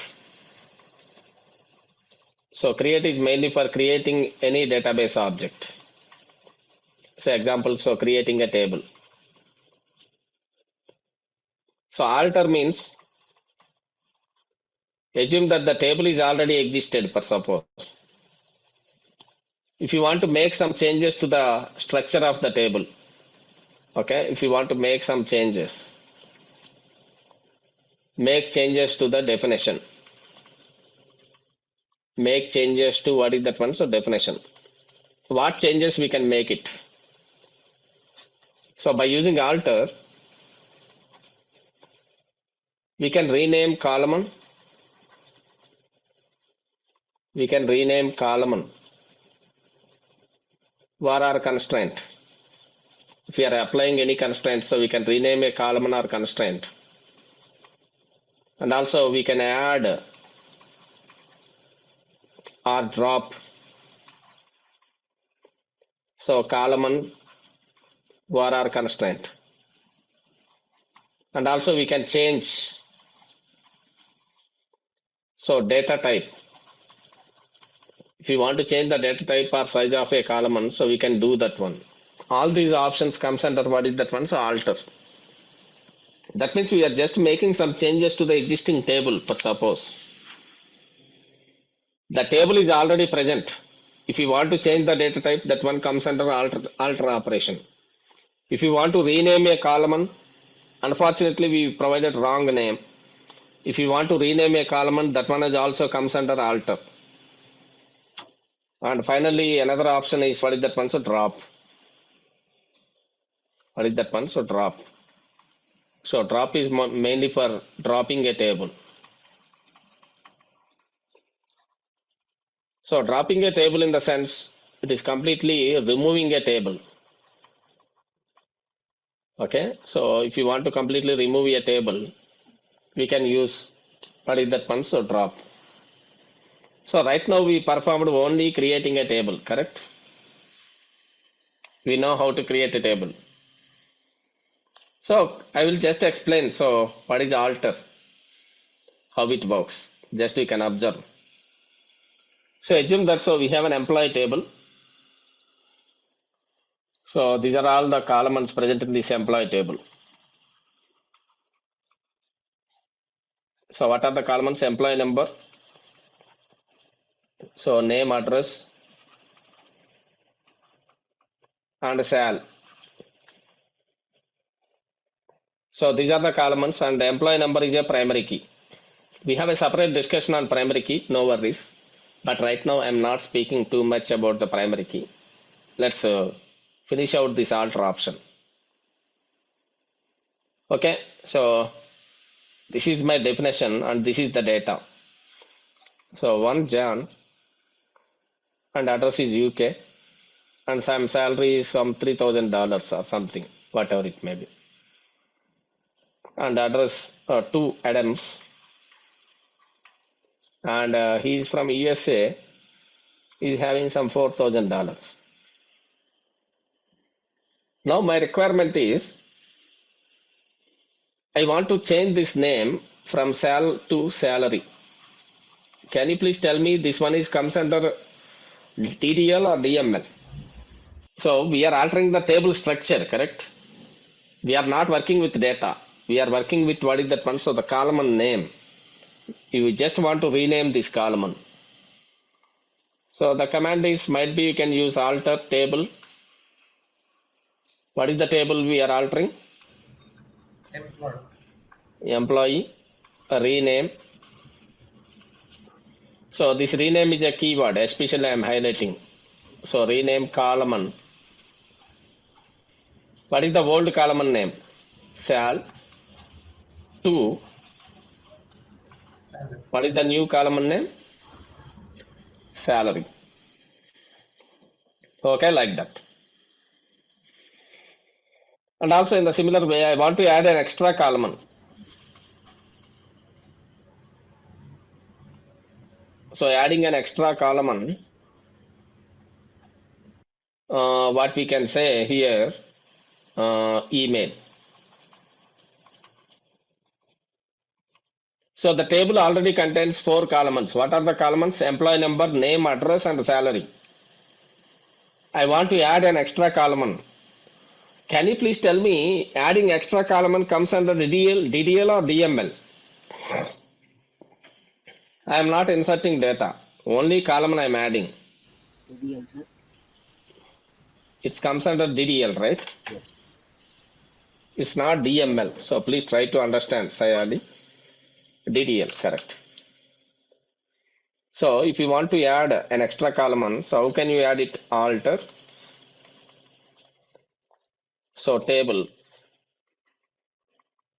employee, add. So we can specify, so what is the keyword? We are adding, what is that one? So column, open parenthesis, not required. So add column. What is the column name? Email. And what is data type? Varchar of 100 for suppose. So this is the way we can add a new column. So let's see all these things practically. So right now I am not touching the data. Try to understand. I am not working with data. Okay, I am just working with the table definition. So in this, if you are observing, I created a table. So if I am executing, so describe employee.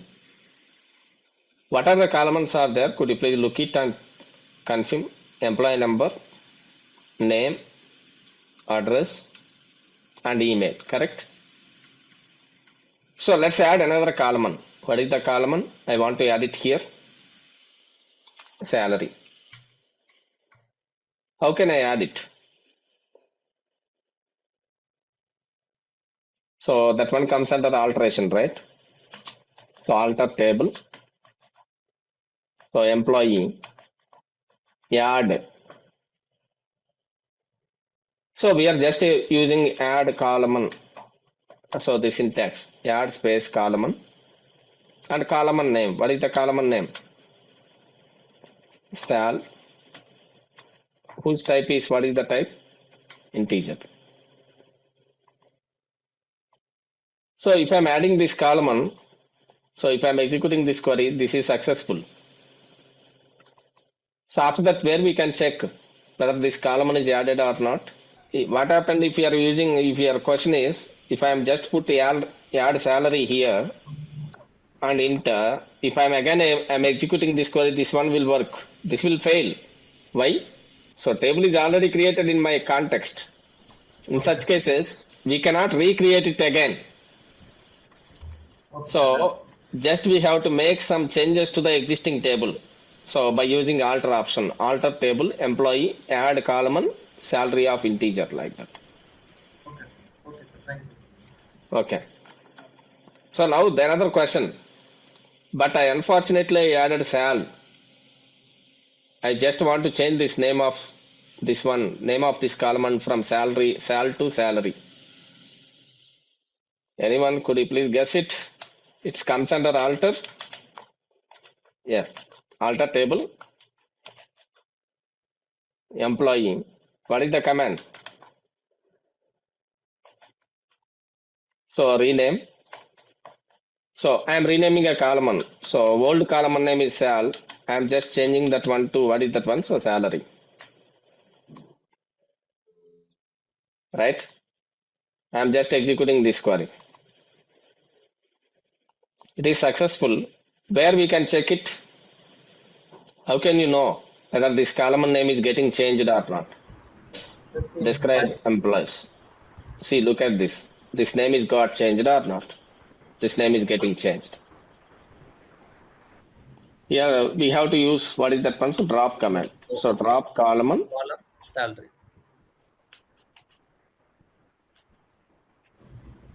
So drop column, what is that column? Salary, like that. Salary. So that one is getting dropped. How can you know? So describe employee. So salary is dropped, right? So now tell me, this table contains any data? No. This is just data definition. How to retrieve the data from this table? If I am writing select star from employee. Okay, so employee is the table name. Select star from employee means this one does not contain any data. This one contains only, so it is displaying only column names, but it does not contain any data. So what is select query? This one comes under DDL or DML or DRL. This one comes under, what is that one? So data retrieval language. Only select command comes under data retrieval language. Just basic I am introducing. Now the question is, I want to insert the data into this table. Insert data into, what is the table? Employee table. So if you want to insert the data into this employee table, first we have to identify what are the columns present in this table, right? So for that one, what is the command we can execute? Describe employee. What are the columns are there? Employee number, name, address, email. Okay, total how many columns? 4 columns, correct? Employee number, name, address, and also email. There are many ways we can insert the data into a table. First one is inserting values into all the columns. For example, here I am writing like this. Insert into employee space values of if you are using this syntax, we need to make sure that we have to insert the data for all the columns. For example, so 1 and John, and also as well as address. Address is USA, and also the email. So John @gmail.com or something. But try to understand here. If you are observing strings here, John is a string, USA is a string. It's not only, we cannot say a collection of alphabets, right? Group of characters. Character means that may be digit also. Especially in SQL, so this strings can be represented with strings and dates, especially string and also date can be represented with single quotations, not double quotes. But if you are from programming background, might be you can able to see strings can be represented with double quotations, right? Yes. In Java and other programming languages. But in SQL, so strings can be represented with what? Single quotes. So now if I'm executing this query, so one record is inserted successfully. How can I verify it, whether this record is inserted or not? How can you verify it? You can retrieve the data, right? Employee. Not describing. So we have to select, we have to retrieve the data from employee table. See, one record we are getting or not. So try to understand, describing in the sense, we are just observing the columns. If you want to retrieve the data, so then what we have to do?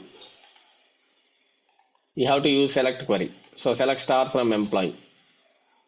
Look at this, one record is successfully inserted. So let's insert second record. How to insert second record?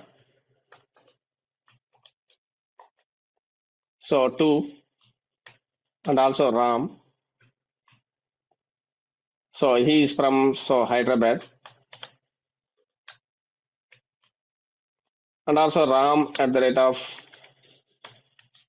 @gmail.com for suppose. No. So now tell me how to execute this query. Just select this query and execute it.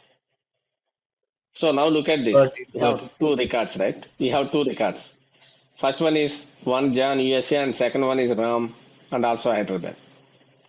So try to understand. Now tell me, this insert command comes under DML or DRL? PMBOK. So it comes under, what is that one? So DML. So we are working with data, right? Insert, update, delete. These are all comes under, what is that one? So DML. Select query comes under DRL. DRL stands for what? Data Retrieval language. Create alter drop. DDL. DDL stands for. So ChatGPT is saying, somebody is saying like ChatGPT select command comes under DML. It's not correct actually. Okay. Okay. So ChatGPT always, sometimes what happens if you are not asking properly, it is giving a hallucination, right? What is hallucination? So when if I'm asking when Narendra Modi last visited India, for suppose, or Hyderabad, maybe it is giving wrong answer. Okay, but always we have to trust on what is that one, so the documentation. Okay. Sometimes. So now we inserted this query, but try to understand the syntax. Okay.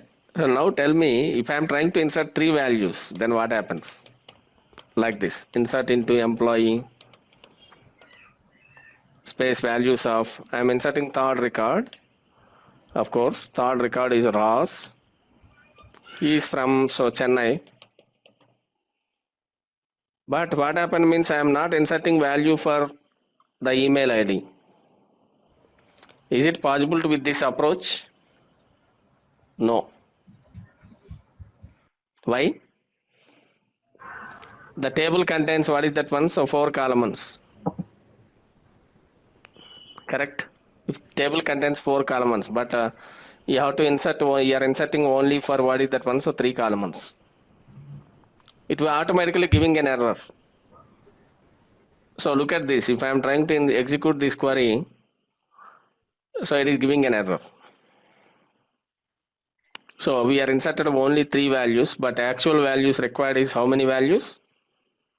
4 values. So in such cases, what we have to do explicitly, we have to put it, what is that one? So null. I am not going to, I don't know the name of email of the particular employee Raj.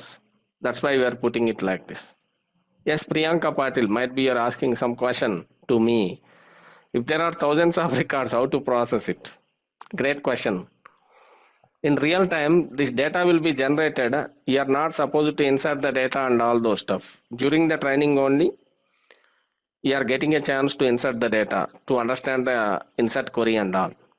But mostly we are writing select queries as a data analyst. Understand? The data is already there in the databases in real time. Only we have to fetch whatever the records we are expecting based upon some criteria and all.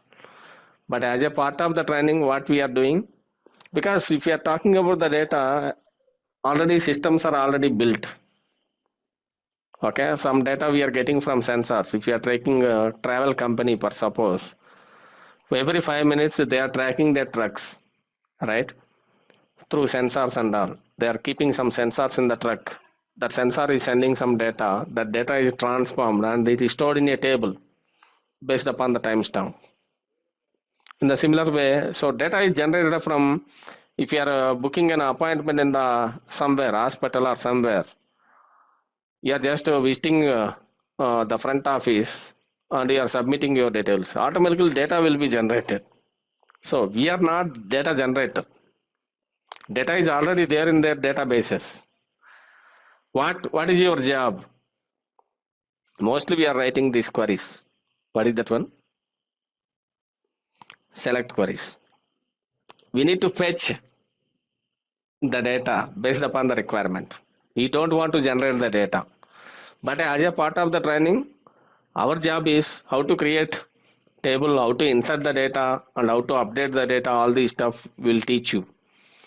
But in real time, we are not going to generate the data. Even if we are having millions of records, all those records will be generated from applications only. Correct, right? Even if I'm morning, I visited some hospital for suppose to check my cold and throat problem. What happened? So I just visited a hospital. So automatically they made some entry in the system. Automatically my data record is getting created, right? Data is inserted in the database. My data is available in their hospital database. I am not creating any SQL query to insert the data, right? Like that. Okay. So if you want to insert all the values, just execute this query. How to retrieve the data from the table? What is the command? Select. See, look at this. This email contains what is the value? Null value. Employee set. What is that one? So email equals to Raj something @gmail.com, where we can specify the condition. What is the employee number of Raj? So there is no need of update table. So just update employee. That's all. Okay, update table name. So you can just execute this query. It is successfully executed. How can you check it? Okay, automatically that particular row is getting updated, right? This is your question, correct? Okay, so the today topic is what is that one? So constraints. All of you know how to create a table. So how to create a table, all of you know? Yes, sir. Yes, you know all of how to create a table. But today we are adding some additional concept called as what is that one? So constraints. What is that? So constraints. Before going to the constraints, I am just creating an employee table. What is the query for creating an employee table? create table, employee number, and whose type is integer. And what is the constraint we applied actually? Primary key. And also name. So varchar of 100. And also something like address, whatever the columns if you want to specify. This address is also so varchar of 100. So now my question is, what are constraints? So if you are speaking about the constraint, so constraint is nothing but a rule or regulation. Okay, so that is applied on the columns. A rule or regulation that is applied on what is that one? So the columns of a table. What type of rules might be you can apply? So we have, so constraint means what? So rule or regulation. So every database, even if you are speaking with Oracle or MySQL or DB2 or any database, almost all the databases are providing some predefined constraints, predefined rules while inserting the data into a table. What are those predefined rules actually? The first constraint is unique constraint. Unique means what? So it does not allow duplicate values, right? Unique means it does not allow what type of values? Duplicate values. So for example, assume that you have a table. So for example, if you are having an employee table, in this employee table, if you are having employee number, name, and also email. So for this email, if I am assigning so email and also as well as some other columns like address. So for this name, if I am assigning unique constraint. So what happens? This name cannot accept duplicate values, right? So for example, one Subbu, and also email is subbu@gmail.com something, and address is so Chennai. In the similar way, if you are repeating the same record, so again if you are repeating the same name, it will accept. Can you please tell me why? Because this one is allowing only unique values. Unique means what? It does not allow duplicate values, right? The particular column is not accepting duplicate value. In this case, so this particular value cannot be accepted here as a second record. It is automatically constraint violation. It comes under constraint violation. Violation means what? We already assigned unique constraint on the particular column and name, but we are trying to insert duplicate value. What happens if we are trying to insert duplicate value? Of course, ultimately we are getting an error. So especially the error is stating that unique constraint is violated. Unique means what? It does not allow duplicate values. And another constraint, what is that constraint? Employee number, you can assign unique constraint. Email address. Email, all these things, we can apply unique constraint. And also another type of constraint. So it is called as not null. So not null means what? It does not allow null values. So null values. So null means nothing will be there, right? Null is not equals to space. For example, if you are giving space character for suppose.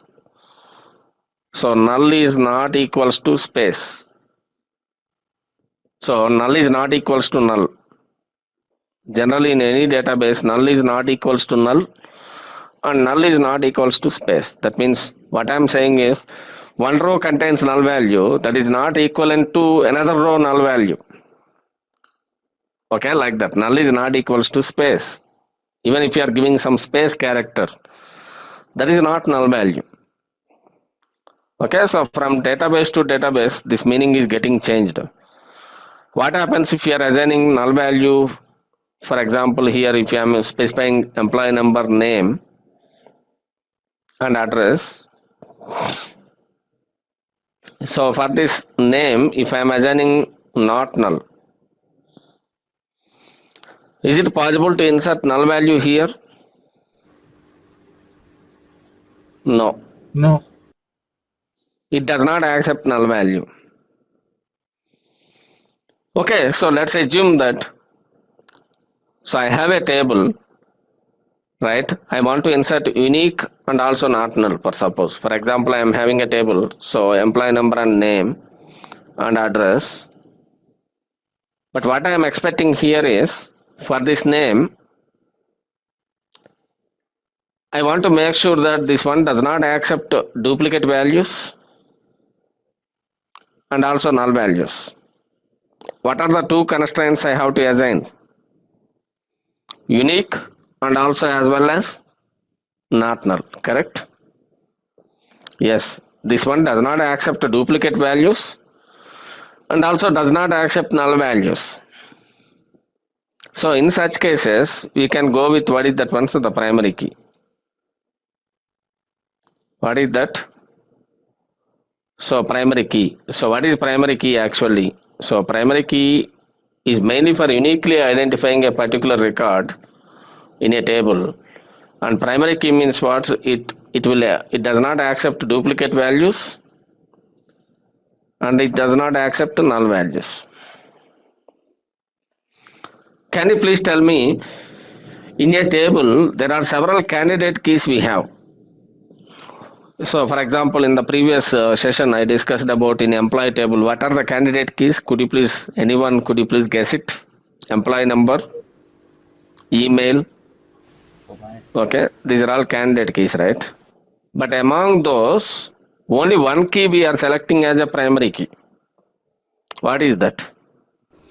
So the employee number should not accept duplicate values and also null values. So we are specifying so employee number, name, address and also as well as so email. So your email is unique. And also what is that? So this employee number should be what is that one? So the primary key. Why I am specifying so primary key? Is it possible to create more than one primary key in a single table? No, one table contains only one primary key, correct? So one table contains one primary key. So this primary key, what is the purpose of primary key? This one is acting as an identity, right? This one is acting as an identity to identify the particular record. So try to understand. And also some other important points we have to remember while working with this primary keys is always foreign keys. Okay, so foreign keys in another table always references so primary keys. So references what type of keys? Primary keys. So always if you are designing a database, we need to make sure that so some other table, if you are working in a relationships, always foreign keys referencing the primary keys. We will see that part also. What is foreign key? How it affect? How it is referencing the primary keys. But as of now, we need to understand so what is the main purpose of primary key. In a table, there are several candidate keys we have. Candidate keys are mainly for uniquely identifying a particular record. But in that candidate keys also, we have to identify only one key. That one is called as primary key. So that primary key can be used mainly for uniquely identifying a particular record. Okay, so another type of key is check constraint. What is the constraint name? Check. So check constraint. So if you want to apply any condition, per suppose, if you want to apply any criteria or condition while inserting the data in a table, then we can go for check constraint. For example, let's say if I am having an employee table, similar way, employee number, name, address, and salary. But on the salary column, might be I am writing some check constraint. So what is the constraint I've written? So salary between $1,000 and $5,000. If I am writing the query like this, what is the meaning of that one? Explicitly I am assigning some constraint on the particular column, right? On the salary column, explicitly I am assigning some rule. What is the rule? So it will allow only the salary between $1,000 and $5,000. $1,000 and $5,000. So for suppose if you are trying to insert $10,000, it will accept? No, it will not accept, because already some check constraint is assigned on the particular column. Okay, so it will allow only the salaries which is ranging from $1,000 and $5,000 only, $1,000 and $5,000 only.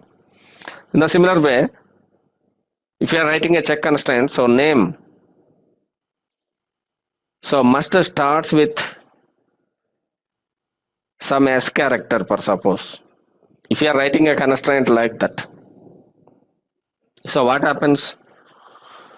So the name column should allow only the values whose name is starting with only the character S. Okay, other than that character, for example, if I am providing the name, if I am trying to insert name Adams, it will accept this is a valid value. No, this is not valid. So if you want to apply some condition or criteria on the particular column, so then we can go for what type of constraint? A check constraint. So I discussed about these constraints, right? First one is, what is that one? Unique constraint. And next one is not null. And next one is, tell me, what is the next one? Primary key. Primary key. And next one is Foreign key. Check. Foreign key still I am not discussed. Okay, I will go in a different path. Okay, so check constraint. Check constraint. Try to understand here. If you are applying a constraint on a particular column, okay, so first what I am doing is I am creating, I am just dropping this employee table. We have already some tables which are already present. Let me implement this part practically. So I am just choosing another SQL file. I am just closing this SQL file. So create new SQL file. So already we have employee DB which is already present. How can you check it? How can I check it? How can I know whether the database is present or not? What is the command? Show database. Show databases, not database. What is that one? Show databases. To see all the databases, correct? So look at this. It is displaying all the databases, customer DB, employee DB, and all those stuff. Okay, so now I have to use this employee DB. So how can I switch to the employee DB? What is the command? Use employee DB. So if I am writing use employee DB, so then automatically it is switching to that particular employee database. Okay, great. Now I want to see all the tables present in this employee DB. Okay, what is the command? So I want to see all tables, not databases, all tables in DB.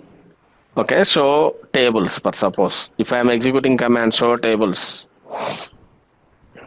what happens? It is displaying all the tables present in this employee DB. What is the table is present already? Employee Employee table. So I want to drop this table. I just want to drop it because I need to check my constraints, right? So I want to, this is a comment line, right? Hyphen represents what is that one? So the comment line.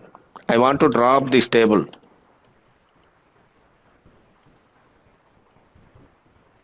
What is the command? So drop table. What is the table name? Employee, DB. Not DB, right? Table DB is different. DB is different, table is different. Okay. So if I'm writing so drop table employee, so automatically the table is getting dropped. How can you know the table is dropped or not? It is successfully executed, but if you want to see show tables, there is no table is present in this employee database, correct? Okay. Yes. Describing in the sense, describing is a description. It is providing the description of a table. If the table is present, it is providing description. For example, if I am executing command, describe employee, first employee table is present? No, right? No. It will give you an error. What it is showing? Table employee Table DB does dot not exist. does not exist. So we have to check the error. Okay, the employee table is not existed like that. Okay, great. Now what we have to do? I need to create an employee table, correct? How to create it? So create. Okay, I am just specifying some comment here. So create employee table with the employee number. What is the for the employee number? What is the key I am assigning? Primary key. No, don't think about foreign key now. What is that one? So primary key. Why I am assigning for employee number primary key? Anyone can you please tell me? Unique identifier. It's unique. No, unique is different. Primary key is different. Correct. As discussed, unique means what? It does not allow duplicate values, right? Yes, correct. So what is primary key then? Primary key means what? Unique plus not null. Not null. It does not allow duplicate values. It does not allow values. Is it possible to create multiple primary keys in a single table? No. No. Always we can create only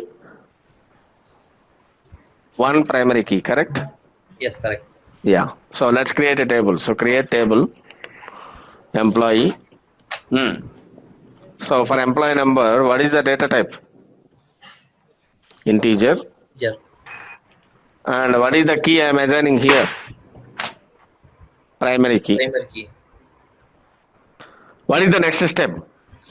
Next we have to specify name. Name. Email ID. See, here the thing is name. If you are talking about name cannot be null. Correct? So what is the constraint we can assign it for name? So not null, right? First. So this is varchar is a data type. And also we can specify what is the constraint? Not null. Not null. If you are assigning not null, what is the meaning of that one? That particular column and name, it does not accept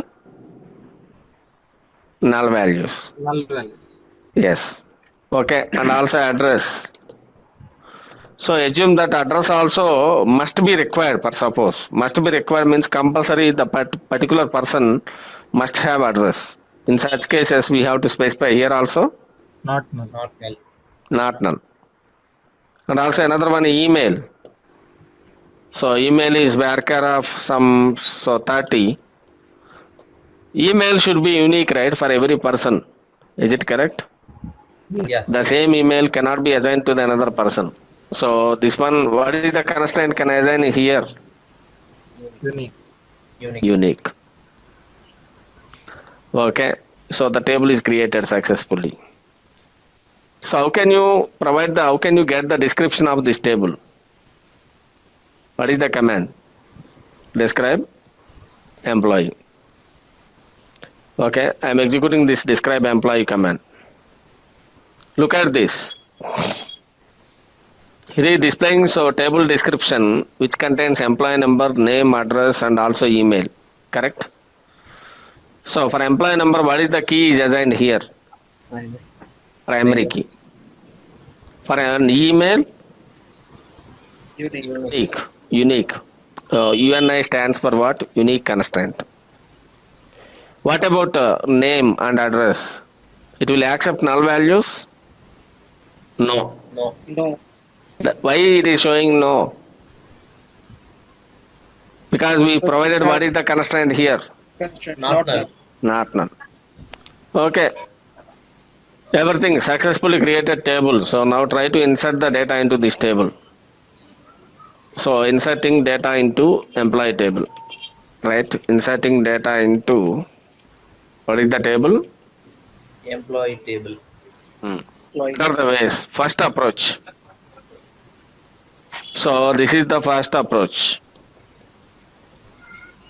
In the first approach, you must insert the values for all the columns of a table. So what is the way? So if I am writing insert into employee, space values of, so employee number is 1 and name is Subbu and address is Hyderabad. So why I am putting in single quotations? Why I can't use double quotations? Please remember, in SQL especially, okay, it's not C language or Java, right? In C language or C++ or Java, we are writing strings in double quotations. But in SQL, so we must write it within the Single quotation. single quotations. And also as well as another value I need to supply it here, address and also email, right? So this one also should be within the single quotations like that. So let's execute this query. So it is successfully inserted or not? How can you know whether it is successfully inserted or not? Green color. Green color, okay. What is the message we are getting? One row? Affected.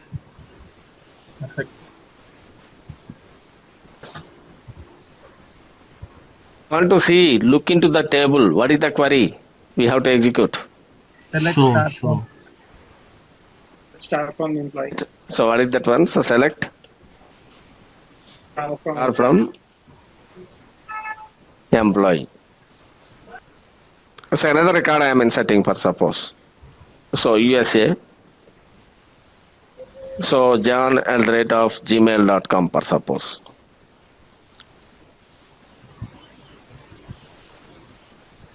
So if I am trying to execute this query, this record is successfully inserted. It will insert successfully. Yes.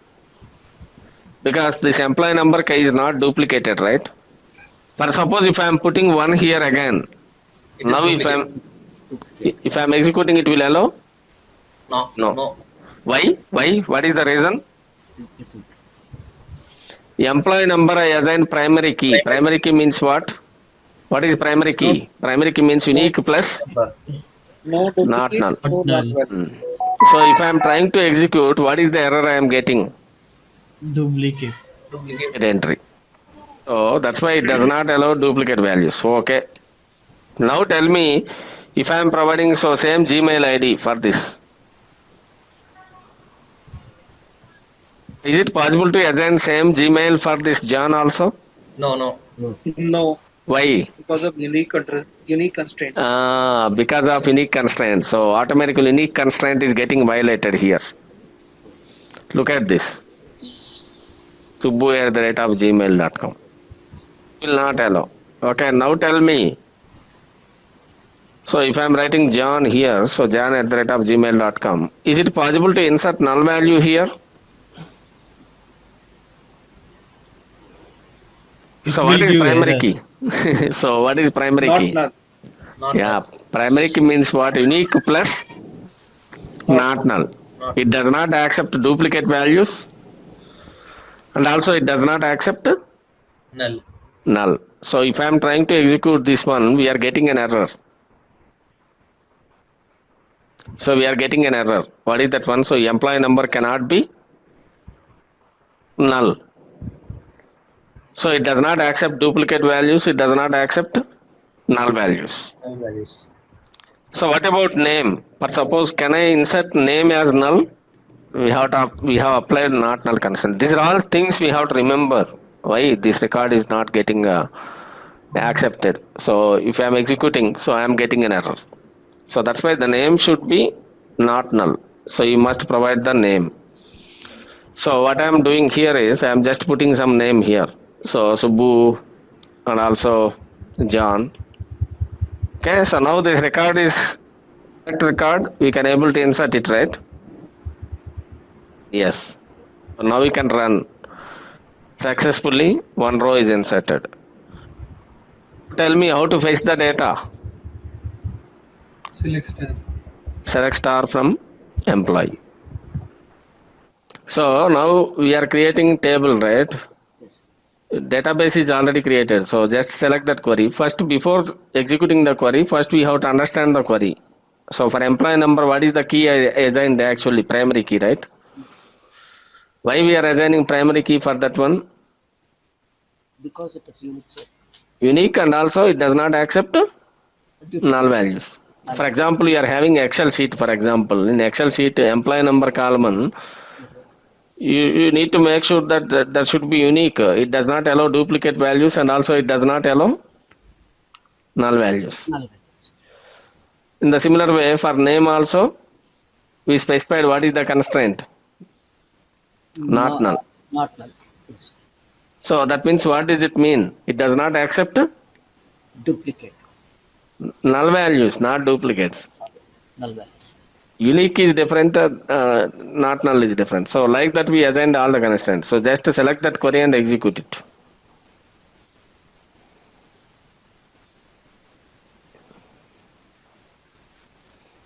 What happened? You are getting error. So read that error first. What is that it is showing? Table employee. Table already exists, sir. So what we have to do first, if you want to drop the table, right? Already existing table. What is the query we have to write it? Drop table. Just write it after that line. Drop table. Employee. Space employee. Yeah. Employee, not employee DB. Employee. So put semicolon. Select that query and execute it. So existing table is dropped. Dropped means no table is present. How can you check whether the tables are present or not? What are the tables are present? No, not that command. Show tables. Not show databases. We are executing show databases. We are executing, we have to execute show tables in the bottom line number 16, right? Okay, there are no tables. Now we can create table. What is the query we have to execute? Create. Don't write it, already query is there, right? Create table query.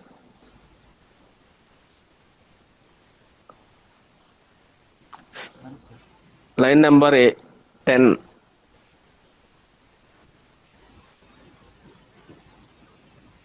Just select that entire query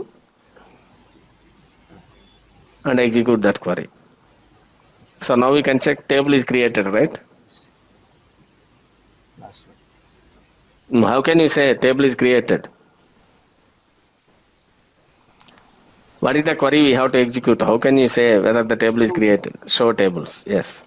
That logic we have to identify, Jagadish, actually. Okay.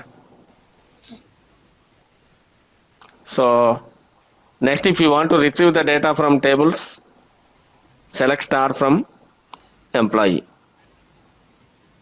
There are no records right now. And the next part is what is that one? So the foreign key. So we have, so all of you are having passports. Most of the people, so nowadays are having passport, correct? So if you are talking about, so the relationships. So one table is related with another table. So there are different types of relationships we have. First one is, so one-to-one relationship. and another one is what is that one? So one to many, or are inversely, so many to one. And another type of relationship is what is that one? So many to many. Okay, so these are also different types of relationships. So we have one-to-one relationship, and also one-to-many relationship, or many-to-one, and also many-to-many relationship. So first, let me explain with one-to-one relationship. Can you please tell me one scenario? Like I am giving a scenario here: employee and passport. What is the relationship between these two entities? One employee is having only One passport. one passport. So is it possible? So one employee is having multiple passports? No. No. Or otherwise, so let's take this is not an employee. So we can take this one as what is that one? So student. So this is one to one. Okay, so assume that so we have student entity. So student table and passport table. So this passport table contains what are the columns? Passport ID, and every passport is having so the passport number, right? And also something like expiry date. Can you please tell me what is the primary key in this passport table? Of course, the passport number you can take it as a primary key. Why unnecessarily I provided an extra column here, passport ID? It's not required, right? So if I am putting passport ID, then you can consider this one as what is that one? So primary key column. So this is called as passport number is alternate key. In the similar way, in the student table, if you are talking about in the student table, so we have student ID and student name and also student location. So this is the student table. So can you please tell me what is the primary key for student table?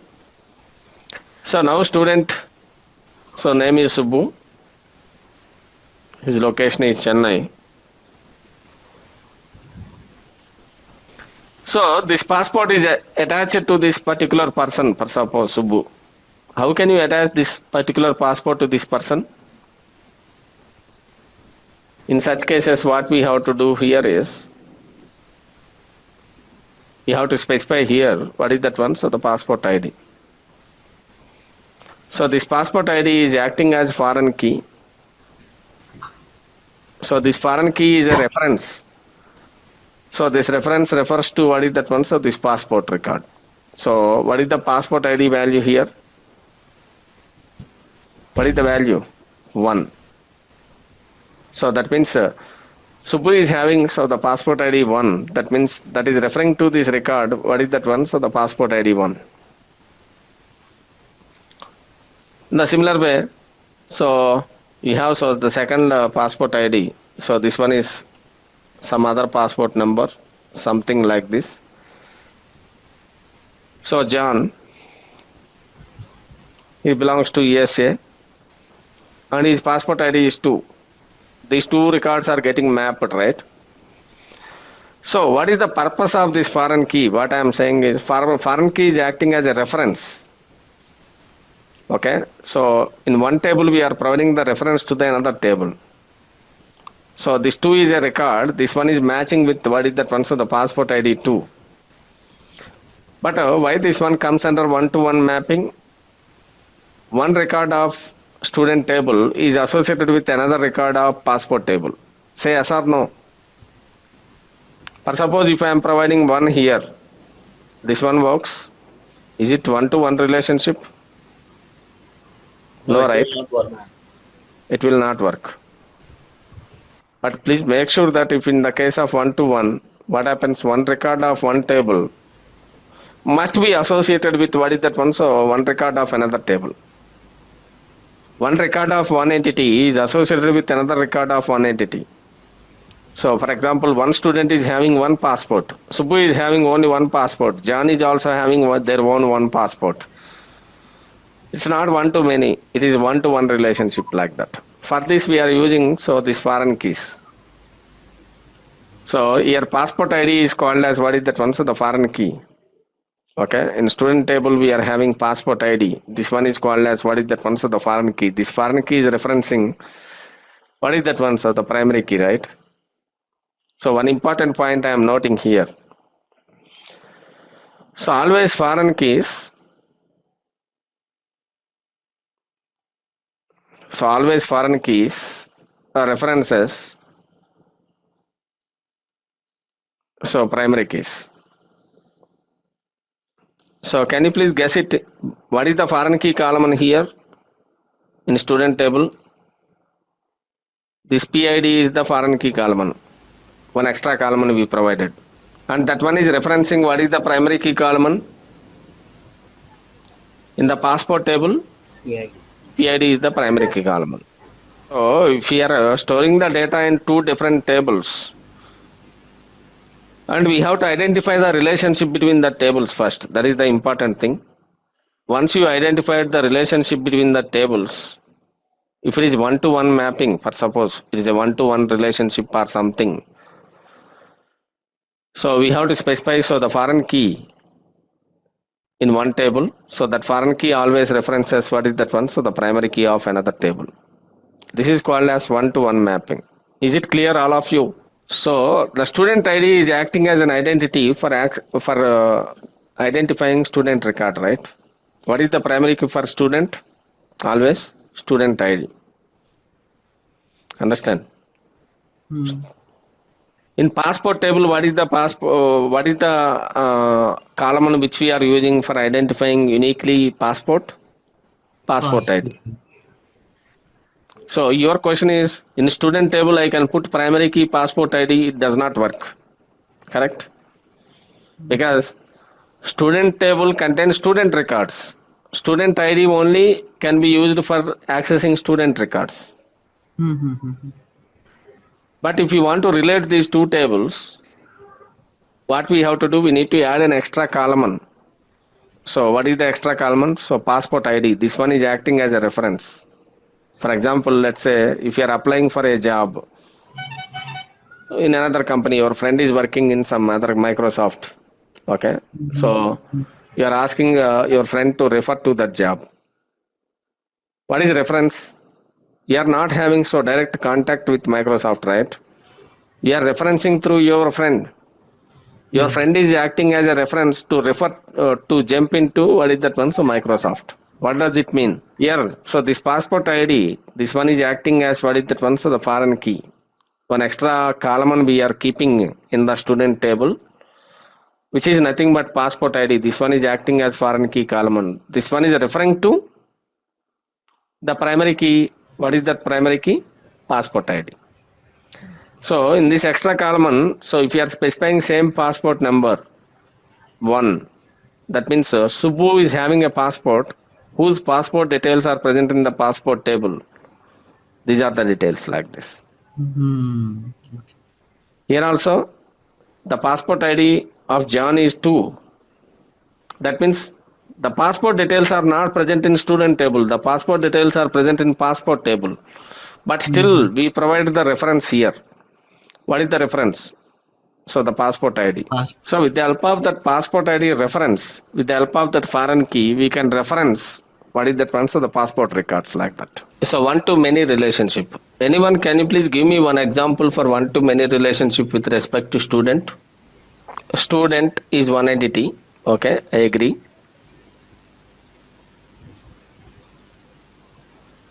So, and if you are speaking about departments,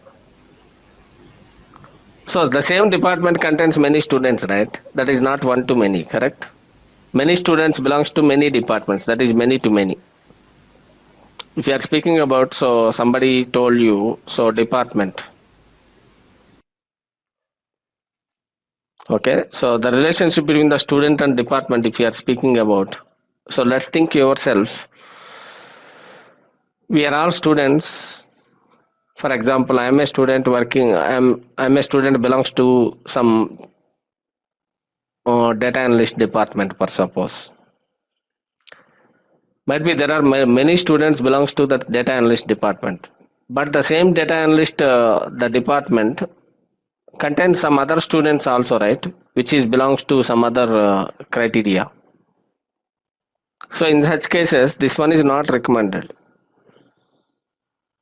correct? So student and department, it is not one to many, it's many to many.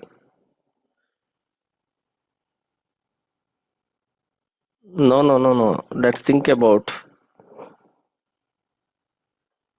so student and department, if you are talking about, so we have so multiple students belongs to one department, okay, fine. What about so the same department, so the people who are working in same department maybe belongs to some other domain also, okay, that's not possible. Okay, we can consider this one as, what is that one, so one to many. So one department contains, what is that one, so many students. So in such cases what we have to check, so one department contains many students, but the same student cannot belongs to another department, right? So try to understand, so two scenarios here, two conditions. What is the first condition? One department contain the same student, one student cannot belongs to many departments.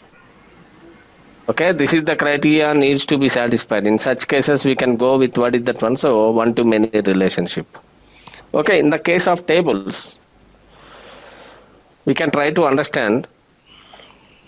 So this one is in a department table or student table per suppose.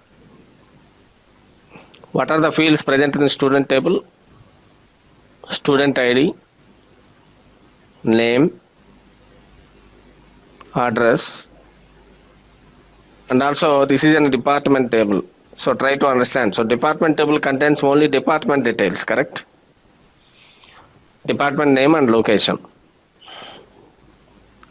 So in such cases, in student table, what is the primary key? Where we can put the primary key? Where we can put the foreign key here? This is one to many. First of all, could you please confirm this is one to many relationship? What is the relationship between department and student? But in such cases, you have to understand, so where we can put the foreign key. Always foreign key should be, we can keep it in many side actually. What is the many side here? Department. Student. See, many side means what? Students. Student, right? In student table, we have to keep it, what is that one? So department ID or number, per suppose. The column name is up to you. So this department number, we are keeping it as, what is that one? So this one as foreign key. So this foreign key always references which column? Department table, department ID. So already I discussed it, right? So foreign key always references, what is the key? Student table, department number, this one is a foreign key. This one is going to reference to the primary key. So department ID, which we can call it as, what is that one? So the primary key, like that. That's not a problem. But only the thing is, for example, so if you are having, so department number 10, department name is something, so Java department, and location is Hyderabad. So there are two employees belongs to same department, for example. So one Subbu and address is so Chennai and department number is 10. And also one, two Ram,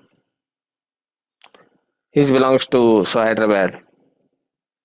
His department number is 10. So but these two are referring to the same record, right? So these two students belongs to so same department, Java department, like that. So try to understand, If you are using foreign key, the column name should not be same. Foreign key name and primary key name should not be matched. Should be matched or should not be matched. Then there is no issue at all. Only the thing is the data should be matched. So we have 10 here. That means what is the meaning of that one? So Subbu belongs to Subbu and Ram both are belongs to, so the department ID 10. So in the converse, okay, in the converse, might be if you are talking about this one-to-many relationship, right? In the reverse way, we can check it. What is the reverse way? One department contains many students. For example, if you are taking department number 10, how many students are there in this scenario? 2 students. 2 students. So reverse way we can check it out. Means it is many to one, right? That means many students belongs to one department. One department. What is the key rule we satisfied here? What is the key rule we have to make sure that? Always many side we have to specify the foreign key. Okay. So what is the many side? So many side we can keep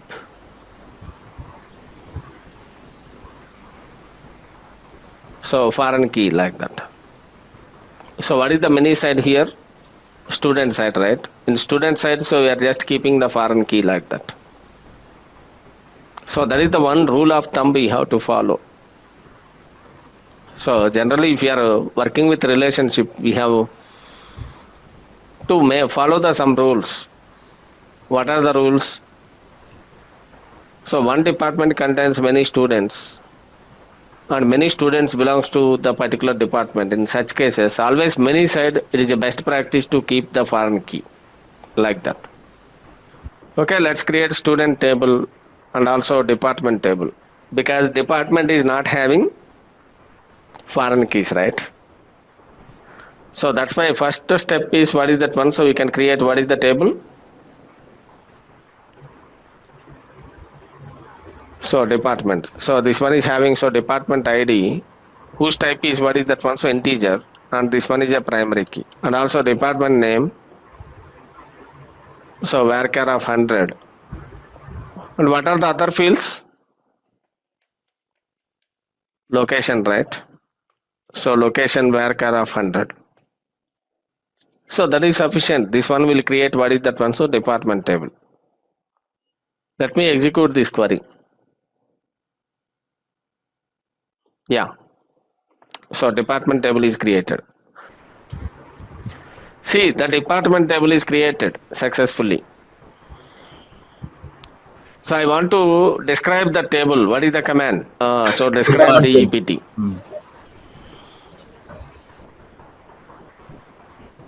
So this one is describing the table. What are the columns are there? Department ID, name, and location. Okay, great. Now the next step. We have to create a student table that refers to the department table. What are the columns we have in student table? Let's look into this table. What are the columns present in student table?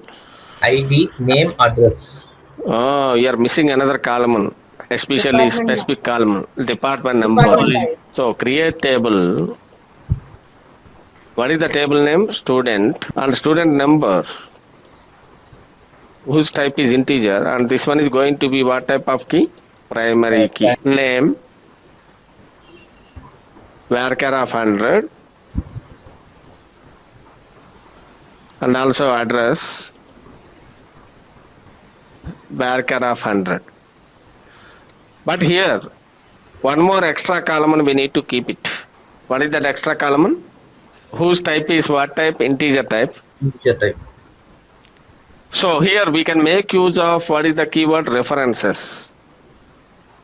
If you want to specify the foreign key, we can specify one keyword called as what is that keyword? References. This column is referencing which table, which column? Is referencing department table, right? Yes. Column name. Okay.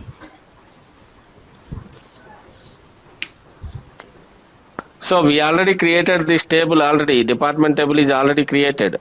Department table contains what is the column name? What are the two tables? Department table and also student table. And also especially this is one to many. In such cases, in student table we specify one extra column. What is the column? Department number. Department number. Department number. Department number. Department number is referencing which table primary key? Department table primary. Department ID. Now tell me, these two column names are same? No, sir. No. Okay, so its understanding is super important. You can just execute that query. We have passport table and also student table. We need to specify so one-to-one relationship between these tables. First complete the task and let me know. So how you have specified foreign key. And let's apply. So we can create another table called as passport and student. We have to work on this scenario for suppose. So existing task you completed, right? Yes. If you want to complete this task, what we have to do? You have to drop the table again, correct?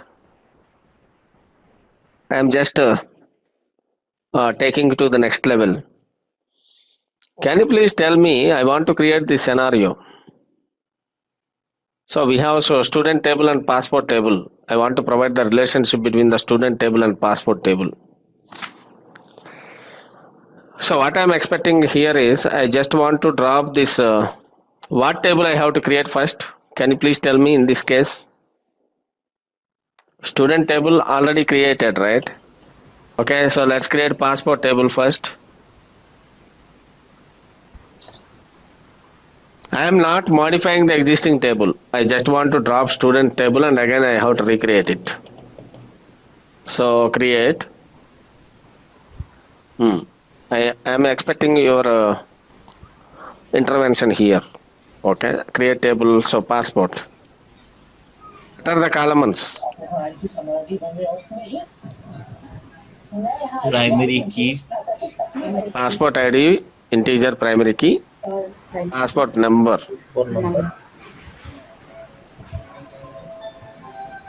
Passport number. 100.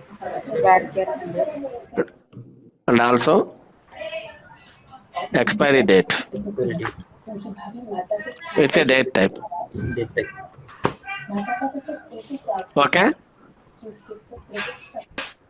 Let's execute this query. It's created. So, but if I want to create student table, what is the problem? Already student table is already present. Yes. So that's why I'm just changing the name. Another name, student 1. Okay, might be you are asking me question. So, Subbu, why you are changing this name? You can modify the existing table itself, right? I will tell you. I will come to that one in the next week. Okay. But here, so we have student 1 table. What are the columns? Student ID, whose type is integer, and this one is what type of key? Primary key. And also? Name. Varchar 100. Very good. Okay. Address. Varchar 100. Around 500. Might be address will be lengthy, right? So the student contains passport ID. So passport ID, integer. So references. So what is the table? Passport. Of what is the primary key column? PID. Yes. PID. So that's all. So just execute this one. In that situation, passport ID is not required, right? Got it? No, sir. If you are specifying passport number as unique, correct? Yes. In such cases, what is the purpose of keeping what is that one? So the passport ID. PID is not required. At that situation, you just remove the passport ID and passport number, you can create it as primary key. Got it? Yeah. Yeah. So let's think about, if you are designing a database, for suppose, what are the entities? For example, so if you are taking an e-commerce application,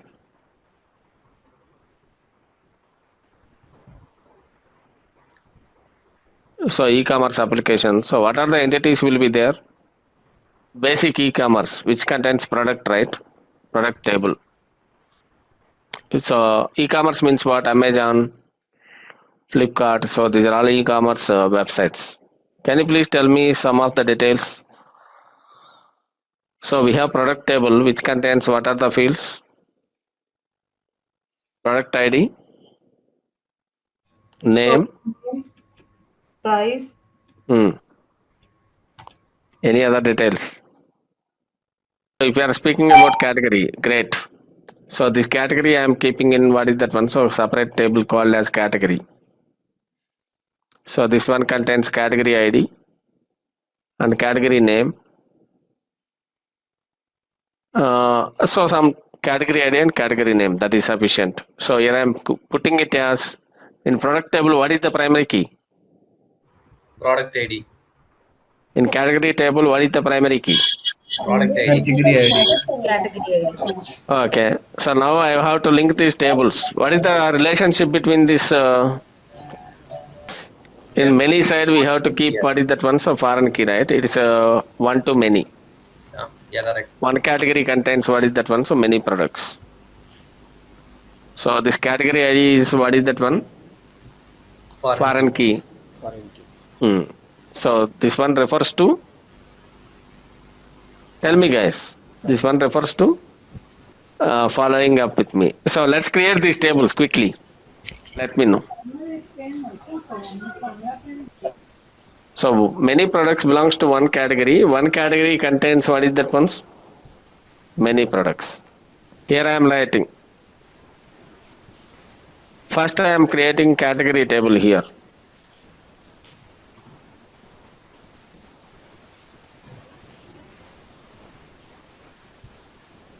So how I am creating category table? So create table.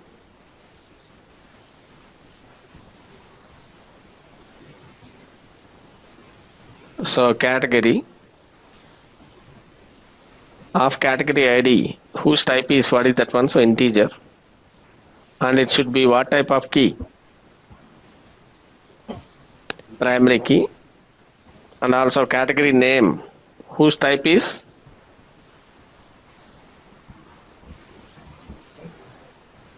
So varchar of 100.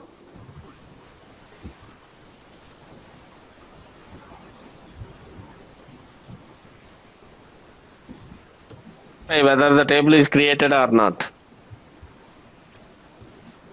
How can you verify whether the table is created or not? What is the command? Show table.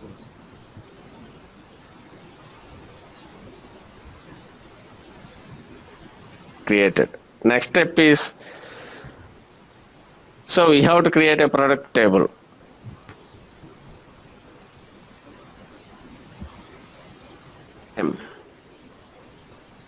So product ID, whose type is integer, and also it should be and also price.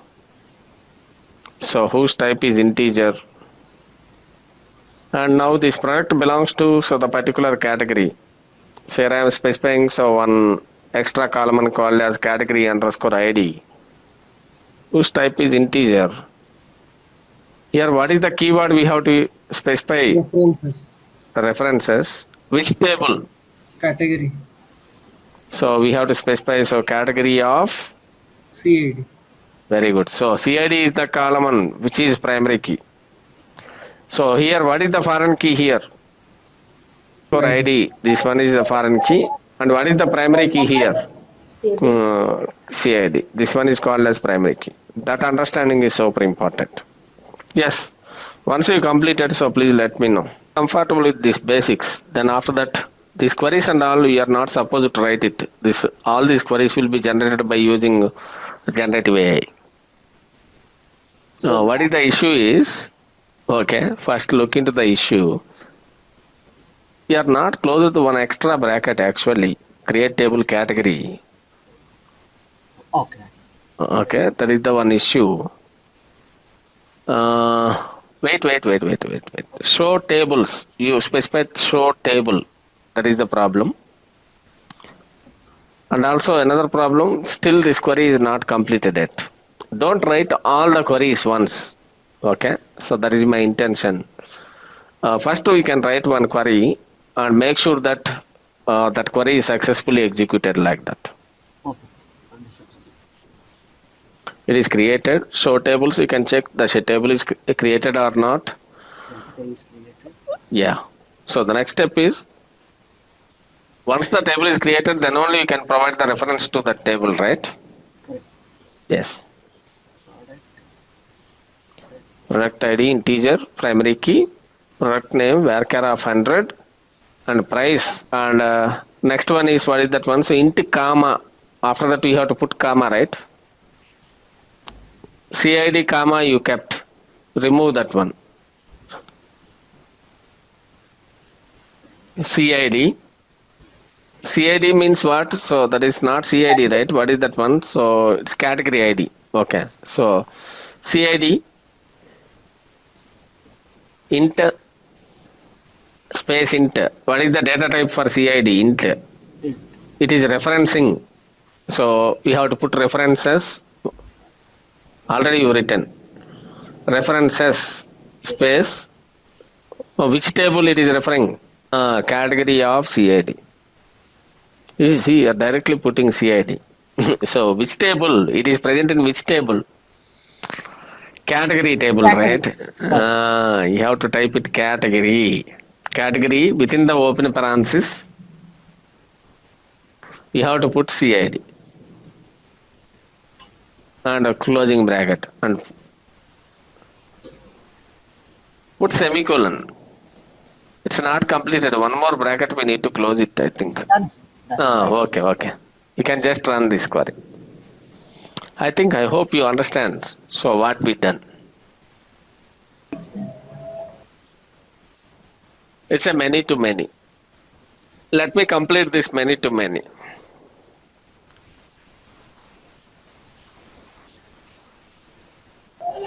Can you please tell me what is the relationship between the student and courses? Many students can register for many courses. Okay, you are all students. You registered for business analyst program. Might be you registered for some Gen course also, right? Correct? Yes. So the relationship between here is many to many. One student can register for many courses, and the same course is registered by many students. What we have to understand, at what type of situations we can go for many to many relationship? One side, one to many, correct? So one student. So what we can say here? One student registered for. Tell me, registered for Many courses. many courses. In the similar way, Many courses. reverse. In the reverse process, one course is registered by Many students. customer and product. So customer and product means one product will be purchased by many customers. Same customer can purchase many products.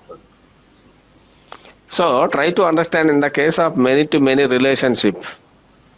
So assume that in this scenario, so we have student table, and also another table is what? Course table. In student table we have some column on student ID, and in course table, in the case of one to one and one to many, what we did actually, in one to many we specified many side we added foreign key. But in the case of many to many relationship, what happens means, what strategy we have to follow? So the strategy we have to follow here is, we have to create, what is that one? So separate table. So this one we can call it as junction table. So this table is student underscore course table. In student underscore course table, we are specifying so two foreign keys. One is student ID. So these two are, this is a foreign key. So this foreign key is referring to student ID, and this course ID foreign key, this one is referring to course ID. For example, assume that we have a student.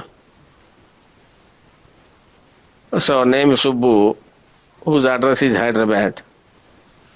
And also the course ID, it's like SQL, and duration is some, so 4 days, 4 days per suppose. In such cases, what is the entries for this student underscore course table? 1 1, right? 1 1. So that means student ID refers to the student record and course ID refers to the course record. So generally in the case of many-to-many relationship, what I am saying is, what is the strategy we are following is, we are going to create one junction table. What we can call it as, what is the table? Junction table. Junction table, which is mainly for holding the foreign keys. We are not going to keep the foreign key just like one-to-many relationship in previous way. We are just going to create a separate table, which we can call it as, what is that one? Junction table. Junction table. So let me show you practically. So every table contains one primary key. Where is the primary key? I will discuss about that one. I am not going to take much depth into that particular part. So let me prove this one so practically in another 2 minutes. So look at this. Whenever I am drawing ER diagram here, new model. It is just showing some model diagram actually. What happened here? Yeah. So click on add diagram.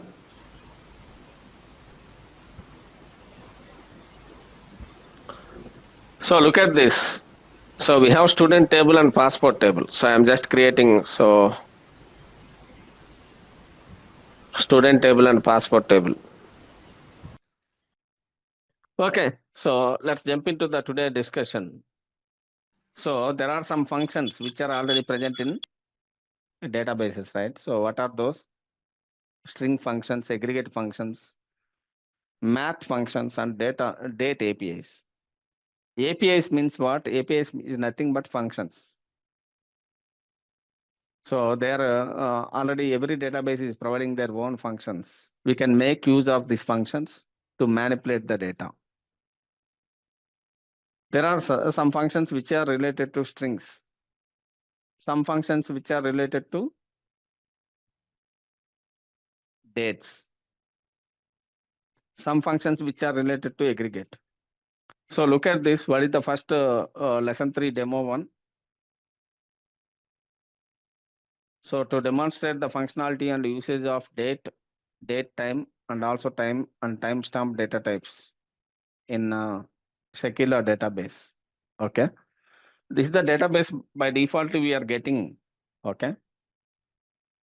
Display all the records from the rental tables to see the data structure. Okay. So let's observe this query. So let's observe here. What are the databases are present here? Whether secular database is present here or not. So how can I check it? Use. Okay, these are all tables are present. I want to see each and every table. I want to see customer table. What is the query?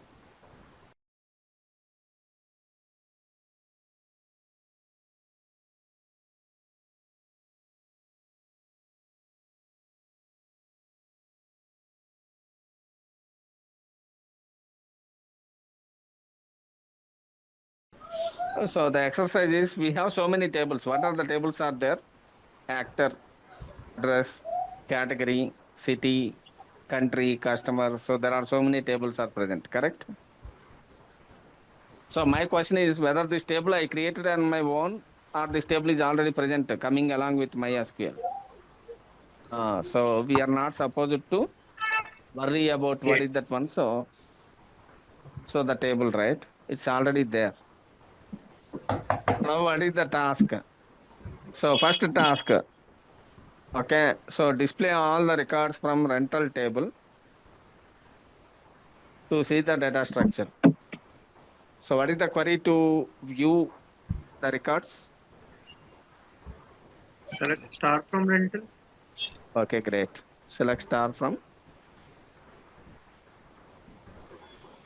rental. Okay. So we got this rental data. Could you please check the column on rental underscore date and also return underscore date? What are these two columns data type? So we have to check the format. It's a 4 wise first. 4 wise means what? Year in 4-digit format, and after that month, and after that day. Okay. So the next query. So the first query is successful, right? What is the first query? Display all the records from rental table to see the data structure. The next table is next query is what is that one? So use date and time to display rental date and return date from the rental table. So what is this query? So you know what are the columns present, but especially I am expecting so to return to get only rental date and also Select rental date, comma, return date from rental. underscore date, comma. Return underscore date Very good. Return date from from rental. Okay, great.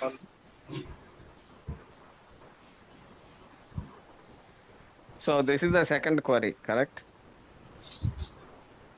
It is displaying only rental date and also return date. So next third query.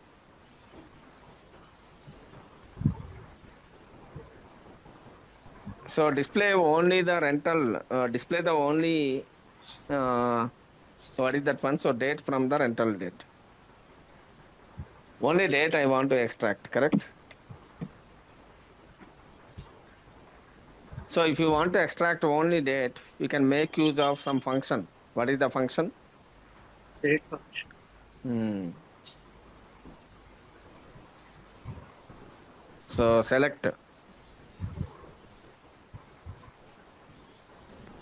What is the function? So select rental underscore ID and also data of rental date from rental. So just execute this query. So look at this.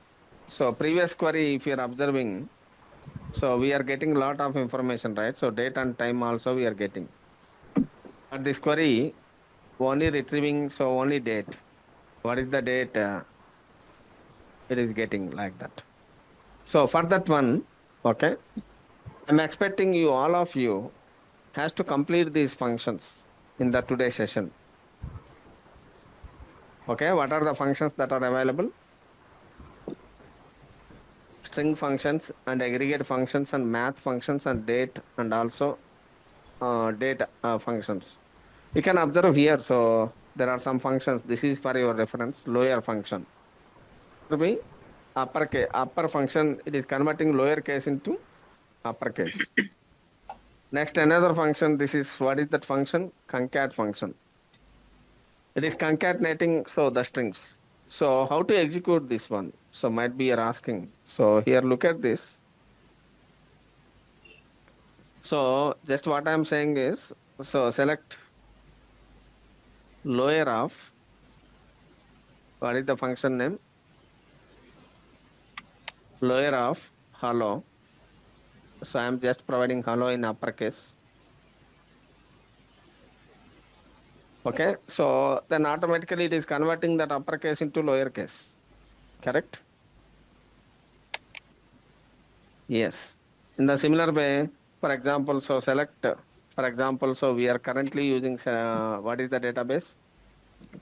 secular database. In the secular database we are having so actor table for suppose. So if I want to select star from actor,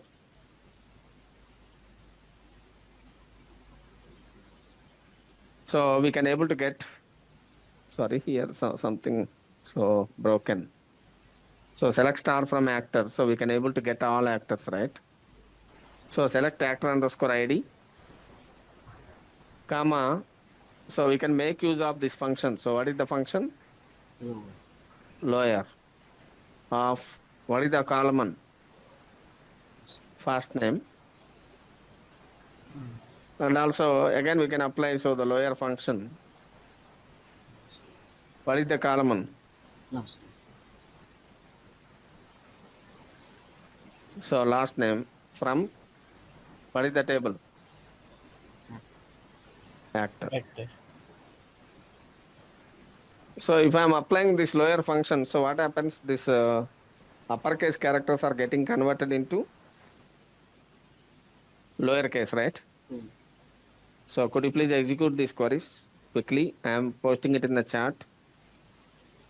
Sir, I'm sharing my screen. Just take a minute. Okay. Sir, till the select from the rental, the query was fine. So you made mistake in that query, right? You are not completed that query. Correct. From which table? So select rental ID, comma data of rental ID from rental table, right? Not in that line. In the next line. Oh, that is correct only. Select the 2 lines and execute it. That query is correct, right?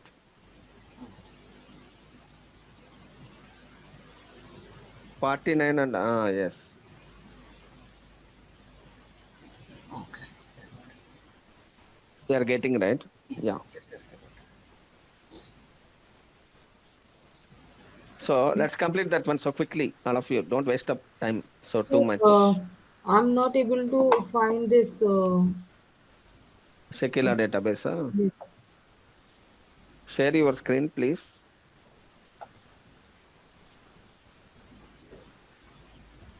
You are using what is that one? Mac OS or otherwise Windows only?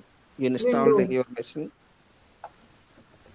Did you install in your machine? So MySQL in your machine as per our instructions. Yes.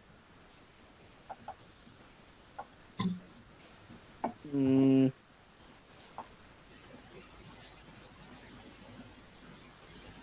Go to schemas. Okay, so you are not getting.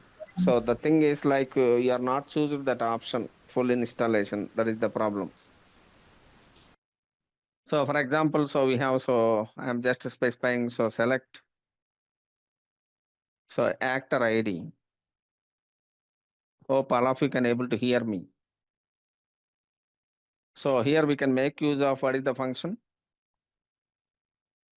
Concat, right? So concat of, so first underscore name, comma, and I am providing some space here. That means to the first name I am concatenating. Concatenation means appending. And also we are specifying, so last underscore name. So I am providing Elias name as, what is that one? So full name. Elias name means what? Alternative name for that particular column. Because from these 2 columns, I am appending first name and also last name. So finally I am concatenating first name and after that space last name. It is coming as full name. So what I am specifying, so from, what is the table? So actor. So if I am executing this query, we can able to see it is concatenating, so the first name and also last name, right? So previously first name is a separate column and last name is a separate column. But both are getting concatenated and it is showing as full name, correct? So that is the benefit of, what is that one? So this concat function. You can just observe that query. Okay, so the next function is, so like that we have several functions and all those functions are listed. I listed clearly. strcmp. So this function is mainly for comparing two strings. And reverse function. So reverse is mainly for reversing a string, for suppose. So let's say, for example, I want to reverse the first name. So if I'm specifying, so select actor underscore ID, comma. So I'm just putting so reverse function. So reverse of first name. So from what is the table? Actor table. So then what happens automatically? The first name is getting reversed. Okay, so these functions can be used in some situations, right? Might be if you want to reverse a string or something, so we can use it. Or otherwise, if you want to execute individually, so select reverse of, so learn, for suppose. This is a string. I just want to reverse that string. Just we can execute this function by supplying directly a string. Okay, so let's introduce ChatGPT. Okay, so because most of the people are complicated about up to now, no worries. You are not supposed to write the queries. Everything will be taken care by the ChatGPT itself for you. What is ChatGPT? Anyone, can you please tell me? This is half an hour. Please concentrate here, because in this course we provided with what is that one. So how to make use of AI tools to generate the SQL queries, correct? But just observe this one. So if you are just providing your query in natural language, how ChatGPT is generating queries for you. Okay. So we have so many tools. So this ChatGPT is one tool, and also another tool is like Google Bard. What is that? Google Bard. So what are these? All these? Anyone, could you please guess it?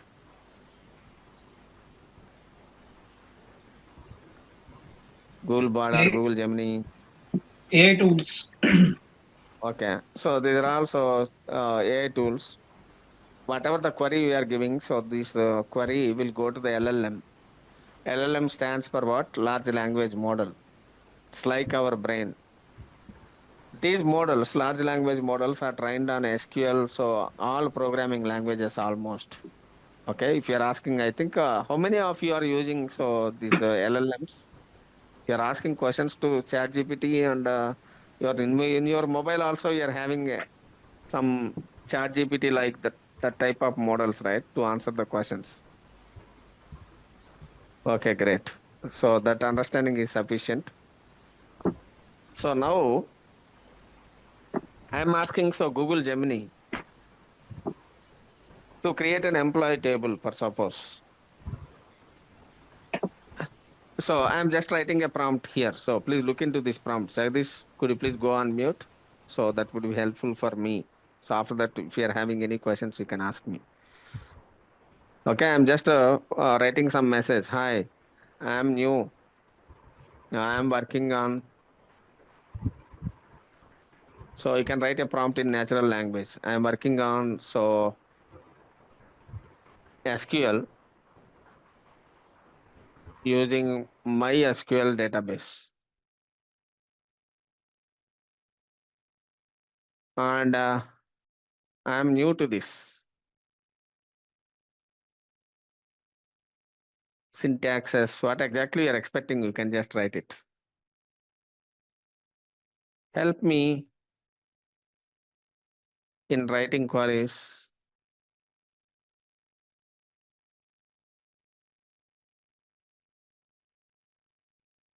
Writing queries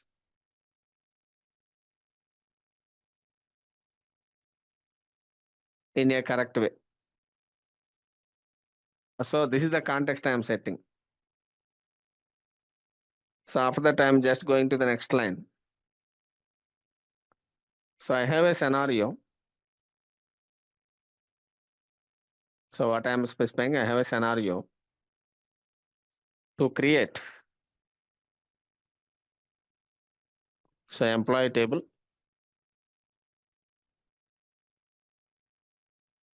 So with columns. So I'm just specifying columns, employee number, name and address, and also date of birth. And what are the other columns we can specify? Date of birth and also date of join. So assign, so you can clearly mention assign specific data types. Assign required data types.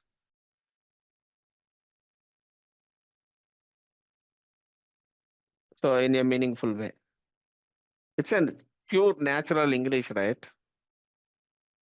So let's see how this query is generating. So meaningful way and a generate query. And also I'm not speaking about foreign keys, primary keys and all, right? So I'm just specifying so explicitly assign keys accordingly. Okay, this is my script. And finally, generate query.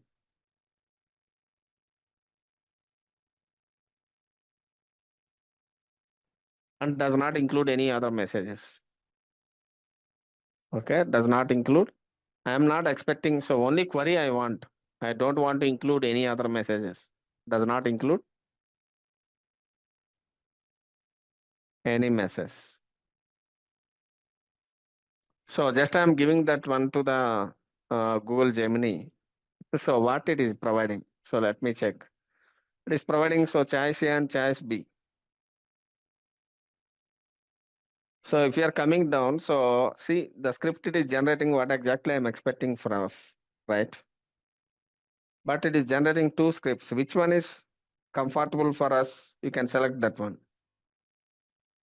In these two, so we cannot say LLMs always giving correct responses.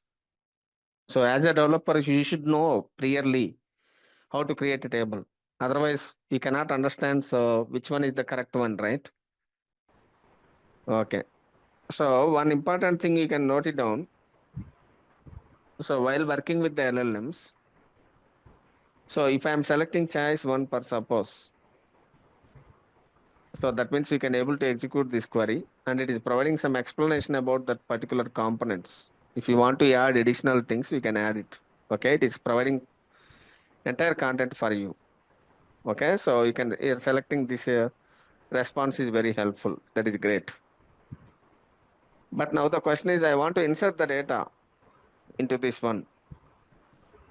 So how to insert the data? So I'm just asking so LLM to generate some dummy data for these queries. Okay, so I'm just asking. So I'm just putting so thanks. And thanks, I want to insert. So I'm just continuing the conversation with the LLM actually. Okay. I want to create or I want to insert. So 10 rows into this table. Right. So I want to insert so 10 rows into this table. So how I can insert? Or otherwise, I am not asking how I can insert. I am not asking question. So generate some dummy data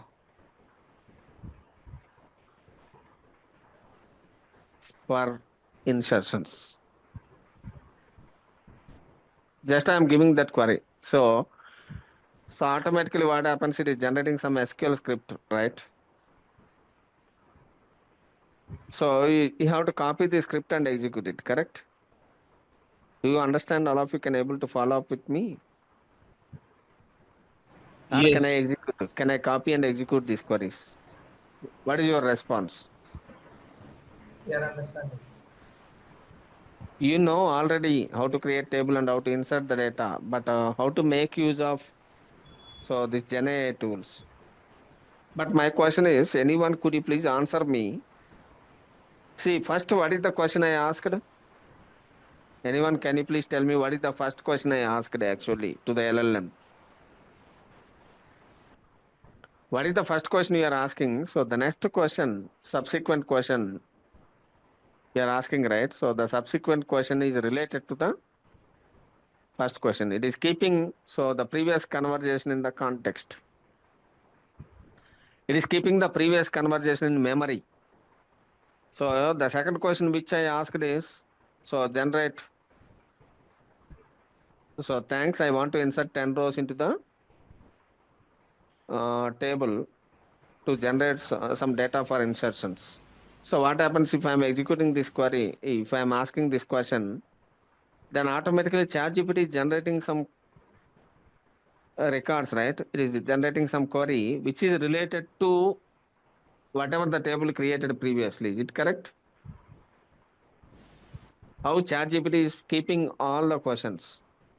So ChatGPT is internally managing some memory. Whatever the conversation you started, right? You are asking questions frequently. That conversations will be kept in memory. Okay. So now we have so these 10 records. Now the question is I want to delete so the record whose employee number is 110. So I'm just asking question. So delete. So employee record. In English I am asking natural language. Delete employee number. Delete employee record. So whose? So employee number is. Tell me, please. 110.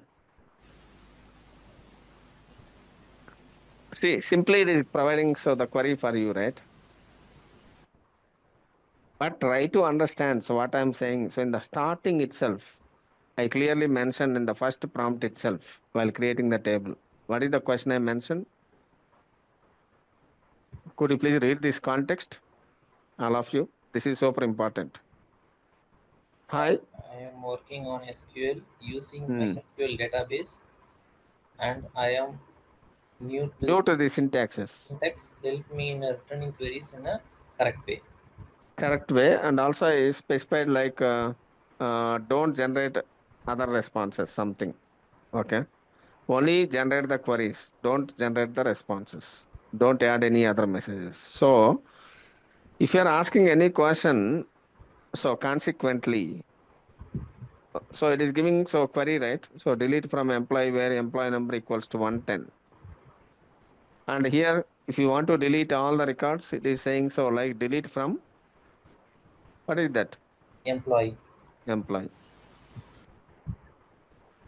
So I'm just asking so another question for suppose to ChatGPT. I want to update employee whose employee number is 110.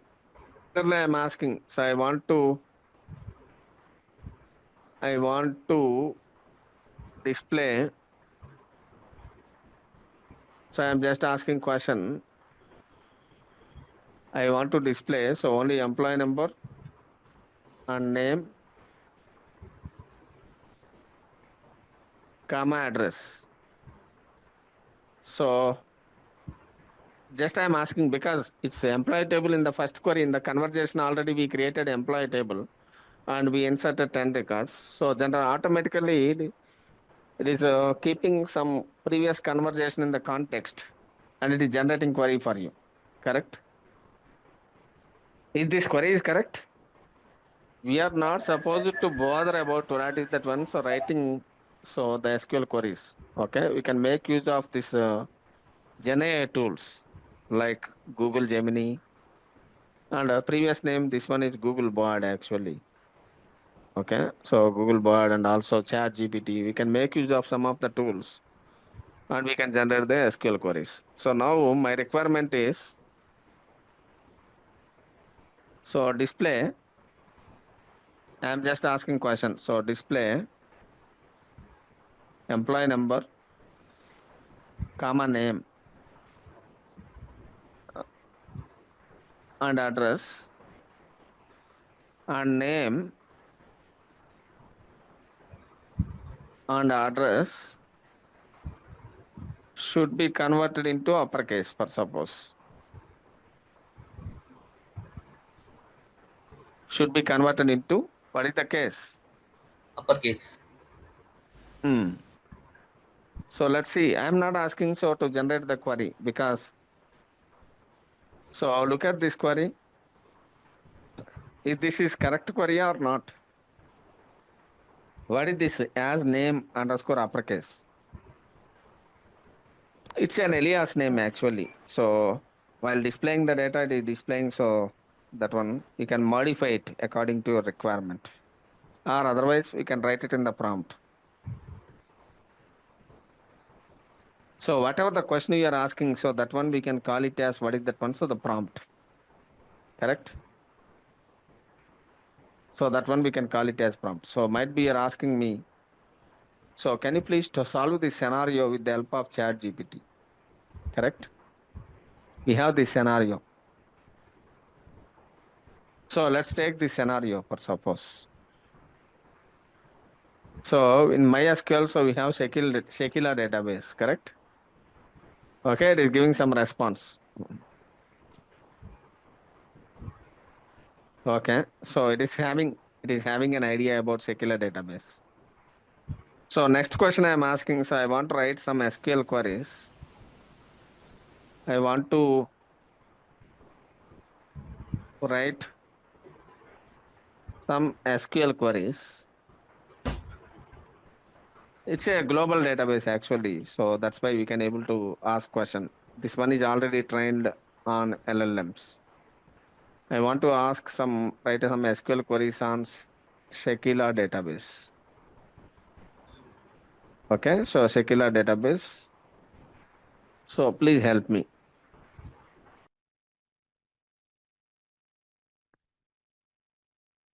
Okay, so automatically you're getting some response, right? So what it is saying, so it's a fantastic deal, something it is saying. You can just go down. Enough you can able to understand, so what is the conversation I am doing with this LLM tools? What is the question? So display all the records. So from rental table to observe its data structure. So I'm just tweaking this prompt actually. I'm just changing this query. Just I'm simply specifying, so display all records from rental table. See, it is automatically keeping that conversation in the context. So whether it is displaying so correct answer or not. You just go down. See what it is showing. Query. So just you can ask, I want only.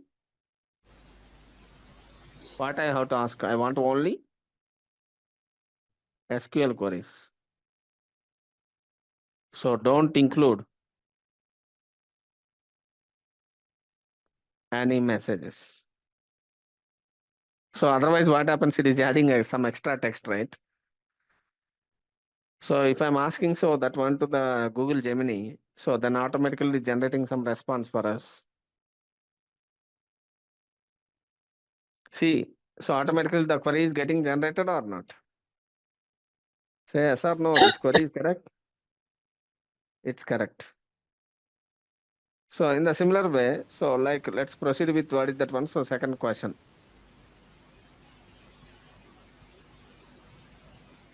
So what is the second question? You just copy the second question.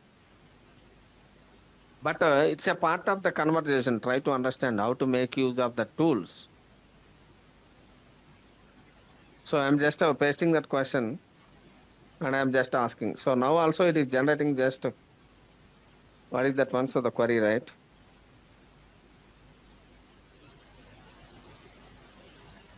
So now what is the problem here? So Gemini, it is generating some extra comment line. Correct? Here, what question I have to ask? Don't. So generate comments as well. I want. Only query. That's all. Our life will become simple. See, it is generating only query. You just copy this query and execute it. Okay, so the next question. Use date function to get only date from the rental date. Correct? So let's write this query and paste it here. Because we are already a part of conversation, so we are using natural language and we are asking. So what is the response? Just we can observe. So it is generating only query, or again, previous query we already clearly mentioned, right? I don't want comments. So that's why it is directly generating. Tell me guys, it is directly generating the query only. How it is simple. So you are supposed to write the query on your own by using your brain nowadays. You know English, then we can able to generate the.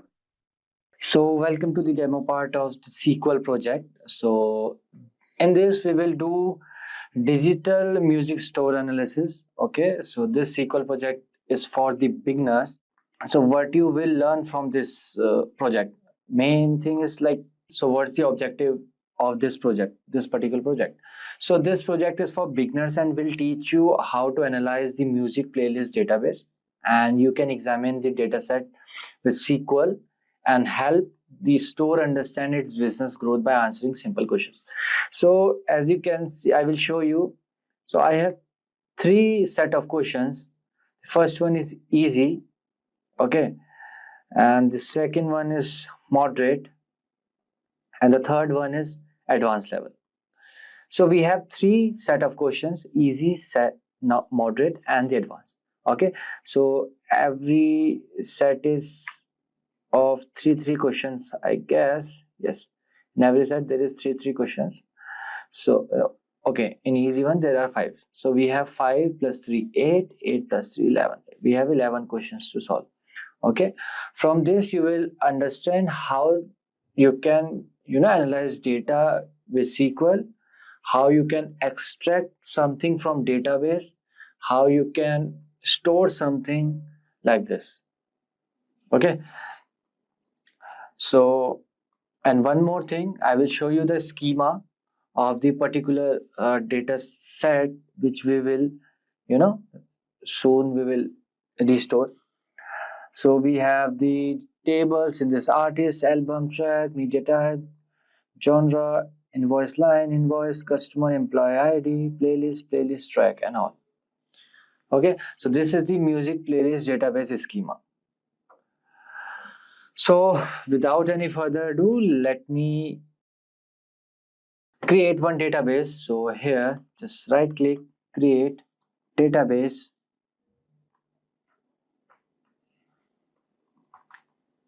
Okay, here I will write music.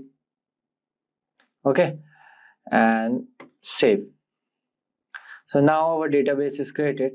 Okay, so if you will go to schema and if you go to tables, there is no tables in it. Means there is database, but nothing is there. The database is empty. So now what I will do, just go to your database, just right click. Here you can see the restore option. Okay, restore. So format as it is, then here file name, go to this music store database. I will put this database link in the description box below, don't worry.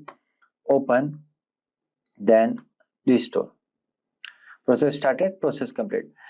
Some people will face this that the process is failed or something. Okay, so for that what you have to do, just go to file, then preferences. Here you have to set the path, just binary path. Okay, see, I am using the 15th version.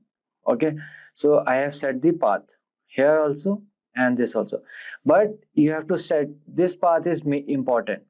Okay, if you will not set this EDV advanced server path, it's fine, but this path is most important. Okay, but for the future reference I have added on the both.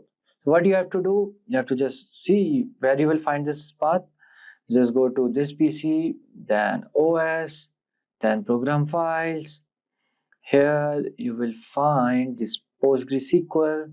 Then I'm using C15. 15, then bin. So you have to copy this path, right? You have to just copy it and paste it here, and then select this one. After that, just save. You won't find any failed thing. Okay, the process will complete, right? So now let's move forward and see the tables. Okay, it's still empty. Why? Just refresh it. See, now you can see all the columns in my tables. Okay, so what I will do for the checking, I will run one query here. Okay, let me close it. Okay, I will write here select star from album. Okay, let me run it. So now, as you can see here, my table is working fine, everything seems good. Okay, so now what we will do, we will solve question one by one. Okay, so the first question, let's see the first question, easy one. Who is the senior most employee based on job title? Okay, who is the senior most? Okay, so I will write here like the first question is who is the senior most employee based on job title. Okay, so this is our question. So we know we have the table name called employee, so we will select that table first. So I will write here select star from employee. So you should know which table should to select. Okay, so here as you can see in this question, there is word employee. Who is the senior most employee based on the job title? Most employee means employee is an employee table, right?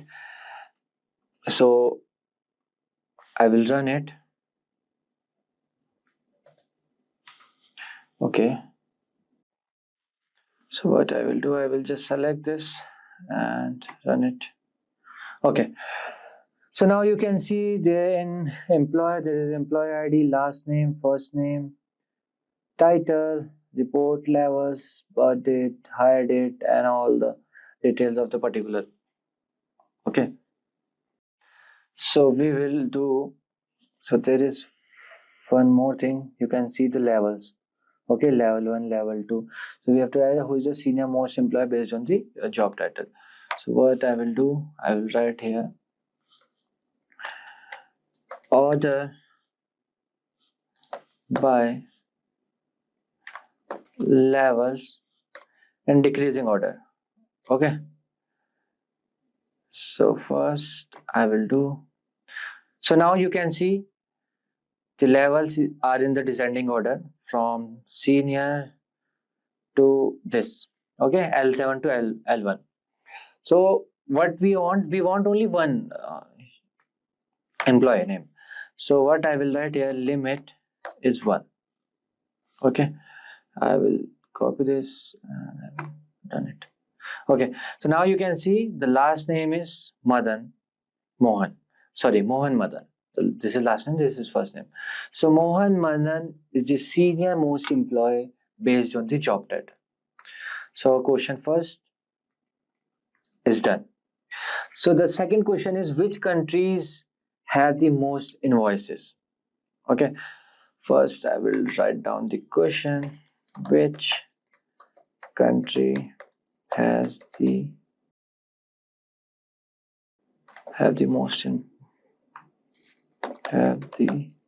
most invoices. Okay, so for this what we have to do, see, just first check, first we have to check from which table we will get the solution. So here you can see the word invoices. Okay, so we have one table invoice and invoice line. We have to select it from this. Okay, so I will write here select star from invoice. Okay, so we have customer ID, invoice date, billing address, billing city, billing state, and everything. So here you can see we have the billing country as well. Okay, because we need the country name, so we will take this column, right? So I will write here, so I will write select, change it, select count star from name, select star billing country from invoice group by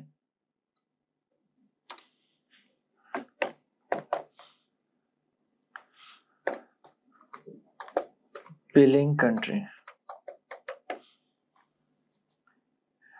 So why I am doing this group by? Because as you can see, we have USA multiple times, USA, then Canada also, then the other countries as well. So from this I will get only the one. Okay, I will group them and I will get the one. Fine. So from this we will get the count. So after this I will write order by.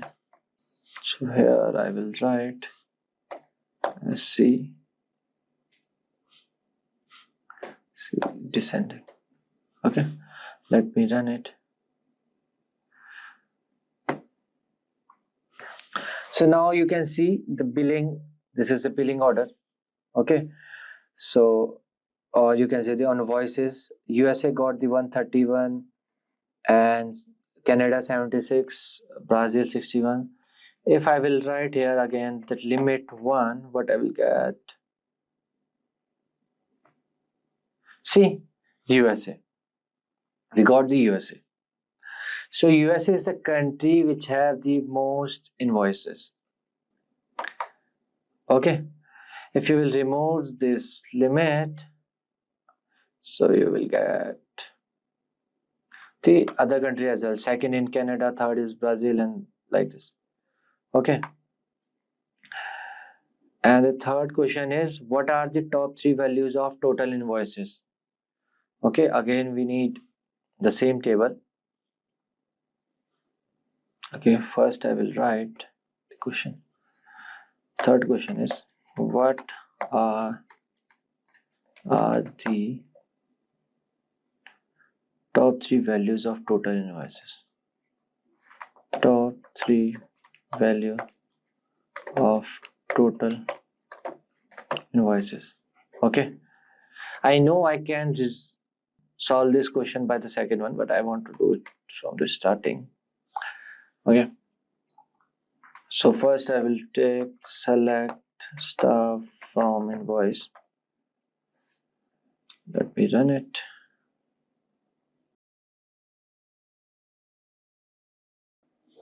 So first we will sort the data.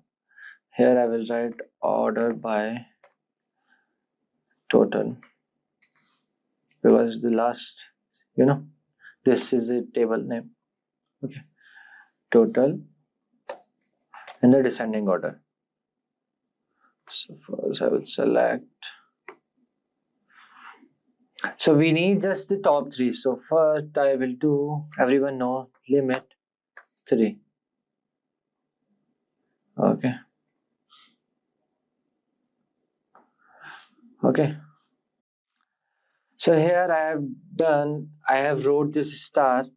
That is why it's giving me all the values. If I want this, only this value, so I can write select total from invoice order by this. Okay, I will write and run it.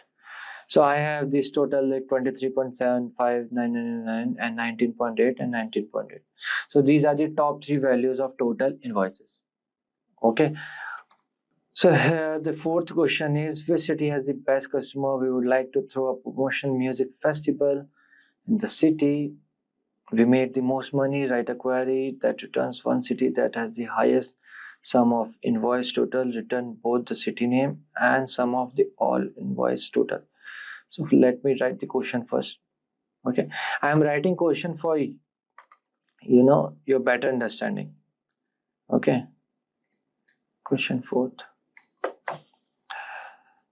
Which city has the best customers? We would like to throw a party or promotional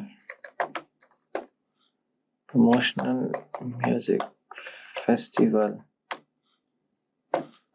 in this city. We made the most money. We made the most money. Write a query that returns one city that has the highest sum of invoices total.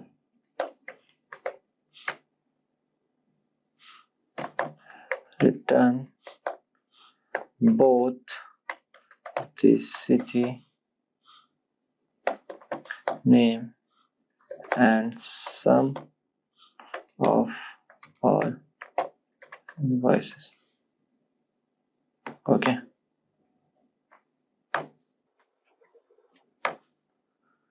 So we have this question. Okay. So which city has the best customer? We would like to throw a promotional music festival in the city. We made the most money. Write a query that returns one city that has the highest sum of invoice total. Return both the city name and the sum of all the invoices. Okay. So first, what we will do, we will select stuff from invoice.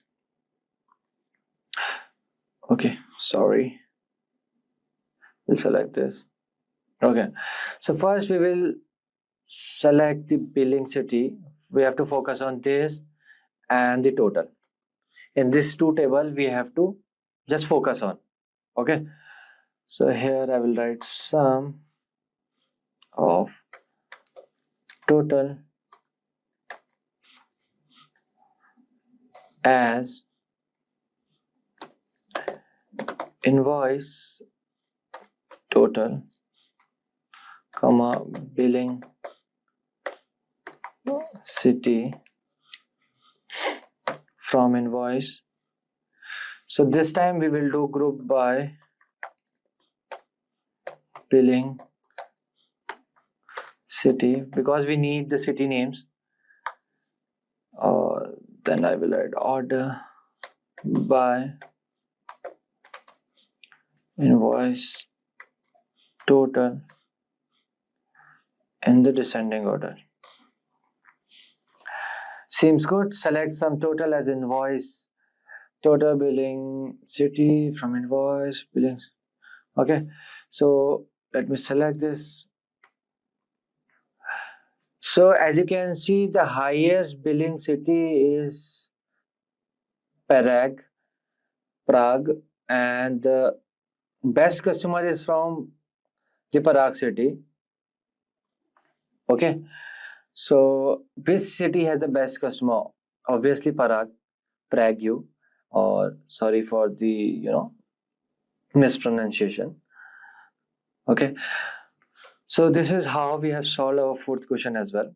Okay, because written both the city name and the sum of all the invoices. This is the city names and the invoice total. Okay, moving forward to our fifth question, which is again the long one. Who is the best customer? The customer who has spent the most money will be declared the best customer. Write a query that returns the person who has spent the most money. Okay, so I will write here who is the best customer. The customer who has spent the most money will be declared the best customer. So write a query that returns the person who has spent the most money. Okay. Yeah. So who is the best customer? The customer who has spent the most money will be declared as the best customer. Write a query that returns the person who has spent the most money. Okay. So for this, we have to take this customer table data. Okay. So I will write a select stuff from customer. Okay. I will select this and I will run it. Okay, so this is our table data of customer. Okay, so we have the country, fax, emails, state, city, address, last name, first name. Okay. So as you can see, there is nothing like no detail of invoice or the money, okay, which have spent by the customer. So what we will do, we will look at our schema. So now what we can do, if we can't solve a particular question from with one table, we have to join the table to the other table. So here we have to join customer table to invoice table. So in this you can see there is customer ID and here also customer ID. So on the basis of customer ID, we can join both the table, and with the help of this total, we will sort out the that guy, okay, that customer, right?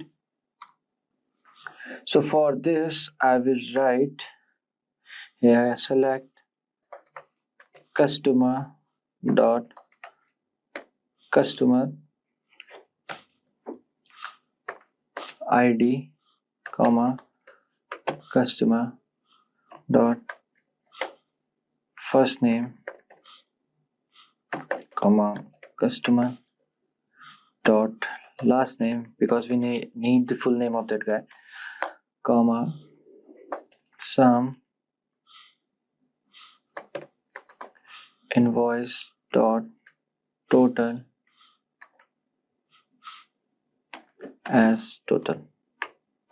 Okay, let me, can be pause. Okay, I don't need the search pad, right?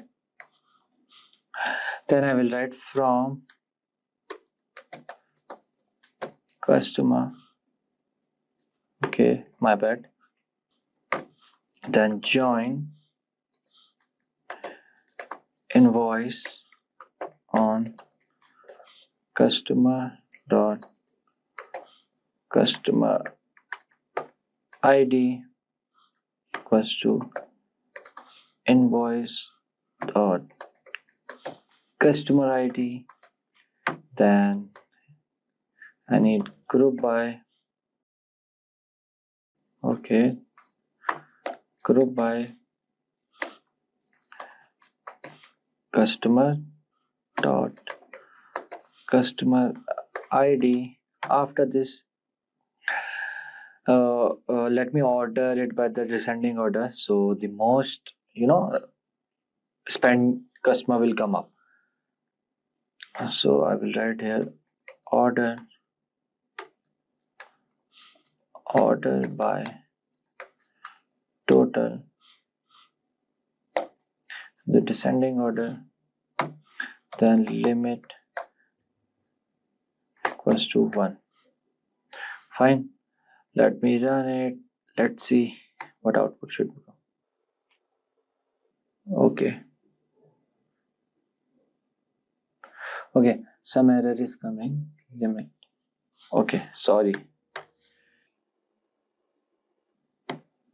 Okay, so as you can see, the customer ID is 5.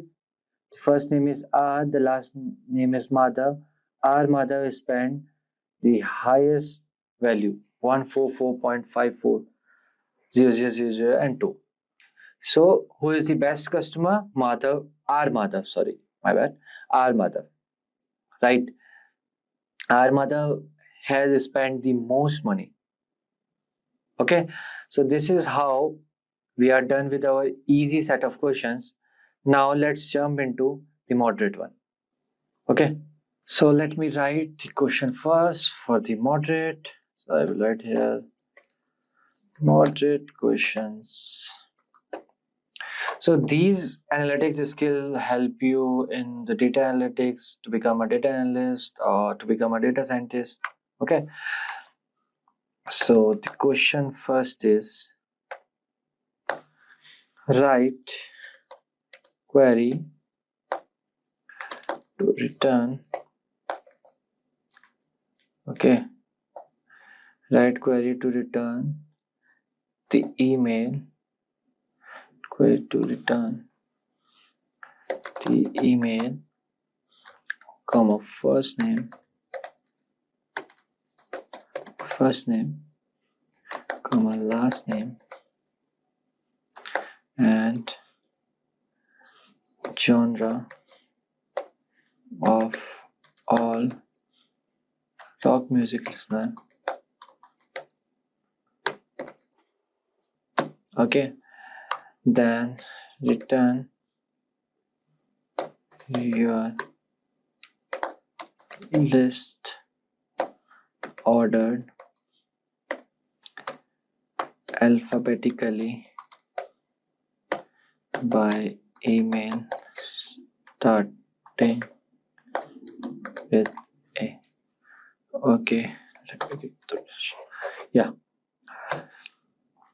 So for this, okay, let me open this first. Yeah. Okay, fine. So first, what I will do. So now in this question, as you can see, we have to return the email, first name and the last name and the genre of all rock music listener. So if you will see, select star from customer. Okay, let me run this. And if I will see, there is no column name genre. Okay, if I will show you the schema of this, see the genre is here and the customer is here. Okay, we need the first name, last name, and the email ID and the genre. Okay, and the genre should be rock. Okay, so what I can do, I can connect this genre with track. Then because here is also track ID and here is also track IDs. Then track ID to invoice line, then invoice line to invoice, then invoice to customer with the customer ID. Okay, this pattern I have to follow. Right. So for this, I will write select, just copy this. Okay, just follow these steps. Select distinct email, comma first name, comma last name from customer, join invoice on customer dot customer ID equals to invoice dot customer underscore ID, then join invoice underscore line on invoice dot invoice ID. Okay, then invoice underscore ID, then where track ID should be in. Here I will do select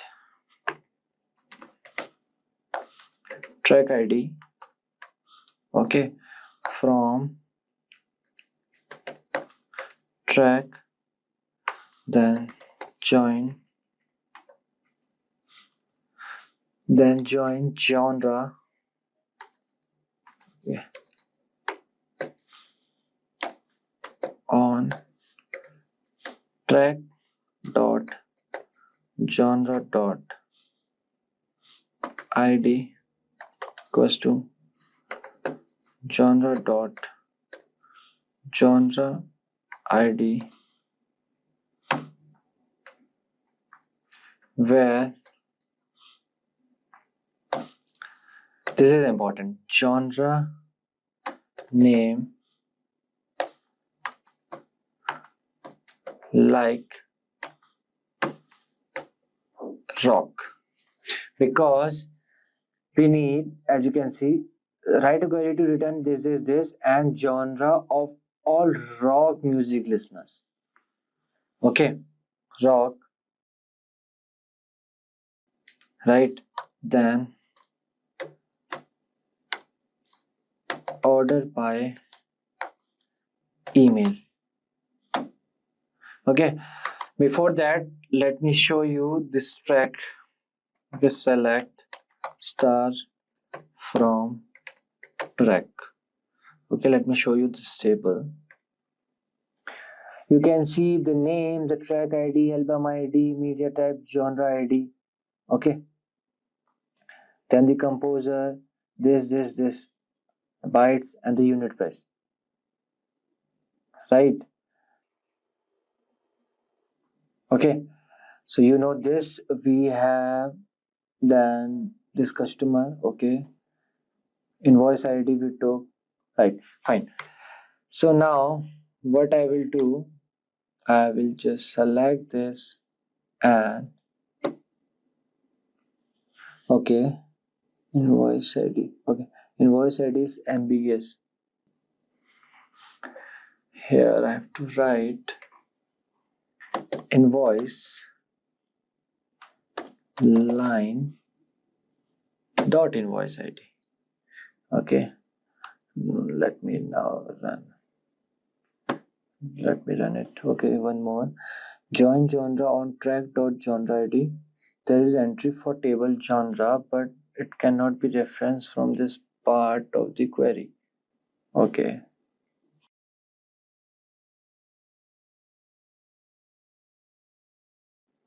Okay. As you can see here, the table name is genre underscore ID. That was the mistake. Okay, one more, genre dot name. Spelling mistake. Sorry, my bad guys. No issues, it happens. Okay, now you can see we have all the people who love rock music, and we have the email, then first name, then the last name.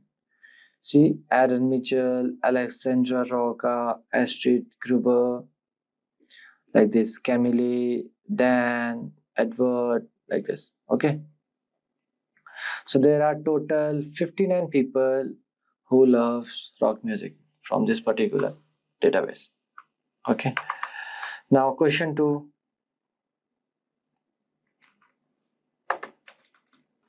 Question 2 is, first let me show you. Let's invite the artists who have written the most rock music in our dataset. Write a query that returns the artist name and the total track count on the top 10 rock bands.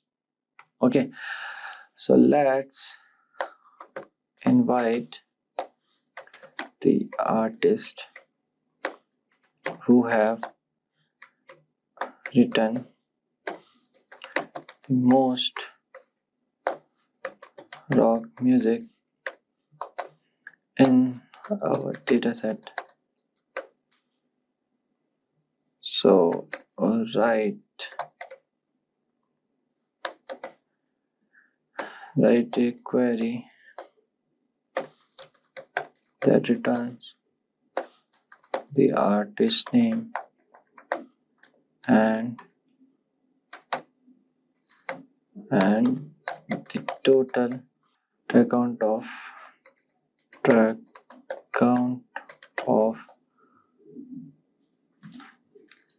top 10 rock bands.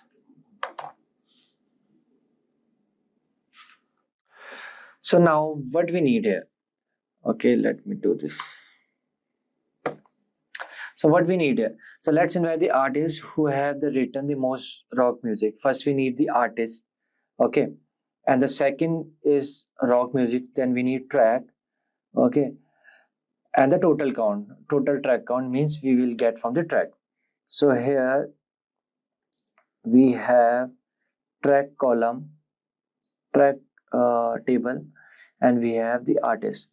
So now let's see the schema part. So we need genre, okay, for the rock music. Then we have to combine this with the track ID because genre ID is there.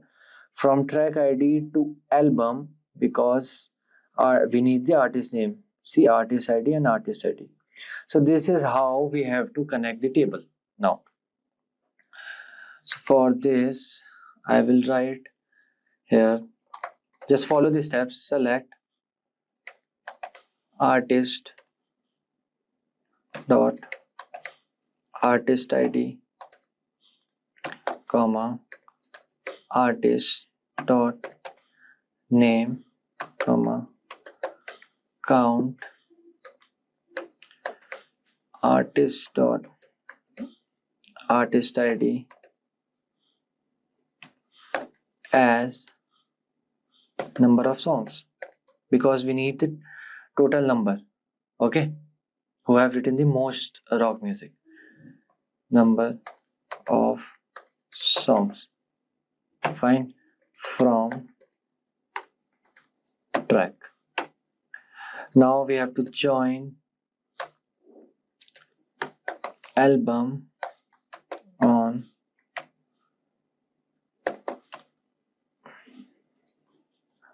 album dot album ID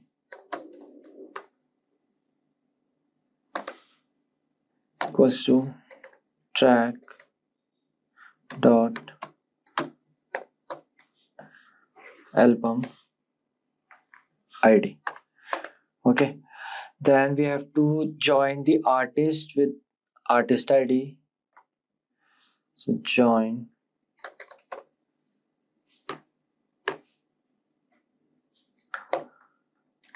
artist column on the basis of artist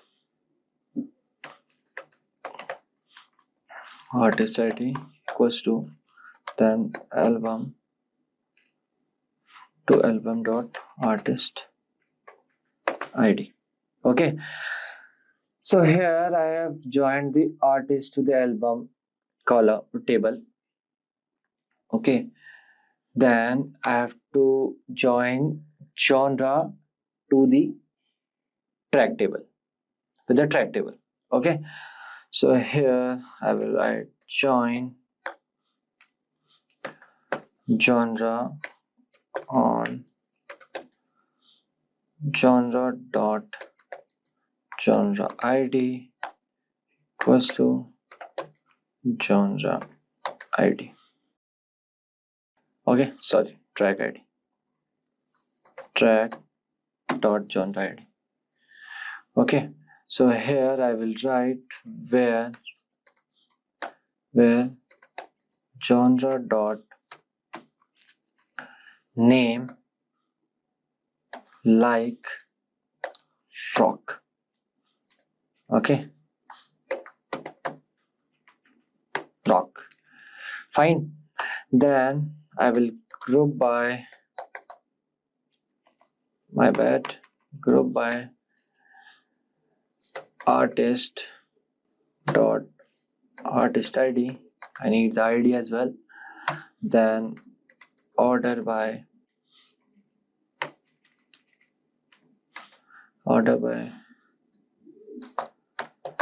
number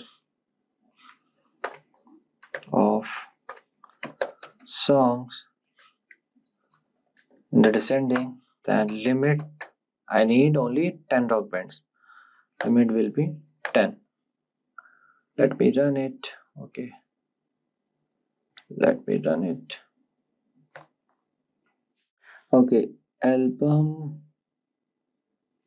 Okay,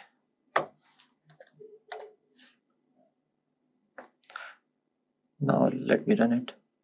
Okay, now you can see this guy, Led Zeppelin, artist ID is 22 and wrote the most songs 144. Then U2 122, Deep Purple 92, then this, then this.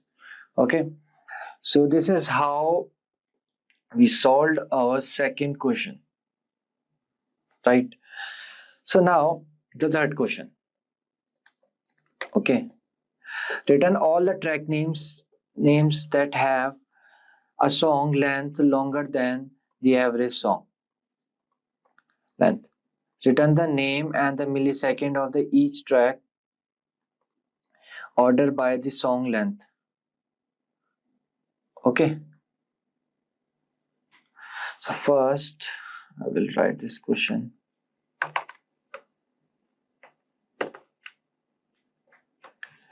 Q3.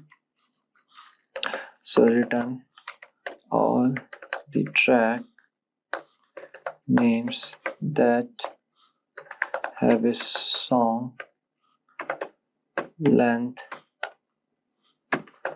longer than the average song length. Okay, first we return all the track names that have the song length longer than the average song length. Okay, then return the name and milliseconds for each track. Fine. After that, order by the songs with the longest song listed first.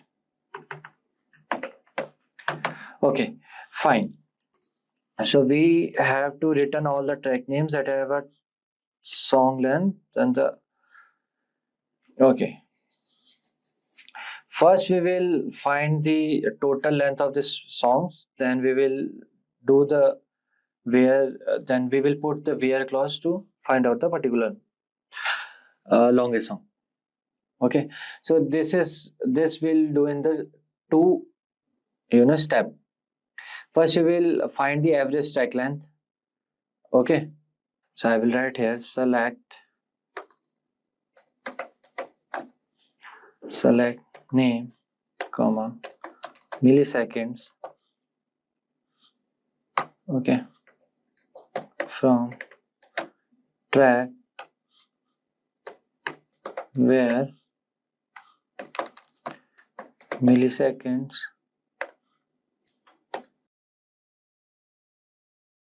here I will write select average from the millisecond. Okay, then I will write here as average track length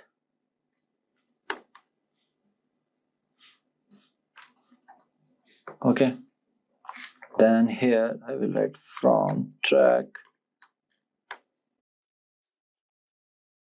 After this, I will write here order by milliseconds. I need in the descending order. Okay. So let me run it. So now you can see first I will read it again. So return all the track names that have a song length longer than the average song length. Return the name and the millisecond for each track. Order by the songs with the longest song listed first. Okay, so this is the longest song. Okay, so we have all the songs which are the longer than the average song length, right? So now moving forward, we have jump into the advanced set of questions. Okay, so now we will do the advanced questions. Okay, so let's see first. Find how much amount spent by each customer on artist. Write a query to return customer name, artist name, and total spends. Okay, so first we will write down the questions. Okay, then question one.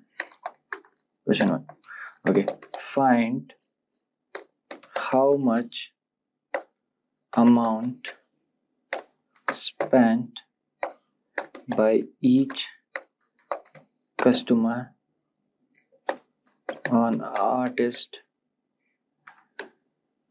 Write a query to return customer name, artist name, total spend and total spent. Okay, so how to solve it? So first find which artist has earned the most according to the invoice lines. Okay, first let me show you the schema. Okay, we need the artist name, we need the customer name, and we need the total spent. Okay, with the invoice line, because the quantity should be there. Okay, so first we'll see how to join these three tables: artist table, customer, invoice, and invoice line, like this. Okay, this is how we will join the table. Fine. So now I will tell you the steps. So first, find which artist has earned the most according to the invoice line. Okay, the second, now use the artist to find which customer has spent the most on the artist. So for this query, you will we need to use the invoice line, track, customer, album, and the artist table. So just remember, this one is tricky because the total spent in the invoice table, right? Let me show you.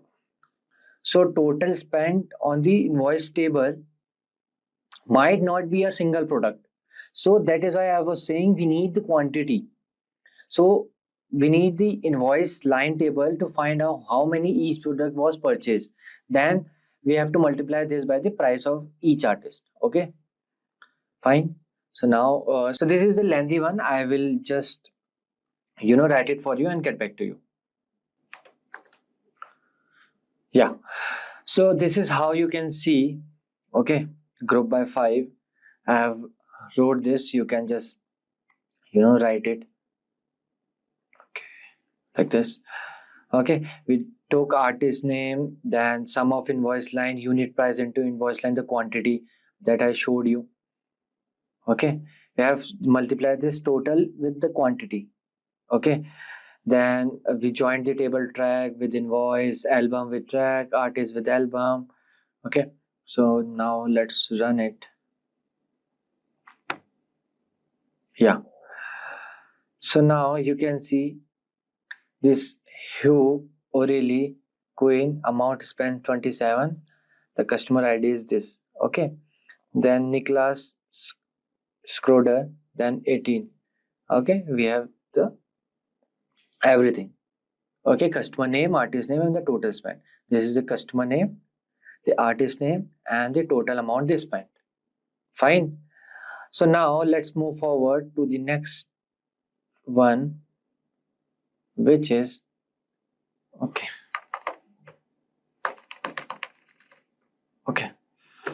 Yeah. So the second one is this. We want to find out the most popular music genre for each country. We determine the most popular genre as the genre with the highest amount of purchase. So write a query that returns each country along with the top genre. For countries with the maximum number of purchases shared, return all the genres. Okay. So what I will do first, I will write the question. Okay. So question 2.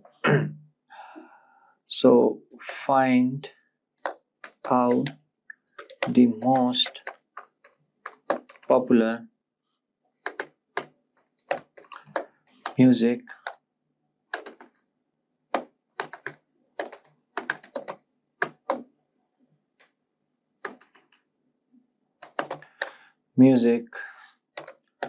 genre for each country. Okay, determine the most popular genre as the genre with the highest amount of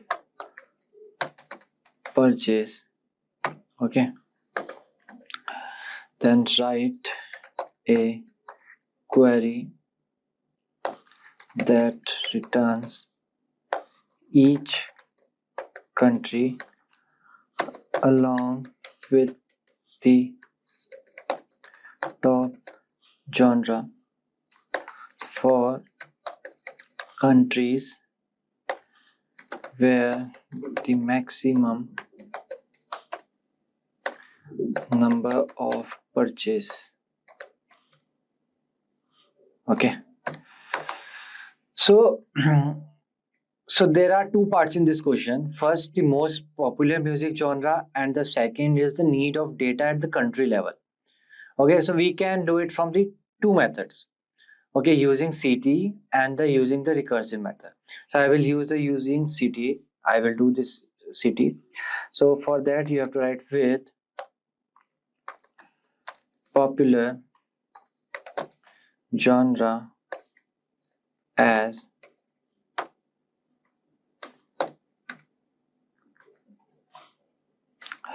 select count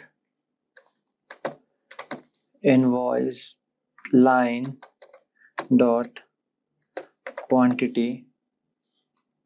Okay, as purchases comma customer dot country comma genre dot name comma genre dot genre id.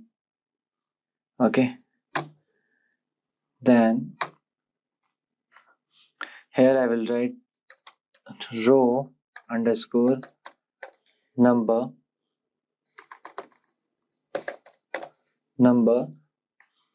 then I will write over partition by customer dot country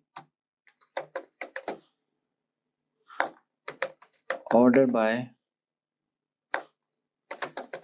count voice line dot quantity. Okay, into descending order.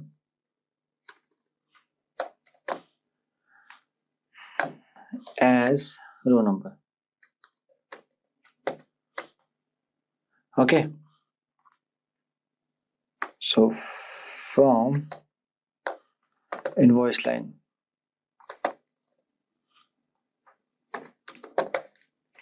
okay, yeah, so here I will join the tables. Join invoice on invoice dot invoice id equals to invoice line dot invoice ID. Okay, then again join customer on customer dot customer ID dot ID underscore ID equals to invoice dot customer ID. Fine. Then again we have to join track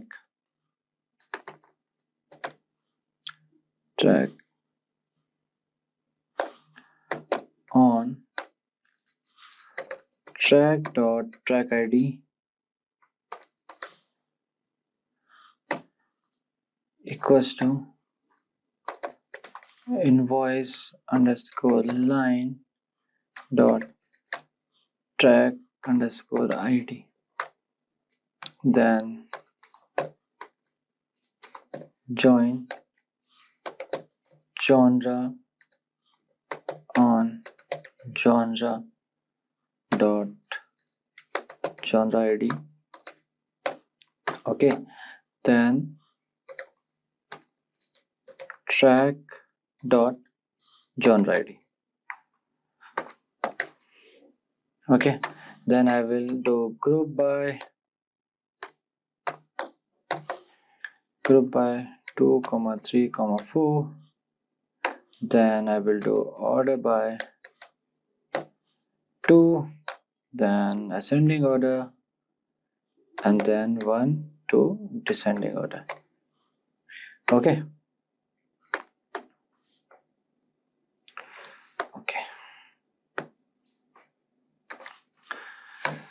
Then now I will write select star from popular genre where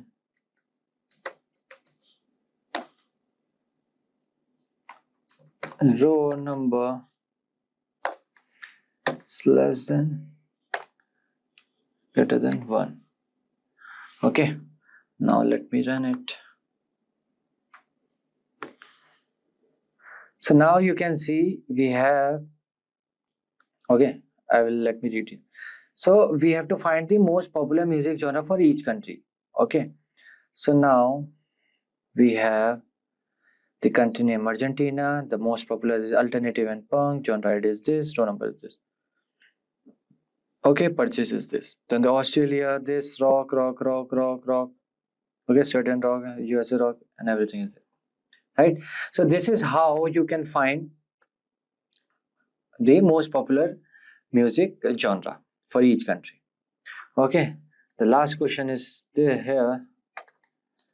Now the last question is, write a query that determines the customer that has spent the most on the music for each country.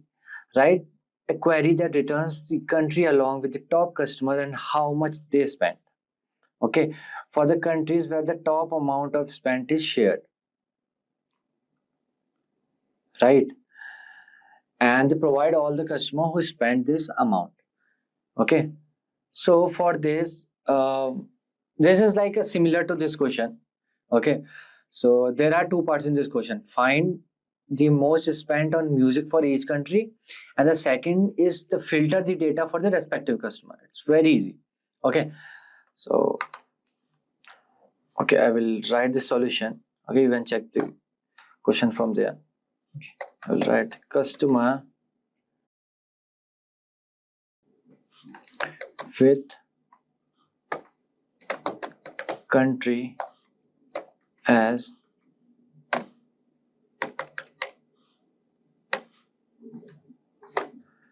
I will here select customer dot customer ID comma first name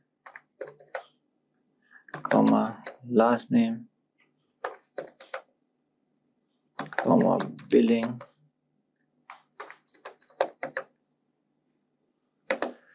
country comma, sum should be total as total spending, right?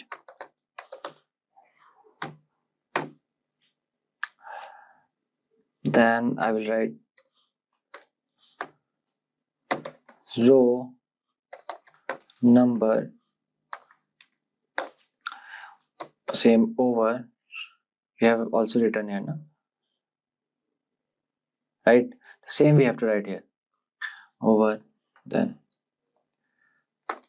partition by billing country, order by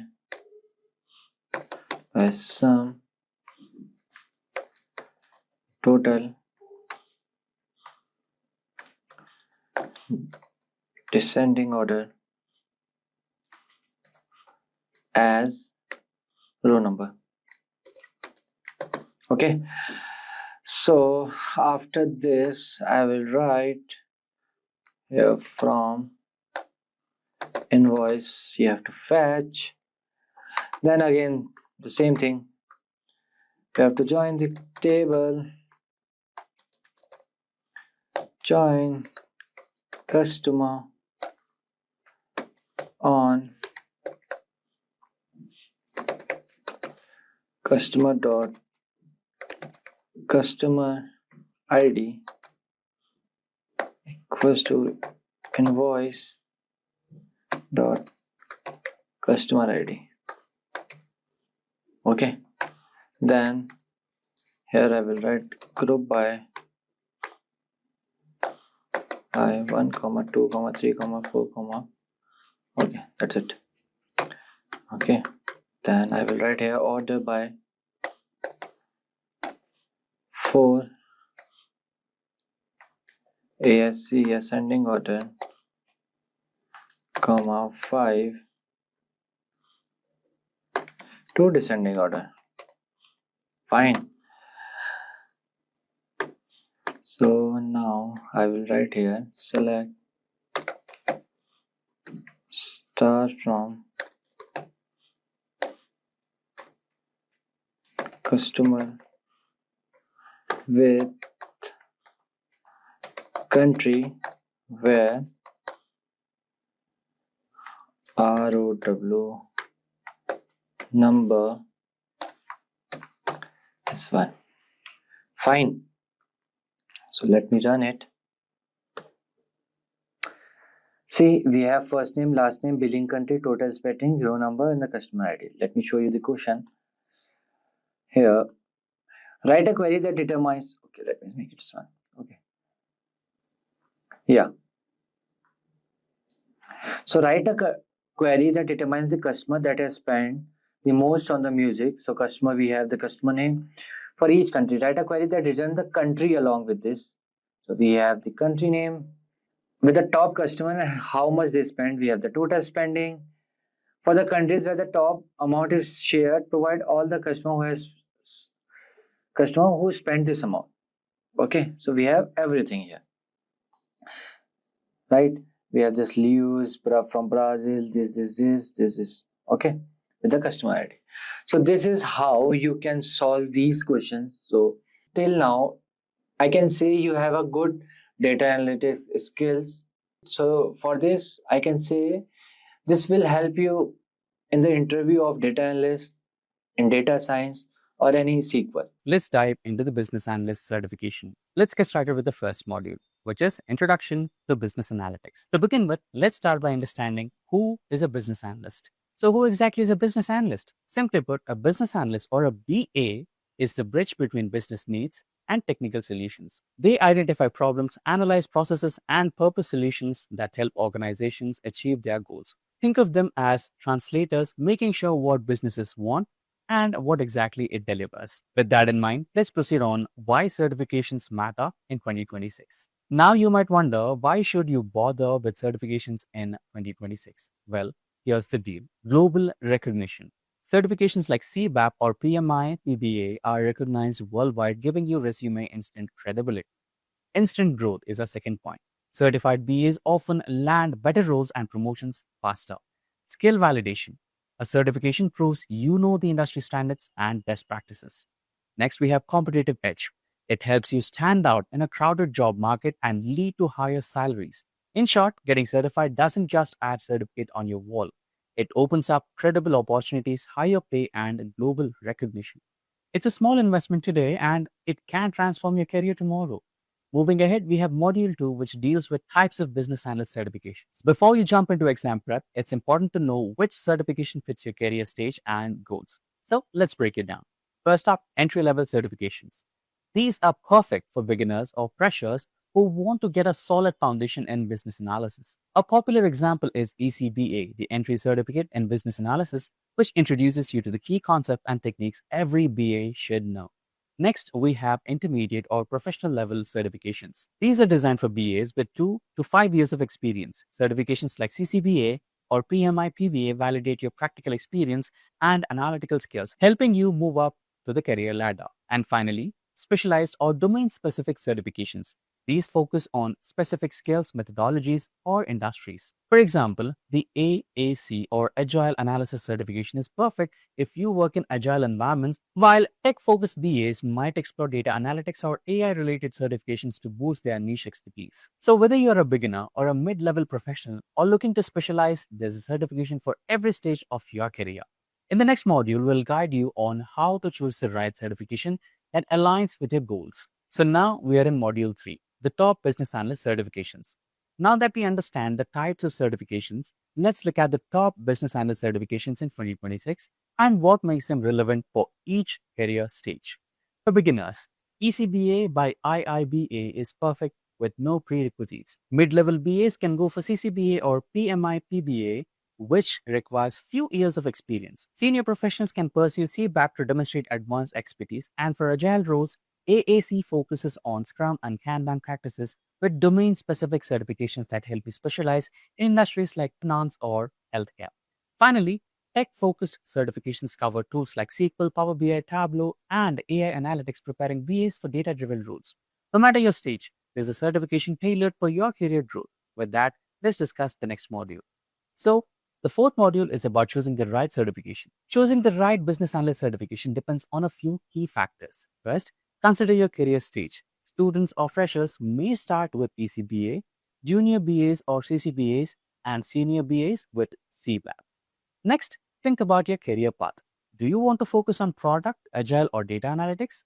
That's an important question. Finally, factor in cost and duration. Some certifications are shorter and more affordable, while others require extensive preparation and experience. By aligning with your certification, with your experience, goals, and resources, you set yourself up for success. And now we will discuss the next module. The fifth module will be about preparation roadmap. Once you have chosen your certification, it's time to prepare strategically. Start by studying PMBOK or PMI guide to understand the core concepts and knowledge areas. Next, join online training or bootcamp to learn through structured lessons and real-world examples. Followed by that, practice with sample questions and mock exams to get familiar with the test format and identify weak areas. Enhance your practical skills by working on case studies and requirement documents. Stay connected and learn from peers by joining BA communities or LinkedIn groups. Finally, register and schedule your exam to set a clear goal and stay committed to completing your certification journey. With that, let's shift to the last module, the Module 6, which deals with tools and resources. Master to succeed as a business analyst. Mastering the right tool is the key. Start with data and analytics. Tools like Excel, SQL, Power BI, and Tableau to handle reporting and insights. And later, for collaboration and process mapping, get comfortable with JIRA, Confluence, Lucidchart, and Miro.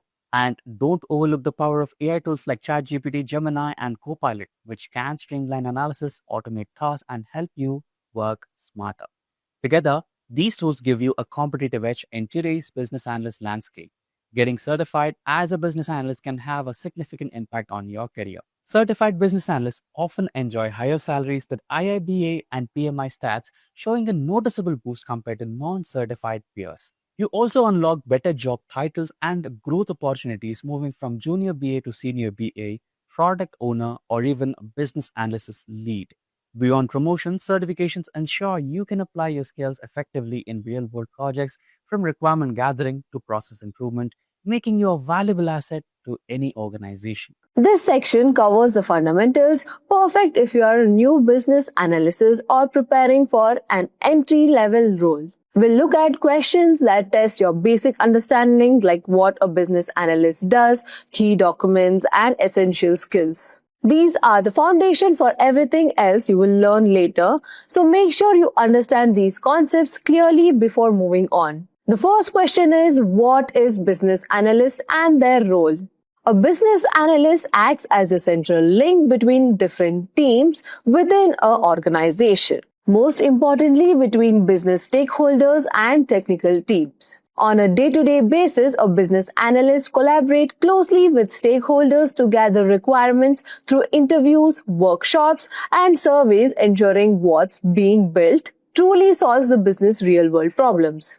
They don't just collect their wish list, but they ask critical questions to clarify needs, identify the root cause of the issue, and break complex process into understandable tasks. Their role isn't limited to one department.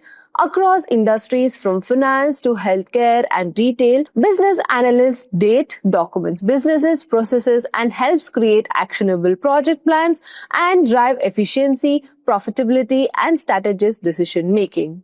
Think of them as detectives, translators, and advisors who ensure the technology delivered actually boosts business, not just tick the boxes.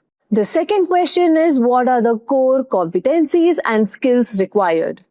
A business analyst skills break down into several key groups. On one side, strong communication and negotiation skills are a must, since they constantly balance different stakeholders' needs and sometimes conflicting priorities. Analytical thinking and attention to detail help them solve complex, multi-faced problems. On technical side, most of the business analysts are experts in tools like Excel, SQL, Tableau, and business intelligence tools.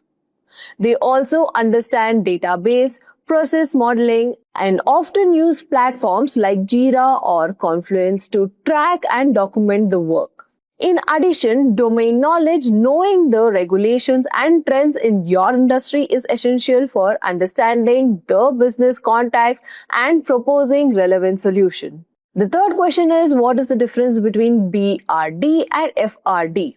BRD or Business Requirements Documents is all about why and what it defines at a high level, what the business needs, standing goals without diving into the technical details. The FRD or Functional Requirement Document shift gears into the how, laying out detailed specifications for developers. For instance, the BRD might say the system should enable online payments, while the FRD spells out integrate with payments gateways, support credit cards, and wallets, respond within 3 seconds. The BRD aligns everyone on goals. The FRD tells the teams how to build the solution.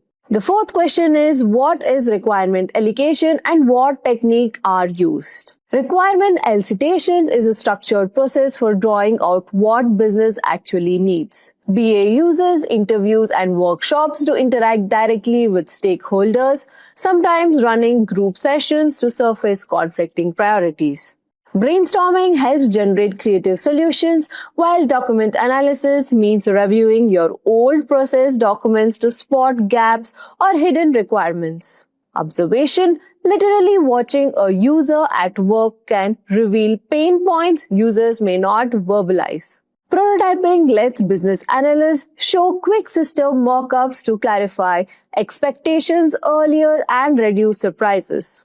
Effective elicitation prevents costly miscommunications and ensures the project solves the right problem. The next question is, what is gap analysis and what type of gaps can occur? Gap analysis is about comparing where we are now with where we want to be. It helps businesses, teams spot what stands in the way of achieving their goals.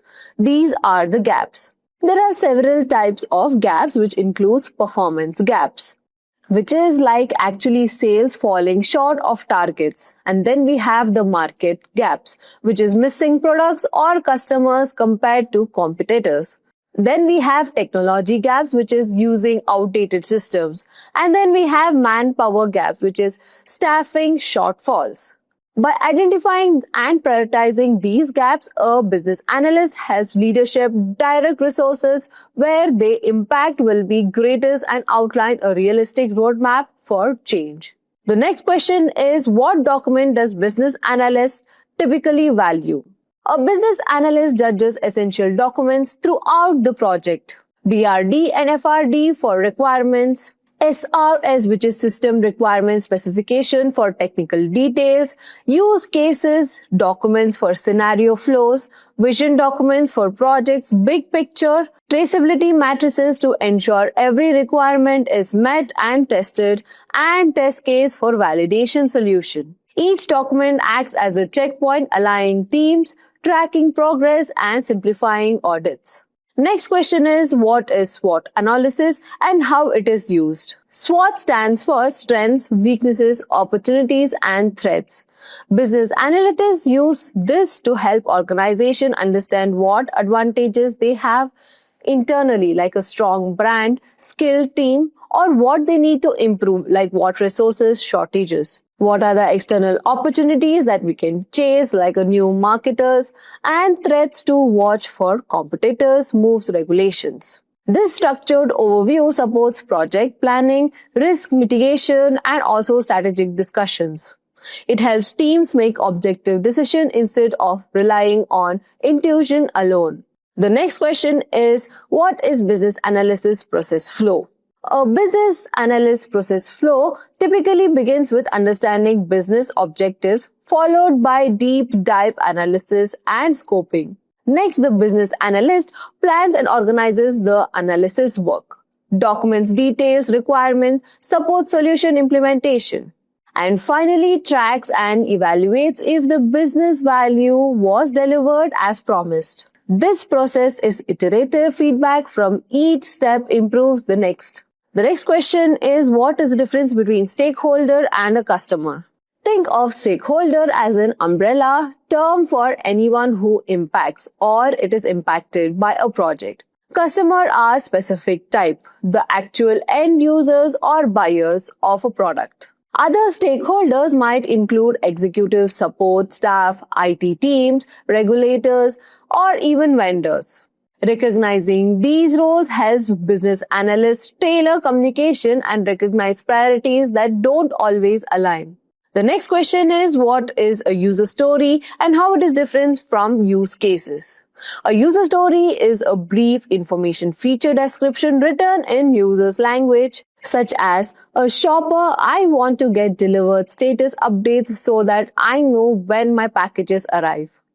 Use cases are more formal and detailed, mapping out every interaction between the user and the system step by step, including expectations and alternative paths. User stories are perfect for agile teams to quickly capture needs and prioritize.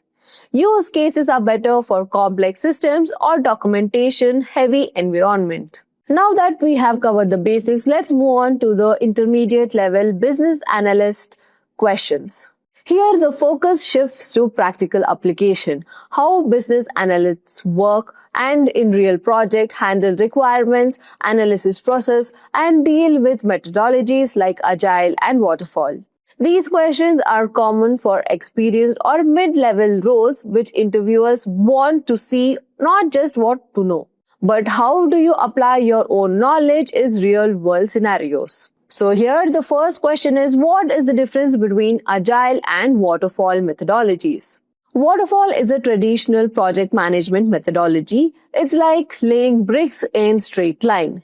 Every phase, which is requirements, design, development, testing, development, must be finished before the next begins. Changes are tough to incorporate once you start. This is ideal for projects with clear understanding of requirements and a little need of iterations.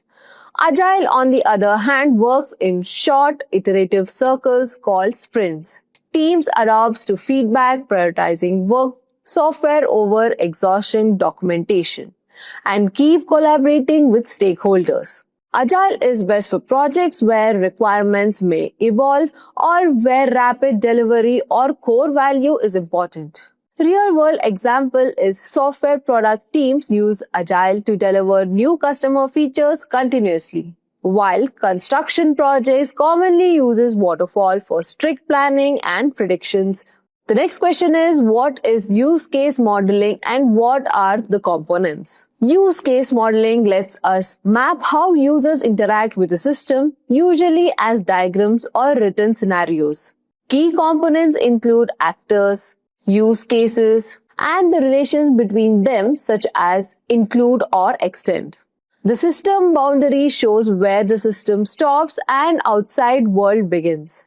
Precondition and postconditions set and the scene and wrap up each scenario. For example, in a banking app, actors may be customers and bank clerk use cases, which includes transfer funds or check the balance. This modeling helps clarify what's expected and uncovers hidden requirements and alternative flow. The next question is, what are functional versus non-functional requirements? Functional requirements list out exactly what the system must do, such as logins, payment processing, report generation. They describe actions, features, and user interaction. Non-functional requirements define equal attributes, how well the system performs, such as the speed, security, scalability, and readability. For a retail website, functionality requirements, specifically the step for checkout. Non-functional requirements define quality attributes, how well the system performs, such as speed, security, scalability, reliability, and usability. For a retail website, functional requirements specific the step for checkout. Non-functional ones state that the checkout should complete in under 4 seconds, or that customers' data is encrypted during transition. Both the types are vital for a system's success and user satisfaction. The next question is, what is Requirements Traceability Matrix, which is RTM? A Requirements Traceability Matrix, which is RTM, is like a roadmap for requirements. It links each requirement to corresponding designs, implementation, and testing artifications. RTMs ensures nothing is missed, especially when a requirement change, a common situation in business projects. You can track which test case validates which requirement and demonstrate compliance for audits or quality certification. For example, regulatory projects in banking or pharma often require RTMs for every step to meet legal standards and internal quality checks. The next question is, what is data flow diagram, which is DFD, and what are their components? A data flow diagram visually maps out how data moves through a system. Imagine drawing circles, open rectangles, and arrows and squares. A place order process could have multiple inputs from customer and data stored in order database. DFDs are used in business analysis to clarify system boundaries, spot redundancies, and plan improvements. The next question is, what is Moscow prioritization techniques? The Moscow frameworks helps teams focus by categorizing requirements. Must have essentials for launch or compliance should have importance but can wait if necessary. Could have is nice to have additions and won't have is out of the current scope. This techniques lets stakeholders negotiate priorities and trade-off, reduces scope, creep, and ensure resources go to what matters the most. The next is, what is the difference between OLTP and OLAP? OLTP, which is Online Transaction Processing System, manage frequently real-time transaction. Think of ATM withdrawals, online purchases. They are optimized for speed and quick updates with highly structured data. Whereas in OLAP, which is Online Analytical Processing System, they are built for deep analysis, mining historical data, and complex queries. Think business dashboards and sales trend analysis. OLTP answers what's happening now, whereas OLAP answers what happened in the last quarter or why, both essentials but for very different purposes. The next question is, how do you handle scope creep in projects? Scope creep is where extra features or requirements sneak into the project without proper review. This wrecks schedules and budgets. To manage it, document all requirements clearly and keep them visible. Set up a strict change control process where every change must be justified and approved. Communicate regularly with all the stakeholders to manage expectations, analyze the impact of each change, and require formal sign-off for scope modification. Educate everyone early about why scope management matters and use the Moscow or similar techniques to say no when necessary. The next question is, what is business process re-engineering, which is BPR, and when it is used? BPR is about rethinking and redesigning entire business process for dramatic improvements. Not just incremental tweaks. Companies do this when the competition heats up, customer demand faster or better service, or technology opens up a new possibility. For example, a retailer moving from manual inventory to automated AI-driven stock management isn't just tweaking a process. They are transforming it. BPR can lead a major cost reduction, speed gains, or quality improvements. The next question is, what is ASIS and to-be process analysis? ASIS analysis documents the current way of working, the before picture. To-be analysis designs the after solution, which is incorporating improvements and optimizations. Gap analysis comprises these two and identifies exactly what needs to change, helping you set a realistic actions plan and measure progress. For example, mapping now invoices are processed today. Then designing a faster automated version is classic. ASIS or to-be work. This approach provides transparency, minimizes disruptions, and increases buy-in for a new process. Now finally, let's step into the advanced or hard-level business analyst questions. These questions are designed for senior-level interviews or roles that demand strategic thinking and leadership skills. Here we'll be discussing topics like stakeholder management, risk analysis, enterprise strategy, and change management.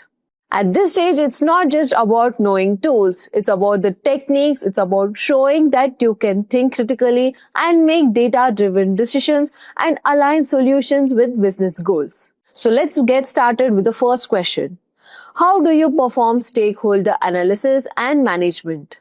Stakeholder analysis involves identifying all individuals or groups who can affect or are affected by the project. Start by listening stakeholders through interviews, documents, reviews, and brainstorming. Next is assess each one's influence and internal level, mapping them on a matrix which categorizes such as champions, supporters, critics, and blockers. Develop tailored engagement strategies for each category, communicating frequently and transparently for high-influence stakeholders and monitoring others continuously. Effective management ensures alignment, reduces resistance, and facilitates smoother project delivery. The next question is, what is business process modeling and what notations are used? Business process modeling graphically represents workflow to understand and improve processes. This is an industry standard offering precise symbols for events, activates, gateways, and flow. UML activity diagrams provide object-oriented process flow with decisions. Swim lane diagrams map responsibilities across departments, highlighting handoffs. Value stream maps focuses on identifying waste in process for lean improvements. These models clarify complex process, support stakeholders' alignment, and guide automation or software development. The next question is, how do you conduct risk analysis in business projects? Risk analysis begins with identifying risk through brainstorming, expert interviews, and historical data review. Each risk is evaluated for likelihood and impact. often plotted on risk matrices to prioritize focus. Response include avoid, mitigate, transfer, or even accept. Monitoring risk continuously ensures that new risks are captured and existing ones are managed proactively. Categories span technical failures, budget overruns, operation hurdles, strategical risk, compliance issues, and external factors like market or natural events. The next question is, what is enterprise analysis and its techniques? Enterprise analysis addresses the organization's strategical needs and align projects accordingly. Techniques includes business case development, which is justifying projects with problem statement, solution options, cost benefit ROI. Next, we have feasibility studies, which is assessing technical, economical, operation viability. And then we have root cause analysis, which is methods like 5 whys and fishbone diagram. The business model canvas visually describes value proposition and revenue streams. Pestle analysis evaluates external political, economical, social and technological, legal and even environmental influence, posters 5 forces analysis, competitive industry dynamically. Together, these guide strategies, discipline and solution scoping. The next question is, how do you measure business analysis effectiveness? Effectiveness measurement involves quantitative and qualitative KPIs, solution performance, which is percentage requirement met, and operational, stakeholder satisfaction, which is surveys and engagement, and then we have business value realized, which is ROI, cost savings, efficiency gains, quality matrices, etc. Regular evaluation enables continuous business analytics process and improvements and demonstrate value to leadership. Next, we have what is data mining and how does it support business analysis. Data mining extracts valuable patterns and trends from large datasets through techniques like classification. For example, we have customer segmentation and also clustering, which is grouping without predefined categories. And then we have association rules, which is discovering relationships like product boundaries. And then we have regression analysis, which is predicting sales trends. These insights enable business analysis to support decision making and forecasting market behavior, uncovering risk and identifying strategical opportunities. Next is, how do you handle conflicting requirements from different stakeholders? Conflicts arise due to diverse priorities. Begin with active listening to reveal core needs. Facilitate workshops for open dialogue and conscious building. Employ negotiation tactics focusing on win-win solution. Use prioritization frameworks, which is MOSCO, weight scoring, and impact analysis to provide object basis on decisions. Document all the decisions and escalate to senior management only if resolution isn't achievable at stakeholders level, ensuring transparency and accountability. Next, we have what is the solution assessment and validation. This is a process which verifies that implemented solution meet documented business requirements and deliver value. It includes validating requirements via testing and reviews, monitoring system performance against criteria, facilitating user acceptance testing, which is UAT, tracking benefits realization against projections, collecting stakeholders' feedback, and identifying the opportunities for process improvements. Functional, performance, security, and usability tests ensure solution alignment and readiness. The next question is, how do you perform cost-benefit analysis for business solutions? Cost-benefit analysis, which is CBA, weighs all project costs, which includes development maintenance, training against benefit, like increased revenue, efficient gains, and risk reduction. Financial matrices such as ROI, net present value, which is NPV, and payback period quantify feasibility. Sensitivity analysis test assumptions. Intangible benefits like brand reputation and improved customer loyalty also factor into the decision making, providing a well-rounded evaluation of value. The last question is, what is change management and how does it relate to business analysis? Change management manages the human and organizational impacts of new solutions. Business analytics collaborate with change managers to assess readiness, develop communication plans, define training requirements, and support stakeholders' engagement. They help to ensure users understand, accept, and efficiently adopt new processes or systems, increasing the likelihood of sustained success or continuous improvement. And that brings us to the end of this comprehensive business analytics interview preparation video. We have covered the entire journey from beginner level fundamentals to advanced statistics concepts, helping you understand not just what business analyst does, but how to think and communicate like one. Remember, every interview is not just a test of your knowledge, but also your ability to connect business goals with practical solution. So keep practicing how to explain your answers clearly, use real-world examples from projects or case studies, and show that you understand both the business and technical side of the problem. If you have watched till the end, you're already ahead of many because preparation and clarity are what makes the great business analyst stand out. And with that, we have reached the end of this session on Business Analytics full course for beginners. Should you need any assistance or any other resources used in these sessions like PPTs, datasets, workbooks, dashboards, or any other, please let us know in the comment section below and our team of experts will be happy to help you as soon as possible. Until next time, thank you and keep learning. Stay tuned for more from Simplilearn.